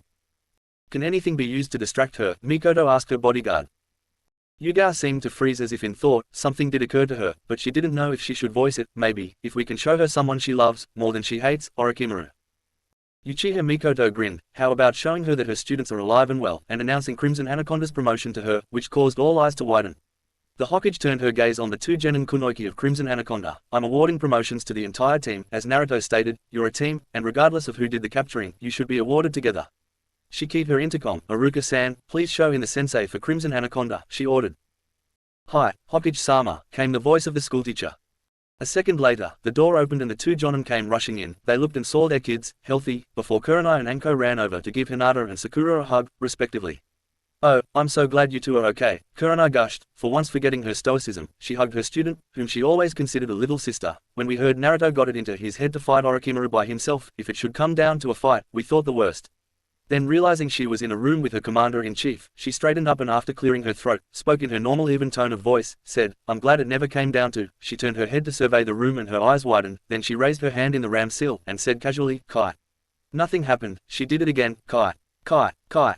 Anko was saying similar things to Sakura, as she gave her fellow kunoichi a once-over. Are you alright, Sakura-chan? She asked her student. When I heard the former snake sage of Konoha was here, I wanted to come get you right away, but the rules of the Chunin exams wouldn't let me. They said, they had to pretend you were too far behind enemy lines to rescue you, and let me make dead, my former master, Anko growled. Naruto was puzzled. Did he have his coat buttoned all the way up or something? Why were they ignoring him? Kurenai had at least seen Orochimaru on the floor, knocked the hell out, which was why she was kaiing all over the place, thinking she was in a genjutsu, but it's like she couldn't see him or something, and he was at least in line of sight, with Orochimaru. What was the matter with them? Honey, it's just likely that they never expected to see this sort of thing. The human psyche is delicate, and sometimes our minds refuse to perceive the data that our senses collect, Kushina explained. Give their minds a chance to catch up with them, Kushina suggested. Naruto nodded sadly. I can't really blame him for that. I had my doubts, even during battle that I could win. I was relying on Hinata and Sakura showing up to lend a hand in helping us get away. Despite my miscalculations, or as I understand them, now, my subconscious desires, I do hold my teammates' skills in high esteem.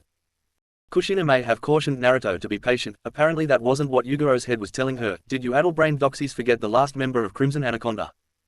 They both snapped their head toward the other kunoichi, then their eyes found the only male member of the team they had formed yesterday. Kurenai and Anko both widened their eyes when they realized they hadn't even seen him, standing there in the middle of the room. Kurenai had at least seen Orochimaru lying on the floor behind the genin, but the minute she saw the sanin, her mind went into panic mode, and she thought she'd been placed in a genjutsu. She saw only the danger to herself and her passenger. That was why her emotions were all over the place. She chided herself. It was probably him doing the heavy lifting that allowed them to capture Orochimaru.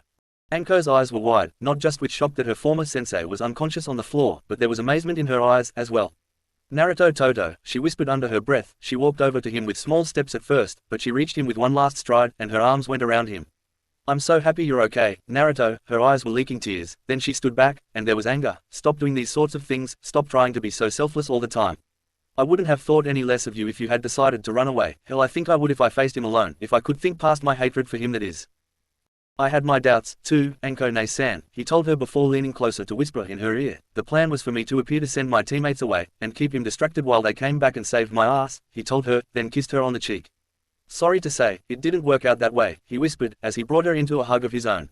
He shook his head. It's okay, Anko-chan, your Ototo has beaten up the guy who hurt you. That's what he gets for hurting my big sister. By the way, I am officially no longer your student, he informed her, and her happy, beaming smile warmed his heart. I will always protect you, Anko-ne-chan, then turning to his fiancée, and I love you, Yu-Gao-koi. Their eyes spoke volumes, but before they could speak, the Hokage cleared her throat. As I was saying, they were in front of her desk when she indicated for Kurenai and the other kunoichi to approach. All of Crimson Anaconda will be rewarded. Orochimaru's bounty in the Book of Shinobi reached 50 million ryo. Between the 5 of you, that's 10 million ryo apiece. The 3 genin will get field promoted to chunin, but you won't officially be chunin until after the finals of the exams, in which you still have to participate. The chunin exams rules are sacrosanct, and even I cannot circumvent them, so you will have to fight in the tournament. Flashback, Sunrise, Toma.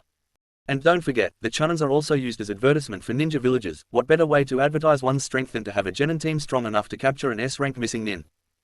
After their meeting, Yu-Gao went back on duty, and several ANBU were called in, to carry the still-out cold Orochimaru. According to Medical Ninja, he would be in a coma for several weeks, and until he woke up would be housed in a special wing of the Uchiha Compound's jail. It was where they kept prisoners in need of health treatments, and chakra exhaustion certainly qualified. Soon Itoko would be his primary caretaker. They did not know where their sensei went, but at the moment the new chunin were just content to marvel at their achievement. Naruto was brought out of his memories when he felt 2 kisses brush his cheeks. He turned to look at both girls. What was that for? Naruto wondered.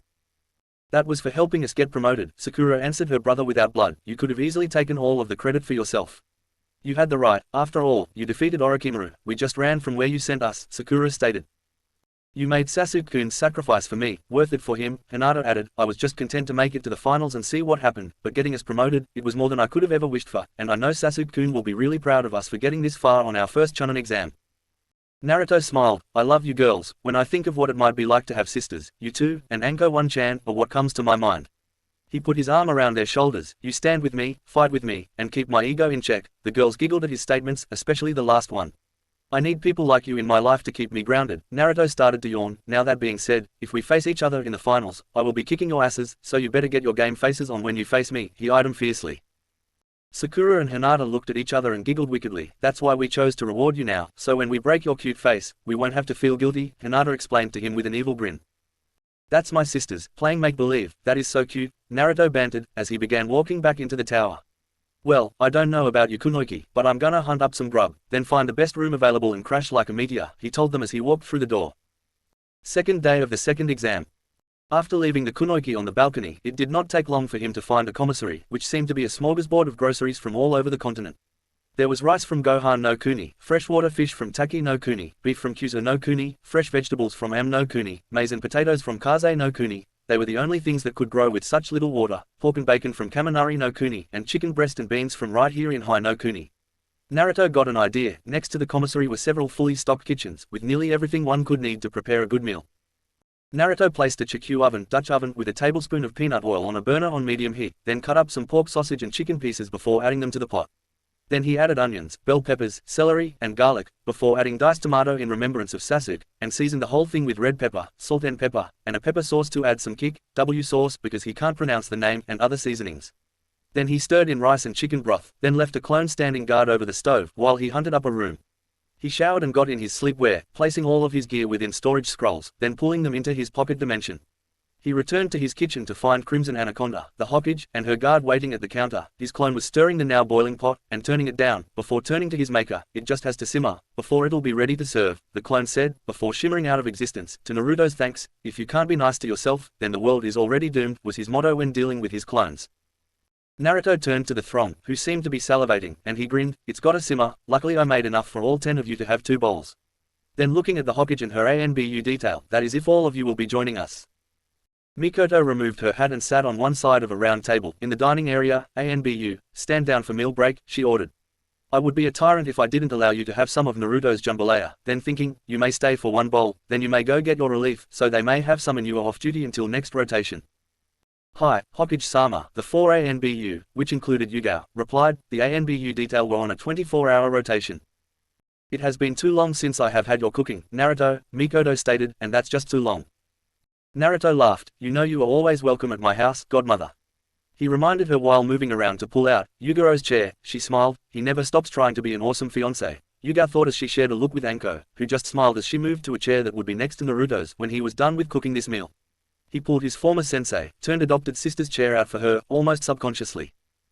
I know, but with the run-up to these Chunin exams, along with everything else I have to do on a daily basis, I've been swamped, Mikoto replied with a haggard expression. Sarutobi-san took as much of the burden from me as he could, but there are some things the Hokage just has to do to get events like this going and running smooth. I don't envy your workload, but I think I may have a solution, Naruto suggested, tapping his head. Mikoto listened, he had a Hokage in his head after all. 4 words, Mikoto-ka-san, he said, holding up a finger for every word he spoke, Taiyukage Bunshin no Jutsu. Mikoto's eyes bugged out of her head, she dropped her head harshly onto the table, and banged her head 3 more times for good measure, then she spoke with her face still lying on the table, so that's how that sob father of yours managed to keep the job from grinding him down. She raised her face to look him over. Then smiled at the Violet woman sitting on the right side of him as they waited for the food to be ready. If I wasn't already deeply in love with Fugaku, and he wasn't 15 years my junior, I'd make myself his second wife, just for this gift he just gave me. If you weren't my commander-in-chief, and Naruto's mother in all but blood, Yugao answered with a grin, you'd be more than welcome to join us. I may need a sister wife just to stand a chance of overcoming his stamina. Yugao leered at him. She looked at her fellow kunoichi. Let's just say he keeps his promises, especially the ones where he promises to keep you in bliss. All the kunoichi looked at him with interest, which made him blush, and all the women at the table chuckled evilly, while the 4 men just sweat dropped. The men, including 3 of the ANBU and Naruto, just shared a look that said kunoichi business. Naruto may have defeated the first snake sage of Konoha, but even he knew to steer clear of kunoichi business. A bell sounded, and Naruto made a few shadow clones as he was thinking of something, then said, since you won't become my girlfriend, Mikoto-chan, Naruto said with a wink, and a bit of cheek, how about granting me another boon for my gift to you, Naruto continued in seriousness. Mikoto smiled at his quip, if only he were a little older, and I wasn't in love with my husband, she thought wistfully. Go on, Naruto-kun, all you have to do is ask, and if it's reasonable, I'll consider it. As the sea Narutos served the jambalaya, before the finals, we get a month off to train, correct, godmother, the original Naruto asked. Mikoto nodded as she tucked in. She loved Naruto's cooking, almost as much as her own, which she loved to do when her duties permitted. That's usually the case, she confirmed. I would like to leave Konoha while I train, and if you can spare her, I'd like to take my fiancé, he asked, to everybody's surprise, if she wants to come with me that is, Naruto finished while looking at his lady. Where would you go, Kurenai asked. I want to train on Uzushiogakushima, Naruto answered, there are some things that I can do only on my homeland, and I want to begin a few renovations to the isle while I'm gone. Will she be your sensei? Mikoto asked, looking at Uzumaki Yugao. Naruto shook his head. If all goes according to plan, you'll all meet my sensei as soon as I return. I want to go with you, Yugao answered. My 3-year mission will be completed in a week, and I won't become officially part of Konoha Ninja Forces for 2 months after that. Will Anko remain here and train? Sakura-chan, Hinata asked.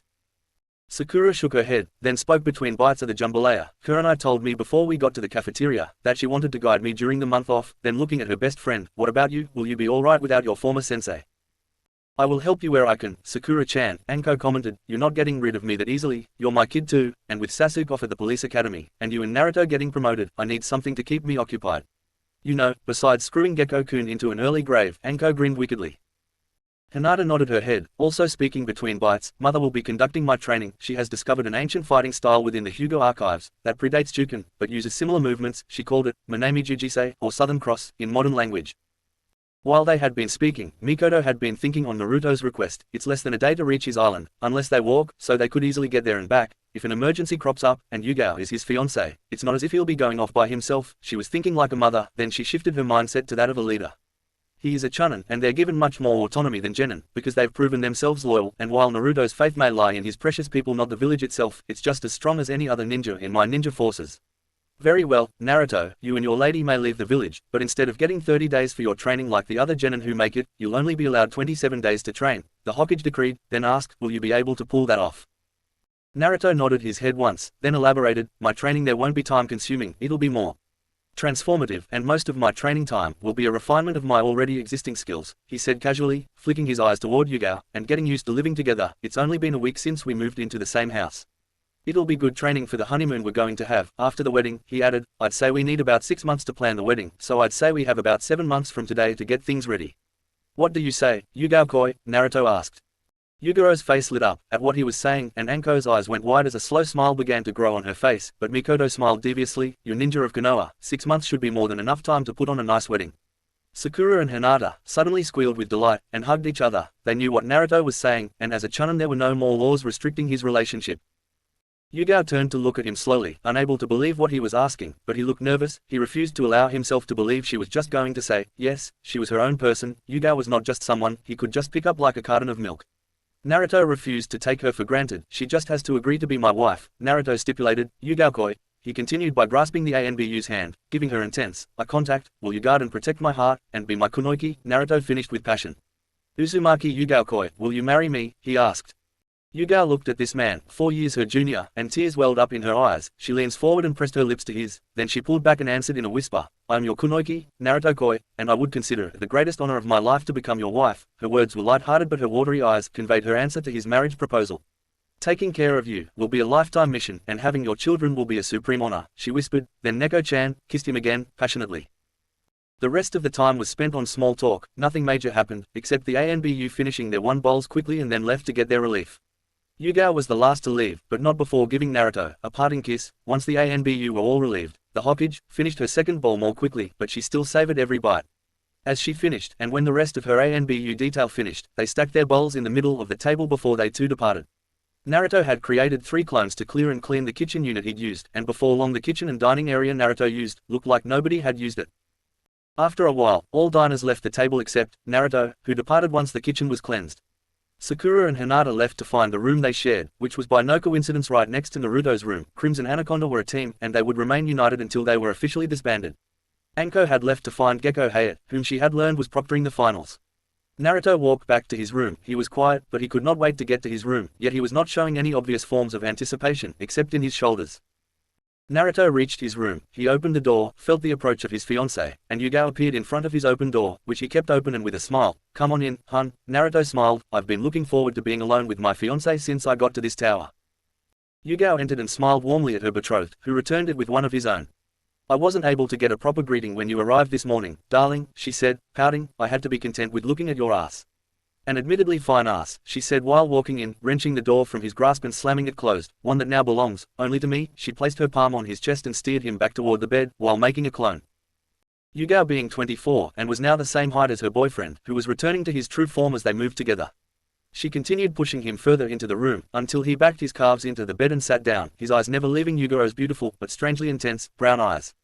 Yuguro's cage bunchen locked their door, and since there were no windows, there were no exits for him to escape, that is, if he even wanted to escape. Something deeper than even his parents, telling him that he would enjoy what was about to happen. The clone dispelled, after her purpose was complete. Yugao smiled at her man, then slowly began to remove articles of clothing, sensually, provocatively. Her movements were dance-like, and Naruto helped where she allowed. At last she stood before him, and all of her glorious flesh was presented to him. For his enjoyment, Yugao began to speak. You have been on many enjoyable missions with me, my student, my love, and you have been strong and powerful, and I couldn't be prouder of you. The latest was just 2 days ago, when you went on 3rd mission with me. You have proven to be able to make me sing to the heavens with your mission prowess. Yugao confessed how she felt when he was learning to be intimate with her, which was all they had been doing until this morning. Yugao walked over to the bed and leaned over him. He gulped down another toad, as big as Mount Myoboku itself. He could not speak, but he did not have to. His body communicated his mindset for him. Yugao spoke instead. When we are on missions together, I not only feel the earth move, I feel my entire world shatter. He looked at her ripe, supple body, and he could feel her readiness. With the scent she released into the atmosphere, and the moisture and humidity brushed his whisker marks, as she added to the room's ether. And that is just on 1st mission, my love, Yugao whispered into his ear, before nibbling at some. When you take me on 3rd mission, Naruto, his first and only love shuddered into his ear, attacking his pulse point. It's like, you shatter my very soul, then put it back together. Naruto still could not speak, but Yugao had more to say. When you asked me to marry you today, she said, as she began undressing him, you made me the happiest woman in the world, Naruto-koi, she told him. I realize that may seem cliché, but I can't imagine any woman being happier to become a wife and future mother than I am, Yugao explained, as she gazed at his shinobi body, one that she had helped sculpt for over 4 years. It was not the first time she had seen it, but it never failed to arouse her, even more than she already was. Just the sight was enough to plunge her thoughts into the gutter. Yuga was now completely awakened, her inner tigress began growling, and her kitty was purring, but she had one last thing to say before she gave in to her heart's desire. "You have given me a home, she said while licking the side of his neck, in preparation for her mark upon him. "You are my home," she emphasized to him. "Whatever building we live in, or roof we sleep under, as long as you are there with me, it will be my home. Now, it is time for you to come home." She placed her hand over her womb. "I am your home, inside me you will find warmth and succor, within my very soul you will be safe, I will protect you, even unto death." Then the kunoichi demanded at the limits of her control, "Come, claim your home," and he did, and destiny opened her gates to claim them both. The true meaning of the chunins. 4 days later, Forest Tower Arena. The days leading up to the preliminaries were some of the most peaceful in Naruto's life. He did train, but it was light, to keep his skills sharp, not to learn new ones. Mostly kata in his room, and calisthenics, and light sparring with his teammates, without chakra, or his chains.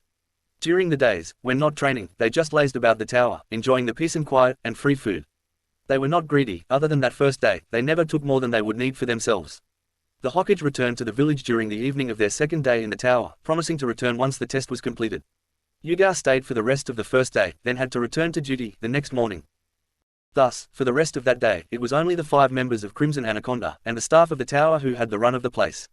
Naruto and Anko really connected as siblings, chatting about their respective feelings toward their village. They were never far apart, and whether by themselves, or in a group, they always stood side by side. On the third day, teams started to trickle in, and the second team to make it to the tower was what Naruto has come to call Team Guy, after their sensei. Sakura was particularly happy about Rock making it, and spent time with him at his table when he could get away from his team. Team Guy was delayed for about a day as they had to battle a slew of scroll-hungry teams. The last team to make it to the tower that day was Team Desert, because all 3 members were comprised of members from the same family. They came in mid-morning, and all but the Aikibi host bore marks of fighting. Naruto suspected it was mostly due to the relationship with his Biju that kept him unmarred. On the 4th day of the test, Team Kumo, with his clansperson, Uzumaki Karen, Nia Yugito, the Jinchuriki of the Nibi no Neko, and the shinobi, Omoi, who all made it in at around dusk. Now that they had time, Naruto and Karen sat down and had a good long talk. Naruto learned about her life in Kusa, before her mother defected to Kumo, to be used as a broodmare for the Raikage's shinobi forces. It was hard to be sure which was more demeaning, allowing people to bite you, just to heal themselves, or being used as the mother of the next generation of Kumo nin. Luckily for her mother, a shinobi by the name of Kiribi, their sensei, married her mother, and since he was the Raikage's little brother, he put a stop to her demeaning life before it started. Team Itachi was the last team to make it to the tower on the 4th day, and Naruto introduced Shikamaru to Karen. They seemed to get off to a rocky start, when Shika barely expressed interest in her, right up until Naruto suggested a game of shogi between the 3 of them. Naruto lost to both of them, but they were both close matches. When the Nara and the Uzumaki female played, it was a work of art, but not the game itself. Shika started out with his usual bored expression, which seemed to piss Karen off, until she stalemated him, which has never happened to him before, unless he was playing his dad, or sensei. Dismissing it as a fluke, he challenged her again, and she stalemated him again. It outraged Shikamaru, and for a 3rd time she stalemated him, which was his boiling point. "Hey, quit showing off and play me straight," he snapped, "you're being a drag." Naruto shared a smile with his clansperson, who just spoke as cool as the weather outside. It was heading into winter in Hinokuni. It was 0 degrees Celsius, outside the tower. "You might have a chance of beating me, if you weren't too busy staring at my chest, Ero Nara," Karen replied frostily. Shikamaru's face turned red. He did not think anyone noticed, but "Thank you for the compliment, you show promise at this game," she said patronizingly. "If you weren't so easily distracted, you may have defeated me." Karen stood up, then kissed Naruto on the cheek. "Thank you for trying to play matchmaker, cousin," she said, looking over at the Nara. "He's handsome, but not my type, and his chakra, while not unpleasant, feels all wrong for me." Naruto smiled. The Uzumaki clan needs to be resurrected somehow, and intelligence can be as valuable as strength, when used properly. "If you weren't already taken, you'd be perfect for me," Karen replied with a smile, then walked off to rejoin her team. He noticed a slight swaying of her hips. On the 5th and final day, the last team to come in barely made it under the wire, Kabuto's team. They looked distraught, and seemed to be looking around for something, or someone. Kabuto for the first time seemed perturbed, and out of sorts. His expression was grim. Naruto and Anko's affection toward each other did not go unnoticed by any means. These were genuine, in spite of everything. Ino especially noticed how close the sensei and student became to each other, and being the gossip queen she is, had to know what was going on, so she cornered Sakura and Hinata one day in the commissary. "Hey, Zengaku-chan, Shirome-chan," Ino greeted her one-time friend, and the Crimson Anaconda Kunoichi sighed. "I've been noticing something weird about your blonde teammate and your sensei." "What about them?" Sakura asked, though she kind of had an inkling she knew what the blonde Kunoichi wanted to talk about. Well, they seem to be really close, Ino began, very affectionate. I've even noticed them touching rather intimately too, Ino asked, and isn't Naruto engaged to that ANBU? Then added in disapproval, don't tell me he's two-timing her. Of course not, came Hinata's voice, which had gone as cold as a glacier. Naruto would never do that. Naruto-kun and Anko-san just have sort of adopted each other as siblings. It's the same way, he sees me and Hinata, and before you ask, they're no longer student and sensei, Sakura added, then looking at Hinata to ask a question, who nodded, and neither are we, because the Hokage granted Crimson Anaconda field promotions, because we captured a dangerous S-rank missing nin in the forest on our first day. Bullshit, Ino called, shooting to her feet, if you're not gonna tell me the truth, don't go making up lies to cover for them. Ino crossed her arms over her chest as she stalked away. Sakura and Hinata looked at each other, then giggled, I guess the truth is stranger than fiction, Sakura mused. Well, she's gonna have to learn to trust people, Hinata added with a nod. The Hokage did say Orochimaru's capture would be used to advertise Konoha's strength. What better way to get the word out than by telling the big mouth of Konoha, she asked rhetorically. The day after the end of the second exam, there was a final count. In total only 6 teams made it through to the forest tower. The genin, gathered in the forest tower arena, lining up by team, with their sensei, and the proctors standing at attention. They stood before a platform, and dominating this platform was a pair of disembodied arms with the hands formed into the hand sign of the ram. Their sensei stood in front of the arms, with the Hokage standing in full raiment in front of them. The proctors, numbering 8, stood in 2 diagonal columns in ascending order, also leading to the Hokage. Kakashi stepped forward, and without preamble said, I believe, congratulations are in order for completing the second exam, and you have exceeded my expectations, he said looking pointedly at Crimson Anaconda.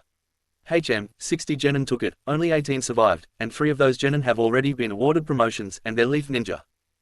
Crimson Anaconda looked around at their fellow test takers, wondering who would be fighting them in the finals. They heard Shikamaru and Choji complaining, while Ino just looked at them out of the corner of her eye, then turned away as Naruto looked at her, and he knew what it was for. Sakura and Hinata told him about their encounter with Ino, and her disbelief that he could capture Orochimaru. He did not blame her for that, sometimes even he could not believe he had done that at all, like it was just a dream. Then looking over at Team Guy he saw Rock staring up at another man, who looked and dressed just like him, except with a Jonin flak jacket. Naruto's parents identified the Jonin for him as Mito Guy, they said is a weird one, but one of the good ones, and of course, Naruto has heard of his taijutsu prowess, mostly from Kurenai. Guy was leaning casually closer to Kurenai and saying something, I see your team didn't have a problem with the forest, Kurenai-kun, he said to her, they must have gotten really lucky. Besides, with my team still in the running, they won't get any higher, Guy said to her, keeping his eyes forward, all that matters on the next test is ability, and my team has yours far outclassed. Kurenai casually seemed to lean toward Anko, on her other side and stage whispered, how did Team 9 manage to get a scroll again, she wondered.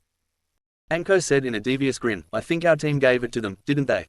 When Rock Lee-san jumped in and helped them fight a group of genin from Oto, Anko added, because one of them was a little tired after fighting Orochimaru, by himself. The Hokage had already released the information that Orochimaru had been captured, but only the sensei of the genin teams of the Hidden Leaf were told which team captured him. The Hokage wanted to make the announcement to the genin herself, as well as the reward. Tenten looked at her sensei, so that's Guy Sensei's self-professed rival in taijutsu. She thought with a tiny smile, I admire the way he speaks to her, his pride only stems from her taijutsu skill, not from the fact that a woman is his rival.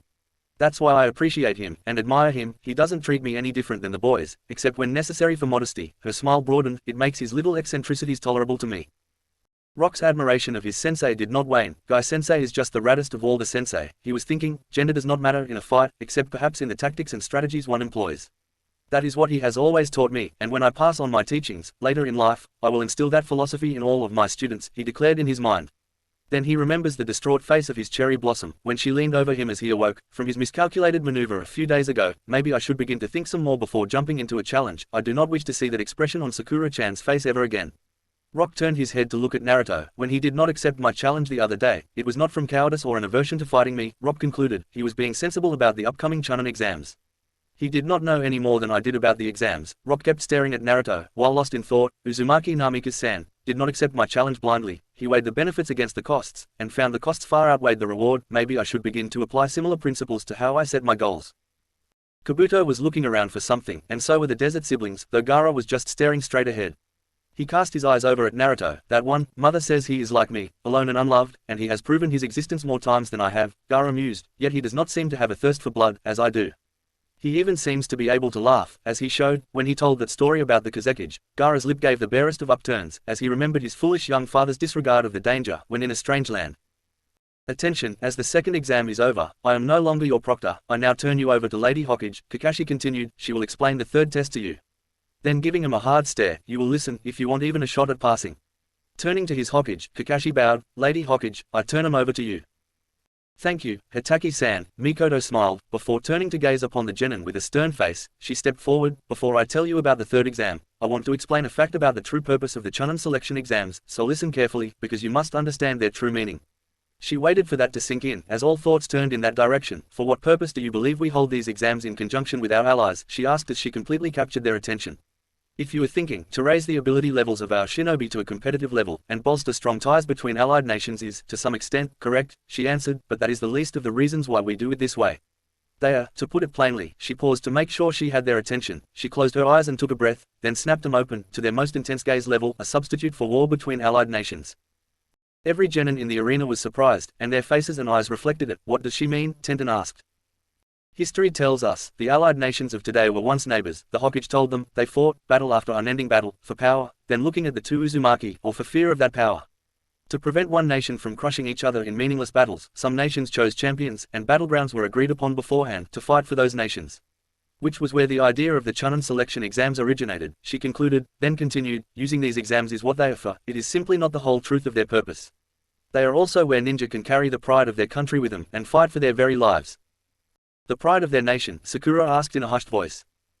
"Many leaders and elite patrons from most nations are invited to attend the third exam. As guests, they are the ones who will make requests to the various ninja villages, to carry out diverse missions." She paused again and then said, "In layman's terms, the Chunin exams, while a great tool for diplomacy, are in actuality meant to be a war substitute, and a live demonstration of each ninja village's military strength, an advertisement, if you will. This exam will determine the course of your work as ninja, for the rest of your careers, but more importantly, the rulers and leaders of the multitude of nations will watch your battles, and remember the strengths of each ninja, and that will reflect the strength that each nation is developing. If the difference in power becomes large enough, the strong nations will be saturated with mission requests, while weak nations will find their job requests dropping, as clients go elsewhere for their needs.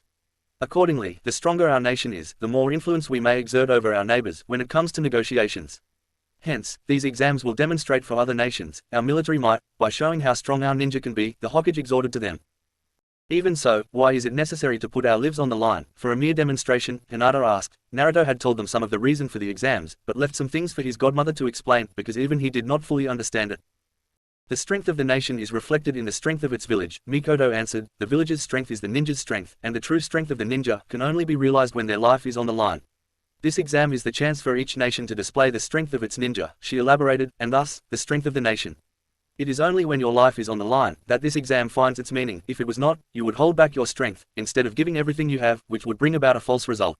It is for that very reason, and for the strength of the nation that your forebears fought in this exam. It is the only dream worth striving for."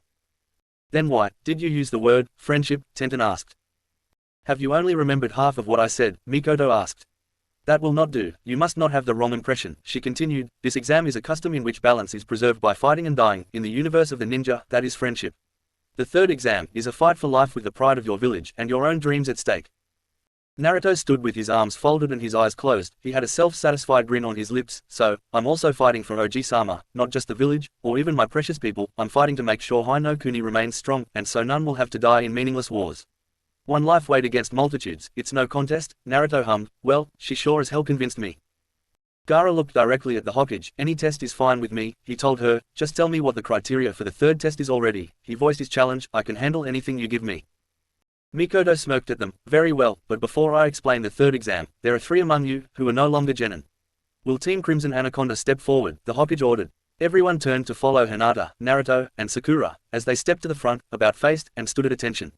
As the Chunins are considered a war, and there is always a survival portion in the Chunin exams, the Hokage began. "As such, there are rules that are in place, should a team go beyond the scope of the survival test's criteria, and aid the village or nation in a meaningful way. For the first time ever, that criteria was met during the survival portion of this Chunin exam, by these genin, when they managed to capture alive the S-rank missing nin, Orochimaru of the Sannin." She pointed to a large TV screen behind the genin. It was switched on and a vision of the still comatose snake sage, laid in a medical bed, appeared on screen. Standing next to the bed was Tsunade of the Senju, Jiraiya the Toad Sage, and Sarutobi Hiruzen, Orochimaru's teammates and sensei. Naruto looked up and smiled at the sight of his cousin, godfather, and grandfather figure looking after their teammate. He especially looked at his godfather, who, while unable, due to running Konoha's extensive spy network, to raise him, nevertheless taught Naruto many things over the years when Jiraiya was available. Jiraiya, along with his mother and father, helped Naruto refine his Fuinjutsu work, which helped him learn the Flying Thunder God technique. Naruto signed the toad contract, the venomous snake, the corvid crows, rooks, magpies, and ravens, Uchiha, the slug and even the canine. Animal path allows a person to sign multiple summoning contracts the night of his birthday the other week. Naruto is an ardent reader of the Ika series, though unlike his brother figure, Kakashi, he did not go around reading them in public.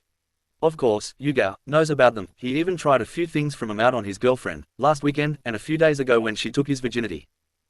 He is currently being held in an undisclosed medical facility somewhere in High no Kuni, and since he was captured as a prisoner of war, he is not subject to execution, but he will be held until such time as someone claims him and pays a ransom equal to his bounty in the Book of Shinobi, either in Ryo, goods, or land.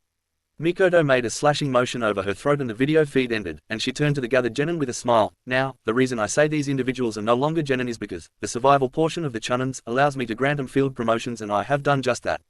Step up here, she ordered them, and they did just that. They wanted to smile but they maintained their ninja bearing. Will Mutarashi Anko, Uchiha Kurenai, and Uzumaki Yuga please step forward? The first two were already on the platform and stepped forward to stand behind Sakura and Hinata respectively, but from a side door came Yuga, wearing the standard jonin uniform, without the flak jacket, but in its place was a trench coat. This one looked exactly like Naruto's first duster, but it was mostly black, and it seemed to be very similar to Naruto's color-shifting coat. However, it seemed to cast her in shadows. It looked like a pool of darkness came alive and enshrouded her. It was a gift from Naruto, something he made when he was experimenting with using multiple paths of the Rinnegan at once. Yuguro's long violet hair was braided in a kumo braid, like for the mission to Nami no Kuni, and her katana from Uzumaki Isle was seen peeking up over the collar of the trench coat. She wore her navy blue hide as a choker. Uzumaki Yuga strides up to stand behind her fiancé. She wanted to just smile at him to show her pride in him, but that would not be the kunoiki way, so she opted to just stand behind Naruto close enough for him to feel her breath on the back of his neck. As she stated a few days ago, her long-term mission had been successfully completed. She was now merely a Jonin no Konohagakure, but she had not yet been drafted back into the regular Konoha Kunoiki force. The Hokage stepped over to each Jonin and presented them with a sealing scroll. She opened another scroll for her to read from, for service to Konohagakure no Sato, above and beyond the scope of the duties placed upon you, and mental fortitude in the face of extreme danger. I, I'm Hokage no Konohagakure no Sato, Uchiha Mikoto, hereby grant and affirm upon Sakura of Konoha, Hyuga Hinata, and Uzumaki Namikaze Naruto, the rank, responsibilities, and privileges of Chunin Ninja. Rank to be conferred forthwith and instantly upon Guiyu, Renshen, on this day of Yihai. The sensei of Crimson Anaconda unrolled the scrolls and applying chakra to the seal inside, produced their Chunin flak jackets. Naruto and Hinata shed their coat and cloak respectively, then their sensei and betrothed placed the flak jackets over the regular clothes, and Yuga kissed Naruto on his lips quickly as she zipped his new uniform up to his throat. Then in his ear said, "Wear this to bed tonight. I've always wanted to make love to a Chunin," which caused him to blush, while she stepped behind him. Anko smiled at her own boyfriend in triumph, who just winked at her with a stoic face. Now, Mikoto continued, they may be Chunin, but they must still compete in the finals with the rest of you. They simply no longer have the added stress of worrying about their promotions. Then going on, now, I think it's time I explained how the third exam will work. Mikoto smiled devilishly. Chapter 22, Chunin Exams, Preliminaries. About the third exam. Forest Tower. It was the middle of the Chunin exams, and the Hokage had just finished explaining the purpose of these exams, as a means of displaying the strength of the village, so they could be hired for missions, which in turn improved the diplomatic position of their home nations. Then, she awarded field promotions to Crimson Anaconda, for the capture of Orochimaru of the Sannin, and about to begin her explanation of the third part of the Chunin exams when another Jonin interrupted her. Lady Hokage, please allow me, Gekko Heian, he said, to speak first, for I am the proctor of the third exam. Mikoto stared at him. He had short brown hair, dark-colored eyes, and a clear, handsome face. When he was younger, he had a chronic cough that plagued him, but thanks to the tireless effort made by Tsunade, they discovered a parasite that fed off chakra had attached itself to his lungs. She was able to isolate it and remove it from his lungs, and since then he has had no other ailments. Ironically, the parasite strengthened his immune system to resist all common ailments. He wore the standard Konoha shinobi outfit complete with a forehead protector, that he wore as a bandana, flak jacket, and regular shinobi sandals. He also carried a katana, with a rectangular hand guard strapped to his back. Proceed, Gekko Tokuho, she assented with a nod. Hayate rose to his feet, deliberately avoiding eye contact with Yuga, then turned abruptly to face the genin, lingering challengingly at Naruto, who returned the gaze with calm indifference. There's something you all have to do before the exam. He kept his gaze on Naruto as he spoke. There will be a preliminary round, before we can move on to the real test. Preliminary, came a shout from the Naru in their midst. What do you mean by that? What's the point of a preliminary round? Yet, even as he asked the question, his genius mind gave him the most likely answer, so only the best can display their talents. What, drag? Well, he said, dragging out his answer, while casting wary glances over toward, you see, Ibiki and Kakashi, the first two tests were too easy. The truth is, even though both tests cut half your number per test, there are still too many candidates. In keeping with the rules of the Chunin exams, a preliminary round may be held, and to reduce the numbers already present. Naruto stood there in line, staring at his fiancée's ex, and Anko's current boyfriend. If he wasn't just staring at me, I'd say what he said sounded fair and the folks do say that his claim is legitimate. The way he's looking at me though, Naruto mused, this is nothing short of a challenge to my fitness to be Yugiro's husband. Naruto looked up at the platform, where his bride still stood, and made eye contact with her. If there is one thing kunoichi hate, more than being coddled because of their gender, it's when men fight over them, like they were possessions to be won, not strong and powerful warriors. Naruto had long since put his coat back on, his new Chunin flak jacket just under that, but he looked at his betrothed. The frosty look she returned him made him shiver. He thanked Kami that her ire was not leveled at him, but at the doomed Tokuho. It's just at this stage, we have to expedite events, Hayate explained. It is as Lady Hokage told you, many important guests and heads of state, or their proxies will be in attendance, and we must make sure they see only the best, without wasting their time. This time Gekko's stare was directed at Naruto. He had just made his challenge directly, and there was no hiding his intent. If Naruto proved inadequate, there was an implied consequence if Naruto lost. Naruto moved his eyes from the Jonin to his bride, and smiled with love in his eyes. He glanced between the Jonin and his love, then at Hayate again before shaking his head emphatically. I will not fight over my woman like she was a party favor, Naruto thought intensely, as he stared back at the Jonin with repugnance on his face. It wasn't my skills that won her love. It was being present within her life, and respecting her for who she is. Naruto remembered, even if I lost here, I know my lady would stick with me, and remain by my side. If she was a fair-weather girlfriend, she wouldn't be with me in the first place. She'd have removed herself from my life, at the first sign of hatred from the civilian populace. Naruto opined to himself, to try to dissuade her, just because I lost in a fight, showed just how much disdain Gekko had for her as a kunoichi. Naruto silently vowed that he would never treat her like that. He promised himself that he would never treat her as possessions. When I use the first-person possessive, I am not claiming her in ownership, I am merely describing her in relation to myself. Kami-sama forbid, if she ever decided to leave me. While her departure would surely feel worse than if I was dying, as someone who respected her, I would respect her decision and have to let her go. Naruto's shudder was not one of anticipation, but utter despair as his worst nightmare unfolded in his mind. Then he felt something foreign moving through his chakra coils. It was working its way through his system. Naruto activated his Rinnegan and shut his eyes. To prevent anyone from seeing them, he sent his consciousness into his body and found the foreign chakra. Predapath, chakra absorption, Naruto thought, as he absorbed the foreign chakra. Then Predapath, chakra vaccination, and his Rinnegan, which had absorbed the foreign chakra, was able to immunize his system to prevent future incursions from the same origin. Naruto, with his Rinnegan activated, could have backtracked the chakra to its source. The problem, that was a power that required line of sight, and was a Predapath power. Predapath was the path to the realms of death and oblivion cannot be masked, so it cannot be disguised, and the Rinnegan still had top security. Naruto banished his Rinnegan to open his eyes and smiled. This was not his usual happy smile, it was his prank smile, when he was about to go to war. First things first, learn who your enemy is, then learn everything about said enemy. Naruto's little battle had taken place within a millisecond, so he had not missed much of Hayate's description. In top physical condition, now's your chance to speak up and remove yourself from the competition, Gekko announced graciously, and do not worry, this will not affect your team, because as of this moment, only your individual abilities will be adjudged. You could very well end up fighting a member of your team, Hayate concluded. The Hayate Gekko he had met a few minutes ago was completely different from the one standing in front of him now. This one was not challenging him and acting like a possessive ass toward Yuga. This one seemed utterly indifferent to Naruto's presence, except as a candidate. The Gekko I saw must have been the illusion, probably from when he turned around after addressing Godmother, Naruto hypothesized. Yuga sent Naruto a questioning look. She had seen his reactions while he was under the genjutsu, but he signed that he would explain later and smiled reassuringly. She returned it with a worried one. Naruto appreciated her concern. There was only one candidate to raise his hand. Okay, you got me, came the voice of Kabuto. I'm quitting, while I still can. Everybody just stared at him in surprise, everybody except the proctor, who just gave him a blank look, who just grunted, before leafing through a book. Let's see, he found what he was looking for. Your Yakushi Kabuto-san, Konoha, is that right? Hayate gazed at him, and seemed to come to a decision. Okay, you can step to the side. Thanks, Kabuto replied. So, you're quitting? Naruto asked neutrally. Is that why? You've failed 8 times in a row, now. Naruto was not looking at him but staring straight ahead toward the front of the room. Kabuto turned his eyes to look at Naruto. Sorry, Naruto, but my body is worn out, and I'm not in condition to take on one of the 3 that took down Orochimaru of the Sannin.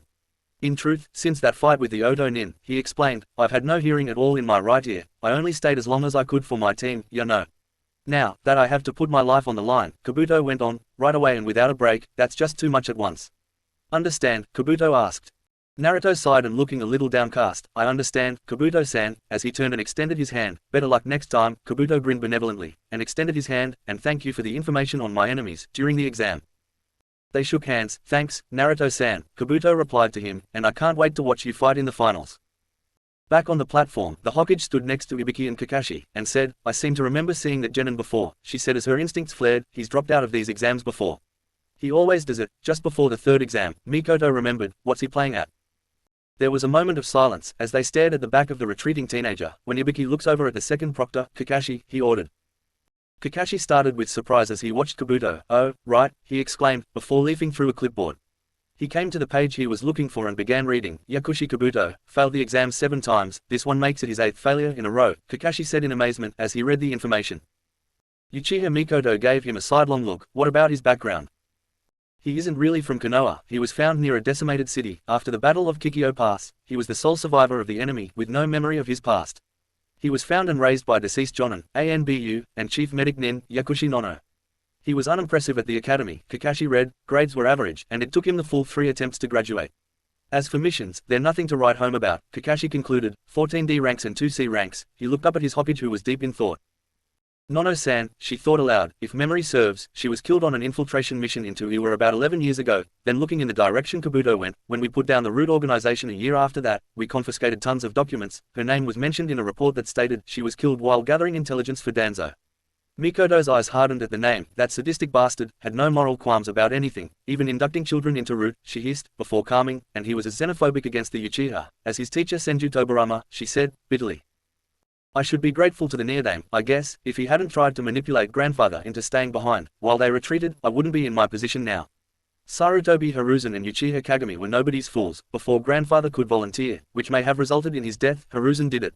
Rather than see his favorite student die, the Neodame did the only noble thing he could, and remained behind to die, but not before appointing Hiruzen Sandime. When grandfather went to speak to Sarutobi to thank him, he saw Shiramura team about to attack, and stepped between them to prevent the attack. Grandfather said there had been enough Konoha blood spilled that day, none more shall be spilled today, and especially by a fellow Leaf Nin. It was this action that led to grandfather's appointment as elder over Danzo, until grandfather's death, which elevated Uchiha back to an equal footing with the Senju and the Sarutobi. Footing it had lost while Tobarama was Hokage, and thus enabled me to become the first Uchiha Hokage. I should be grateful to Danzo and Tobarama, but they were still bastards. A hum, the clearing of the throat, woke everyone from their musings, and reminded everyone of why they were here. "Right, does anybody else want to quit?"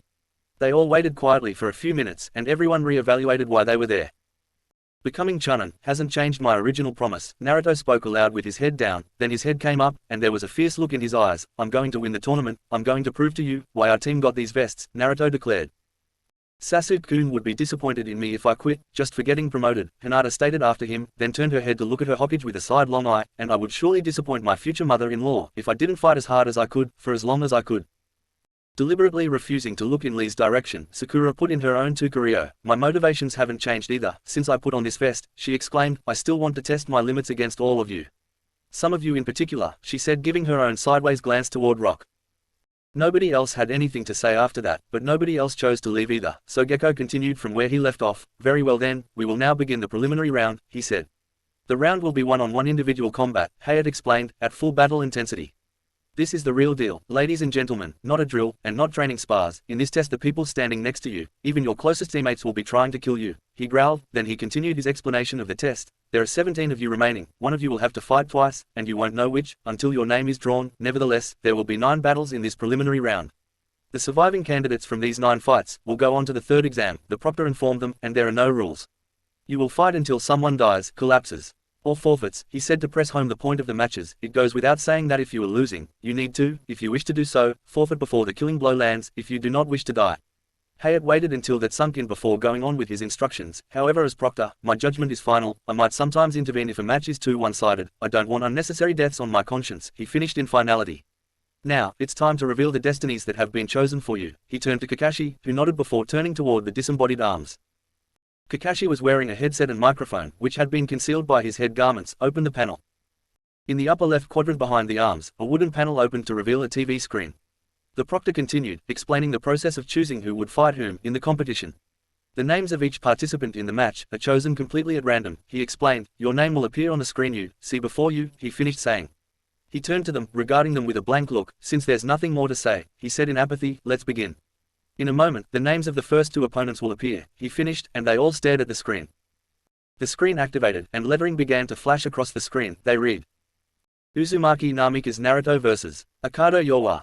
Every eye turned to the pair as they were named, and the proctor provided more instructions. All right, the names now display to the first combatants, he began, step forward. Together Naruto and another shinobi walked forward and stood in front of Hayate. Naruto's opponent was obviously a little older than the newly appointed Chunin.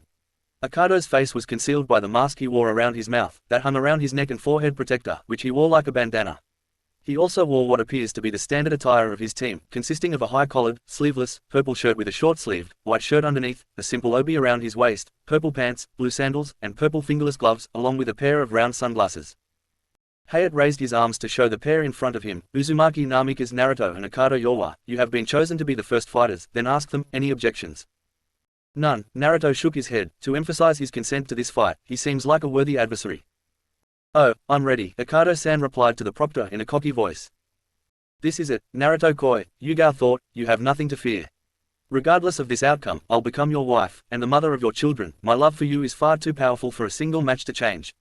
Nothing is going to stop me from being with you forever, my precious, Naruto, were his bride's thoughts, you're the man I love, beyond all reason. This last week has been the happiest in my life, and no fight could ever change that, you don't have to win the tournament for me to be yours. Because I am already yours, just as you are mine. Yugao looked upon her fiancé, and that look came from her very soul, it held pride and passion, tenderness, and compassion, for the man that is hers, and ingrained, entwined, and the mother of all these feelings was love itself, weaving its web between the Jonin Kunoichi and the blonde, Chunin shinobi. Yugao smiled, then turned and gazed upon her man, with confidence and faith, not to mention, love. All right, time to begin the first match, Gekko announced, everyone else, move to the upper deck, so we can give them plenty of room to work. They all followed the proctor's instructions, Crimson Anaconda, and Yugao found a place close to one of the staircases to watch the match.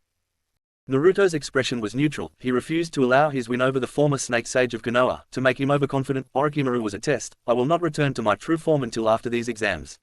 For now, I want my enemies to underestimate me. When I officially raise my rank to Super, or S, in the bingo book, that's when it'll be time to stop hiding my true form and power. Now, if you're ready, Gekko Hayate continued, Hajime. Let's go, Yowa growled, while putting his hands in the ram seal. Me too, Naruto returned the growl, as his normal eyes blazed with anticipation. He seemed to be keeping his hood down for the moment, and his eyes bare, as he faced off against the older shinobi. Naruto saw the man's chakra flare and envelope one of his arms, and surreptitiously moved his other hand to the ninja tool pouch on his hip. Naruto's hand whipped out 2 shuriken and 2 kunai. The shuriken were covered in Raiden chakra, while the kunai were covered in wind chakra, adding extra energy to all 4 thrown projectiles. At the same time, Yowa released his own projectiles, directly at Naruto. Naruto's thrown weapons, because of their extra force, cut through Yowa's own mid-air weapons easily, but the force of the impacts altered the weapon's flight. However, Yowa moved faster than Naruto expected, and before he realized it, the older shinobi seemed to appear in front of Naruto with his fist cocked. Yowa launched a mighty blow at Naruto, but Naruto deflected it to the side and captured Yowa's arm with the elbow and wrist. Instead of stopping the blow, he allowed it to reach full extension, and even added some of his own strength, in the direction Yowa's arm was traveling, which jolted the older shinobi, because it nearly pulled his arm apart. Once fully extended, Naruto lowered his center of gravity, redirected the arm downward, and Akado had no choice but to follow, or his arm would be broken. Even if it could be fixed in a matter of minutes, it still hurt. Naruto flipped Yowa onto his back, holding his arm firmly, and Yowa lay staring up at the 13-year-old Chunin. I got you, now, Naruto smirked, yield and forfeit, he demanded. You think so? Yowa's eye seemed to quirk deviously. I think I've got you, because you really shouldn't have touched me. As he said that, the eerie blue glow of chakra surrounded his hand and forearm, and Naruto suddenly felt weak, as if his chakra were being drained away. Interesting, he thought. Naruto's hold on Yowa weakened as his strength waned, and Yowa's arm rose into a fist and hammered into Naruto's chest. Yowa broke away from Naruto's hold, then charged directly at Naruto. He grabbed the blonde boy by the forehead and began draining the boy of his vital energy. HMPH, this is one of the members of the team that captured Orochimaru-sama. He must have let himself be captured. There is no other explanation if this weakling can't even stand up to me, Akado was thinking, as he drained the Kyuubi brat of his chakra. Finally, after just a few seconds, Naruto fainted, and everybody except his teammates, and lover, looked on and gasped as the one they thought was undefeatable was defeated. Yowa continued draining away Naruto's chakra, and the spectators looked on in astonishment as the strongest member of Crimson Anaconda was defeated within seconds of the first match. 5 seconds later, Yowa stood up as Naruto passed out. He turned to the proctor and said, the kid's gone, I think you may call the match, but just as the proctor raised his hand to award the match to Yowa, the body on the floor shimmered into oblivion. Then a voice, as if coming from the deep, dark confines of a tomb, came from everywhere at once, Akado Yowa. Then a shadow began to coalesce into a shape, that of a human body, but rather than standing on the ground, this one stood upon nothing. Between the feet of the figure formed of shadows, which was so dark, he seemed to drink the light that surrounded him. Nothing but 2 meters of air could be seen between his feet and the ground. Then like the shutter of a camera opening, light began to appear, which widened to reveal Naruto standing in midair, with his mirrored Suna shades on his nose and the color-shifting coat buttoned all the way to his neck. His face was devoid of any of the usual warmth he showed to most people, it was entirely expressionless, and the shades he wore did not allow anyone to see his eyes. So, you can take chakra from your opponent, as can I, with two different methods. Naruto floated to the ground, and your method requires you to make physical contact with your victim. Naruto already had Inyoken in his hands, he had summoned it while Yorwa was busy with his clone. The balanced blade came forth, both blades were difficult to gaze upon, for distinct reasons. Nentoken made the shadow, but a few moments ago, seem as bright as a light bulb, and it seemed to suck in all light around it. What made the sword hard to gaze at was because when one looked upon the blade, they felt in danger of being lost within a dark void, forever. With not even death able to find you, it was truly the edge of oblivion. The sword of dark matter, however, seemed to be made of the light of a galaxy of stars, but only when one looked directly at it, did one have any problems looking upon it.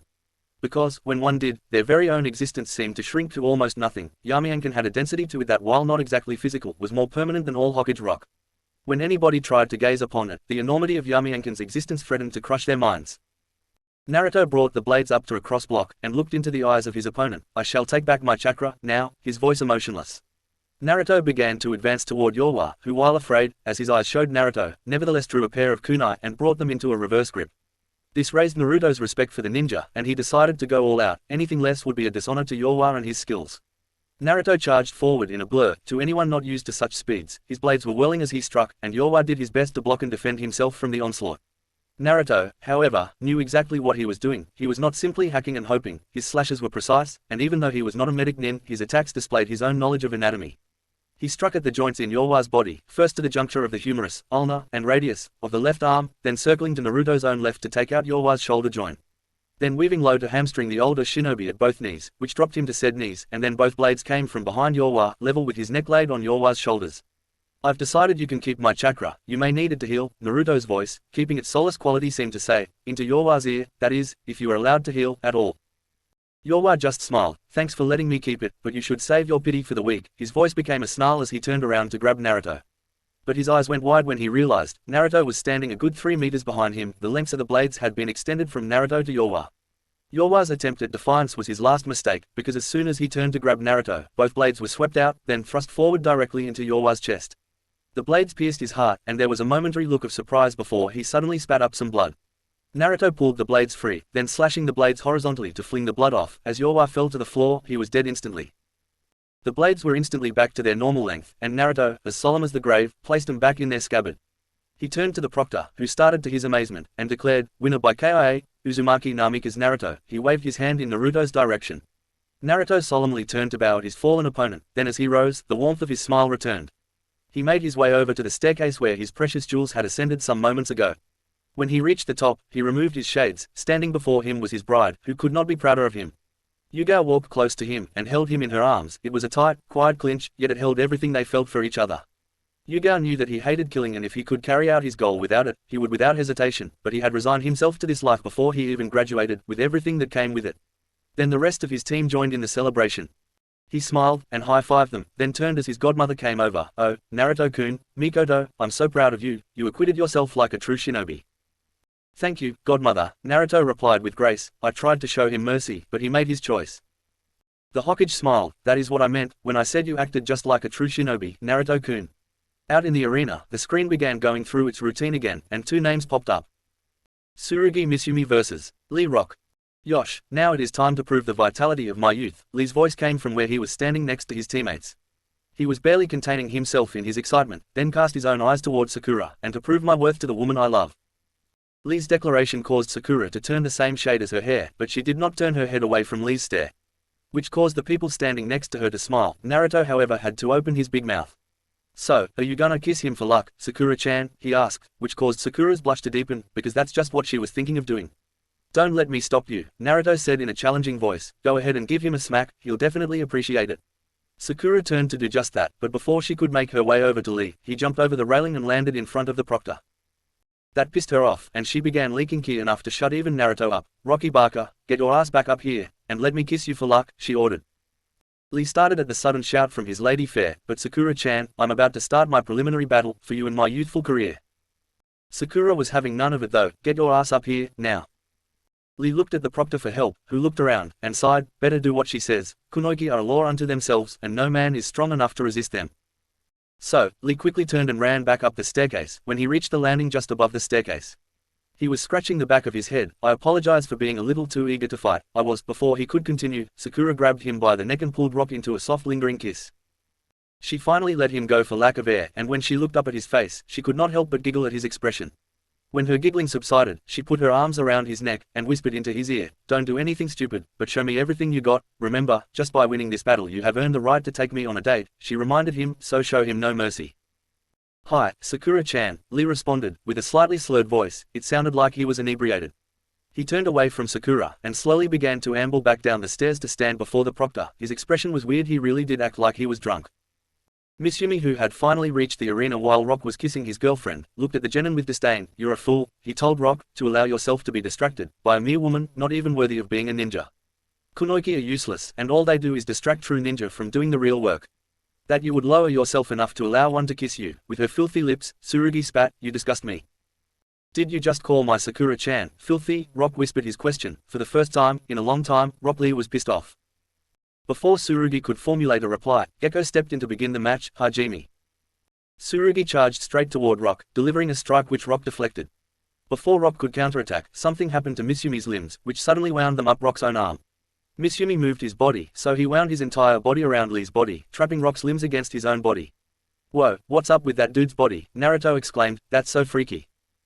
He dislocated all of his joints, softening his body. Hinata answered him. The third eye of her mask was open, showing that she was employing her Byakugan to study their opponents, then continued, "He's using his chakra to control the movement of his body. Very much like our namesake, the anaconda serpent," she added. "I can squeeze until your bones break, kid," Tsurugi whispered to Rock. "The more you struggle, the tighter I'll squeeze. I could break your neck right now, if I wanted to," the older genin gloated, "and I will unless you give up." "I shall never give up, not to the likes of you," Rock retorted, "for you may crush my body, you cannot crush my youth. Plus, it is fortunate that though your limbs may attempt to replicate a snake's movements, the rest of your body is still very much intact." Rock brought his head back into the face of the older genin, which resulted in Mitsumi's nose being broken. This caused him to loosen his hold of Lee, who capitalized on Tsurugi's distraction, because as soon as he could, Rock wrenched his arm free of Mitsumi's hold and elbowed him as hard as Rock could, into his solar plexus. There was an audible crack as Mitsumi's ribs were fractured. Rock at once followed up the elbow strike, with a hammer fist to Tsurugi's groin. Finally, Rock Lee was free of Mitsumi Tsurugi's hold upon him and turned to face the older genin. "My Sakura-chan's lips are not filthy," Rock declared, "they are as close to perfection one could get under heaven. I am normally difficult to anger, but when you insulted the woman I love, on the upper level," Sakura could hear everything he said about her. "You brought out the beast in me," he finished in a snarl. As Rock finished speaking, he unleashed a punch on Mitsumi with every ounce of strength at his disposal. If it had been used on almost any of the other genin, the punch would have killed them, but because of Mitsumi's chakra jutsu, making his body like rubber, the only thing it did was knock him out. Hayate went over to check Mitsumi, then stood up and pointed to Rock Lee. "Winner by knockout, Lee Rock," he declared. Rock was subdued when he returned to the upper deck, and faced Sakura, his sensei, and his teammates. "I'm so sorry, sensei, the way I ended my battle was most definitely unyouthful," Rock said while standing at attention, awaiting reprimand. "I await whatever punishment you deem fit." Guy's face was solemn. "That is a fact, the way you concluded the match was unyouthful," he agreed, "but why you ended it that way, and who you were fighting for, that was definitely youthful. To fight for the honor of the woman you love, even if she can defend her own honor," he said, diverting his gaze to Sakura, who merely continued to stare at Lee with an unreadable expression. "That is one of the truest expressions of youth one can aspire to. Next time do not lose your temper. Your emotions are the only thing you have total control over on the battleground." Guy turned, and walked back down the deck, to his team's original position. Tenten winked at Lee, then turning to share a look with Sakura, before following her sensei back down the deck, but then Neji spoke. "Good match, Lee. For a commoner, I dare say if we had fought, it would have definitely been bloody, even if the outcome would have been different." That was as close as Neji ever came to praising Lee's skill, which means Lee must really have impressed him, a small victory in and of itself. Neji went to join the rest of Team Guy, leaving Rock to deal with Sakura. The two genin stared at each other. Sakura's pride at having someone fight for her honor warred with all the compliments he gave her while he did so, and she did not know how to react. "To hell with it," she exclaimed before stomping over to the boy, grabbed him, and kissed him fiercely. She put her whole body into this kiss. Sakura stepped back. "Meet me at Akamaki Barbecue, exactly 1 week after the Chunnons are over, at noon." She stepped back, but Lee caught her by the arm and pulled her roughly back into him. Rock looked directly into Sakura's shocked eyes. "You are so bossy, Sakura-chan." Lee moved his arm down, palmed Sakura's hip and forced her to press herself into him. The only resistance she offered was pressing her hand into his chest, but that was more of a steadying action than a struggle. Before she knew what was happening, he pressed his own lips into hers, and kissed her wide-eyed face. She may have been caught by surprise, but she quickly succumbed to his power as she closed her eyes and returned the kiss as fiercely as he gave it. Then pulling back he said, "I will meet you at your prestated barbecue restaurant, if you will but meet me at Ichiraku's ramen stand, one day after these exams are over," he demanded severely, "which means you must be able to walk, which means you will have to defeat your own opponents. Do you think you can do that, Kunoiki?" he asked, laying his own challenge before her. "I will," Sakura growled. Hyuga Hinata vs. Kankuro no Sabaku. Standing in the middle of the arena, Kankuro of the Desert, puppet master of Sunagakure, removed the bandages holding his puppet to his back. He slung the bandage-covered bundle from his back, and thumped it down hard on the cement floor. "Let me do you a favor, Hyuga, and end this battle quickly," Kankuro suggested condescendingly. "I know the weakness of the Hyuga clan's taijutsu," he added. "Your opponent must be within 6 meters for your strikes to be effective." "You'll never touch me, Hyuga," he snarled. "We shall see, Kankuro-san," Hinata replied serenely, with her gentle smile on her face, seen below her face mask. As she took a basic Juken stance, "Come within range of my divination, Shinobi-san," she added, "if you dare." Kankuro just laughed. "You think that challenging me and goading me will make me come near you? Then, how are you going to win if you do not approach me?" Hinata asked. "Are you going to make your puppet fight for you instead?" She pointed, showing the bundle on his right. "My little sister plays with dolls. Maybe when we're finished here, you two can trade toys." Kankuro growled. "It's not a toy, it's a ninja tool, just like the kunai and shuriken in your belt," he grated. "You won't goad me by questioning my manhood either," he snarled, "so quit trying to incite me to violence." "You mean, you're not a kunoiki, like me?" Hinata asked. "I mean with all the makeup, I just assumed you were a girl. You wouldn't happen to be a cross-dresser, would you? If so, I've got a dress just your size." "Shut up," he growled, taking a menacing step forward. That was all Hinata needed, before she disappeared into a cloud of butterflies. "Behind you," came a gentle voice, then as soon as he turned, she said, "Juken style, Tetsu Tenehira Kaiden." Thus, without using any chakra, she performed the iron palm rotation, her palms which after hour upon hour, day upon day, months, and years of hardening were a deadly weapon as effective as her daggers and throwing stars and the sai in her belt. Hinata was not fooled one bit. She saw with her Byakugan who the puppet was and where the dummy controlling it was found. "Mama always told me to fight the opponent in front of me." It just so happened that the opponent in front of her was made of wood. Each palm strike splintered the puppet's arms, legs, chest, and finally the head, and all within 2 seconds from when she began her assault. Hinata moved with blinding speed and caught the bandage-covered sand shinobi as he hit the ground. She body slammed him into the concrete. As soon as she finished demolishing the puppet, she drew a kunai, charged it with Raiden chakra, and set it to the throat of the bandage-covered shinobi. She used the Raiden-charged kunai to cut away his bandages. He was prone, face first on the floor, and she was effectively straddling him. "I don't want to kill you, Kankuro-san," she whispered into his ear, "but if it means your life to make the one I love feel vindicated in giving up his spot for me, I will do just that." Anyone could see the abject terror on Kankuro's face as he listened to the soft, gentle, but deadly voice. "So, which will it be, man of the desert?" she purred in his ear. There was a mixture of seduction and resolve in this Hyuga's voice. "Life?" she asked, pressing her breasts into his back, then she pressed her kunai harder into his throat, "or oblivion?" At that, Kankuro's resolve dissolved. "I give, Proctor, I forfeit," he screamed. "Winner by forfeit, Hyuga Hinata," Gecko Hayate declared. Most of the rest of the fights that day were predictable. Gaara left Omoi, a bloody smear on the tarmac. Nothing Omoi had could make a dent in Gaara's sand defense. Temari, even though she left her alive, completely outclassed and outmaneuvered Tenten with her long-range attacks. The match between Shikamaru and Karen was one of the most boring on record, because there was barely any movement, because whenever one would adopt a stance, the other found a stance that perfectly countered the earlier stance. Both Uzumaki and Nara were so intelligent that they could predict the likely outcome of any sequence, simply by taking note of each other's stance. The one time Shika tried to use his shadows on her, they all discovered she was a sensor type, and could predict where he would try to ensnare her. He forfeited soon after that, stating that while their skills and intelligence were equal, she had far more chakra than him, and any battle between them would come down to a war of attrition. "I simply don't care enough about becoming Chunin to want to expend so much energy trying to win a pointless battle." The battle between Yugito and Choji was the exact opposite to the battle between Karen and Shikamaru. Choji's new physique, coupled with the fact he was practically leaking yang chakra, boosted his strength and endurance to awesome lengths. While Yugito's Jinchuriki status lent her own measure of endurance, Matadabi had trained Yugito in how to fight like a cat. When the Akamaki would charge in to attack the Kumo Nin, she would jump over his attack or outmaneuver him. They were in a stalemate for a while, neither able to effectively counter each other, nor capitalize upon any advantages, until Yugito unleashed her ninjutsu upon Choji. She swarmed him, with countless numbers of blue fiery mice, which ran over Choji's entire normal-sized body. Just before Yugito set him off, Choji, knowing he could not get them all, opted to use a modification to his family jutsu, one that he discovered once he began eating healthier.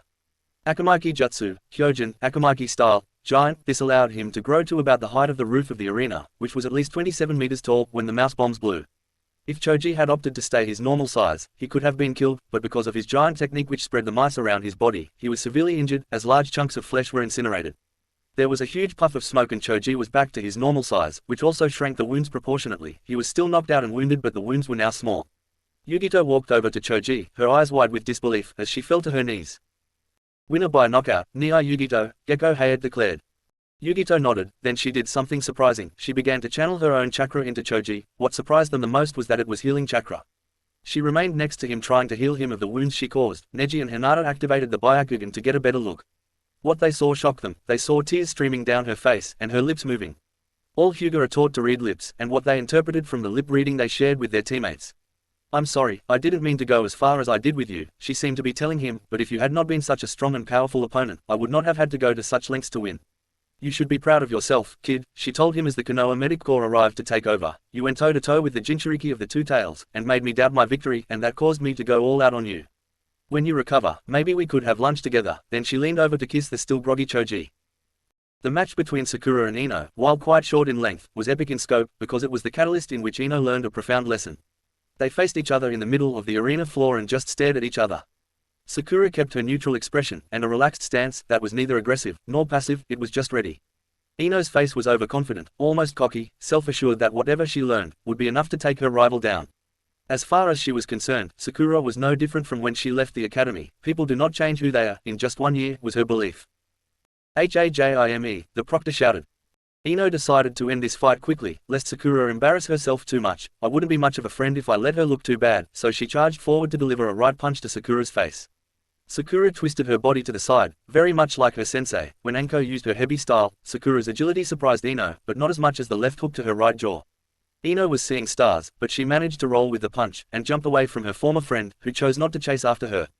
Ino felt a trickle of blood slide down, out of her mouth, and wiped it away with her hand. "Good shot, Sakura," Ino praised her former best friend, "but you just got lucky." "I've learned that one makes his or her own luck, Ino," Sakura replied. "Oh really?" Ino asked. "Then this is me making mine," as she went through several hand seals, with the last one ending with the thumb and index finger, connecting in an O shape in front of her eye. "I'm going to take a walk inside your soul," Ino explained, mind transfer technique, and a beam of chakra shot itself directly at Sakura and was deflected. It ricocheted back to its source, and a recoil effect plus the impact of the jutsu itself knocked Ino to the floor. "Did you really think your clan's mind techniques would work?" Sakura asked in disdain.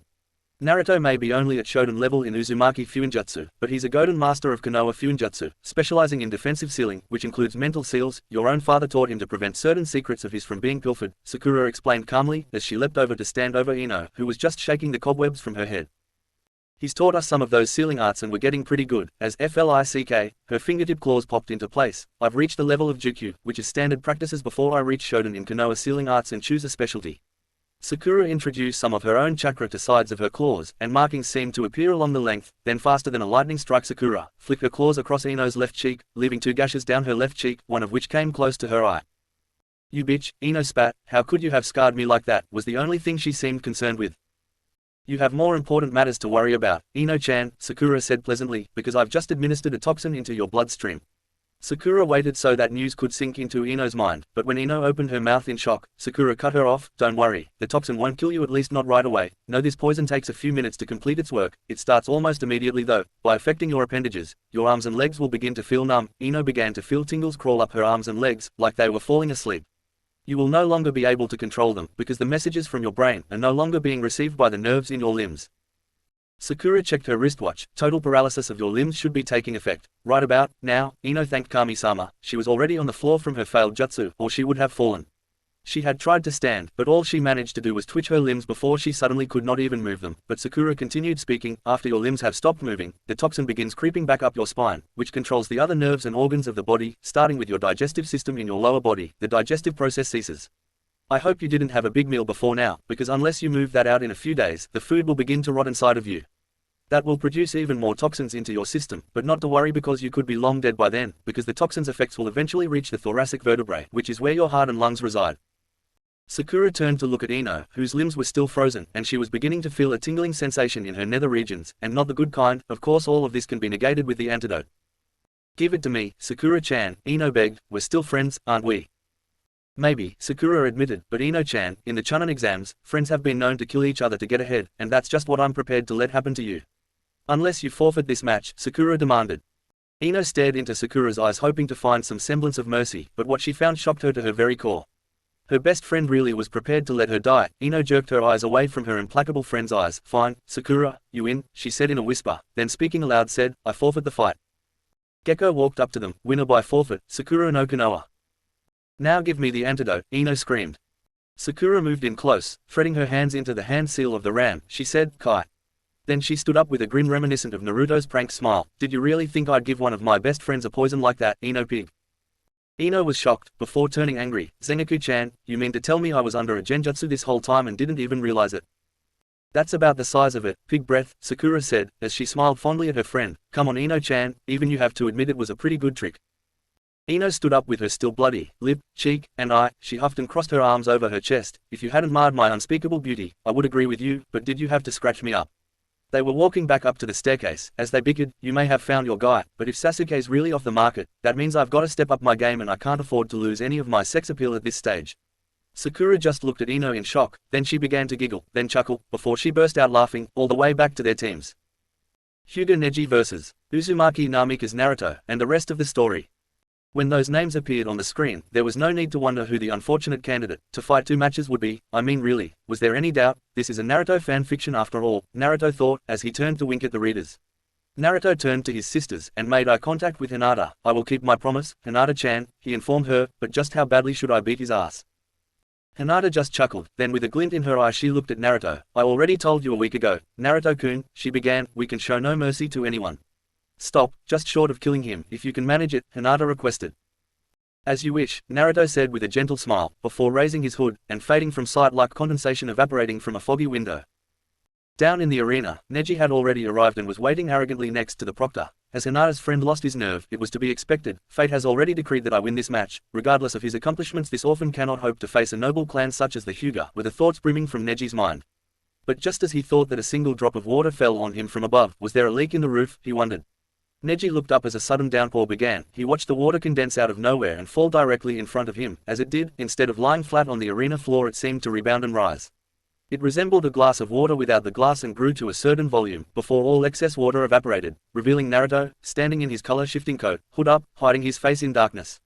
The only thing about his features that could be seen from the shadows were his eyes. They were vermilion all over, but the pupils seemed to have expanded outward into 3 concentric rings. The last was circling the perimeter of the cornea, perfectly. Are those your demon eyes, Namikaze-san? Neji scoffed. Are you trying to place a genjutsu upon me, orphan? Naruto said nothing, as he waited patiently for the fight to begin. Hajime, Gekko snapped. Though I cannot and will not show partiality to any of the candidates, I hope the blonde kicks your ass, Hyuga. I so happen to be an orphan as well, little bastard. Byakugan, Neji said as his dojutsu activated, but when he looked at Naruto, instead of peering through his clothes and body to find his tenketsu points, all the Hyuga saw was a long black coat. Neji's eyes widened. Naruto just stood there with his hands buried in the pockets of his coat. What is this? Neji demanded. Naruto quirked an eyebrow, while keeping his face expressionless. Something wrong, Hyuga-san? Naruto asked, with only mild curiosity. You seem like you have a problem with the way I dress. My Byakugan can't penetrate your coat, Neji answered automatically. But that's impossible, our dojutsu can see through anything, Neji exclaimed in astonishment. Naruto cast a glance down at his coat, before returning his gaze to his opponent. Oh this, Naruto inquired, removing his hand from his pocket to finger the coat. This was a gift from the current daimyo of the former Snow Nation, renamed Spring Nation, for my birthday 2 weeks ago. Neji's eyes widened even more at that, then hardened. Since when does a commoner raid a personal gift from a head of state? He asked incredulously. Naruto's eyes became hard, before he suddenly blurred out of sight, then reappeared directly above Neji with a flying axe kick directed at the Genin's head. Neji, of course, lost track of him, saw Naruto's attack coming with his Byakugan, and managed to twist himself out of the way. Naruto's attack left a small divot in the floor of the arena, and Neji twisted to the right to deliver a palm strike to Naruto's shoulder. Naruto allowed the palm strike to push him into a spin that parried Neji's arm. Then brought the same arm into an elbow, right into Neji's gut, making him grunt, which distracted him enough to allow Naruto to capture the arm at the wrist, bring it up over Naruto's own head, and with a tug, pulled Neji into a lunging elbow strike into the center of his chest. Naruto released Neji, who toppled to the floor, retching and out of breath with a groaning cry.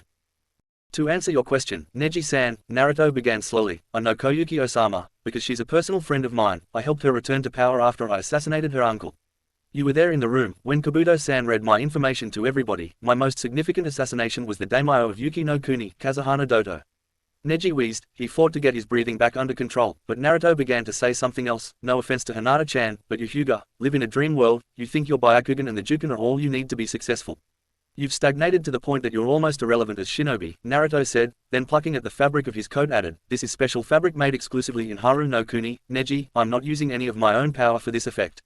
I don't know if the inventors knew of this effect when they created it, but you can bet, now that it's been discovered, there will be more orders for garments like this, at least from Kumo and Suna, Naruto said showing the teams he mentioned. Neji was sitting up by this point almost fully recovered from the earlier exchange, and was looking around at the upper deck, because Temari of the desert was watching and listening to the exchange, and Hinata was being grilled by Karen, and Yugito was making notes as she watched the fight. This world is in constant flux, it is ever changing and evolving, Naruto lectured him, and the Hyuga can either get in line with that or be left behind, in the rubbish bin of history. After his speech, Naruto had turned his back on Neji, gazing into the metaphorical future, when he felt a biting stab from his back. Naruto looked back in shock to see a malevolent grin in his opponent's eyes. Maybe you're right Namika-san, maybe the Hyuga clan have become obsolete, but nothing beats a good, old backstabbing, he declared, as he twisted the kunai into Naruto's back.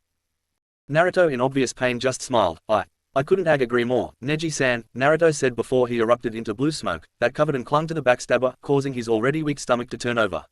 He would have puked, if he hadn't already vomited everything he ate that morning, but he reflexively squeezed his eyes shut. From the front came the voice of his opponent, but even that can't compare to a good, ole, sucker punch, which caused Neji's eyes to snap open just in time to see a spinning sphere of chakra come right for his chest cavity, and Neji knew it was too late to do anything. He watched in seeming slow motion as the ball of chakra collided with his chest. Neji folded around the jutsu as Naruto named it, rasengan.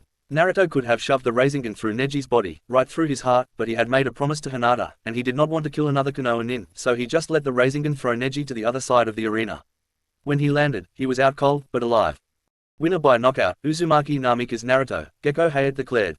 Hayate let out a sigh of relief. It's finally over. Mikoto was pleased with this turn of events. Not only has at least one of her sons passed into the final round, making her a proud mum, but as the Hokage of the Leaf, she was thrilled with how many Leaf genin made it into the third round of the exams, and they were all rookies too. All the rookies lined up in a row facing the huge arms, then Gekko Hayate stepped up on the raised platform. With the conclusion of the final match, I now declare the preliminary round of the third exam over. To all who have advanced to the final round, congratulations. In total 8 candidates were left for the final round, 4 from Konoha, 2 from Kumo, and 2 from Sand. This really was the cream of the crop this year. Now, I will begin explaining the final round, the Hokage said as she stepped upon the platform. All 3 proctors stood between her and the participants. She wore a coy smile as she faced them. In the final rounds you will all put your battle skills on display before an audience of potential clients, she announced. Demonstrate the power and restraint within your disciplines, therefore the final battles will commence exactly 1 month from today. All except Crimson Anaconda were surprised by the length of time they would be given before their final battles. This is so you may develop new strategies, or improve and refine your existing skills. Up until now, these exams are predicated on the fact that you are fighting an unknown enemy, she elaborated. That is no longer the case. Now that you have battled, you will need to prepare for your enemies, and this will be an opportunity to rest and recuperate as well. This will also give us time to announce the outcome of the preliminary round to the heads of state, and each nation's other leaders. With this Karen and Yugito shared a look that was unreadable to anybody but them, if anybody was paying attention that is, and gives us time to prepare the summons for the final selection. Now, that being said, it is time to take care of one more matter. Before I dismiss you, the Hokage told them, in a calm, orderly fashion, all of you will take a slip of paper from the box, held by Kakashi-san. Just remain where you are, Kakashi instructed, I'll come to you. By and by, each participant drew a number, and by the time Kakashi was finished every contestant had a slip of paper with a numeral written upon it. When Kakashi finished, Ibiki began issuing instructions. Good, now that everybody has one, going from left to right, please read the paper in your hand. I've got 8, Sakura said. Number 1, of course, Naruto said. 4, said Temari. 5, said the female Uzumaki. 3, Rock said. 2, the Nibi Jinchuriki told them. 6, said Gaara. 7, came the soft voice of the Hyuga heiress. Very well, Mikoto said, before continuing, now I'm going to tell you all, how the tournament of the final round will work. So, that's what the numbers are for, Karen said calmly, we were drawing lots.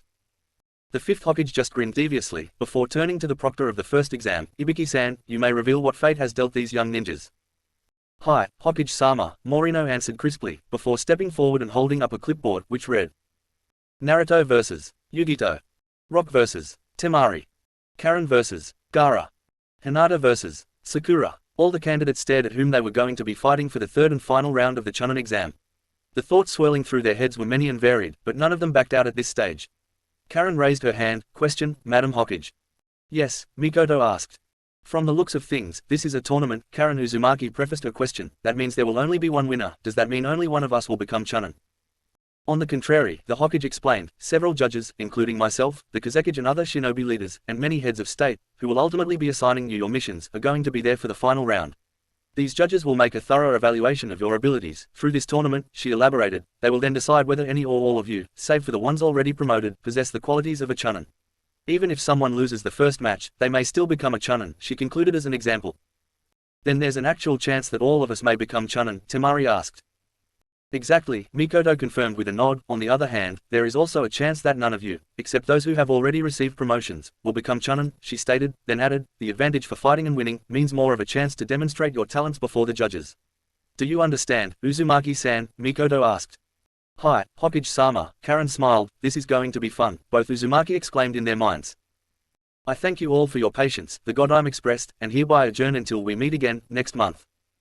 Chapter 23, Interlude, Transformative Training. Our home. Uzumaki Shima, Naruto.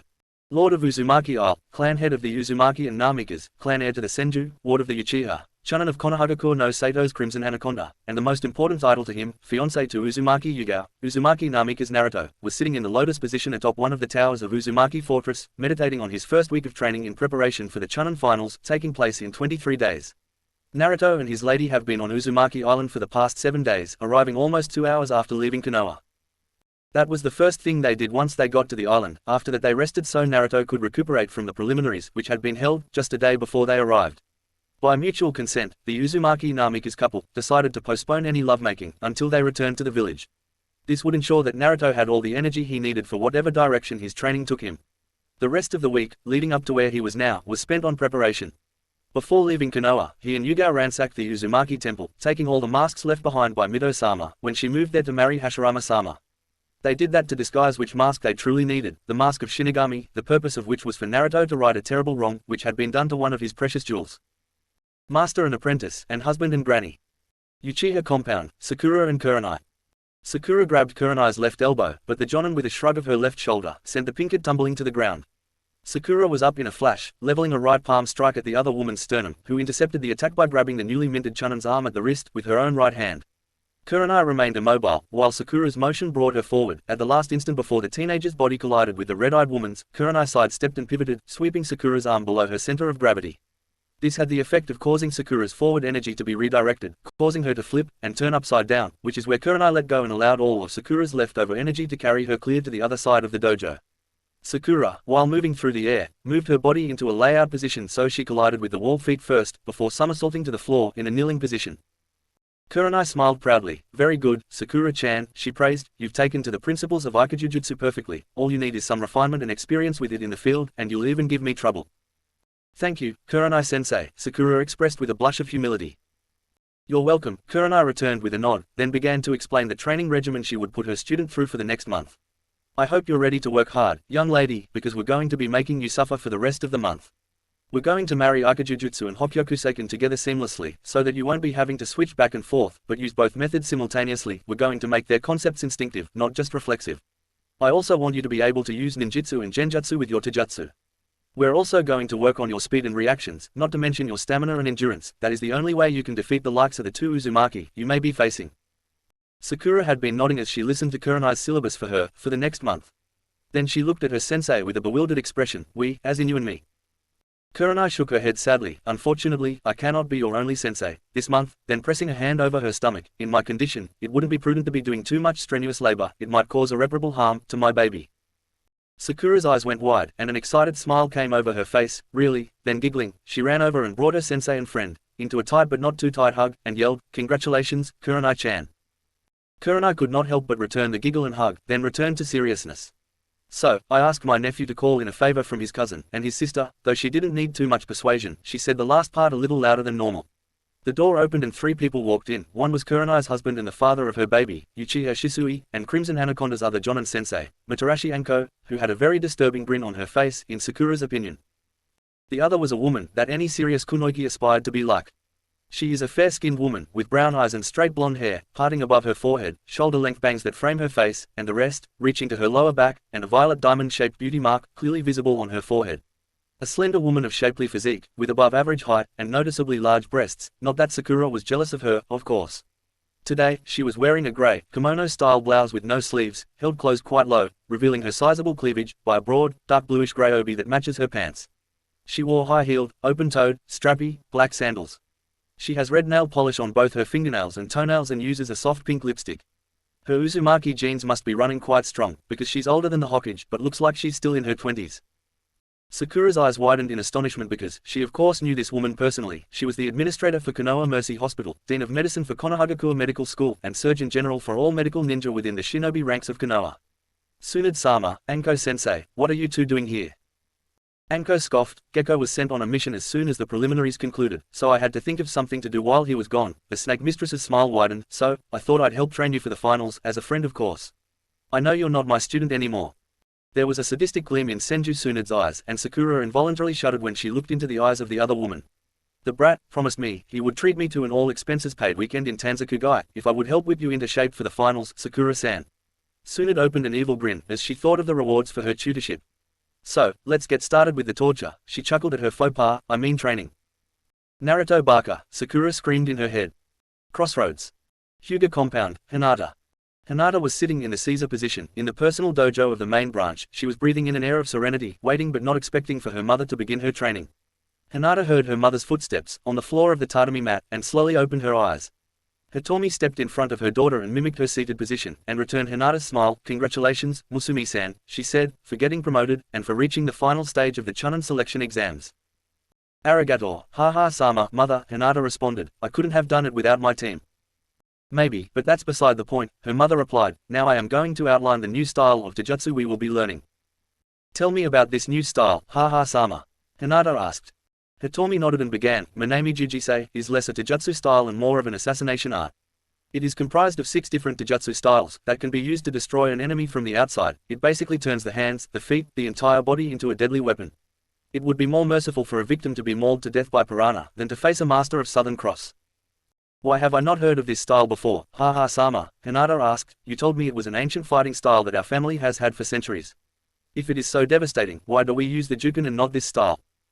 Only those who have been born along our specific line may learn it, Hitomi told her daughter. This style has been passed along in my family from mother to daughter since before the Sage of 6 Paths. It has an advantage over Juken because it does not require chakra to use. That's excellent, haha-sama. When do we start training? Hinata asked. Hitomi grinned proudly. We will begin, right now, as soon as I teach you a ninjutsu that will maximize your training. Which ninjutsu is that, haha-sensei? Hinata asked eagerly. First engage your Byakugan, Hitomi ordered, and Hinata complied silently. Then watch me perform the jutsu. Hitomi put her fingers in a cross-hand sign, and said, Kage Bunshin no Jutsu, and 6 perfect copies of her mother appear in front of her daughter. Hinata brought her left hand up to give her focus, and yelled, Tayu Kage Bunshin no Jutsu. She spoke, and 36 shadow clones burst into existence. Hinata just grinned. I already know that jutsu, haha-sama, she answered her mother's shocked face. Naruto is practically my brother after all. Oh, death. Uzumaki Fortress, Sealing Chamber, returned to Naruto. This was a sealing chamber only available to Fuinjutsu users. It was where the art that struck fear into the hearts of 3 villages was performed. As such, only Fuinjutsu users could gain access to this chamber. Naruto opened his eyes and looked down at the mask of Shinigami. His fiancée was somewhere above him in another part of the castle. The mask looked like every other generic no mask, which was how it was able to remain undisturbed in Konoha for so long. It was white, with grey patches reminiscent of a traditional woman's hairstyle, but it had horns like a bull, metallic eyes, and a leering smile that housed a set of sharp, pointed teeth. Are you ready, Dad? Naruto asked his father. I am about to start. I am ready, son, Minato told him. It's time to repair my soul. This ritual will be completed in multiple stages, Naruto said to remind his tenants. First stage, I will create a clone, who will then put on the Hanya mask, and perform the dead demon consuming seal, release. Stage 2, I will use my chains to retrieve you from the belly of death itself. Stage 3, I will then use the seal of transference to transfer the yin half of Kurama into the 8 trigram seal. Hopefully, they'll reunite into one being.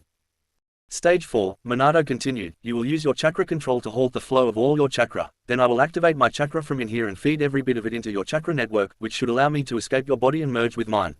In theory, it should act just like the memories and experiences received from Kage and Akuma Bunshin. When they are dispelled, hopefully my true self won't be changed too much by being within the belly of the Shinigami. Just before your chakra is depleted, Dad, I will perform the human path, soul absorption with my mind avatar, then Deva path, soul transference, and transfer your soul fragment into your true self. Naruto concluded their briefing. Then to make sure they both understood the stakes, Naruto began to speak with a note of concern in his voice. This is a pass-fail, Dad, you will pretty much be committing suicide to make this happen, and I won't be able to bring you back a second time. Are you sure you want to go through with this, Dad? I have no problem with continuing our current situation. Minato thought about it and sighed, after sharing a look with his wife. Yes, I am sure, son, the time has come for you to be on your own, and there are some things parents and children shouldn't know about each other. If this works, we will continue to train you, as much as you wish, and if it doesn't work, well, the reason I'm going first is to see if it will, then it'll just be my time, and you'll still have your mother here to continue guiding you. It'll work, Dad, I know it will, I believe it, Naruto said with determination, and as soon as we've both recovered, we can get Mum out, together, Dadbayo. Let's go through steps about how you plan on doing that, Sochi-kun, Kushina asked. I actually died, I wasn't sucked into a god's stomach to fight for eternity. I'm going to perform the Edo Tensei with a slight modification. Instead of using a kunai to bring you under my control, we'll do the same thing I did with Dad, pause my chakra, feed your chakra into my chakra coils, and transfer your soul into your resurrected self. That should give you your free will, instead of making you follow mine. Again, this is a pass-fail jutsu, Mum, and the same consequences apply to you if it doesn't work, Naruto reminded her, and you have a choice whether you want to go through with this, or not. Kushina closed her eyes and gave the matter some serious thought. Her eyes flashed open and with a determined smile, she said, let's do this, Databane. Naruto smirked as Naruto made the hand sign for Akuma Bunshin no Jutsu. A single copy of Naruto appeared next to him, and without being asked placed the mask on his face. He began performing the Fuinjutsu, Shiki Fujin, and at the clap there was an explosion of energy as the death god materialized and transformed the clone into Shinigami's visage. Shinigami cannot be described in terms of male or female. Shinigami was both genders and none of them, with translucent and gaunt features.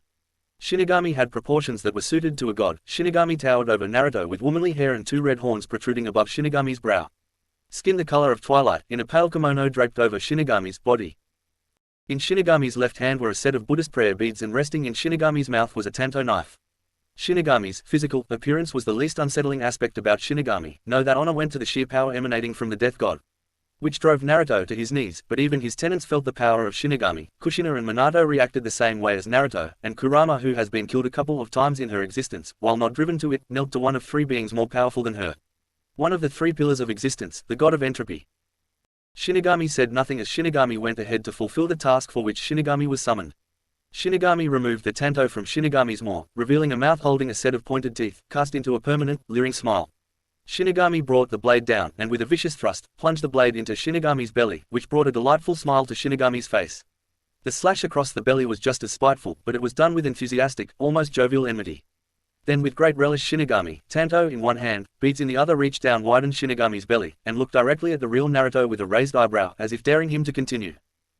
Naruto looked Shinigami in the eye and without hesitation projected two of his adamantine chains into the belly of the death god. While Naruto could not see into the black abyss, his chains seemed to lock onto a familiar chakra source and move directly toward it. They snagged it, drew tight and began to retract. Coming into view, encircled by Naruto's chains, was a man with the same sun-kissed blonde hair as his son. He was only wearing his standard Jonin uniform. He groaned and looked up into the vermilion eyes of his son, who was shining a bright smile down at his father, and quipped, "Welcome back, Two-san. I hope you enjoyed your vacation, but it's about time to get back to work." When Minato looked up, and smirked, then channeling chakra to his eyes, and his eyes turned a crimson red with three tomos, "Naruto?" he asked, to which his son nodded. Minato stood up shakily. "Yes, I have had quite a rest. It was very quiet. Though I wouldn't recommend the venue, but I am apprehensive to know what's been going on in my absence. I would be more than happy to fill you in, but first we have to appease a god," Naruto replied, before getting to his feet and retracting his chains.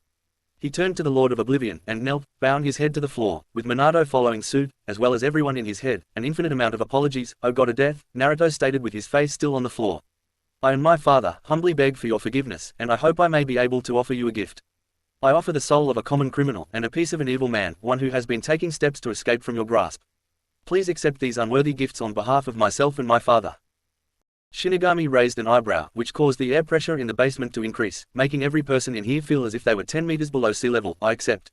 The powerful voice of Shinigami swept through every creature listening, as if Shinigami was speaking to their very souls. Naruto looked up and his eyes blazed forth with the Rinnegan, then holding his hand out, palm up, Naruto activated a jutsu, Deva Path, soul release, Yong, and translucent energy was released from Naruto's body, floating up and away from his mortal warden. Shinigami raised the prayer beads, and a gateway projected through the core of the beads, expanding like a soap bubble in a bathtub. Once the portal reached a 2-meter diameter, an invisible force seemed to latch onto the soul of Gato's henchman, and like a vacuum pulled the soul directly into the center of the gateway. Think the traps used in the movie Ghostbusters. Naruto repeated his actions from earlier, Deva Path, Soul Release, Orochimaru Fragment. Unlike the other, this one did not float up out of Naruto's hand. The evil Orochimaru took part in has weighed down his soul, denying him the ability to rise into the heavens, even briefly.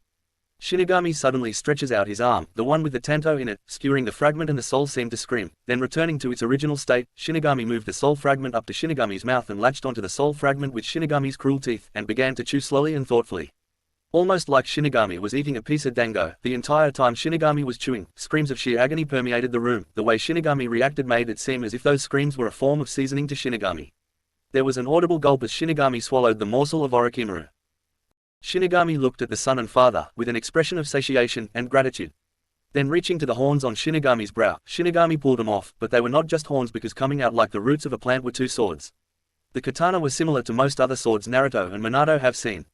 They were each a little over a meter long from pommel to the tip of the blade, with no tsuba, one sword being as white as snow and the other as black as a new moon night.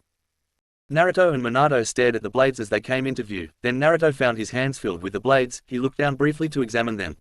When he looked back up, he found Shinigami's tanto pointing at his forehead, then a black flash later and knowledge of the blades filled his mind, like Shinigami used necromancy and knowledge transfer at the same time. The pale blade was known as Oblivion. Bokyaku, it is the blade of nothingness, emptiness, or the void blade. It holds the very essence of death itself. If Naruto applies his chakra to the blade, then as nothing can really stop death, nothing can stop Oblivion from killing Naruto's opponent. Infinity, Bujendai, the Dark Blade, is the blade of the infinite, the sword of existence, permanence, and the blade of unending. It houses the essence of eternity. When the wielder channels chakra through the blade, it becomes an unstoppable force of strength, capable of shattering the earth itself. If he does not use his chakra with the swords, they act just like any other swords, however it's still unbreakable, and using clones does not protect the original from damage. The original takes damage regardless.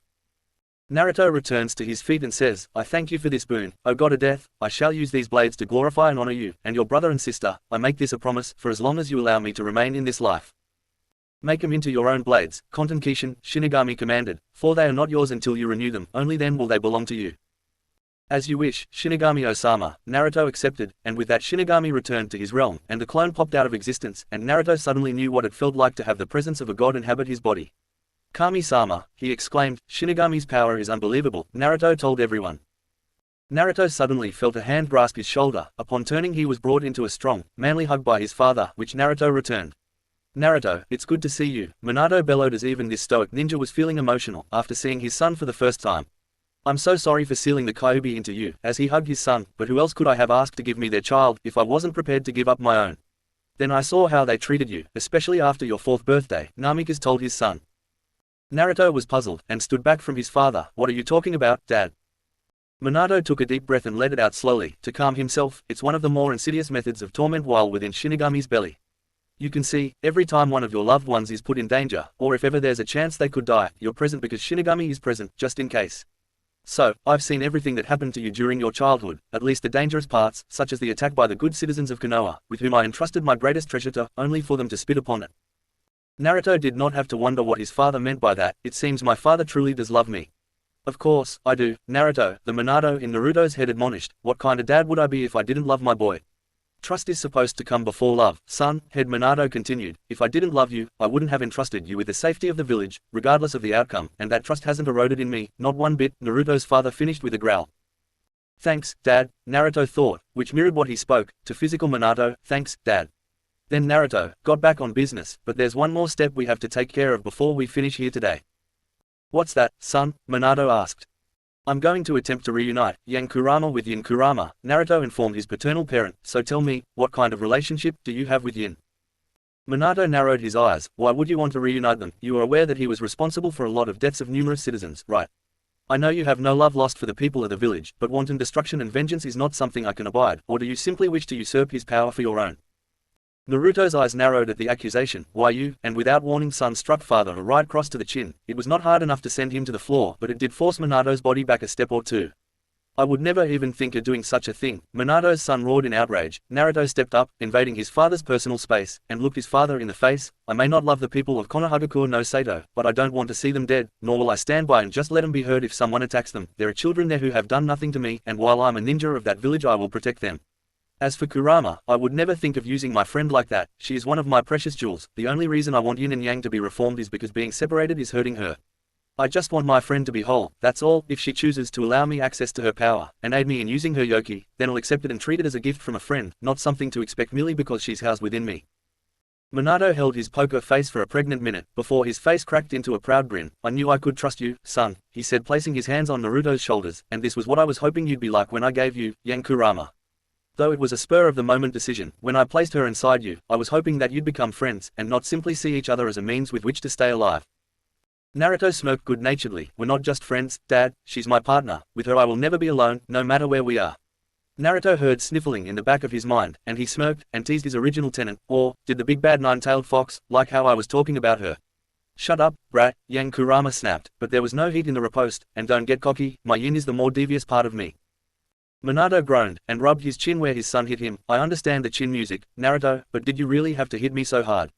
Then getting serious he spoke, I assume in order to get Yankurama out of me, you will try to use a seal of transfer, correct? Naruto just nodded, but Minato shook his head. Well, it won't work, Naruto. What? The younger Namikaze gasped. Why not?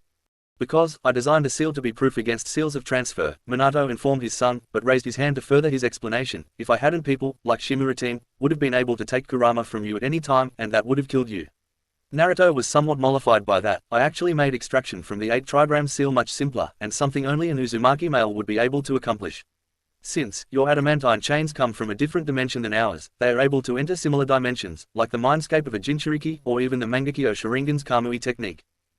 Naruto just stared at his father, before slapping his own forehead. Akuma's razor, Naruto, Akuma's razor, keep it simple, human. Then looking at head Minato, asked, why didn't you tell me about that? Because I didn't know about it. He must have sealed me, and your mother, into the seal before making that modification to the seal, metaphysical Minato asserted. So, how do I begin the extraction, sensei? Naruto asked. The Ides of the month. Undisclosed location. 3 individuals walked into a resort. They have been meeting off and on for the past 2 weeks to finalize plans for their attack. They walked up to the counter of the hot spring resort, and paid their fee. They were shown into the women's side of the onsen. Once in the changing room, they divested themselves of all their clothing, which made 3 trivial things abundantly clear. They were on the wrong side of the gender barrier. One of them was Kabuto, who was the only one not even slightly embarrassed about being on this side. The other 2, an old man with a silvery grey beard, yet despite his eld, his body was as fit and trim as any 30-year-old jonin. His name was Gareth, the sorcerer, second only to Sarutobi Hiruzen in ninjutsu, and leader of Tanagakure no Sato. The other man, leader of the village hidden in the waterfall, was only slightly younger than his white-haired counterpart, with dark hair, a well-trimmed moustache, and an eye patch over one eye. His name was Bradley, the Furious, said to give even Mifune of Iron a difficult fight in Kenjutsu in terms of pure skill, with only Uzumaki Kushina able to defeat him, which cost him his eye. Kabuto was there representing Otogakure, whose purpose was to retrieve Orochimaru, without giving in to Konoha's demands, who, luckily did not know where Orochimaru called home. Are you sure we need the help of them to do this, Kabuto-san? Gareth asked calmly. Kabuto smirked, and nodded, with an intact Uchiha clan protecting the village, not to mention 2 of the 3 Sannin remaining in the leaf, and the devil of the leaf herself as Hokage. We're gonna need all the help we can get, Gareth-san. Kabuto turned his head to look at Bradley-san, and no offense to your village's Jinchuriki, Taki no Shunin, but she would be no match for the son of the Yellow Flash and the Red Death. He was able to capture Orochimaru-sama, Kabuto added. If we underestimate the leaf, we will die, so, better for a little overkill than that. That's far enough, gentlemen, a feminine authoritative voice ordered from the mists, then changing to a sickly sweet voice, and Kabuto-san, I'd watch what you say about the 9 tails. There are certain present parties, who would cut out your silver tongue as look at you for such slander. There was a sudden breeze, as gentle as it could be, when Kabuto felt a burn along both of his cheeks causing him to hiss, more in surprise than pain, as he raised a hand to a cheek. He came away from the wound with blood on his fingers. He was surprised because he had not detected any movement. Kabuto was not one for conceit, but he always prided himself with his ninja skills, which even Orochimaru had not ever been able to surprise like this person just did. My apologies, Akatsuki-kun, he offered, using the formal address to a female business associate. I take it you're one of those who hates Jinchuriki, especially Naruto. Not at all, actually, the woman's voice drifted to them. You see, I have a unique perspective on Jinchuriki, she said, from directly in front of him, as she appeared in front of them. You see, I used to be one. The woman before them had blood-red hair, held in a braid, long and flexible enough to coil around her neck like rope, and her violet eyes almost seemed to glow as she looked at them. And never in a million years would I ever hate my son. I'd have given my life for him in a heartbeat, if he was still alive, but that demon wearing my son's skin is not my Naruto. I promised to rip that hellborn bastard out of Naruto's body with my bare hands, so my baby may finally rest in peace, Kushina declared in a clear and calm voice, devoid of any emotion. I need to do that before I move on and meet my baby boy in the hereafter. All the men just gawked at the woman standing before them. One of them knew her on sight, two of them had heard of her reputation and legend, and all three were under the belief that she had died with her husband. The fact that she was naked was totally lost on them for the moment. Everything remained at a standstill, even the shadows unmoving, until she snapped her fingers in their faces. Come gentlemen, it's not that unusual for me to be alive. There have been many ninjas who have faked their own deaths, just to make the world overlook them for a while. Uzumaki Kushina-san, Bradley breathed out a cleansing air. Bradley, how's the eye? The Uzumaki woman asked. Bradley gave a wry smile. I still think about you when I wish to gaze at something, Kushina-san, but it does add to my intimidation factor, so I don't totally hate it. Kushina scoffed. What would your wife say, if she knew you were thinking about other women? Bradley just laughed. She has nothing to worry about, because despite your current mode of apparel, I assure you my thoughts are far from sexual, but that's just a personal vendetta. We're here on business, I believe. That we are, my colleague, Gareth said, getting things back on track. Now, let's get down to the nitpicking details. I can field at least 500 genin, 300 chunin, and 150 jonin, all skilled in their own ways of the ninja. Now, I'm going to concentrate my forces in pillaging their ninja libraries, and other treasures, that in addition to the pay for this mission should be more than enough compensation to tide us over. They all nodded at that, and Bradley began to outline his plans. I can't put nearly as many forces into play as our associate here. My ninja are better at infiltration, espionage, and assassination than they are at open warfare. We'll be concentrating on taking out key targets, like Hitaki Kakashi, Uchiha Itachi, and certain clan heads. We'll probably be at the arena, where a vast majority of our targets will be concentrated. It's also where we will be deploying our Jinchuriki to take on the Nine Tails and the other two containers. Okay, Kushina said non-committally. Good luck with that, and to be clear Bradley, your goal with the Kyuubi is to hold it. Until I get there, nobody kills it but me. Is that understood, gentlemen? They accepted her terms with a collective, hi. Sorry, Kodo-chan, Fugaku-kun, I hate being the cause of your sorrow, but maybe it'll teach you not to gamble with your children on that hellhole of a village, like my Minato Baka did with our son. Sound Village is still young, so we don't have the same resources as you gentlemen, so we'll also be concentrating on infiltration, with our goal being to locate Orochimaru-sama as swiftly as possible and rescue him, Kabuto explained. Those are good strategies, boys, Kushina nodded. Our commitment will be me, and two other members of our group, and you're only going to have to pay them. For me this is personal, for them it's business.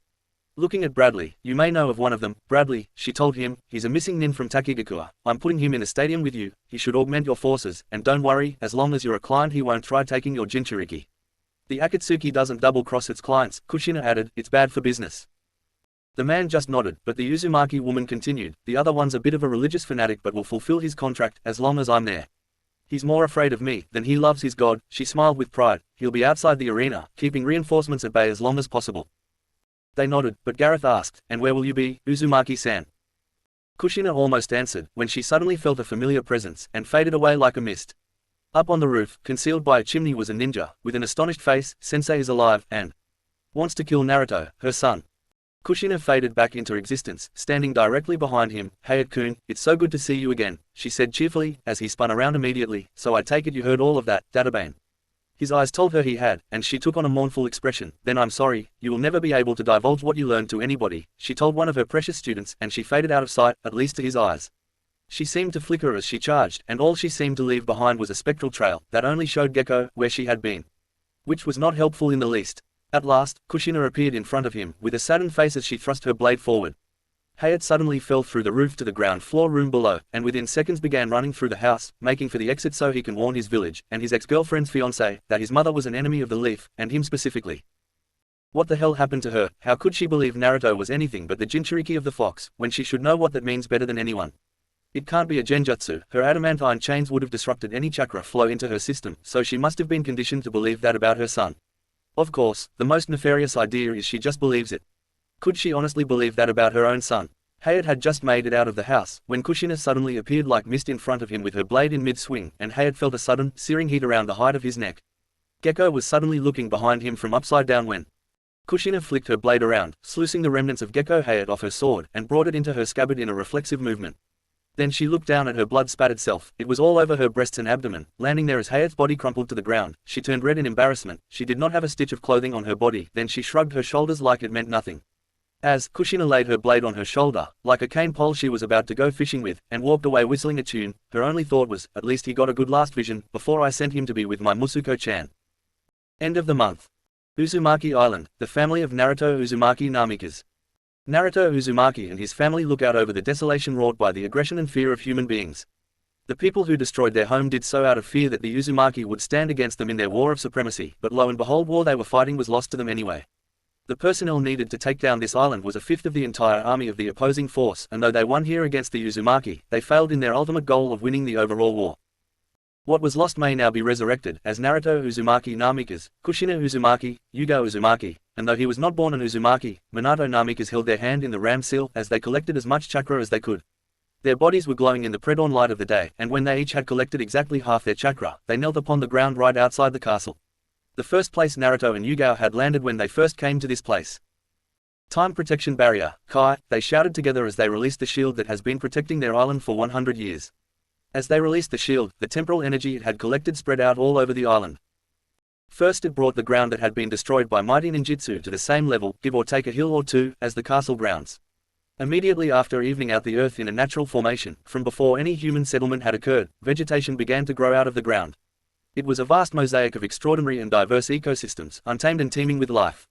This vast, untouched wilderness was characterized by sprawling forests, expansive wetlands, and vibrant grasslands. The forests, a mixture of towering hardwoods and dense coniferous trees, formed an intricate canopy that filtered the sunlight, casting dappled shadows on the forest floor. These woods were home to an array of flora and fauna, from the majestic oaks and maples to the delicate understory plants like ferns and wildflowers. The air was filled with the scent of pine and the earthy aroma of decomposing leaves, while the silence was often broken by the calls of birds and the rustling of small mammals. Interspersed among these forests were vast wetlands, such as the great swamps and marshes, which acted as natural reservoirs for the region's waterways. These wetlands were rich with biodiversity, hosting a plethora of aquatic plants, fish, amphibians, and bird species. The watery expanse was dotted with cypress trees, their roots forming intricate networks that provided shelter for a myriad of creatures. The still waters mirrored the sky, creating a serene but vibrant habitat. Rivers and streams wound their way through this untamed land, their crystal-clear waters nourishing the soil and sustaining the myriads of life forms that depended on them. These waterways were lifelines, along which organisms had lived and thrived for generations, harmoniously coexisting with nature. The only thing spoiling the beauty of the untamed wilderness of the Uzumaki home was the castle, but it still was as much a part of the island as its newly regenerated ecosystem. This was not a miracle of resurrection. If that were possible, they would have tried to return the people to life, but that was not what this was meant to be. This was a temporal displacement fuinjutsu. The time protection barrier searched multiple parallel dimensions for a landscape of this island that had never been settled by humanity. Then it displaced that place with this one, excluding the area of the castle, with all the infrastructure it would need for basic human habitation, i.e., plumbing. Naruto looked around with a self-satisfied grin on his face, which upon looking around at his family showed the same expressions. "Everybody ready?" he asked. "I am," Kushina answered with a grin. "Me too," Minato said, standing with his ex-wife, his son, and his fiancée. "Let's go, Naruto-kun," his betrothed told him. "Here we go," Naruto as he activated both sets of eyes, the Rinnegan on his forehead, the demon eyes in his eye sockets, and it was as if he could see the gates of Konoha, window or a door in the air shimmering in front of him. They all grabbed hold of him, and his sight transferred to them through contact. They all walked forward, and they were back in the leaf, but it was no longer considered home for them. That distinction was now reserved for Shima no Uzumaki. Chapter 24, Chunin Exam Finals, Round 1. Konohagakure no Sato, the 26th of November 1998, 9 o'clock. The chill in the air, on this late autumn morning, was in stark contrast to the bright sun that shined down on the village hidden in the leaves. The mid-morning streets of Leaf Village were already a bustle of activity. Chunin exams were always considered a major boon to the hosting village's economy. Every village wanted to showcase not only their strength to the foreign delegates, but their prestige, as well. Intermixed with the ordinary throng of Konoha citizens were nobles from every land in the elemental nations. The majority were from Hai no Kuni, to be sure, but quite a few were from the other nations of the world. This was going to be a more prestigious Chunin exams than many knew, because at the main gate, 2 royal garrisons were vying for entrance. The entourage of Shiru, Hono no Oji, fourth in line for the throne of Hai no Kuni, at age 18, had come to observe his cousin, Naruto and his chosen bride, Yugao, to judge and see if they would be able to officially join the royal family in Kishitoshi. The family of fire were unlike many royal families. They actually valued family over power. They did not believe they were anything, more or less, human, and to become a member of the family, you had to earn it. Yes, you were born into it, but no position was given to you based solely on that. First you had to want it, and only if you met the qualifications for said position would you even be considered. The royal family was a meritocracy, not an entitlement. The tenets of the Will of Fire demanded it, and while Naruto had long since become an accepted member of the royal household, the same cannot be said for his intended bride. Shiru had blood-red hair, which he kept in a warrior's top knot, and violet eyes, encircled by a pair of black-framed spectacles. He rode into the leaf on a spirited cavalry mount, wearing an okatana and wakizashi on his left hip. He wore what would appear to be typical samurai battle armor, but it was more than that, because like the rest of his nation, he had been reaping the benefits of being one of the 2 nations, in which Haru would trade its military technology with, in exchange for farming advice to learn how to manage its suddenly abundant fertile land. It was typical battle armor, sans helmet. It looked quite a bit like Dodo's armor, but had maybe double its durability and protection, and to ensure that the same end that Dodo incurred would not become of its own wearer, there were quick-release straps to enable the wearer to escape from drowning. It was painted in the colors of the royal family, scarlet and ivory, with the symbols Roaring Flame over the left breastplate. Shiryu, being the prince of the Roaring Flame, was allowed to enter Konoha first, but coming in right behind him was an equally large force from the far north. Their young, in terms of time in office, daimyo, and a woman to boot had come to the leaf to cheer her friends on in the exams. She would also be one of those that would decide the other Chunin Shirei's destinies, deciding whether they would become Chunin or not. Her name is Kazuhana Koyuki, the new daimyo of Spring Country. She was putting in her first public appearance since taking office over 5 months ago. She felt, what better way to make herself known than to attend the Chunin exams of the same village, that aided her in returning to power and reawakening her love for her people and nation. Plus, she had heard that her friend, Naruto, would be competing, and wanted to help him get his promotion in any way she could. The two royals entered Konoha and made their way down the main road toward the Hokage mansion. They reached a courtyard directly in front that could have held triple their number and came to a hall beside each other. There were a total of 32, and each retinue did their best to represent their rulers with honor and decorum. They were not in the courtyard more than a few seconds, when they found the Hokage herself, descending a staircase with a small smile. Her robes were straight and pristine, her hat was casting just the right amount of shadow to shield her eyes and give tangible reason about why she is called the Shadow of Fire. "Welcome, your majesties," Mikoto stated in greeting as she bowed low, before continuing, "What an unforeseen blessing, to what do we owe for the unexpected boon of your presence?" "Ah, Mikoto-kun," Shiryu returned the Hokage's greeting, with a bow and a smile of delight. "Father has dispatched me to adjudge my cousin's bride, to see if she has what it takes to become a royal wife." "Oh, well," the Uchiha matriarch retorted, "won't this be a surprise for him? She and your cousin returned from his monthly training only 3 days ago. He was training away from the village, on his homeland, and you wouldn't believe whom he brought back with him," she said with a broad grin, which showed how happy she truly was, but there was something about the eyes that bespoke that all was not well with her. Then she turned to the young woman, waiting politely to be addressed. "Your presence is even more of a surprise, your majesty, but not in the least unwelcome." Mikoto addressed Koyuki, then politely asked, "What has brought you all the way here from the far north?" Yuki Fujika's, the actress, smiled as she was addressed. "I felt it was time for me to make my debut on the continental political stage and felt that the Chunin exam finals would allow me to do that," the daimyo of Haru no Kuni answered. "Plus, I learned that Naruto, and another genin that allowed me to gain the throne, would be competing, and wanted to add my weight to help him get promoted." Koyuki allowed a blush to decorate her face. "I wanted him to always know that regardless of what his own village thought of him, he would always have a friend in high places." Mikoto's smile toward the daimyo was surely as powerful as one of her own Kaidenjutsu, because it was definitely as bright as one of Mido Guy's smiles of youth. "Thank you so much for that, and I'm sure that Naruto will feel just as grateful as me," Mikoto replied. "The first reason is the mark of a truly gifted and intelligent woman, and we are more than happy to facilitate your first reason for being here. Naruto, however, is no longer in need of your help." At both royals' confused looks, Mikoto elaborated, "I'm pleased to inform both his cousin," she pointed to Shiryu, then Koyuki, "and his friend at Naruto, Hinata, and another genin Kunoki, by the name Sakura no Konoha, have already been granted field promotions to Chunin, as of last month." Shiryu's eyes widened in surprise before he realized, his team were the ones that captured the Snake Sannin, he concluded, and it was not a question. Koyuki's eyes widened. She may not have been a ninja, but even she has heard of the legendary 3 Sannin, Jiraiya the Gama Seijin, Suna the Slug Princess, and the outlaw Orochimaru. Mikoto just nodded, then beckoned for them to follow her. "Please, both of you, there is much to discuss. If you will but follow me to my office, I may inform both of you of a significant turn of events, one for which my prince, you will be both elated and inflamed. You may even decide to depart once you know that your aunt is still alive." And so both monarchs followed the shadow deeper into darkness. Neither of them chose to leave. They even decided to lend their forces in defense of the leaf. For the prince it was a matter of family honor and the will of fire. For the little snow angel it was for her friend's well-being. Hidden Leaf Coliseum, 12 o'clock, noon. All the genin who would be competing in the finals were there. All of them had something to prove. Whether it was to test themselves in these exams and see how strong they have become, or to prove to someone else that they were worthy of them, it did not matter, for this is the place where legends are born, or die without ever being heard again. Naruto, Hinata, Sakura, Rock, Gaara, Karen, Yugito, Temari, all stood abreast and faced the executive box, wherein sat 4 people: Uchiha Mikoto, Godam Hokage no Konohagakure no Sato, Sabaku no Rasa, Yondam Kazekage no Sunagakure no Sato, Gunen Shiryu, Oho no Hai no Kuni, and Kazuhana Koyuki, Daimyo no Haru no Kuni. They would be the arbiters of all genin taking the field of battle today. The month of training had changed all of them, and only the clothes they wore gave any indication of what that change could be. Sabaku no Temari's garments were only slightly changed to a long-sleeved purple blouse under a grey top, a dark blue skirt, and a longer sash arranged in a bow. Her ever-present battle fan was the only thing to remain the same, so it seemed she only tried perfecting her already existing skills without learning new ones. Let us hope they will be enough to get her through this. Nihai Yugito's outward appearance had not changed at all, and neither had Uzumaki Karen's. Gaara's appearance of the foreign ninja had changed the most, into a long-sleeved, crimson overcoat and full-length, dark trousers, with mesh armor peeking out over his wrists and ankles. It was with the Konoha ninja that one could see the most drastic changes in wardrobe. Rock Lee had decided to let go of at least some of his sensei's teachings and begin thinking for himself. He would always be grateful to Guy Sensei for making him a genius of hard work, but Lee realized that he did not have to follow all of Guy's instructions, and thus he changed from his spandex wardrobe, with orange leg and wrist warmers, to a forest green, camouflage jacket, with the sleeves rolled up to the elbow.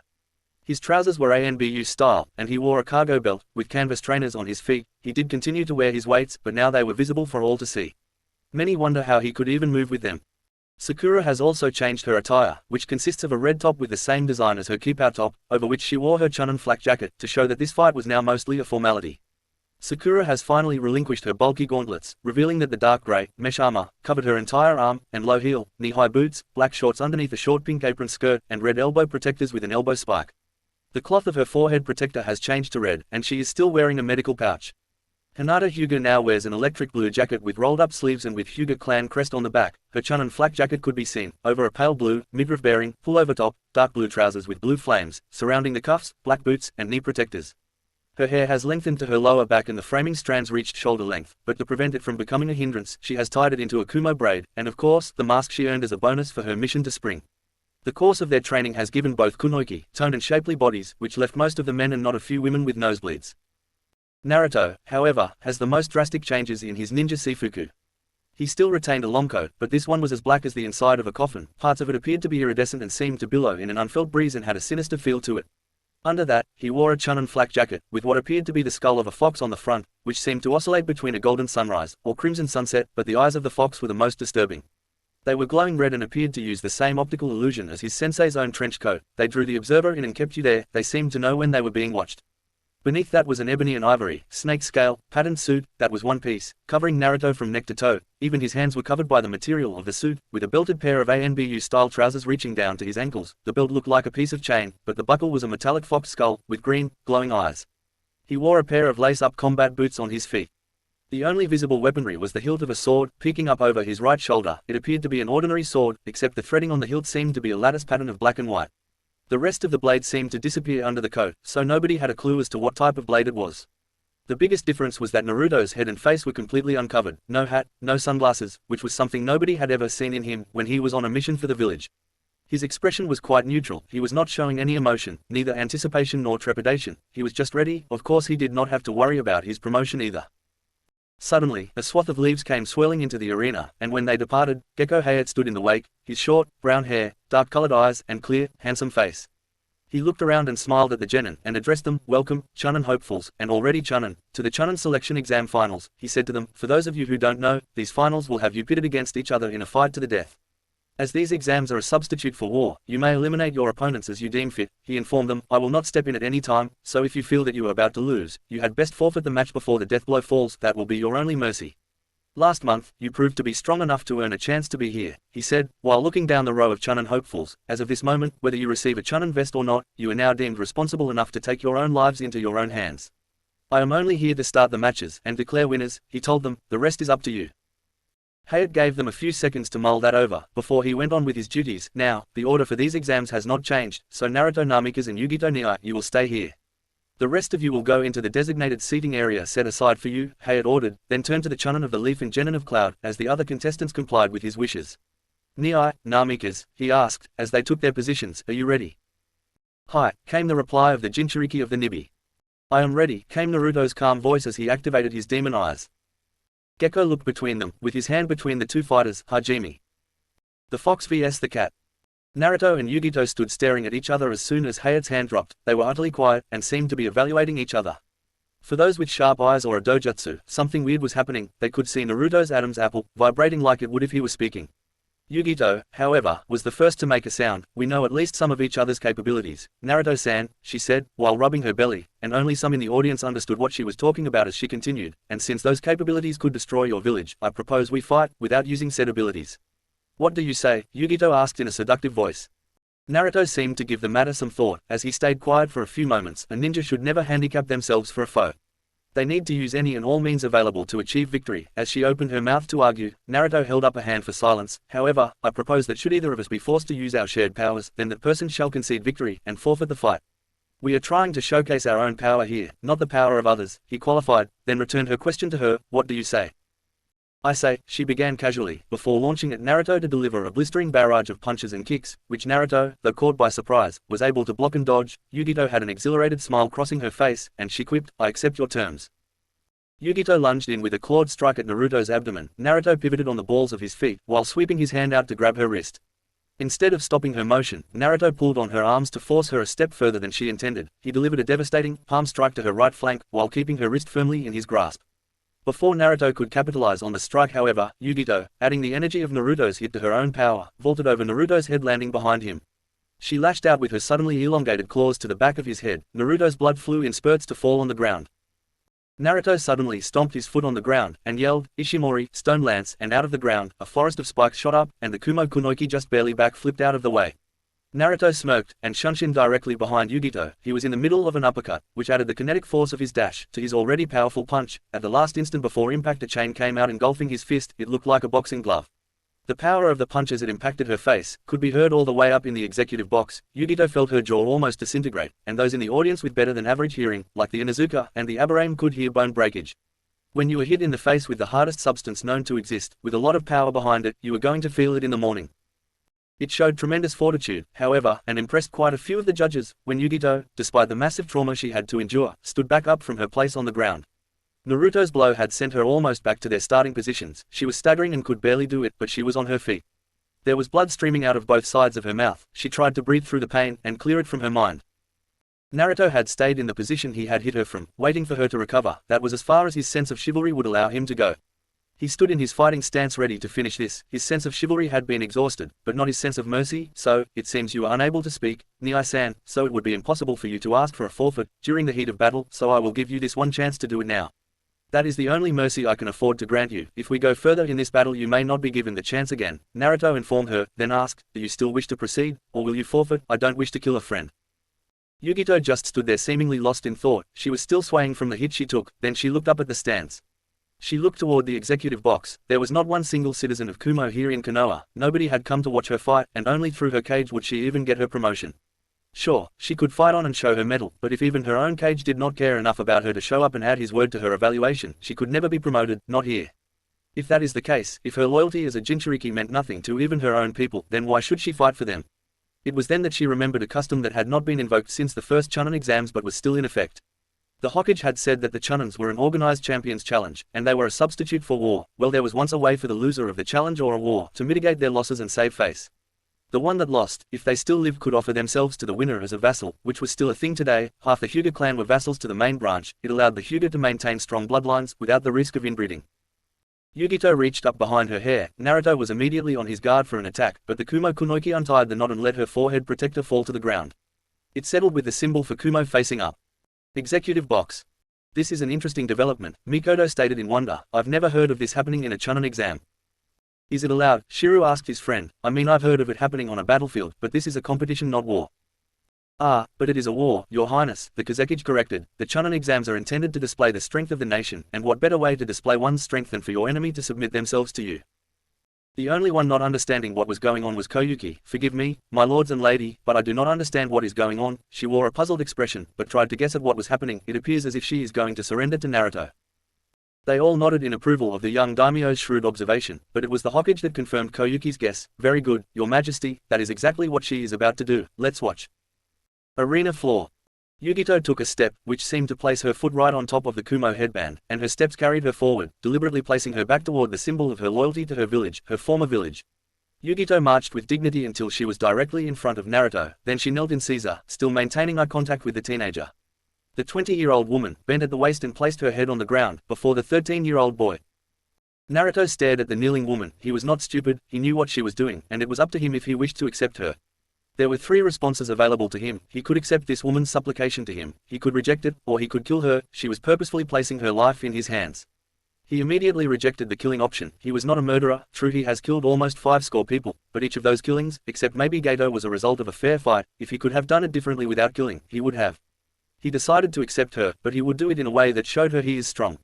He deliberately walked around her like he was inspecting her, which he was, but it was all for show. He goosed her ass before kneeling to her side, consciously running his hand along the side of her flank in a familiar but not intimate gesture. Yugao would kill me if I touched another woman like that. What he was doing was saving Yugito's honor. If he had just accepted her supplication immediately, she would be seen as having little value and that he did not take her seriously. By appearing to give the matter some serious thought and going so far as to inspect her in such a familiar way, he was returning to her some of the respect she lost when she submitted to Naruto. Naruto reached her head, and firmly but not aggressively grabbed her kumo braid, and yanked her head up to look him in the face. I suppose I can accept you as my vassal, Yugito, but there are conditions. First, you will change your surname from Nii to Uzumaki. Whatever you brought with you to Konoha is now mine to command. He quickly glanced at her belly with emphasis. She tried to nod, but he was still gripping her hair rather tightly. Secondly, and more importantly, your body, your mind, and your heart belong to you, and you may share them as you see fit, as well as the consequences that accrue from your actions. However, your life, your labor, and your loyalty are mine to command, as I see fit. Those are my terms of lordship. Do you accept? He snarled as his grip tightened even harder on her braid, before releasing her from his grasp. The minute he released her, she not only nodded to him, but bent low and kissed his feet. She could not talk, but the gratitude shined as brightly as the sun. He could have, as was his right, as her lord, made her his concubine, where she would not only have to share his bed, but she could not speak unless he allowed it. He could also have forced her to bear his children, to help fill the ranks of the Uzumaki. But he did not do that. What his stipulations meant for her service was that she was his vassal in name only. She never cared one whit about her surname, since she is an orphan, and changing her name was not a problem at all. She still retained her ninja license, and could continue to be a kunoichi, even if now, she only served him and the Uzumaki clan, not a whole village. He even laid claim to Matadabi as an Uzumaki possession. This way, Kumo could not claim that she stole Kumo property, and because these stipulations were made in front of 100 witnesses including Tukage, the Prince of the Roaring Flame, and the Daimyo of Spring, it's as binding as any contract placed on paper. Naruto had enough of her fawning. Okay, vassal Uzumaki, that's enough, and as the match is over, he reminded her, as he looked at the proctor who nodded, we must vacate the arena for the next match. Go find the medical ninja and sit in the stands, he ordered his new vassal. While he turned to go back to the stands, you'll find Yugao up there, sit with her and follow her commands as you would mine, she's your master now too. Gekko appeared in the center of the ring with his hand raised, though it is mostly a formality. The winner by supplication is Naruto Uzumaki Namikaze, he announced. Yugito stood up and tottered through the exit toward the medical suite. In spite of the massive trauma to her jaw, she was not worried. Even in Kumogakure, injuries like these were considered minor issues, and they were considered the worst among the 5 great nations in medical acumen. Konoha, however, since Tsunade took charge of the training for not just medical ninja, but the staff of the hospitals as well, has been said to be just short of Kami-sama in terms of being able to heal the injured. Meanwhile, Naruto made it to the contestant's booth and looked at his clansperson. She was just staring at him with an approving smile on her face. Thank you, my clansman, she stated as she came up to him, and kissed him on the cheek, for being a decent human being, and not turning her into a concubine, as would be your right. Thank you, for showing me that at least the members of my clan are decent people and not animals like almost every person I've ever met. I swear to Kami-sama, that I had almost given up on finding a decent mortal left in this wretched world, Karen said to him. I was almost ready to wipe the board clean and start over. Naruto smiled thinly. Don't use me as an example of what a decent person should be, Karen Itoko-chan, I am far from perfect in my decency. There are people in this world that I have come to loathe with every fiber of my being, and if I had been facing them, instead of Yugito, I would have done my best to turn them into a bloody smear on the arena floor. They would never have received my offer of mercy. I'm just not one to take my anger and hatred out on others. I leave it squarely where it belongs with the individuals that have incurred my wrath. Naruto concluded his statement with a low growl, before turning away from his cousin and walking to stand with his back to the wall. Rocking the wind. Hayat's voice echoed in the stands again. Will Rockley and Temari no Sabaku please come down, he bellowed. Rock and Temari looked at each other from the opposite side of the contestants' box. Temari turned and jumped down and landed in the center of the arena. Rock, going against character, turned, and patiently walked down the staircase. He was deliberately taking his time. Naruto and Sakura were looking at him from where they stood. This was an entirely different person from the one they met before today. Interesting, they said together. It seemed like his month of training has changed him. He did not seem as hasty, or as energetic as he had been when they met him over a month ago. They looked at him, then at his opponent, who was impatiently tapping her foot with her arms crossed. When he finally reached the middle of the arena, he had a bored expression on his face, which seemed to irritate her even more. It's about time you got your ass down here. What were you doing, watching the paint dry, or counting the hairs on your bushy eyebrows? Rock actually looked up, as if by doing so, he could actually see his eyebrows to count them. Nah, I just didn't see any reason to rush. The match will start in its own due time. Executive box. Mikoto and Shiru smoked as they both realized 2 things. Rockley had learned the art of patience, and seemed to have learned how to beat his opponent before the first fist even flies. He had assessed his opponent's attitude and realized that she was the impatient type and did not like to be kept waiting, so he decided to take his time getting to the ring, then dismissed her concerns as unimportant. He even seemed to take her taunts in stride, without rising to the bait. They heard the Kazekage sigh, and looked over at him as he shook his head in disappointment, but it was Koyuki who decided to speak to him. Is it difficult to pass judgment on your own daughter, Kazekage Dono? Rasa turned to look upon her in his own fatherly tone. It is, he admitted, it is difficult to have to divorce my feelings and judge her objectively. So, I will judge her strictly from a technical standpoint, and leave the character assessment aspect to fall upon my esteemed colleagues, he answered her.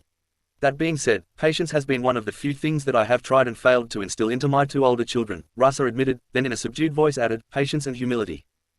Arena floor. Temari heard the laughter coming from the stands as her insult was so neatly deflected by this weirdo. If there was one thing Temari hated, it was to be humiliated, and this freak of nature had done so within seconds of meeting him. Her eyes took on a hard glare. Proctor-san, please begin the match, she requested without taking her eyes off of this fool. It was high time this asshole was put in his place. Gecko cast his eyes from Temari to Rock. He was in a lazy stance with his thumbs hooked into his belt. He appeared to be totally unconcerned about his opponent, but it was his eyes that told the story. His eye never left the girl. Most would assume he was just ogling her, but he was not looking at her figure or her boobs. His eyes were on her feet. Rock was watching her footwork, which any seasoned Taijutsu warrior used to fighting against dojutsu would use to anticipate his opponent's movements. Hayate pointed to Rock, are you ready? And he just shrugged. Then at Temari, how about you? Gecko asked.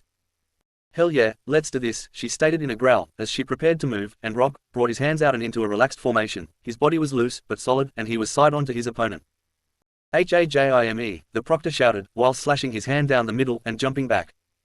As soon as the proctor's hand dropped, the Sand Princess jumped high in the air, back-flipping while removing the fan from her back. She opened the fan, until the first moon was visible and was already winding it up for her attack.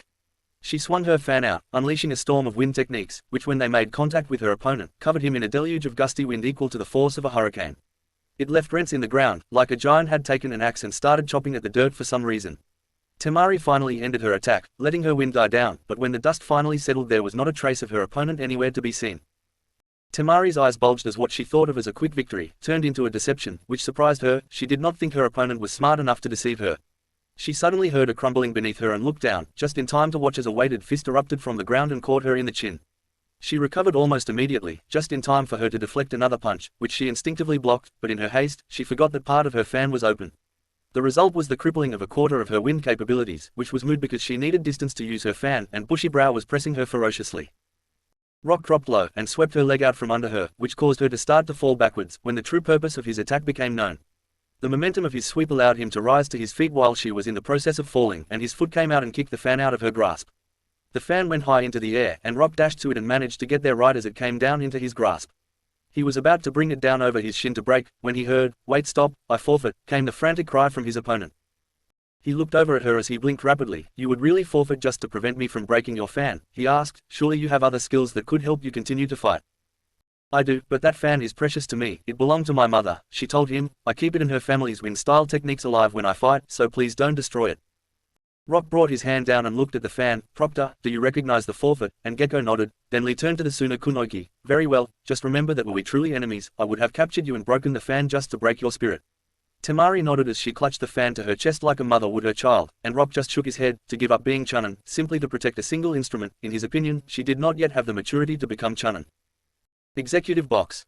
Rock's opinion about Temari's maturity was pretty much the majority opinion held by the executive committee. Even her own father shook his head in disappointment. "If she was still a child and not an adult, I would ground her for that," Rasa growled, "but I think it is time to remind my elder children that they are ninja, under the command of the Kazekage. I cannot believe she would forfeit her chance to become Chunin simply to protect an instrument," he said in a quiet voice, then spat, disgraceful, through gritted teeth. The others in the box could not bring themselves to disagree with the father of the Suna princess. Even Koyuki, who did not know very much about combat, could look at it from a client's perspective. If Sanryu had gone to Suna instead of Konoha, and this was the caliber of ninja that was sent, then I would not have attained the throne, and would most likely be dead. I wouldn't have put it past my uncle to kill me, just to prevent any children I may have from trying to take the throne. Their opinion of Rock was quite different. He had shown to be able to grasp the underlying psychology of his opponent. It was not his battle skills that had defeated Temari. He had done that before ever setting foot on the battlefield. That was the mark of a cunning tactician. Rock Lee-san's next opponent will be Naruto, correct? Shiru asked to Mikoto's nod. Shiru grunted. "If my sources are correct, Lee-san's chakra coils are deformed, which means he cannot use more chakra than it would take to perform even C-rank ninjutsu, or the so-called Academy 3. I wonder how he'll do against overwhelming odds, like Naruto. It should definitely test his resolve. I've had to fight against those kinds of odds myself." Mikoto agreed. "Those are the battles that really let you know what you're made of." Arena floor. Rock and Temari vacated the arena. Almost immediately upon the conclusion of their battle, Rock came up to the contestants' box and came face to face with Naruto and Sakura. Naruto had a predatory grin on his face. "Before I'll even consider letting you date my adopted sister," he stated, as he placed his arm around Sakura's shoulders. "You're going to have to get past me. I know she can protect herself," he admitted while giving Sakura's shoulder a squeeze, "but the person she ends up with should be able to back her up in anything." Sakura looked at Naruto and lightly elbowed him in the ribs. "Why does he need your approval for anything, Naruto Baka? I'm the one he'll be dating." "Because I want to make sure you're okay if something happens to me," Naruto said to her gently. "I can't bear the thought of you being alone, and I want to make sure that someone will have your back when I'm gone." Sakura looks at Naruto, then leans in to kiss his cheek. "I love you too, you dumbass, and nothing's going to happen to you." Then she turns to Rock and smiles. "Regardless of what my Baka ANI says, you better not be late for our date tomorrow. I won't accept any excuse short of being dead." Her piece said. Sakura turns and walks down the stairs. Her hips had a little bit of sway to them as she descended from view and walked out into the arena. "Beautiful flowers with thorns. Hajime," the proctor yelled.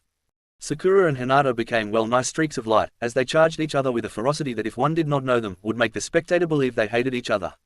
Hinata opened up with a jumping switch kick, that became a rising back kick aimed at Sakura's sternum. Sakura caught the foot, and twisted the ankle, before bringing her elbow down to the side of the knee, the spike on her elbow puncturing Hinata's knee. Hinata, instead of crying out in pain, dissolved into plum blossoms and blew away in the wind. She reformed several yards away, just completing a series of hand signs.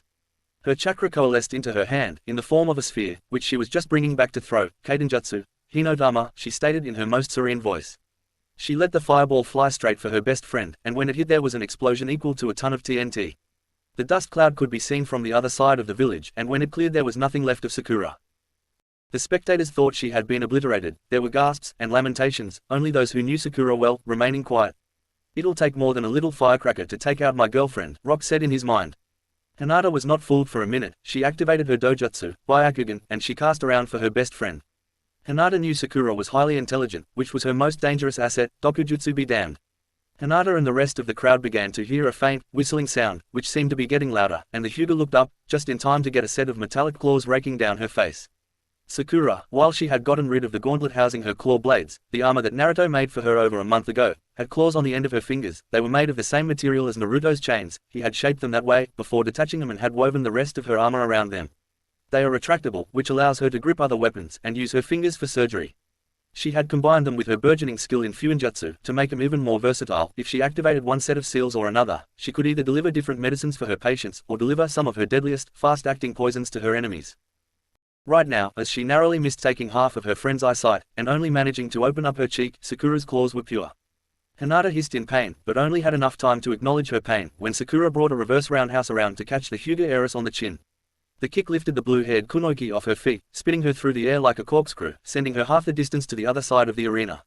Sakura looked at her best friend with a smile of admiration, then she began to chuckle. "Hinata-chan, I think we've played make-believe long enough. I think it's time we get serious, don't you?" Hinata's disembodied voice filled the stadium, surprising almost all of the spectators. "As a matter of fact, Sakura-chan, I most surely agree with you."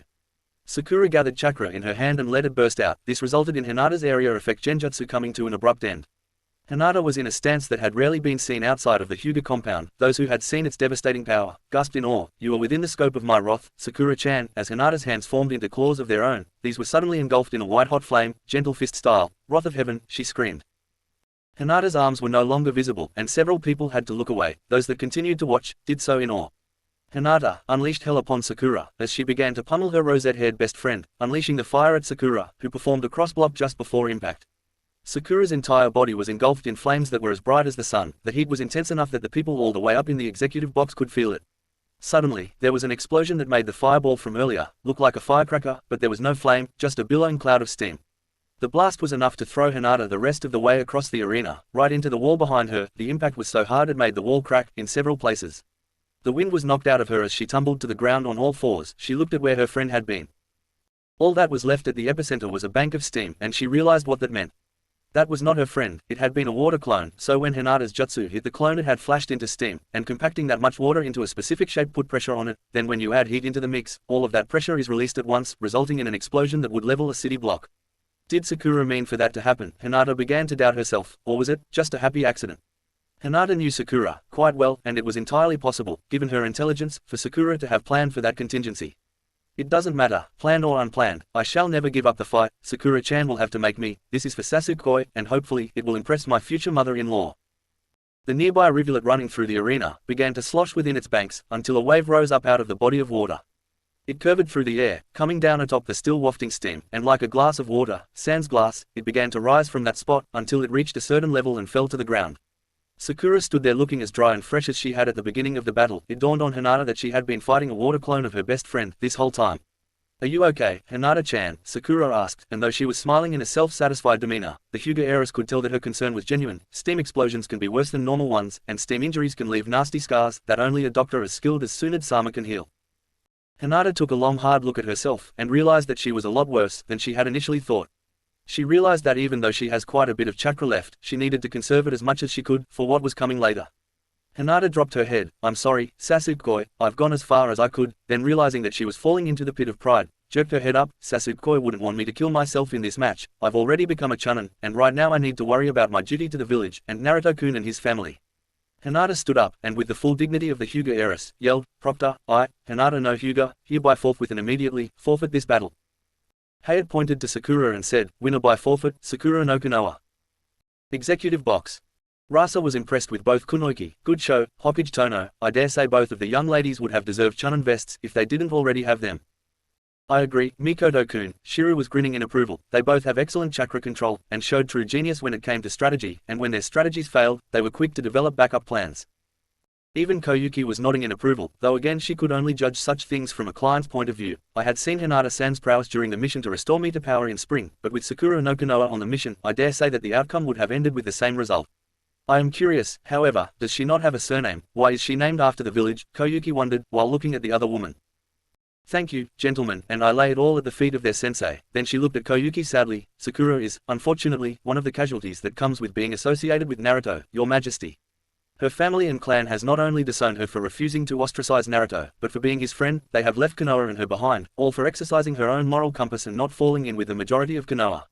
She and Naruto have all but formally adopted each other as siblings. She was a Haruno, and now she is of Konoha. All four of them nodded in approval of the way Sakura had developed, and her esteem went up quite a few notches in their eyes. Arena floor. Sakura's pink hair popped up in the contestants' box, and she was trying to remain stoic.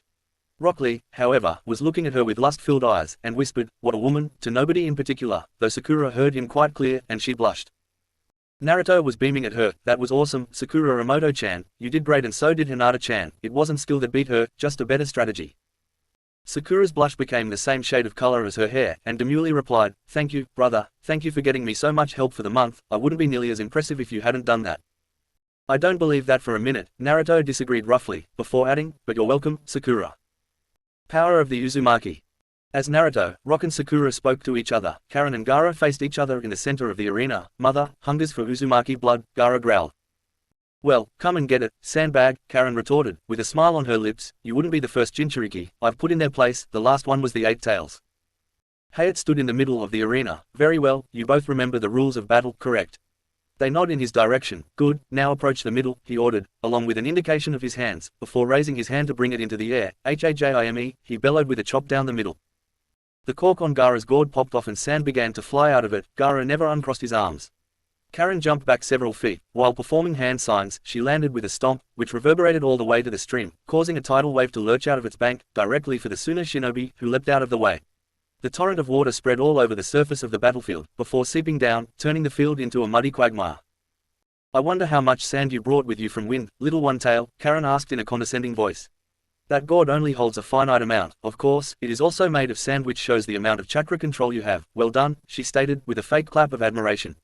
Now, let's see if you can fight up close, she said, with a malevolent grin that even unnerved Naruto.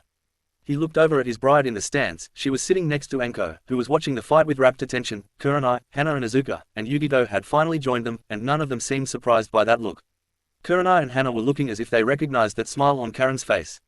Yugao turned to look at him with a blank face, and Naruto gulped. That look had been given to him in his mind from his mother whenever he would mess up as a child. It always came right before she would yell at him. Even his dad would tiptoe around Kushina when she was like that. Somewhere in the audience, two men, in exact opposite seats, had vastly different, yet still visceral reactions when they saw that look on Karen Uzumaki's face. One of them began to rub the back of his head as he blushed, remembering that look on his wife's face the night they conceived their son. The other reached up and touched an eye patch. The last thing he saw through that eye was that expression on a certain redhead's face right before she took his eye. Karen suddenly blurred out of sight, leaving an after image behind. She appeared next to Gaara and brought her fist around so hard, she shattered Gaara's sand defense like it was nothing. To the audience, it sounded like flower pots were breaking, and she sent Gaara flying all the way across the arena, to land against the wall. The flight was so fast, that the remnants of his sand shell had not yet begun to crumble when he smacked into the wall, face first. Gaara slid down to the ground, leaving a bloody streak on the wall. He turned around sitting up against the wall, and for the first time in his life, he felt the trickle of blood running down his face. Gaara's eyes were pregnant with astonishment, as he raked his hands through the mysterious fluid running down his face. When his hand came away as red, the look of fear was so loud on his face, that everyone in the stands visibly cringed. Then he began to speak. "Blood, my blood, this is my blood, the anchor of my existence." Then in a scream of unadulterated fear, said, "My blood, my blood."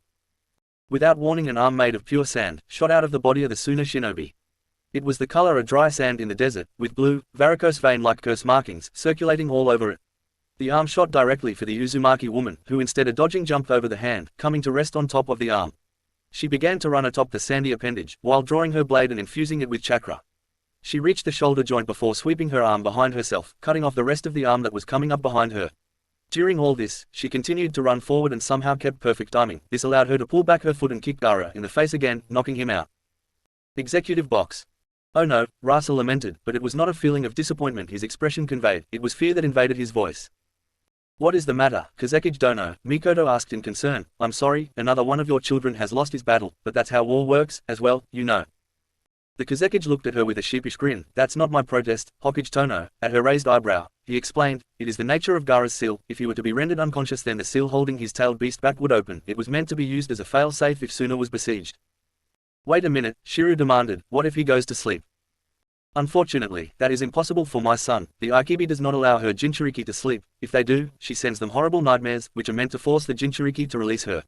I'm afraid, Gaara has never had a moment of sleep since he was an infant." They looked at him in horror, though he continued trying to defend his reasons for making Gaara a Jinchuriki. "It had to be somebody, all right, who else could have done it? I wasn't, bloody well, going to ask for any other man's child if I wasn't going to risk my own. That would be disgraceful and tyrannical of a cage, to do that," he said, with his eyes and nose in the air, arms crossed in an "I'll stand by my position" attitude, and in truth the other leaders could not disagree. It was the very reasoning Minato Namikaze chose Naruto to carry his burden. Arena floor. Tons of sand continued to manifest out of Gaara's body, but it was not just pouring out of him, it was forming into the anatomical features of an enormous tanuki. It opened its eyes, it had black sclerae around its eyes, yellow irises, and its pupil was a four-pointed star, with dots surrounding them. The body was covered in curse markings, and it looked to be made entirely of sand. Oh, and if that was not enough, it was as tall as the Hokage Rock. "Free, my esteemed self, is finally free," the Biju roared in exultation, "and my esteemed self will let nobody send me back."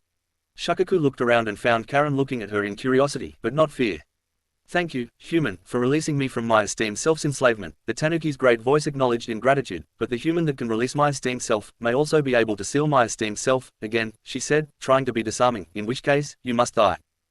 Shakaku brought her arm up to smash Karen. As he brought it down, a huge length of chain wrapped itself around the Biju's arm, and before she could make a sound, she was literally flipped onto her ass. These chains were not typical chains, they had no links to them, instead they looked more like cables. These were Karen's Uzumaki chains, and just like Yuguro's chains, both ends were attached to her body. Before Shakaku could react, Karen's cables shot out and wrapped themselves around the raging Biju.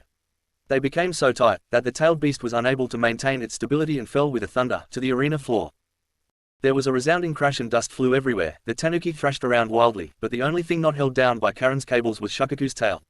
When she realized this, she swung her tail right for the Kumo Kunoiki, when another chain wrapped around the offending appendage and forced it to the floor. Karen looked around and found her fellow contestant, and fellow Uzumaki, Naruto Uzumaki.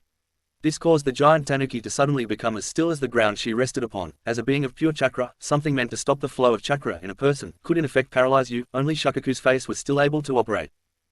Naruto was walking slowly up to the side of the Biju, and came even with Karen. He was smiling, and rubbing the back of his head in embarrassment. He spoke to her in a hushed private tone. "I'm sorry, Karen-chan, I wouldn't have interfered if it wasn't important, but I know from what Yugao has told me that until the ritual of breaking, Uzumaki women can only produce a single chain. You had most of him pretty well trussed up, like a pig for slaughter, except for the tail, and the configuration of the bindings wouldn't have allowed for you to capture the tail, without unraveling part of the bindings." Karen smiled. "That's alright, Naruto-kun, I had already won the battle when I knocked out Gaara." She turned to look at Gekko Hayate for confirmation, who nodded in the affirmative. "So you weren't hindering my fight in the least." Now, what should we do with the beastie here, she wondered. I suppose we could just return her to the seal, but all she'd be doing is going back to torturing a young man who just needs some sleep.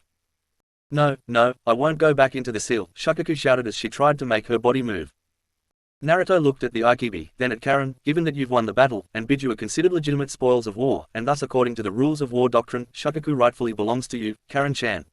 You may do with her as you wish, though she is still attached to Gaara and will be until Gaara's death. You may take her into yourself and become a Jinchuriki yourself. Karen quirked an eyebrow, which would kill Gaara.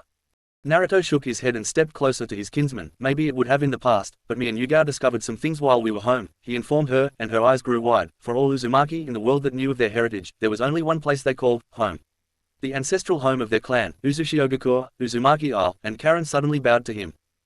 What is thy bidding, my lord? Karen asked submissively. Naruto just chuckled. First, you don't have to bow and scrape to me. I'm still Naruto Uzumaki Namikaze. I am as much my father's son as I am my mother's child. I honor both sides of my heritage, he explained, and Karen smiled happily that her kinsman was a humble man. Naruto went on with why he started this conversation. As they had spoken, they had moved closer to the head of the beast. Naruto wanted Shakaku to be included in the conversation. Anyway, Karen, Shakaku, I discovered some things while I was at home this month. It seemed that the Uzumaki had developed a means to remove the tailed beasts from their imprisonment, without killing the host. Executive box. What are they doing? Koyuki asked.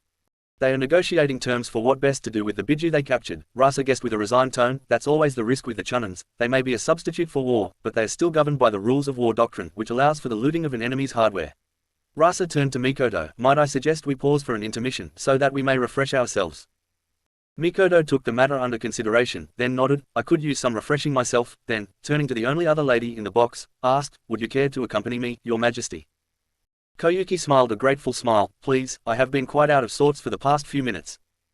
I believe I will wait here, the prince decided. I would like to see how this scenario plays out. Very well, the Hokage stated then, using an auditory enhancement jutsu, stepped up to the edge of the deck. Ladies and gentlemen, this concludes the first round of the CHUNIN exam finals. We will pause now, for a brief intermission. Please feel free to avail yourself of the food and facilities that have been provided to you. Return here in 30 minutes for the start of round 2. Executive Suites. Ladies' Room. Mikoto and Koyuki ducked into the restrooms set aside for them. Mikoto looked around. The only thing she noticed that was different from when she looked at it before the first match was a spider's web in the far corner, near the ceiling. She watched as the weaver of the web scuttled off and abseiled down into the stall, directly below it. All of a sudden, the head of a redhead grew into view and stepped out of the stall. She wore a scarlet forehead protector, with her hair tied up in a high ponytail, and strands at the sides of her face. Her attire consisted of a standard Konoha flak jacket, over a black short-sleeved shirt, and black form-fitting pants that reached her calves. She had a slender, but feminine build, fair skin, violet eyes, and the common Uzumaki red hair. What was the last thing you said to me, before you left for your seclusion, to give birth to your son? Mikoto asked, as flame enveloped her arm, which seemed to morph into the grotesque mockery of a human hand. The redhead smiled thinly. Eat me, princess. Mikoto's eyes hardened. No thanks, I don't eat tomatoes. Then tears began to well up in the Hokage's eyes, and she let go of her jutsu. Before dashing at the person in front of her, she pulled the other woman into a fierce hug. Oh, Kushine-chan, I've missed you so much. Men's room. Rasa no Sabaku walked into the men's room and went about his business. He was washing his hands and inspecting himself in the mirror when he felt something really hot pass through him at about the height of his neck. He was looking into the mirror when he saw an apparition. She had a slender, but feminine build, fair skin, violet eyes, and the common, Uzumaki red hair. That was the last thing he saw, as his body was incinerated so thoroughly that it did not even leave any ash, just a black scorch mark in the shape of his body, stamped upon the walls. Sorry, but any father, who would subject his son to the life of a Jinchuriki is not worthy of the title, the Phantom of Kushina hissed as she activated the Shinhenge and became the Kazekage. Not Rasa checked herself in the mirror, washing her hands, then exited the men's room, while placing an out-of-order sign in front of it. She was whistling a merry tune as she left to rejoin her best friend, who couldn't let go of her son's corpse. Chapter 25, Intermission. Gecko Hayat was in the hall leading from the arena floor to the medical facilities of the stadium. All of the contestants had decided to take some rest and replenish themselves, while the two Uzumaki bartered over what to do with the one tail. They had all passed through here to get some food and use the facilities, so for right now, the Tokuho was stood alone, in this dimly lighted corridor, leaning with his back to the wall, going over everything that happened 9 days ago. Flashback, Kaishi.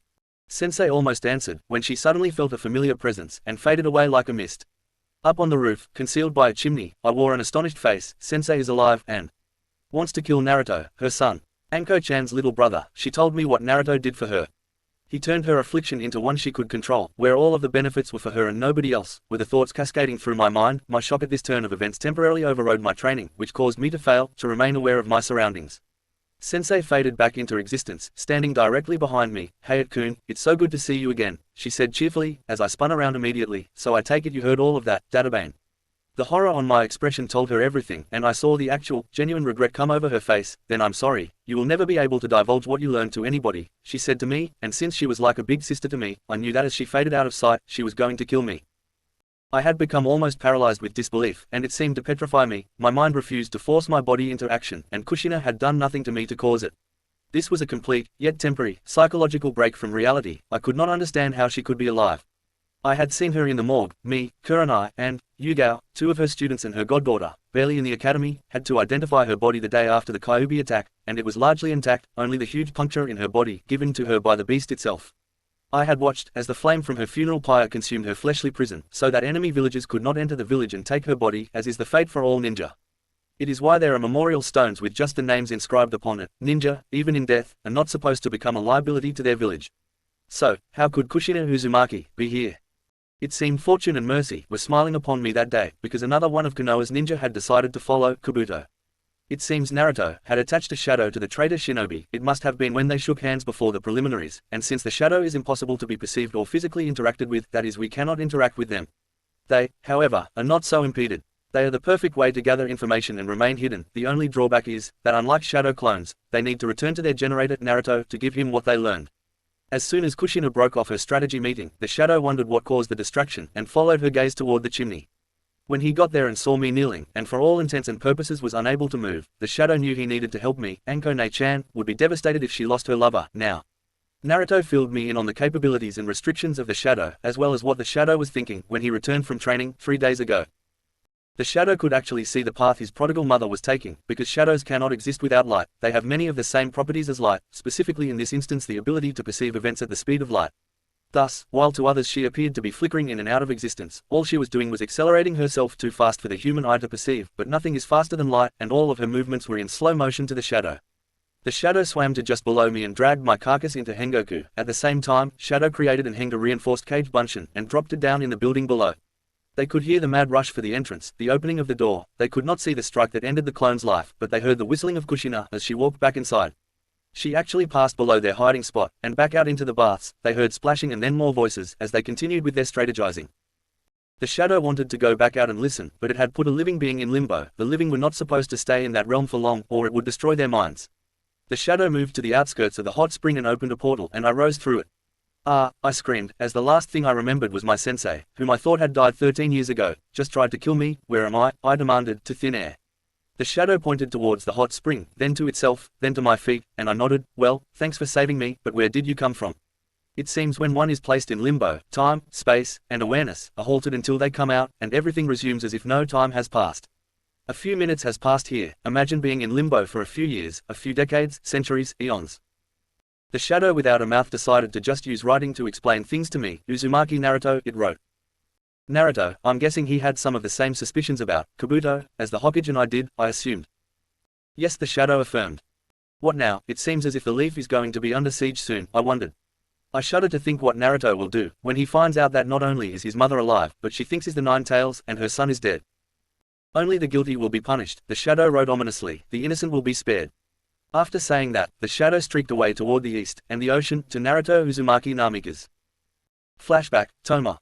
Gekko was brought out of his musings. When he heard the rumble of the one tail, he ran to see what was happening, only to get there in time to watch Naruto pulling the parchment off of Gaara's head. He saw Shukaku, tailless, and to Hayate if the tailed beast could move, he believed it would be writhing on the ground in agony, but all it could do was roar out in great pain. Hayate looked over at Gaara and saw the last of Shukaku's tail disappearing into the seal on his belly. Karen had moved to the tailless Biju's side near its ear and seemed to be trying to soothe it. Without the tail, there was no reason for his chain to be there, so Naruto retracted it, then walked up to the head of the beast. He spoke to the giant Tanuki. I'm glad you Biju's life force is not connected to your tails, Shukaku, because if you died too soon, it would ruin any chances you have of getting sent to the other realm. Naruto put the parchment back into his coat, then ran through the hand signs for summoning, and in a puff of smoke, a box manifested itself in the Uzumaki's hands. He opened it and took out another scroll. This one read, Hidoi Tokage, terrible lizard, I want you to know this, Shukaku, a living being absolutely cannot pass from this realm into another. It was one of the absolute laws Kami-sama passed at the beginning of time. No power may circumvent that law, only the dead can do that, therefore in order to pass you through to the other world, you must die in this one. Naruto closed his eyes and opened them, the Rinnegan blazed forth, and Shukaku looked upon him in awe. You have, father's eyes, then it dawned on the Tanuki what Naruto told her, and her eyes suddenly manifested suspicion. I knew you were going to double-cross me, filthy ninja, as she tried to wriggle from her bindings, you just wanted to kill me without killing that boy. All you care about is other garbage humans, she roared. She was still immobile due to Karen's cables, you filthy, little bastard. Naruto just came closer, and Shukaku, not wanting to die without getting some kind of hit on the ninja, spit at Naruto, who deftly moved the contract to shield his face. When he moved the parchment aside, he was smiling as if that was what he wanted all along. Naruto brought his hand up and it glowed, a light shot out and struck the Biju, who flinched, but there was no burn or impact. Shukaku felt seal markings being etched into her sandy flesh, and despite her current apprehension, she was curious. What are you doing, jerk, marking your prey? Naruto just grinned. It's a power banishment seal, you rodent. With this, once I kill you, you will never be able to manifest in this realm again. You will be sent to the closest realm that has a physical link to you, and you will never be able to return unless you are called. Don't call me a rodent, meat sack, Shukaku blustered, and this is the only realm that I have ever had physical contact. What happens then, bastard? You started calling me names first, Shukaku, Naruto growled as he worked, and I don't know what happens, maybe it'll actually destroy you, once and for all. And you just forged a physical connection a moment ago, when you spit on the page, Naruto explained. Ha, came the Tanuki's reply. Naruto finished the final stroke of the seal, before answering, this is made from the trees of the realm I am sending you to, Shukaku. Just like the legend of Izanami and Proserpina, who became bonded to the underworld after eating something grown in that realm. When you spit on the page, you bonded with the realm of Hidoi Tokage, Naruto patiently explained, and since I am about to erase your connection to this realm, your power and spirit will have no choice but to manifest in that realm. Shukaku was now actually curious. How are you going to do it? We've all been killed before, ninja, she explained, and we remember every way that was used to kill us. Even when we were taken by surprise and slain while we slept, it takes a lot to kill us, she elaborated, so how are you going to do it? I'll do it the way I killed Kurama, Naruto answered in a subdued voice. It was painless, well at least she died with a smile on her face. Shukaku saw a tear roll down his face, and that made one thing clear to her, this ninja actually saw her big sister as a friend. I'm sorry, ninja, Shukaku offered, then asked, you can still talk to her, right? Naruto nodded, and smiled, we made a contract like with the other summoning contracts I possess. She seems happy, and says there's not only an abundance of chakra, but natural energy as well, there's an ecosystem and everything. Is your honorable self ready, Shukaku-sama? Naruto asked, giving the Biju the respect she demanded. Everything is ready. I am ready, Naruto-san, Shukaku replied with a nod. A shadow clone shimmered into existence and accepted the box from his creator. Naruto stepped to the side, drawing his blade from his back. At first glance, the sword looked just like an O-katana. It had the length and was shaped like one at least. It felt like one to his hand, and he handled it like one. It was, however, as wide as the double-edged blades of Inyoken. The posterior curve had an edge as sharp as the anterior edge. The spine from the hilt to the center of the blade was gently serrated, and acted as the fuller of the blade. The spine was also slightly heavier than the curved edge, and the whole thing tapered to a sharp tip, which was perfect for thrusting and stabbing. Overall, it was an extremely versatile sword. Naruto had given it a name, calling it Tenshiwa Chorin, or Heaven and Earth in Harmony. Naruto had forged this blade himself, with some help from the likes of Hephaestus and Wayland the Smith, coaching him on the finer points of crafting. The foundation for these masterpieces were two of his chain ends, which lent him unyielding strength. The power of the divine permeated these blades. Oblivion and infinity gave everlasting power. The exaltation of victory and serenity of defeat. Yamianken, the blade of dark matter. The Yoken, or body sword, one from a foe that many have failed to defeat. Anjin, the dark edge, sword of illusions, part of the legacy from a defeated clan that cost their victors so much in terms of personnel and equipment, that they lost the war from which they were trying to prevent the Uzumaki from joining. These ingredients surrender unto this blade, iron-willed resolve. The trust and faith of the father, the hope and courage from the mother, Nentoken, the formless, the Inken, sword of the mind, which focuses the mind and aids in concentration, the Kaishi, the red death, the namesake for his mother, which causes fear to assault the hearts of foes, and bolsters the courage of allies. They have taught him so much of what it meant to be a good man, intelligent hard work, powerful integrity, cherish life even if you must take them, and the greatest component of them all, unstoppable love. The blade's coloration, depending on what angle you looked at it, seemed to be either a golden sunrise or a scarlet sunset. Naruto readied himself. He wanted the strike to be as quick and painless as he could make. Karen-chan, will you please release your cable chains from this most honorable Tanuki? I feel she should meet her end in this world with all the dignity she possesses. Karen wordlessly followed his request, withdrawing her chains, and picked Gaara up from the ground. He was still out cold from Karen's hit. She had assessed him as a medic ninja and found that there would be no permanent damage from her kick. Shukaku stood to her full height, and with great honor awaited her end. Naruto, without warning, charged for the wall closest to the biju, running straight up it, before rebounding off the wall as high as he could go and landing near the upper back of the mountain-sized tanuki. He continued running straight up her body, and when he reached the neck, jumped high into the air. Describing a graceful arc, Naruto brought his sword up over his head, then down directly into the brain of the great Shukaku. Rooaar, came the death cry of a great and ancient being, and as the giant tanuki began to fall, Naruto wrenched his blade from where it had pierced the biju's head, and leapt straight down. Naruto had harmony pointed toward the sky even as he landed. The chakra of Shukaku instantly sublimated back into the atmosphere, and some of it was absorbed into the blade. Now, the only remnant of that Queen of Night scavengers was that which was in Gaara and in harmony, before a practiced move rehomed the blade, and a solemn tear ran down his face. Ladies' room. Mikoto and Koyuki ducked into the restrooms set aside for them. Mikoto looked around. The only thing she noticed that was different from when she looked at it before the first match was a spider's web in the far corner, near the ceiling. She watched as the weaver of the web scuttled off and abseiled down into the stall, directly below it. All of a sudden, the head of a redhead grew into view and stepped out of the stall. She wore a scarlet forehead protector, with her hair tied up in a high ponytail, and strands at the sides of her face. Her attire consisted of a standard Konoha flak jacket, over a black short-sleeved shirt, and black form-fitting pants that reached her calves. She had a slender, but feminine build, fair skin, violet eyes, and the common Uzumaki red hair. "What was the last thing you said to me, before you left for your seclusion, to give birth to your son?" Mikoto asked, as flame enveloped her arm, which seemed to morph into the grotesque mockery of a human hand. The redhead smiled thinly. "Eat me, princess." Mikoto's eyes hardened. "No thanks, I don't eat tomatoes." Then tears began to well up in the Hokage's eyes, and she let go of her jutsu. Before dashing at the person in front of her, she pulled the other woman into a fierce hug. "Oh, Kushina-chan, I've missed you so much. Oh, my Kushina, Then Mikoto suddenly stepped back and knelt down before her sister in all but blood. "I failed you, Kushina-san, I'm so sorry. I couldn't protect the most precious gift you've given to the world. I let him be beaten and neglected. He almost died when he was just a little boy, and almost worse, he had to defend himself and take his first life before he had even entered the academy. Given all of that, I wouldn't blame you if you struck me down, like the worthless, good-for-nothing harlot I am." By this time Mikoto was bawling her eyes out, her robes of office becoming soiled on the floor of the lavatory. The Hokage had fallen off when she had rushed to hug Kushina, and now lay forgotten on the same floor. "Mikoto-chan," came Kushina's gentle voice, and she reached down to her friend and brought Mikoto Uchiha to her feet. Then without warning, slap, Mikoto reached up and clutched her cheek in surprise. "Get the hell over it. If you're expecting me to blame you for what happened when my son was 4, then you damned well deserve it. I do blame you for your part in what happened, and that slap is the full extent of my wrath toward you. You decided to rely on reports to check on your godson's well-being, instead of going and taking a look for yourself.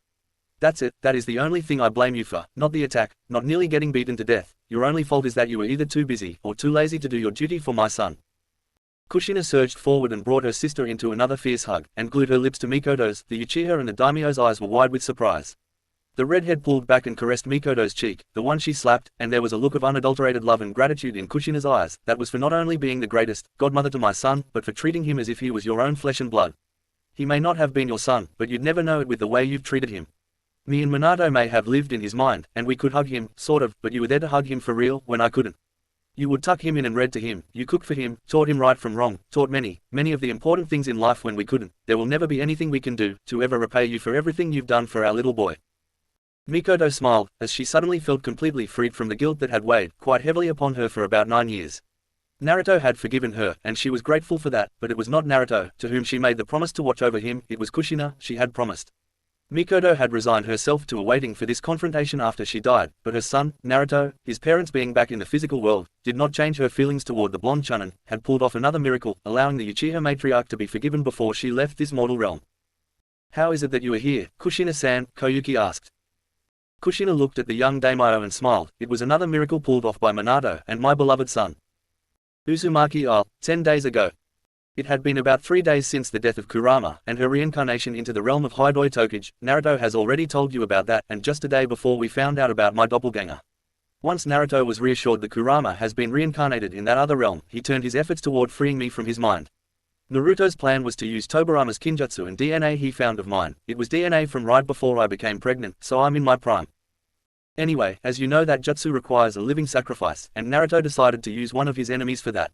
If you're wondering where Naruto learned the Edo Tensei or summoning, impure world reincarnation, I'm afraid he got it from the Scroll of Seals last year, when he helped you root out that traitor. I sure hope you've shored up the defenses around that thing. Minato was sorely disappointed with how easy it was for Naruto to steal it. One Jonin, let alone a single genin, should not be able to lay eyes on the sacred Scroll of Sealing. It should take an army of Jonin just to get to the thing. Excuse me, I'm rambling. It took him, along with Minato and me, the rest of the year to perfect the jutsu and remove the flaws in it. The living sacrifice was actually one of the sound genin they met in the forest to death. He was originally supposed to have been left for dead, but Naruto thought of another use for him. His name was Abumi Zaku. He seemed to have a cavalier attitude toward killing and human life in general, so Naruto decided he could be put to use elsewhere, like bringing me back into the world. Naruto stored him within his suspended animation seal, secured him within a storage scroll, and concealed him within his subspace field, like how he transported Orochimaru after capturing him. We were in the ancient tomb of the Uzumaki clan, below Uzumaki Fortress, when Naruto brought the boy out and laid him in the center of the room. They felt that it was only fitting for me to take in only the dust and flesh of my clan. Good evening, Abumi Zaku-san. My boy greeted the sacrifice for my life. I know you're aware of me and are probably wondering what is happening. Zaku, because of Hinata using her gentle fists Kaiden technique with Raiden chakra, had been rendered completely immobile. Well, I'm gonna tell you, because I want you to understand how you will be spending eternity, or at least the remainder of your life. He may have been paralyzed, but he was completely aware of what was going on, the dilation of Zaku's eyes being the only indication of his emotions, and his pupils were dilated pretty wide at Naruto's declaration. You see, Zaku, I'm going to use you to bring my mother back from the Pure Lands. Naruto was looking into the catatonic shinobi's eyes, and saw the rapid fluctuation of his pupils. There was a kinjutsu invented by Konoha's own second Hokage, that was called summoning, worldly resurrection, and it was brilliant in its simplicity, not so much its execution. He mainly invented it to create an instant army, in situations that called for it, but it was limited in the amount of the dead person's power that could be resurrected with them. So, me, my father, Minato Namikaze, and my mother, Kushina Uzumaki, spent most of the years since I graduated from the academy, trying to perfect the Nidame's kinjutsu, and I'm happy to say that after considerable effort we were successful. We've tested it on animals, from rats to monkeys, with aid from my boss at the Konoha Veterinary Clinic. Using it on animals she would have been forced to euthanize anyway, to bring back certain, canine bloodlines, within the Inuzuka clan. There was a tear running down Naruto's cheek, but he was smiling gently. Our last test case before coming to this place, was to resurrect my boss's brother's canine partner, Akamaru. I've never seen someone so happy. I honestly thought Kiba was going to kiss me when his best friend opened his eyes again. Naruto chuckled at the memory, but I settled for kisses from Akamaru. We confirmed it with the Inuzuka. All of the power and personality of the dogs we brought back were resurrected with them, Naruto told the young man lying on the floor, not to mention their free will as living creatures. Their bodies were completely returned, a fresh litter of pups have already been bred, and there doesn't appear to be any abnormalities in their physical or psychological selves.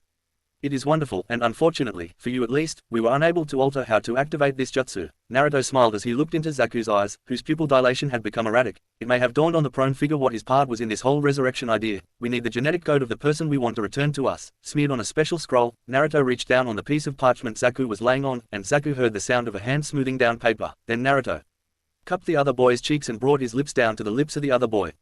Naruto pulled back from the kiss. There was a finality to the blonde boy's eyes that Zaku could not mistake.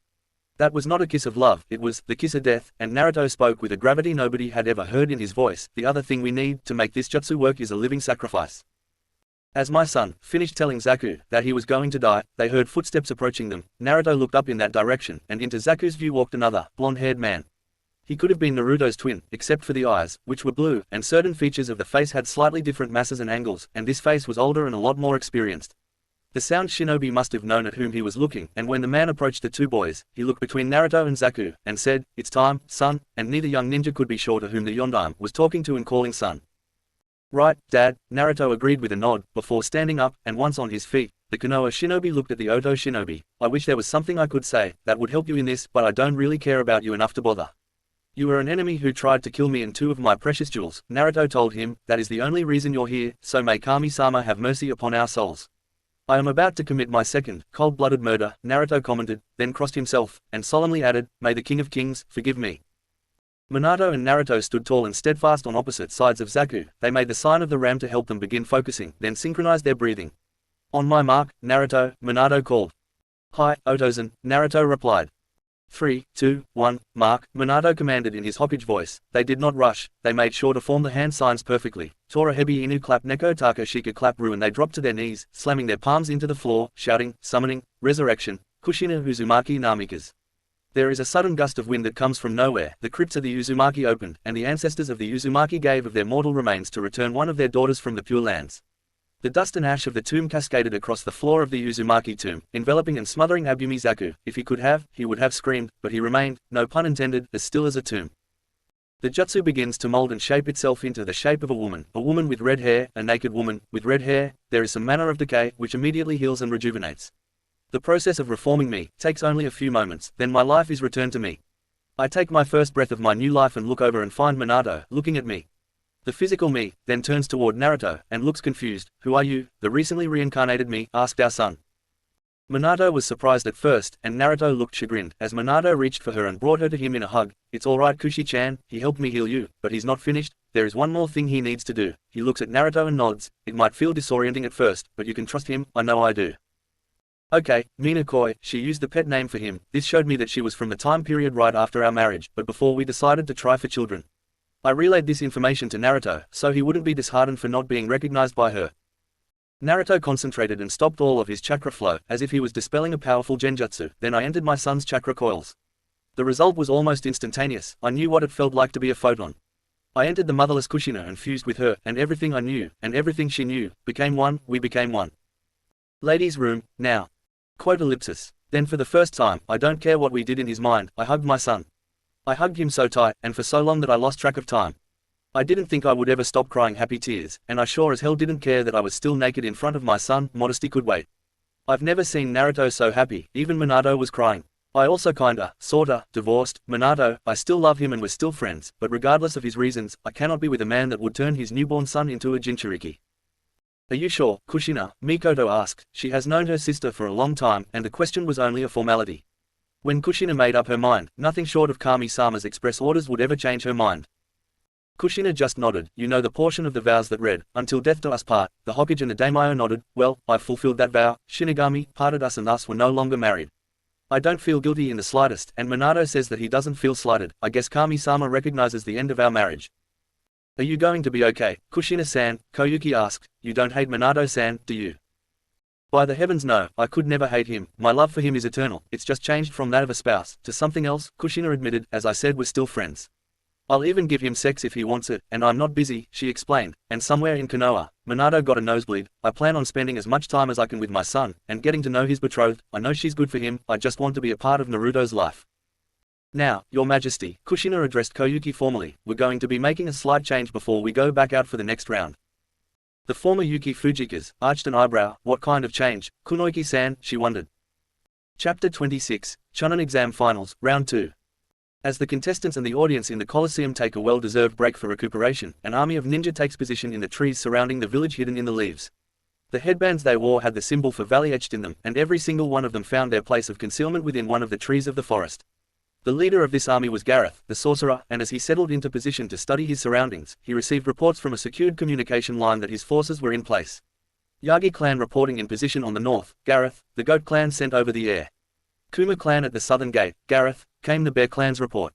Uma clan standing by, Iron no Otoko, came another mode of address specific to the village of the Hidden Valley's leader. From the horse clan, that meant, Eternal Man. Kawazo awaiting further orders, Gareth, the otter clan reported over the radio. All commands have reported in. Grandfather, came the report from his own clan, Akami, the wolf clan, standing by to act as reinforcements if the situation calls for it. Very good, we will attack, only once we receive the signal, Gareth informed all commands. Until then we will remain silent, so until further notice, everyone will remain hidden. There were several clicks over the radio to acknowledge the order, and once more the forest returned to its serene state, with only the tree leaves blowing in the wind. In the midst of the trees of the forest, a sudden emission of sap oozed from the trees and attached itself to the organisms inhabiting the trees. At the same time, a gas other than oxygen began to emanate from the trees, a gas engineered by Hashirama as a first line of defense for Konoha. Inside the village, sitting within a tea stand from the land of waterfalls, sat the chief of Takigakure, Bradley, the furious swordsman. He had just entered the establishment, and despite his age his physique told the story of the decades of brutal training he underwent to reach his exalted position. He wore a brown muscle shirt, a pair of blue trousers, cut in the ANBU style, with a yellow stripe running down the outseam of the pants, and a pair of non-steel-toed, combat boots. His weapons consisted of two pairs of long, thin-bladed swords, with a hand guard on the hilts to protect his grip, and on his head was a beret in the same color scheme as his trousers. The yellow came from his forehead protector, which held the symbol for Fury. Accompanying him, and comprising the only force he was willing to risk on this venture, were half a dozen other people dressed in the same color scheme. These individuals were quite the eclectic group when it came to appearances. The largest of them stood over 2.5 meters tall, and was even more muscular than Bradley. He was dressed in a brown t-shirt, blue and yellow trousers, with large, yellow sport straps over his torso. Except for a few, dark strands, hanging down his face, most of his hair was concealed under a skull cap, but around his wrist were two iron, manacle-like bracelets, with the character indolent on both wrists. He looked around with a complete lack of interest in anything he saw, barely even turning his head, but staring straight ahead, with dull, disinterested eyes. Standing in front of the behemoth was an extremely obese ninja, rivaling many of the Aberrane clan in rotundity. He was completely bald, with a bulbous nose that was continually sniffing the air. He seemed to follow the smells of food before they even came into his line of sight, and his mouth seemed to water at the thought of that food. He shared the same type of eyes as indolent, with the same disinterested quality, except when he found a smell that he liked, which brought a rather innocently voracious smile to his face. He wore a wrestler's one-piece leotard, in a flashy display of blue and yellow, with gluttony stamped on his huge belly. Next in the panoply of weirdos was a pale-skinned, androgynous youth with a lean, muscular build. He has long, dark, wispy hair, violet eyes with slit-like pupils, and wears a navy blue, form-fitting bodysuit and a matching headband with envy on it. His eyes were quite a bit different from his brothers in arms. When he looked around, his eyes were filled with barely concealed contempt for every human being he saw. Next to him was a fairly tall and beautiful woman. She is slender, yet voluptuous in build and has a pale complexion, with narrow, lilac eyes and long, black, wavy hair, reaching her lower back with short bangs parting at the center of her face, curving to the right, and partially obscuring her left eye. She is wearing a form-fitting, black top, with a low backside and no straps, and equally form-fitting, capris leggings, black, high-heel boots, and elegant, black gloves with claws over the gloves' fingertips. Appearing on her sternum, just before plunging down the valley between her breasts, that she emphasized by crossing her arms over her stomach, was the symbol desire. The most unusual member of this group, a little boy, who looked to be about 8 or 9 years old, with dark hair in bangs, and dark eyes, but dressed just like a little boy going off to school in a suit and tie. The lapel pin on his left lapel had pride facing outward, and despite his age he was the most powerful and feared of Takegiku's elite ninja, known collectively as the Seven Deadly Sins or the Sins. Their leader, however, second only to Bradley, the Furious, is Avarice. Avarice is a tall and muscular young man with short, spiky black hair that is kept slicked back into a subtle widow's peak. Among his most noticeable features are his purple eyes with thin, cat-like pupils and razor-sharp teeth. He smiled with a huge, predatory grin on his face, dressed in a short, leather, black jacket with a fur collar, black, leather pants and shoes with upward tips. There were 4 black, leather wrist guards with metal spikes, and he wore a pair of sunglasses with round lenses. Each of them on their own were a match for a group of Jonin-level ninja, but as a group they were an unstoppable force of nature. Each of them had specific targets, for their part in the invasion force, key targets that would weaken Konoha, and leave it ripe for conquering as soon as their mission here was concluded. Which was why Bradley had only included members of his own personal bodyguard unit, and his Jinchuriki was nowhere in sight. This was a risky gamble at best and a political disaster in the making. At worst, if he failed in this mission, he had ordered his village to disavow him and the sins. The man before Bradley, and serving him tea, if he could still even be classified as that, had been a legend even in his grandfather's time. A legend that was filled with infamy, when he slew all of the village elders after botching the mission to kill the first Hokage, then escaping his just punishment and absconding with their village's Kinjutsu scroll. He was under a henge, because his face was well known in the leaf, but Bradley knew that it was Kakuzu, because of the discreet hand gesture the man had made when Bradley entered the tea shop. It was an old gesture, known only to those of Bradley's grandfather's generation, and had been ordered to be discontinued, shortly after Kakuzu's defection. Any caught using the signal were to be arrested at once, and it was not taught in Taki's ninja academy after that time. Therefore only one person alive, aside from himself and every other village chief should know and willingly use the mannerism. Kakuzu placed a cup of tea in front of Bradley. Never thought I'd be fighting on the same side as my former village again, the man stated in a neutral tone. He had been ordered by the red-headed bitch to keep a tight rein on his temper, but a job is a job, so as long as you do your part for this endeavor I can tolerate you as my allies, for now. He finished his statement with a glint in his eyes, before asking, do you know who your targets are, Furious, then turning to stare hard at the others arrayed behind Bradley, do they? I gotta say they don't look like much, not like my colleagues in the sins, Kakuzu sneered. They don't look like they could take out a child, let alone the likes of Kakashi Hitaki. Bradley snorted a chuckle that barely wrinkled his mustache. You mean the sins you killed when you agreed? The jibe from Bradley hardened the Akatsuki's eyes even further, before he continued, not to worry, they know their purpose here, and they have never failed a single mission from me. Kakuzu's grip tightened so hard on the dish towel he had picked up after serving the tea, which Bradley had not touched, that the cup he was continually polishing, to pull off the deception of being a tea merchant, was nearly crushed. It was only his fear of the red-headed bitch that kept him from saying screw it and killing Bradley and his half-trained cadre of freaks. The voice that came from him was raw with barely contained rage. Just make sure they do their job, we don't have time to waste on amateurs. You don't have to worry about my people, they know what to do, Bradley assured him, as he stood up to leave. Just make sure you keep your zealot on a short leash. Bradley reached the entrance before turning his head to gaze at the missing nin from Taki, or I will put him down, the way I would a rabid dog. The curtain separating the tea stand from the rest of the world swished as Bradley went through it, not even bothering to look back. Outside the Uchiha prison. Their spies within the jail itself had told them that their target was in the east wing of the compound, which was where the medical facilities for the jail were located. Sources within the wing itself stated that he had just awakened from chakra exhaustion and aware of his surroundings, but not much else could be determined, since their source was a new recruit not privy to confidential details.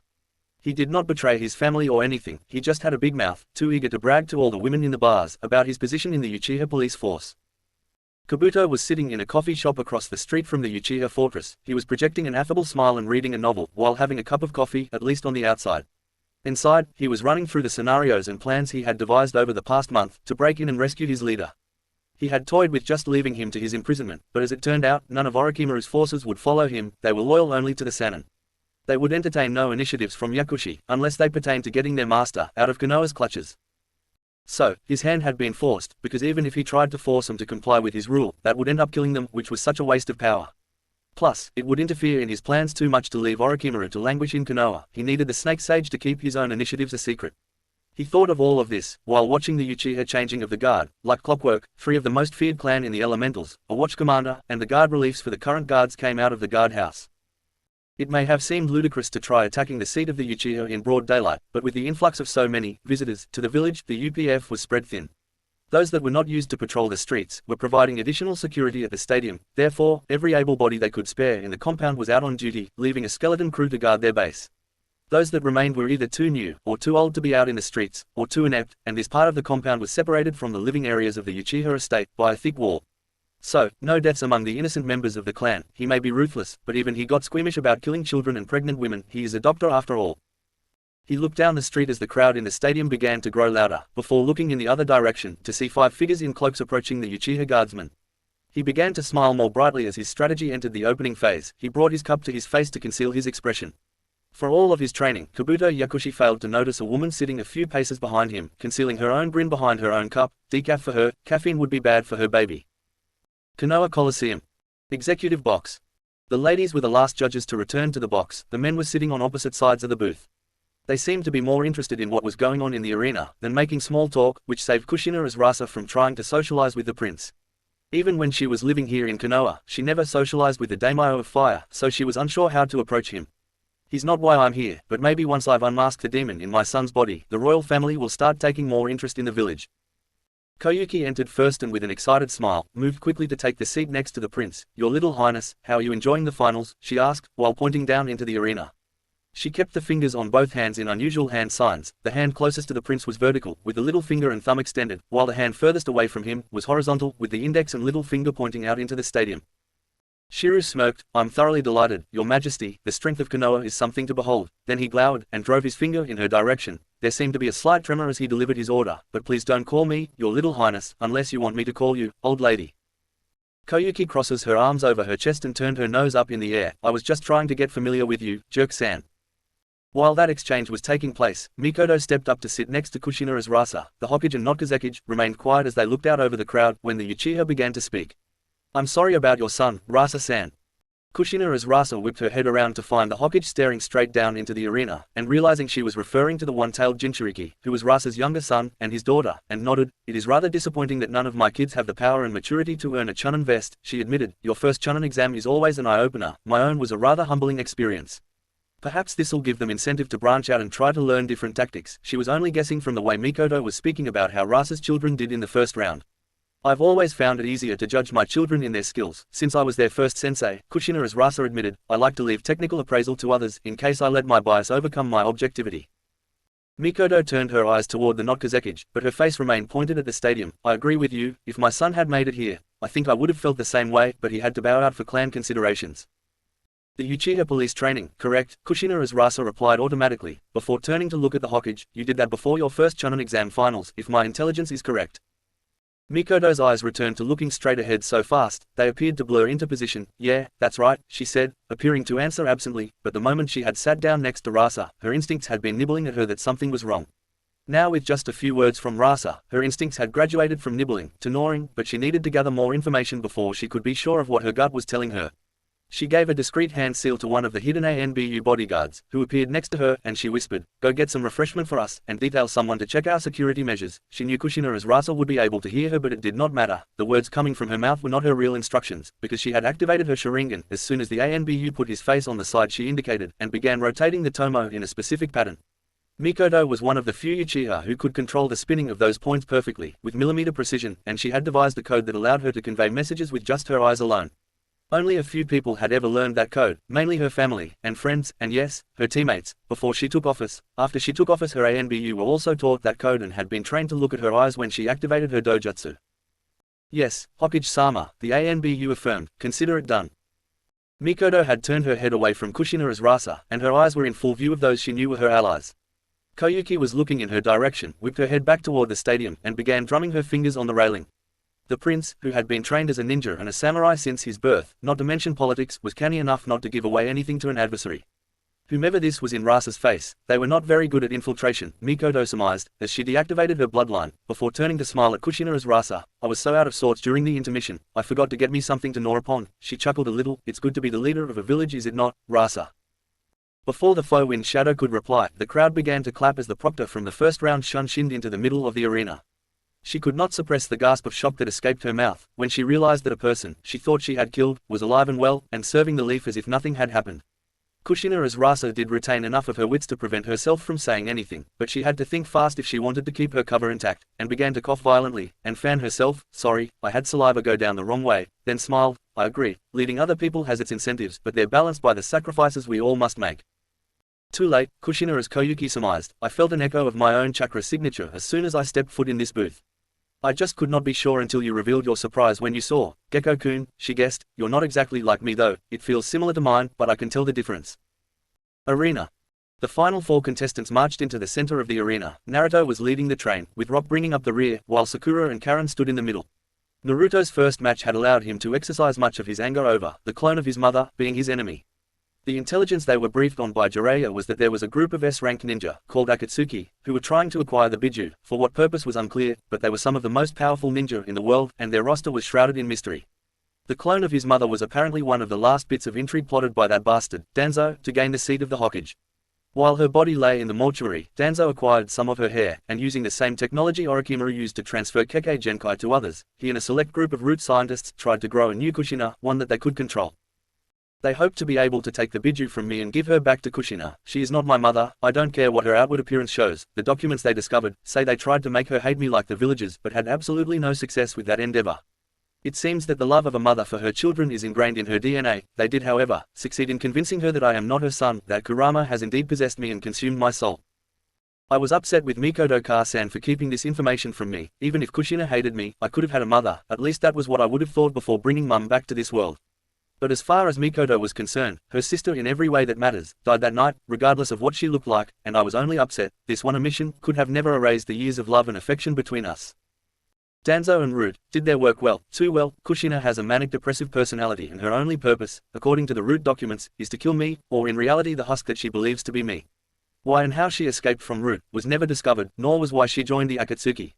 Their purpose is to acquire the Biju, not kill them. It is unclear, and it hardly matters anymore. With the removal of Kurama and Shukaku from this world, their goals will no longer matter.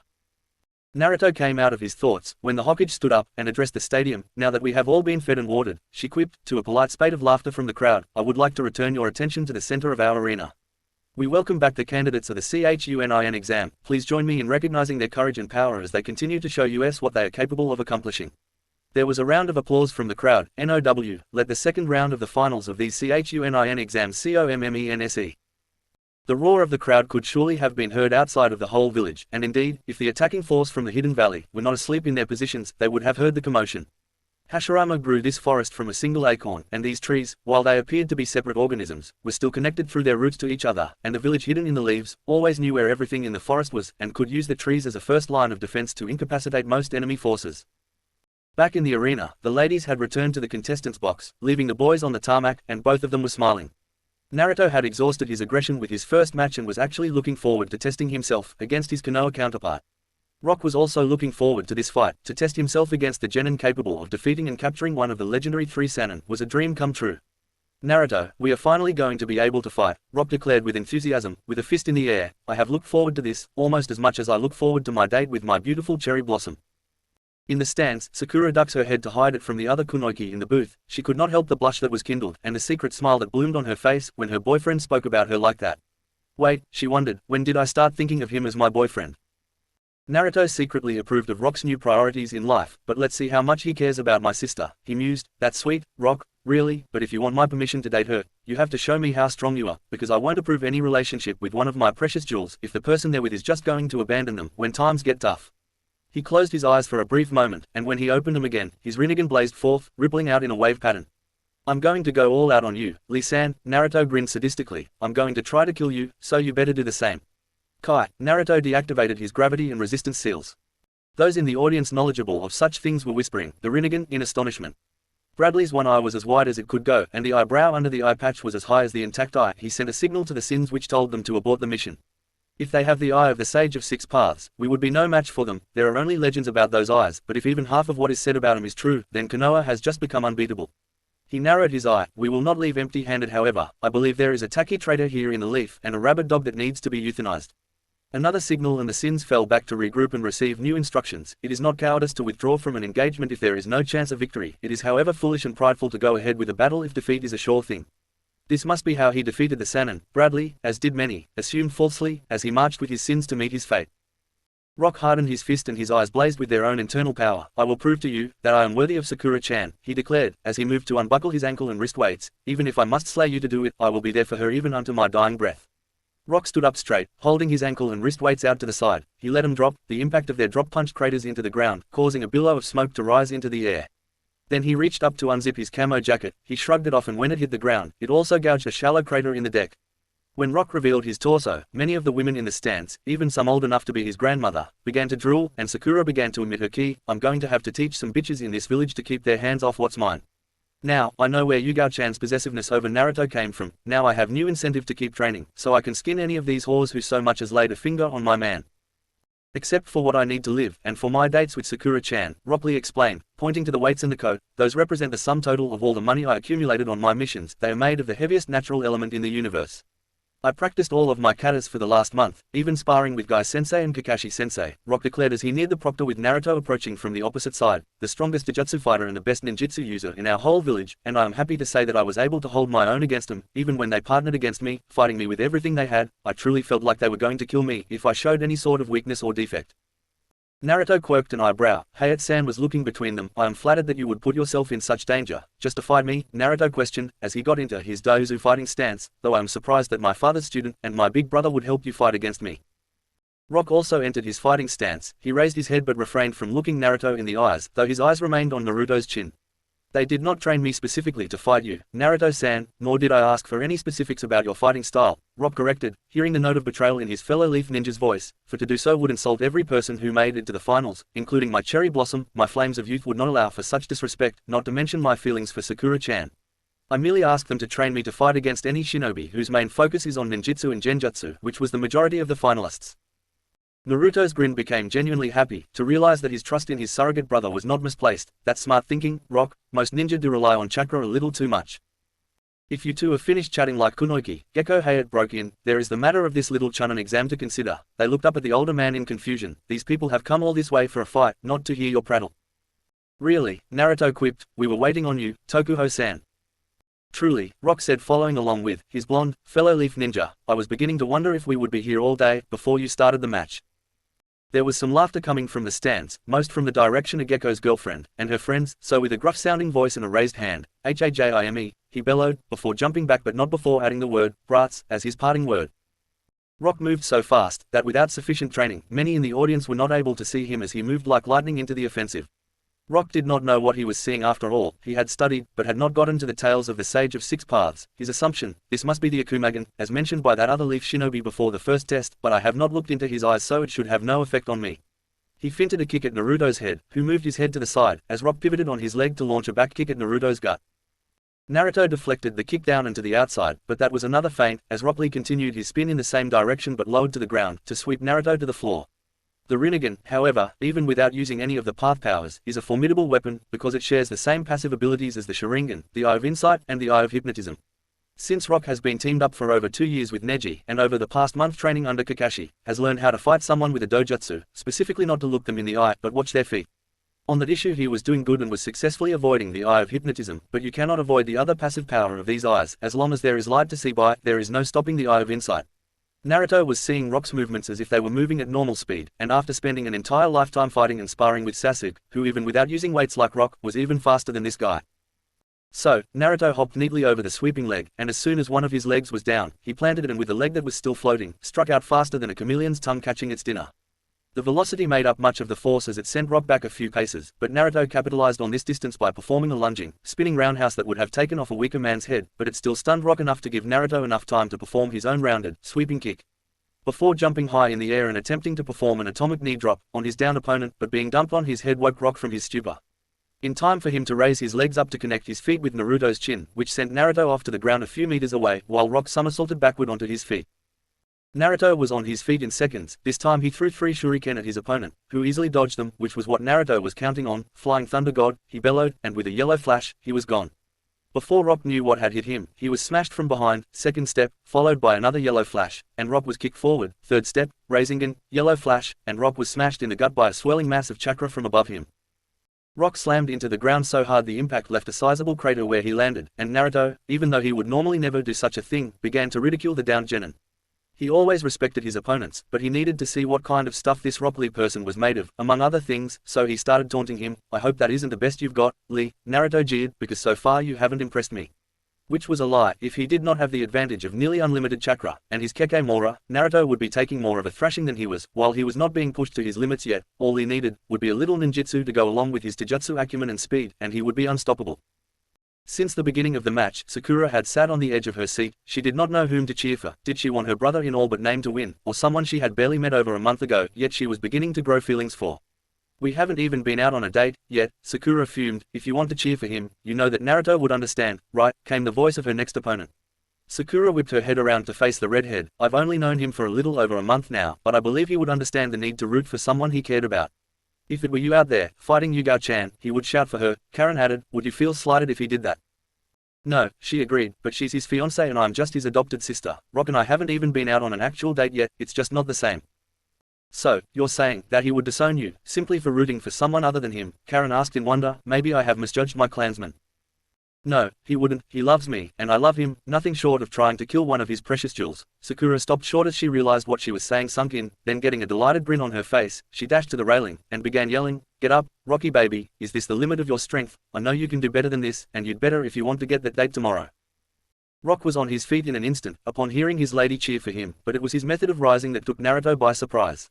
He rose by doing a rising somersault with a kick, right into Naruto's jaw. The kick knocked Naruto on his butt, but Rock capitalized on Naruto's apparent weakened condition, by trying to stomp him. But Naruto called down a bolt of lightning on his and Rock's position. Rock on instinct, was able to dive out of the way, and when he looked back Naruto was gone. The wind began to blow unrelentingly. It was all Rock could do not to be blown off of his feet. "Asura Path, Goliard and Transformation," came Naruto's disembodied voice. The dust finally cleared and what stood there, only vaguely resembled the shinobi known as Naruto. He had grown to be over 3 meters tall, he had 4 arms, his overall physical power was probably off the charts. For a human being, the only thing that reminded anybody of Naruto was the clothing and weapons he wore, the wisps of blonde hair, and the intelligent, sky-blue eyes. Rock was astonished. He had never seen anything like this. Naruto caught him looking as he shunned Shin directly toward the other leaf ninja. The punch in the gut felt like a mountain had fallen on him. Not even Mido Guy had ever punched him this hard. Naruto picked up the stunned Rock Lee, holding him in his lower arms, as he raised his upper 2 arms, preparing to strike down upon the genin. Finally showing his newfound wisdom, Rock Lee shouted, "Proctor, I forfeit." His voice despite his fear was as steady as, well, a rock. It was not cowardice that drove him to end the match, but there was fear tempered with understanding. He had quit because he knew it was only his life on the line, and only he could look after it in this venue. Naruto set him down and was instantly himself again. He had a relieved grin on his face as he looped an arm around his new friend's neck. "You had me worried there, Rock," Naruto chided. "Do you have any idea how much Sakura would beat me if I had to send you to the hospital?" Naruto visibly shuddered as they walked back toward the contestants' box. "I don't even want to think about it." He cast a wary look over toward the rosette-haired Kunoki, then he grinned conspiratorially, "But you'll find out more tomorrow." Executive box. Kushina Rasa was stunned. She knew that the demons did not have the Rinnegan. Only extremely specific circumstances allowed one to acquire those eyes. You had to have the blood of the Sage of 6 Paths, not to mention the blessing of the Sage's chakra, or another Rinnegan user had to gift you the eyes. How can it be that the demon would earn the Sage's blessing, and did he have the Sage's genes? Kushina Rasa wondered. Could I have been lied to? How did I come to believe that my son had been possessed by the Kyuubi? The only one person who told me that was one of the scientists, one of the few female scientists. She seemed to be the only kind one. Kushina Rasa remembered, as the woman's image entered her mind, a young woman with shoulder-length, light brown hair, and emerald green eyes. She wore a white lab coat, over a black dress, with sandals. She had circular glasses, which were replaced with a pair of square-framed glasses, given to her by her son. She was there for about 2 years. She was the one who tended to my feminine needs. She befriended me and would tell me stories about her son. I told her about my son, wondering how he was faring without me. I know I am a clone of the original Kushina. It took me some time to come to terms with that, but after a while, I began to realize, clone or not, I was still Kushina Uzumaki, mother of Naruto Uzumaki, known as a kakashi in the Book of Shinobi. All taught to her by Danzo, who did not know about her royal lineage, and thus, she did not know about it, either. The cloning process can replicate the body, but it cannot recreate life experiences. Danzo and Nono had taught her the basics of ninja training, before she escaped. That was right after. Nono told her that her son had been possessed by the Kyuubi. That she had a son was not something they told her, it was the first thing she asked about when she woke up. It must be a part of what it means to have a chakra network for a woman. When we're pregnant, we share our chakra with the fetus, and women, who have mastered chakra even a little bit, can learn the number, health, and genders of their unborn children, before they even go to the doctor. So I knew, I had a son, before I even woke up from that cloning tube. Danzo had acquired samples of my hair and blood, from my dead body, and from physicals performed at the hospital while I was pregnant. Nono-chan was there for me for about 3 years. During the 3rd year, one day she was sent on an intelligence mission to the land of Earth, and never returned. Kushina as Rasa remembered feeling alone again. My one lifeline, after learning my son had been consumed by that damn fox, was gone. After Nono's passing they became more cruel, as if the last of their humanity had died with her. One of the scientists, who seemed to be a hentai, tried to force himself upon me. He seemed to forget that I was not some village tramp, I was a kunoichi.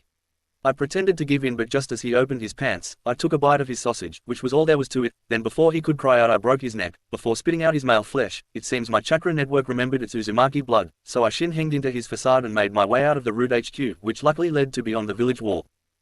Intelligence from Zetsu, when I joined the Red Clouds, told me that Root had other things to worry about than me. It seemed Mikoto had decided to make her move. On the night I escaped, Kushina as Rasa smirked. I know that the Bidget cannot be killed, no matter how powerful you are. So, in order to exact revenge upon them, I decided to capture them and put them to better use than as weapons of mass destruction for their respective villages. They would be used as a battery to empower the Akatsuki ideal of a perfect world. A world without war or conflict of any kind, or whatever each person chooses to believe is their perfect world. Kushina as Rasa thought, I don't care, all I want to do is relieve my son of his suffering and go to the land of death, to meet him. The Red Clouds can have this world, as I no longer care for it, Kushina as Rasa declared in her mind. She looked over at the others who shared her booth, who were conversing among themselves, but Kushina as Rasa did not mind. It gave her time to think upon their strategy. The ultimate purpose of this invasion was to serve as a distraction, while Kabuto liberated his master, but the revelation that Hayate-kun was alive has changed things entirely. It's highly improbable that he would not have reported the specifics of what he heard to his Hokage, as would be his duty as a shinobi of the leaf. How he survived is not important. What this means is, Kushina as Rasa concluded, if I remember, our little coalition had talked about our overall strategy, no specific details which were meant to be left up to their direct superiors. We talked about Gareth's participation, Bradley's and Kabuto's purpose, and had just about gotten around to me. When I sensed my former student's presence, I don't truly remember him. When I was reborn I had no memories of my former life, but Danzo provided me with copies of reports from my former life, and even progress reports Tsunade-sensei made. I'm not exactly like I was before. For one, my nature affinity is now fire, whereas before it was water, plus while I can shin-henge, which was instinctive, I cannot use shadow clones, nor have I learned how to use my Uzumaki chains. I shunned away to kill him, and since I thought the only threat to our plans had been eliminated, there was no need to alter our strategy. Kushina as Rasa watched the fight between the two leaf shinobi. She was no fool, she knew the fight was about more than earning a chunin vest, for the both of them. The demon seemed to be toying with the emotions of the other genin, over the affections of the pink-haired girl, who seemed to have some sort of relationship to both of them. Oh, she's decided to cheer for the speedy kid, at least she understands whom the demon is, at least she's not a fangirl, Kushina as Rasa presumed, and the fast one shows promise. A pity he only seems to be using Taijutsu. If you add in some ninjutsu or genjutsu, he could be difficult to stop. If I gave a damn about whom to give a vest to, if he really were my son, I'd still give it to the demon over the Lee character, and not simply because he was my son. Once you get up high enough, Taijutsu becomes practically useless. Taijutsu alone at least, if you could couple it with genjutsu, you could apply misdirection to a confrontation, which has won more battles than any technique. The wind suddenly began to rise, taking on almost tornado-like speeds. Then the demon's voice began to fill the atmosphere. Asura path, Goliardan transformation. The wind had caused several stone worth of dust to coat the air in a thick miasma. When the dust finally cleared, what emerged was monstrous, a great behemoth of a creature, with 4 arms, a bald head, and everything else about her son's body, including his clothes and weapons, had enlarged proportionately with his size change. Kushina as Rasa could not blame the Lee kid for gawking. If she were in his position, she would have been doing it too, which would have resulted in the same thing to happen. Leader Sama has never shown us these kinds of capabilities, Kushina as Rasa thought in wonder. As the demon launched his attack, I've only ever seen him work through his paths of pain. Does that mean he's more powerful than he lets on, or is the demon stronger than Nagato? In spite of the size augmentation, Naruto had lost none of his speed. In fact, the amplification of his leg muscles probably added to his pace, because he combined that muscle power with the Shunshin technique. Rock Lee probably felt like his guts were going to melt. The power of the punch made everyone in the stadium wince, and nobody thought of it as cowardice when the genin chose to stop the fight before it turned brutal. Prince Shiryu had to admire his cousin's skill. He was already more powerful and cunning than many of the jonin stationed in Konoha, and beyond the military ranks of a ninja, he was already an A-ranked shinobi. His capture of Orochimaru had catapulted him into the minds of the ninja culture, because it is one thing to kill such a powerful enemy, but to capture him and even hold him as a prisoner of war was a feat that nobody else could even fathom. Konoha had added that to his entry in their own bingo book. He was bringing this village and this nation prestige, and he was still only a chunin.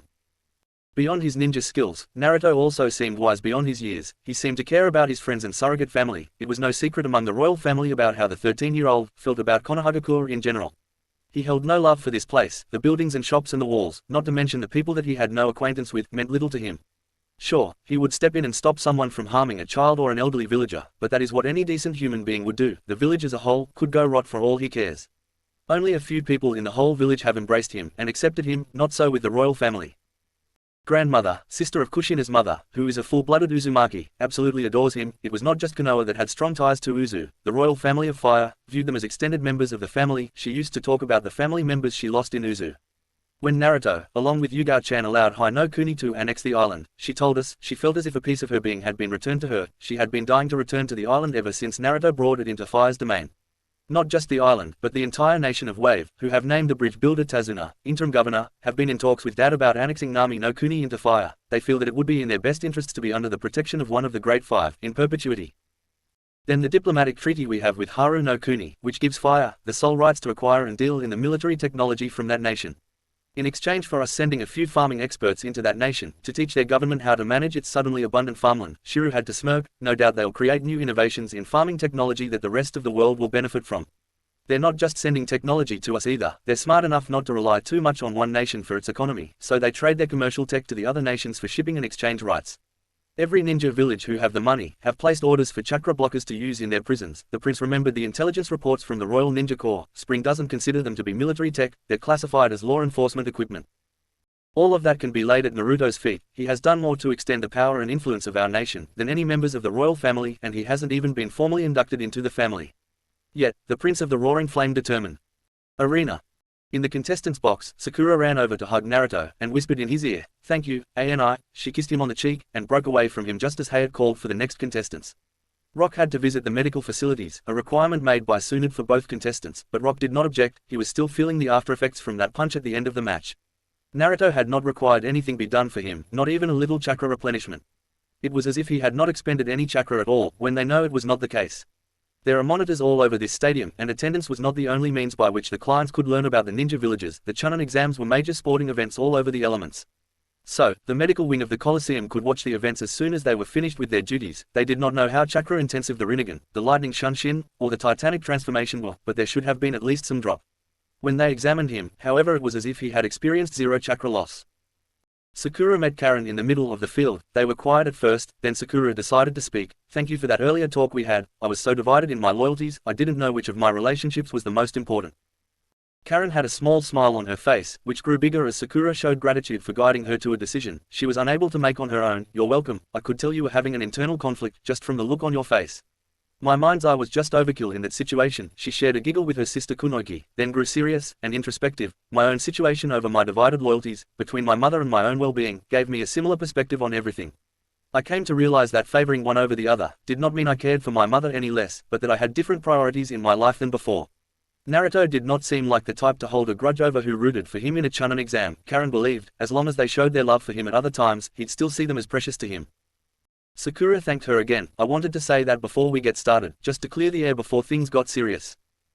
Karen's grin became predatory. "I totally understand. When we get done, we may not have the chance to talk like this." She looked at the proctor with a sidelong expression. "Were you awaiting an engraved invitation before starting this thing, or what?" Gecko looked up at the executive box, where an ANBU was just bringing the hostage and her guest something to drink and whispering in her ear. As the ANBU faded back into cover, she looked down at him and gave a barely perceptible nod, who in turn looked at Sakura, who had turned her eyes to him in mirth, and also nodded to her. Sakura did not respond but turned back to her opponent, and entered her fighting stance. Karen entered hers as Hayat raised his arm, and brought it down swiftly. "Hajime." The proctor jumped back out of the way. Karen waited for Sakura to begin her moves. Hapkyosu was a purely defensive Taijutsu style, but Sakura suddenly exited her stance, and bowed formally to her opponent. "I concede victory to my esteemed opponent," she said loudly enough for everybody to hear her. Karen just blinked, then said the only intelligent thing she could think of, what? Sakura merely shrugged. I see no purpose in continuing in this exam. I've already attained a Chunin vest, and I believe I showcased most of my talents for prospective clients.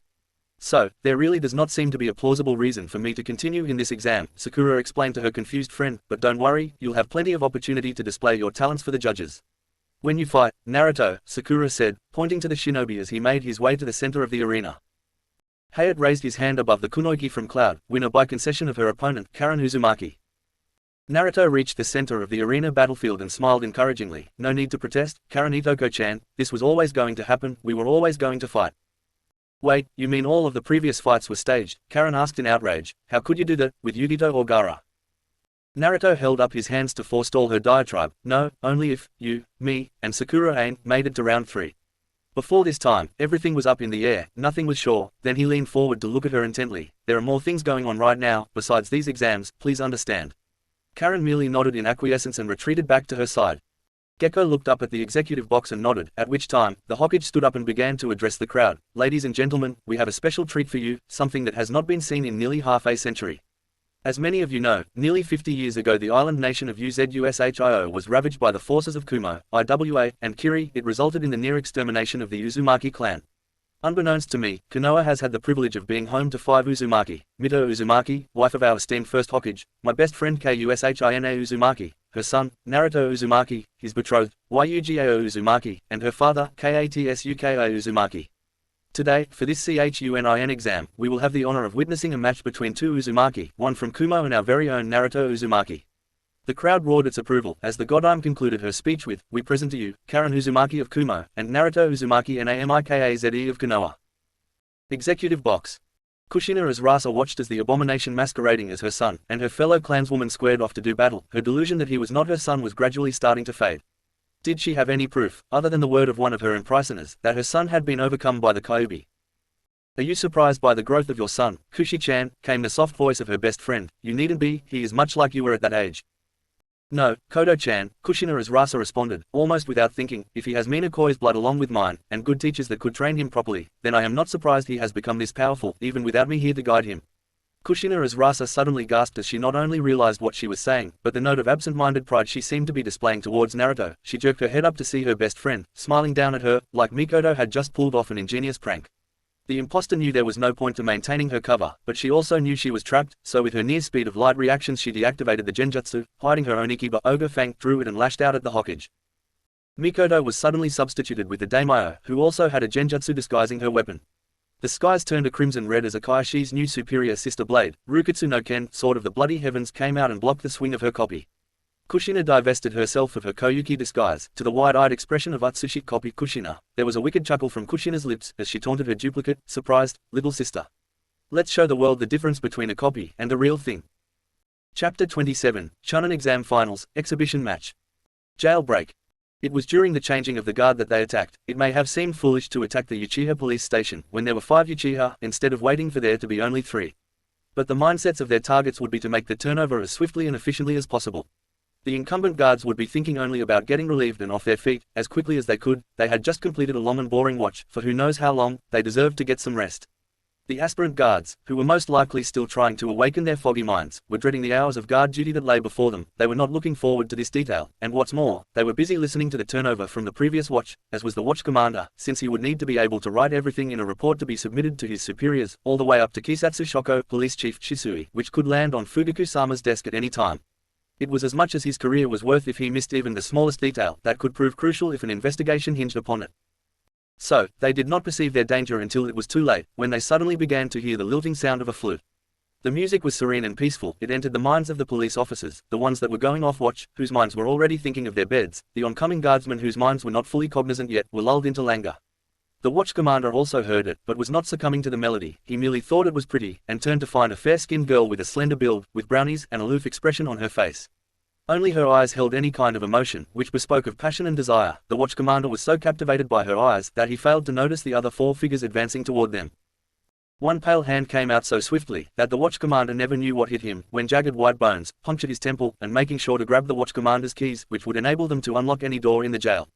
A larger, meatier hand came out of his cloak and crushed the throat of one of the guards, while a pair of arms flashed out with a golden strand, of what some would think of as wire, but was chakra thread. Another guard met his end at the business end of a garrote. The other two died with their throats cut by kunai. As the last figure turned his back on one, another pair of arms came out of his back to kill the other Uchiha guardsman. The Sound Five needed to conceal their deeds as much as possible, so instead of letting their victims drop to the ground, they picked them up and hustled inside. Tayuya hurried in after them, closing the door behind her. They came to a closet just big enough to hide their victims. They swiftly secured their targets in the closet, closed, and locked it from the outside, and regrouped. The kunoichi was chuckling cruelly. These shitheads never knew what hit them, she declared. These pussies let their guard down over a pretty song and some knockers.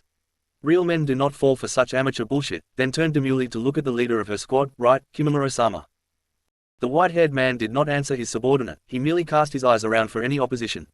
Saken was grinning sadistically, and answered in the K-guy's place. They must not have been getting any recently, if they thought a stick like you, beautiful, Tayuya-kun.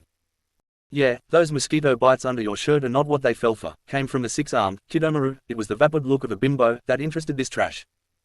You shitheads can kiss my ass, the girl glowered harshly. You couldn't pay me enough to touch your pricks. I'd probably need a magnifying glass just to find them. You shouldn't be so unladylike, Tayuya-san, Jirobo admonished. You will never attract a husband if you act like that. Shut your mouth, Fatso-san, Tayuya shouted. They were all about to respond when, all of you shut up, Kimamuro broke in sharply, cutting their commentary like a knife. We are here to rescue Orochimaru-sama, and we are in the lair of the enemy. Time to start acting like ninja, he reprimanded, not squabbling schoolchildren. The five moved through the halls of the prison, peeking around corners, and checking doors. The jail was silent, eerily quiet. Too quiet, and this was making every one of them, even the last K-guy, feel anxious. This reminded them of any number of scenarios they were familiar with on missions. They finally came to the medical wing of the Uchiha prison. You guys, Jirobo finally grumbled, I got a bad feeling about this. For once, I agree with Fatso-san over here, the kunoichi admitted. Don't you find it strange that we haven't come across even one Uchiha clansman, when not only is this place where they work, but also where they live? I am beginning to understand what a rat in a cage feels like, Yukin said from his brother's back. More like flies caught in a spider's web, the eight-limbed man corrected, and even Kimamuro's eyes had narrowed, as they progressed through the prison and noticing something else missing. The prisoners, he said, there are no prisoners, even trash such as these should have had some prisoners. If only drunks, and pickpockets, who would be rife for an event like the Chunin exams. He clued his subordinates in, so where are the prisoners? According to their unwitting source, Orochimaru-sama was being held in a room on the back wall of the prison, and after studying charts copied for them by Kabuto, they knew where they would put someone if they wanted to ensure he remained under guard. It was in this section of the prison they found themselves, as they rounded a corner and stared down one of the longest stretches of hallway they had found. The walls were bare of any ornamentation and ran for over 91 meters, to the end of the corridor, which was at the head of a T junction with two branching hallways. They were approaching the door, with an ever-increasing feeling of trepidation, and had almost resigned themselves to being captured or killed, when they reached the door. They tested it and much to their surprise, it opened without much, if any, resistance. The five were half expecting to find the room filled with guardsmen, or even be empty. What they found was the item they least expected, their comatose lord and benefactor, Orochimaru. Leaf Village Coliseum Arena. Naruto swung his sword in an overhead slash, toward his fellow Uzumaki's red head, who parried his attack to her left. She then riposted and nicked his opposing arm, while he used the momentum of her parry to sidestep toward the same side and aimed a slash at her belly.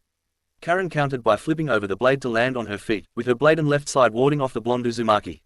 They remained in eye contact. She was immune to the eye of hypnotism, always seeming to break eye contact just before he puts her under his spell. It is like she knows, when I am trying to use a genjutsu against her, and when I wasn't, Naruto concluded. Am I falling into the same trap Anko-sensei fell into, before she became our sensei, relying on one type of technique too much?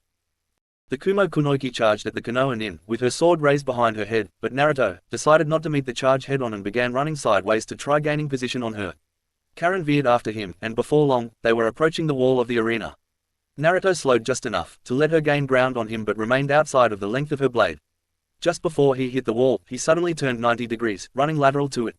He felt her with his whisker sense and looked behind to find her running on the wall, about to come parallel to him. It must be the concave geometry of the wall, he guessed, but his immediate concern was that she had placed her katana between her teeth and was going through hand signs. As she reached the last hand sign, Karen leapt to the ground directly ahead of Naruto and released her chakra into the earth. Just as she did, Naruto threw a spread of shuriken ahead of himself, and Karen's jutsu activated, and a stone slab shot itself into his path. The stars he threw flew past the wall just as it pushed itself in front of him, so he activated the shuriken's seals and flashed through the wall to the other side. She may be immune to the eye of hypnotism, but he still saw how she was moving her fingers and knew how she was molding her chakra. Karen came to her wall and was to cancel the Dodenjutsu, which would demolish the wall, when her eyes went wide. She jumped out of the way, right as the wall exploded, in what would have been her face. As soon as he had Hiraishin behind it, Naruto placed a paper bomb on the wall, before shinning away. It is extremely dangerous to lose track of a ninja when you are fighting one. As soon as Karen could no longer track him with her normal senses, she knew she was in trouble. Instead of panicking however, she just stopped and stretched out with her mind's eye of Kagura, a sensory ability she had developed which was unique to her Uzumaki line alone. With it, she could find and track chakra over a vast distance, as well as perceive any unusual chakra activity within a radius of several dozen kilometers. She can perceive her target's location and movements in detail, by focusing upon their specific chakra signature. The mind's eye of Kagura gives her the capability to perceive fluctuations in a person's chakra, especially when they were lying or if someone, including herself, is under a genjutsu. These sensory capabilities blessed Karen with abilities that even surpassed dojutsu with comparable powers. This was the reason, when Naruto, who had cloaked himself in wind, to become invisible to her physical senses, was caught completely by surprise when she shunshin directly at him. She grabbed his sword arm and flipped him to the ground, sending his blade flying out of arm's reach, and before Naruto recovered, Karen's chain came out and wrapped itself around his body. Like a spider wrapping its prey in webbing to trap it for consumption, Naruto-sama, will you please forfeit? She asked him. Like you, I have no wish to harm you any further than I must. Naruto said nothing, even if he could feel her reluctance to hurt him. She waited just a few minutes before continuing. Very well my lord, you leave me no choice. Commencing chakra drain, she waited once more, to see if he would finally give up. He did not. There was an eerie, blue glow that enveloped her package, the chain, and herself. Even those that could not normally perceive chakra were seeing it happen. Naruto's strength was flowing into Karen's body. The crowd was watching with rapt attention. Even those who loved him, were quite surprised with the amount of chakra flowing into the Uzumaki female. Karen was draining Naruto into chakra exhaustion, but she was rapidly filling up herself. She had only expended a small amount of chakra during this match and the one with Gaara. There was only so much chakra one could have in their body, unless they had worked for it, before it became dangerous. To overload oneself with chakra was similar to overfilling a balloon. It could cause you to explode. And no, that was not an understatement. The average person on this planet carried enough chakra to level a house, if they were to be suddenly filled with chakra without the training.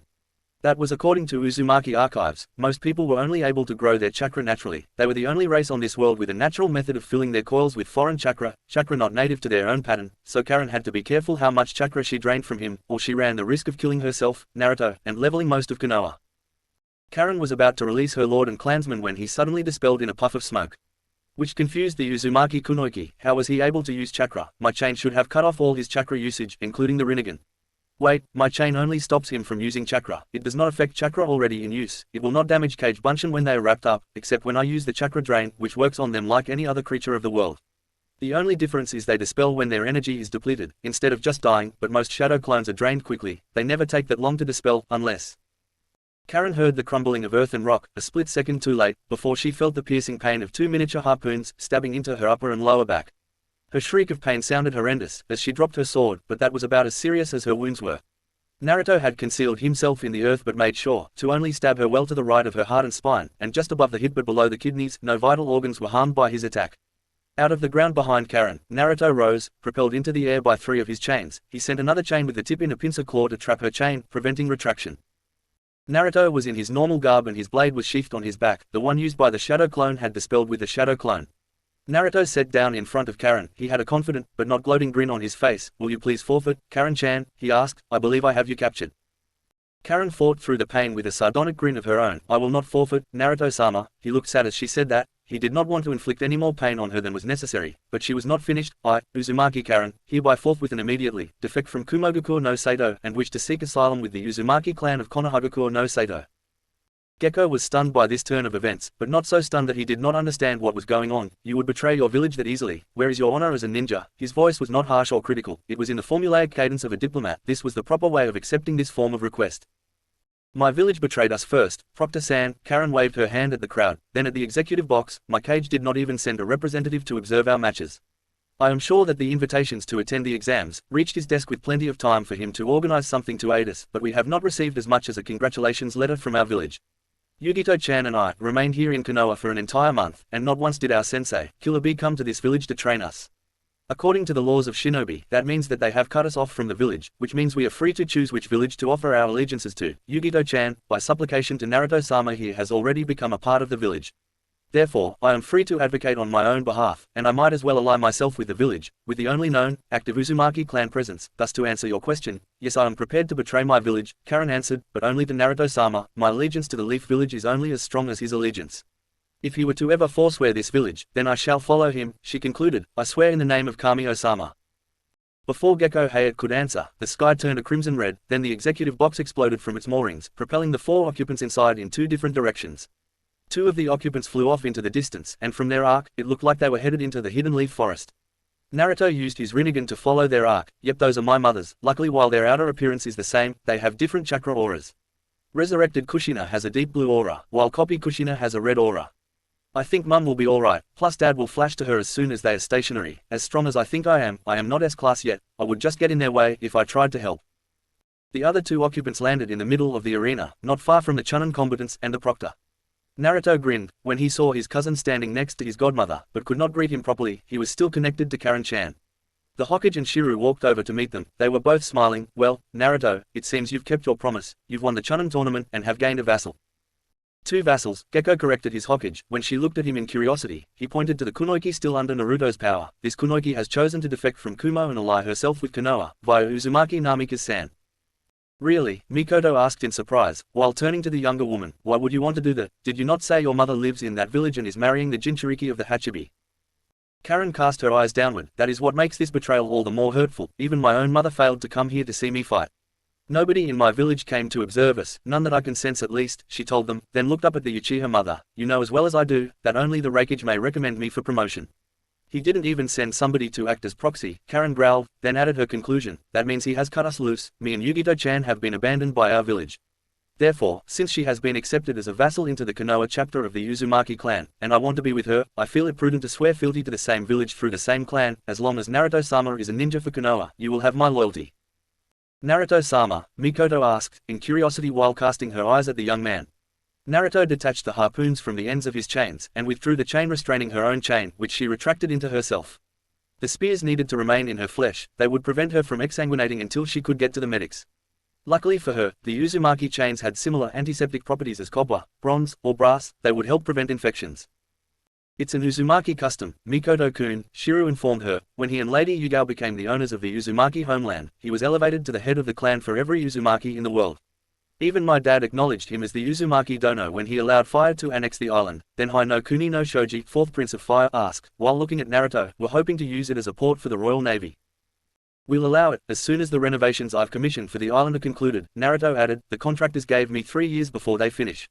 Anyway, as head of the Uzumaki clan here in Konoha, I accept Uzumaki Karen as a member, Naruto declared, then turned to Karen and added, but it is up to the Hokage to accept your application as one of her ninja. Mikoto was looking at them while pinching her chin. Well, from what I saw of your skills, you would be a brilliant asset to the village, but you'll have to go through a security screening at torture and interrogation, including a psychological evaluation by the Yamanaka clan. Do you accept that, Uzumaki Karen? She asked. Yes, Karen agreed, I accept. They had no sooner concluded their negotiations, when a red flare was sent up into the still crimson sky. It arched high in the sky, and spread out in all directions. Mikoto was immediately all business. That's the signal from the compound. There's been an escape. She immediately began running in the direction of the prison, leaping up to the roof of the arena. Her ANBU detail blurred into sight, surrounding her without obscuring her vision. By now, most of the people in the arena were filing out when the flare was fired. They all turned to look, but only the citizens of the Leaf, ninja and civilian alike knew what was going on, so the Hokage turned to the crowd, and enhanced her voice one more time. Ladies and gentlemen, I regret to inform you that leaving the Colosseum is no longer possible. The village hidden in the leaves is now in a state of emergency. If you remain here you shall be safe from any harm. All ninja are to report to general quarters at once. The Hokage concluded her remarks, as by now, after a perfunctory nod to her security from Mikoto, Naruto, Karen, the prince, and Gecko had joined her on the roof, and turned to issue instructions to her subordinates. Karen-san, I want you to remain here and ensure order here in the stadium with Haru no Kuni's security forces. Her Majesty is being sequestered in a recovery room, near the medical suite. Tsunade-sensei should be able to tell you where. Shoji-sama, as you surely know, as military commander over the forces of Konoha, my authority exceeds yours at this moment. Shiru remained silent and bowed to her power in this circumstance. Therefore I would like you to send orders to your forces and have them surround the exterior of the Colosseum, to prevent outside forces from entering unless you personally know them. Do you both understand? Mikoto questioned. Hi, Hokage-sama, was Karen's reply, who also added, I need to get the spears out of my body anyway. I'll see if I can get medical attention while relaying your orders to Tsunade-sama. As you wish, Hokage, the prince responded. He knew she was keeping him from danger, since her standing orders as Hokage from the daimyo was to keep his family safe, even above her own. This way she accomplished one order and did it in a way that saved him face. I will keep the citizens of my nation safe. Thank you, both, Mikoto retorted with a grateful smile aimed in their direction, and added to Karen, think of this as your first mission for the Leaf, which will not be ignored if you do a good job. Karen nodded in agreement, and the Hokage concluded with, thank you again, now please do as I asked. They both jumped to do as they were ordered. As she turned to her ninja, Hayat-san, you are dismissed from proctor duty, you may return to your normal station, I'm sure you remember your battle station, am I correct? Gecko stood at attention and replied crisply as he bowed, affirmative, Hokage-sama. Dismissed, she retorted in the same manner, and he shinned away. As soon as the Tokuho was out of sight, Naruto, since you have not yet been assigned to a battle division, you shall remain with me, the prohibition against drawing weapons in my presence is voided during the current situation. You may draw weapons as you see fit, she informed him, to which he just nodded his understanding, then addressed her security detail, we are going to travel directly to the exterior of the compound and find the officer in charge. She looked around at her subordinates, to confirm that they understood and was privately proud at how professional they were remaining. Even Naruto, who had to have been worried about losing his mother when he had only just regained her, was focused on his Hokage. She nodded and said, let's move out, she ordered. At her order, they all took to the rooftops, hopscotching in the direction of the Hokage's home. Paths of Sin. Bradley, the Furious, looked up into the sky from his position on the ground. His face, if anyone cared to look, had an oddly tranquil expression cast upon it. He saw, with his single eye, the passing of clouds, small, white puffs of serenity, floating uncaringly in the bloody sky that appeared a few moments ago, indifferent to the struggles of the animals below them. Bradley's face may have been unscathed, but the rest of him had been ravaged by combat. Both of his arms had been sliced off, his eye was bleeding, luckily it was his bad eyes again, and he had been stabbed through the side, which left him to slowly bleed to death. That, plus the loss of his arms, will allow him to pass away in a few moments, but he would not allow himself to die before the rest of his subordinates. He turned his head to the side and looked out over the ravages of his ninja. The first in his line of sight were the charred remains of Sarah Moon, this generation's lust of the Seven Sins, the name that was worn by her mother. She refused to take that name, saying she did not want to ride on her mother's reputation, but to make her own, so she took the name Desire. Beyond Sarah, looking like he had been drowned, was her younger brother, Null Moon, the Greed of the Sins, which was also a name no longer in use, but for a more nefarious reason, because the holder of that name still lived, so he became Avarice. Beyond those two was the powerhouse of the Sins, Robert Flower, Indolent of the Sins, representing sloth. He was always a gentle giant, and when not discharging his duties for a shinobi, could always be found playing with some of the village kids. If it were not for the earthen spike poking out through the back of his head, he would just appear to be standing there, a brutal demise to one of the kindest men Bradley had ever met. Turning his head to the other side, Fury of the Sins, saw three other Sins. Ian Flower appeared to have been ripped apart. His limbs were thrown about like a child's playthings, his rotund body had been sliced in half, by the same wind technique that cost Bradley his arms. Ian and Robert were not related by blood, they had just grown up in the same orphanage, and called each other brothers. Ian was almost as gentle as Robert and took as much delight in playing with the little kids as his brother. He also had a tremendous talent in cooking and baking and was about to retire from ninja life to open his own restaurant. Beyond Gluttony were two of his subordinates, known as Envy and Pride. In the Sins, one still desperately fighting against Kakazu's partner. Envy, also known as Stephanie Strong, had transformed into her monstrous form, appeared to have succumbed to her wounds and was curled in upon herself. She may have been one of the grouchiest of the Sins, cynical and prickly, but she always seemed to have a soft spot for all of its members, becoming good friends with Sarah, and looking out for the youngest member of the Sins, Pride. His name is Sam, no last name. He only graduated from the Waterfall Academy last year, and he could already hold his own against the other Sins in training. His intelligence is comparable to that of a Nara, and his potential is parallel to Itachi Uchiha, even without his bloodline limit. Similar to the Nara's ability to use shadows but quite a bit stronger, because he did not need existing shadows to use them, and they could probably cut through anything, as he proved when he shredded Hidden Scythe into pieces during their first exchange. Pride kept launching attack after attack at the religious fanatic, but no matter how much damage he did to Hidden, his injuries did not seem to affect him. As if they were happening to someone else, but it seemed Hidden was just trying to hold the boy's attention, because Kakazu's masks and Kakazu himself seemed to be closing in on the child. Bradley wanted to help him, even if it were just delaying the inevitable for Sam, but his body would not obey him. He had lost too much blood, he did not even have the strength to warn the boy. Out of nowhere, several chains shot down from above, impaling the masks, and Kakazu in the heads. A blonde-haired boy landed in front of Pride, who had paused in shock. The blonde boy turned to him with a benevolent smile, "Take a breather, kid, I got it from here." As if to prove his point, the chain that held Kakazu extended out, separated into smaller chains, and punctured into different parts of Kakazu's body. Kakazu, who had been feigning defeat, suddenly gasped out in shock, his eyes wide with disbelief as the spare hearts he kept in reserve were destroyed. "How did you know," Kakazu asked, "that I was playing possum?" "Because I'm just that good," Naruto replied, "but don't worry, I'm not gonna kill you, or your partner, so sit tight." Just as he said that, another voice from behind Kakazu said, "Outer path, demonic sealing chains," and more chains came out of nowhere, wrapping around the missing nin from Taki, which jerked him out of Naruto's hand toward what seemed like a hole in the atmosphere. They dragged Kakazu into the hole. He was too shocked by this turn of events to even shout his defiance, but before he could recover, the hole closed, and he was gone. Naruto turned to his clone and ordered, "See if any of them can be revived. It's gonna be rough for them, but Jigoku no O should be enough," then added, "They were here to overthrow us, but they may prove useful later." Naruto turned his face down to the child, who had gasped as he listened. Sam did not think they knew of his comrade's intentions before they decided to go after the zombie brothers. Naruto's smile became gentle as he answered the child's unspoken question. Yeah, kid, I know who you are, and what your original team's purpose was here. I will let the Hokage decide what to do with you, but your comrades are mine. Go with my clone, he said, thumb pointing behind his back, as he turned to Hidden. I've got to handle this guy as quickly as I can. Godmother told me to hurry. Naruto retracted his chains and reactivated his Rinnegan. He looked at the man-shaped monster. His face looked like a black and white no mask. He did not seem inconvenienced at all for suddenly being on his own. Naruto noticed the dark cloak with red clouds. He also saw the symbol Hidden was standing on. So you're with the Akatsuki. I've been hearing rumors about you and your group for a few months now.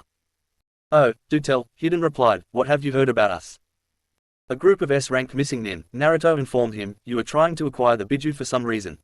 Whatever the reason, it must be pretty important for you all to put your curiosity aside, just to work together, Naruto concluded.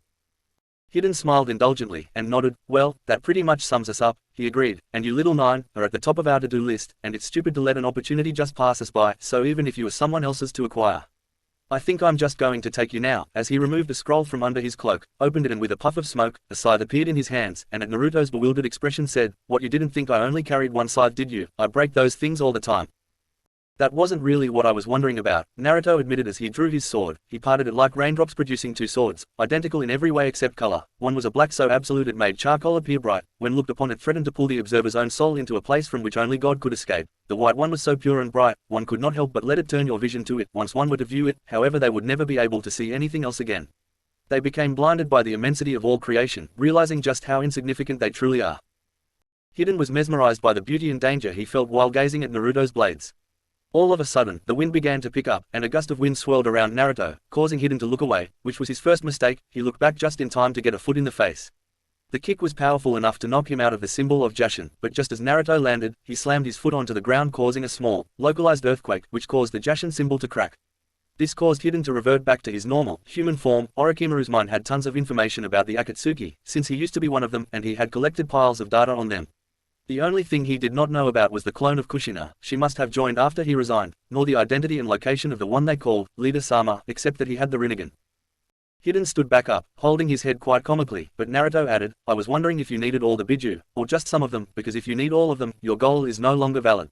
I have already dispatched two of the chakra monsters, Aikibi and Kyubi, Naruto informed the Akatsuki member, and before you ask, no, they will not regenerate in this world, because I have banished them entirely from this universe. Hidden looked at the teenager, like he had told him a joke, and was just waiting for the punchline. Then he just burst out laughing. That's a good one, kid, as if a little shit like you would be capable of killing the tailed beast within you, he managed after getting himself under control. I mean, you'd be dead if that happened. Naruto opened the middle of his upper garment, and channeled chakra into his belly to highlight the absence of his seal. Hidden looked at Naruto's bare stomach. I am not lying or joking, dumbass, Naruto snarled. I had to kill one of my precious jewels to prevent you bastards from getting your grubby little hands on her. That was before I knew about your inclusion in this invasion, Naruto added. Whatever your goals were, they will never come to fruition, now that two of the Biju no longer exist in this world. No way, Hidden gasped in surprise. Now, I don't know about you, no Terran no Hidden the dumbass, Naruto sneered. His Rinnegan was pulsing and rippling in the same cadence as his voice, but this is information my leader would want to know. It may not be the wisest decision to allow yourself to get captured before you can deliver this information. Appearing as if from nowhere, to stand beside him was Jiraiya, the Toad Sage, Tsunade Senju, the Namekuji no Oho, Slug Princess, and Orochimaru, the Snake Sage. Ah, yes, it seems my backup has arrived. Then indicating the Snake Sage, I'm sure you've heard, but Orochimaru has decided to return to his home. After I succeeded in capturing him last month, he began to see the error of his ways. Now, I'm sure that you are pretty strong, being an S-rank missing nin, and all, Naruto conceded, but do you really have the balls to try your luck against the legendary 3 Sannin? Hidden just looked at the 4 ninja arrayed against him, 3 of which were stronger than him, and having faced off against Orochimaru when he was a member of the Red Clouds and getting trounced. He did not wish a repeat of that times 3, so looking back at the Chunin one last time, he bugged out for headquarters. I'll get you, you little shit, when you don't have your little bodyguards around to protect you. Naruto waited for the Akatsuki alum to make it out of earshot, before turning back to the Sannin. Good work, you guys, he totally bought it, he chuckled, as the 3 Sannin's bodies seemed to liquefy and shrink, changing until they were perfect replicas of their maker. Thanks boss, they said together. Go ahead and dispel, I've got some business to attend to with the 7 deadly sins, he ordered, as he fused his blades back together, and returned it to his scabbard. It's time I created some path companions. Konoha prison. Everything had calmed down by the time Mikoto arrived at her home. She watched with silent pride as Fugaku managed the scene like the professional he was raised to be. At the moment he was receiving the report about the casualties, only 5 Uchiha had given their lives for their village. As the police commissioner and lord of the Uchiha clan, or as Hokage, 5 sacrifices were a small price to pay. It could have been worse, they were thinking, but as fellow clansmen, even one death in the clan was one too many. As soon as Fugaku received the report, he turned to greet his wife as her station demanded. He bowed to her. "Thank you for coming, Hokage-sama. It seems that someone used the Chunin exam finals and our limited personnel in maintaining order to infiltrate the prison and liberate a prisoner from the medical wing."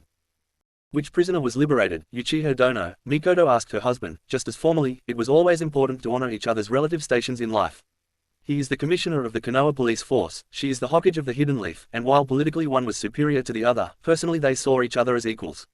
He was up for the same position as her, and while he was disappointed in not getting it, he was proud as both a husband and a clan head, and every day he witnessed how she carried herself and made the village strong and prosperous. She made him proud, and though he never thought it was possible, he fell in love with her more and more every day. It was the Sannin, Hokage-sama, Fugaku confirmed for her. Luckily there were no other personnel in the medical wing, since most of them were conscripted by Lady Tsunade for the arena today.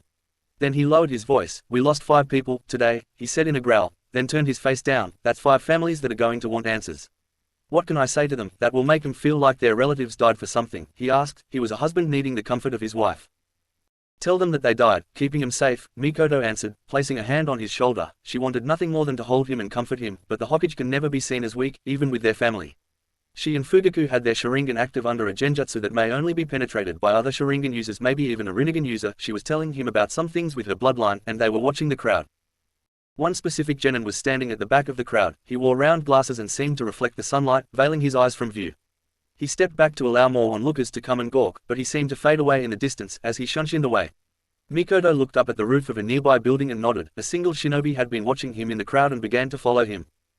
Half an hour later, Shisui and his new wife entered the scene walking arm in arm, and as soon as they reached the first couple of Konoha, Shisui formed half of the hand sign of the ram, while Kurenai formed the other half, placing her hand into her husband's, allowing them to form a complete ram. Together they yelled, "Kai!" at the top of their lungs. There was a bright flash as all of the Uchiha personnel faded away, leaving only themselves and the Uchiha clan leaders. Even the 5 dead bodies faded into the mists. They met, just as the skies overhead returned to a brilliant blue, and from the position of the sun, it looked to be about late afternoon. A brilliant, yellow flash suddenly appeared, right in front of them, as another couple materialized beside them. They were a red-headed woman and a blonde man, both of which appeared to be in high spirits. The woman was chattering non-stop. "That was a rather enjoyable battle. It seems my counterpart has very nearly close to my level of skill with the sword, though she doesn't use the hidden Musashi Ryu. I found fighting her to be quite invigorating," Kushina conceded, then added, "It was a pity she got away." "That's good, Kushina-chan." Minato indulged his ex-wife. "I'm glad you enjoyed yourself." Kushina looked around at the gathered group, noticing some missing people. "Where are Naruto-kun and Yuga-chan?" As if to answer at least her question, a violet head body flickered onto the scene, followed almost immediately by another shunshin. This one was massive, as 8 individuals arrived. Naruto saw Yuga as soon as she saw him, and they wasted no time greeting each other properly. Most of the group was looking at the arrival of the other 7 people that arrived with him. As soon as the betrothed couple were finished, Mikoto asked the question, "Naruto, who are your friends?" Naruto, as if he suddenly remembered, answered her, "Oh, these are not my friends, they are my weapons now, though they still retain enough of their free will to make the decisions necessary for their life. They are now nothing more than extensions of my will. They still retain all of their personalities, everybody except Sam there. I couldn't do something like this to a child. Ladies and gentlemen, these are my paths of sin." Everybody present, who knew of the Rinnegan, knew that this was a necessary step for Naruto, if he wanted to fully immerse himself in the paths of desire. Naruto turned to introduce them to everybody. "I'll begin with one all of us should know, especially you, Mum. You were the one that turned him into a Cyclops. He was the leader of Takigaku no Sato, known as the Furious Swordsman, Bradley Fury. I have rechristened him, Wrath, when we're out of the village, and he is my Naraka path of desire. The rest of them are largely unknown, so let me formally introduce them. The buxom Ebonet is Sarah Moon. While here in the village, outside of it, she will be called Lust, and she will accompany me on the human path. The fellow standing next to her is Null Moon, her younger brother. He is Greed, and will be my animal path companion. The slender young lady, over next to Wrath, is Envy of my Deva path. Her name in the village will be Stephanie Strong. The behemoth to her left is Sloth, my Asura path. Call him Bob, because his full name is Robert Flower, and the fat guy next to him is his adopted brother, Ian. He is my Predator path, codename, Gluttony. There seems to be one missing, Naruto-kun, Kushina wondered. I have decided to retain the outer path for myself, and have made myself part of the sins, Naruto answered. The outer path gives me the ability to summon the other paths to my side, to know where they are and what they are doing, he explained, like they are my own limbs that I was born with. Damn, Naruto-kun, Shisui said in awe, your advancement is nothing short of astonishing. You've only been out of the academy for a year, and you're already an A-rank ninja, he explained, then added, it took me and Itachi a couple of years to do that, and I'm still barely scratching S-ranked status. That's okay cousin, you're going to have your hands full in a few months, Fugaku jibed, you'll be a father. Until Kurenai-san is back to work, that should raise your status, because unless you want the child to be fatherless, you're going to become rather ruthless. Mikoto was eyeing the path speculatively. That's a lot of mouths to feed Naruto, how are you going to be able to handle that? I won't have to, Naruto said. As I said, they still retain most of their free will, and all of the skills are intact. I figure they can go on missions as Leaf Ninja, and take care of themselves, he informed his godmother. Distance is no detriment to my control of them. Whether here in the village or on the other side of the land of Earth, it's as if I will be there with them. Then he explained a little bit of what the sage left with his parents. It is essentially like this: when they became my paths, their idea or inner desires was killed, and replaced with mine. Now all that's left is their ego, or self. I know everything about them as if I was the one that lived their lives, and for that conceit, I have christened myself within the sins, as pride, because nothing but a prideful asshole would subvert another person's free will, just to become more powerful. Naruto concluded with a rebuke of himself, before changing the subject. So I assume the rescue of Orochimaru has been successfully carried out. Oh yes, Kurenai smiled beautifully, and his spy didn't seem aware that he was in a genjutsu for a whole day. I would place a large wager that he bought our ruse. Mikoto looked at Minato, and asked, you're sure that you can track him, right, Minato-kun? Yes, I can, he confirmed for her, before closing his eyes. The seal of the Hiraishin allows me to pinpoint it, within a radius of 1 meter, anywhere in the world. Right now, they're heading on a course that will lead them directly to the Valley of the End. He opened his eyes. We'll be ready to go after him whenever he stops, whenever you give the order, Hokage-sama. Mikoto nodded. Let's give him some time to think. He got away from us. Once he grows complacent, that's when we'll strike.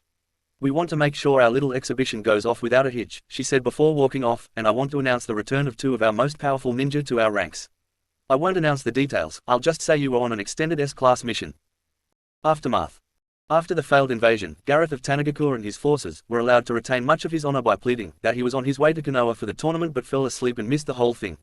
In the end, there was never an invasion, which was what Konoha was hoping for. They knew that even if they repelled the invasion, some of them would die, and sometimes an avoided fight is better than a victorious one, especially with so many civilians in town. So, by showing them that their plan was known to the enemy, it would force them to re-evaluate the wisdom of an incursion. The only parts the Leaf allowed to succeed were the ones they wanted to succeed, namely letting Orochimaru escape, so they would no longer have to hold him as a prisoner of war. Now they were at liberty to hunt him down and eliminate him, once and for all. The 7 deadly sins openly defected to the Leaf from Waterfall, and were enrolled as ninja of Konoha. Their status as extensions of Naruto's will was not publicized. Yugito and Karen were made vassals of the Uzumaki clan, while Sam, which was short for Samel, became a ward of the Namikas, becoming ninja for those clans. Meanwhile, at the lair of Orochimaru, the master of the lair was just discovering something that was infuriating. It seemed as if something was wrong with his coils. He had returned to full health within a week of his emancipation, and he had been training when he went to form a jutsu. His chakra would not form. He felt the chakra flowing within him, but at the last moment before release, his tenketsu refused to open to perform the ninjutsu. He had tried many times but to no avail. For the first time since he was a very small boy just entering the academy, he felt fear course through his soul. I need, Tsunade-chan.